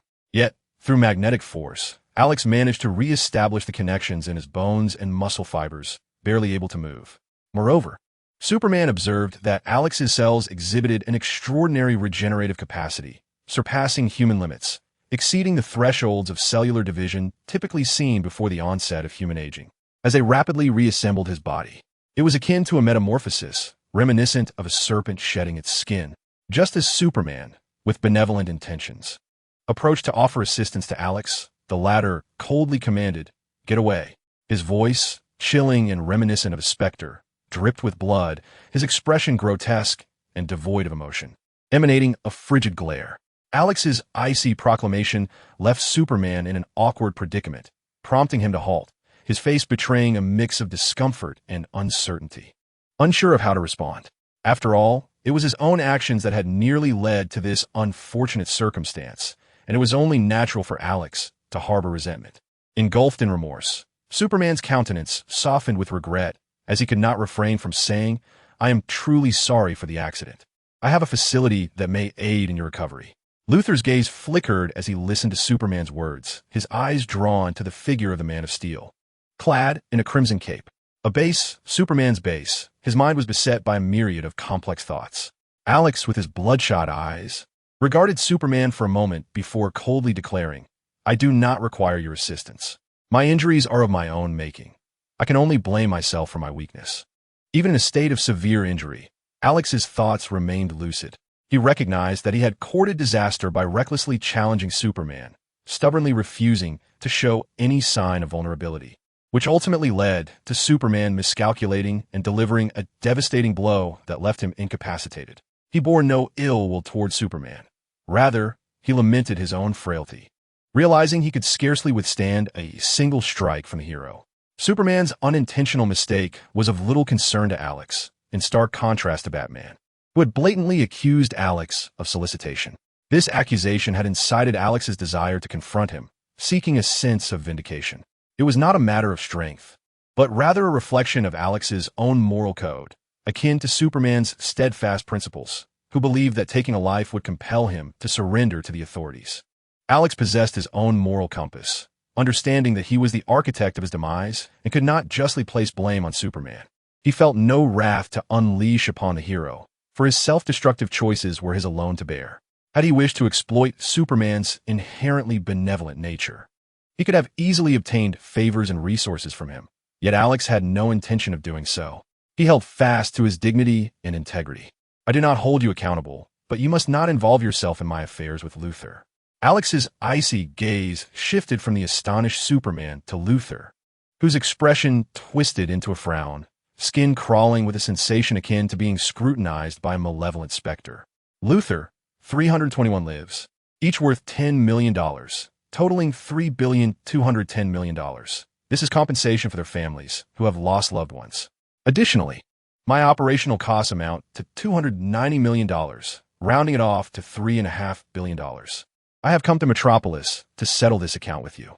Alex's voice was chilling, his pupils resembling those of a specter, his words dripping with a sinister demand. Both Superman and Luthor were momentarily taken aback.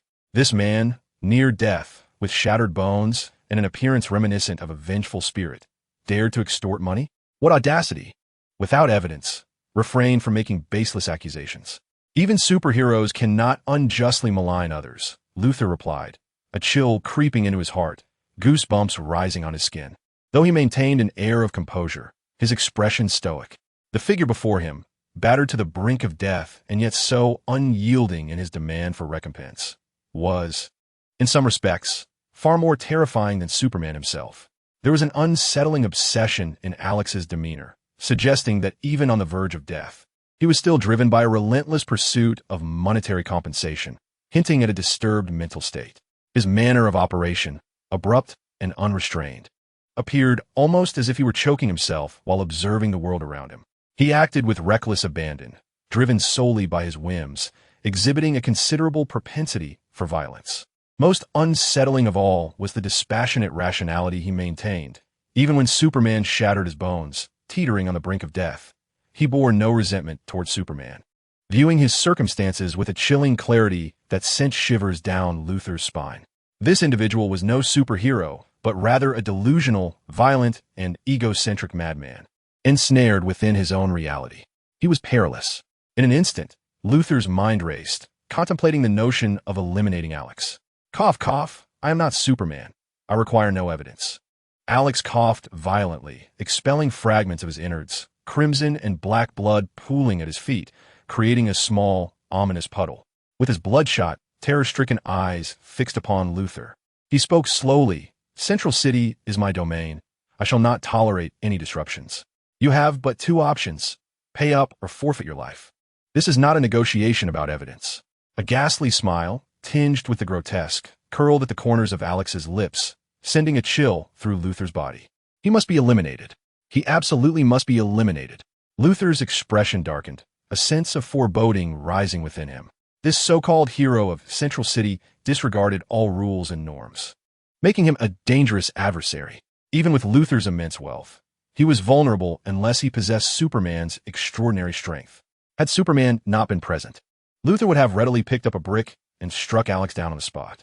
He cast a sidelong glance at Superman, his mind swirling with complex thoughts. Superman's presence constrained Luthor's options significantly. I cannot allow you to proceed in this manner, Superman declared with unwavering authority. Chapter 119. Hostility toward Superman. This does not concern you. Superman. Alex's tone was frigid and exceedingly unfriendly. Neither Luthor nor Alex wished for Superman to intercede. Once Superman involved himself, their autonomy would be stripped away, leaving them at the mercy of his goodwill. Yet, both men were reluctant to seek reconciliation. Alex demanded compensation from Luthor for the families of 321 individuals and for his own suffering. Refusal meant Luthor's life would be forfeit. The experiments Luthor conducted were grotesque, ethically abhorrent, and terrifying, with future repercussions too dire to predict. Alex was prepared to eliminate any potential threats, ensuring Luthor could not seek revenge in the future. Luthor sensed the imminent danger Alex posed and contemplated removing him, but Superman's presence rendered any action impossible. Hero of Central City, I comprehend your profound sense of duty to protect this realm, as well as your desire to advocate for the rights of those 321 lives. However, this cannot serve as an excuse for your extortion of Luthor, nor can it justify your reckless intent to take Luthor's life. Such actions do not embody heroism. Superman stands for justice and sincerity. You are a hero, not a villain. I care not whether I am deemed a hero or a villain, or even a madman. Superman, do not impose your values upon me. I shall not be swayed by such notions. Metropolis is my domain, and I shall not permit anyone to wreak havoc within its bounds. Luthor must pay for the unjust taking of 321 lives on my territory, either with his wealth or with his life. Blood seeped from the pristine white of Alex's teeth, his voice a ferocious growl. He demanded that Luthor face consequences, even if it meant death. His obsession rendered him indifferent to his own life, insisting that Luthor bear the price. Do not presume to label me a villain without proof. You have no evidence to accuse me of heinous crimes involving unethical human experimentation, nor can you cast such serious allegations upon me in an attempt to establish me as the mastermind behind these atrocities. Is it righteous to extort me under the guise of a superhero, claiming to serve justice? A smirk crept upon Luthor's lips as his cold gaze swept over Alex and Superman. This scene stirred a deep resentment within him. He found himself powerless, allowing two so-called superheroes to brand him with accusations as if he were a remorseless criminal. Since when do these so-called superheroes possess the authority to judge humanity? Luthor, who had long occupied a position of power, gazing down upon the world with immense wealth and authority, could hardly endure such humiliation of having his fate dictated by others. He retorted with scornful words, "Luthor, I am well aware of your actions. Produce your evidence." Luthor's voice rang out defiantly, facing Superman with unwavering resolve. Superman's expression darkened as he fixed his intense gaze upon Luthor. Luthor's meticulousness and caution had made it exceedingly difficult to uncover any evidence against him. Otherwise, Superman would not be so relentlessly watching for slip. The human experimentation research was yet another crime where no evidence could be traced back to Luthor. Superman's demeanor remained composed as his eyes darted between Luthor and Alex, before unleashing a sonic boom with a swift motion of his hand, reverberating with a formidable sound. He stood tall and resolute, like a majestic mountain, and proclaimed, "Luthor, mark my words, one day I shall gather the evidence to see you imprisoned." After addressing Luthor, Superman turned his attention to Alex. He recognized that both Luthor and Alex possessed strong personal convictions and an unwavering determination to act. They were both exceedingly dangerous individuals. As a hero of Metropolis, I shall not allow you to kill indiscriminately. You have no right to be the judge. I will dismantle all human experimentation facilities immediately, and I shall obliterate any experimental records. I shall sell all high-end instruments to compensate the families who have lost their loved ones. This time, Superman is resolute, leaving no room for negotiation. He has realized that there is no reasoning with these two individuals. They are both formidable, steadfast in their convictions, and indomitable. Were it not for their lack of personal power, Superman might have already been silenced by a single blow, ejected from this scene. Luthor, with a cold demeanor and piercing gaze, offered no rebuttal to Superman's formidable decision, for it served his interests. Once they exited the parking lot, he would remember the appearance of the city hero and would undoubtedly leverage his wealth and power to uncover the family of the city hero, employing every means to obliterate him and his kin from the face of the earth. To him, annihilating an ordinary family, a few lives, was merely a trivial matter. Huh? Would I refuse? Alex chuckled, his gaze icy and his expression chillingly menacing. Superman, his brow furrowed, fixed a stare on Alex and solemnly stated, "I am already aware of your appearance, city hero, and I will keep watch over you, thwarting any acts of murder you may attempt. Should you take a life, I will gather evidence and hand it over to the city police department. Are you threatening me?" The bloodshot pupils of Alex sharpened, his expression resembling that of a ferocious demon. Superman remained silent, yearning to deny it, yet feeling compelled to restrain the city hero's reckless propensity for violence. "Do you wish to be my enemy? Think carefully, Superman. You know my appearance. Do you believe no one is aware of your affairs? Your origins, your facade among humanity, your vulnerabilities, do you truly think they remain unknown?" This statement was akin to dropping a bombshell, causing Luthor's demeanor to shift dramatically, his gaze fixed intently on Alex. He had indeed sought out Superman's human identity, but despite his vast wealth, he could not uncover the concealed identity of Superman amidst billions. Luthor, in contrast to Superman, experienced far greater emotional turmoil, his face betraying a flicker of eagerness as he locked his gaze onto Alex. "What do you know?" Superman scrutinized Alex, confident that his identity was well hidden, even from old college friends, let alone someone he had never encountered before. In his daily life, he was exceedingly cautious in portraying himself as human, leaving little chance for his true identity to be revealed. "I know everything." A smirk graced Alex's lips as he inquired. "I merely wish to know, do you still choose to be my enemy? Has your earlier decision been finalized?" Superman felt a wave of relief wash over him. To claim knowledge of everything was absurd, as even he was unaware of all aspects of himself. How could an outsider possibly know? In an instant, he deduced that Alex possessed a vague understanding, merely attempting to intimidate him. However, even possessing a vague understanding of the situation is perilous. Revealing one's circumstances to the world would culminate in a frenzied and dangerous spectacle. Nevertheless, despite this realization, Superman had no intention of retracting his earlier decision.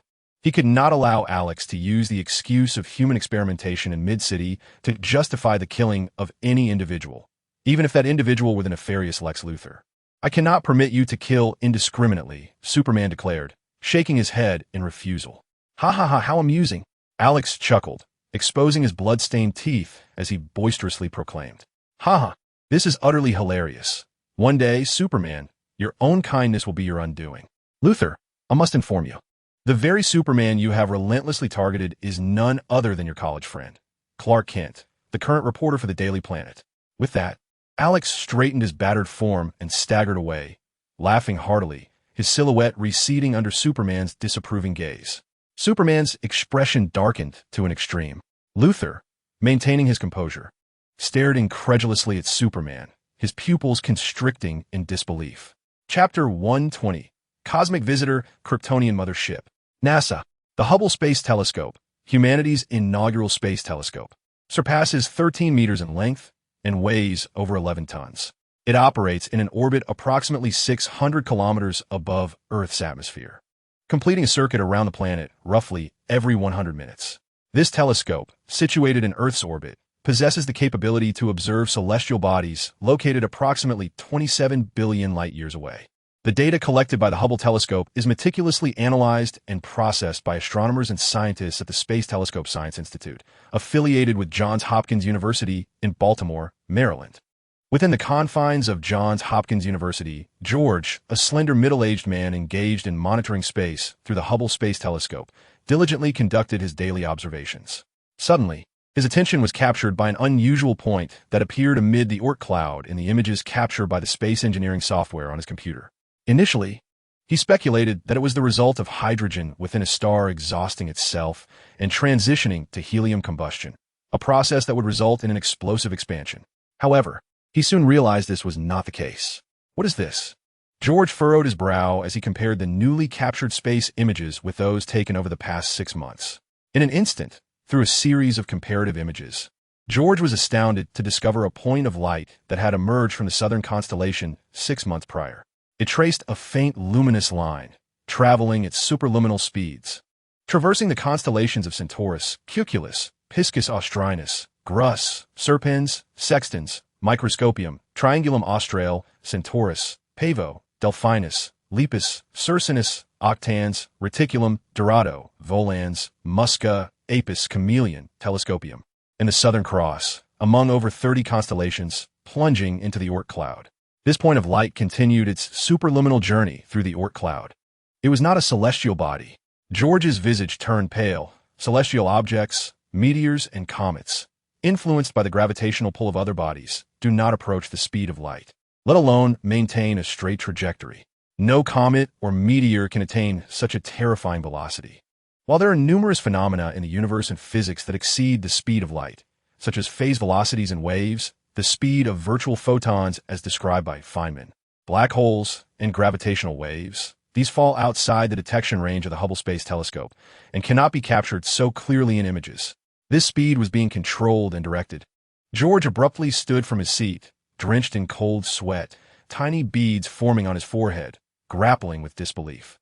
A sentient being was piloting a spacecraft at light speed, heading directly towards Earth. With trembling hands, he clicked the mouse to conduct celestial comparisons and distance predictions, calculating the trajectory of this superluminal point of light. If it continued on its current path, it would intersect with Earth, implying that extraterrestrial life was en route to our planet. In a moment, George's eyes widened in shock, his heart racing with the exhilarating prospect of discovering alien life, tempered by the anxiety of its imminent arrival on Earth. The Oort cloud, in fact, is situated closer to the Sun than the Kuiper belt, resembling other planets and asteroids.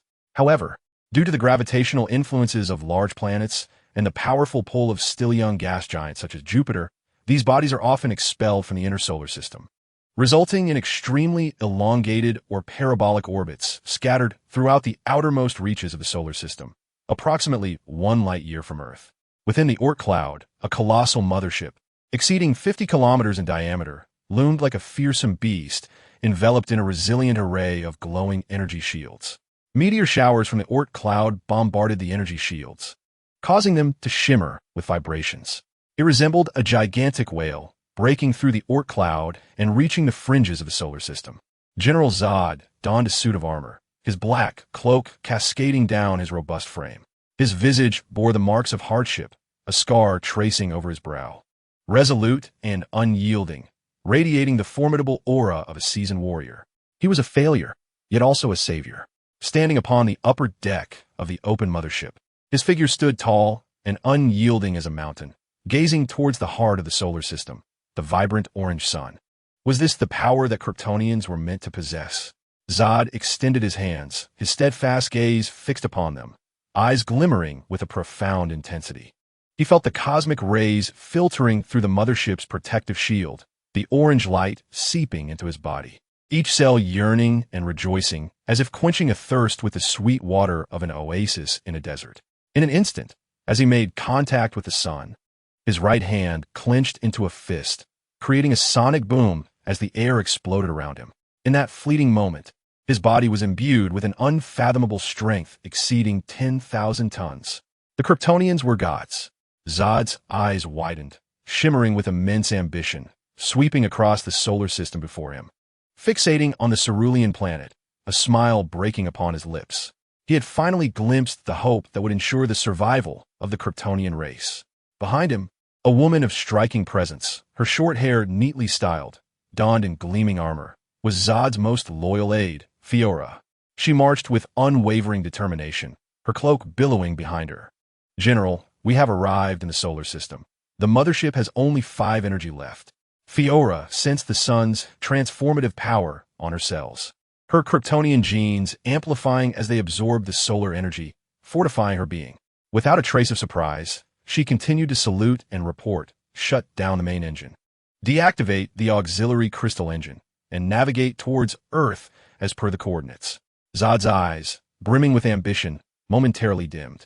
Fiora exclaimed, "General, reaching Earth requires no energy. We should seize Earth swiftly, locate the central tome, and revive Krypton." "I am aware. Earth's technology is trivial. However, Jor-El Sun has been on Earth for 33 years, continuously harnessing solar energy." Zod clenched his fist, producing a thunderous sound, declaring, "This power is indeed formidable. We require time. The mothership must fully absorb the sunlight." Chapter 121. The Addition of a Sun, the Four Seasons Hotel. In the opulent presidential suite, the master bedroom presented a horrific scene. Crimson blood stained the white down comforter. Dark red rivulets flowed across the floor, and skeletal fragments lay scattered, deeply marred by the blood. The air was thick with the pungent scent of gore, as if the room had witnessed a gruesome dismemberment. Alex sprang from his bed, a cascade of blood, bone fragments, and remnants of decayed flesh splattering around him. All remnants of dead cells expelled from his body through a process of renewal. If one were to amalgamate all the blood, necrotic cells, skin fibers, decayed muscle, and skeletal debris, it would amount to the equivalent weight of a human being. This phenomenon mirrors the biological truth that every 7 years, a person sheds old cells, undergoing a complete renewal akin to becoming a different individual. Alex transcended the limits of the human body, surpassing the Hayflick limit of cellular division. And with the assistance of the system, he emerged anew overnight, transformed into a refreshed version of himself. As he surveyed his surroundings, Alex furrowed his brow, feeling damp and sticky, with coagulated blood coating his skin. Within him, however, was the vitality of a newborn, breathing in the fresh air of the world. his cells pulsating with exuberance, and his mental faculties vibrating with unprecedented excitement. The contrast between his inner state and outer appearance was stark, rendering him profoundly uncomfortable. With his slight obsession for cleanliness, Alex could not tolerate the mess any longer. He promptly called for room service to cleanse the master bedroom of the bloodstains and remnants. This Four Seasons hotel, with the Lex Group holding an 80% stake, offered him reassurance that the hotel manager would not alert the authorities upon discovering the blood. Everything concerning him was likely under Luther's scrutiny. He would hardly resort to calling the police over such trivialities. If anything, Luther would see the value in collecting the useless blood, bone debris, and cells for human experimentation, an entirely rational approach in his eyes. However, at that moment, Luther was engrossed in a revelation that the true identity of Superman was none other than his college acquaintance, Clark Kent, a reporter for the Planet. He spent the entire night investigating and negotiating the boundaries of this extraordinary revelation. The thought of Luther and Superman embroiled in a fierce conflict amused Alex, prompting him to step into the shower and cleanse himself. Are you out of your mind? Why would you confront Superman head-on? Don't you realize? You're not capable of enduring his blows. The system thundered in his ear, warning him against courting danger. Oh, then how should I confront Superman? Alex mused nonchalantly as he washed himself, each pore absorbing the fresh air, feeling an invigorating sense of purity wash over him. After emerging from the shower, he casually glanced towards the master bedroom, which had been restored to pristine condition. The overwhelming smell of blood had been entirely eradicated in a mere 10 minutes, replaced by a refreshing air freshener. The speed of the service was nothing short of remarkable. Truly, this was a 5-star hotel. Alex thought to himself, quietly approving of the efficiency. Of course, one must kneel and seek forgiveness when necessary. At times, one might even have to humble themselves to the point of licking another's shoe. The system dispenses profound maxims, jesting that when one is insufficiently powerful, they must kneel in supplication, calling others father. Once one attains strength, they too can assert dominance. Such is the nature of this world. A single strike can leave one pinned against the wall, bones shattered. Were it not for surpassing physical limitations and possessing a recovery ability that transcends that of ordinary beings, coupled with the system's preparation of profound genetic restoration energy within one's body, could one possibly recover overnight? Dream on. It would require at least 2 nights. Curse it. What sort of player host begs for mercy? Utterly pathetic. Alex nearly chuckled at this revelation, as the system stripped away any semblance of dignity, making it abundantly clear that it harbors no sense of propriety, honor, or respect. Such a fear of death is indeed a rarity. As Alex bantered with the system, he donned casual attire and ventured out to the mid-level Western restaurant of the Four Seasons Hotel. Surrounded by a myriad of captivating female patrons, he calmly seated himself, ordering 3 portions of medium-rare black Angus steak. Once the steaks arrived, he placed a corner of the napkin beneath the plate, allowing the rest to drape over his lap. Grasping a knife and fork delicately, amidst the system's frantic disposition, he began to savor his lunch. You're still eating steak. Hurry up and run. The system was already in a frenzy, lamenting that this host never heeded its warnings. We are beneath Luther's hotel. A gentleman does not linger in a place of danger. Do you truly wish for Luther to end your life? Luther wouldn't want to kill me, Alex replied, taking a bite of the fragrant steak. The juices oozed forth, releasing the enticing aroma of beef, flooding his palate with flavor. Delicious. Alex's eyes sparkled. This medium-rare black Angus steak exceeded his expectations, providing a delightful feast. Really? You've forgotten your previous transgressions? Extorting Luther for $3.5 billion, threatening his life if he refused. Do you truly believe he is made of clay? Not angry? The system retorted with a sarcastic tone. You fail to understand human nature. Alex smiled gracefully, exuding charm and elegance. His long fingers possessed an aesthetic beauty, coupled with a cold, stark allure that rendered him nearly unattainable. Yet he effortlessly drew the gaze of all present. At that moment, security began to clear the restaurant of other patrons under the pretext of safety. Human nature? The system scoffed. I have witnessed countless forms of life across the cosmos, each with their own peculiar psyches. Have you seen anything as bizarre? You think Luther will spare your life? What a joke. If Luther spares you, I shall call you father henceforth. Calmly finishing the last piece of steak, Alex wiped his mouth with a napkin on his lap, astonished at the unexpected outcome of gaining a son. By this time, the restaurant was completely deserted. At the entrance, Lex Luthor's personal secretary, Lacey, appeared, her arm bound in a white bandage, having suffered a fracture. With a serious and solemn expression, she approached Alex's side and gestured for a bodyguard in a black suit to come over. He carried a gleaming silver tray, upon which rested a black and gold Wells Fargo bank card. Mr. Leong, this is a small token of apology for Mr. Luthor, a sum of $3.5 billion, Lacey stated. This is not a compensation for any human experimentation, but rather an acknowledgement of the bodily harm you suffered due to Superman's unforeseen actions. Mr. Luthor wishes to express his regret for his earlier impolite demeanor, and this sum is merely a modest contribution towards your recovery expenses. Lacey maintained a professional demeanor, her body slightly bowed.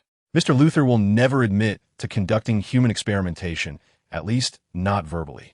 He avoids any statements that could be used against him, she emphasized.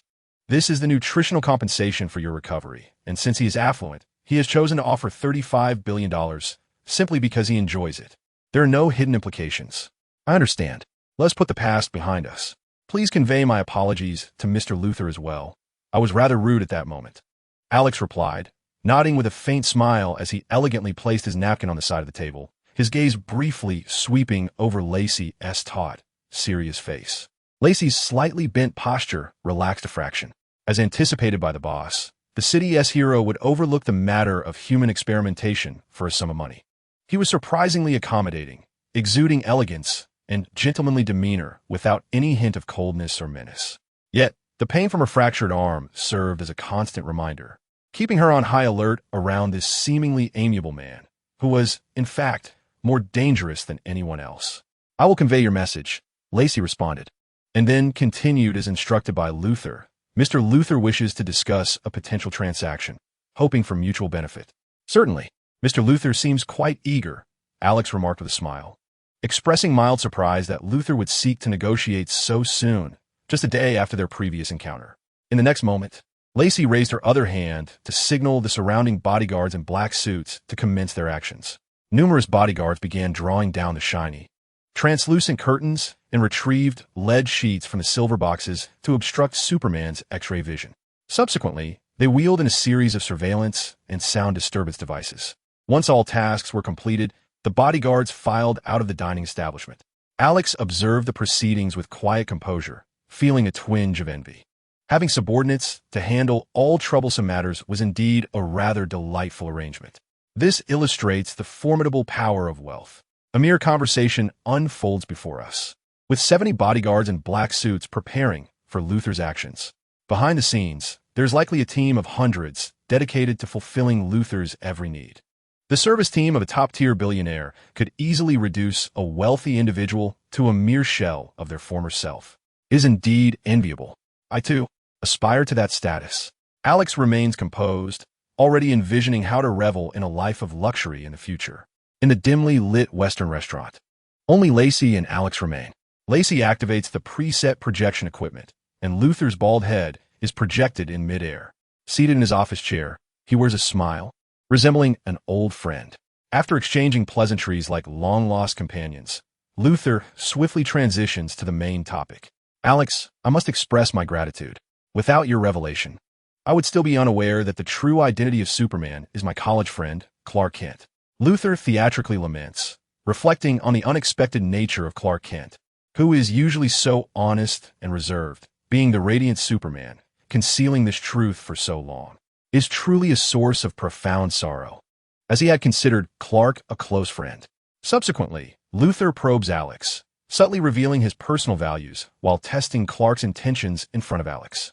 He expresses concern over the potential threat that Superman poses to humanity, asserting that for the sake of humanity's future, he must take a difficult stand against Clark's existence.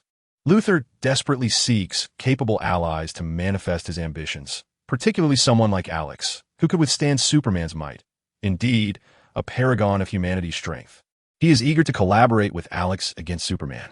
However, Alex cannot agree. The plight of other humans is of no concern to him. He merely wishes to remain in Central City, reigning as a local despot and enjoying life, rather than engaging in lofty ideals or opposing any hero. Furthermore, His antagonism towards Superman is merely a facade fostered in Luthor's presence. Luthor needs not elaborate. Alex comprehends his desires perfectly and coincidentally. He requires some of Luthor's seemingly useless assets. With a smile, Alex declines Luthor's overtures, unwilling to truly regard Superman as an enemy, at least for the time being. What a pity, Luthor remarks, his expression devoid of regret, as he has anticipated this outcome. He continues, I understand that your disclosure of Superman's true identity as Clark was merely intended to convey that you possess knowledge of everything regarding Superman. Luthor pauses, a glimmer of meaning flashing in his eyes, adding, including his weaknesses. Both Luthor and Alex are remarkably intelligent individuals, yet Luthor stands as the epitome of brilliance, bald, indeed. In this regard, Alex is fortunate not to share that trait. He cannot fathom the horror of being bald. The previous night's debate appeared to revolve around personal values, moral boundaries, and behavioral paradigms. In truth, it was merely Alex's intention to convey to Luthor that he possessed comprehensive knowledge regarding Superman, his origins, vulnerabilities, and true identity. Coincidentally, Superman's appearance coincided with this revelation.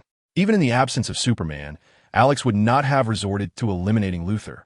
Rather, he would have adhered to a preordained plan, negotiating with Luthor concerning the information regarding Superman's origins, weaknesses, and true identity, details that Luthor ardently desired yet could not attain. The price Luthor would pay was, to him, trifling, merely a matter of money. Luthor, being a man of substantial wealth, was far more generous than Bruce. A staggering sum of $3.5 billion was offered without a hint of regret. I can reveal Superman's weakness to you, a condition that, once enacted, would render Superman weaker than an ordinary human, to the extent that even a mere mortal could potentially defeat him. Alex's smile was both ambiguous and laden with meaning. Merely an exchange of information, a transaction with Luthor, was an immense gain for Alex. He needed not sacrifice anything to acquire what he sought. Luthor's breath hitched, his eyes narrowed. What he required was precisely Superman's weakness. Chapter 123, A Perfect Collaboration. What do you desire? Luthor's gaze was intense as he scrutinized Alex, his voice resonating with gravitas. As long as I possess it. Both were astute individuals. Luthor had no doubt that Alex aimed to extract something from him. Yet for the sake of Superman's weakness, the embodiment of an almost divine figure, impervious to nuclear devastation and a Damocles sword hanging over humanity, the stakes were monumental. Earth, in essence, was but a fleeting thought for Superman. Superman's benevolence ensured the planet's safety. However, should the day arrive when Superman were to lose a loved one and succumb to darkness, the resulting catastrophe was a horror Luthor could readily envision. Such consequences were vividly illustrated in Injustice. Luthor possessed far-reaching strategic foresight and was resolutely unwilling to allow the fate of the entire planet to rest upon the whims of any individual. Naturally, if that individual were himself, it would pose no issue. With his unmatched intellect, wealth, and power, he could undoubtedly guide Earth toward a new civilization. Without hesitation, Luthor recognized that Superman stood before him as an obstacle, hindering his vision for humanity's future. No, I can also procure it for you, acquire it, as long as it is within the bounds of Earth. Luthor's urgency to grasp Superman's weakness was palpable and unmasked. He believed that Alex had investigated him and was aware that he possessed certain assets that Alex required, which was precisely why Alex had approached him. In fact, following the revelation of Superman's true identity as Clark Kent the previous day, Luthor had commenced the acquisition of the Daily Planet to become Clark's employer, meticulously unraveling Clark Kent's life history and connections, discovering that he had a mother. These matters can only serve as a means of restraint. Lex Luthor understands that he cannot resort to harming Superman's loved ones, as this constitutes Superman's ultimate boundary. Superman will always remain a pillar of virtue. And should these pillars be obliterated, a frenzied Superman would be beyond anyone's control. Even possessing knowledge of Superman's relatives and friends merely offers a modicum of leverage over him, at best providing opportunities for manipulation. This indirect restraint has afforded Luthor a plethora of strategies for countering Superman. However, none of these methods can directly vanquish or eliminate Superman. He requires a fatal vulnerability to bring him down, and he is willing to pay any price to attain it. With a snap of his fingers, Alex smirked and remarked, "Excellent, splendid." The Central City Laboratory Division, I am aware of your collaboration and research projects with Harrison Wells, and you hold a 42 stake in that division. I require that stake. Alex laughed heartily. The Central City Laboratory Division was only fully established 3 years prior, equipped with all the advanced technology Alex necessitated, sufficient to create nuclear energy spheres to aid in his transformation into a dragon. This was precisely what he urgently sought. What do you need a particle accelerator for? Luther's eyes flickered with contemplation as he swiftly discerned that Alex's aim was the newly constructed, state-of-the-art particle energy accelerator at the Central City Laboratory Division. This accelerator, having been developed with an investment of $37.2 billion, represented the pinnacle of modern high-tech research and was indeed worthy of Alex's request. However, truth be told, in Luther's estimation, such a cutting-edge research facility pales in comparison to Superman's vulnerabilities. The LexCorp conglomerate boasts a diverse portfolio of advanced research facilities across the globe. Not merely one or two, but a multitude, with this Central City Laboratory Division's particle energy accelerator being but a fraction of their collaborative endeavors, hardly noteworthy. Yet, Luther was acutely aware that what he deemed insignificant could equate to hundreds of billions in funding, an existence that ordinary individuals could only aspire to. He recognized the stark distinctions in status, power, wealth, and values that shape perceptions of worth. What appears trivial to him may be regarded as a treasure by another. Is it not the case? Who truly cares about Superman's weaknesses? Luther certainly does. The idea of exchanging mere scraps of paper to acquire Superman's fatal flaw is nothing short of a tremendous bargain, a mutually beneficial partnership. Alex has not proposed anything beyond Luther's capabilities, although in today's world, Luther finds it increasingly difficult to encounter any insurmountable challenges. He anticipated this. Luther's gaze remained fixated on Alex, and he swiftly realized that Alex had an impeccable understanding of his psychological threshold. This collaboration would face no obstacles, refusals, or negotiations. In his mind, he elevated Alex to a position of utmost vigilance. I aspire to acquire a particle accelerator to create a novel energy reactor, poised to revolutionize the world and elevate myself to immense wealth. A smile adorned Alex's face, for he was not deceiving. Armed with the atomic energy sphere bestowed by the system, and with a slight modification to the system, he was already capable of crafting a world-altering energy reactor, paving the way for the next era of energy and moving beyond the archaic reliance on oil. Luther instantly sensed the burgeoning opportunity for humanity's advancement and narrowed his eyes, stating, "Very well, the shares of the Central City Laboratory Division, 42%, will be transferred to your name tomorrow. Furthermore, the Lex Group eagerly anticipates future collaboration with you to jointly develop and construct the energy reactor industry for the forthcoming energy age. This should alleviate a considerable amount of your burdens. Indeed, your proposal is quite enticing. I shall give it due consideration." Alex nodded. The Lex Group, a colossal entity, encompasses myriad sectors, including nuclear, aviation, aerospace, maritime, armament, electronics, and a plethora of high-end and low-end industries. Once the energy reactor is produced, collaborating with the Lex Group would afford a life of unparalleled luxury, where one could recline at home and ascend to the ranks of the world's wealthiest without a single concern. Since our agreement is established, I can now disclose Superman's vulnerability. Alex remarked with a smile. Luther stiffened. He had anticipated that Alex would reveal Superman's weakness only upon receipt of the shares, but upon reflection, he realized that Alex harbored no fear of him breaching the agreement. Should he renege, Alex would indeed come to his abode to end his life. Kryptonite, a mineral amalgamated from elements of Krypton and Earth, glows green. Upon contact with Superman, it renders him utterly feeble, devoid of all his superpowers, inferior to an ordinary human. Where might one find such kryptonite? Perhaps in the vicinity of Superman's landing site. Thank you, and Merry Christmas. Merry Christmas. Chapter 124. The Passage of a Year Mid-City. Ferris Airlines, Airport. The cheerful chimes of Christmas music filled the air as Alex disembarked from his flight, resonating with the joyful sounds of the season.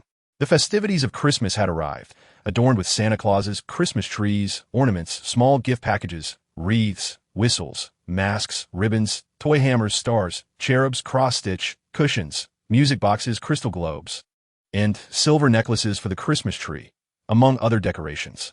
Alex had commenced his business trip a few days post-Thanksgiving, spanning nearly a month. In the days leading up to his return to Mid-City, Gotham, Metropolis, and all surrounding locales had already erupted with the jubilant strains of Christmas carols, preparing for the grandest celebration of the year. Today marked Christmas Eve. As Alex stepped out of the Ferris Aviation Company airport, he squinted at the overcast sky, the biting cold slicing against his porcelain skin. The chill, a sharp contrast to his refined features, stirred his hair in disarray, rendering his countenance both ethereal and frosty. The frigid air descended suddenly, seemingly intent on bestowing a blanket of white snow upon the approaching Christmas. Returning to the familiar heart of the city, he felt the solid ground beneath him and listened to the comforting sounds that resonated in the air, a wave of relief washing over him, accompanied by a faint smile of reassurance as his body relaxed. He hailed a blue and white taxi, engaging in a rare and delightful conversation with the amiable black cab driver about Christmas Eve and the holiday season. A mere 30 minutes later, dusk began to settle as he arrived home. Inside, Aunt Mary and Bert had already prepared a sumptuous feast, eagerly awaiting Alex and his sister Anna. This rare occasion of family gathering was a highlight of the year. Despite the underlying tensions between Alex and Anna, both were determined not to create discomfort for their beloved Aunt Mary and Bert during this festive time. At the very least, they would maintain a semblance of peace as they celebrated Christmas Eve and the holiday. As midnight approached on Christmas Eve, snow began to fall gracefully, blanketing the night in a serene hush. The following day, the city was transformed into a winter wonderland, draped in a thick layer of pristine snow that adorned rooftops, streets, and branches, presenting a breathtakingly beautiful scene as if it had stepped out of a whimsical animated film. Children joyfully built snowmen in their front yards, reveling in the delight of the holiday. In the morning, Alex called Jack to extend Christmas greetings and inquire about his ventures in the underworld. Jack hesitated, stumbling over his words. Assuming Jack was struggling with matters in the Northwest, Alex shifted his attention to checking on several other management issues regarding the dismembered arm, discovering that indeed, there was little to report from the downtown area, and thus, he paid Jack no further mind. Subsequently, Alex proceeded to the city police headquarters to fulfill his routine duty of submitting reports and receiving the supernatural task force. However, the process was far from seamless. Those selected by the chief for this elite team were undoubtedly the creme de la creme of the police force, and their annoyance was palpable when Alex summoned them on Christmas Day. After demonstrating his authority through force, including ejecting two who dared to question him, the formation of the Supernatural Task Force was concluded, with plans to focus on the city's anomalous events after the holiday season and into the new year. After departing the police headquarters, Alex visited Barry in the hospital. Barry's condition was steadily improving, and according to Alex's estimations, he would likely awaken in September of the following year, ready to embrace his role as the Flash. Barry exhibited no abnormalities. Upon leaving the hospital, Alex returned home to continue his celebration of Christmas that evening. On Christmas Eve, after the festivities, Alex could not contain his relief as he distanced himself from his sister Anna. Following Christmas comes the New Year. A week before the New Year, the first Brotherhood Gala in Central City unfolds as scheduled. This annual celebration serves as a pivotal gathering for influential figures across various sectors in Central City.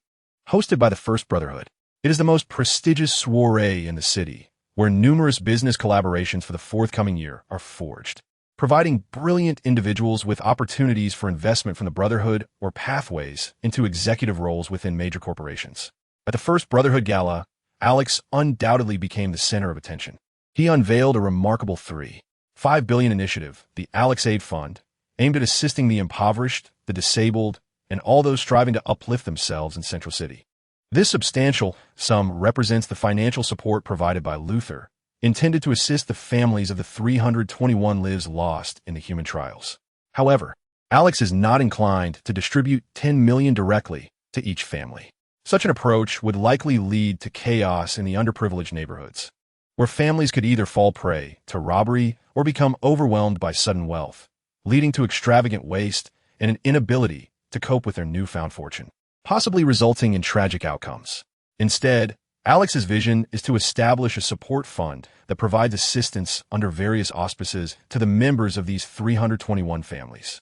For those lacking employment, the fund will facilitate job placements. For children unable to afford college, it will offer scholarships, contingent upon maintaining satisfactory academic performance.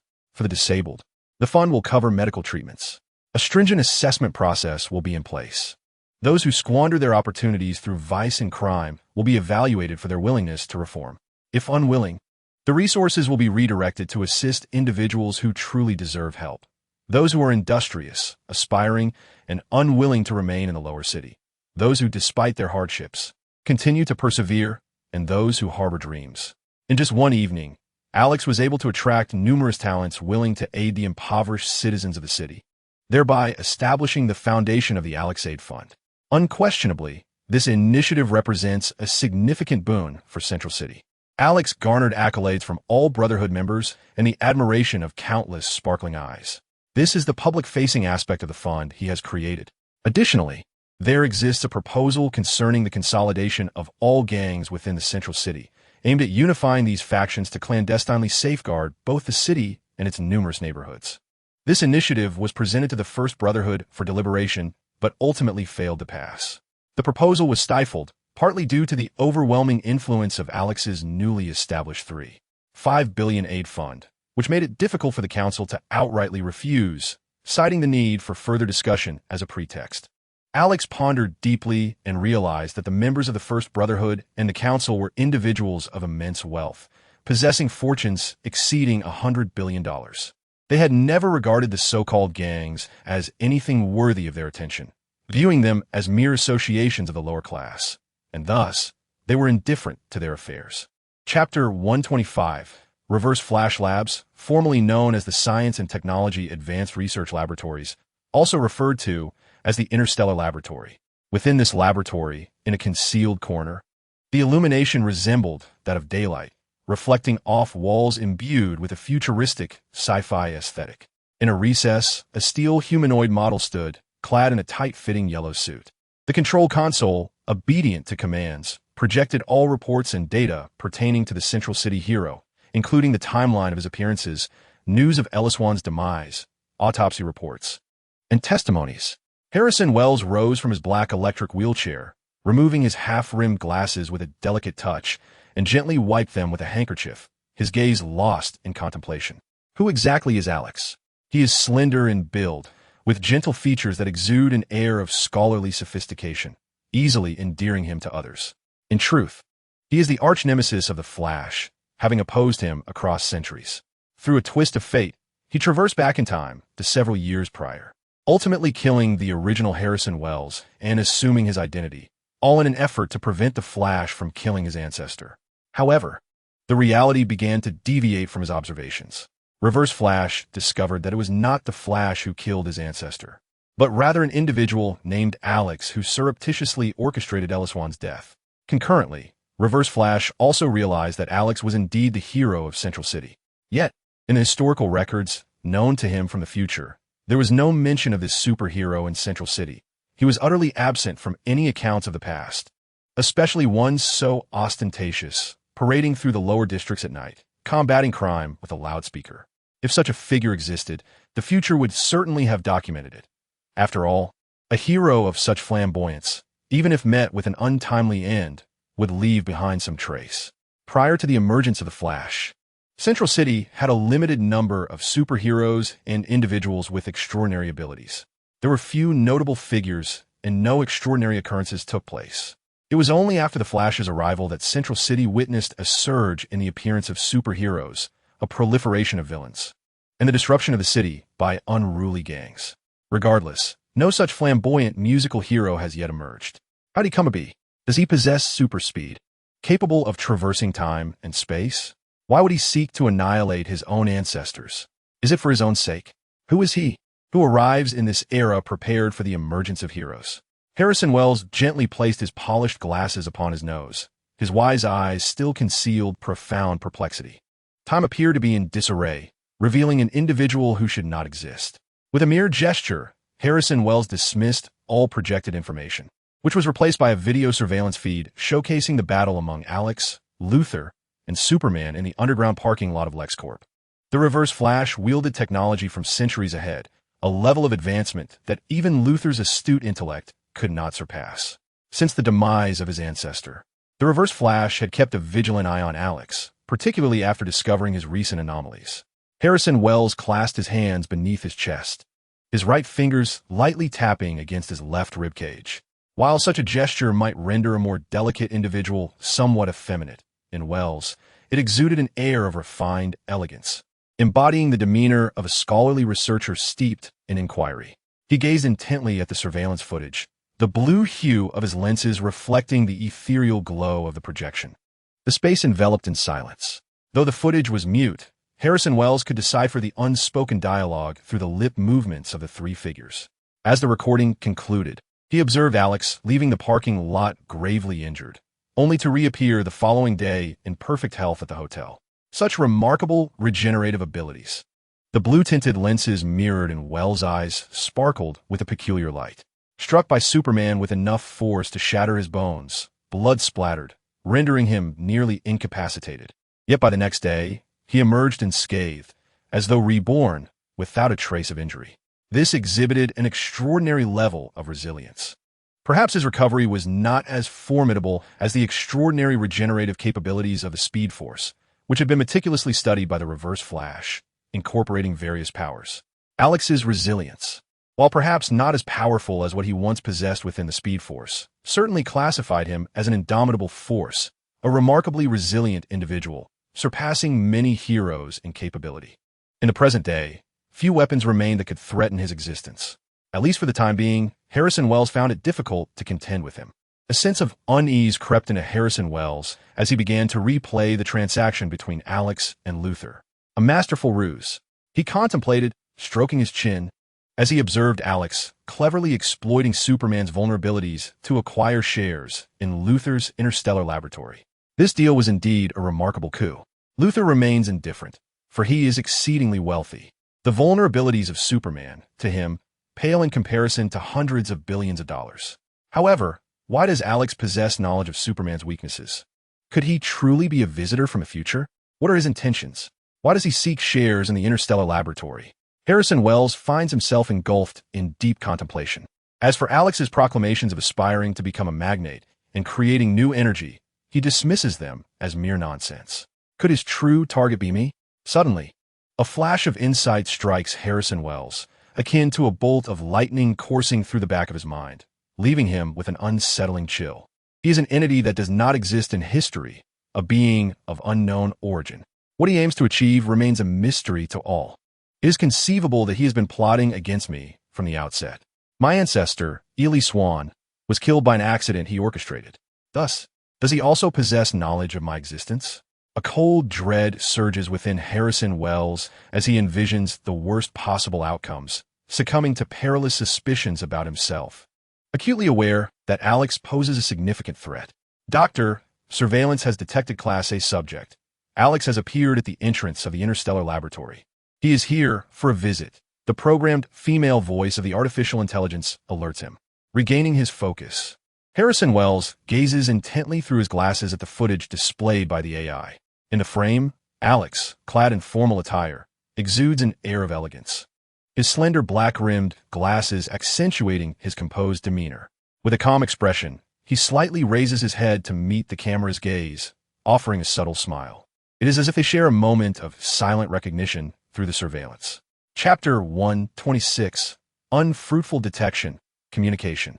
Harrison Wells ponders, fixating on the camera until he observes Alex being warmly welcomed into the interstellar laboratory by his charming assistant, where they engage in casual conversation over coffee. Only then does he divert his gaze. Shortly after, he receives a notification from his assistant that Alex, the stakeholder possessing 42 shares of the laboratory, has arrived to discuss significant matters. What are his intentions?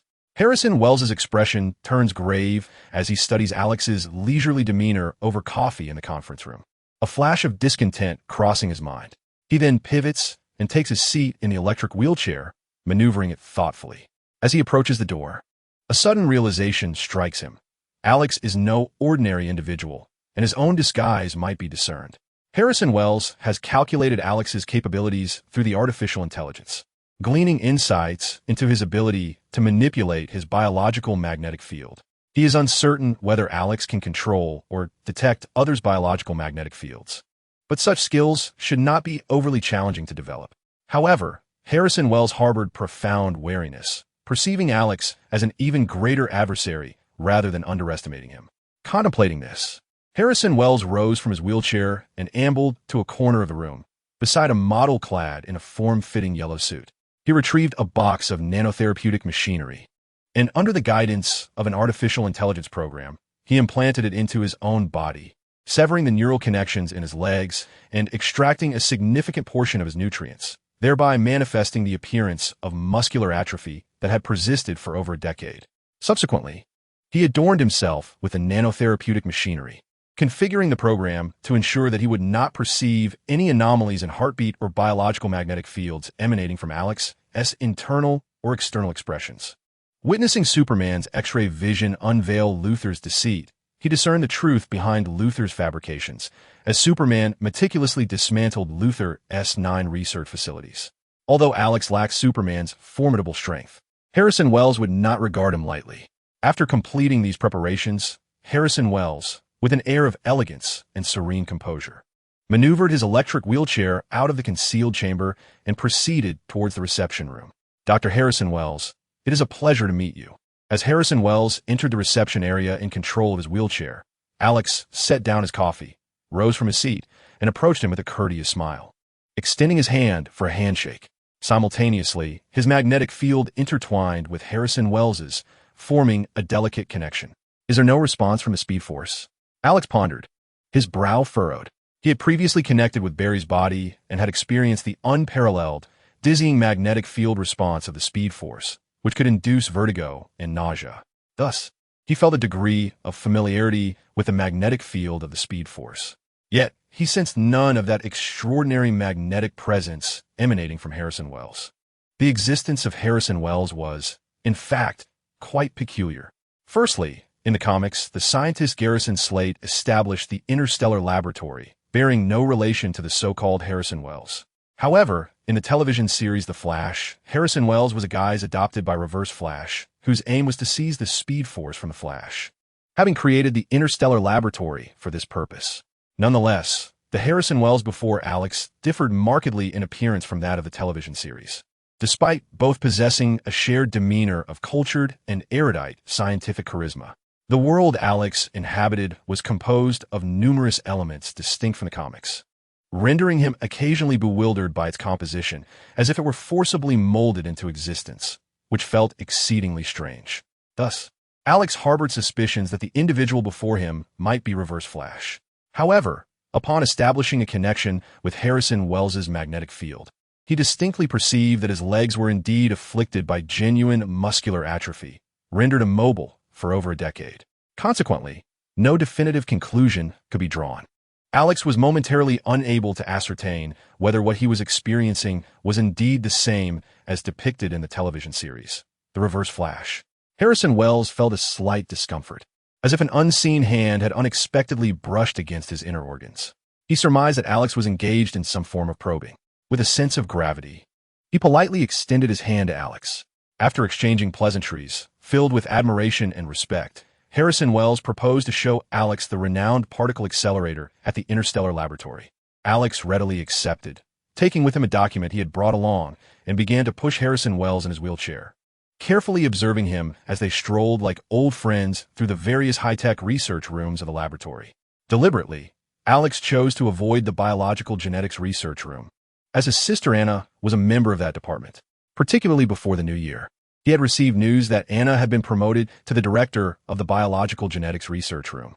To prevent any unnecessary awkwardness, it was best to stay out of sight. Eventually, Harrison Wells and Alex arrived at a high platform where the particle accelerator's corridor could be seen, its steel and metal structure exuding an aesthetic of futuristic technology. Alex gazed at the particle accelerator's passage and remarked, "Dr. Wells, I truly admire you. You have established countless charitable foundations for the impoverished, orphanages, and free academies, contributing indirectly and directly billions of dollars to help countless individuals in need, those who are poor, lonely, endangered, or facing difficulties. You are a genuinely good person." Harrison Wells was not merely a great scientist. He was also a profoundly compassionate philanthropist, renowned across the globe.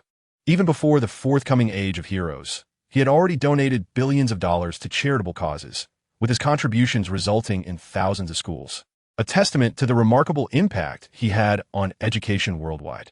Alex understood that in the future, when the Justice League was formed, the Interstellar Laboratory, along with many other supergroups, would serve as a financial backbone for the League, striving to protect the world. As for him, he possessed only modest abilities to aid his hometown, Central City. With a smile, Alex presented the document he had been holding to Harrison Wells, stating, "I have the capability, and this is what I ought to do." In response to Alex's praise, Harrison Wells exhibited neither excessive humility nor arrogance, remaining composed and acknowledging that having the ability was indeed what he was meant to do. After a moment's hesitation, he accepted the document from Alex and opened it, his expression gradually becoming serious. Chapter 127. Coercion. Harrison Wells closed the document with a grim expression, remarking, "Are you intending to transform the Interstellar Laboratory into an assembly line factory?" Alex rested his hands upon the railing of the high platform, gazing into the vast, mechanically beautiful corridor of the particle accelerator, his eyes shimmering with fervor. He turned with a smile to elaborate. "This is not an endeavor to transform the Interstellar Laboratory into a mere assembly line factory. Rather, the experiments of the Interstellar Laboratory will reach completion in just a decade, ushering in an era of energy that will forge Central City into the genesis of a future epic." Harrison Wells could not concur, while Alex's vision was undeniably far-reaching. Aiming to position Central City as the inaugural beacon of the energy era, Wells, hailing from the future, recognized this as a pathway to progress. The forthcoming era would transcend petroleum, marking the dawn of a pollution-free energy age, fundamentally altering the global landscape and fostering unprecedented human prosperity, the very precondition for humanity's exodus from Earth. However, in the historical narrative he knew, the inception of the energy era was rooted in Metropolis, established through the collaboration of an aged Lex Luthor and Superman, who transformed the city into a paragon of the energy age, reverberating across the world. Conversely, Central City's entry into the energy era was propelled by the Flash family, rendering it the seventh city globally to embrace this transformation, rather than being prematurely initiated by Alex 80 years prior. "I cannot agree." Harrison Wells shook his head in refusal. The Interstellar Laboratory was envisioned as a pure research institution, devoid of governmental or commercial entanglements, a sanctuary for scientific inquiry that would not serve as a means for the large-scale production of the energy era's innovations. Without contesting the inaccuracies of history, Wells was reluctant to recklessly alter the timeline he was familiar with. Such alterations could yield unforeseen consequences that might strip him of his greatest advantages. After all, why had Reverse Flash assumed the identity of Harrison Wells and continued to engage in philanthropic endeavors? To cast himself as a great benefactor? This was because the original Harrison Wells was inherently such a person. He could not alter history. Moreover, the thought of capriciously manipulating history was utterly terrifying, so much so that it was beyond his capacity to bear. The Speed Force might actively obliterate his existence, leading to a catastrophic disappearance, a notion that filled Wells with dread. Under no circumstances would Harrison Wells endorse Alex's proposition to establish Central City as the hub of the energy era. Furthermore, merely considering the Interstellar Laboratory, which housed all the devices Harrison Wells had meticulously crafted to harness and control the Speed Force, it was inconceivable to allow Alex to meddle recklessly with such power. It would be tantamount to courting disaster. "Dr. Wells, you hold a 35% stake in the Central City branch of the Interstellar Laboratory, while I possess 42%. The remaining shares are distributed among 37 companies, including Apple, Berkshire Hathaway, United Health Group, AT&T, Chevron, and others." A tightening sensation gripped Harrison Wells's heart. The architecture of the Interstellar Laboratory is vast. Apart from its headquarters, which is entirely under the control of Harrison Wells, most of its branches are established as research institutions in collaboration with numerous global conglomerates. Scientific research has never been a cost-efficient endeavor, even with Harrison Wells possessing hundreds of invention patents, earning patent fees exceeding $100 million annually. The financial burden is still substantial. The relentless expenditure on research and the generous distribution of funds for philanthropic endeavors to enhance global prestige have long rendered it unsustainable. Thus, the infusion of capital and the establishment of strict regulations became imperative to sustain his reputation as a world-renowned philanthropist and to uphold historical continuity. Harrison Wells had never anticipated the emergence of Alex. Consequently, when establishing the Interstellar Laboratory, he was never concerned about Luther holding the largest share. He understood Luther, knew what he desired, felt confident in controlling Luther's ambitions, and was aware of the trajectory of Luther's future development, believing there would be no unforeseen complications. At the Central City branch of the Interstellar Laboratory, despite possessing only the second largest share, Harrison Wells effectively maintained control, as Luther did not interfere. However, he was utterly unprepared for Alex's arrival, who also understood Luther's desires and exchanged what Luther coveted for shares in Luther's possession. Although Harrison Wells still held the second largest share, the Interstellar Laboratory was nearly out of his grasp. During the New Year's celebration at the First Brotherhood Gala, I had detailed discussions with companies such as Shungshur Technology, Zhongqing Electric, and Dell Technologies, all of which expressed willingness to exchange shares in the Interstellar Laboratory for stakes in the energy-era company I am establishing. I have thoroughly acquainted myself with the stakeholders of the Interstellar Laboratory, their investors, Dr. Wells, who foresee future developments. I have acquired their shares in the Interstellar Laboratory, and now I singularly possess 53 of its shares. Alex, with a serious expression, gazed intently at the disconcerted Harrison Wells and stated, "Those who fail to keep pace with the times will be cast aside by history." The oil era saw countless casualties, while the internet era witnessed uncountable entrepreneurs succumbing to despair. With the advent of the next era, if they do not seize the opportunity, they will be relegated to obsolescence, perishing on the shores of irrelevance. Capitalists pursue profit. They will not relinquish such substantial interests. Dr. Wells, I aspire to create a brighter era for my homeland. This is not a threat, Dr. Wells. The Interstellar Laboratory will remain under your stewardship in the future, and I shall not interfere in its affairs. Once the energy industry takes off, requiring merely 5 to 10 years, it will suffice to relocate the energy sector elsewhere. The Interstellar Laboratory will continue to belong to you, serving purely as a research and development facility. Dr. Wells, I hope you will not resist, but instead open the door to the next energy era. Harrison Wells remained silent, his brow furrowed in contemplation, and after a moment, he reluctantly shook his head, stating, "I need to consider this." "Very well." Alex chuckled. "I will visit the Interstellar Laboratory tomorrow to set up the program and initiate a particle accelerator." "Very well." Dr. Wells nodded with a faint smile. Shortly thereafter, the two meandered around the particle accelerator. After escorting Alex out of the Interstellar Laboratory, Harrison Wells returned alone to his chamber, a sanctum imbued with a sense of sci-fi wonder. Upon entering this secluded space, the serene, sagacious, erudite, and cultured demeanor of the scientist dissipated. Once he regained his autonomy, he forcefully slammed his electric wheelchair against the wall, the impact reverberating with a resounding crash, an expression of pent-up frustration.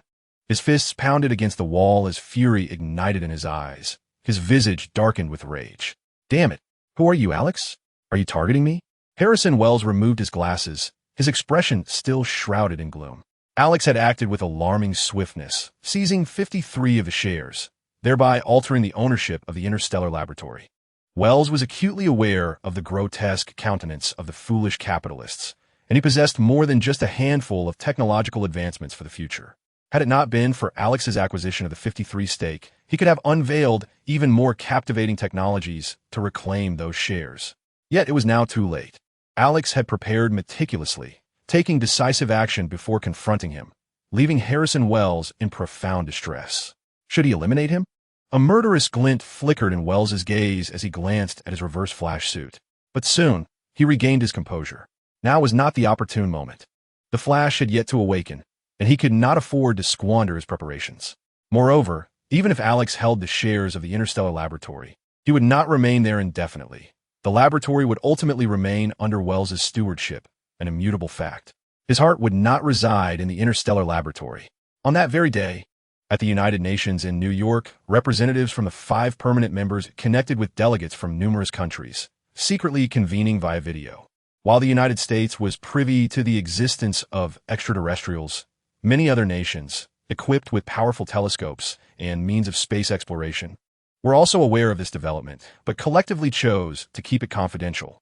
To avert social unrest, the representatives voted on how to address this series of events. Firstly, to the public, they resolved to withhold reporting on the extraterrestrial matter in order to prevent societal upheaval. The vote passed unanimously. A United Nations Cosmic Combat Unit was established, and military preparations were initiated across nations, ready to undertake the most severe measures if necessary. Agreement, agreement, agreement, agreement, agreement. Prepared by NASA, the Mars Exploration 9 probe is set to be loaded with over 3,000 languages, scripts, graphics, and extraterrestrial communication methods. This initiative aims to speculate on alien races, their characteristics, and whether they are friendly or hostile, thereby guiding decision-making based on their behaviors. Agreement, agreement, opposition. We should launch an offensive against the cosmos directly. Agreement. We lack effective laser weaponry capable of attacking the universe. A preemptive strike would only incite the wrath of extraterrestrials. Agreement. We must acquire more information about aliens. Communication is imperative. Opposition. The navigational trajectory of alien spacecraft clearly indicates their destination is Earth, heading directly towards it. No further words are needed. Their intent is undoubtedly Earth. Agreement. We cannot even breach their defenses.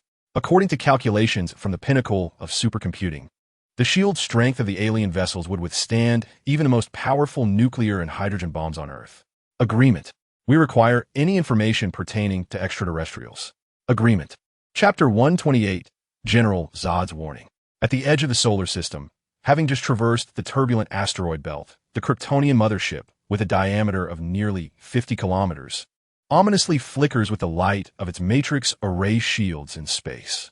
In the main control room, the walls emit a warm, gentle yellow light, sufficiently illuminating every inch of space and enhancing each Kryptonian present to the utmost. General Zod commands the main engine to shut down and the auxiliary crystal engine to cease operation, actively harnessing energy to collect sunlight, allowing it to flood the entire mothership. At every moment, Kryptonian biological entities, infused with their genetic essence, maximize their absorption of sunlight to its limits. Kryptonian technology is inherently advanced enough to regulate genes. Under General Zod's orders, 1,000 Kryptonian warriors slumber in nutrient pods, activating genetic modulation to optimize sunlight absorption. What they achieve in one day equals a month's worth of solar attraction by Clark on Earth. By the time they arrive on Earth, they shall be formidable. General Zod sits in the main seat of the control room, surveying everything with a stern visage, his brow marked by scars, embodying an indomitable spirit. His family crest is engraved upon his ironclad chest, and his fingers gently rub against the armrest of the seat, producing a harsh metallic sound as he contemplates.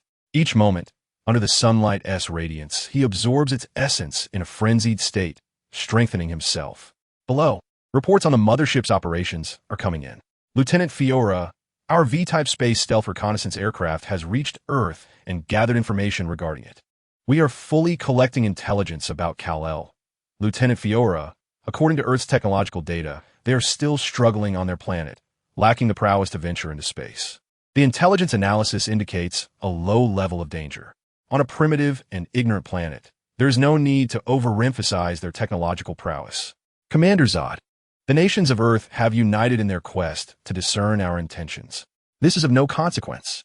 Minor matters are to be handled by Officer Fiola, Zod's aide, while only critical issues, such as the survival of Krypton and the existence of Jor-El's son, can stir Zod's interest. The V-type stealth reconnaissance spacecraft has navigated through Earth's networks. Preliminary findings affirm that the entity known to Earthlings as Superman possesses characteristics akin to Kryptonian genetics, suggesting that he may indeed be Jor-El's son. Zod's gaze flickered momentarily, pulling him from his reverie as he fixed his stern countenance upon his subordinates. Find him.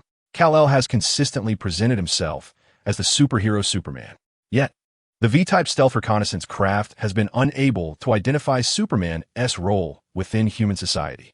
On Earth, both Lex Luthor and Harrison Wells possess surveillance footage that reveals Superman's identity among humans.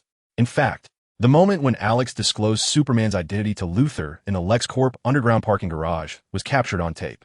However, Luthor, having obtained this footage, secured it within a personal USB drive, locking it away in his most private safe, subsequently erasing the surveillance. thus eluding the V-type spacecraft's search for Superman's identity. As for Harrison Wells, his footage is guarded by his own artificial intelligence, making it impervious even to the Kryptonian V-type reconnaissance craft. With a sudden, forceful motion, Zod yanked at the gauntlet on the main console, leaving a deep scratch upon the metallic surface. A chilling aura enveloped Zod's visage, his eyes hardened and filled with menace. As he scoffed disdainfully, "Jor-El, look at your son. He is truly a disappointment. To bring the Central Codex to a child, only for him to be molded by Earthlings into a superhero." Zod is acutely aware that both he and Jor-El share an unwavering resolve to preserve Krypton. Yet, while Zod sought to forcibly transform Krypton through ruthless purges, aiming to eradicate its afflictions, he ultimately succumbed to defeat at the hands of Krypton's elite, leading to his failure to save their home.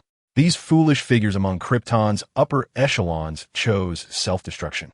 In contrast, Jor-El chose to start new, entrusting the Central Codex to a child, hoping for a brighter future. Little did he anticipate that Kal-El, destined to become a god on Earth and reshape it for the continuation of Krypton, would instead be educated by Earthlings as a protector of humanity.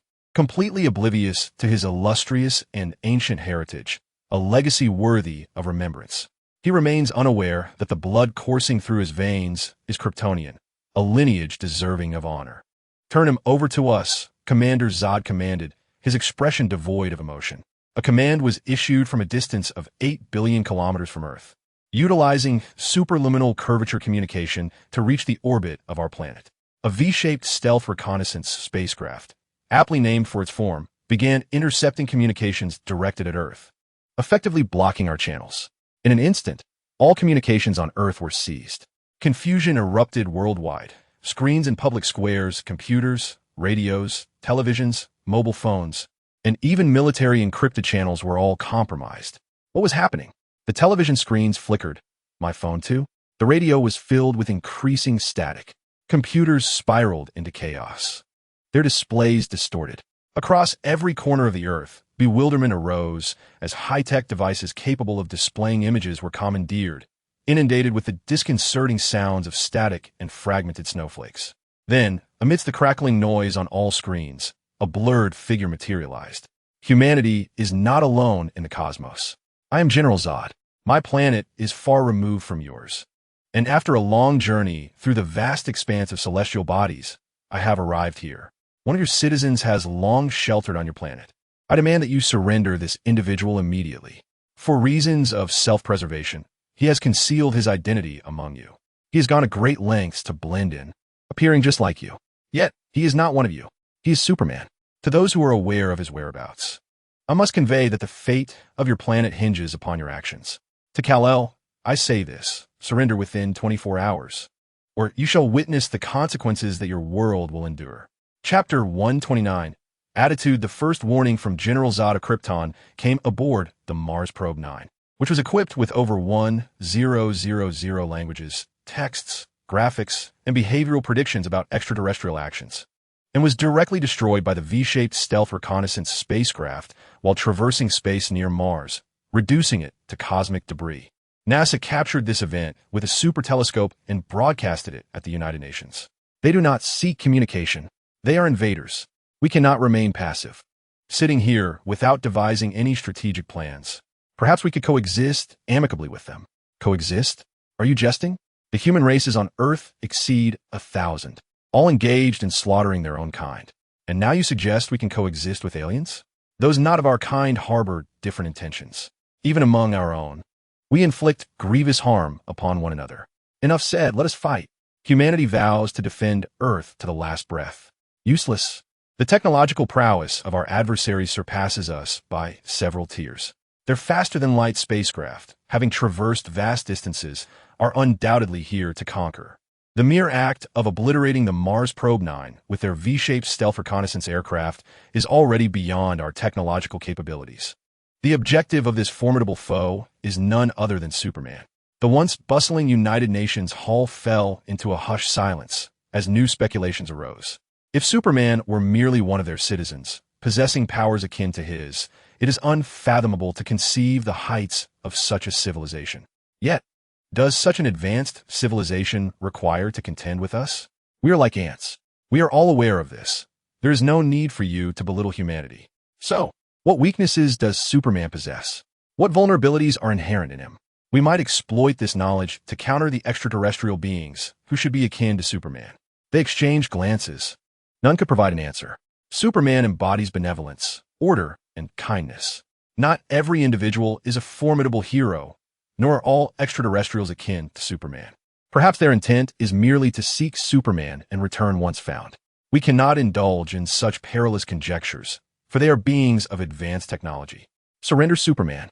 He is the hero of Earth, and in this moment of life and death, he ought to dedicate himself to our planet. The expansive hall fell into a profound silence, feeling the chill of such declarations and the momentum they incited. He is the guardian of humanity, yet he has his own kin. We should not confine him to Earth. Immediately contact Superman. He must return to his homeland, not remain on Earth. We are grateful for all he has done for our planet and hope to establish diplomatic relations with his home. Agreed. Agreed. Agreed. Shortly thereafter, many representatives began to steer the conversation towards the topic of Superman's return home, preparing to position him as a bridge between two civilizations. A plethora of psychologists, behavioral scientists, and national teams from various countries commenced offering psychological predictions regarding Superman's character and behavior, readying him to contribute to human civilization. The likelihood of success is substantial, for Superman is a paragon of heroism. Based on past deeds, he would likely be inclined to serve as a conduit between two civilizations. Humanity might gain access to technologies that transcend its own, which would be immensely beneficial. However, there remain dissenting voices, acutely aware of the potential pitfalls, asserting that understanding Superman's weaknesses might be a more effective means of addressing the extraterrestrial incursion. The United Nations, propelled by a sense of urgency, hastened to respond to this alien invasion with utmost speed, as the world erupted into chaos the moment General Zod issued his warning. In the past, when they beheld Superman soaring through the skies, his form so closely resembling that of humanity, they rarely questioned his extraterrestrial origins. Instead, they revered him as a deity among men, far more inclined to see him as a god than an alien. However, following General Zod's ominous warning, society descended into chaos. Demonstration groups advocating for a warm welcome to extraterrestrials quickly assembled, exuberantly gathering before the White House to petition for a grand ceremony to greet their celestial visitors. They proclaimed that humanity should coexist amicably with these beings, embracing their dominion, which they believed could transform human nature, allowing them to live as flawlessly as Superman. Conversely, there existed a profound sense of foreboding among certain factions, who took to the internet to voice their fears of an impending apocalypse. They envisioned Earth engulfed in flames, with humanity reduced to mere livestock under alien rule. Disturbed by thoughts of such a grim future, some individuals with extreme ideologies resorted to suicide, while others seized the opportunity to incite unrest. Online discourse spiraled out of control, leading society into a state of inexplicable panic and fervor, leaving many trembling with dread. In Kansas, at Smallville's Kent farm, amidst the desolate expanse of withered cornfields, Clark stood resolute, his crimson cape billowing in the wind. The cold breeze brushed against his visage, which was as unyielding as steel, yet bore a hint of sorrow. Turning his gaze, his cerulean eyes fell upon his mother, Martha, who leaned against the doorframe, her eyes glistening with tears, yet adorned with a smile.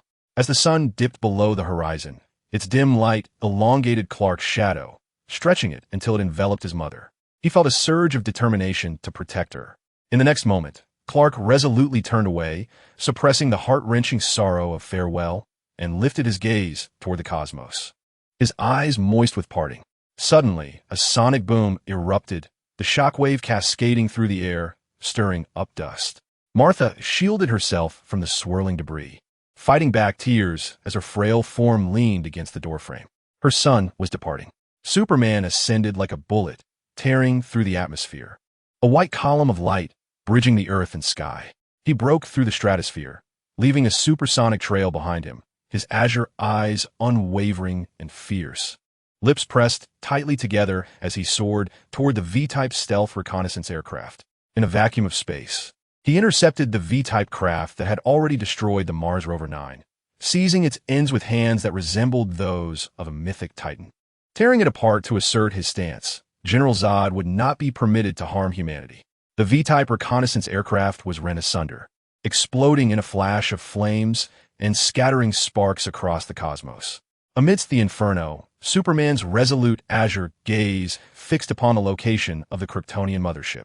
His crimson cape floated majestically in space as he clenched his fists and propelled himself directly toward the mothership. Chapter 130, Premature Evolution. Within the subterranean base of Alex, the walls glowed with a brilliance akin to daylight, and a voice of astonishment echoed. "Can I prematurely evolve into a divine dragon?" Alex pondered, a mix of bewilderment and elation gracing his expression. Recently, due to the impending arrival of extraterrestrials on Earth in search of Superman, alongside Superman's own journey into space to return to his lineage, the world had been engulfed in turmoil. Observing from the sidelines, Alex recognized that General Zod had come forth, poised to initiate an invasion of Earth. With Krypton now extinguished, and this planet presenting itself as an effortlessly transformable new Krypton, how could Zod possibly let such an opportunity slip away? The pretense of merely seeking to reclaim Kryptonian citizens was but a facade. He was truly after the Central Codex of Superman. The Central Codex serves as the repository of all life's origins from Krypton, a genetic blueprint that records the essence of every living being on the planet.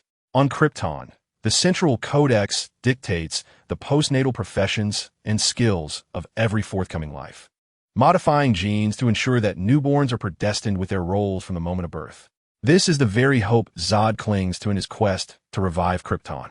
Thus, as Superman ventures forth, Alex could easily envision the torment he would endure, interrogated for the location of the Central Codex, subjected to blood extraction and dissection, only to reveal the Codex hidden within his being. Subsequently, it would be Lois Lane who rescues him, facilitating his return to Earth, where he would engage in a fierce confrontation with Zod. The illustrious and honorable General Zod would find himself unable to strike down Superman, the Kryptonian who forsook his own race.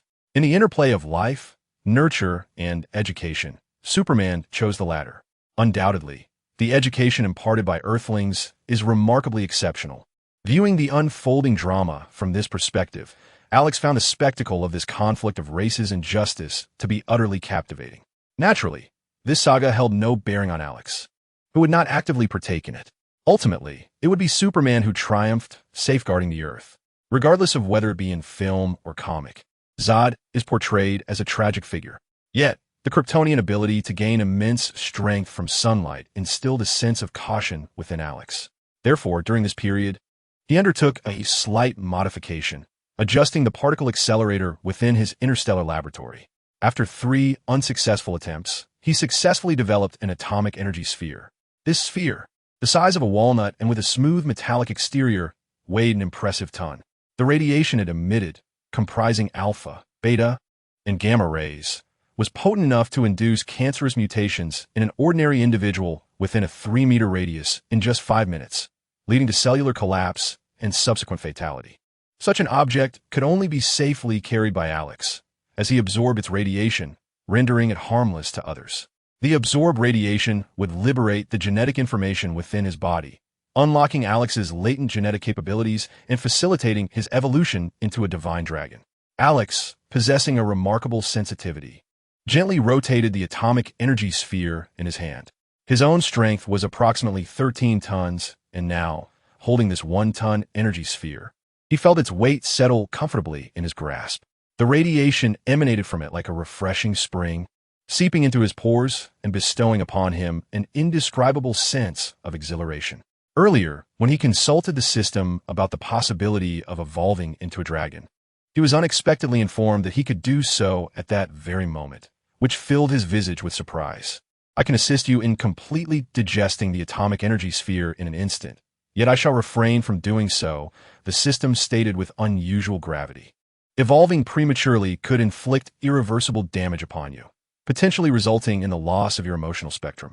The system was aware of Alex's exposure to superhuman power and his fervent desire to evolve into a dragon capable of rivaling Kryptonians and soaring through the skies. Yet it would not allow recklessness. Alex had a history of actively provoking danger.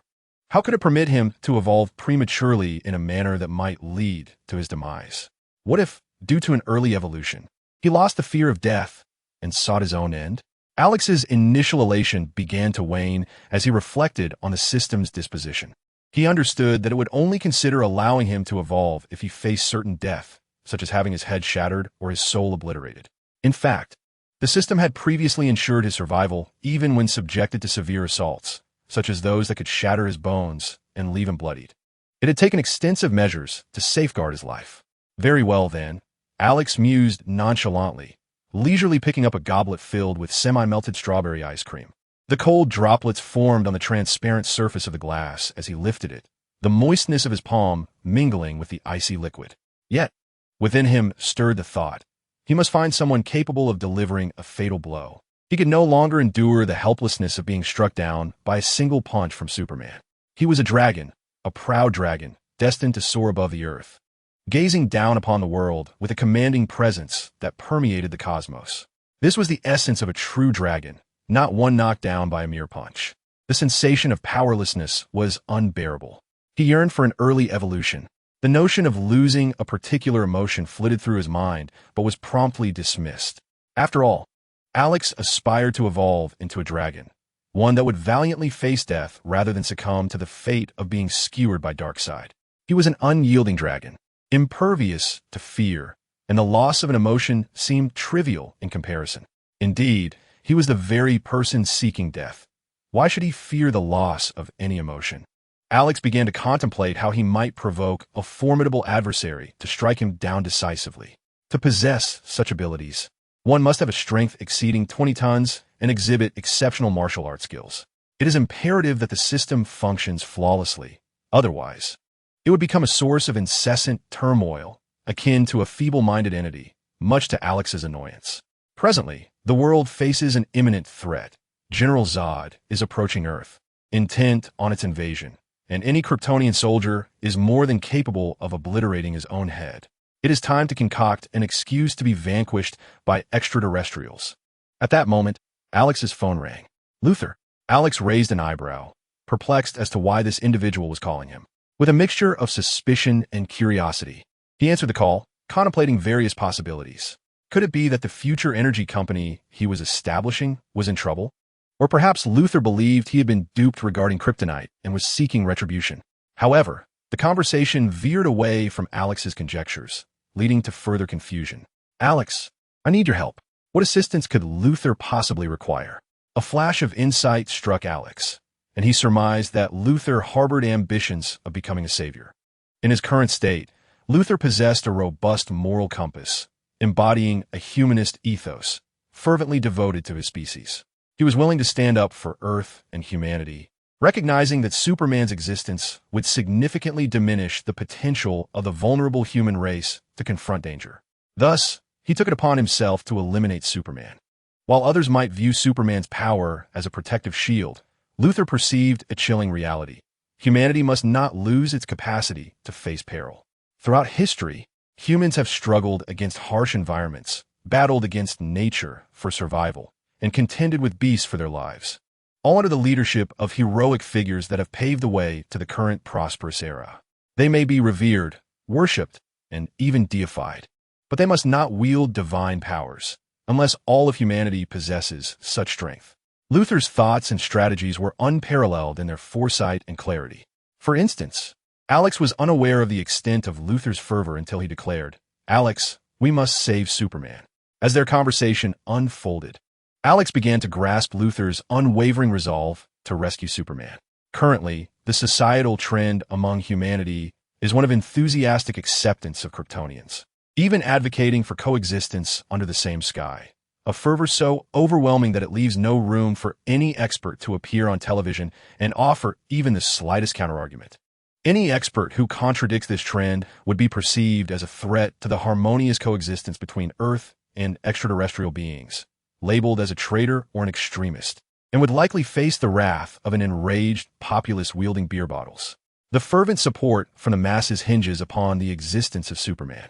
Humanity has ultimately manifested a scene that leaves Lex Luthor utterly disheartened in the face of a colossal, civilization-altering catastrophe. one that threatens the very existence of humanity and the planet. People do not strive to resist, but instead passively place their hopes in Superman, eagerly awaiting his return. Alex, on the other hand, remains oblivious to the prevailing societal developments.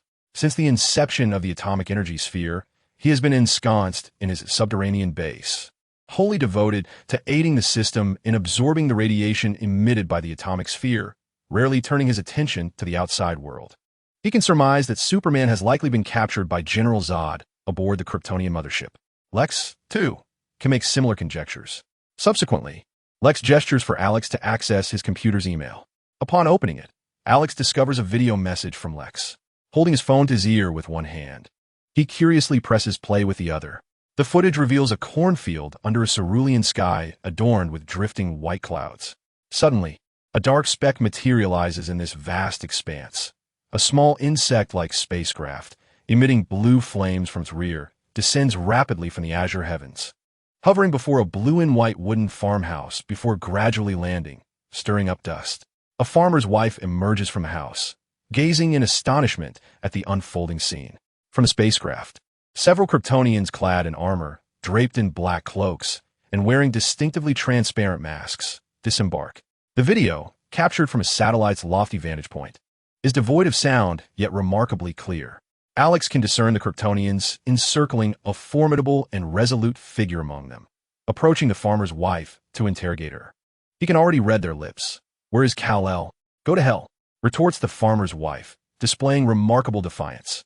In response, a Kryptonian soldier seizes her by the throat and, with a violent toss, hurls her against a pickup truck, denting the door and shattering the windows. Her body contorts grotesquely as she slides down, convulsing and spewing blood, her eyes glazing over in lifelessness.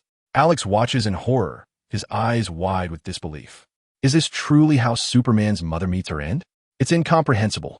Even a robust young person would struggle to withstand such treatment from a Kryptonian. What direction is this narrative taking?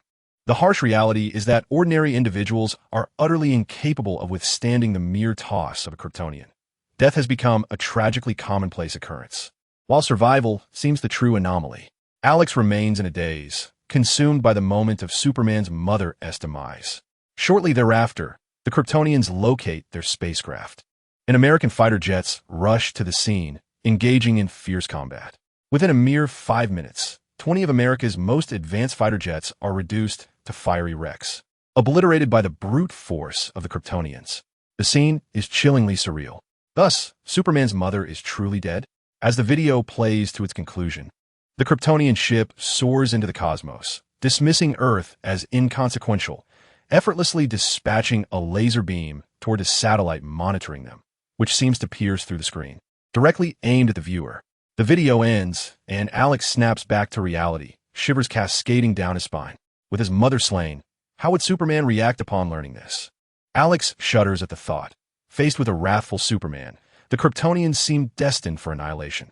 Superman's mother has perished, Luthor observes. "I see," Alex replies, aware of Luthor's unspoken thoughts. Intelligent discourse is swift, and they quickly divert from that disconcerting topic. "I am reluctant to admit it, but Earth truly requires him. This time, we genuinely need him to navigate this perilous situation. Our technological prowess is insufficient to counter the Kryptonian invasion. Now, Superman is aligned with us," Luthor states somberly, acknowledging the inevitable necessity of leveraging Superman to combat his own kind. He intends to exploit the death of Martha, Superman's mother, to manipulate Superman against his original race. Luthor, a master of psychology and strategy, comprehends the depths of Superman's emotional turmoil. He understands the fury and despair that would ensue upon learning of his adoptive mother Martha's murder by the Kryptonians. Thus, Luthor requires Superman. Presently, Superman is either ensnared or temporarily deceived aboard the Kryptonian mothership. Luthor's mission is to rescue Superman from this vessel. To inform him of his mother's demise, such knowledge alone would suffice. Luthor seeks to incite Superman's frenzied determination to protect Earth and to confront his own species. This necessity is precisely why Luthor sought out Alex. "Wait a moment, what of Lois Lane? Did she not board the Kryptonian ship?" Alex interjects, momentarily halting Luthor's plans. He recalls that in the film, Lois Lane had accompanied Superman onto the spacecraft, where Superman discreetly entrusted her with the master control key, aided by his father's guidance, allowing them to escape in time to save his mother. Yet now, with Superman's mother dead and the ship having been commandeered, and 20 of the latest American fighter jets downed, Superman has yet to make an appearance. Is he still aboard the ship? Lois Lane? The enigmatic reporter with Clark? A flicker of doubt crosses Luthor's mind, but he is astute enough to swiftly grasp Alex's implication. Superman's mother has passed away, leaving perhaps only his ambiguous companion capable of restraining his actions. In truth, Alex seeks to ascertain whether the narrative unfolds as in the films. Yet Luthor's doubts are evidently unfounded. It's nothing, I understand. I promise to assist you in saving Superman. Chapter 132. The Exceptional Luthor, Nevada.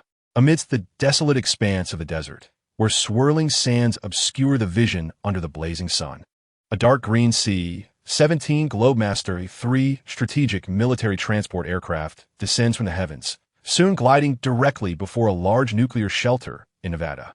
The thunderous roar of the turbofan engines reverberates, sweeping dust into the air.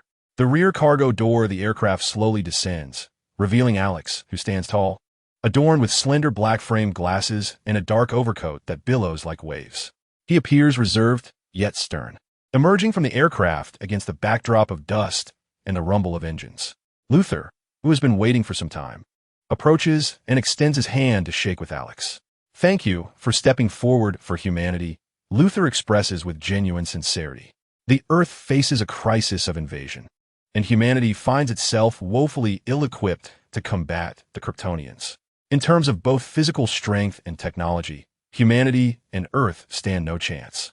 I'm merely doing my part. Alex replies with a smile, shaking Luthor's hand, his hair tousled by the gusts following the C-17's takeoff. A flicker of sincere emotion passes through Luthor's gaze as he grips Alex's hand, a moment of excitement overtaking him, feeling a kinship with Alex. Yet this sentiment swiftly dissipates, leaving him composed once more. Without further ado, Luthor ushers Alex into the expansive nuclear shelter, starting to elucidate the current predicament. 5 days prior, a reconnaissance vessel emerged from the Kryptonian mothership, arriving on Earth ahead of it and crashing into the abandoned Chernobyl nuclear power plant, creating a significant breach. Concurrently, within the mothership, 2 tripod-like unidentified vessels, suspected to be industrial crafts, are forming a line across the Earth, leaving us uncertain of their intentions. We initially suspect that the Kryptonian mothership is gathering data regarding the Earth's core, aiming to modify it into a planet suitable for their habitation. Luthor's eyes shimmer with insight as Alex calmly accompanies him. The shelter boasts excellent ventilation, devoid of any suffocating or oppressive atmosphere, far more comfortable than the air laden with sand above Nevada. The surroundings are illuminated brightly, resembling daylight, complemented by the solid and robust walls, stained with a history of sedimentation. As they progress alongside Luthor, various soldiers of differing ranks, including colonels and even a brigadier general, salute Luthor, which astonishes Alex. Surely, Luthor's wealth cannot command a salute from a brigadier general. Has Luthor ingratiated himself with military officers? His intentions are to transform the Earth. After a fleeting moment of surprise, Alex chose to disregard it, nodding slightly. The destruction of Krypton was, in a sense, a foregone conclusion, yet it still astonished him. Even before Zod revealed any aggressive intentions, merely dispatching ships for reconnaissance had already prompted Luthor to deduce his motives. It is evident that no one is a fool. A single action, however subtle, can be interpreted by the astute. Are you certain? Luthor's gaze sharpened. Currently, there remained uncertainty regarding General Zod's intentions, with some nations clinging to the hope of avoiding war, seeking dialogue with the Kryptonians led by Superman. They lack the resolve to go all in, for in the face of a physical power impervious to nuclear devastation and spaceships capable of faster-than-light travel, both biological and technological means appeared futile. Despairing, they could only rely on Superman's inherent goodness, hoping to influence him from the sidelines and establish interstellar diplomacy. At present, the clamor for Superman was immense on the international stage, suggesting that certain nations were covertly orchestrating events behind the scenes. They sought to firmly tether Superman to the human cause, striving earnestly to win his allegiance. Whether among the hawks who believed in imminent invasion or the doves advocating for peaceful diplomacy, all were engaged in the same endeavor, securing Superman's position. Both the establishment of diplomatic relations and the defense of Earth necessitated the assistance of such a being. Luthor clearly belonged to the hawkish faction. Having collaborated with the United States on strategic deployments while anticipating the worst-case scenario, Superman's captivity, they needed to rescue him to breach Zod's mothership and safeguard Earth. I am certain, Alex asserted gravely, Krypton has been annihilated, and General Zod is among the last of the Kryptonians. He has every reason to invade Earth and restore Krypton. Luthor's pupils constricted, grasping the harsh reality. He was indeed shaken. He trusted that Alex was not jesting. In his eyes, Alex was an enigmatic figure, privy to numerous secrets about Superman, including his vulnerabilities, such as the green kryptonite. Luthor had genuinely lived in the small town where Superman grew up, commanding a search 3 feet deep, ultimately uncovering this kryptonite, an element not of Earth. However, by the time it was found, experimentation was rendered impossible due to General Zod's arrival. Yet Luthor believed it could indeed weaken the Kryptonians. After his moment of astonishment, Luthor's gaze flickered as he inquired, "What is General Zod searching for?" He recalled that there had once been a Kryptonian ship that descended upon the Kent farm, resulting in the death of Superman's mother, as it seemed to be on a quest for something, but ultimately left only with the ship that had brought Superman to Earth. Alex pondered briefly before responding. Something that could expedite the restoration of Kryptonian civilization. Ultimately, he resolved not to disclose the true nature of the Central Codex to Luthor. It was an artifact that recorded all Kryptonian genes, capable of utilizing the life origin chamber of the Kryptonian mothership to create a multitude of customized genetic editors for Kryptonians. Once this item comes to the attention of Luthor and falls into his hands, it is difficult to fathom the purposes to which he might put it. The dawn of a superpowered era? A customized genetic compilation age? If that were the case, Luthor could very well aspire to reign supreme over the Earth. Upon hearing Alex's words, Luthor nodded in agreement. There was no dissent. The object sought by General Zod could only pertain to the restoration of Krypton, and Luthor maintained a mental vigilance, choosing not to dwell further on the matter. Accompanied by Alex, Luthor descended in an iron lattice elevator straight to the depths below, approximately 270 meters underground. Upon exiting the elevator, they found themselves in a corridor with walls entirely encased in lead, specially coated with thick paint to mitigate the effects of lead poisoning. After traversing a mere 10 meters, they arrived at the entrance to the main control room. As Alex entered behind Luthor, he beheld a vast screen mounted on the wall, and the control room was spacious. With nearly 50 military personnel operating computers in a professional and compact environment, the sound of keyboards clattering incessantly. A middle-aged man dressed in army uniform, adorned with the rank of general, approached Luthor with a grave expression and stated, "Luthor, our space monitoring satellite has just detected that the Kryptonian mothership has reached Jupiter and is preparing to navigate into the asteroid belt. I am aware. I have found the individuals we require," Luthor replied, nodding and smirking. "Let professionals handle professional matters, Luthor. I do not believe your ludicrous scheme can come to fruition." The general remarked with a disdainful glance at Alex before sternly addressing Luthor. "I do not know how you managed to persuade the United Nations, but you're only courting disaster for the Earth. You would be better suited to a life of luxury." Luthor calmly adjusted his suit, responding nonchalantly, "General Lane, please act in accordance with the orders of the Supreme Commander of the Earth United Nations Strategic Command."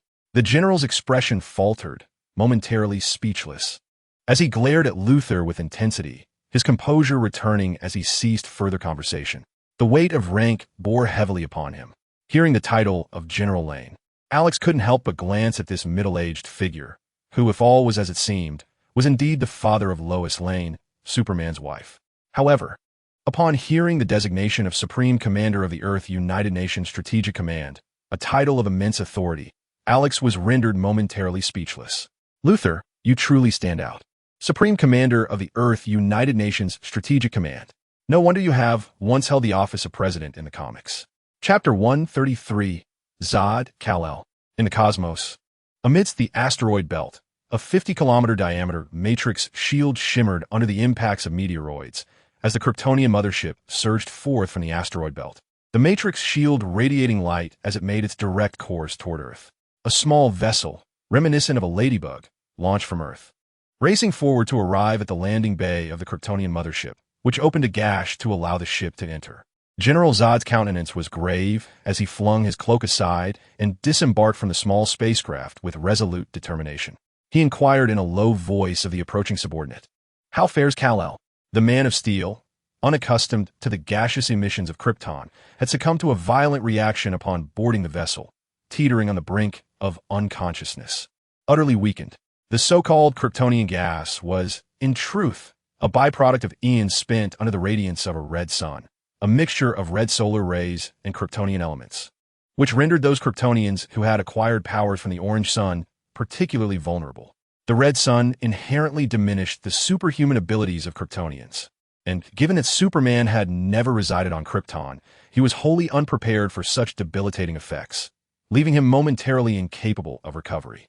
As for Zod and his compatriots, their cellular structure had adapted to Kryptonian gas, meaning that while they experienced a certain degree of power reduction under orange sunlight, they nonetheless felt a gradual enhancement, in stark contrast to Superman's debilitating weakness. Although still feeble, he had regained a semblance of consciousness. One of Zod's subordinates saluted and responded. Upon hearing the report, Zod's eyes glinted as he strode purposefully toward the medical bay, dismissing his subordinates and ordering Colonel Ku to withdraw, leaving only himself and Superman to confront the situation. The entirety of the Kryptonian mothership was suffused with the light harvested from the orange sun, save for this particular chamber, which Zod had ordered to be stripped of its illumination.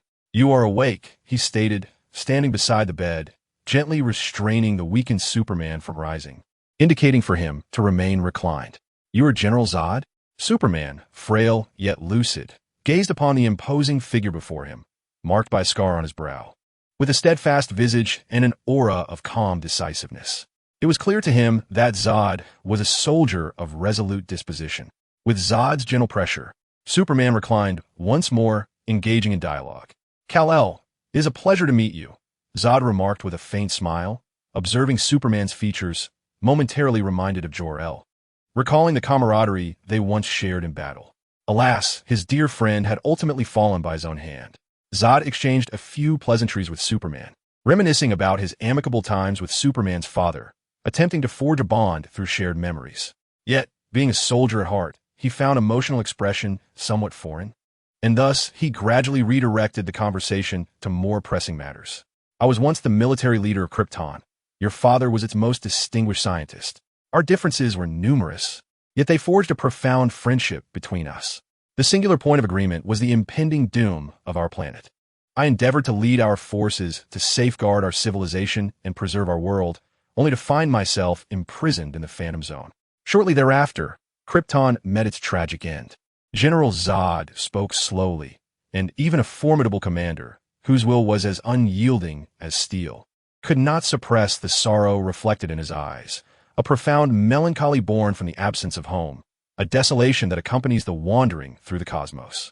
This sense of homelessness permeated the atmosphere, touching Superman, whose gaze flickered with regret and silence. Though he had never truly resided on Krypton, he had glimpsed the heights of its advanced civilization through the records left by his father. He could only imagine the heartache experienced by General Zod as he helplessly witnessed the demise of Krypton. General Zod continued, recounting their aimless journey through the stars, visiting several Kryptonian colonies that had succumbed to desolation after losing contact with Krypton. These strongholds had transformed into lifeless wastelands, shrouded in gloom. They encountered numerous perils in the vastness of space, suffering losses and clinging to the hope of discovering a new land. Ultimately, they received a signal from an ancient reconnaissance vessel, and upon verification, discovered it was Jor-El who had sent his son to Earth. On Krypton, the genetic codex determined the fate of every impending life, its encoding meticulously recorded in the residence registry. Yet, your father had surreptitiously stolen the central codex from this registry, concealing it within the capsule that brought you here, General Zod stated, his eyes now imbued with a stern intensity. Superman fell silent. Why? The purpose was to resurrect the Kryptonians on Earth.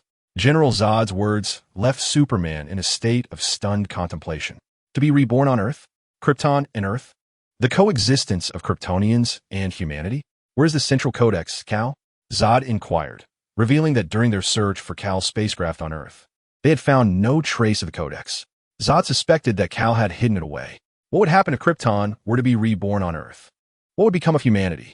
Superman pondered, having lived on Earth for 33 years, integrating into its environment, society, and even atmosphere. He felt, in his very essence, that being a human on Earth was the finest existence. His decision to board the Kryptonian mothership was driven by the desire to resolve the fundamental issues surrounding Kryptonian survival. A feasible rebirth must be founded on a planet, a belief even your father held. Zod spoke plainly, showing no signs of concealment. No, Zod, that cannot be. In an instant, Superman discerned Zod's intentions. He did not plan to share Earth with humanity, but sought to completely transform it, resulting in the extinction of its 7 billion inhabitants. Upon the graves of humanity, Krypton would rise anew. I refuse, Zod. This is not the optimal solution. Superman, weakened and lying upon his sickbed, resolutely rejected the notion. Cal, you are a Kryptonian. I am a Kryptonian, and I am also a human. Superman's azure eyes glared with unwavering determination as he declared, "This I cannot accept." What else can you do? General Zod's expression was cold, his gaze icy as he locked eyes with Superman for a moment. Superman's resolute, deep blue eyes met his unwaveringly. General Zod chose not to speak again. Instead, he dramatically swept aside his black cloak and exited the medical room. Upon leaving, he issued orders with a somber demeanor. Yes, I understand. Subsequently, General Zod strode towards the main control room, where a subordinate approached him with a message. General, a human has sent information via satellite that could assist us in locating the Central Codex. Chapter 134, Luthor, Iron Man. The command center was a pristine space, illuminated as if it were daylight, with items arranged in meticulous order, reflecting the military's characteristic cleanliness and discipline. It was a facility specifically designated for Luthor's use. Alex stood behind Luthor, watching with a sense of resignation as Luthor pressed enter, transmitting the information to the Kryptonian mothership via satellite. Initially, Luthor intended to play the role of a traitor, willingly aiding the Kryptonians in their conquest of Earth with an unresisting approach typical of a human. As the strategic commander of the Earth United Nations, he believed this would likely gain General Zod's trust. If General Zod were convinced and permitted them aboard the Kryptonian mothership, there would be an opportunity to save Superman. According to Luthor's calculations, there was at least a 70% chance that General Zod would require a high-ranking Earth traitor. After all, the Kryptonians were few in number. No matter how powerful they were susceptible to sacrifice in the face of resistance. Thus, for a species on the brink of extinction, it was imperative to preserve every Kryptonian. With the aid of an Earth traitor, they could invade with minimal trouble, ensuring their survival and the propagation of their kind. Alex, recognizing Luthor's intentions, understood the correctness of his thoughts. However, the Kryptonians did not necessarily require procreation in the traditional sense. With the Central Codex, they could create Kryptonians directly in the life origin chamber. Therefore, the Kryptonians were not as fearful of death as Luthor presumed. They were not the desperate beings needing self-preservation that he imagined. The probability that General Zod would need Luthor as an Earth traitor was far lower than Luthor calculated, and it would likely be met with derision from such a hardline general. Ultimately, Alex had no choice but to intervene and modify Luthor's intended message, ensuring it aligned with his own strategy before it was sent to the Kryptonian mothership. Luthor nodded thoughtfully, acknowledging that the item General Zod sought was indeed called the Central Codex. The term central suggested significance and importance, and coupled with General Zod's emphasis, it undoubtedly indicated a matter of great consequence. The term Baudan can signify books, yet cannot genuinely refer to them. For Krypton is a highly advanced civilization capable of interstellar travel at superluminal speeds, rendering such antiquated forms of record-keeping unnecessary. This is merely a name, leading to the conclusion that it cannot be a book. Concurrently, books symbolize vessels for recording information. Therefore, it must be an apparatus that encapsulates some form of data. Importantly, a device for documenting information. Luthor's astute mind arrived at this hypothesis. He also recalled Alex's intervention in preventing him from becoming a traitor on Earth, suggesting that, in Alex's eyes, the likelihood of General Zod favoring his subversive actions was exceedingly slim. This implies that his assumptions regarding the Kryptonians might be erroneous. Is it due to General Zod's character, or perhaps the Kryptonians' arrogance and fearlessness? Or is it related to the central artifact? What does the central artifact record? Luther furrowed his brow, lost in contemplation before the screen, gently rubbing the surface of the desk, immersed in his conjectures. Alex, with a hint of exasperation, discerned that, merely from the literal interpretation of the central artifact, he could surmise that Luther possessed knowledge of some critical information. Alas, this is the nature of the exceptionally intelligent. Luther had become increasingly obsessed, bordering on madness, fixating on any information connected to Superman. Consequently, he had evolved to a point where he could see nothing but Superman, opposing him with an unyielding fervor, viewing him as an enemy rather than a friend. Unleash your ultimate weapon, Luther. Cease pondering trivial matters, Alex remarked, exasperated. I have no desire to abandon you aboard a Kryptonian vessel due to your frailty. The two resolved to ascend the Kryptonian mothership to rescue Superman, necessitating a mutual understanding of each other's capabilities. Without needing elaboration, Alex was aware of Luther's extraordinary physical prowess, his combat techniques that transcended human limitations, and that terrifying ability to recover swiftly. Luther had witnessed this. Even if a Kryptonian could shatter his bones, they would recuperate in a remarkably brief period. Thus, the probability of survival aboard the Kryptonian mothership was significantly greater for Luther. Luther, regaining his composure, apologized. My apologies. I became entranced. Since we have chosen to collaborate, it is indeed imperative that we understand each other's martial capabilities. Nodding in agreement, he then rose from his chair, unfastened the buttons of his suit jacket, draping it over the back of the chair. With his head held high, he began to unbutton his shirt from the collar, gradually revealing the black bodysuit beneath. Alex was momentarily taken aback. Luther, demonstrating remarkable decorum, hung his shirt and trousers on the chair's back. From the neck down, he was clad in a sleek black bodysuit adorned with green patterns. The battle mode was activated. Luther's voice resonated with a deep timbre as behind him, a multitude of nanomechanical molecules surged forth from his back, cascading like a tide to envelop his front. These densely packed nanomachines, exuding a unique mechanical allure, coalesced into a suit of armor adorned with a black base and green patterns. The armor, with its obsidian foundation and verdant accents, shimmered with a cold, dark luminescence, instilling a sense of invincibility. The subtle glow of the green patterns suggested an extraordinary energy coursing through them, rendering this armor both enigmatic and formidable. Alex stood in awe, momentarily transported to the climactic scene of the Avengers where Iron Man effortlessly donned his nanotech suit, a magnificent display of technological beauty and artistry. This was a stark contrast to the cumbersome, unwieldy armor typically portrayed in DC Comics. The sight left Alex utterly astonished. Had Luther transformed into Iron Man? As realization dawned upon him, Alex recognized this as the authentic embodiment of reality. The exaggerated depictions in comics were mere embellishments. A mind as astute as Luther's would surely not craft such absurd armor. Moreover, both in aesthetics and technology, this armor was far removed from the whimsical designs of the comic world. This was the true essence of Luther's armor. With a confident smile gracing his lips, Luther clasped his hands together, the sound of metal resonating as his fingertips brushed against one another. Ever since I laid eyes on Superman, this armor has been in the making. And Alex, the weakness you revealed to me, kryptonite, I have procured. It serves as a potent energy source. If your assertions hold true, then the Kryptonian will be rendered as feeble as a chick before my armor. Chapter 135. The Kryptonian warrior fears no combatant. In Nevada, under a clear sky with wispy clouds drifting by, the desert landscape was pierced by a biting wind.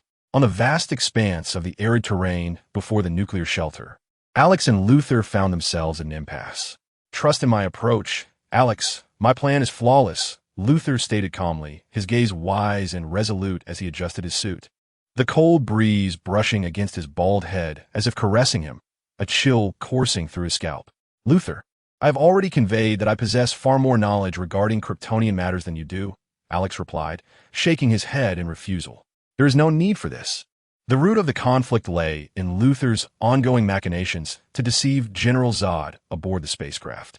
Professing ignorance about the Codex while asserting that he could facilitate Krypton's unscathed conquest of Earth. His true aim was simply to preserve humanity by leaving behind some of his kin. Empathizing with the harrowing experiences that General Zod had endured, Alex believed that Zod would be utterly convinced by Luthor, allowing him to orchestrate the ensuing events. However, Alex deemed this plan excessively perilous, as they were still unable to rescue Superman. Instead, he began to devise a strategy to exploit the Codex's name to deceive General Zod, hoping to uncover its whereabouts through Superman. Upon meeting Superman, all subsequent matters would be far more manageable. Both individuals are exceptionally astute, calculating every strategy with regard to General Zod's insatiable greed for Earth, his fervent desire for the revival of Krypton, and his assertive demeanor. They even surmised that Zod, feeling superior to Earth with his overwhelming military might and technological prowess, would refrain from meeting them in person, instead opting to send a vessel to convey them to the Kryptonian mothership. They have meticulously dissected Zod's psychological tendencies and behavioral patterns. Yet, it is imperative that there be value in their utility. I have come to understand this, have I not? Luthor smiled faintly. Concerning Krypton, some pivotal matters had been nearly articulated by Alex at this juncture on Earth. The remaining secrets, fraught with peril, were of little consequence. For instance, the true effects of Doomsday and the Central Codex were not divulged, for should they be revealed, it would likely prompt Luthor to take flight following the Kryptonian invasion. Intelligent individuals possess their own convictions, and both Luthor and Alex exemplify this trait. After a renewed debate over their differing perspectives, they failed to reach a consensus until a dark speck appeared in the clear sky. A small Kryptonian spacecraft, sleek and black, approached, hovering before them. Alex's gaze flickered, and he instinctively stepped back, creating a slight distance from Luthor. In a hierarchy established, Alex served as Luthor's bodyguard, the mightiest warrior of humankind. As the spacecraft levitated, a soft hum emanated from its engines, and 3 blue jets of flame erupted, churning the dust around them into swirling clouds. The hatch opened, and a slender figure clad in black armor, draped in a flowing black cape, emerged. She wore a slightly darkened transparent respirator, through which her sharp and commanding features could be discerned. Descending the ramp, she regarded them with an imposing demeanor. A tall Kryptonian, shrouded in armor and concealed by a visor, followed closely behind her. "You are Luthor," the woman stated with certainty, not inquiring, but declaring. After a brief appraisal of Luthor and Alex through her translucent mask, she continued, "I am Lieutenant Fiora, General Zod's aide. The General wishes to see you. Follow me." Neither Luthor nor Alex took offense at Fiora's lofty demeanor. They recognized the strength that underpinned such confidence. Had it not been for the significance of the information regarding the Central Codex that Zod held in high regard, Fiora would have no need to engage with humans. She was acutely aware of her identity and position, eschewing the ambiguous boundaries that Superman often navigated in his attempts to appease both sides. The Kryptonians are poised to enact their plans on this planet, which entail the annihilation of humanity, the obliteration of the human race, the transformation of Earth, and the restoration of Krypton's former glory. There is little purpose in communication, as humanity will ultimately perish, and this planet shall become a new Krypton. I am Lex Luthor. Luthor nodded and followed Fiora onto the boarding ramp. Alex trailed closely behind, but at the moment they stepped onto the ramp, a towering Kryptonian clad in an imposing suit of armor extended a massive hand to block Alex's path, his voice a cold, grating hum. "General Zod has only invited Lex Luthor aboard." Both Luthor and Alex felt their hearts race. They had planned to board the Kryptonian mothership together, as only together would they have any leverage. If Luthor were to board alone, he would likely be monitored to death. Luthor's expression remained unchanged as he quickly replied, "He's my assistant." Yet, the imposing Kryptonian showed no sign of yielding, refusing Alex's entry. Luthor's heart sank. What could he accomplish alone? He would surely be surveilled, rendered a puppet. Had he invited Alex here merely to witness his final journey? The King of Hell is easy to meet, but the little devils are troublesome. In truth, General Zod was indifferent to whether Luthor brought an assistant. The issue lay in the unwavering diligence of Zod's subordinates, who insisted that only Luthor could board. "You fool, Luthor!" Alex silently cursed, realizing that they had overanalyzed Zod's psychological motives, only to falter at the hands of a mere soldier. What to do now? It was time to rely on oneself. With his spine straightened, exuding confidence, Alex halted Luthor with a smirk, disdainfully declaring, "Luthor, there is no need for pretense. I have encountered countless who, like timid antelopes, are cautious and fearful. Each individual I face walks on eggshells, for I am the strongest warrior on earth." Alex's voice resonated with a deep confidence that did not come across as arrogance, as if narrating the solitude of invincibility, standing tall amidst the desolation of the Gobi, radiating an understated yet formidable assurance. Luther's mind was in disarray. Was Alex not following the script? What nonsense was this? The strongest human on Earth was of little use. He had witnessed Alex being crushed by Superman's punch. Upon hearing Alex describe the Kryptonians as timid antelopes, the colossal armored Kryptonian clenched his fists, his massive frame taut with barely restrained power, ready to strike at Alex. Through the slightly dimmed, transparent visor, Fiora's gaze swept over Alex, a smile gracing her lips as she recognized a warrior of honor. Though he may be weak, he was deserving of respect. It is unexpected that humanity on Earth would possess such deeply ingrained honor among its warriors, worthy of both admiration and destruction. The Kryptonian warriors place great emphasis on honor and loyalty, particularly Fiora, an exceptional member of an ancient warrior lineage. Even when faced with the invading Earthlings, they would not demean such a warrior. Instead, they would afford him a dignified end. The strongest warrior on Earth? Let him approach. The Kryptonian warrior fears no fighter. Chapter 136.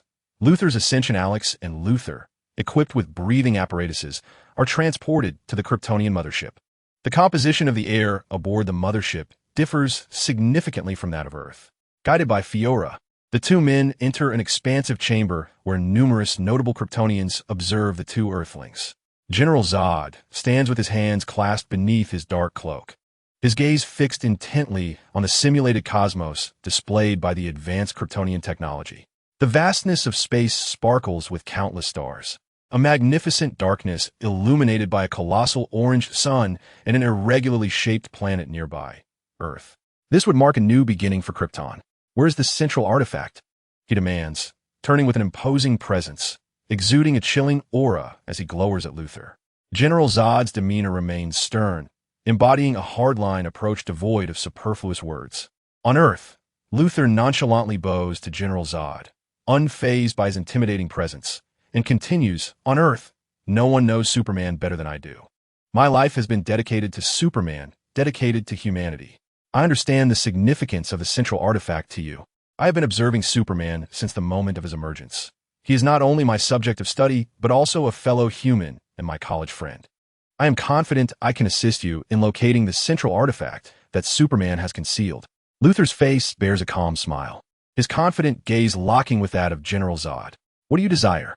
General Zod suddenly inquires, scrutinizing Luther's expression in an attempt to discern the true nature of this human. To General Zod, humans, akin to extraterrestrial beings, are not regarded with much esteem. The advanced technology of Krypton, combined with their inherent genetic superiority, endows them with unparalleled strength, far beyond that of any Earthling. To the Kryptonians, humans are mere trifles. Yet, the fact that humanity has evolved to its current state over millennia, despite still being bound to their planet and not venturing into the cosmos, attests to their unique potential. This implies that there exist individuals among Earthlings with intellects comparable to Kryptonian geniuses, such as the bald figure before him, Luther. Luther's voice carries a weight that permeates the atmosphere, infusing it with a subtly somber rhythm. From the distant reaches of the cosmos, you journeyed at superluminal speeds from the southern constellations, traversing through Virgo, the Cuckoo, Pisces, Puppis, Grus, Crux, and over 30 other constellations, plunging headlong into the Oort cloud. I understood then that your intentions were resolute. Yet, your mission transcended the mere retrieval of your citizens. It was also a quest for a sanctuary amidst the stars. For I am acutely aware that Krypton has met its demise. Luther's gaze was steady, and his voice bore the weight of revelation as he exposed the wounds of the Kryptonians, continuing with a somber tone, stating that your vessel, designed to probe the Earth's core, was to burrow deep from the Chernobyl nuclear power plant. I realized then that you sought to transform Earth into a new Krypton. General Zod did not refute this. His expression remained grave as he recounted, "You remind me of a dear friend, an exceptionally astute individual, who met his end by my hand." With a stern demeanor, General Zod cautioned, "I desire the survival of humanity on Earth. Merely 1/10 would suffice." Luther, sensing the moment was ripe, hastily articulated his demands, requesting to act as a traitor. His proclamation shocked all present. Earth is home to approximately 7 billion souls. 1/10 of that implies the survival of around 700 million, necessitating the demise of 630 million, a staggering figure indeed. I have assessed the technological disparity between Earth and Krypton, recognizing that your indomitable steel forms are impervious to nuclear weaponry, rendering any attempts at resistance futile. Just as you mourn the explosion of Krypton and the subsequent wandering through the cosmos, reluctant to see Kryptonian civilization extinguished, I too cannot bear the thought of humanity vanishing into the void. My sole desire is to preserve a flicker of hope for humankind. Luther's words were sincere, his emotions palpable, resonating deeply with the psyche of the Kryptonians. Having endured the cataclysm of Krypton, the remnants of their civilization now drift through the cosmos, burdened by the anguish of their loss and the imperative to restore what was lost. The Kryptonians shared a profound empathy for Luther's proposition of sparing 1/10 of Earth's populace. Recognizing the greatness in his willingness to sacrifice 630 million for the sake of his civilization, a wave of emotion swept through the assembled Kryptonians, their faces reflecting admiration as they felt a kinship with Luther's poignant sentiment. General Zod fell silent. Seizing the moment, Luther continued to negotiate Earth's fate, declaring, "I am the Supreme Commander of the Earth United Nations Space Strategy, aware that Earth possesses 137 formidable bases equipped with powerful weaponry, prepared to engage in warfare against you. Even if it meant annihilating our planet, we would not forsake it. Should we unleash the full might of our planetary invasion, our weapons would be unleashed without restraint, leading to the total destruction of our world. In such a scenario, what Krypton would inherit would be nothing more than a desolate wasteland. I believe that even with the advanced technology of Krypton, transforming such a planet as Earth would require immense time and effort to reconstruct a new Krypton." Luther is not mistaken. Even now, Krypton has not overtly declared its intention to invade Earth, fearing only the desolation of a ruined planet. We shall collaborate. I will assist you in locating the central tome on Earth. In my capacity as the Supreme Commander of the Earth United Nations Space Strategy, I will provide you with all the data regarding military installations so that you may swiftly eliminate all potent sources of pollution that threaten Earth. General Zod's eyes flickered with contemplation as he glanced at the colonel beside him. He sensed the feasibility of this plan. They too required a thriving Earth to expedite the establishment of a new Krypton, perhaps even with a sense of urgency. While Kryptonians do not fear war, the devastation it brings to Earth is indeed catastrophic.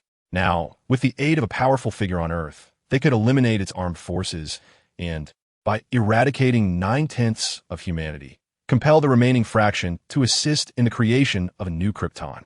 This strategy seemed to avert further conflict while securing dominion over humankind, thus facilitating the establishment of a new Krypton, a truly ingenious approach. Naturally, Luther harbored similar thoughts. Upon observing the colonel's slight nod, General Zod inclined his head in agreement, affirming their collaboration. "Luther, 1/10 of Earth's populace is in your hands to save. You are a great man among humanity." General Zod, his expression slightly softened, regarded Luther, recalling his dear friend Joel. A strategy akin to Luther's was indeed the mark of a wise individual, aimed at preserving humanity. Had Joel allied with him initially, General Zod sighed inwardly. Luther had successfully ascended to power. Suddenly, Alex transformed. His countenance turned furious, a righteous indignation surging forth as he bellowed at Luther. "You dare betray Earth? I will kill you." Without hesitation, Alex charged toward Luther in a fit of rage. Chapter 137. "Do you not esteem me, the thunderous hand, Alex?" Alex's suit billowed as if stirred by an unseen wind, his visage obscured by a slightly darkened respirator, emanating an aura of justice. With a fierce glare, he radiated an unassailable moral authority, his body poised and defiant. Clenching his fists, his towering physique erupted with explosive energy, the fabric of his suit tearing apart, unraveling into tatters that revealed his impeccably sculpted muscles. The assembly, engrossed in discussion, was momentarily stunned by Alex's dramatic display. The force of his transformation slicing through the air, leaving the Kryptonians in shock. To betray Earth in my presence, Alex thought, is to disregard my authority as the thunderous hand. "Luther, you dare sell out our planet. I will end you." In Alex's mind, The striking scene from Stephen Chow's The King of Destruction, where the character when Tai Lai bursts his shirt, flashed vividly. After experiencing a similar moment, he directed his righteous fury towards Luther, unleashing a thunderous shout. As he stepped forward, his anger surged, creating a sonic boom with each stride. His fist, propelled towards Luther's head, shattered the white sound waves, producing a fearsome explosion of air akin to a cannonball, startling Luther into immediate shock. Alex exerted every ounce of physical strength, his robust and graceful musculature subtly visible beneath the tattered fabric of his suit, embodying the aesthetic of muscular power. He did not employ his magnetic telekinetic abilities. Instead, his sheer physical prowess, amounting to an astonishing 17 tons of force, ruptured the air, producing a terrifying white shockwave.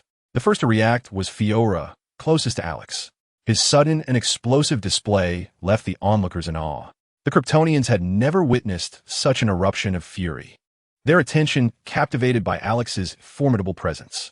However, having been exposed to the orange sun, they possessed enhanced capabilities that rendered Alex's explosive punch somewhat less astonishing in their eyes. Appearing marginally slow, in an instant, before Alex's fist could reach Luther, Fiora's tall, lithe figure vanished, moving at supersonic speed. To the ordinary observer, it seemed as if she had teleported, creating a shockwave as she appeared before Alex, her black cloak billowing behind her. With a slight smirk, she launched a punch towards Alex's chest. Alex's pupils constricted. He could not intercept Fiora's speed, nor did he wish to. Instead, he instinctively employed his magnetic telekinesis to shield his internal organs, only to be met with an overwhelming force crashing against his chest. Agonizing pain shot through his nerves as her slender, feminine fist caved in his ribcage, spiderweb-like fractures radiating from the impact point. His chest resembled fragile porcelain, shattering under the pressure, the cracks spreading ominously to other bones. With bloodshot eyes, he expelled a massive cloud of blood as he was propelled into the air, ultimately slamming against the ship's wall, his back pressed against the 3-meter-high barrier as a trickle of blood slid down behind him. Boom! The sound of the shockwave erupted at that moment, with Fiora standing resolutely in place, her tall figure exuding a commanding presence, a striking beauty that rivaled even the finest of heroines. The black cloak draped elegantly behind her, a testament to the superior prowess of the Kryptonian warriors. Fiora's demeanor was one of cold indifference, her tall figure standing imposingly as she looked down upon Alex, whose red-rimmed eyes were filled with rage and anguish, unable to move. His expression a tumultuous blend of pain and reluctant struggle.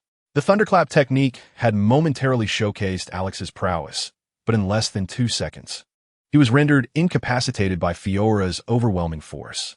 Luther staggered back a few steps from the abrupt surge, feeling as if a cold blade had grazed his bald head. He observed Alex, an actor of unparalleled skill, theatrically spewing blood, his eyes radiating a blend of anger and despair, infused with an array of emotional expressions that mirrored his own intellect and brilliance. With a resigned sigh, Luther reflected on the shared wisdom between himself and Alex. Both were exceptionally intelligent, each firmly believing in their own intellect, a conviction that had fueled their disputes during their ascent aboard the ship, as they argued over whose plan was superior. Even when Luther summoned Alex for assistance, he could not entirely impose his strategy upon him. Their shared confidence often led to conflict, as both stubbornly insisted on their correctness. Consequently, Luther took the initiative and executed his own plan, while Alex chose not to acquiesce to Luther's scheme, retaliating with his own thunderclap technique. Feeling a sense of helplessness, Luther sighed and pressed his forehead, stating, "General, to prevent the premature activation of Earth's powerful weaponry that could cleanse the planet, please spare his life for the time being. We only require 2 days." General Zod nodded, comprehending Luther's intention. Luther implied that this individual, ostensibly protecting him, was likely a surveillance tool for Earth, reporting on Luther's activities. Thus, keeping him alive still served a purpose. They could not eliminate him immediately without provoking a global conflict. However, despite this rationale, a glint of appreciation flickered in General Zod's eyes as he regarded the expressive Alex. "I understand. He is a true warrior, steadfast in defending his kind. Such spirit deserves our respect. He shall not perish now. He is worthy of Krypton's recognition and remembrance, and he deserves to die at our hands. But not at this moment. Take him to the medical bay to tend to his injuries." With these words, a towering Kryptonian, the same who had escorted Fiora, Luther, and Alex aboard the ship, removed his mask, revealing a rugged, formidable visage. Under General Zod's command, he approached the incapacitated Alex, who was slumped against the wall, and with a single hand, grasped the fabric at the back of Alex's neck, lifting him effortlessly to transport him to the medical bay. Chapter 138. Discovery the Kryptonian Mothership. A magnificent structure embodying a unique mechanical aesthetic has traversed the solar system, surpassing Mars, yet it has not descended directly upon Earth. It hovers beyond the gravitational orbit of our planet, resembling a colossal mountain, exerting an overwhelming pressure that weighs heavily upon the hearts of nations on Earth. Within the medical chamber of the mothership, a figure known as Ku, a slender man of advanced age with wrinkles and thinning white hair, embodies the image of an erudite professor. He serves as the chief medical logistics officer for the Kryptonian military and is a staunch supporter of General Zod. After the insurrection on Krypton ended in failure, he has remained loyal to Zod. Ku, clad in an oversized black medical gown that accentuates his frail appearance, places a vial of crimson blood drawn from Kal-El onto the testing apparatus. With a deft finger, he navigates the complex genetic data displayed on the wall screen, initiating the process to isolate the genetic information, distinguish between natural birth and the origins of life. I require his genetic information, he instructs as he integrates brain neurons, stabilizes the neural network, and connects to the hippocampus to compute the optimal memory transfer pathway. Having completed his instructions, his gaze flits across the screen before he turns to observe Kal-El, who lies in a stupor upon the medical bed. The latter is the most ideal subject for examination. Deprived of sunlight, the cells of this super being have succumbed to toxicity from an excess of Kryptonian gases, rendering him unable to maintain consciousness. Beep. Colonel Ku. The test is successful. The target cells contain an astonishing 73,000 distinct gene types. The genetic sequences exhibit a staggering 70 million arrangements, the intelligence system announces, leaving him momentarily speechless. He is taken aback by the analysis presented before him. Even for a being as formidable as those from Krypton, exposure to sunlight does not inherently lead to an increase in genetic diversity. Yet, Kal-El possesses an astounding 73,000 varieties of genes within him. What does this signify? It implies that he harbors an unprecedented array of genetic existence.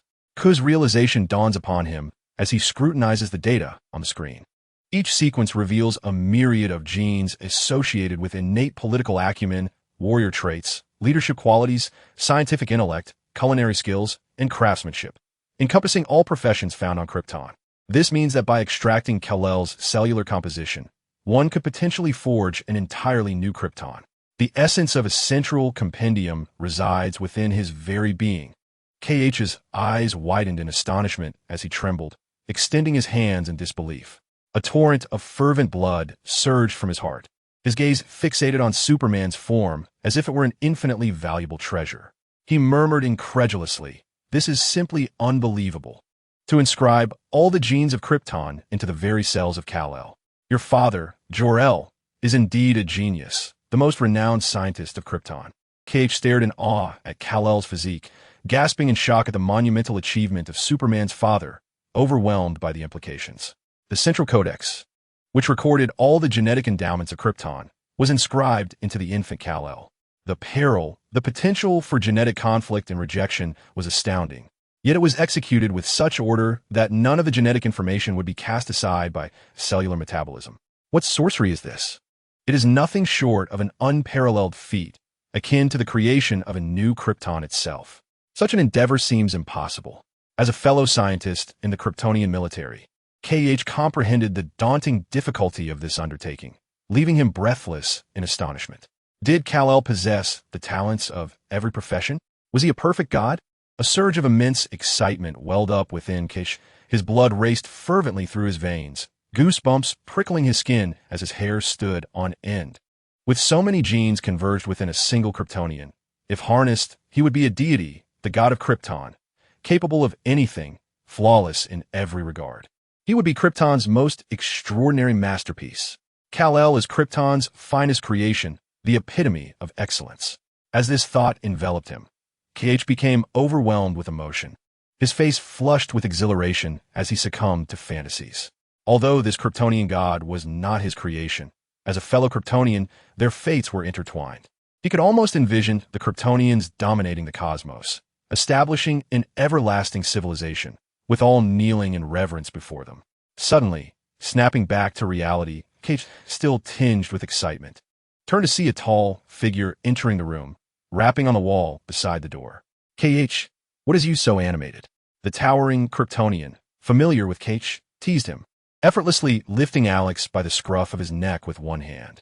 Cage, still riding the wave of excitement, brushed off the teasing, his eyes sparkling with fervor as he exclaimed, I have discovered the Central Codex. The tall Kryptonian's rugged features grew serious, abandoning his playful banter, and he responded in astonishment. Really? Where? I will retrieve it immediately for General Zod. His fist clenched, exuding a fierce and commanding presence. Cage displayed an enigmatic smile, his lips curling with delight as he regarded the robust Kryptonian with the playful gaze of a guardian watching a child's mischief, yet he chose to remain silent. His mocking gaze provoked an anxious response from the towering Kryptonian, who fidgeted restlessly, clutching at his head in frustration, lifting Alex up and down uncontrollably. In the midst of this playful banter, Alex found himself hoisted precariously by the Kryptonian, his chest collapsing under the strain, blood seeping forth and staining the ground. He coughed violently, expelling a copious amount of crimson onto the medical room's floor. Was it within the confines of Superman's cells? His head hung low, gradually rising in the Kryptonian's grasp, revealing eyes that sparkled with a twisted confidence beneath his dark locks, a smirk gracing his lips, blood staining the gaps between his pearly whites, resembling a vengeful specter suddenly stirred to life. Without waiting for a response or any sign of reaction from either party, Alex, appearing feeble with his chest sunken, abruptly extended his left hand like a wraith, gripping the back of the towering Kryptonian's neck with a singular motion. With a swift, crushing squeeze, akin to deflating a balloon, he constricted the Kryptonian's throat to the size of a cup, compressing the bones, eyes, and tongue, all bulging grotesquely as blood oozed from the eyes, ears, mouth, and nostrils. A horrifying scene. In an instant, the Kryptonian breathed his last, unable to retaliate. Alex, resembling a frail phantom, lightly touched the ground with his feet and flung the lifeless Kryptonian aside, sending him crashing into the wall with a resounding thud, where he crumpled in the corner. In his palm, a small shard of green kryptonite glimmered, held delicately between his fingertips. As he turned to face the suddenly pale Ko with a smile, weakly coughing up another mouthful of blood. How terribly simple this was. I had prepared more than 5 plans with Luther. Chapter 139. Occupation. With a swift twist of his hand, Alex snapped KO's neck amidst his terrified and envious gaze, dispatching him with ease and discarding the corpse carelessly to the side. As he flipped his fingers, the tiny shard of kryptonite was pocketed securely in a radiation-proof case within his trousers. The debilitating effect of kryptonite on Kryptonians was far more severe than Alex had anticipated, even beyond what he had gleaned from previous anime, comics, and films. Merely being within 10 meters of a shard of kryptonite, its luminous green hue caused Kryptonians to weaken uncontrollably. Pressing kryptonite against their skin was akin to poisoning them, unleashing a noxious green gas that rendered Kryptonians exceedingly frail, even more so than ordinary humans. Alex furrowed his brow as he glanced down at his chest, where an imprint from a fist was visibly concave. Several ribs fractured and protruding grotesquely, stark white bone piercing through the flesh, interlaced with strands of crimson, presenting a ghastly sight. The pressure on his trachea above his compromised heart made breathing slightly laborious. This fist-shaped indentation in his chest, coupled with the ribs that had punctured through the flesh, would have slain an ordinary person long ago. However, compared to Superman's might, Fiora's strength was considerably less formidable. At least his internal organs had remained relatively unscathed under protection. Alex assessed the situation, his gaze fixated on the Superman, whose limbs were restrained and sprawled on the hospital bed, clad in a blue bodysuit that accentuated his muscular physique, lost in a state of stupor. Ignoring Superman, Alex stepped towards the adjacent control screen, inputting commands belonging to the Kryptonian system. The screen instantly displayed an array of directories from the Kryptonian supercomputer, all in an indecipherable Kryptonian script. System Infiltrate the mothership systems and take control, Alex commanded, his mind already contemplating the prospect of commandeering this Kryptonian vessel as his own space base. This mothership boasted a complete miniature ecosystem, resembling a tiny planet. And with Kryptonian advanced technology, its worth in the eyes of Earthlings was immeasurable. For Alex, possessing a Kryptonian mothership, a space base, embodied the quintessential dream of a man's mechanical aspirations. The mere thought of potentially constructing a Gundam here, soaring through the cosmos, engaging in fierce battles until the last remnants of metal were shattered, was exhilarating. As he indulged in such fantasies, a tremor coursed through Alex's body, his eyes sparkling with fervor, yearning for the day he could pilot a Gundam and unleash a colossal Armstrong supercannon upon Darkseid. The mere notion of fighting valiantly before meeting his demise at Darkseid's hands painted a surreal picture of heroism. Enough, Alex. I am not your personal assistant. The system grumbled in dissatisfaction while utilizing the telekinetic capabilities granted by Alex to manipulate the mothership and input revised information. Initially, the system had reservations about boarding the Kryptonian vessel, apprehensive due to the presence of thousands of Kryptonian soldiers, each capable of obliterating Alex with a single punch. It had protested, wept, and pleaded like a subservient spouse, imploring Alex to abandon his quest to save humanity and avoid the perilous mothership. The fear of Alex meeting his end at their hands was palpable. However, circumstances had shifted. Witnessing Alex eliminate 2 Kryptonians with kryptonite and then demanding alterations to the mothership's supercomputer control protocols sparked a cunning idea within the system. I will configure the program for explosive superluminal acceleration, using the Kryptonian supercomputer to monitor your bodily metrics for any dangerous fluctuations. Should any arise, the supercomputer will activate the superluminal engines, whisking you to the edge of the universe, allowing you to survive until cosmic heat death. While the system lamented Alex's reckless ambitions, it methodically entered the revised operational protocols, secretly amused by its own machinations. You wish for your own demise?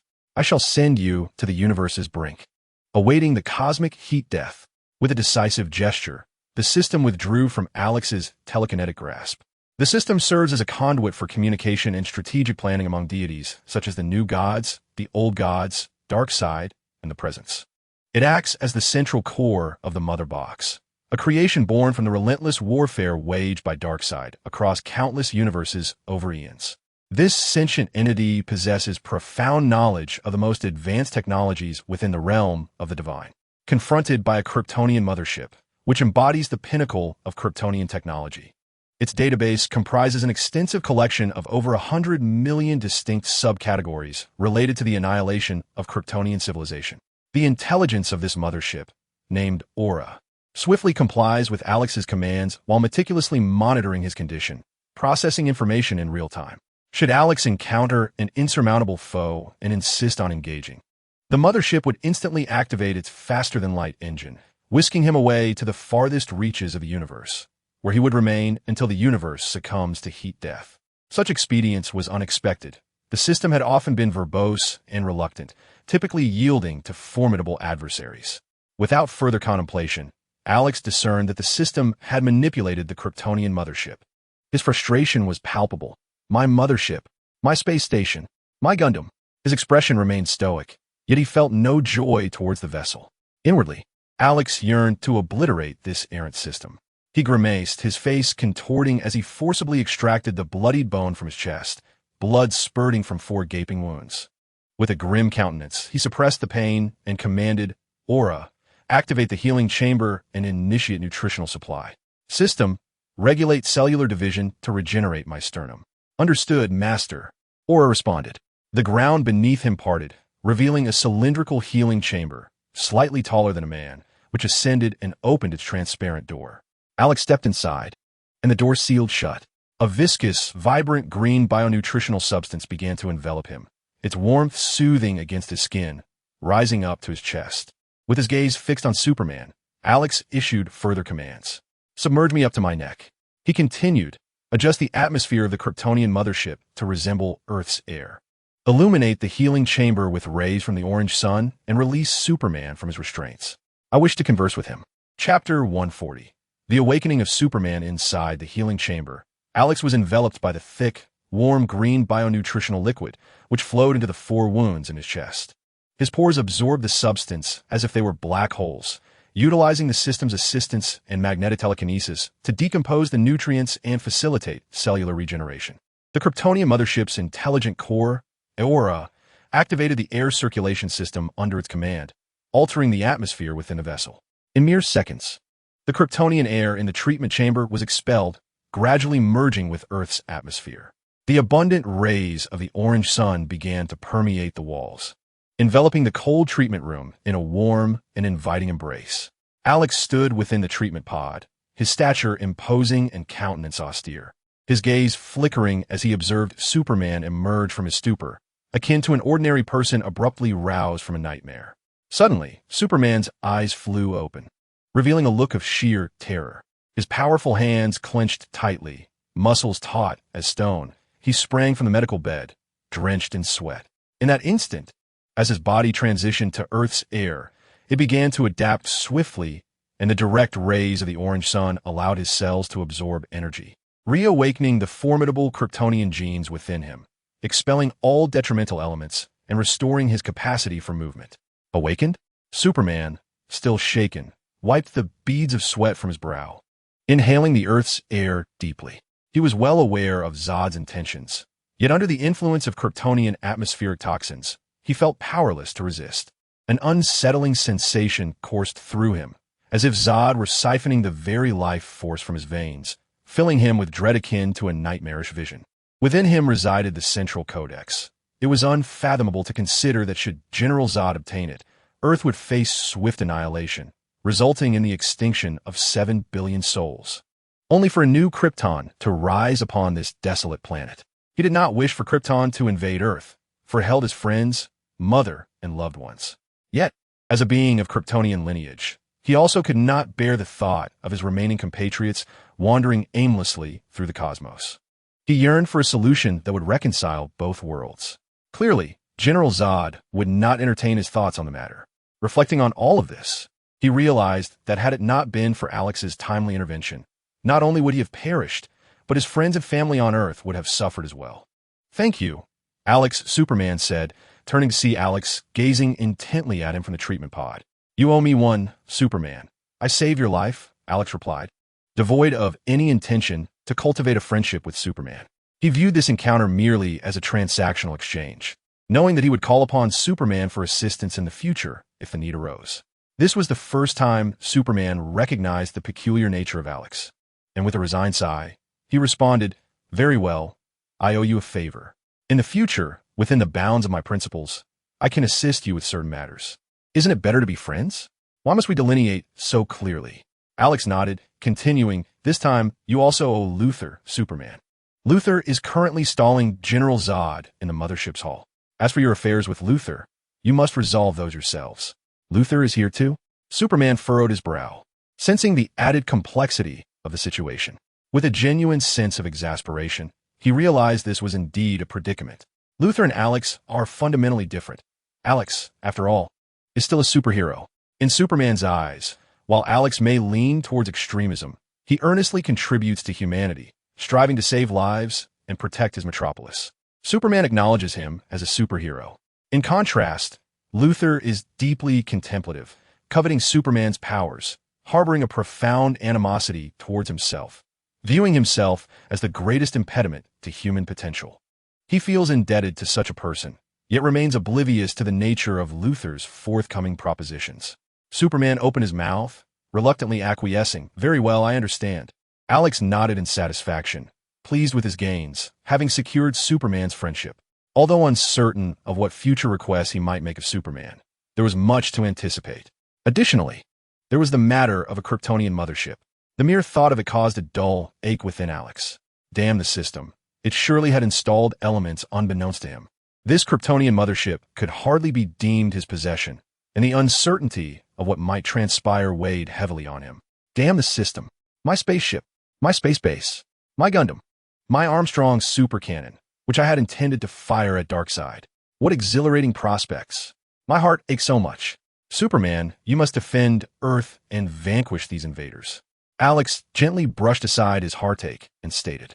However, Upon hearing Alex's words, Superman did not act. Instead, a troubled expression crossed his face. Alex, I cannot destroy them. Superman shook his head with difficulty, his face etched with bitterness. They are the last of the Kryptonians, my final kin. I will find a way for Earth's inhabitants and Kryptonians to coexist. In Superman's gaze lingered an unmistakable sorrow, coupled with a subtle plea for Alex's understanding. He yearned for a supporter. In a world where humans predominated, for Kryptonians to coexist with Earth's inhabitants would necessitate that humans concede a portion of their land and resources, a prospect that could easily incite discontent and conflict among Earth's populace. Superman had pondered these subsequent complications, contemplating persuading General Zod to exchange some of Krypton's advanced technology for living space, by showcasing their superior technology and irresistible biological prowess. As well as their mothership, the Kryptonians could assist humanity while securing a fraction of land for their survival. It would not be an issue. Possessing Kryptonian technology and formidable biological forces without launching an invasion would already be seen as a stroke of fortune by Earth's inhabitants, especially if they were also there to help elevate Earth's technological capabilities.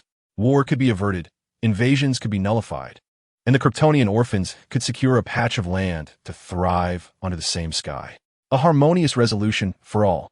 Yet amidst these myriad challenges, the inhabitants of Krypton regard Earthlings with disdain, perceiving them as mere insects, while the people of Earth view Kryptonians as formidable threats. The communication and various forms of coordination required in such a scenario are beyond the capabilities of Superman alone. He must seek assistance. With a gaze tinged with a hint of supplication, he turned to Alex and spoke. This excuse was indeed plausible. Alex scrutinized Superman with a skeptical glare, his brow furrowing deeply. Just as Superman anticipated Alex's refusal, Alex suddenly nodded in realization, contemplating aloud.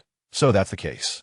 I never imagined that, after your near dissection, and following the death of your mother at the hands of General Zod, you would still regard them as your own kind. What? Chapter 141. Grief, Fantasy, Bewilderment. What?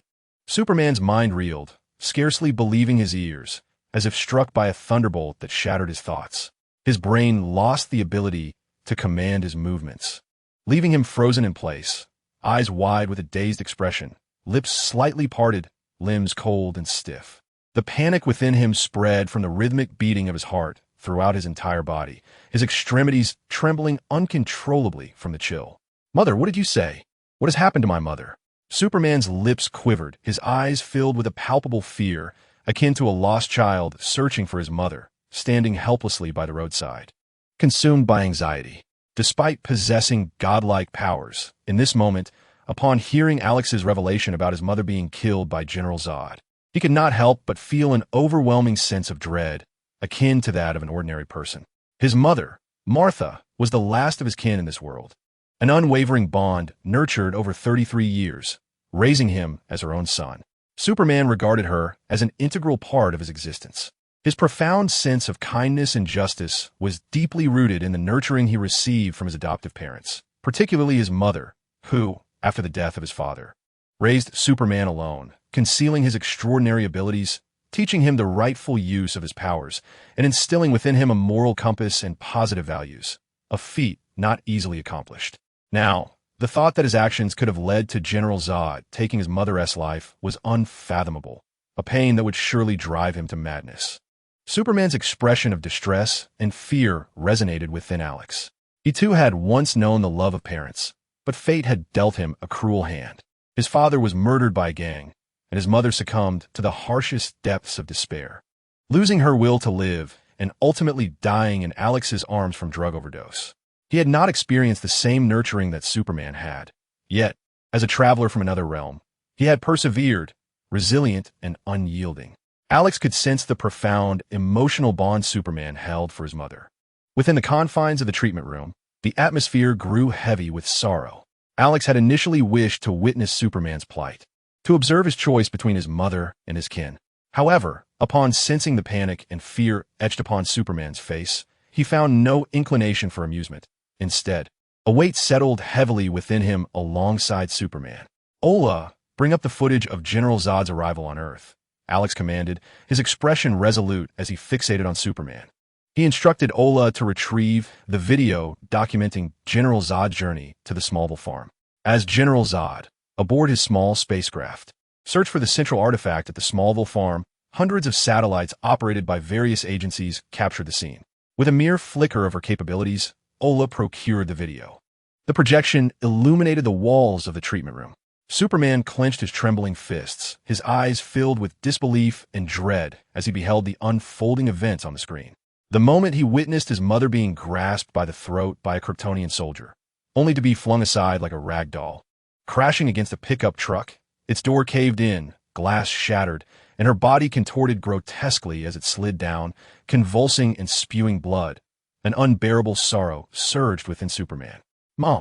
This heart-wrenching sight overwhelmed him, causing his hands to tremble, his nose to tingle with anguish, and tears of profound pain and fury to stream down his face. In an instant, Superman's visage contorted with agony transformed into a blur of red and blue as he propelled himself through the ship, piercing the dark steel walls with a series of gaping holes, vanishing from Alex's sight. A thunderous sonic boom erupted in the treatment room, creating a tempest that sent all objects, syringes, bandages, and tables, hurtling through the air, crashing against the walls. The force of the explosion surged towards Alex, but the transparent door of the treatment pod held firm, cracking under the pressure before his eyes. Zod, you dare to kill my mother! Superman's anguished roar reverberated throughout the Kryptonian mothership. Alex peered through the fissures in the treatment pod door, observing the extensive damage Superman had wrought upon the ship's hull, extending into the main hall. He sighed softly for the loss of Superman's mother before turning his thoughts inward. A question arose. Who could shatter his own head? Who could compel the system to genuinely believe that his demise was inevitable, that he faced certain death? He had to evolve, to transform into the Dragon God, to save his own life. Merely contemplating this filled Alex with exhilaration. He was on the brink of becoming a Dragon God. Soon, he would soar through the skies, surveying the world from above, commanding the winds and storms, his majesty instilling awe in countless hearts. I am the Dragon God. I shall ensure that Earth experiences bountiful harvests and harmonious weather, safeguarding humanity and leading them beyond their planet to dominate this universe. Believe in me. Trust in the Dragon God. I am the sanctuary of your spirit. I am a deity worthy of the faith of countless souls. I am the divine dragon. As Alex pondered this, a confident smile broke across his face. Everything was within his grasp. A vision of a tall warrior from Krypton flashed in his mind. It was decided. Fiora, it is your honor to witness the moment of the divine dragon's birth. It shall be the most memorable, cherished, revered, and admired moment of your twilight years. Your descendants will feel fortunate and exhilarated to have witnessed the rise of the divine dragon. Ha ha ha ha ha. Deep within, Alex's heart swelled with the glee of a grand villain, laughing joyously. Yet, he maintained an air of stoic composure, careful not to reveal his excitement to the system. At that instant, a thunderous shout echoed throughout the Kryptonian mothership. Stop! If you destroy this ship, you will doom all of Krypton. General Zod's terrified voice resonated across the vessel. Alex was oblivious to the fierce battle unfolding in the mothership's hull. Yet he imagined that the enraged and frantic Superman would render the Kryptonians utterly helpless. Soon, Superman's voice, filled with wrath and sorrow, roared out in anguish, Krypton is no more. Alex nodded in agreement, remaining composed in the healing chamber. Go on, Superman, I am with you. Two beams of red heat vision surged from beneath the Kryptonian mothership, scorching their way upward, causing the hull to glow a fierce red. Unperturbed, Alex felt the temperature rise as the heat vision sliced through one side of the healing pod, spilling nutrient fluid onto the floor. The scorching beams grazed his right arm, searing his skin, causing his hair to stand on end and burn black. He was forced to exit the nutrient pod prematurely, with several small holes in his chest already healing, though the 4 fractured ribs remained slightly indented, not yet fully mended. Bare-chested, he wore a bewildered expression. This ship belongs to me?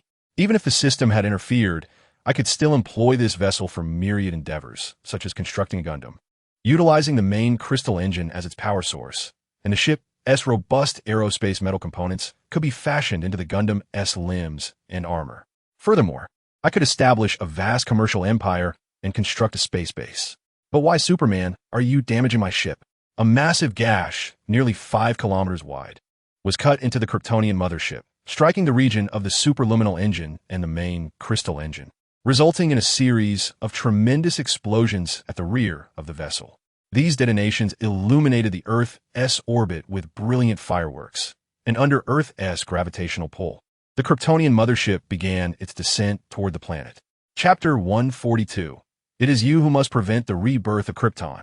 Within the core of the anti-nuclear void, the deepest layer, Sam Lane, tall and robust, clad in a general's uniform, stood at the main control station with his hands clasped behind his back, his expression pensive. Just as Lex Luthor harbored animosity towards Superman, so too did Sam Lane. Luthor's motives were grandiose. He believed that Superman stifled humanity's potential to confront danger. Conversely, Lane, a steadfast patriot, perceived Superman's existence as a threat to America's supremacy in the world, fearing that it would undermine the nation's standing in the eyes of other countries and diminish its influence globally. More critically, the presence of Superman rendered the United States powerless to contain or control him, thus exposing the nation to the peril of potential annihilation at his hands. The notion of Superman soaring above them felt akin to the sword of Damocles, leaving an unsettling sense of dread. The current invasion by the Kryptonians, a consequence of Superman's actions, further entrenched Lane's awareness of the immense dangers posed by such a being, not only to his own country, but to humanity at large, which could easily be obliterated by the formidable powers of this extraterrestrial race. General, the engine of the Kryptonian mothership has suddenly exploded. An officer interrupted Lane's reverie, prompting him to look up at the large screen mounted on the wall. Lex Luthor had succeeded. A flash of Luthor's arrogant confidence crossed Lane's mind. He had not truly anticipated that Luthor could single-handedly rescue Superman aboard the mothership, turning him against his own kind. With astonishment, Lane's gaze was fixed on the descending Kryptonian vessel, now succumbing to Earth's gravity. The ship was plummeting, its hull colliding with the outer atmosphere, generating a white plume of friction and glowing red with heat. In an instant, Lane's demeanor shifted to one of urgency and seriousness as he commanded. Calculate the landing position and time of the ship. The mothership's engines had gone out of control due to the explosion, and initial assessments indicated a lack of stabilizing capacity. After simulating its passage through the various layers of the atmosphere, ionosphere, thermosphere, mesosphere, stratosphere, and troposphere, considering factors like incremental acceleration efficiency, volume, weight, and friction, it was preliminarily concluded that the mothership would crash on the eastern coast of Delaware, approximately 30 minutes from now, within a radius of 120 kilometers of Metropolis, an area populated by over 170,000 residents. The military personnel conducted the simulations swiftly and reached their conclusion. Notify the station military, police, and fire departments in Metropolis to evacuate all residents with utmost urgency. Implement a mandatory evacuation. Lane's expression tightened with concern. Inside the Kryptonian mothership, waves of heat surged from various passages, accompanied by thick smoke and flames. The ship lurched and swayed, making Alex realize that his vessel had been shattered into pieces by Superman's heat vision and was now in freefall. "Ola, come out, Ola!" Alex sprinted forward, harnessing his telekinetic ability to manipulate the magnetic field, adhering to the vessel's wall as he dashed and rolled with remarkable agility. Deftly avoiding the debris that flew haphazardly around him, he narrowly evaded two passages where searing flames, belching thick black smoke, erupted dangerously. A perilous roll allowed him to escape the scorching inferno that licked at his back, the heat igniting his skin with painful intensity. He tumbled into the storage room on the opposite side, yanking down the spacecraft's hatch to sever the section of the ship that had been sliced away by the searing energy beam. As he witnessed part of the vessel being expelled into the void of space, Alex exhaled a sigh of relief, yet his expression turned cold and his brow furrowed. The area around his broken ribs throbbed with a dull ache. The 4 fractured ribs had yet to heal, presenting him with considerable discomfort. He called out for the Kryptonian mothership's intelligence, oral, but received no reply. Damn it! The energy beam must have inadvertently severed oral systems, causing a catastrophic failure in its power supply and rendering it unable to respond. Before Alex could fully process the situation, a voice crackled in his ear. "Hurry! Make your way to the hangar. There are small spacecraft still operational. At least half remain intact. Pilot one of them away from the Kryptonian mothership." The system urgently advised. fearful that Alex would meet his demise. In that moment, the system regretted allowing Alex aboard the Kryptonian mothership. It was far too perilous, and the explosion could easily claim his life. If only it had been more insistent, calling him husband or father, perhaps he would have been moved to heed its pleas. Without a moment's hesitation, Alex, bare-chested with skin like polished ivory and an air of cold elegance, rushed down the indicated passage. He concentrated his telekinetic powers at his feet, adhering to the vessel's continuously shifting wall, moving with the agility of a Spider-Man as he evaded the incoming projectiles and surged forward. He had no intention of dying here. His destined end lay in a confrontation with Darkseid, not in this trivial skirmish aboard the Kryptonian mothership. Moreover, he had yet to transform into a dragon. How could he succumb so easily? It was indeed a shame that the Kryptonian mothership would be destroyed by Superman. My Gundam, Alex lamented internally, feeling a pang of sorrow for such a magnificent vessel that only he truly appreciated, wishing he could crush Superman's head in frustration. Boom! Just as Alex rounded a corner, a dark green figure was hurled from the raging flames. He halted abruptly, stepping back to steady himself, his eyes darting to the shadowy form that crashed into the hull, denting it significantly. Behind a line of protective goggles, pain was evident in the eyes of the figure. Luthor, Alex exclaimed, finally recognizing the individual who had collided with the ship's wall. Luthor, clad in a black metallic suit adorned with green patterns, exuding an aura of cold, sharp metallic menace, his mechanical armor radiating a sense of formidable strength. At present, a concave fist imprint marred the chest of Luthor's mechanical armor, crackling with electrical sounds. Alex understood that this nanomechanical suit could withstand forces exceeding 20 tons without deforming, even without employing his telekinetic magnetic abilities. He had been unable to leave a dent on the armor. Yet now, a fist mark had indented the surface, indicating a rather severe impact. "Don't you possess kryptonite?" Alex said, grasping Luthor's armored arm, his muscles tensing as he pulled him upright. With kryptonite at his disposal, which Kryptonian could possibly bring Luthor down? Luthor gasped, lifting his gaze through the straight-line visor towards the source of the explosive flames. She was clad in radiation-resistant battle armor. Following his line of sight, Alex beheld a tall, slender silhouette emerging from the inferno, emblazoned on her chest with the insignia of her lineage. Her cape blazed behind her as she dramatically tore it from her left shoulder with her right hand and flung it aside. Fiora stepped forth from the flames, her neck twisting with a chilling demeanor. "It is you who seeks to thwart the resurrection of Krypton." Upon witnessing Fiora's formidable entrance from the flames, Alex felt no trepidation. Rather, a subtle thrill coursed through him, surprised by her timely arrival. "I shall evolve into a dragon at this very moment." His heart surged with boundless combativeness and indignation. How could Fiora strike down his friend Luthor? Such an act was utterly unforgivable. As a superhero of Central City, how could he disregard the assault on Luthor? A fellow Earthling? Luthor had invested billions into him and facilitated connections with numerous Earth companies to establish a future energy technology group. In Earth's time of peril, he had bravely aided Alex in ascending the Kryptonian mothership to rescue Superman. Such a remarkable figure as Luthor could not be allowed to perish aboard the Kryptonian vessel. Alex, must rise to the occasion and protect Luthor. Thus, he realized that he was no match for Fiora. Even in retreat, he could not outpace her. He had no choice but to temporarily evolve into a dragon to resist her. With grave resolve, Alex's gaze hardened, his delicate features embodying a fierce determination. As he stood resolutely before Luthor, safeguarding his beloved friend, there was no other option but to evolve, even if this premature transformation led to the loss of certain emotions. Alex accepted that sacrifice willingly. Such was his greatness. Behind him, Luthor observed Alex's unwavering stance, his dark hair swept by the gusts, his profile strikingly handsome and rugged against the backdrop of the fiery heat, exuding an extraordinary allure. At this moment, Lex Luthor's heart was undeniably stirred. The relationship between him and Alex was one of mutual understanding, typical of two intelligent individuals. Initially, Lex harbored a fear of Alex's formidable strength, even contemplating the idea of eliminating him. However, as their acquaintance deepened, Lex discovered that Alex was not like the typical superhero, such as Superman, who embodied unwavering righteousness.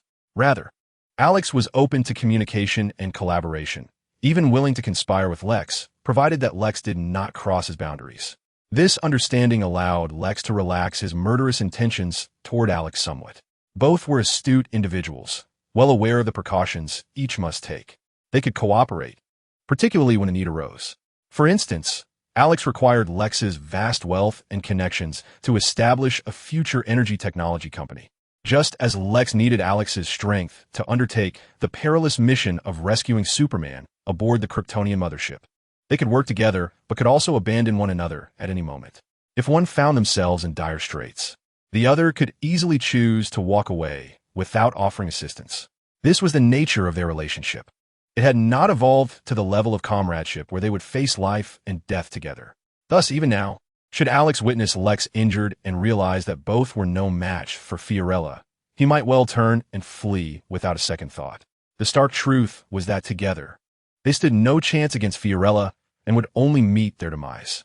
If Lex were in Alex's position, he would assuredly abandon Alex to escape alone, for he had grander ambitions and could not afford to perish in such a manner. Therefore, witnessing Alex step forward to protect him, standing tall and resolute, stirred a profound emotion within Lex, evoking a sense of camaraderie and shared fate. Unbeknownst to Lex, Alex was consumed with his own exhilaration, eagerly anticipating the moment when the system would liberate his genes and allow him to evolve into a dragon. He had awaited this day for far too long and was impatiently on the brink of this transformation. In such a perilous moment, how could he not evolve into a dragon? Even as Earth's mightiest human, with his telekinetic abilities, he could not contend with the Kryptonians, a truly formidable race. Nevertheless, he masked his excitement with a facade of tension, controlling the frequency of his skills and displaying the physical responses of a battle-ready state, all while suppressing any hint of his fervent desire to be overwhelmed by Fiorella. Should the system perceive Alex's intention to evolve prematurely, it would undoubtedly cause a ruckus, akin to the previous incident involving the Central City superheroes and their background music, which was merely a minor inconvenience. The troublesome system disrupts daily life, causing chaos by spilling coffee on one's shirt, sending errant messages to former lovers, and even indulging in inappropriate behavior in elevators. Such a series of exasperating incidents can undoubtedly exhaust an individual. Therefore, under Alex's familiarity with the system's unpredictable nature, it is imperative to avoid giving the system the impression that he is deliberately courting danger. Time is of the essence as the menacing figure of Fiorella approaches. Alex once again addressed the system, articulating Fiorella's murderous intent. I am prepared for anything. Unleash the genes and evolve into a divine dragon. With a tension palpable from the imminent battle, Alex expressed his desire to fight, yet felt helpless against his formidable opponent, realizing that evolution was essential to confront Fiorella. To your left, simply pull down the manual lever to deactivate the corridor gate beneath Fiorella, allowing her to be expelled into the vastness of space. The system, with a scowl, retorted evolve? Not a chance. It disdained Alex's noble intentions, questioning his intellect and resolve. Have you forgotten the fate that befell you at the hands of Superman and Fiorella? Do you truly believe you can withstand their might? Are you aware of your own limitations? A moment of silence enveloped Alex as he pondered the dire predicament. Could the system genuinely find a way out? A wave of sorrow washed over him, yet his expression remained inscrutable as he fixed his gaze upon the advancing and formidable Fiorella. He commanded the system with fervor. I possess kryptonite. If I can breach her radiation-resistant armor, I can bring her down. Luthor is gravely injured and cannot act. I cannot abandon the hero destined to save Earth. I, Alex, am resolute. I shall face Fiorella head-on. I must evolve. Upon hearing Alex's impassioned declaration, the system erupted in fury, nearly reaching the point of self-destruction. This time, the host cannot falter. It appears evolution is indeed necessary. You must survive. As the system seethed with indignation and prepared to forcibly absorb the energy from the atomic core to aid Alex in his evolution, a colossal metallic hand emerged from behind him, decisively pulling the lever to shut the gate. Instantly, the system ceased its actions. Alex stared intently at Fiorella in the corridor, observing her furious expression as she rushed towards him with an air of vengeance, seemingly intent on ending his life. As the gate closed, she reached out in vain to stop it, only to be thwarted, left on the other side. Suddenly, a deafening explosion resonated from beyond the door. engulfing the entire corridor in chaos, as the Kryptonian mothership was severed, propelling Fiorella into the vastness of space. Alex stood frozen in shock, momentarily paralyzed by the violent sounds of the explosion and the grating mechanical friction of the ship's corridor detaching from the hull. It was only after the cacophony subsided that he mechanically turned his gaze towards Luther, his eyes unblinking. "Let us depart swiftly, Alex," Luther urged, his voice firm and resolute, acknowledging Alex's earlier act of bravery in confronting Fiorella to protect him. Fortuitously, he had been astute enough to spot the manual release, sending Fiorella into the void and thereby saving both himself and Alex from dire consequences. Without delay, Luther pivoted and began to lead the way. Alex watched Luther's retreating figure, his expression a tumult of emotions. "Luther, you truly are a genius." Chapter 144. The arrival of the Superwoman and the Martian hunter in the basement control room of the anti-nuclear cavity. Sam Lane's countenance darkened. "How many individuals remain in the southern metropolis?" 900,000, General. A colonel reported urgently. "All station forces, police, and fire departments within 120 kilometers of the southern metropolis have been mobilized. We can only evacuate approximately 30 kilometers of the populace, which has resulted in severe traffic congestion. Nearly 900,000 are trapped at the site of the Kryptonian spacecraft's descent." The panic among the crowd had created a blockade on the thoroughfare, rendering it impossible for vehicles to exit from the epicenter of the southern metropolis. Military transport aircraft had commenced evacuating a select group of important persons. Sam Lane's expression deepened into a scowl. The term important persons was well understood by all present. It referred to corporate executives, influential figures, elite researchers in advanced technology, and other exceptional talents whose survival chances far exceeded those of the average citizen, thus placing them at the forefront of the rescue effort. The location of the Kryptonian spacecraft's landing in the southern metropolis was precisely within the region rich in high-tech innovation, home to the world's foremost technological prowess. The area was teeming with cutting-edge talents, and the impact of the crash would likely claim the lives of at least 50 to 60% of the metropolis's scientific elite. Reluctantly, the decision was made to prioritize the rescue of these individuals. "We have requisitioned 72 passenger aircraft from over 12 airlines, including Delta, Southwest, Ferris, JetBlue, and Virgin. They have already taken flight and are expected to evacuate a maximum of 100,000 individuals by the time the Kryptonian vessel descends." Sam Lane fell silent, grappling with the gravity of the situation. More than 800,000 American lives hang perilously in the balance, a staggering toll that will not be easily forgotten. Despite the Kryptonian mothership boasting a diameter of 50 kilometers, its catastrophic explosion in space has already obliterated nearly a quarter of its mass, with the remnants continuing to disintegrate and explode.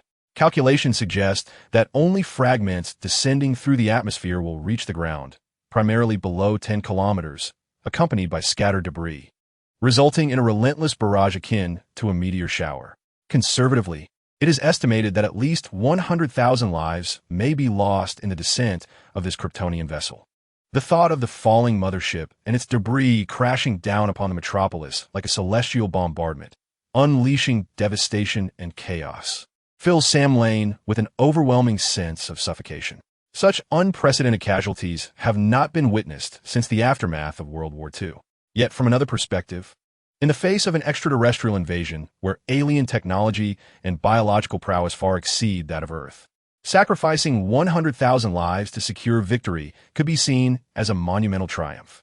Suddenly, a voice breaks through the chaos. "General," a figure emerges, "Supergirl. She is here to rescue the people." No, it is not Superman. She dons a skirt yet bears the same emblem emblazoned on her chest. She is a female hero, soaring through the skies, rescuing humanity.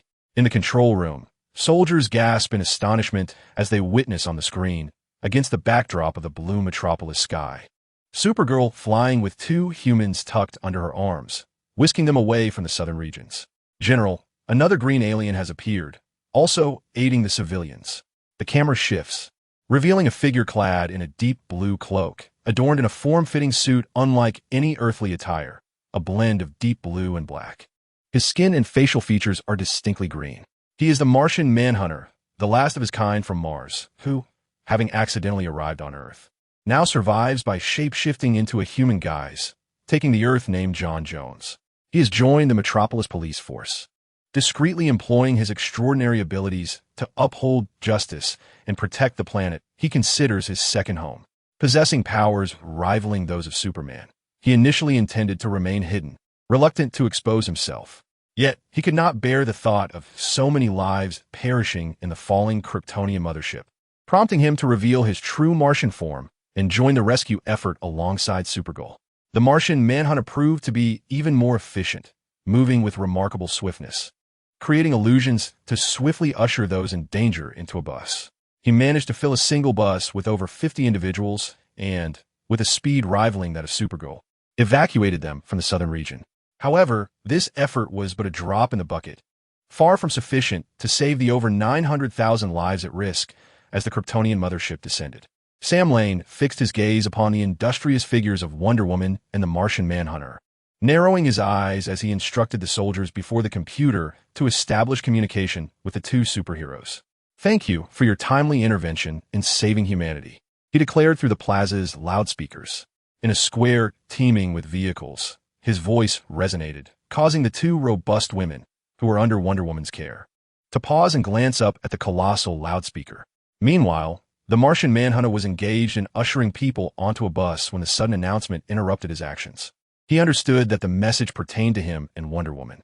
"I truly appreciate your assistance. However, I must speak candidly. Over 900,000 souls remain in peril in the South, and your efforts, while commendable, amount to little more than a drop in the bucket. I propose that we collaborate to save these lives." Sam Lane intoned solemnly. Wonder Woman lifted her gaze to the visible, blazing Kryptonian mothership and, without hesitation, nodded at the plaza's loudspeaker. "You propose a partnership? I am in." The Martian Manhunter echoed her sentiment without a moment's pause. A flicker of determination crossed Sam Lane's eyes as he continued. "I will launch an intercontinental missile at the descending Kryptonian vessel, harnessing the explosion's force to alter its trajectory, guiding it to crash in the desolate outskirts of Metropolis. I require you both to manually control the missile, ensuring it strikes the designated target precisely, utilizing the blast's impact to redirect its path." In that instant, the appearance of Wonder Woman and the Martian Manhunter sparked this audacious plan in Sam Lane's mind. Firstly, it served as a test of their capabilities to discern whether they possessed powers akin to those of Superman, impervious even to intercontinental missiles. Secondly, it was a desperate gamble to save countless lives. Should they perish beneath the missile's might, they would become the very heroes needed to save 900,000 lives. If they survived, then the future of Earth would be secured. Upon hearing Sam Lane's proposal, Wonder Woman hesitated, not out of fear for her life, but rather in doubt of her own abilities to ensure the missile struck its target accurately, guiding the Kryptonian mothership to a deserted region in the southern outskirts. This was, after all, the first occasion that Kara donned her battle attire to act as a superhero, leading to her uncertainty. The Martian Manhunter, seasoned in experience, immediately discerned Sam Lane's intentions but felt no reluctance, swiftly agreeing to the plan. Faced with the gravity of 900,000 lives, Sam Lane's concerns seemed trifling in comparison. "Very well, please launch the missile promptly. I shall adjust the trajectory." The Martian Manhunter responded without hesitation. Wonder Woman, regaining her composure, recognized that now was not the time for doubt and promptly concurred with Sam Lane's proposal. The two superheroes set aside their human charges, their gazes fixed upon the heavens, awaiting the missile's arrival. Amidst the plummeting Kryptonian mothership, a severely damaged small spacecraft detached itself from the tumbling behemoth, swaying precariously as it descended towards the Earth. Outside in the vastness of space, the tall figure of Fiora, her gaze icy and filled with hatred, fixated on the escaping vessel, hurtling through the atmosphere towards it. Chapter 145. Luthor, your power is formidable. No wonder you are bald. We cannot escape. In the pitch-black surroundings of the small ship, which was approximately 2/3 the size of a bus, Luthor's expression was grim as he leaned against the wall. Adjusting his mechanical battlesuit, he cast a cold glance at the ship's screen displaying the external simulated environment, observing Fiora, whom he had ejected into space, breaking through the atmospheric barrier and charging towards them. Although there was still a distance between Fiora and their fleeing vessel, Luthor, by mere estimation, calculated Fiora's flight speed, the physical impediments posed by the atmosphere, and the impact of her current descent. It became all too clear that their ship would not have sufficient time to reach the ground. They would be intercepted by Fiora mid-air, leading to their demise and their bodies plummeting to the earth. "We will be fine," Alex said, his demeanor stoic and composed as he piloted the small ship. Despite the main engine's damage, he maneuvered the tilted craft with the two auxiliary thrusters, propelling them towards the ground at maximum speed. Watching Fiora relentlessly pursue them from above, a spark of determination ignited within him. This was pure malice. She was relentless, unwilling to relent until they were dead. Yet this suited Alex's intent perfectly. "System, it's time for an early evolution. This is a desperate situation." Alex suppressed his exhilaration, which threatened to erupt into laughter, and donned a facade of grave seriousness akin to an Oscar-winning actor. "I cannot escape. It's time to evolve." The system, recognizing the gravity of their predicament, understood that both Alex and Luther were unable to evade Fiora's grasp. Despite the potential emotional toll and unknown dangers associated with premature evolution, survival took precedence. "I understand." The system responded, tightening its focus as it prepared to forcibly absorb the nuclear energy from Alex's body, initiating a one-time early evolution.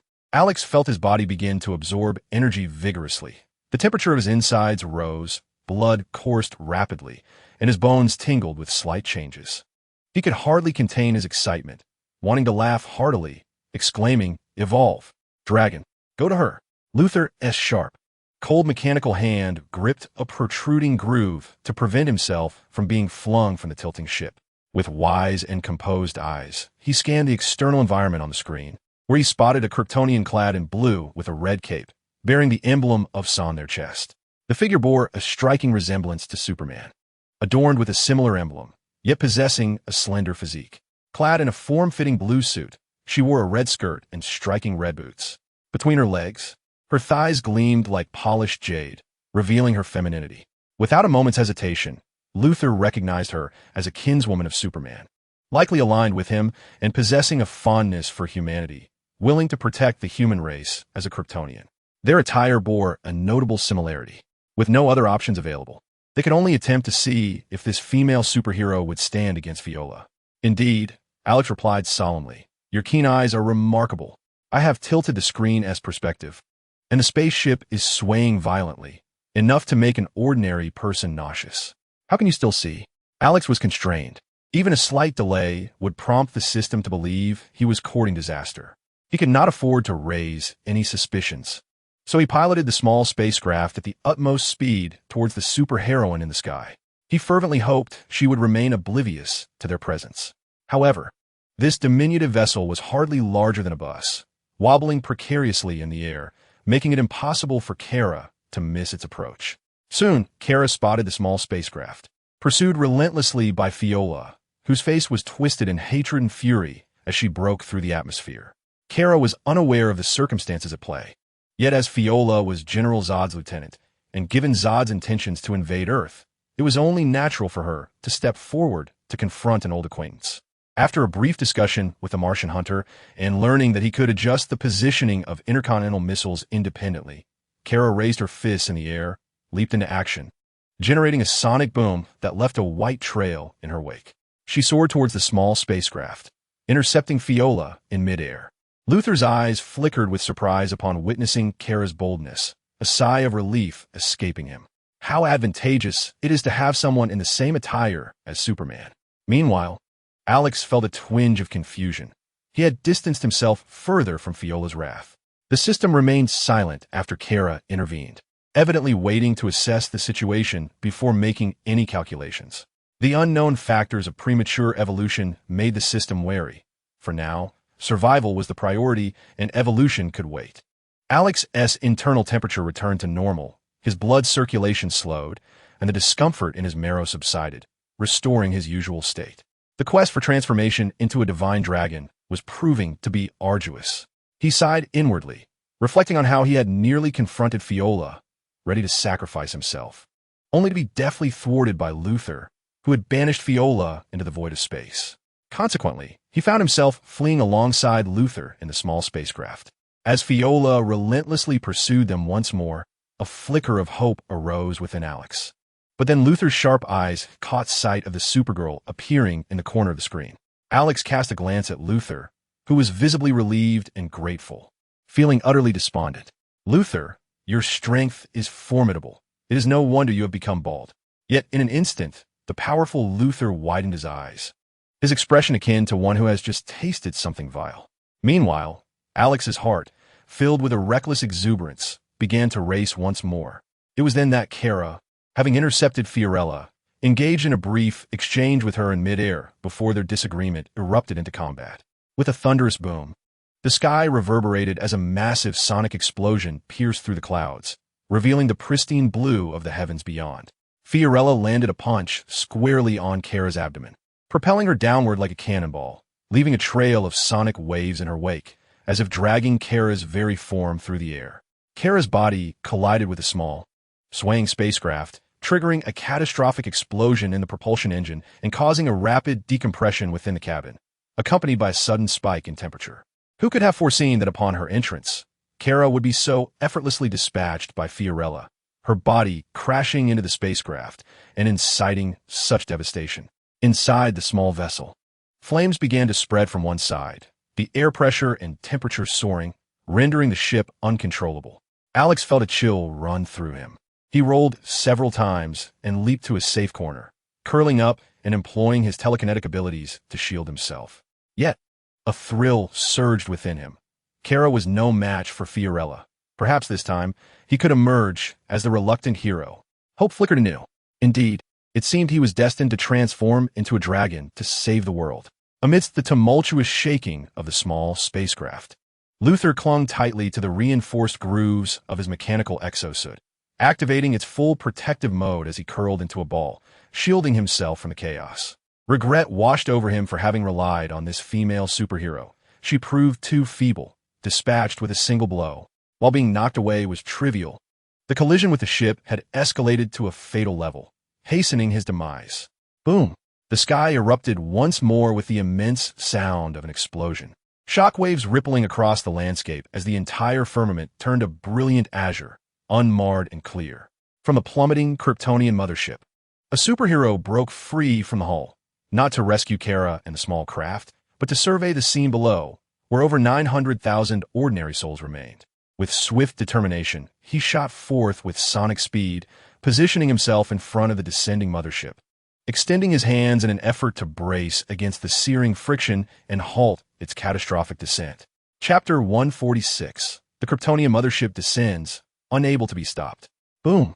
The plummeting Kryptonian mothership ignited with a fiery blaze, its surface temperature reaching terrifying heights, transforming into a colossal meteor as it fell. A breach erupted on one side, and fragments of the hull scattered through the air like razor-sharp blades, unleashing a tremendous force that shattered steel and sent the cabin hurtling away.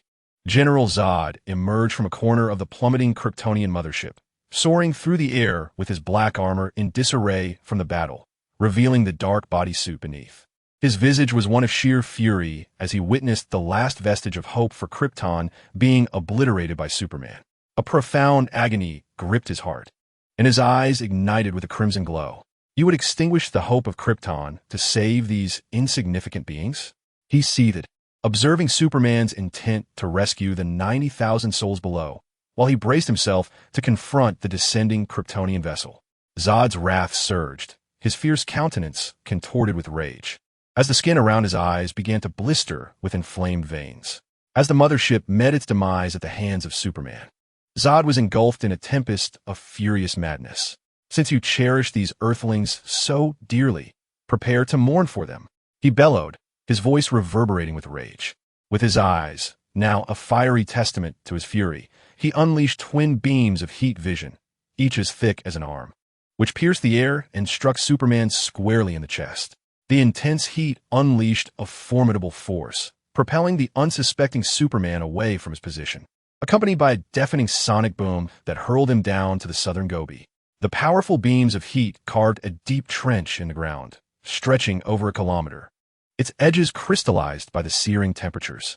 As the heat vision dissipated, wisps of smoke began to rise, revealing Superman lying at the bottom of the gaping chasm. For a moment, his vision blurred, and a sharp pain radiated from his chest, prompting him to shake his head in agony, desperately trying to dispel the disorienting haze. From a distance, the Martian manhunter witnessed this harrowing scene and contemplated soaring to Superman's aid. Yet he hesitated. At the military base in the southern outskirts of Metropolis, intercontinental missiles had already been launched, streaking through the sky at a velocity of 20 Mach, leaving behind a trail of dense white smoke and a fiery plume in their wake, aimed at the falling Kryptonian mothership. Adjustments were necessary to ensure the missiles would obliterate the ship before it could reach the ground. Superman might endure, but the 90,000 lives below could not withstand the impending catastrophe without his indomitable presence. Kryptonian warriors, annihilate every last Earthling, General Zod commanded, his face a mask of grim determination, his gaze fixed on the hurled Superman. His focus swept past the Martian manhunter and the incoming missiles, unperturbed as he unleashed another thunderous roar, shaking the very heavens. With that, Zod charged towards the fallen Superman at supersonic speed, creating a shockwave in his wake. The Martian manhunter's heart raced, his red eyes witnessing a colossal roar erupt from the shattered Kryptonian mothership. This thunderous cry, more ferocious and soul-stirring than the explosive turbulence of the mothership's descent, resonated throughout the battlefield. Like an ancient, colossal beast from the primordial chaos, roaring with fury. The sound waves reverberate violently, distorting the air into visible, ceaseless ripples that instill terror in the heart. Within the Kryptonian mothership, numerous explosions erupted, revealing warriors clad in dark, form-fitting battle suits. These Kryptonian soldiers, initially dormant in nutrient pods, basking in sunlight to enhance their strength, found many unprepared for the sudden alteration of Earth's atmosphere by Alex. The ordinary soldiers, unable to adapt due to a lack of solar exposure to strengthen their adaptive cells, perished in large numbers. The remaining soldiers, being of higher rank and possessing formidable adaptability, were forcibly awakened. Upon hearing General Zod's command, they emerged from the mothership to witness its impending destruction. Over 30 Kryptonian warriors, their eyes ablaze with crimson light, roared in anger, scattering across the battlefield, awaiting Zod's orders to annihilate all humanity on this planet. Before the Martian hunter stood 5 Kryptonian warriors, confronting him directly. His heart raced in terror as he engaged them, barely managing to shift position and avoid their grasp. He found himself unable to adhere to the predetermined plan for adjusting the intercontinental missile's trajectory. Nevertheless, the missile accurately targeted the plummeting Kryptonian mothership, erupting in a massive explosion midair. Debris from the ship scattered like meteors, and a cacophony of anguished roars echoed from within, resembling the ferocious cries of a monstrous beast. Ultimately, the Kryptonian mothership tilted and descended toward the southern region, striking the Earth with catastrophic force, creating a colossal crater over 10 kilometers wide and plunging deep into the ground. The immense shockwave and dust cloud surged forth, obliterating skyscrapers within a 30-kilometer radius, triggering a cataclysmic earthquake that shook the entire metropolis as if it were on the brink of annihilation, rendering its inhabitants unable to stand firm. The Earth trembled violently, and the east coast of the United States felt the tectonic upheaval, resulting in a massive tsunami over 100 meters high, poised to deliver a second devastating strike. Subsequently, a meteor shower of destruction rained down upon the nearby American East Coast, affecting numerous major cities, including Gotham. The remnants of the ship, like meteors, struck the muddy ground, igniting flames and creating deep craters. Fire, death, despair. Skyscrapers crumbled amidst cries of hopelessness, the sounds of ruin and devastation resonating as dust billowed upwards, composing a tragic symphony of despair in the southern metropolis. Across the globe, nations and interstellar satellites bore witness to this extreme battle. As the Kryptonian mothership descended, even those in distant lands felt the ground tremble beneath their feet, as if the Earth itself were lamenting its fate. The number of direct fatalities has surpassed 50,000, with subsequent shockwaves generating a colossal tsunami that begins to assail coastal regions of the Earth. The death toll from this second wave of devastation is more terrifying than the fall of the Kryptonian mothership, resulting in immediate losses amounting to hundreds of billions of dollars and over 100,000 lives lost. Chapter 147, The Great War in Boston. In the streets and alleys, among towering buildings and luxurious villas, pedestrians, homemakers, and office workers alike tune in to satellite channels broadcasting the cataclysmic battle. The citizens of Boston witnessed the Kryptonian mothership crashing into the metropolis, creating a deep crater, with shockwaves and clouds of dust radiating outward. The unprepared inhabitants of the city are engulfed, as skyscrapers fracture and collapse, transforming a once glorious and bustling city corner into a wasteland. Oh my God! This is a war of annihilation. How horrifying! They are invaders. Many women gasp in disbelief, wide-eyed, feeling the faint tremors transmitted from the West Coast, overwhelmed by the scene and mourning for the innocents caught in this tragedy. The battle has undoubtedly claimed the lives of countless ordinary people, marking an immense global catastrophe. Yet, in this dire moment, heroes rise to counter the tide of despair. Alex, Luthor, Superman, Supergirl, and the Martian Hunter step forward to confront the invasion, battling against the mightiest of Kryptonians. Boom! Above Boston, in the distant azure sky, a slender trail of sonic boom extends, culminating over the city. A Kryptonian clad in a sleek black suit gazes down, filled with wrath and merciless intent. His eyes emanating fierce red heat vision that pierces the air and strikes down upon Newbury Street, sending shards of concrete flying and igniting the ground into molten lava. The heat vision, a harbinger of death, sweeps across Newbury Street, leaving a deep scar of lava in its wake, a pungent odor of burning filling the air. Cars parked along the roadside, as well as those speeding by, are severed in an instant, resulting in explosions and the anguished cries of humanity, echoing the sounds of death. In a heartbeat, the entire street is engulfed in flames of war. The scene resembles the end of the world, filled with human wails of despair. A black husband, his face contorted in horror, pushes his wife and 5-year-old daughter away, shouting in terror, "Run! Run! Quickly!" The panicked wife clutches her frightened, crying daughter tightly, stumbling to the ground, wide-eyed in horror as she watches a beam of heat vision flash toward her husband's back.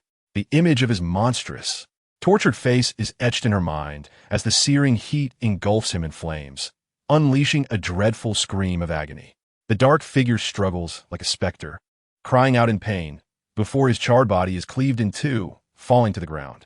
The searing heat ray struck her husband, unimpeded, advancing towards her with relentless ferocity. The ground melted beneath the intense heat, transforming into molten rock, filling the air with the acrid scent of burning sulfur as the deathly beam surged forward.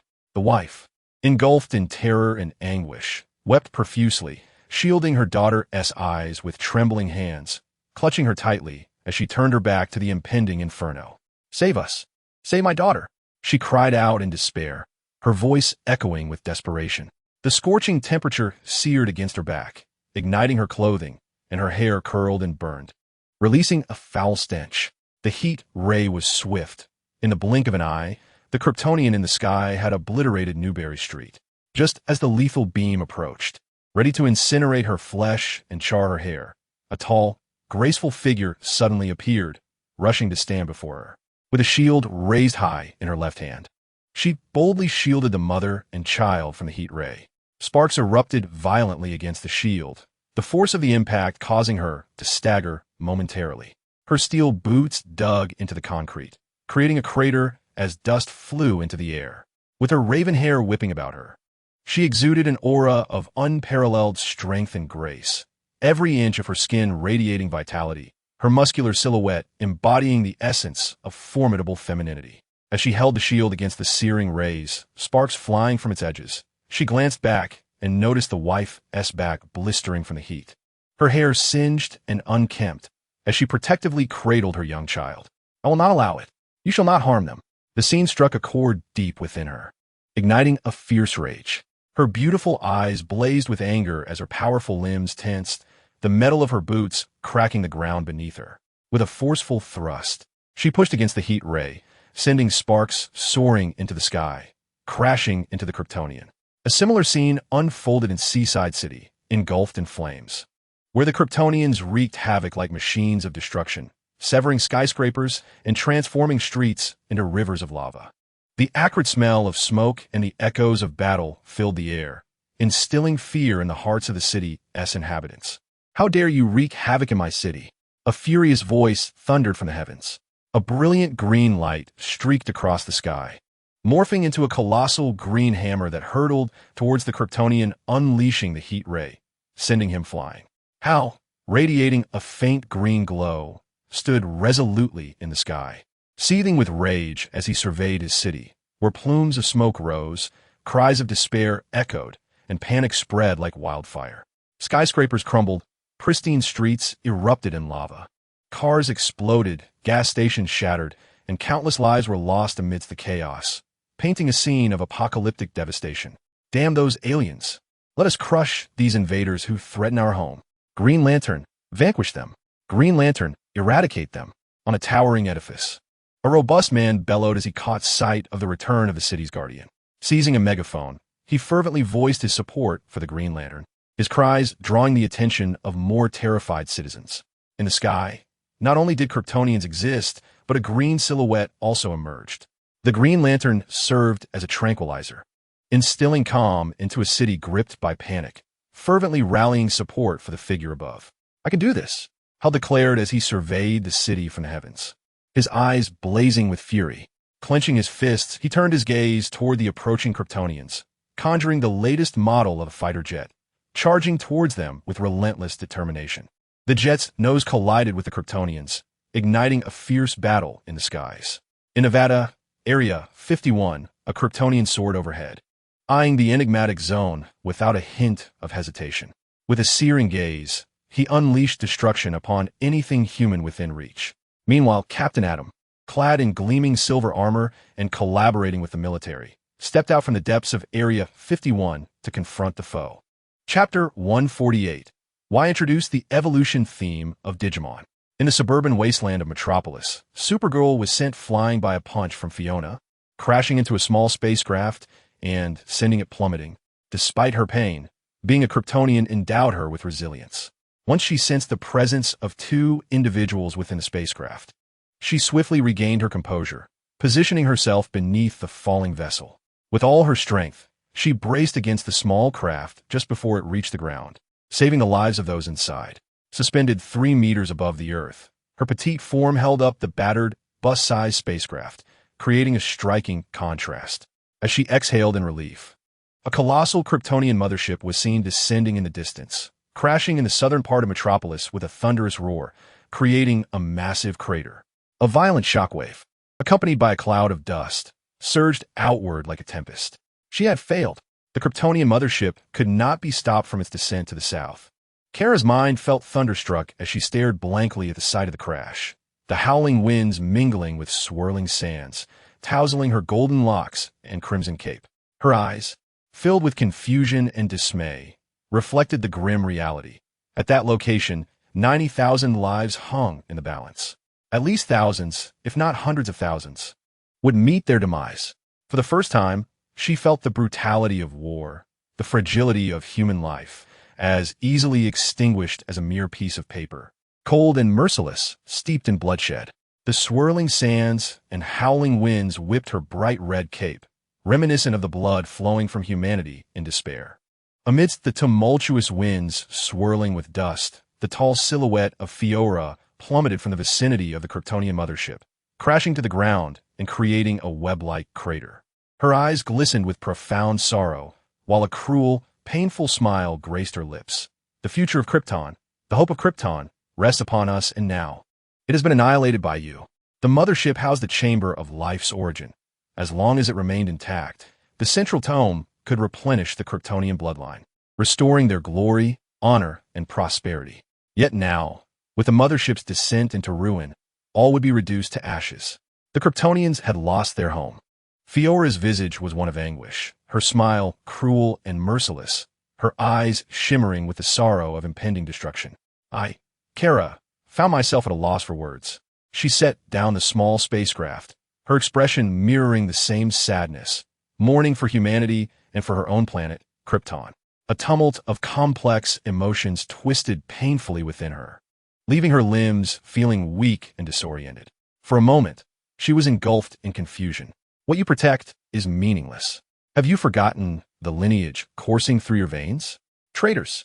Fiora's face contorted with rage as her slender, steel-like fingers tore away her tattered battle armor, a shriek of hatred and fury rising amidst the swirling dust. "Come forth, my darling." A colossal roar erupted suddenly at the sight of the mothership's fall. The shock waves and dust had yet to dissipate, and amidst the fiery, ruinous city, a tremendous roar resonated from the immense crater left by the mothership. This sound was akin to a monstrous beast from the depths of the cosmos, fierce and terrifying, its sonic waves rippling outward in tangible pulses, piercing the ears of all within the metropolis like sharp thorns. What manner of creature is this? The citizens of the metropolis were engulfed in astonishment, covering their ears, mouths agape in horror.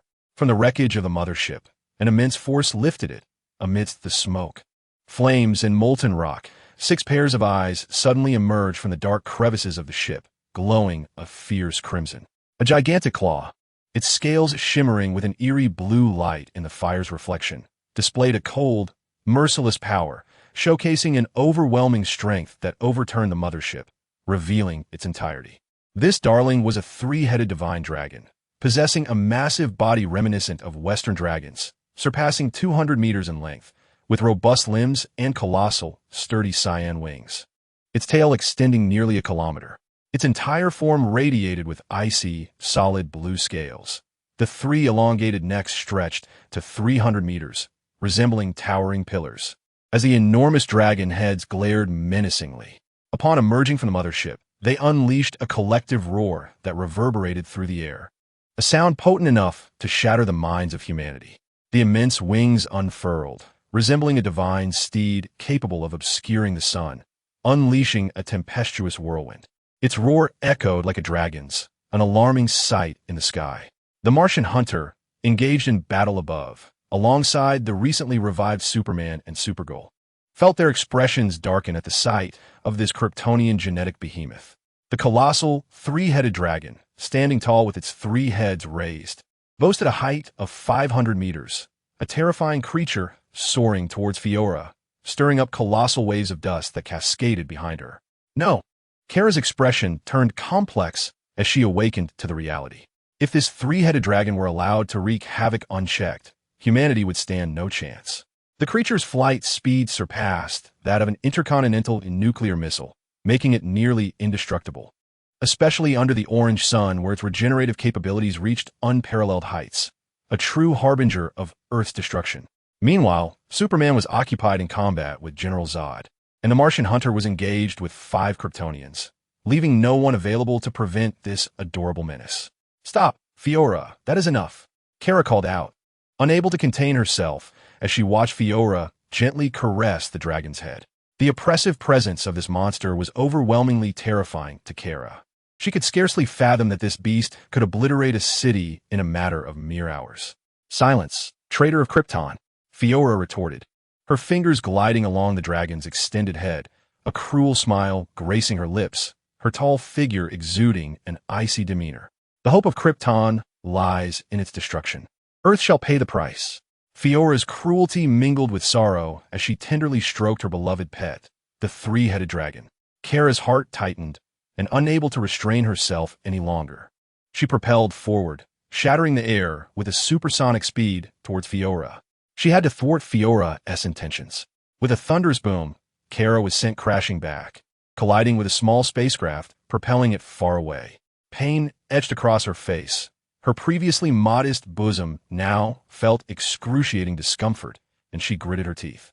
Despite her academic failures in combat on Krypton, she was resolute in preventing Fiora and the dragon from departing. Kara braced herself against the small spacecraft, her waist aching, as she prepared for another assault when suddenly, a large hand rested upon her shoulder. "Let me handle the 3-headed dragon." Alex emerged from the small craft, bare-chested, exuding an ethereal charm, his visage stern as his disheveled black hair danced in the tempestuous winds, his gaze profound. "It's you," Kara exclaimed, astonished. This was the same insufferable man who had called himself ugly on the monorail. Yet, this was not the time for grievances about his questionable taste. Glancing over his bare form, she queried, "Are you capable? Just distract that woman. Do not impede my actions. Next, you shall witness the birth of a miracle, the emergence of a terrifying existence." Alex's countenance was stern, his tone indifferent. He regarded the 3-headed dragon with utter disdain. This towering confidence, radiating effortlessly, caught Kara's attention profoundly. Yet, despite the circumstances, choices were limited. Very well. I shall entangle Fiona. You must halt that three-headed dragon. A wild laughter escaped Alex's lips, growing increasingly boisterous, reminiscent of a formidable villain preparing to unleash his ultimate move. System. Evolve. This time, the system did not hesitate, swiftly absorbing the atomic energy within Alex's body, directing it toward his genes. In that fleeting moment, the deepest metaphysical gene within Alex's genetic chain was forcibly unlocked, surging forth for the system to behold. The system was momentarily bewildered. A dragon? The corners of Alex's mouth curled into a triumphant smile as he spread his arms wide, gazing upward, ready to embrace his evolution. At last, this day had arrived. Ha ha ha, ha ha, ha ha ha ha, ha ha ha ha ha. Suddenly, from a myriad of pores across his body, a colossal musical sound erupted. The Digimon evolution theme burst forth from his very being, its volume immense, shaking the heavens and earth, creating waves that resonated throughout every corner of the metropolis. This magnificent sound spread like hope itself, not jarring, but igniting a fervor within every listener, inspiring them to raise their fists and resist all adversity. It was the sound of hope, powerful and fervent, piercing through the darkness, heralding a luminous evolution. Alex felt a sudden panic, his eyes dimming as if he were spinning. System, are you messing with me? Why is the Digimon evolution theme playing? Chapter 149. The arrival of the Tyrannosaurus beast. Indeed, Alex's display was nothing short of grand. The evolution theme enveloped the metropolis, instantly calming every panicked soul fleeing in vehicles with horns blaring. Even amidst the fierce battles between Kryptonian warriors and Martian hunters, as well as Superman and General Zod, their attention was drawn to Alex. After all, it was astonishing to have background music playing during a fight. The sound of the Digimon evolution theme was immense, majestic, and magnificent, erupting from every pore of Alex's body, expanding outward in waves, akin to a musical hand smoothing the dust stirred by the falling Kryptonian mothership, spreading tranquility throughout the entire metropolis. The music emanating from Alex was even more exhilarating than in the original narrative, stirring the heart with a fearless passion and igniting an indomitable spirit within. This is a fervent and uplifting piece, where the music penetrates the depths of the human soul, igniting an exhilarating crescendo akin to a surge of adrenaline. Amidst the myriad of bewildered gazes, Alex transforms into a figure of golden energy, radiating an overwhelming aura. The fervent melody of evolution rises, invigorating the boiling blood within every onlooker. In a moment of anguish, Alex lets out a heart-wrenching cry, his very essence seemingly torn asunder. Within the golden energy form, a torrent of genetic information is unleashed, dispersing his original corporeal being and infusing him with vitality. The helix of his genetic structure shatters, giving birth to a profoundly unique idealistic gene that intertwines with his soul. With a thunderous roar, Alex's agonized scream metamorphoses into a colossal dragon's bellow, resounding with an awe-inspiring might that reverberates through the heavens and earth, stirring a fierce fervor within him. Yet, a wave of trepidation washes over Alex as he realizes that his evolution is not aligning with his envisioned form. His ideal is that of a divine dragon, soaring majestically across the eastern skies, commanding respect in all directions, a celestial creature that cannot be confined to the triviality of this earth. However, in his torment, he trembles in fear, sensing a deviation from his aspirations. Gradually, the idealistic genetic information amalgamates with fragments of his soul, giving rise to a stable genetic helix, far grander than that of an ordinary human, brimming with intricate data. This engenders an idealistic nucleus, idealistic cells, and the initiation of cellular life, guiding the division and construction of his body in alignment with his fervent desires, ultimately sculpting the most perfect vessel he has ever yearned for. Through the fusion of his soul and idealistic genes, he becomes acutely aware of the powers and knowledge embedded within this new form, all reflected instinctively in his being and mind. Digital, tyrant, dragon. Alex, in his agony, grapples with this harrowing reality, feeling as though his very soul is on the brink of collapse, driving him into a frenzy of rage. I'm a dragon, a dragon, a dragon. What is happening? The unbearable sorrow intertwines with his physical torment, igniting a maddening fury that clouds his reason. System, I will annihilate you. I will destroy you. The roar of rage emanates from the depths of his heart, spiraling into madness, as he teeters on the edge of despair. He cannot fathom that he has become a tyrannical beast. What unspeakable suffering is this? What profound sorrow is this? What utter despair is this? In a fit of despair, Alex wept and roared, having long believed himself to be a divine dragon, imbued with the pride of such a creature, soaring among the clouds. Surveying the ebb and flow of the world beneath him with a serene disdain for all, he envisioned his ultimate evolution, a transcendent leap into the form of a celestial dragon. The planets were his toys, the galaxies his pawns, and the cosmos his home, where he roamed freely, casting his brilliance across the multiverse. But now, Tyrannosaurus, Tyrannosaurus, Tyrannosaurus. Deep within the recesses of Alex's being, the system trembled with a hint of grievance. It was not I who transformed you into a Tyrannosaurus. It was your own idealistic genes that underwent evolution. Moreover, the background music of the Digimon evolution sequence was not orchestrated by me. It is a unique ability of your own body, a natural talent that manifests each time you evolve. In essence, Alex was a Tyrannosaurus accompanied by the soundtrack of his own Digimon evolution. Alex was aware of this, yet madness had consumed him, rendering him unable to accept this harsh reality. His only desire was to obliterate the system, to eradicate this wretched entity. The system dared not utter a sound, feeling unjustly wronged. The golden energy silhouette of Alex began to surge, towering before the eyes of the Kryptonian warriors, Zod, Fiora, the three-headed dragon, the Martian hunter, Superman, and Kara. In an instant, he grew to a staggering height of 70 meters, still enveloped in golden energy, with the faint outline of a Tyrannosaurus emerging. The music swelled in intensity, reverberating through the dust, as his irrational fury and anguished roars morphed into colossal dragon-like bellows. These sounds radiated outward in waves, centered around him, echoing with the might of a dragon's roar, stirring the hearts of all who beheld the spectacle. The scene was nothing short of breathtaking. What was this? General Zod gazed from afar, his pupils fixated as he witnessed Alex transform into a golden humanoid figure, rapidly expanding into a gargantuan entity, 70 meters tall, bearing the outline of a Tyrannosaurus.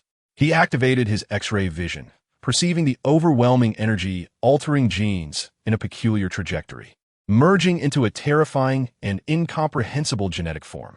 In the next moment, the golden energy dispersed, transforming into flickering points of light that vanished into the ether, revealing the towering Tyrannosaurus.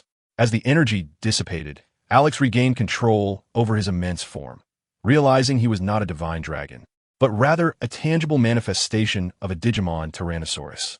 The sheer magnitude of his power, explosive and overwhelming, could topple mountains and raise skyscrapers. Instinctively, he flicked his massive tail.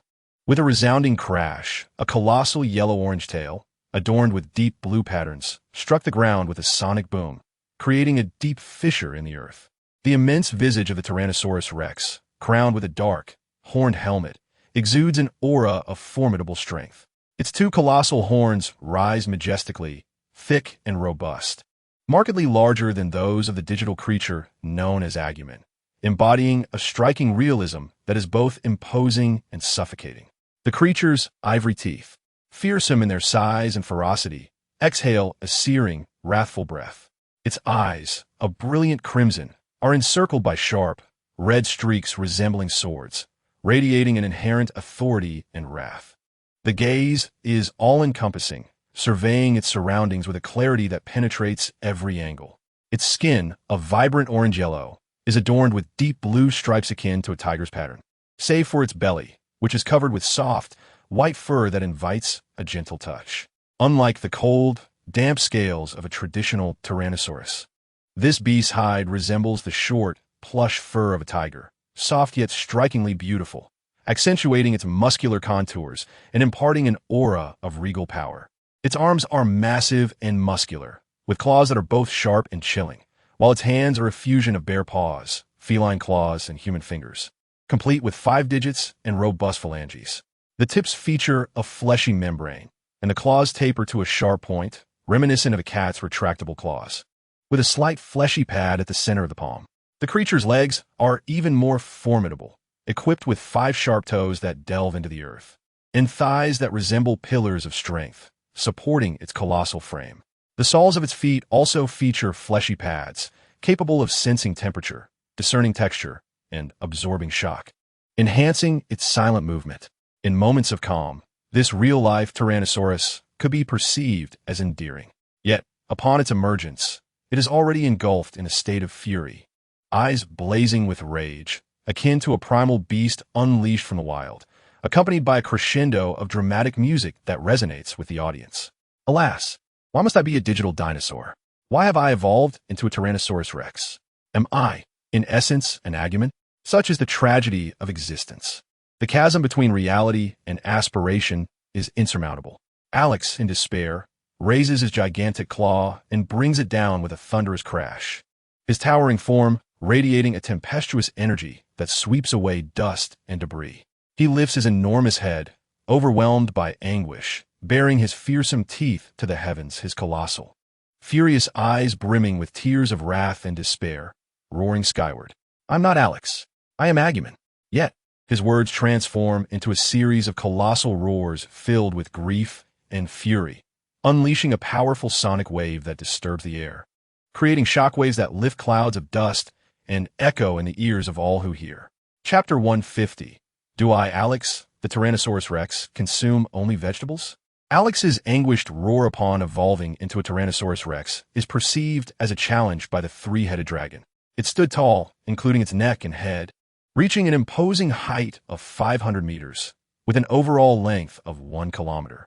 Adorned with 3 formidable heads and 6 piercing eyes that gazed down menacingly at the diminutive Tyrannosaurus, filled with dissatisfaction at being overshadowed by this shorter creature and its plump companion. Though the Tyrannosaurus towered at 70 meters, it paled in comparison to the 3-headed dragon's towering stature of 500 meters. Yet, the moment it appeared, it was accompanied by a dramatic evolutionary soundtrack that left the onlookers in awe. The 3-headed dragon, momentarily taken aback, found itself intimidated, resulting in the emergence of a Tyrannosaurus that exuded an unparalleled ferocity. Notably, the moment it evolved, a colossal roar of wrath and despair reverberated through the air, declaring its existence and challenging the 3-headed dragon's dominion. The dragon retaliated with a cacophony of roars from its 3 heads, unleashing a tremendous sound that reverberated through the atmosphere, stirring up dust and air. However, its roar lacked the overwhelming magnitude and emotional resonance of Alex's, which crashed like a violent tsunami, penetrating the flesh and raising goosebumps, as if igniting a surge of primal energy within the hearts of those who heard it. In contrast, the roar of the 3-headed dragon was merely vast and fearsome. The battle reignited swiftly, following the Mars hunter's use of its unique ability, Nullity, to stealthily eliminate a Kryptonian warrior. The Mars hunter engaged with the remaining 4 Kryptonian warriors, while General Zod clashed with Superman, soaring through the skies at supersonic speeds, leaving visible shockwave trails in their wake. Is that so? You can transform into such a colossal Tyrannosaurus. Quite impressive indeed, Kara remarked, her arms crossed, nodding in approval, her eyes gleaming as she gazed at Alex's formidable Tyrannosaurus form, finding it utterly adorable.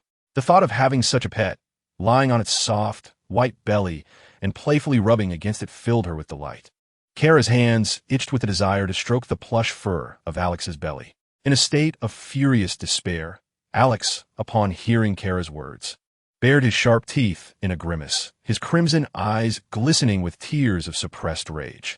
His robust Tyrannosaurus arms, showcasing defined muscles, swept through the air towards Kara, creating a whooshing sound. The Tyrannosaurus's palm was as large as a room, capable of accommodating a dozen or more individuals without issue. Kara's gaze was drawn to the soft, rosy palm approaching her, momentarily stunned, her heart fluttering with a whimsical desire to play with the fleshy mass. Suddenly, with a swift motion, Alex's palm accelerated, slicing through the air and tearing apart the invisible barrier, crashing toward Kara. Kara found herself enveloped in the warmth and softness of Alex's palm, sinking into its plush embrace, which felt both cozy and resilient.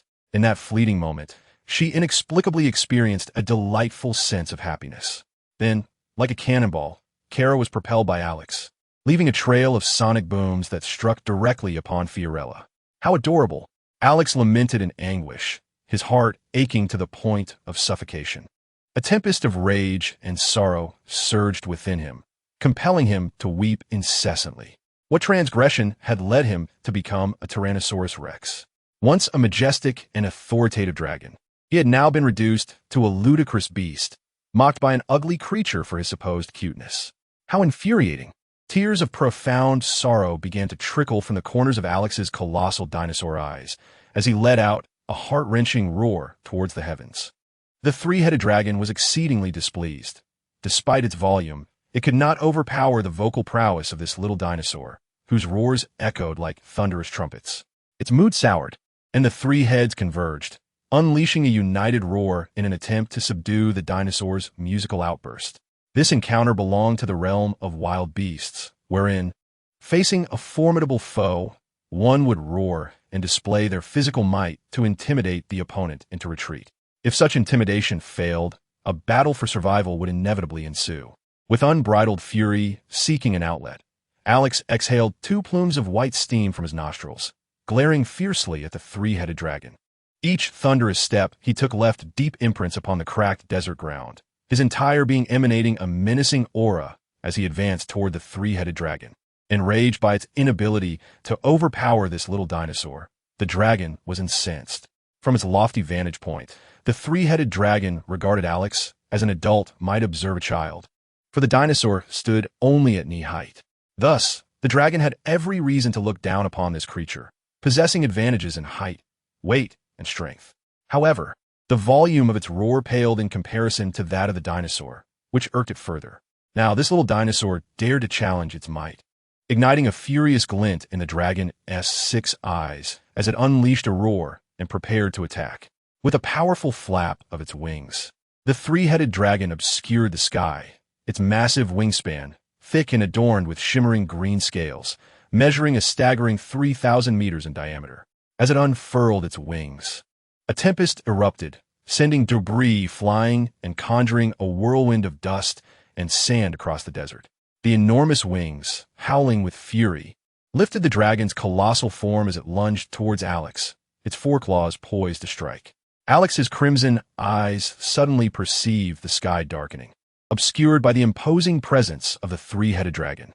An unparalleled force pressed down, tearing through the air and enveloping him in an immense pressure.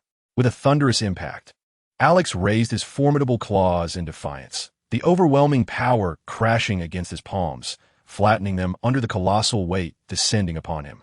His arms bulged with terrifying musculature, the orange-hued fur accentuating the sinewy contours, and his enormous feet sank deep into the gravel. His nostrils flared with fury, his eyes ablaze, bared teeth sharp and menacing as he braced against the dragon's formidable talons. The claws, robust and unyielding, descended like pillars of the heavens, inciting a tempest of rage within Alex. Transforming into a Tyrannosaurus had already filled him with anger and pain. Now, he felt akin to a mouse being toyed with by a cat under the dragon's relentless onslaught. Was Alex, the Tyrannosaurus, to be merely a herbivore? Chapter 151. Clash of Behemoths. Dust swirled across the desolate expanse, rocks scattering as the dragon roared, its voice echoing for miles. The massive talons of the three-headed dragon struck down, compressing the area with overwhelming atmosphere pressure. Beneath the weight of the dragon's claws, Alex strained against the impending collapse, lifting his Tyrannosaurus arms high to hold up the encroaching sky. His legs were forced down into the gravel, his thighs sinking into the earth, cracking the surface around him. With a ferocious roar, Alex lifted his arms, resembling skyscrapers, the definition of his muscles pronounced, veins pulsing with the torrent of power coursing within. He bared his sharp teeth and unleashed a guttural roar from the depths of his throat, a scorching breath erupting from his nostrils. With his fierce red eyes fixed on the dragon, his claws extended, thick and slightly curved, suddenly pierced through the dragon's talon, carving into its flesh like a plow through soil, tearing out a substantial chunk of meat. Instantly, the dragon's blood erupted from its wound, showering the enraged Tyrannosaurus in a torrential downpour of crimson.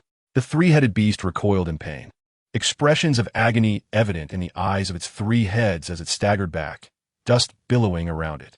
The immense claws that had pressed down were swiftly retracted, blood gushing forth from its palm. A mass of flesh, as substantial as a floor, was ripped from its claw, accompanied by the tearing of skin, cascading downwards in a fountain of blood, drenching Alex and causing his fur to cling tightly to his form, revealing the grotesque, brutal lines of his muscle. His scarlet eyes glinted coldly, his turbulent breath unsettling the air around him, radiating an aura of sheer terror. The three-headed dragon retracted its colossal claws, and the central head glanced at the gaping wound where a substantial portion of its flesh had vanished. It instinctively extended its tongue to lick the injury, the viscous substance mingling with the blood on its formidable claw. A wave of excruciating pain surged through its nerves, prompting a fierce, anguished roar, which was soon echoed by all three heads as they bellowed towards the heavens, their eyes ablaze with fury. With a sharp clang, the dragon's claws revealed their razor-sharp talons, cold and deadly. Its wings expanded, casting shadows over the land and summoning a tempest. Propelled by the force of its body and the power of its wings, the three heads, adorned with a menacing rage, surged forward, charging at Alex. The Tyrannosaurus Rex withdrew its feet from the earth, its crimson eyes locked onto the massive form of the three-headed dragon barreling towards it. The dinosaur's feet sank firmly into the ground, establishing a steadfast and bloodthirsty stance. With arms wide open, it emitted a deep, resonant roar reminiscent of a predator poised to pounce. Yet, in its essence as a Tyrannosaurus, this display exuded an air of dominance, unflinchingly bracing for the impending impact.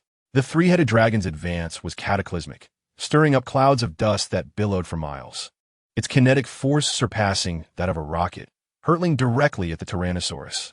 A thunderous collision reverberated through the sky as the forehead of one head slammed into the dinosaur's chest, delivering an impact powerful enough to overturn a vessel weighing millions of tons. Alex felt the crushing force as his chest caved in, bones fracturing beneath the onslaught, a searing pain that escalated to unimaginable levels compared to his former human existence. Who do you think you are? I am the Tyrannosaurus Rex, the king of dinosaurs. A surge of furious blood coursed through his heart, and with bared, razor-sharp teeth, Alex roared defiantly, his voice soaring into the heavens, dispersing the clouds. It was already a tragic fate to become a Tyrannosaurus. To be unable to conquer this beast was an indignity he could not tolerate. With fiery red eyes, his powerful arms clamped forward, his claws striking the dragon's head. At the precise moment when the robust, pointed fingertips of his claws collided with the dragon's skull, they expertly penetrated beneath its ear, targeting the sensitive area of its jaw. The Tyrannosaurus's claws emerged from between its toes, its feet planted firmly with a slight forward lean. Digging into the ground, with a slight downward pressure, it embraced the dragon's head, setting the stage for the ensuing clash. The central head of the three-headed dragon, now braced against Alex's body, was met with the Tyrannosaurus's claws piercing into its jaw, eliciting a pained, furious roar as the immense force began to bear down on Alex's chest. Suddenly, a tempestuous wind howled, and the earth-shattering roars of the two colossal beasts reverberated through the arid landscape. Their primal, savage growls echoed, the sound vibrating through the air and sending clouds of dust swirling for miles around. The thunderous sound of the Tyrannosaurus Rex's massive claws dug deep into the ground, with the three-headed dragon exerting its strength against the impact. The earth beneath its feet continuously rolled and surged outward, forming small mounds, only to be swept away by the dragon's colossal form, sending dust and debris swirling into the air. The agonizing roars echoed incessantly as Alex was relentlessly propelled backward, forced to retreat 5 kilometers, carving a profound trench 30 meters deep and 5 kilometers long.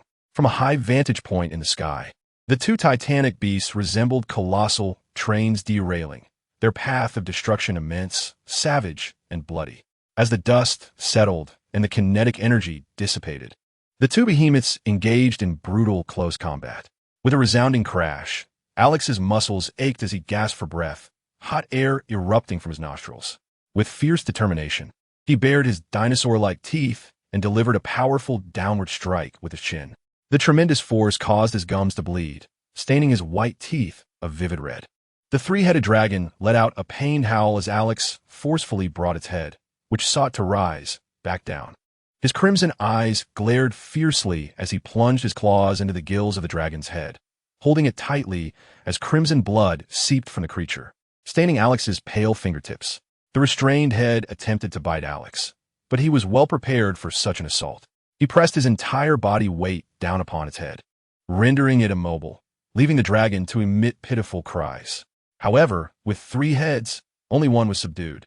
The other two, one to the left and one to the right, unleashed ferocious roars, their jaws gaping wide as they lunged towards Alex's robust thighs, which were mired in the earth. Chapter 152. Fueling the Tyrannosaurus Rex. Lucia, an outdoor host for Metropolis Television, was renowned for her alluring beauty and striking sensuality, making her a favorite among the men of the city. To the outside world, she represented the epitome of charm and grace, a stunning figure who was often regarded as the flower of Metropolis Television. Yet within the network, she was frequently dismissed as merely a pretty face, often criticized for her perceived lack of talent beyond her looks, seen as a decorative vase relying solely on her beauty. This perception incited a deep-seated resentment within Lucia. She believed she was merely one opportunity away from proving herself and achieving recognition. Thus, she remained ever prepared to seize a significant event that would showcase her abilities. The impending fall of the Kryptonian mothership finally presented her with the chance she had been waiting for. Quickly, I've secured a live broadcast helicopter. Lucia, tall and elegantly dressed in a fitted professional outfit that accentuated her curves, with fiery red lips and determined eyes, sprinted forward on her long, pale legs, urging the cameraman trailing behind her. Behind her, a slightly portly photographer with a bushy beard hurriedly followed, burdened with a camera and brimming with complaints. This is far too dangerous. The Kryptonian mothership has just crashed, and I felt the tremors moments ago. I do not wish to perish. Despite his grievances, he trailed closely behind the alluring Lucia, arriving at the helipad of Metropolis Television. They boarded a blue and white helicopter emblazoned with the station's emblem and set off towards their destination. Midway through their flight, an immense roar suddenly reverberated throughout the city, startling everyone. Lucia's eyes sparkled, her lips pressed tightly together as she extended her delicate fingers toward the source of the thunderous sound.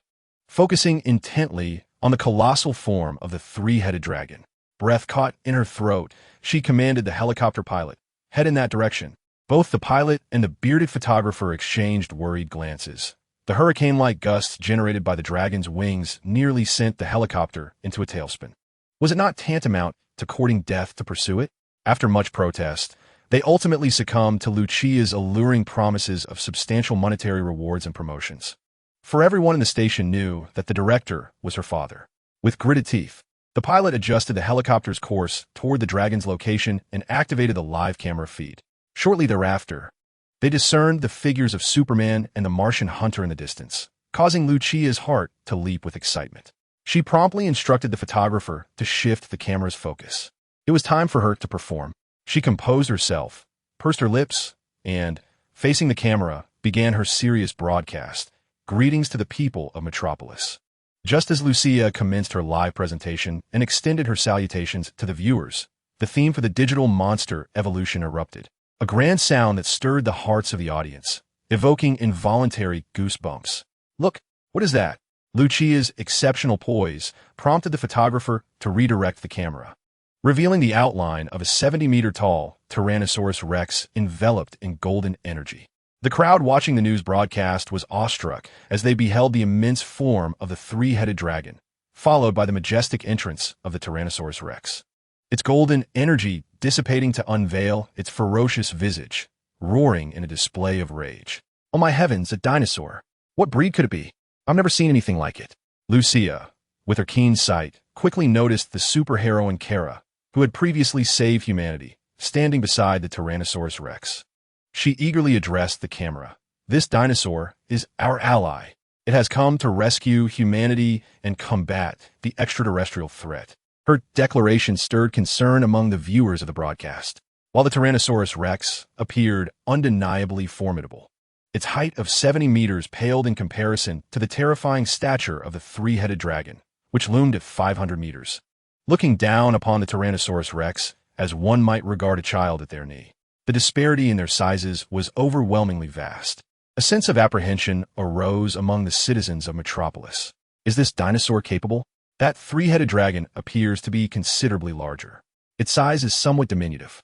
Not quite, as it stands 70 meters tall, equivalent to a 20-story building. Before it, we are dwarfed, our stature barely matching its toe. Yet that three-headed dragon is overwhelmingly massive, exuding an aura of formidable strength. May divine blessings be upon it. We hope this dinosaur emerges victorious. In the central square of Metropolis, the murmurs of the crowd echoed with concern. The screens displayed a juxtaposition of the Tyrannosaurus and the three-headed dragon, intensifying their anxiety. The terror invoked by the three-headed dragon was palpable, its might imposing. Nevertheless, the roar of the Tyrannosaurus held its ground, radiating vigor and majesty, instilling a glimmer of hope. "Mom, that isn't a dinosaur. It's a Tyrannosaurus," exclaimed a young Caucasian boy, his azure eyes sparkling as he gazed at the creature. "It's the Tyrannomon from Digimon." In Europe and America, the fame of Digimon pales in comparison to that of Pokemon or Dragon Ball. Digimon, while possessing a certain renown in the East, does not enjoy widespread recognition globally. Many remain unaware of its existence. However, despite its obscurity, some young viewers in this open-minded land have indeed encountered it. "Ah, it's the Tyrannomon. Tyrannomon!" Another little girl shrieked, desperately tugging at her father's sleeve, pointing in excitement. She had seen it on television, and now this Tyrannomon was here in reality, safeguarding humanity. The Tyrannomon will surely prevail. The boy, brimming with enthusiasm, waved his small fist, cheering for the Tyrannomon. Once it evolves into Tyrannomon, victory is guaranteed. The Tyrannomon is formidable. Indeed, Digimon are impressive, he affirmed. It must have come from the digital world to rescue us. The square was filled with the jubilant cries of children, captivated by the real-life embodiment of the Tyrannomon, which appeared even more majestic and striking than on screen, a true emblem of bravery and valor. They understood. The Tyrannomon symbolized courage, true to its representation. The Tyrannomon faced the towering three-headed dragon without a hint of retreat, boldly advancing, igniting excitement among the children as they eagerly nudged their parents, their eyes alight with fervor. When Alex began to battle the three-headed dragon and was struck down by its claw, the children in attendance clutched their hearts, tightly balling their fists. Their eyes glued to the scene, teeth clenched in concern for the Tyrannomon. "Tyrannomon, you can do it. Tyrannomon, keep fighting. Tyrannomon, you can do this. Tyrannomon, don't give up." A large group of children, on the verge of tears, expressed their indignation at the malevolence of the three-headed dragon, whose massive form seemed to bully the Tyrannosaurus. They shook their little fists, gritting their teeth in fervent support for the Tyrannosaurus. Ultimately, when the Tyrannosaurus tore through the heart of the three-headed dragon, emerging bathed in blood, it elicited a pained roar from the beast, causing the entire square to resonate with the children's ecstatic cheers. A sense of apprehension regarding the future gradually dissipated amidst their jubilant cries, replaced by numerous adults joining in the support for the Tyrannosaurus. Chapter 153. A brutal battle in the arid outskirts of the metropolis. Swirling dust obscured the environment, rendering everything unrecognizable. As the three-headed dragon charged, it kicked up a storm of sand, making it difficult for the live broadcast to capture more than the faint silhouettes of two colossal beasts engaged in a bloody struggle, their thunderous roars echoing through the air. This spectacle stirred concern among all the children and adults watching the broadcast. Agony surged through Alex's legs as the massive skeleton of his limbs sank into the desert. With the dragon's heads biting down on his thighs, their sharp teeth sinking deep into his flesh, causing blood to flow and stain his yellow-orange skin. Alex's eyes burned crimson, the circular muscles around his pupils constricting like sharpened blades, as if 1,000 red swords were piercing toward the center of his gaze. The pain threatened to drive him mad, spreading through his nerves as he clenched his teeth, blood seeping from his gums. Both titans exhibited wild ferocity, revealing their brutal nature. In a reckless act, Alex plunged his claws into the jaw of the three-headed dragon, seizing the moment when it was gnawing at his legs. With bloodshot eyes and bared teeth stained like white peaks in blood, he unleashed a deep, guttural roar from the depths of his throat. his muscles taut and veins bulging as they surged with power. With a decisive thrust, his claws penetrated the dragon's jaw, reaching into its brain, and blood along with white brain matter erupted like a torrent. The head cradled in Alex's grasp let out a feeble wail, its once vibrant red eyes dimming as it succumbed to death at his hands. In a moment of agony, Alex roared, his body now covered in the remains of the other two heads of the three-headed dragon, which had sunk its teeth deep into his legs. He felt the searing pain of his muscles being pierced and torn, blood gushing forth uncontrollably as he sensed the dragon's sharp teeth ripping into his tibia, fracturing the bone. The three-headed dragon, having lost one of its heads, writhed in equal torment, its eyes reddening as tears of blood streamed down. With a thunderous thud, Alex's massive tail struck the desert floor, creating deep furrows as he bore the agony of his torn thigh muscles and bones, pivoting with fierce determination. His long, thick tail, adorned with yellow-orange hues and deep blue stripes, sliced through the air with a fierce whoosh. With a resounding crack, Alex's tail struck the air, landing a brutal blow upon the nose of the leftmost head of the three-headed dragon, rendering it a bloody mess and eliciting a pained howl from the creature as it released its grip on Alex's thigh. Seizing the opportunity, Alex unsheathed his claws and lunged toward the remaining head that clung to his leg. Anticipating his move, the head abruptly opened its mouth, relinquishing its hold and recoiling in retreat. Had it not done so, it would have risked losing yet another head. The sheer force and ferocity of Alex, the Tyrannosaurus, far exceeded its imagination. Such power was not typical of a creature of 70 meters in length, instilling a primal fear that compelled it to instinctively withdraw. Amidst the swirling dust and in the hazy shadows, the colossal form of the three-headed dragon staggered backward in agony, dragging its central neck and head along the ground, blood spurting forth as it faltered. Its right head bore the gruesome evidence of battle, the nasal bones starkly fractured, a scene of horror as blood cascaded down, reminiscent of a rain of crimson. High above, a helicopter from the Metropolitan Broadcasting Corporation stirred the air, capturing the tumult below through its lens. In the dust-laden atmosphere, the two titanic beasts wrestled, their roars of pain echoing, while the three-headed dragon retreated rapidly, its dire condition becoming increasingly evident. Our Tyrannosaurus Rex has repelled the three-headed dragon, striking down one of its heads.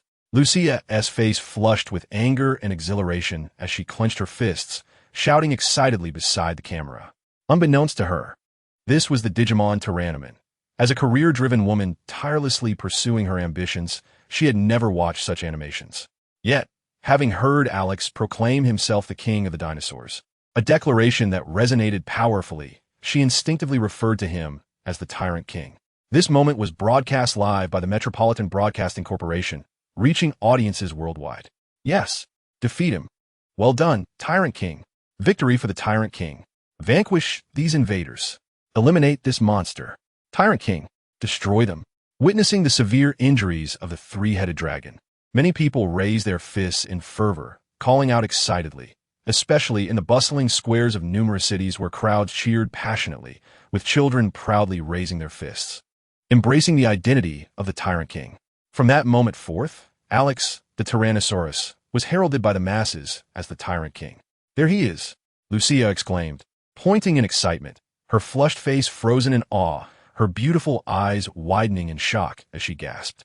As the camera panned, revealing the Tyrant King's silhouette gradually emerging from the dust, the swirling sands dissipated to unveil his form, and everyone witnessing the spectacle collectively inhaled sharply, their eyes filled with astonishment. Alex's condition was scarcely better than that of the three-headed dragon. His legs were grievously punctured, deep wounds oozing blood, exposing torn muscle and the glistening white of his tibia. Blood flowed profusely, staining his entire body, while short, soft fur was matted and torn, presenting a heart-wrenching and brutal spectacle. The crimson liquid cascaded down his thighs, pooling at his feet. He stood under the fierce sunlight, resembling a silent statue, with eyes ablaze in red, heavy eyelids threatening to close from exhaustion, as if he were teetering on the brink of death. The considerable loss of strength and blood had plunged him into profound fatigue, although he did not appear as beleaguered as he truly was. Another clash of such overwhelming force would render Alex incapable of matching the three-headed dragon. His claws sank into the gravel, toes digging into the earth. A slight movement to free himself sent agonizing pain coursing through his bones, as if the very tide of suffering sought to engulf him. He bared his teeth, biting down hard until his gums bled, his red eyes shimmering with anguish. In a desperate attempt, he tugged at his wounded thigh, the indescribable pain electrifying his nerves and reaching into the depths of his soul. Ultimately, he could only exhale a labored breath, collapsing heavily to the ground and stirring up a cloud of dust. Seated on the ground, his legs splayed, his tail sprawled behind him, he panted slightly, his gaze fixed on the three-headed dragon. How could this be happening? Female spectators, witnessing the dire plight of the mighty Tyrannosaurus King, felt tears welling in their eyes, hands covering their mouths in disbelief at the extent of his injuries, especially as they watched the Tyrannosaurus King struggle to move, yet falter and collapse, panting heavily, his weary body drenched in blood, orange fur-stained, torn flesh streaming with crimson, a heart-wrenching sight that evoked deep sympathy. Those observing from the screen felt a pang of sorrow, their eyes reddening with distress. This was a hero fighting for them, grievously wounded, yet still yearning to rise and battle on. Damn, the three-headed dragon. Stand up, Tyrannosaurus King. You are the king of the dinosaurs, invincible. Rise. No, he cannot win. Run. He can, he must, he surely can. For he is the Tyrannosaurus King. Oh no, I cannot bear to watch him perish. Hurry, flee. What is the three-headed dragon doing? Tyrannosaurus King, run. Run. At that moment, the crowd watching the live broadcast gasped in shock at the terrifying scene unfolding before them. The three-headed dragon, amidst the swirling dust, flapped its wings vigorously, stirring the sand, momentarily obscuring itself. Yet within the swirling dust, two glowing red eyes emerged from the shadowy figure of the three-headed dragon. Upon the intact visage of the three-headed dragon, furious crimson orbs ignited with a blazing luminescence, their searing heat rising, and the sanguine glare piercing through the heavens and the earth. It was as if the very realm sensed the advent of annihilation, causing even the swirling sands to slow, with time seemingly suspended in this moment, dragging on with an unbearable slowness. Within the dust-laden air, those scarlet eyes, akin to a bloody gaze from the depths of an abyss, erupted in an instant, piercing through the atmosphere. Time, in that fleeting moment, accelerated to its zenith, transitioning from stillness to tumult, as if it had transcended both time and space. A crimson ray of light piercing through the haze. The dragon's blazing gaze converged into a high-temperature beam of red, scorching the air around it to the point of distortion, as though the very fabric of space was about to be violently pierced by this intense heat. Ah, no! The audience, transfixed by the televised spectacle, screamed in unison, their hearts racing in terror. Many women shielded their eyes in anguish, while some mothers hurriedly covered their children's eyes, shielding them from the shattering dream of the tyrant dragon's demise. In times past, superheroes had exhibited the ability to project thermal beams from their eyes during rescues. The audience recognized this as the Kryptonians' signature move. The overwhelming intensity and extreme temperature of the heat vision were capable of extinguishing any life form on Earth. A jolt of trepidation coursed through Alex as his crimson pupils constricted. He leaned forward, his robust, slightly curved, conical claws embedding into the earth, his head bowed low. If one were to identify the most resilient aspect of Alex's evolution into a Tyrannosaurus Rex, it would undoubtedly be his formidable, slightly curved, conical claws alongside his equally powerful feet. Furthermore, his upper jaw was adorned with a deep, obsidian shell, crowned with 3 towering spikes, forming a helmet that fortified his head, the most robust part of his armored physique. In the next moment, the air was pierced by an intensely heated beam, nearly 2 meters in diameter, erupting forth and causing the air to ripple and boil. It surged from the swirling dust, striking the dark helmet that shielded Alex's lowered head. Boom! Suddenly, Alex's skull reverberated, his pupils dilating in disorientation as he momentarily succumbed to a haze. Yet the excruciating pain in his thigh jolted him back to lucidity, allowing him to acutely perceive the impact above. He promptly closed his eyes as the thermal beam unleashed a torrent of heat, spewing forth embers and a wave of scorching intensity. The colossal force surged against his cranium, transmitting an unmistakable warmth and impact even through the helmet. Alex's claws dug into the ground, his body leaning forward as the agonizing pressure in his hind legs propelled him onward. A relentless cascade of mud and sand poured from his rear limbs and claws, spilling forth on either side, only to be incinerated by the fiery sparks of the heat beam, melting into molten lava, leaving behind a 20-mile-long river of magma, distorting the surrounding air with its searing temperature. This scene is profoundly shocking and instills a sense of terror, as it unleashes a river of molten lava stretching 20 kilometers in length and nearly 10 meters in width. The fervent flow of lava distorts the air around it, emanating wafts of sulfuric heat that seem to transcend the screen, allowing viewers to viscerally experience the formidable and fearsome power it embodies. Those watching the live broadcast are rendered speechless, their hearts pounding in awe as they fixate on the swaying, soaring camera angles, holding their breath in anticipation of the outcome. Alex feels as though his head is ablaze, nearly succumbing to the overwhelming impact of the searing gaze. Yet, the helmet encasing his head proves to be more resilient than he had anticipated, effectively withstanding the tremendous force and temperature of the heat rays, leaving the helmet merely warm to the touch. This suggests that the heat resistance and durability of his helmet are among the strongest materials known to man. Terrified, Alex grinds his teeth, his claws embedded in the earth, which has been transformed into molten rock by the intense heat, releasing sulfurous fumes and scorching temperatures. The lava's warmth merely offers a slight stimulation to his skin. As a creature accustomed to fire and heat, the Tyrannosaurus rex possesses a natural resistance to high temperatures. Even bathing in lava is merely a mild discomfort to him. This explains why such an intense heat ray fails to inflict harm, the impact being absorbed by Alex's sturdy helmet. Amidst the swirling dust and scorching air, the silhouette of the Tyrannosaurus rex stands tall. In a live feed, through the haze of dust and distorted heat, the imposing figure of the dinosaur rises, its head held high, and its crimson eyes fixed on the three-headed dragon. This spectacle incites a wave of cheers from the audience, who cannot help but raise their fists in exultation, shouting with fervor. I knew the Tyrannosaurus King would be unharmed. He will undoubtedly defeat the three-headed dragon. I believe in him. He is our hero. I admire him. I cherish him. Tyrannosaurus King, majestic. Tyrannosaurus King, you can do it. Tyrannosaurus King, victory is yours. A multitude of spectators mirrors Alex's emotional journey, their spirits soaring as they witness his indomitable spirit, unyielding even against the most potent heat rays of the Kryptonians. The air fills with ecstatic shouts, an uncontainable surge of excitement erupting among them. With resolute determination, Alex steps forward, plunging his foot into the molten lava, enduring the agonizing sensation of his thigh muscles tearing and bones fracturing. He unexpectedly discovers that the intense heat possesses remarkable benefits for his cells, promoting cellular division and healing his injuries, coupled with the constant assistance of the system, which tirelessly aids in his recovery. His thigh may still be torn and his bones cracked, but he no longer bleeds.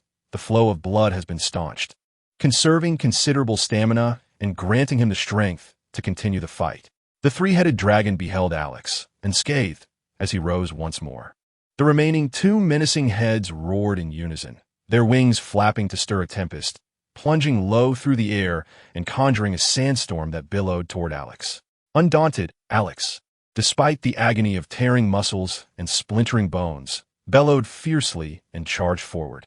With a thunderous rumble, the molten lava beneath him erupted as Alex's colossal form, towering 70 meters, thundered across the ground like a monstrous titan, causing the earth to tremble as if an earthquake had struck. As the two behemoths prepared to clash in a fierce physical confrontation, the dragon's remaining heads roared, their cavernous mouths agape, revealing razor-sharp white teeth that glimmered with a chilling aura. From the depths of their throats surged a frigid, white mist, heralding the onset of a bone-chilling breath. This icy exhalation, brewing within their jaws, coiled together like serpents, exuding a vaporous chill that swiftly lowered the temperature around them. Two columns of icy breath merged into one, coalescing into a formidable blast of frost aimed directly at Alex. Chapter 155, Super Frost Breath vs.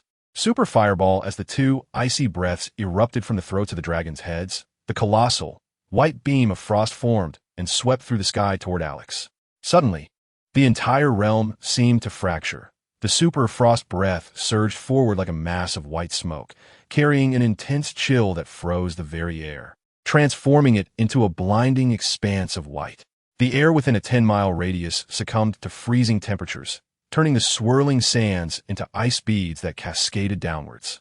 The vast river of molten lava, stretching over 20 kilometers, experienced an instantaneous shift as the heat evaporated, transforming the vibrant red into a frozen expanse, ultimately enveloped in a shroud of black ice. In an instant, the landscape turned desolate and white, reflecting the unyielding cold reminiscent of the polar regions. As the icy mist blanketed the domain, unleashing a storm of frigid weaponry, the temperature plummeted below -100 degrees, sending shivers through the bones of those aboard helicopters in the distant metropolis, prompting involuntary tremors as they clutched their arms and gasped at the chill. This was terrifying. My goodness, if this frost spread through the city, it could annihilate half the metropolis. This beast, the three-headed dragon, was a formidable terror. God bless. May the Tyrannosaurus Rex prevail.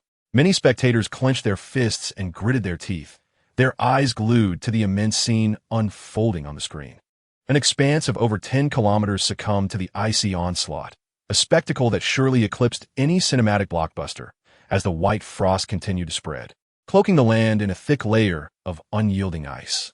The terrifying scene of an all-encompassing freeze, where silence reigns and a chilling white frost spreads relentlessly, was broadcast live by the Metropolitan Television Network, capturing the attention of audiences worldwide, who collectively inhaled sharply in fear. This phenomenon, akin to a superheated beam, was no less cataclysmic. Yet, the destructive capacity of this icy breath was even more profound, possessing the terrifying ability to annihilate cities and entomb them in frost. Though the freezing breath did not travel swiftly, lacking the supersonic speed of the immense heat ray that could cover kilometers in an instant, it appeared relatively slow to the human eye. However, in reality, an ordinary person would find themselves unable to escape its grasp. Through the immense crimson pupils of Alex, the icy breath seemed to move at a much slower pace than the formidable heat ray, yet he remained unable to evade it. The breadth of the freezing breath was staggering. Upon its emergence, it already enveloped the area in a cold mist, freezing everything within a 10-mile radius under the oppressive sun, rendering the environment desolate. Should he attempt to flee, the encroaching chill would hinder his movements, ultimately freezing him in place. A sudden sense of peril surged within Alex, an intense premonition of death washing over him. Starting from his feet, a prickling sensation coursed through his skin, goosebumps rising violently as his fur bristled as if electrified, surging in waves from his feet to the crown of his head. His massive tail fluffed with soft, short fur, restlessly swaying side to side, creating deep furrows in the ground and scattering mud and stones. This reaction was instinctual, an involuntary response of his body. The bristling fur amplified the imposing presence of his Tyrannosaurus form. He beheld the billowing white mist, a frosty haze spreading across the heavens, suffocating the world in its advance. With a fierce roar, Alex's pupils narrowed as he tilted his head skyward, his robust neck showcasing prominent arteries and throat. He suddenly opened his mighty jaws wide, drawing in the icy winds swirling around him, which coursed through the gaps between his sharp teeth, over his crimson gums and tongue. Like a chilling blade slicing through his throat, swallowed whole by his body. Then, from the tip of his tail, a fiery crimson began to ascend, igniting his tail, legs, and abdomen, as searing energy erupted from every cell within Alex, flowing toward his heart, gathering intensity. This transformation occurred swiftly. For a brief moment, the entirety of his Tyrannosaurus form glowed a faint red, before the energy converged within him, creating an almost unbearable sensation, akin to harboring a sun ready to explode within his body. With his head held high, Alex closed his jaws, his sharp teeth nearly touching, faint flames flickering from between them, melting the air around him that was succumbing to the freeze. His eyes blazed with intensity, the red pupils radiating heat. And with a sudden ferocity, he opened his mouth to its utmost capacity. Boom! From the depths of its throat, a colossal fireball, measuring 150 meters in diameter, erupted from Alex's mouth. This was the Tyrannosaurus's most formidable energy attack, the Super Fireball. Upon its emergence, The intense heat rapidly melted the frozen air, thawing the icy environment surrounding Alex, which soon became humid before evaporating into dryness. The ground instantly turned arid, the air distorted, as the surface began to soften, as if it were on the verge of liquefying into magma. The moment the super fireball appeared, it had already departed from Alex's mouth, hurtling fiercely towards the super frozen breath. The super fireball resembled a miniature sun, emanating an overwhelmingly terrifying heat, incinerating the white frozen domain and carving a searing, distorted path through the air. The icy realm of the super frozen breath, which had spread out, was instantly consumed by the scorching embrace of the super fireball, transforming its wintry expanse into a fiery domain as it surged forth. The cold, merciless white of the super frozen breath clashed with the blazing red of the super fireball, two realm creators colliding head-on, resulting in a cataclysmic effect. A thunderous explosion erupted as the super frozen breath and the super fireball triggered a terrifying chemical reaction. In an instant, a colossal sound filled the air, causing the earth to tremble as though shaken by a magnitude 10 earthquake. Even at a distance of over 100 miles from the metropolis, the terrifying intensity was palpable. At the epicenter, the super fireball and the super frozen breath vanished in an instant, swirling white mist and thick black smoke entwined, forming a massive, murky mushroom cloud. A tremendous shockwave was born from the center, surging outward like a tidal wave, compressing dust and debris, and rapidly expanding over 100 miles, resonating with a thunderous roar. Chapter 156. Victory, my heavens! This is akin to a nuclear bomb, a nuclear monstrosity. What has become of them? Have the three-headed dragon perished? Is the Tyrannosaurus unharmed? Did they meet their end together? Every spectator in the metropolis was engulfed by the deafening sound, their ears ringing from the overwhelming noise. Feeling the terrifying vibrations beneath their feet as buildings crumbled, sending chills down their spines. Typically, even the largest nuclear weapons, weighing in the tens of thousands of tons, are deemed safe from a distance of 20 kilometers. However, this explosion was evidently more violent than a 10,000-ton nuclear bomb. The three-headed dragon and the Tyrannosaurus had battled over 50 kilometers away from the metropolis, yet the city still experienced the terrifying tremors, as if the earth itself were quaking in fear. As they regained their composure, a sense of dread washed over them, even from nearly 50 kilometers away. The metropolis felt the aftershocks of this colossal battle, leading to a haunting realization. Did humanity truly stand a chance against such monstrous forces? The audience, regaining their composure, found themselves gripped by fear as they stared wide-eyed at the perilous live broadcast, which was trembling and fraught with danger. Ultimately, they remained at a considerable distance from the spectacle in the sky, and after Lucia's panic screams, they resumed their coverage of the titanic battle. The scene before them was shrouded in a haze of gray, as dust and smoke intertwined, billowing forth and obscuring visibility. Even though the camera incessantly adjusted its focus, it was momentarily incapable of penetrating the dense fog. Before long, the mist began to thin due to the shock waves, and suddenly, a dark silhouette emerged within the frame. "Quick! Look, it is the three-headed dragon," Lucia exclaimed from the helicopter, extending her delicate fingers to point at the massive shadow. The creature's limbs wobbled precariously, its enormous wings flapping as it struggled to ascend, but its sheer weight prevented it from taking flight. Instead, it swayed on its feet, one of its heads wailing in agony, letting out a desperate roar. The sound it emitted was a mournful lament, a testament to its arduous battle and bittersweet triumph, proclaiming to the world that it had emerged victorious, proud in its survival. "It is not dead," Lucia cried out in alarm, her face etched with disbelief, recalling that the three-headed dragon had been closest to the explosion. As it unleashed its chilling breath while advancing low in the air, it was met with a colossal fireball from Alex, resulting in a massive explosion. The audience, watching in disbelief, were astounded that the three-headed dragon had survived such a cataclysm. If it could withstand such devastation, what hope was there for any adversary once it regained its strength? A shiver of dread coursed through the viewers. "Where is the Tyrannosaurus Rex?" Lucia's eyes darted anxiously downward, searching for the formidable creature. The mere presence of the Tyrannosaurus Rex offered her a semblance of safety, for only it could contend with such a monstrous foe. "Where is it? Where is the Tyrannosaurus Rex?" Though it was at a considerable distance, Its wounds were presumably not severe. Yet, it was difficult to ascertain, as the Tyrannosaurus Rex lacked the robust physique of the three-headed dragon. Where is it? Oh God, please let it be safe. The viewers at home, wide-eyed, joined Lucia in her search for the Tyrannosaurus Rex. However, as the tumultuous fog gradually dissipated, its figure remained elusive. Instead, a vast, charred crater nearly 3 kilometers wide came into view, eliciting gasps of horror from the crowd. The Tyrannosaurus Rex could not possibly have survived such a cataclysmic explosion, and despair enveloped their hearts, for it was clear that the three-headed dragon was indeed mightier, having withstood the terror of the blast. As the mood of the people sank into despair, a segment of sensitive women could not contain their tears, while children, in disbelief, stifled their sobs, unwilling to accept the demise of the Tyrannosaurus. They cried out beside the television, "Tyrannosaurus, please come back." It was as if they sensed the call of their beloved creature.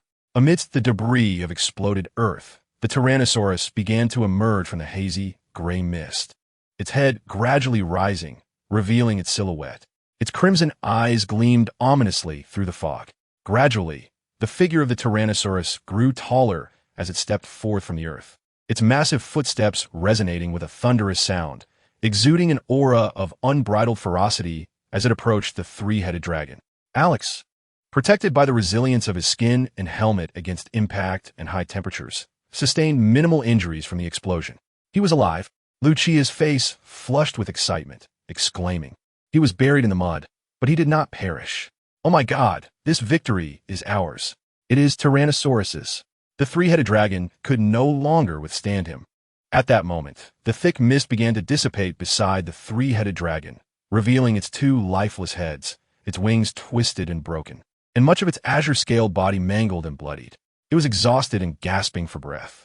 The viewers watching the live broadcast were electrified as they witnessed the Tyrannosaurus emerge from the mud, its shadow rising gradually.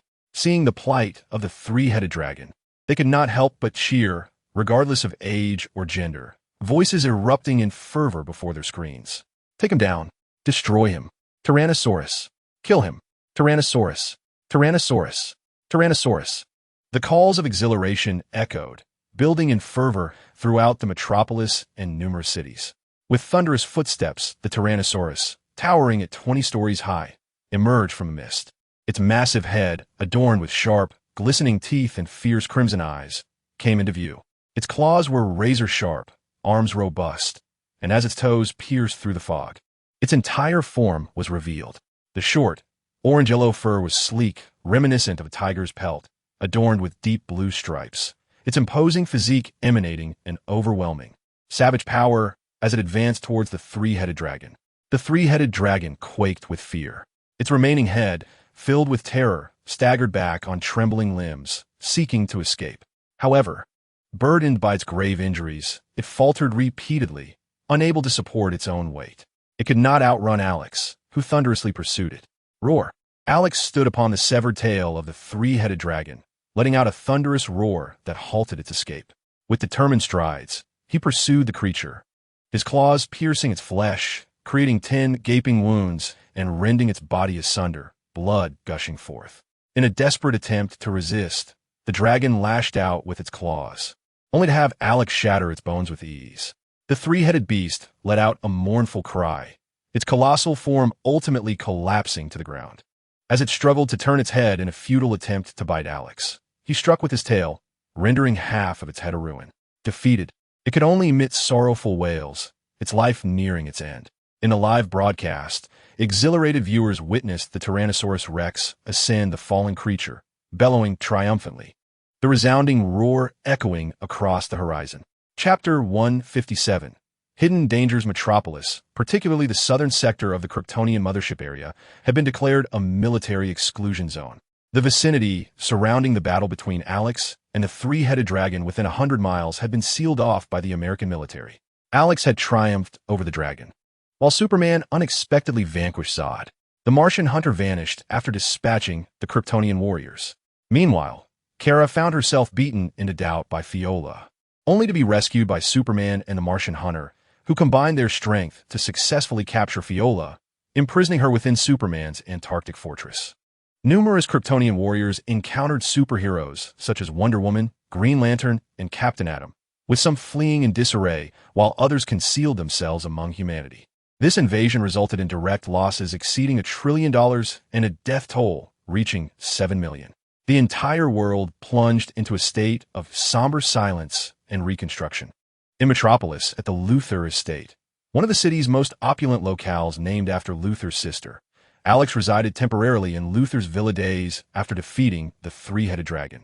He lay sprawled on the white down comforter, sinking into its softness, his gaze vacant and devoid of anger. This indifference was markedly different from the aloofness of his past. Previously, his detachment conveyed a desire to ignore, a sense of resistance. Now, however, it reflected a profound emptiness, a lack of anything. No resistance, no engagement, simply nothing. You have lost the capacity to love, the system intoned gravely. The premature evolution has deprived you of this emotion, which explains your current state. Upon hearing the system's words, Alex sprang from the down comforter. The golden sunlight streaming through the window illuminated the floating dust, casting a glow upon his sculpted torso. His expression was one of astonishment. Does that mean I can never love another? He pondered aloud. It seems I have never truly loved anyone, after all. If there is no love, then so be it. A subtle smile graced the corners of Alex's lips as the golden sunlight illuminated his profile, revealing a visage that was both resolute and strikingly handsome, a blend of beauty and strength. Beneath his profound gaze, a beauty mark added an alluring charm. He regarded his current predicament as inconsequential prior to his evolution. The system had already issued warnings about his reckless pursuit of transformation. Even the loss of the capacity to love did not seem lamentable to him. The system's heart sank. Alex's condition was far more dire than it had anticipated. Adopting a serious tone, it articulated, love represents the positive energy projected by the human spirit. It refers to the conscious or voluntary act of cherishing, nurturing, or fulfilling certain human needs that one cannot achieve independently. This encompasses consciousness, spiritual experiences, behavioral states, and material needs. Love is an emotion that emanates from the heart, characterized by profound feelings towards others or certain entities. The process of sustaining this emotion is the essence of love itself, commonly observed in relationships between individuals or between individuals and objects. The system continued. It is akin to your original inclination towards evolving into a divine dragon. At the very least, you possessed an affinity and admiration for the dragon. However, after your transformation into a human form, the absence of love has rendered you indifferent, even towards a Tyrannosaurus. You could even evolve into something as trivial as excrement, and it would matter not to you. You have lost your passions. Alex felt a sudden constriction in his breath, his body stiffening as an inexplicable sense of panic surged within him. Striving to maintain his composure, he inquired, "What kind of love are you referring to?" A foreboding realization began to dawn upon him. Love encompasses more than mere romantic affection. It includes parental love, friendship, familial bonds, altruism, and the fundamental emotions humans hold towards all things. Even in the realms of art, philosophy, and aesthetics, love remains an enduring theme. It also encompasses personal preferences. For instance, Alex had once relished ice cream, a remnant of his past self, though he often suffered from digestive issues that prevented him from enjoying it fully. Now, in his current robust state, he could indulge without consequence, making ice cream his greatest delight. Yet now he found himself devoid of love. The absence of this affection rendered him indifferent towards ice cream. He no longer cherished it, and whether he consumed it or not held no significance. He had lost much more. The system's voice grew heavy as it continued. You harbor no special feelings for your adoptive father. There is no love. You feel no particular affection for your adoptive mother. There is no love. You possess no special feelings for your sister. There is no love. You lack any fondness for your hobbies. There is no love. You exhibit no particular love for yourself or anything else, devoid of the desire to pursue any ambitions. You do not love yourself, leaving you vulnerable to emotional turmoil and potential self-harm. You are akin to undergoing a frontal lobotomy, losing the capacity to love anything and, consequently, gradually relinquishing all other emotions. The frontal lobe, situated at the anterior part of the brain, posterior to the frontal bone, governs human emotions, while the white matter connects this region to the rest of the brain. This surgical procedure severs the white matter of the frontal lobe, rendering the patient eternally devoid of the ability to experience emotions. In the mid-20th century, this operation was frequently employed to treat mental illness and was once awarded a Nobel Prize, now regarded as a dark chapter in the annals of neuroscience. Once the surgery is performed, an individual becomes reclusive, lethargic, numb, and vacant, akin to a zombie, devoid of vitality, destined to dwell in an interminable void. Alex became acutely aware of the severity of his condition. He was increasingly aware that he was losing the capacity to love anything, be it objects, pursuits, or individuals, and ultimately the very essence of love itself. He found himself devoid of the fundamental affection for the world, leading to an apathetic existence, akin to stone. As his existing emotions were wholly consumed and drained, he would inevitably transform into a mere shell, or perhaps a zombified behemoth, a hollow entity devoid of emotion in this world. The frontal lobe encompasses functions such as concentrated focus, working memory, impulse control, abstract thinking, planning, empathy, insight, foresight, organized thought, problem-solving, judgment, emotional regulation, self-discipline, reflection, improvement, and steadfastness. To lose all these faculties signifies a loss of humanity, reducing one to a mere corporeal form. A chill crept over Alex as he instantaneously comprehended the gravity of this absence of fundamental love. The repercussions were dire. Once he relished ice cream, now it mattered not. Once he aspired to amass wealth, indulge in the finest luxuries, and engage with countless women and celebrities, now it was of no consequence. Once he envisioned becoming a divine dragon, fiercely battling the impending dark side, now it was irrelevant. Even if he were to transform into a pile of refuse hurl the dark side, it would hold no significance. Many of his former inclinations, principles, and personal codes would silently be disregarded, rendered inconsequential. He no longer felt inclined to adhere to these rules. Thus, they were abandoned. I will inevitably become someone unrecognizable. Alex shut his eyes tightly, forcing them shut to the point of discomfort, as the golden rays of sunlight streamed through the window, illuminating his bare torso, his muscles glistening alluringly. He inhaled deeply, allowing the air to fill his abdomen, causing his core muscles to gently swell, only to contract once more upon exhalation, robust and graceful. Thus, I am gradually metamorphosing into a zombified behemoth. Chapter 158, Preparing to Set Myself Free. I do not know. The system, on the verge of tears, truly longs to weep as it is bound to Alex. As Alex evolved into a Tyrannoman, his spirit, will, soul, and idealistic genes fused together, a wondrous amalgamation that even the most advanced database could not decipher. This gene was truly metaphysical, transforming Alex into a Tyrannoman. It was evident that his metamorphosis was not a mere genetic mutation, but rather a deep-seated preservation of beauty within his subconscious. Perhaps as a child, sitting beside the television, he watched with rapt attention as Agumon evolved into Tyrannoman, and then witnessed Tyrannoman's transformation into zombie Tyrannoman and mechanical Tyrannoman, ultimately culminating in the awe-inspiring battle Tyrannoman. Those exhilarating moments, accompanied by the stirring evolution theme, were indelibly etched in his memory, representing his purest joy and excitement. This had nothing to do with societal notions of wealth, power, or beauty. It was simply the untainted bliss of a young boy's heart. This memory continued to resonate within his subconscious, bringing happiness to Alex and influencing his transformation into Tyrannoman. Such a phenomenon was not without reason. However, the perils of premature evolution had begun to manifest. Alex no longer cared about becoming Tyrannoman. He felt no bitterness or anger over not transforming into a dragon god, but rather into a Tyrannoman. His affection for both Tyrannoman and dragon god had dissipated, leaving no trace of his initial inclinations. Love, the most fundamental and primal of desires, was intrinsically linked to the will to survive. The loss of love meant the erosion of even his self-love. At the core of every individual lies the necessity of self-love. For only by first loving oneself can one truly possess the desire and willingness to love others, be it a spouse, parents, or children.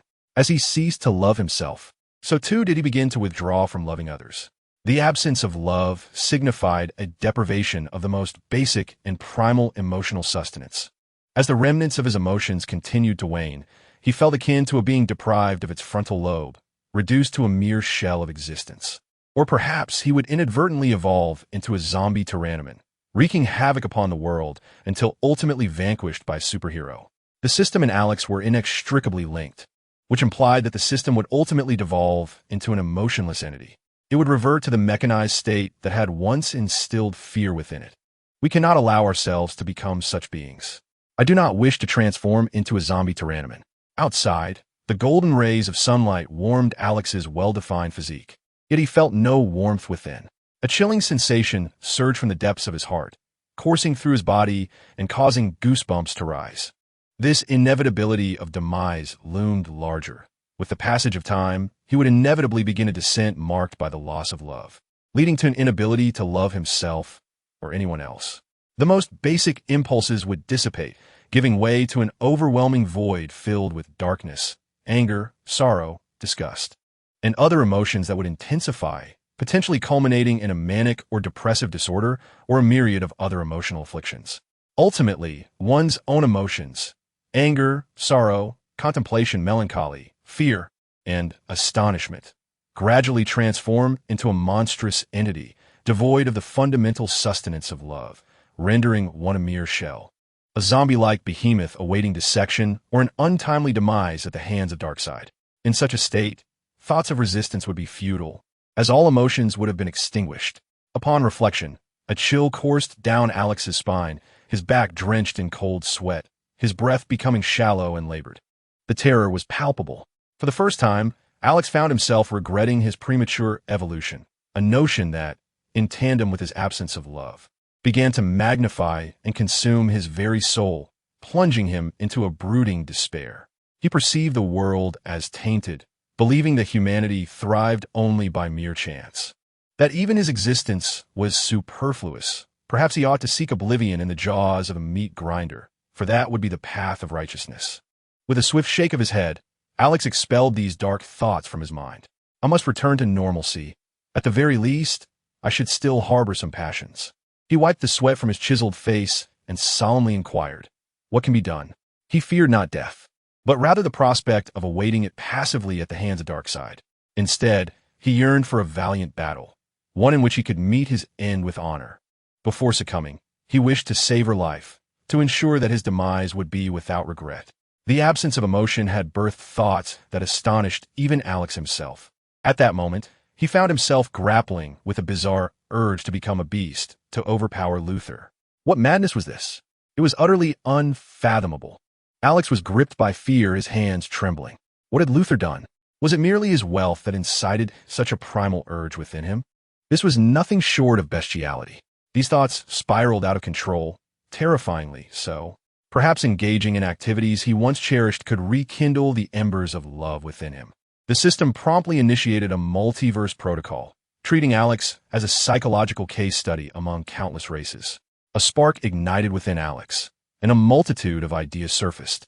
His expression turned grave as he declared, "Are you suggesting that love can be manufactured? If so, I could easily attain 20 in a night." "No, that was in the past. Now I can manage 200. The system hesitated, grinding its metaphorical teeth. "There's a certain probability. Begin with activities you previously enjoyed." Alex nodded gravely, realizing that he was perhaps destined to embrace his inner beast. Seeking out delectable treats, indulging in pastimes, or encountering women he admired, all held the potential to awaken his fundamental emotions, that of love. The system presented an abundance of suggestions, a veritable cornucopia of interests and hobbies, which Alex diligently committed to memory. Before embarking on this journey, however, he needed to uphold his previous principles and moral compass, lest he incur irrevocable transgressions in the future. The system spoke with grave sincerity, emphasizing the importance of caution. Once the sudden restoration of emotional normalcy occurs, the dissonance within Alex's behavior and psyche could lead to an exceedingly terrifying obliteration of his worldview, potentially transforming his very essence into that of an entirely different individual. Even the system remains oblivious to what such a metamorphosis might entail. It can only continue to observe Alex with a heavy heart, offering care and reminders. It exhibits an unparalleled gentleness, remaining docile, fearful of inciting any thoughts of despair within Alex that might lead to a tragic end for both. Alex nods and begins to establish certain inviolable rules for himself. On the Metropolis Highway number 7, Zatanna drives a crimson Chevrolet, turning onto Metropolis Avenue number 1, accompanied by a woman clad in green silk, her captivating visage reflecting the weariness of countless years within her deep, ocean-like eyes. "Your journey holds no meaning," she remarks. "I am aware that I am embarking on a perilous endeavor. I merely wish to bid farewell to those I cherish." Is that not permissible? No, it cannot be. Yes, it can, and swiftly. Chapter 159. The funeral today. Alex dons a sleek black suit and slender black glasses. His stature imposing and his demeanor solemn as he arrives in the quaint town of Smallville, Kansas. The sun's warmth is mildly comforting. For Alex has been invited by Superman to attend his mother's funeral. The funeral home, aptly named Funeral Home, stands before him. At the entrance, Clark Kent's steadfast countenance is marred by a profound sorrow evident in his autumn-hued, tranquil blue eyes. Family, relatives, friends, colleagues, and neighbors gather in succession, embracing Clark Kent and offering soft words of consolation. Upon seeing Alex arrive alone, Clark steps forward with open arms to embrace him, expressing his gratitude. "Thank you, Alex. I never expected you to come." His voice bears a hint of huskiness. "I have done nothing," Alex replies, shaking his head. What Clark is thankful for is not merely the rescue on Krypton's mother's ship, but the realization of how profoundly significant his mother was, an importance recognized only in her absence, revealing that despite his celestial lineage, he has grown to be a true inhabitant of Earth. He could have been proactive and made better choices. Yet his indecision led to his mother's demise, along with the loss of many from Krypton. Clark's heart is heavy with complexity. "No, you have. You have shown me what I must do," he asserts, his smile emerging as a genuine and heartfelt expression.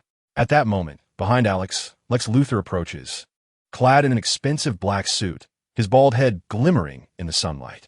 Noticing Clark's gaze shift towards him, Alex turns to see Lex approaching with a solemn demeanor, nodding slightly in acknowledgement.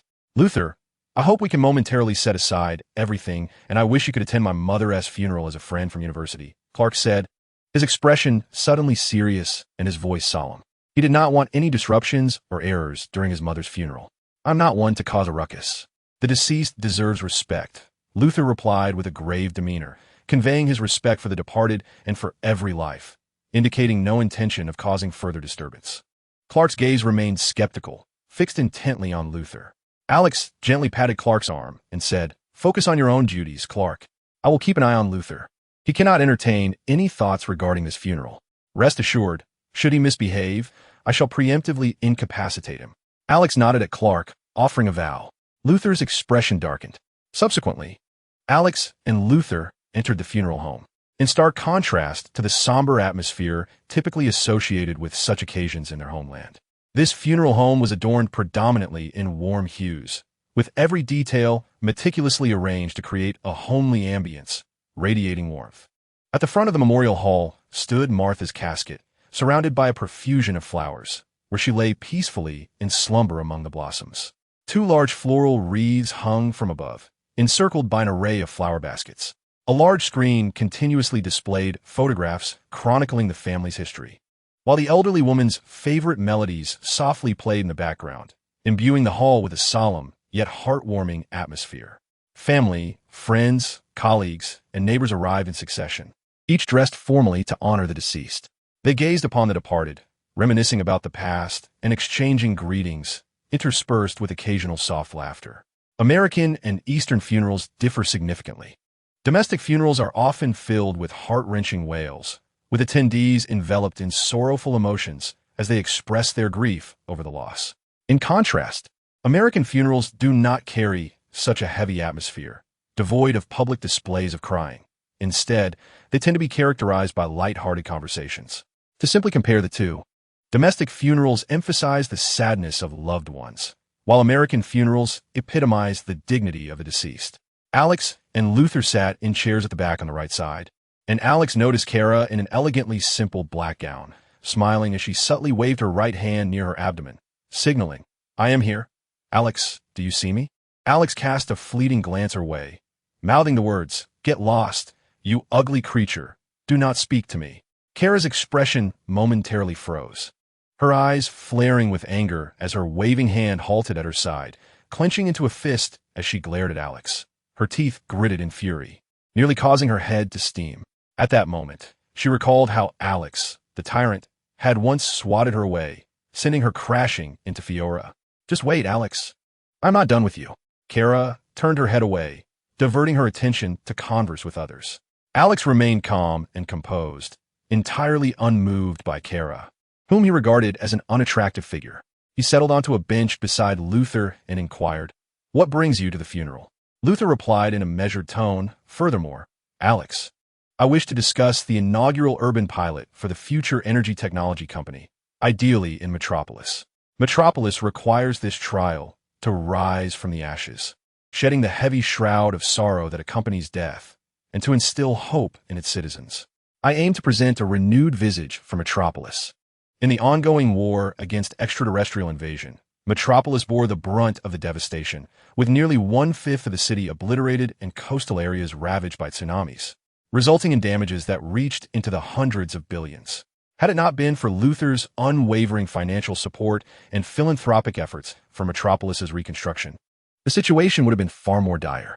Nonetheless, even with the substantial resources of LexCorp, resurrecting Metropolis from the brink of ruin posed significant challenges and would require considerable time.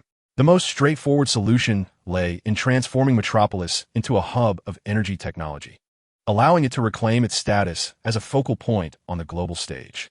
Agreed, Luther. Alex responded without hesitation, holding 60% of the Future Energy Technology Company's shares, granting him absolute control. Regardless of its location, the company belonged to him. Moreover, having lost his affection for the city and any desire to enhance it, Alex found himself indifferent to the concept of transforming it into an energy metropolis. Since Luther needed this endeavor, Alex was willing to relinquish it without a second thought. However, Luther, I hope you will assume the role of CEO of the Future Energy Technology Company and manage all affairs. I believe this will facilitate matters.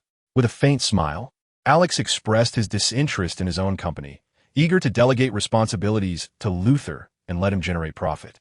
Of course, Alex, thank you, Luther replied, his eyes gleaming with determination as he readily agreed.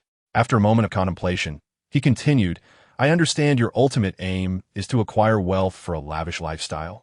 But the Future Energy Technology Company will not yield profits for quite some time. I have a $30 billion entertainment company, Galaxy Entertainment, which I will gift to you. You may indulge yourself as you please with this enterprise.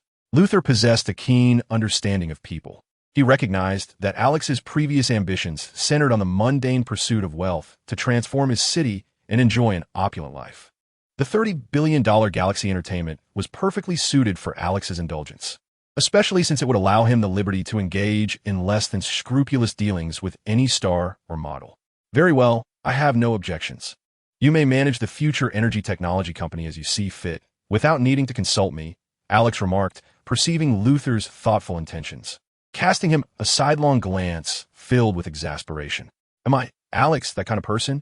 Indeed, if love were absent, and if I were not fond of such emotions, then at this moment, Alex would be teeming with an inner restlessness. There exists an entertainment company where one could indulge in games, produce films, and create television series, showcasing all that one wishes to reveal. That should indeed be quite enjoyable, wouldn't it? Alex pondered deeply. Although he currently felt no affection, he recognized that in times past, he would have found it immensely fascinating and would have yearned to explore whether the entertainment industry is as susceptible to unspoken rules as rumored. Perhaps he could even bring the Justice League to the big screen, crafting games centered around superheroes. Each hero could be given their own television series. Contemplating this seemed rather exciting.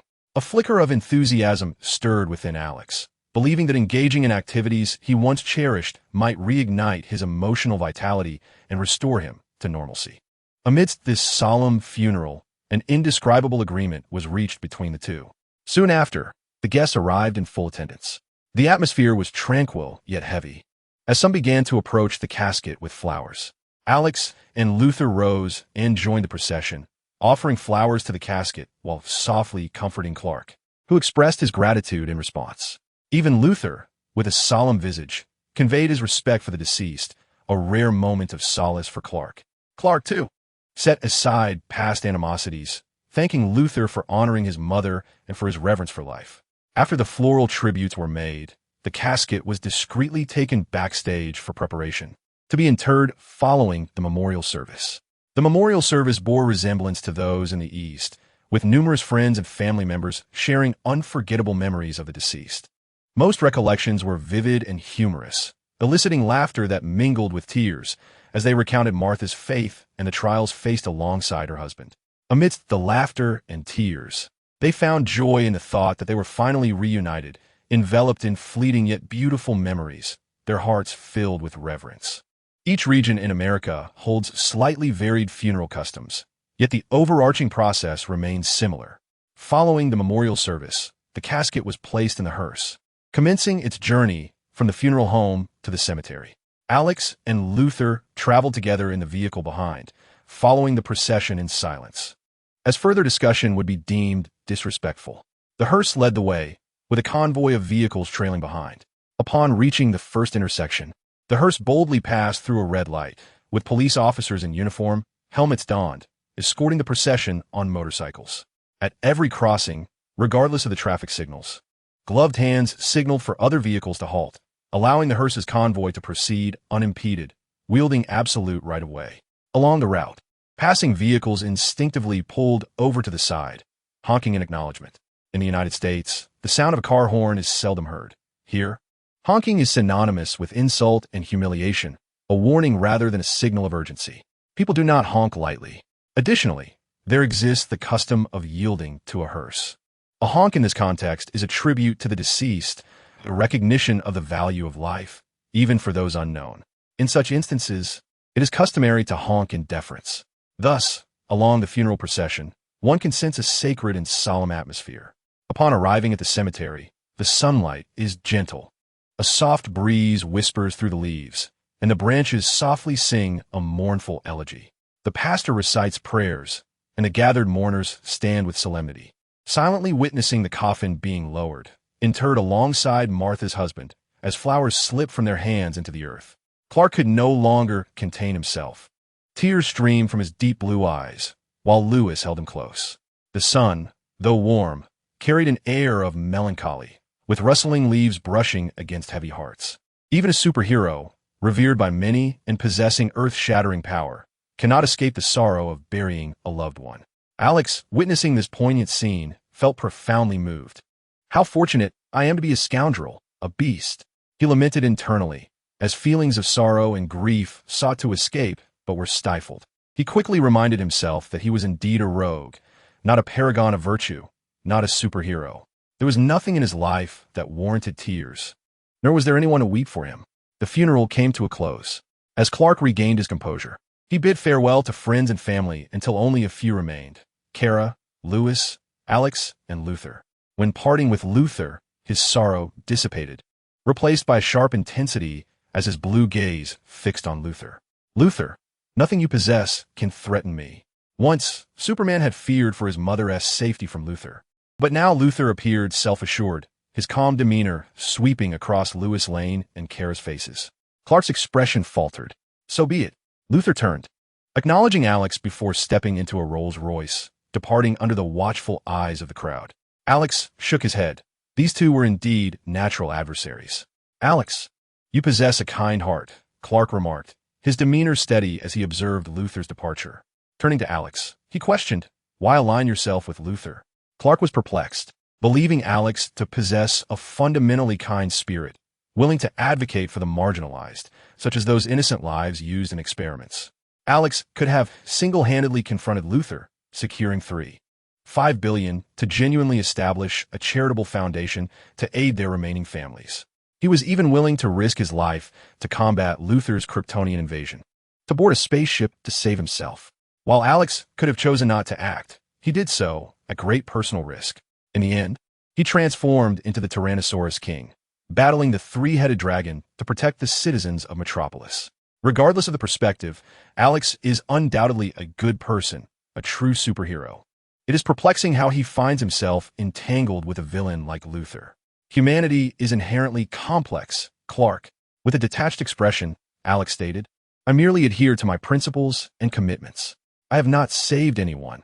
I cannot even save myself. This declaration left Clark feeling bewildered. Has something happened? Alex? I'm willing to help you, Clark hastily offered. Yet, Alex simply shook his head in refusal and walked away, leaving behind a lingering silhouette.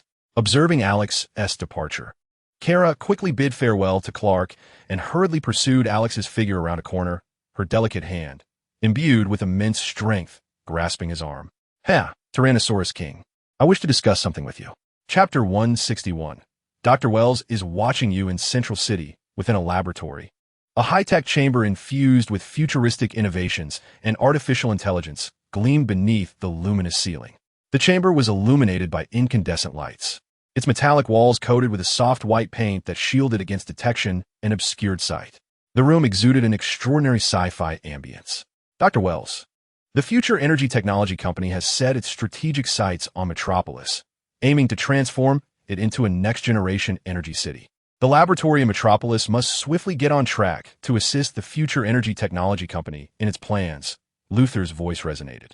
Harrison Wells, composed and serene, smiled. Certainly, the Metropolis Laboratory will wholeheartedly support the Future Energy Technology Company in the reconstruction of Metropolis. All relevant matters can be discussed in detail with Lucien, the CEO of the Metropolis Laboratory. After a thorough discussion regarding the collaboration between their colossal companies and aligning on future strategic goals and charitable initiatives, they concluded the communication. Harrison Wells gently pinched the bridge of his nose, exhaling in relief. Finally, he had set the historical trajectory of this world right, albeit 80 years ahead of schedule. Yet, this was far preferable to allowing a Tyrannosaurus to forcibly alter the course of history. The first city of the energy era must be Metropolis, progressing steadily, ensuring that the historical timeline does not diverge excessively. Although there was indeed an 80-year gap, as long as the overarching direction remained correct, Harrison Wells reassured himself he could manage the outcome. In truth, Luther's desire for Alex's Future Energy Technology Company to commence construction in Metropolis was a subtle suggestion from Harrison Wells, designed to entice. The future landscape of Central City must not be easily altered by Alex, as it pertained to the future of Reverse Flash, its inception, and the acquisition of Speed Force. At this stage, Luther indeed harbors affection for Metropolis and humanity. Recognizing the benefits of contributing to the city's development, he engaged in discussions with Alex, and fortunately, they reached a successful agreement. However, one might wonder how Alex could possibly acquiesce. After lowering his fingers from his nose, the frail figure of Harrison Wells leaned against a wall, his arms crossed, lost in contemplative reverie. Alex is not easily swayed. On the contrary, he is a person of resolute convictions, unwavering determination, and at times, audacious decisiveness, willing to employ any means necessary to achieve his objectives. From the moment he became the hero of Central City, assisting Jack in seizing control of the underworld, to fabricating any pretext to traverse cities such as Coast City and Gotham, ultimately arriving in Metropolis to extort $35 billion from Luther, he adeptly established connections with Luther, leveraging his contacts to pioneer a future energy technology company that attracted investments from numerous world-class conglomerates. His intent was to return to Central City and initiate its transformation. Moreover, from the instant he encountered Alex, the laboratory in Central City was swiftly taken over. He had preemptively acquired shares in the laboratory, nearly reducing his own facility to merely a processing plant. This is a remarkably astute individual, one who calculates meticulously before acting with resolve, leaving no room for resistance as he commandeered the laboratory branch in Central City. His aim has always been clear: to revamp Central City into a more splendid and advanced place, a vision impervious to external influences. For Alex is also cold and ruthless, possessing an insatiable desire for control. He remains indifferent to the plight of other cities, regardless of their greater casualties or devastation. His sole concern is to elevate his own residents to unparalleled glory and prosperity. His selfishness reaches its zenith, aspiring to mold Central City into a veritable paradise. Thus, there exists no rationale for the fiercely self-serving Alex to permit Luther to assume the role of CEO of the Future Energy Technology Company, nor to allow the company to undertake the reconstruction of Metropolis. Harrison Wells initially believed that through various stratagems, He could alter the city designated for the future energy technology company's urban transformation from central city to metropolis, devising numerous plans for this purpose. Yet, he was astounded by the simplicity of the situation. Was it truly as effortless as Luther merely stepping in for a discussion? Had their camaraderie deepened to such profound levels? Had they ventured to the Kryptonian mothership and awakened a true love? Wells found himself immersed in thought, perplexed, and unable to reconcile this with the character traits, behaviors, and psychological profiles he had meticulously compiled on Alex. It appeared utterly incongruous with Alex's established persona. Could there have been unforeseen developments of which I am unaware? With his fingers resting thoughtfully beneath his nose, Wells engaged in a relentless contemplation of any overlooked details. In the end, he arrived at no definitive conclusion. He never imagined that Alex had completely lost the capacity for love, which led to the obliteration of all his emotional inclinations. Alex no longer engaged in any activities that might bring him joy. For instance, he harbored no affection for Central City, the place of his upbringing. Harrison Wells reached no conclusions, even as he continued to observe and document every aspect of Alex's existence, including the moment he transformed into Tyrannoman. All he could do was command his artificial intelligence to persist in monitoring Alex's behavior. Has the genetic anomaly been detected? Harrison Wells inquired. Immediately, he projected a massive spiral of DNA, slowly rotating before him. Dr. Wells, this is an unprecedented genetic structure, entirely devoid of any rational basis. The genetic information of Tyrannoman is not present in the database. He represents an entirely new life form, and current technology is utterly incapable of deciphering this genetic entity. It is well known that genes encapsulate the entirety of life's processes: ethnicity, blood type, gestation, growth, decay, and more. The interdependence of environment and heredity plays a crucial role in the perpetuation of life, as well as in vital physiological processes such as cellular division and protein synthesis. Every phenomenon of life, birth, growth, decline, disease, aging, and death, is intrinsically linked to genetics. Thus, genes possess a dual nature, both material and informational. The materiality of Tyrannoman encompasses the spiritual and the soulful, eluding current scientific understanding and transcending the limits of cellular division across all species. He is not a life form derived from environmental or hereditary processes, but rather a being that has suddenly emerged into the physical realm, akin to a creature from another dimension. Chapter 162. The Profound Confusion of Harrison Wells. A being from another dimension. Harrison Wells gently stroked his beardless chin, his thoughts drifting to the recent global phenomenon of digital monsters. The broadcast of Alex's transformation into Tyrannoman and his battle against the three-headed dragon aired on Metropolis television, sent shockwaves throughout the world. Particularly striking was Alex's resemblance to Tyrannoman, which bore a striking 90% similarity. It is precisely because of this resemblance that his superhero moniker became Tyrannoman King. Consequently, after the conclusion of the invasion, digital monsters surged in popularity worldwide, largely due to Alex and Tyrannoman becoming well-known across the globe.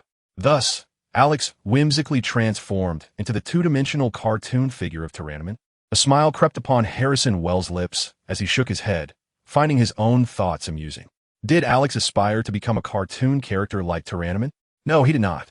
He was a clever, decisive, cold, cruel, and ruthless individual, utterly devoid of any inclination towards the comedic or absurd.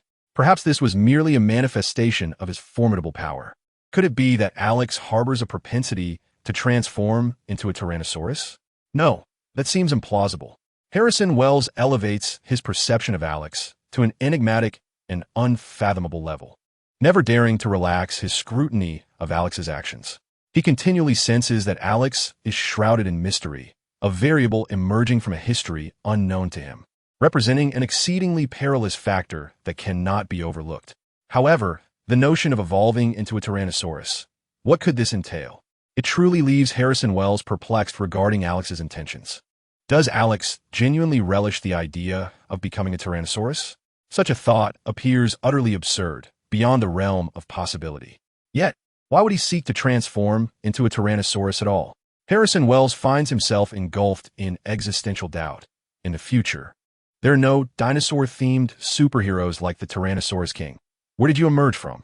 Is my knowledge insufficient to comprehend your existence? Deep in contemplation, Harrison Wells resolves to explore the phenomenon of Digimon, the animated series that Alex has propelled to global acclaim, in hopes of uncovering any connection to Alex. What truly account for your extraordinary genes? Why does your form appear so ludicrous, resembling a cartoonish Tyrannosaurus? Why does fate toy with your image in such a manner? Is all of this the result of innate genetic inheritance, or the culmination of your endeavors? Determined to unravel this enigma, Harrison Wells seeks to exploit Alex's vulnerabilities and eliminate him. The presence of Alex has rendered his Central City Laboratory branch no longer solely his domain. Although he maintains control, the stakes held by Alex prick at him like thorns. After years of plotting, the sudden emergence of a Tyrannosaurus King to thwart him has left Harrison Wells feeling stifled and profoundly frustrated. Initially, he intended to integrate Barry Allen, the Flash, into his laboratory under the guise of treatment, to study and harness the Speed Force. However, Alex's advent has instilled a sense of danger, prompting him to refrain from rash actions and miss the opportune moment to approach the Flash. Instead, he can only silently observe the Flash and Alex from his concealed chamber high above, ready to strike down Alex and eradicate this unstable threat. He continues to analyze his genes. With a glimmer of wisdom in his eyes, Harrison Wells turns and opens a compartment in the chamber wall, reaching inside to retrieve a palm-sized sealed glass vial, within which flows a vibrant red blood, devoid of coagulation or viscosity. Harrison Wells glares ominously at this vial of blood. Procured through connections from the American military, is the blood shed by Alex during his battle as a Tyrannosaurus against the three-headed dragon. In the realm of the United States military, an abundance of Tyrannosaurus blood exists, sufficient to fill an entire tank, far exceeding the needs of any research endeavor. Numerous formidable global entities, including genetic laboratories and research institutions, have clandestinely acquired samples of Alex's blood through various means. However, thus far, no one has managed to unlock its secrets. Even Harrison Wells, utilizing futuristic technology, has been unable to decipher its genetic information, rendering contemporary earthly standards utterly inadequate. Yet, a genius possesses the potential to surpass the contributions of mediocrity a millionfold. Harrison Wells, with narrowed eyes shimmering with a cold light, is acutely aware that among the prodigies he has encountered in the realm of genetic biology, the most powerful and gifted is none other than Anna, his sister, who has recently ascended to the position of director of the biological genetics department. Seizing a vial of blood, he dons his spectacles, elegantly returning to his wheelchair, a gentle smile playing upon his lips as he finds the situation exceedingly intriguing. His sister, a paragon of genetic talent, is now tasked with studying the very essence of her brother Alex's genetics. One cannot help but wonder what sparks of discovery might ignite from this union. Regardless of the research outcomes, the venture promises to be a captivating affair. As Harrison Wells emerges from the celestial heights of his office, he places the palm-sized sealed vial upon his lap and maneuvers his electric wheelchair toward the genetics department, greeting numerous researchers along the way until he arrives. Coincidentally, Anna is engrossed in a study concerning the mechanism by which the ETS1 proto-oncogene influences the malignant exosomal regulation of tumor-associated macrophage differentiation in ovarian cancer. Through a glass partition, one can observe Anna, tall and poised in her white lab coat, her figure maintaining an alluring silhouette. Her demeanor is serious, her expression focused, embodying a sense of gravity that commands respect. Harrison Wells, unhurried, surveys the genetics department, waiting for approximately half an hour before their paths finally converge. When Anna emerges from her office, she has removed her mask and head covering, revealing exquisite features that reflect her Russian heritage.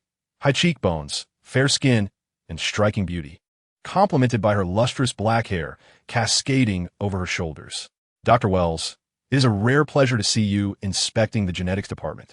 I had assumed you had forsaken it, Anna remarks with a slight smile, clearing her desk of documents and pouring a cup of coffee for Harrison Wells. A flicker of embarrassment crosses Wells' face as he spreads his hands in a gesture of helplessness, replying, "Dr. Anna, it is precisely because of you that I have confidence in your ability to manage the genetics department." "That is hardly surprising," Anna responds with unwavering confidence. "So, what brings you here today, if not for a significant purpose?" Her gaze shifts to the glass vial that Harrison Wells holds. "You will find this genetic specimen quite intriguing." "Dr. Anna," he replies, lifting the glass container with a knowing smile. Anna gazes curiously at the vial, within which the blood gleams bright red, reminiscent of a brilliant ruby. Chapter 163. Agreeing to Kara's proposal, the Metropolis Temporary Orphanage is not merely an orphanage. Rather, it is a sprawling estate. A benevolent philanthropist, moved by the tragic circumstances unfolding in Metropolis and the plight of countless children who have lost their parents, has generously offered his estate as a temporary refuge for these orphans.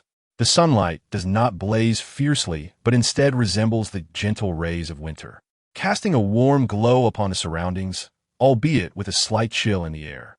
However, this sunlight fails to instill a sense of comfort, as the cacophony of cries and wails surrounding the place breeds a sense of agitation. Volunteers, charitable organizations, and over 20 caregivers diligently attend to nearly 800 children who have lost their families and parents. The atmosphere is rife with restlessness, unease, sorrow, and the plaintive cries of children yearning for their parents. The moment one child begins to wail, a ripple effect ensues, prompting a chorus of cries from the others, creating an overwhelming din that leaves the caregivers exasperated. Yet, children are often unreasonable creatures, and compounded by their recent losses, the entire temporary orphanage is engulfed in a shroud of grief and turmoil, provoking deep sympathy in the hearts of onlookers. Suddenly, a stirring melody reminiscent of a digital monster's evolution theme fills the air. This is a far more grandiose and uplifting rendition than that of the animation, akin to a colossal wave crashing through the body, igniting a fervent heat that courses through every inch of skin, sending shivers of excitement throughout. Alex's evolution theme differs from the animated version, manifesting in a more monumental and exhilarating manner, stirring the blood and igniting an uncontrollable heartbeat. In an instant, the clamor of the orphanage ceases, leaving only the resounding evolution theme soaring through the sky. Then, the hurried footsteps of children rush forth, small heads popping out from windows and doorways, their curious eyes gleaming with wonder. "Ah, it's Tyrannomon. Tyrannomon. He is enormous. So fierce," they exclaim, their faces flushed with excitement and their eyes sparkling with anticipation. As the digital monster's evolution theme ascends, the massive figure of Tyrannomon emerges, cloaked in a delicate golden luminescence. This golden aura gradually transforms into shimmering specks, rising and dissipating in the warm sunlight, revealing the formidable and majestic form of the Tyrannomon. From this day forth, dear children, you must behave well. Kara, clad in her superhero attire, a snug blue bodysuit adorned with a diamond-shaped emblem featuring a prominence at her chest, complemented by a crimson skirt and matching long boots, hovers gracefully in the air. Her red cape billows behind her as she claps her hands, attempting to draw the children's attention to herself. However, her efforts prove futile as they remain transfixed, their excitement directed solely at the immense Tyrannomon behind her. Kara, undeterred, stood with her hands on her hips, her golden hair fluttering in the wind. Beneath the grand shadow of the Tyrannosaurus Rex, she beamed with a smile, declaring, "I have brought you the Tyrant King. From this day forth, you must comply with me." Her words, however, were lost on the exuberant children around her. Their eyes sparkled with excitement, hearts racing, fixated solely on the colossal form of the Tyrant King, oblivious to the superheroine overshadowed by the dinosaur's silhouette. "Tyrant King!" exclaimed an exhilarated child, his pale face flushed with excitement. He leaned out of the window, utterly disregarding his own safety, and shouted joyfully at the Tyrant King. In a swift motion, a gigantic tail swept from behind the Tyrant King to the front, extending horizontally beneath the child, effortlessly catching him as he leaped from the windowsill. The child, now cradled by the soft, expansive tail, squealed in delight, reveling in the contact with the Tyrant King's mighty form. Soon, chaos ensued, witnessing their companion's joyous encounter. Other children fearlessly followed suit, leaping from the windowsill one after another. Alex, exasperated, continued to use his tail to gently brush away tears, as one might wipe away moisture from beneath the eyes, catching each bouncing child as they jumped. Some windows, tucked away in obscure corners, eluded Alex's watchful gaze, prompting Kara to swoop in and rescue those children. However, they grumbled in protest, "Go away, old woman. We want the Tyrant King." Kara's head spun in disbelief. her thoughts racing. When had she become an old woman? Frustrated, she clenched her teeth, her chest swelling with indignation. Ultimately, she had no choice but to gather the little ones, placing them beside the tyrant king. Nearly 800 children, in a frenzy of joy, gathered at Alex's feet, gazing up in awe, their tiny hands trembling as they rubbed against his enormous, pale toenails. The children, so small they barely reached his toes, were filled with exhilaration and glee. In a moment of whimsy, Alex reduced his towering form from 70 meters to around 20, allowing the children riding on his tail to slide down the soft fur. He chose not to engage in playful antics, but instead reclined languidly, exposing his pristine belly, yawning widely, and narrowing his crimson eyes as he settled onto the ground. Lying still, hundreds of children erupted into laughter, their faces alight with joy, as they began to play hide and seek, clinging to Alex's belly, his soft fur, and his grand tail, their laughter echoing through the air. The tyrant king's fur was soft and short, devoid of any prickliness, reminiscent of a tiger's skin, yet even more supple and comforting. Kara beheld a multitude of children clambering over Alex, treating his tail as a slide, while others ingeniously hid within the crevices of his limbs, playing an exuberant game of hide-and-seek. They darted between his fingers, using the plush pads of his palms as a trampoline, filling the air with laughter and joy, momentarily forgetting the sorrow of their lost loved ones. Observing that he was no longer needed, Alex closed his eyes, surrendering to slumber in his Tyrannosaurus form, mindful only to remain still and avoid any restless movements. It is no exaggeration to assert that a mere shift could result in the demise of hundreds of children. Kara stood by, watching the children come alive, momentarily dispelling their grief. With her arms crossed over her chest and a smile gracing her face, she felt a profound sense of satisfaction. Noticing Alex with his eyes shut, she approached his pale belly, enveloping herself in a warm embrace, rubbing her face against his soft skin. The sensation was delightful, akin to having a large cat to nuzzle against endlessly. This scene was captured by eager reporters and television crews who had received word of the event. Alex entertained the children for 3 hours until they grew weary, and he too felt his patience waning. While lying on the ground was acceptable, and allowing the children to play with him was a promise made to Kara, a noble deed. Indeed, could the rambunctious children not be so excessive? I do not mind the blinding flashes from your cameras, nor do I object to you collecting my fur. However, what is the meaning of a few mischievous children attempting to ascertain my gender by poking me with a mop? As if that were not enough, some adults gathered around, intent on exposing my anatomy. Alex was quite displeased, yet he refrained from expressing his irritation out of respect for Kara. After fulfilling this meaningful duty of entertaining the children, the disgruntled Alex sought to procure a couple of legs for sustenance, replenishing his strength. Chapter 164. Luther and Alex fall out. The Tyrannosaurus King becomes a global fugitive. The following day, Metropolis, Lena Manor. The weather was splendid, with a clear sky stretching endlessly, vibrant and refreshing. Suddenly, within a white and blue villa at Lena Manor, glass shattered from explosion, unleashing a torrent of flames and thick smoke that billowed skyward. Another deafening blast resonated as a substantial explosion obliterated a corner of the villa, dense black smoke rising into the air. In the midst of the chaos, Alex emerged, tracing a parabolic arc through the sky, landing gracefully in a lawn. He donned a pair of Hawaiian green and blue floral shorts, his physique radiant and muscular, embodying a sculptural beauty, and his striking countenance radiated an expression of incredulity. "Luther, have you lost your mind?" Alex questioned incredulously. It was unbelievable that Luther would attack him while he was merely sleeping. A blast from a cannon nearly left him incapacitated. But fortunately, his innate instinct for danger enabled him to conjure a psychic shield just in time to deflect the attack. However, Luther continued to fire relentlessly, ultimately propelling Alex out of the villa and onto the lawn. What had come over Luther? They were comrades who had braved life and death together. Luther was also the CEO of his company. Why would he turn against him? "You dare to court my sister." Luther emerged from the thick, black smoke and flames, clad in dark green mechanical armor, fury radiating from him. He strode forth, an energy cannon slung over his shoulder, a terrifying figure emerging from the inferno. Luther was infuriated. After merely offering Alex refuge in his estate for a few days, he returned to find Alex in bed with his sister. This was absolutely intolerable, and he felt a primal urge to eliminate Alex. How could you? Alex exclaimed in disbelief. I have always considered you a good friend.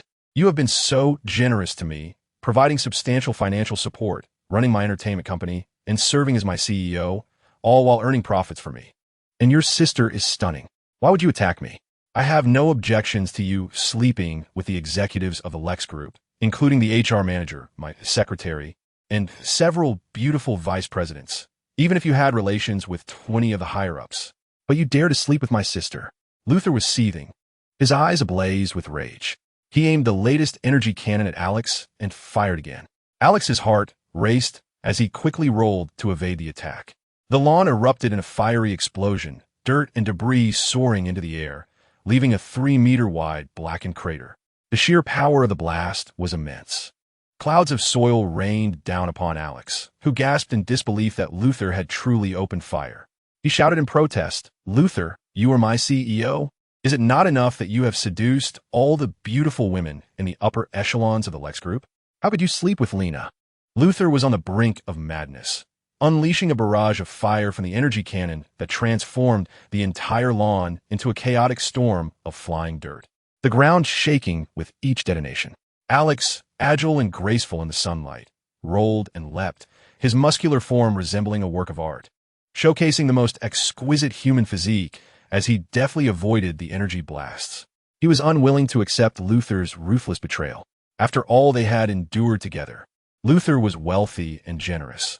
The Lex Group was filled with beautiful women, and Luther had never shown any reluctance. He was truly a remarkable friend, and Alex was desperate to maintain their bond, striving to explain, "It was she who seduced me. I was the passive one." The words escaped his lips, and Luther was utterly enraged, drawing upon the maximum energy of his energy cannon, his eyes aflame as he fixed his gaze upon Alex, ready to unleash its wrath. Alex, sensing the impending doom, felt a tightening in his core and hastily turned to flee. Luther was genuinely furious. How could he be so incensed over his sister's dalliance with him?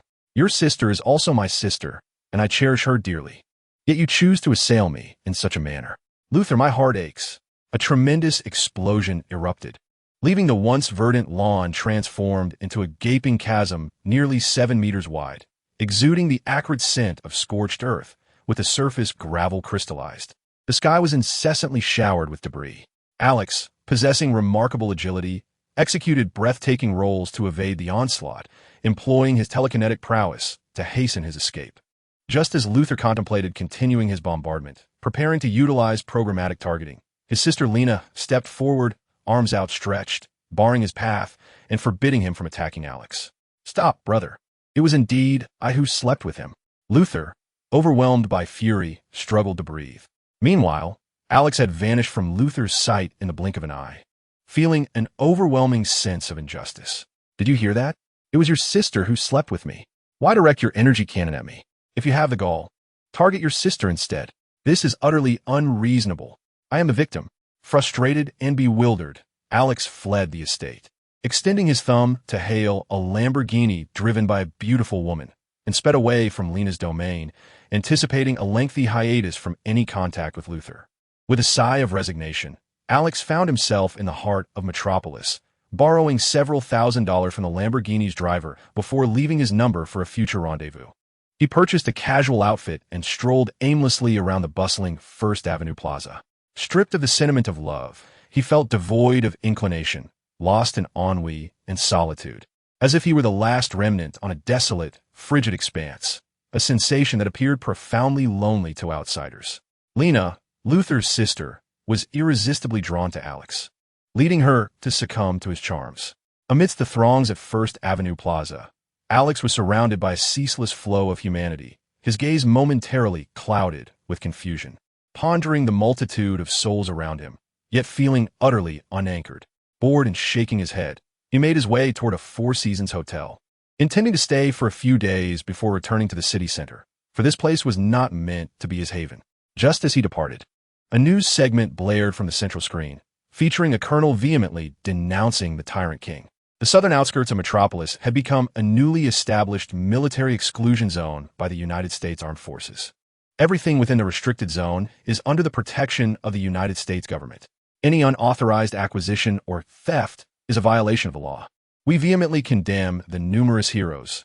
Please refrain from violating the law through force. Any intrusion into military restricted areas, whether by individuals or monstrous beings, will not be easily forgiven by our armed forces. This is a wanted notice issued today by the United States government and the White House, and we earnestly hope that the Tyrannosaurus Rex will surrender soon. After the colonel finished speaking, the charming news anchor glanced at her script, unable to suppress a smile, and professionally remarked, "The entire world is perplexed as to why the United States government and the White House have issued a wanted notice for the Tyrannosaurus Rex. Our television station's reporter, after great effort, has finally uncovered the reason. This stems from an incident 2 days ago when the Tyrannosaurus Rex visited an orphanage. Following the visit, perhaps feeling a pang of hunger, the Tyrannosaurus Rex directly entered the military-restricted zone in the southern suburbs of the metropolis. In a situation where the American military was unable to intervene in time, it pulled out 2 legs from a 3-headed dragon and proceeded to roast and consume them, leaving behind towering remnants of bones at the scene.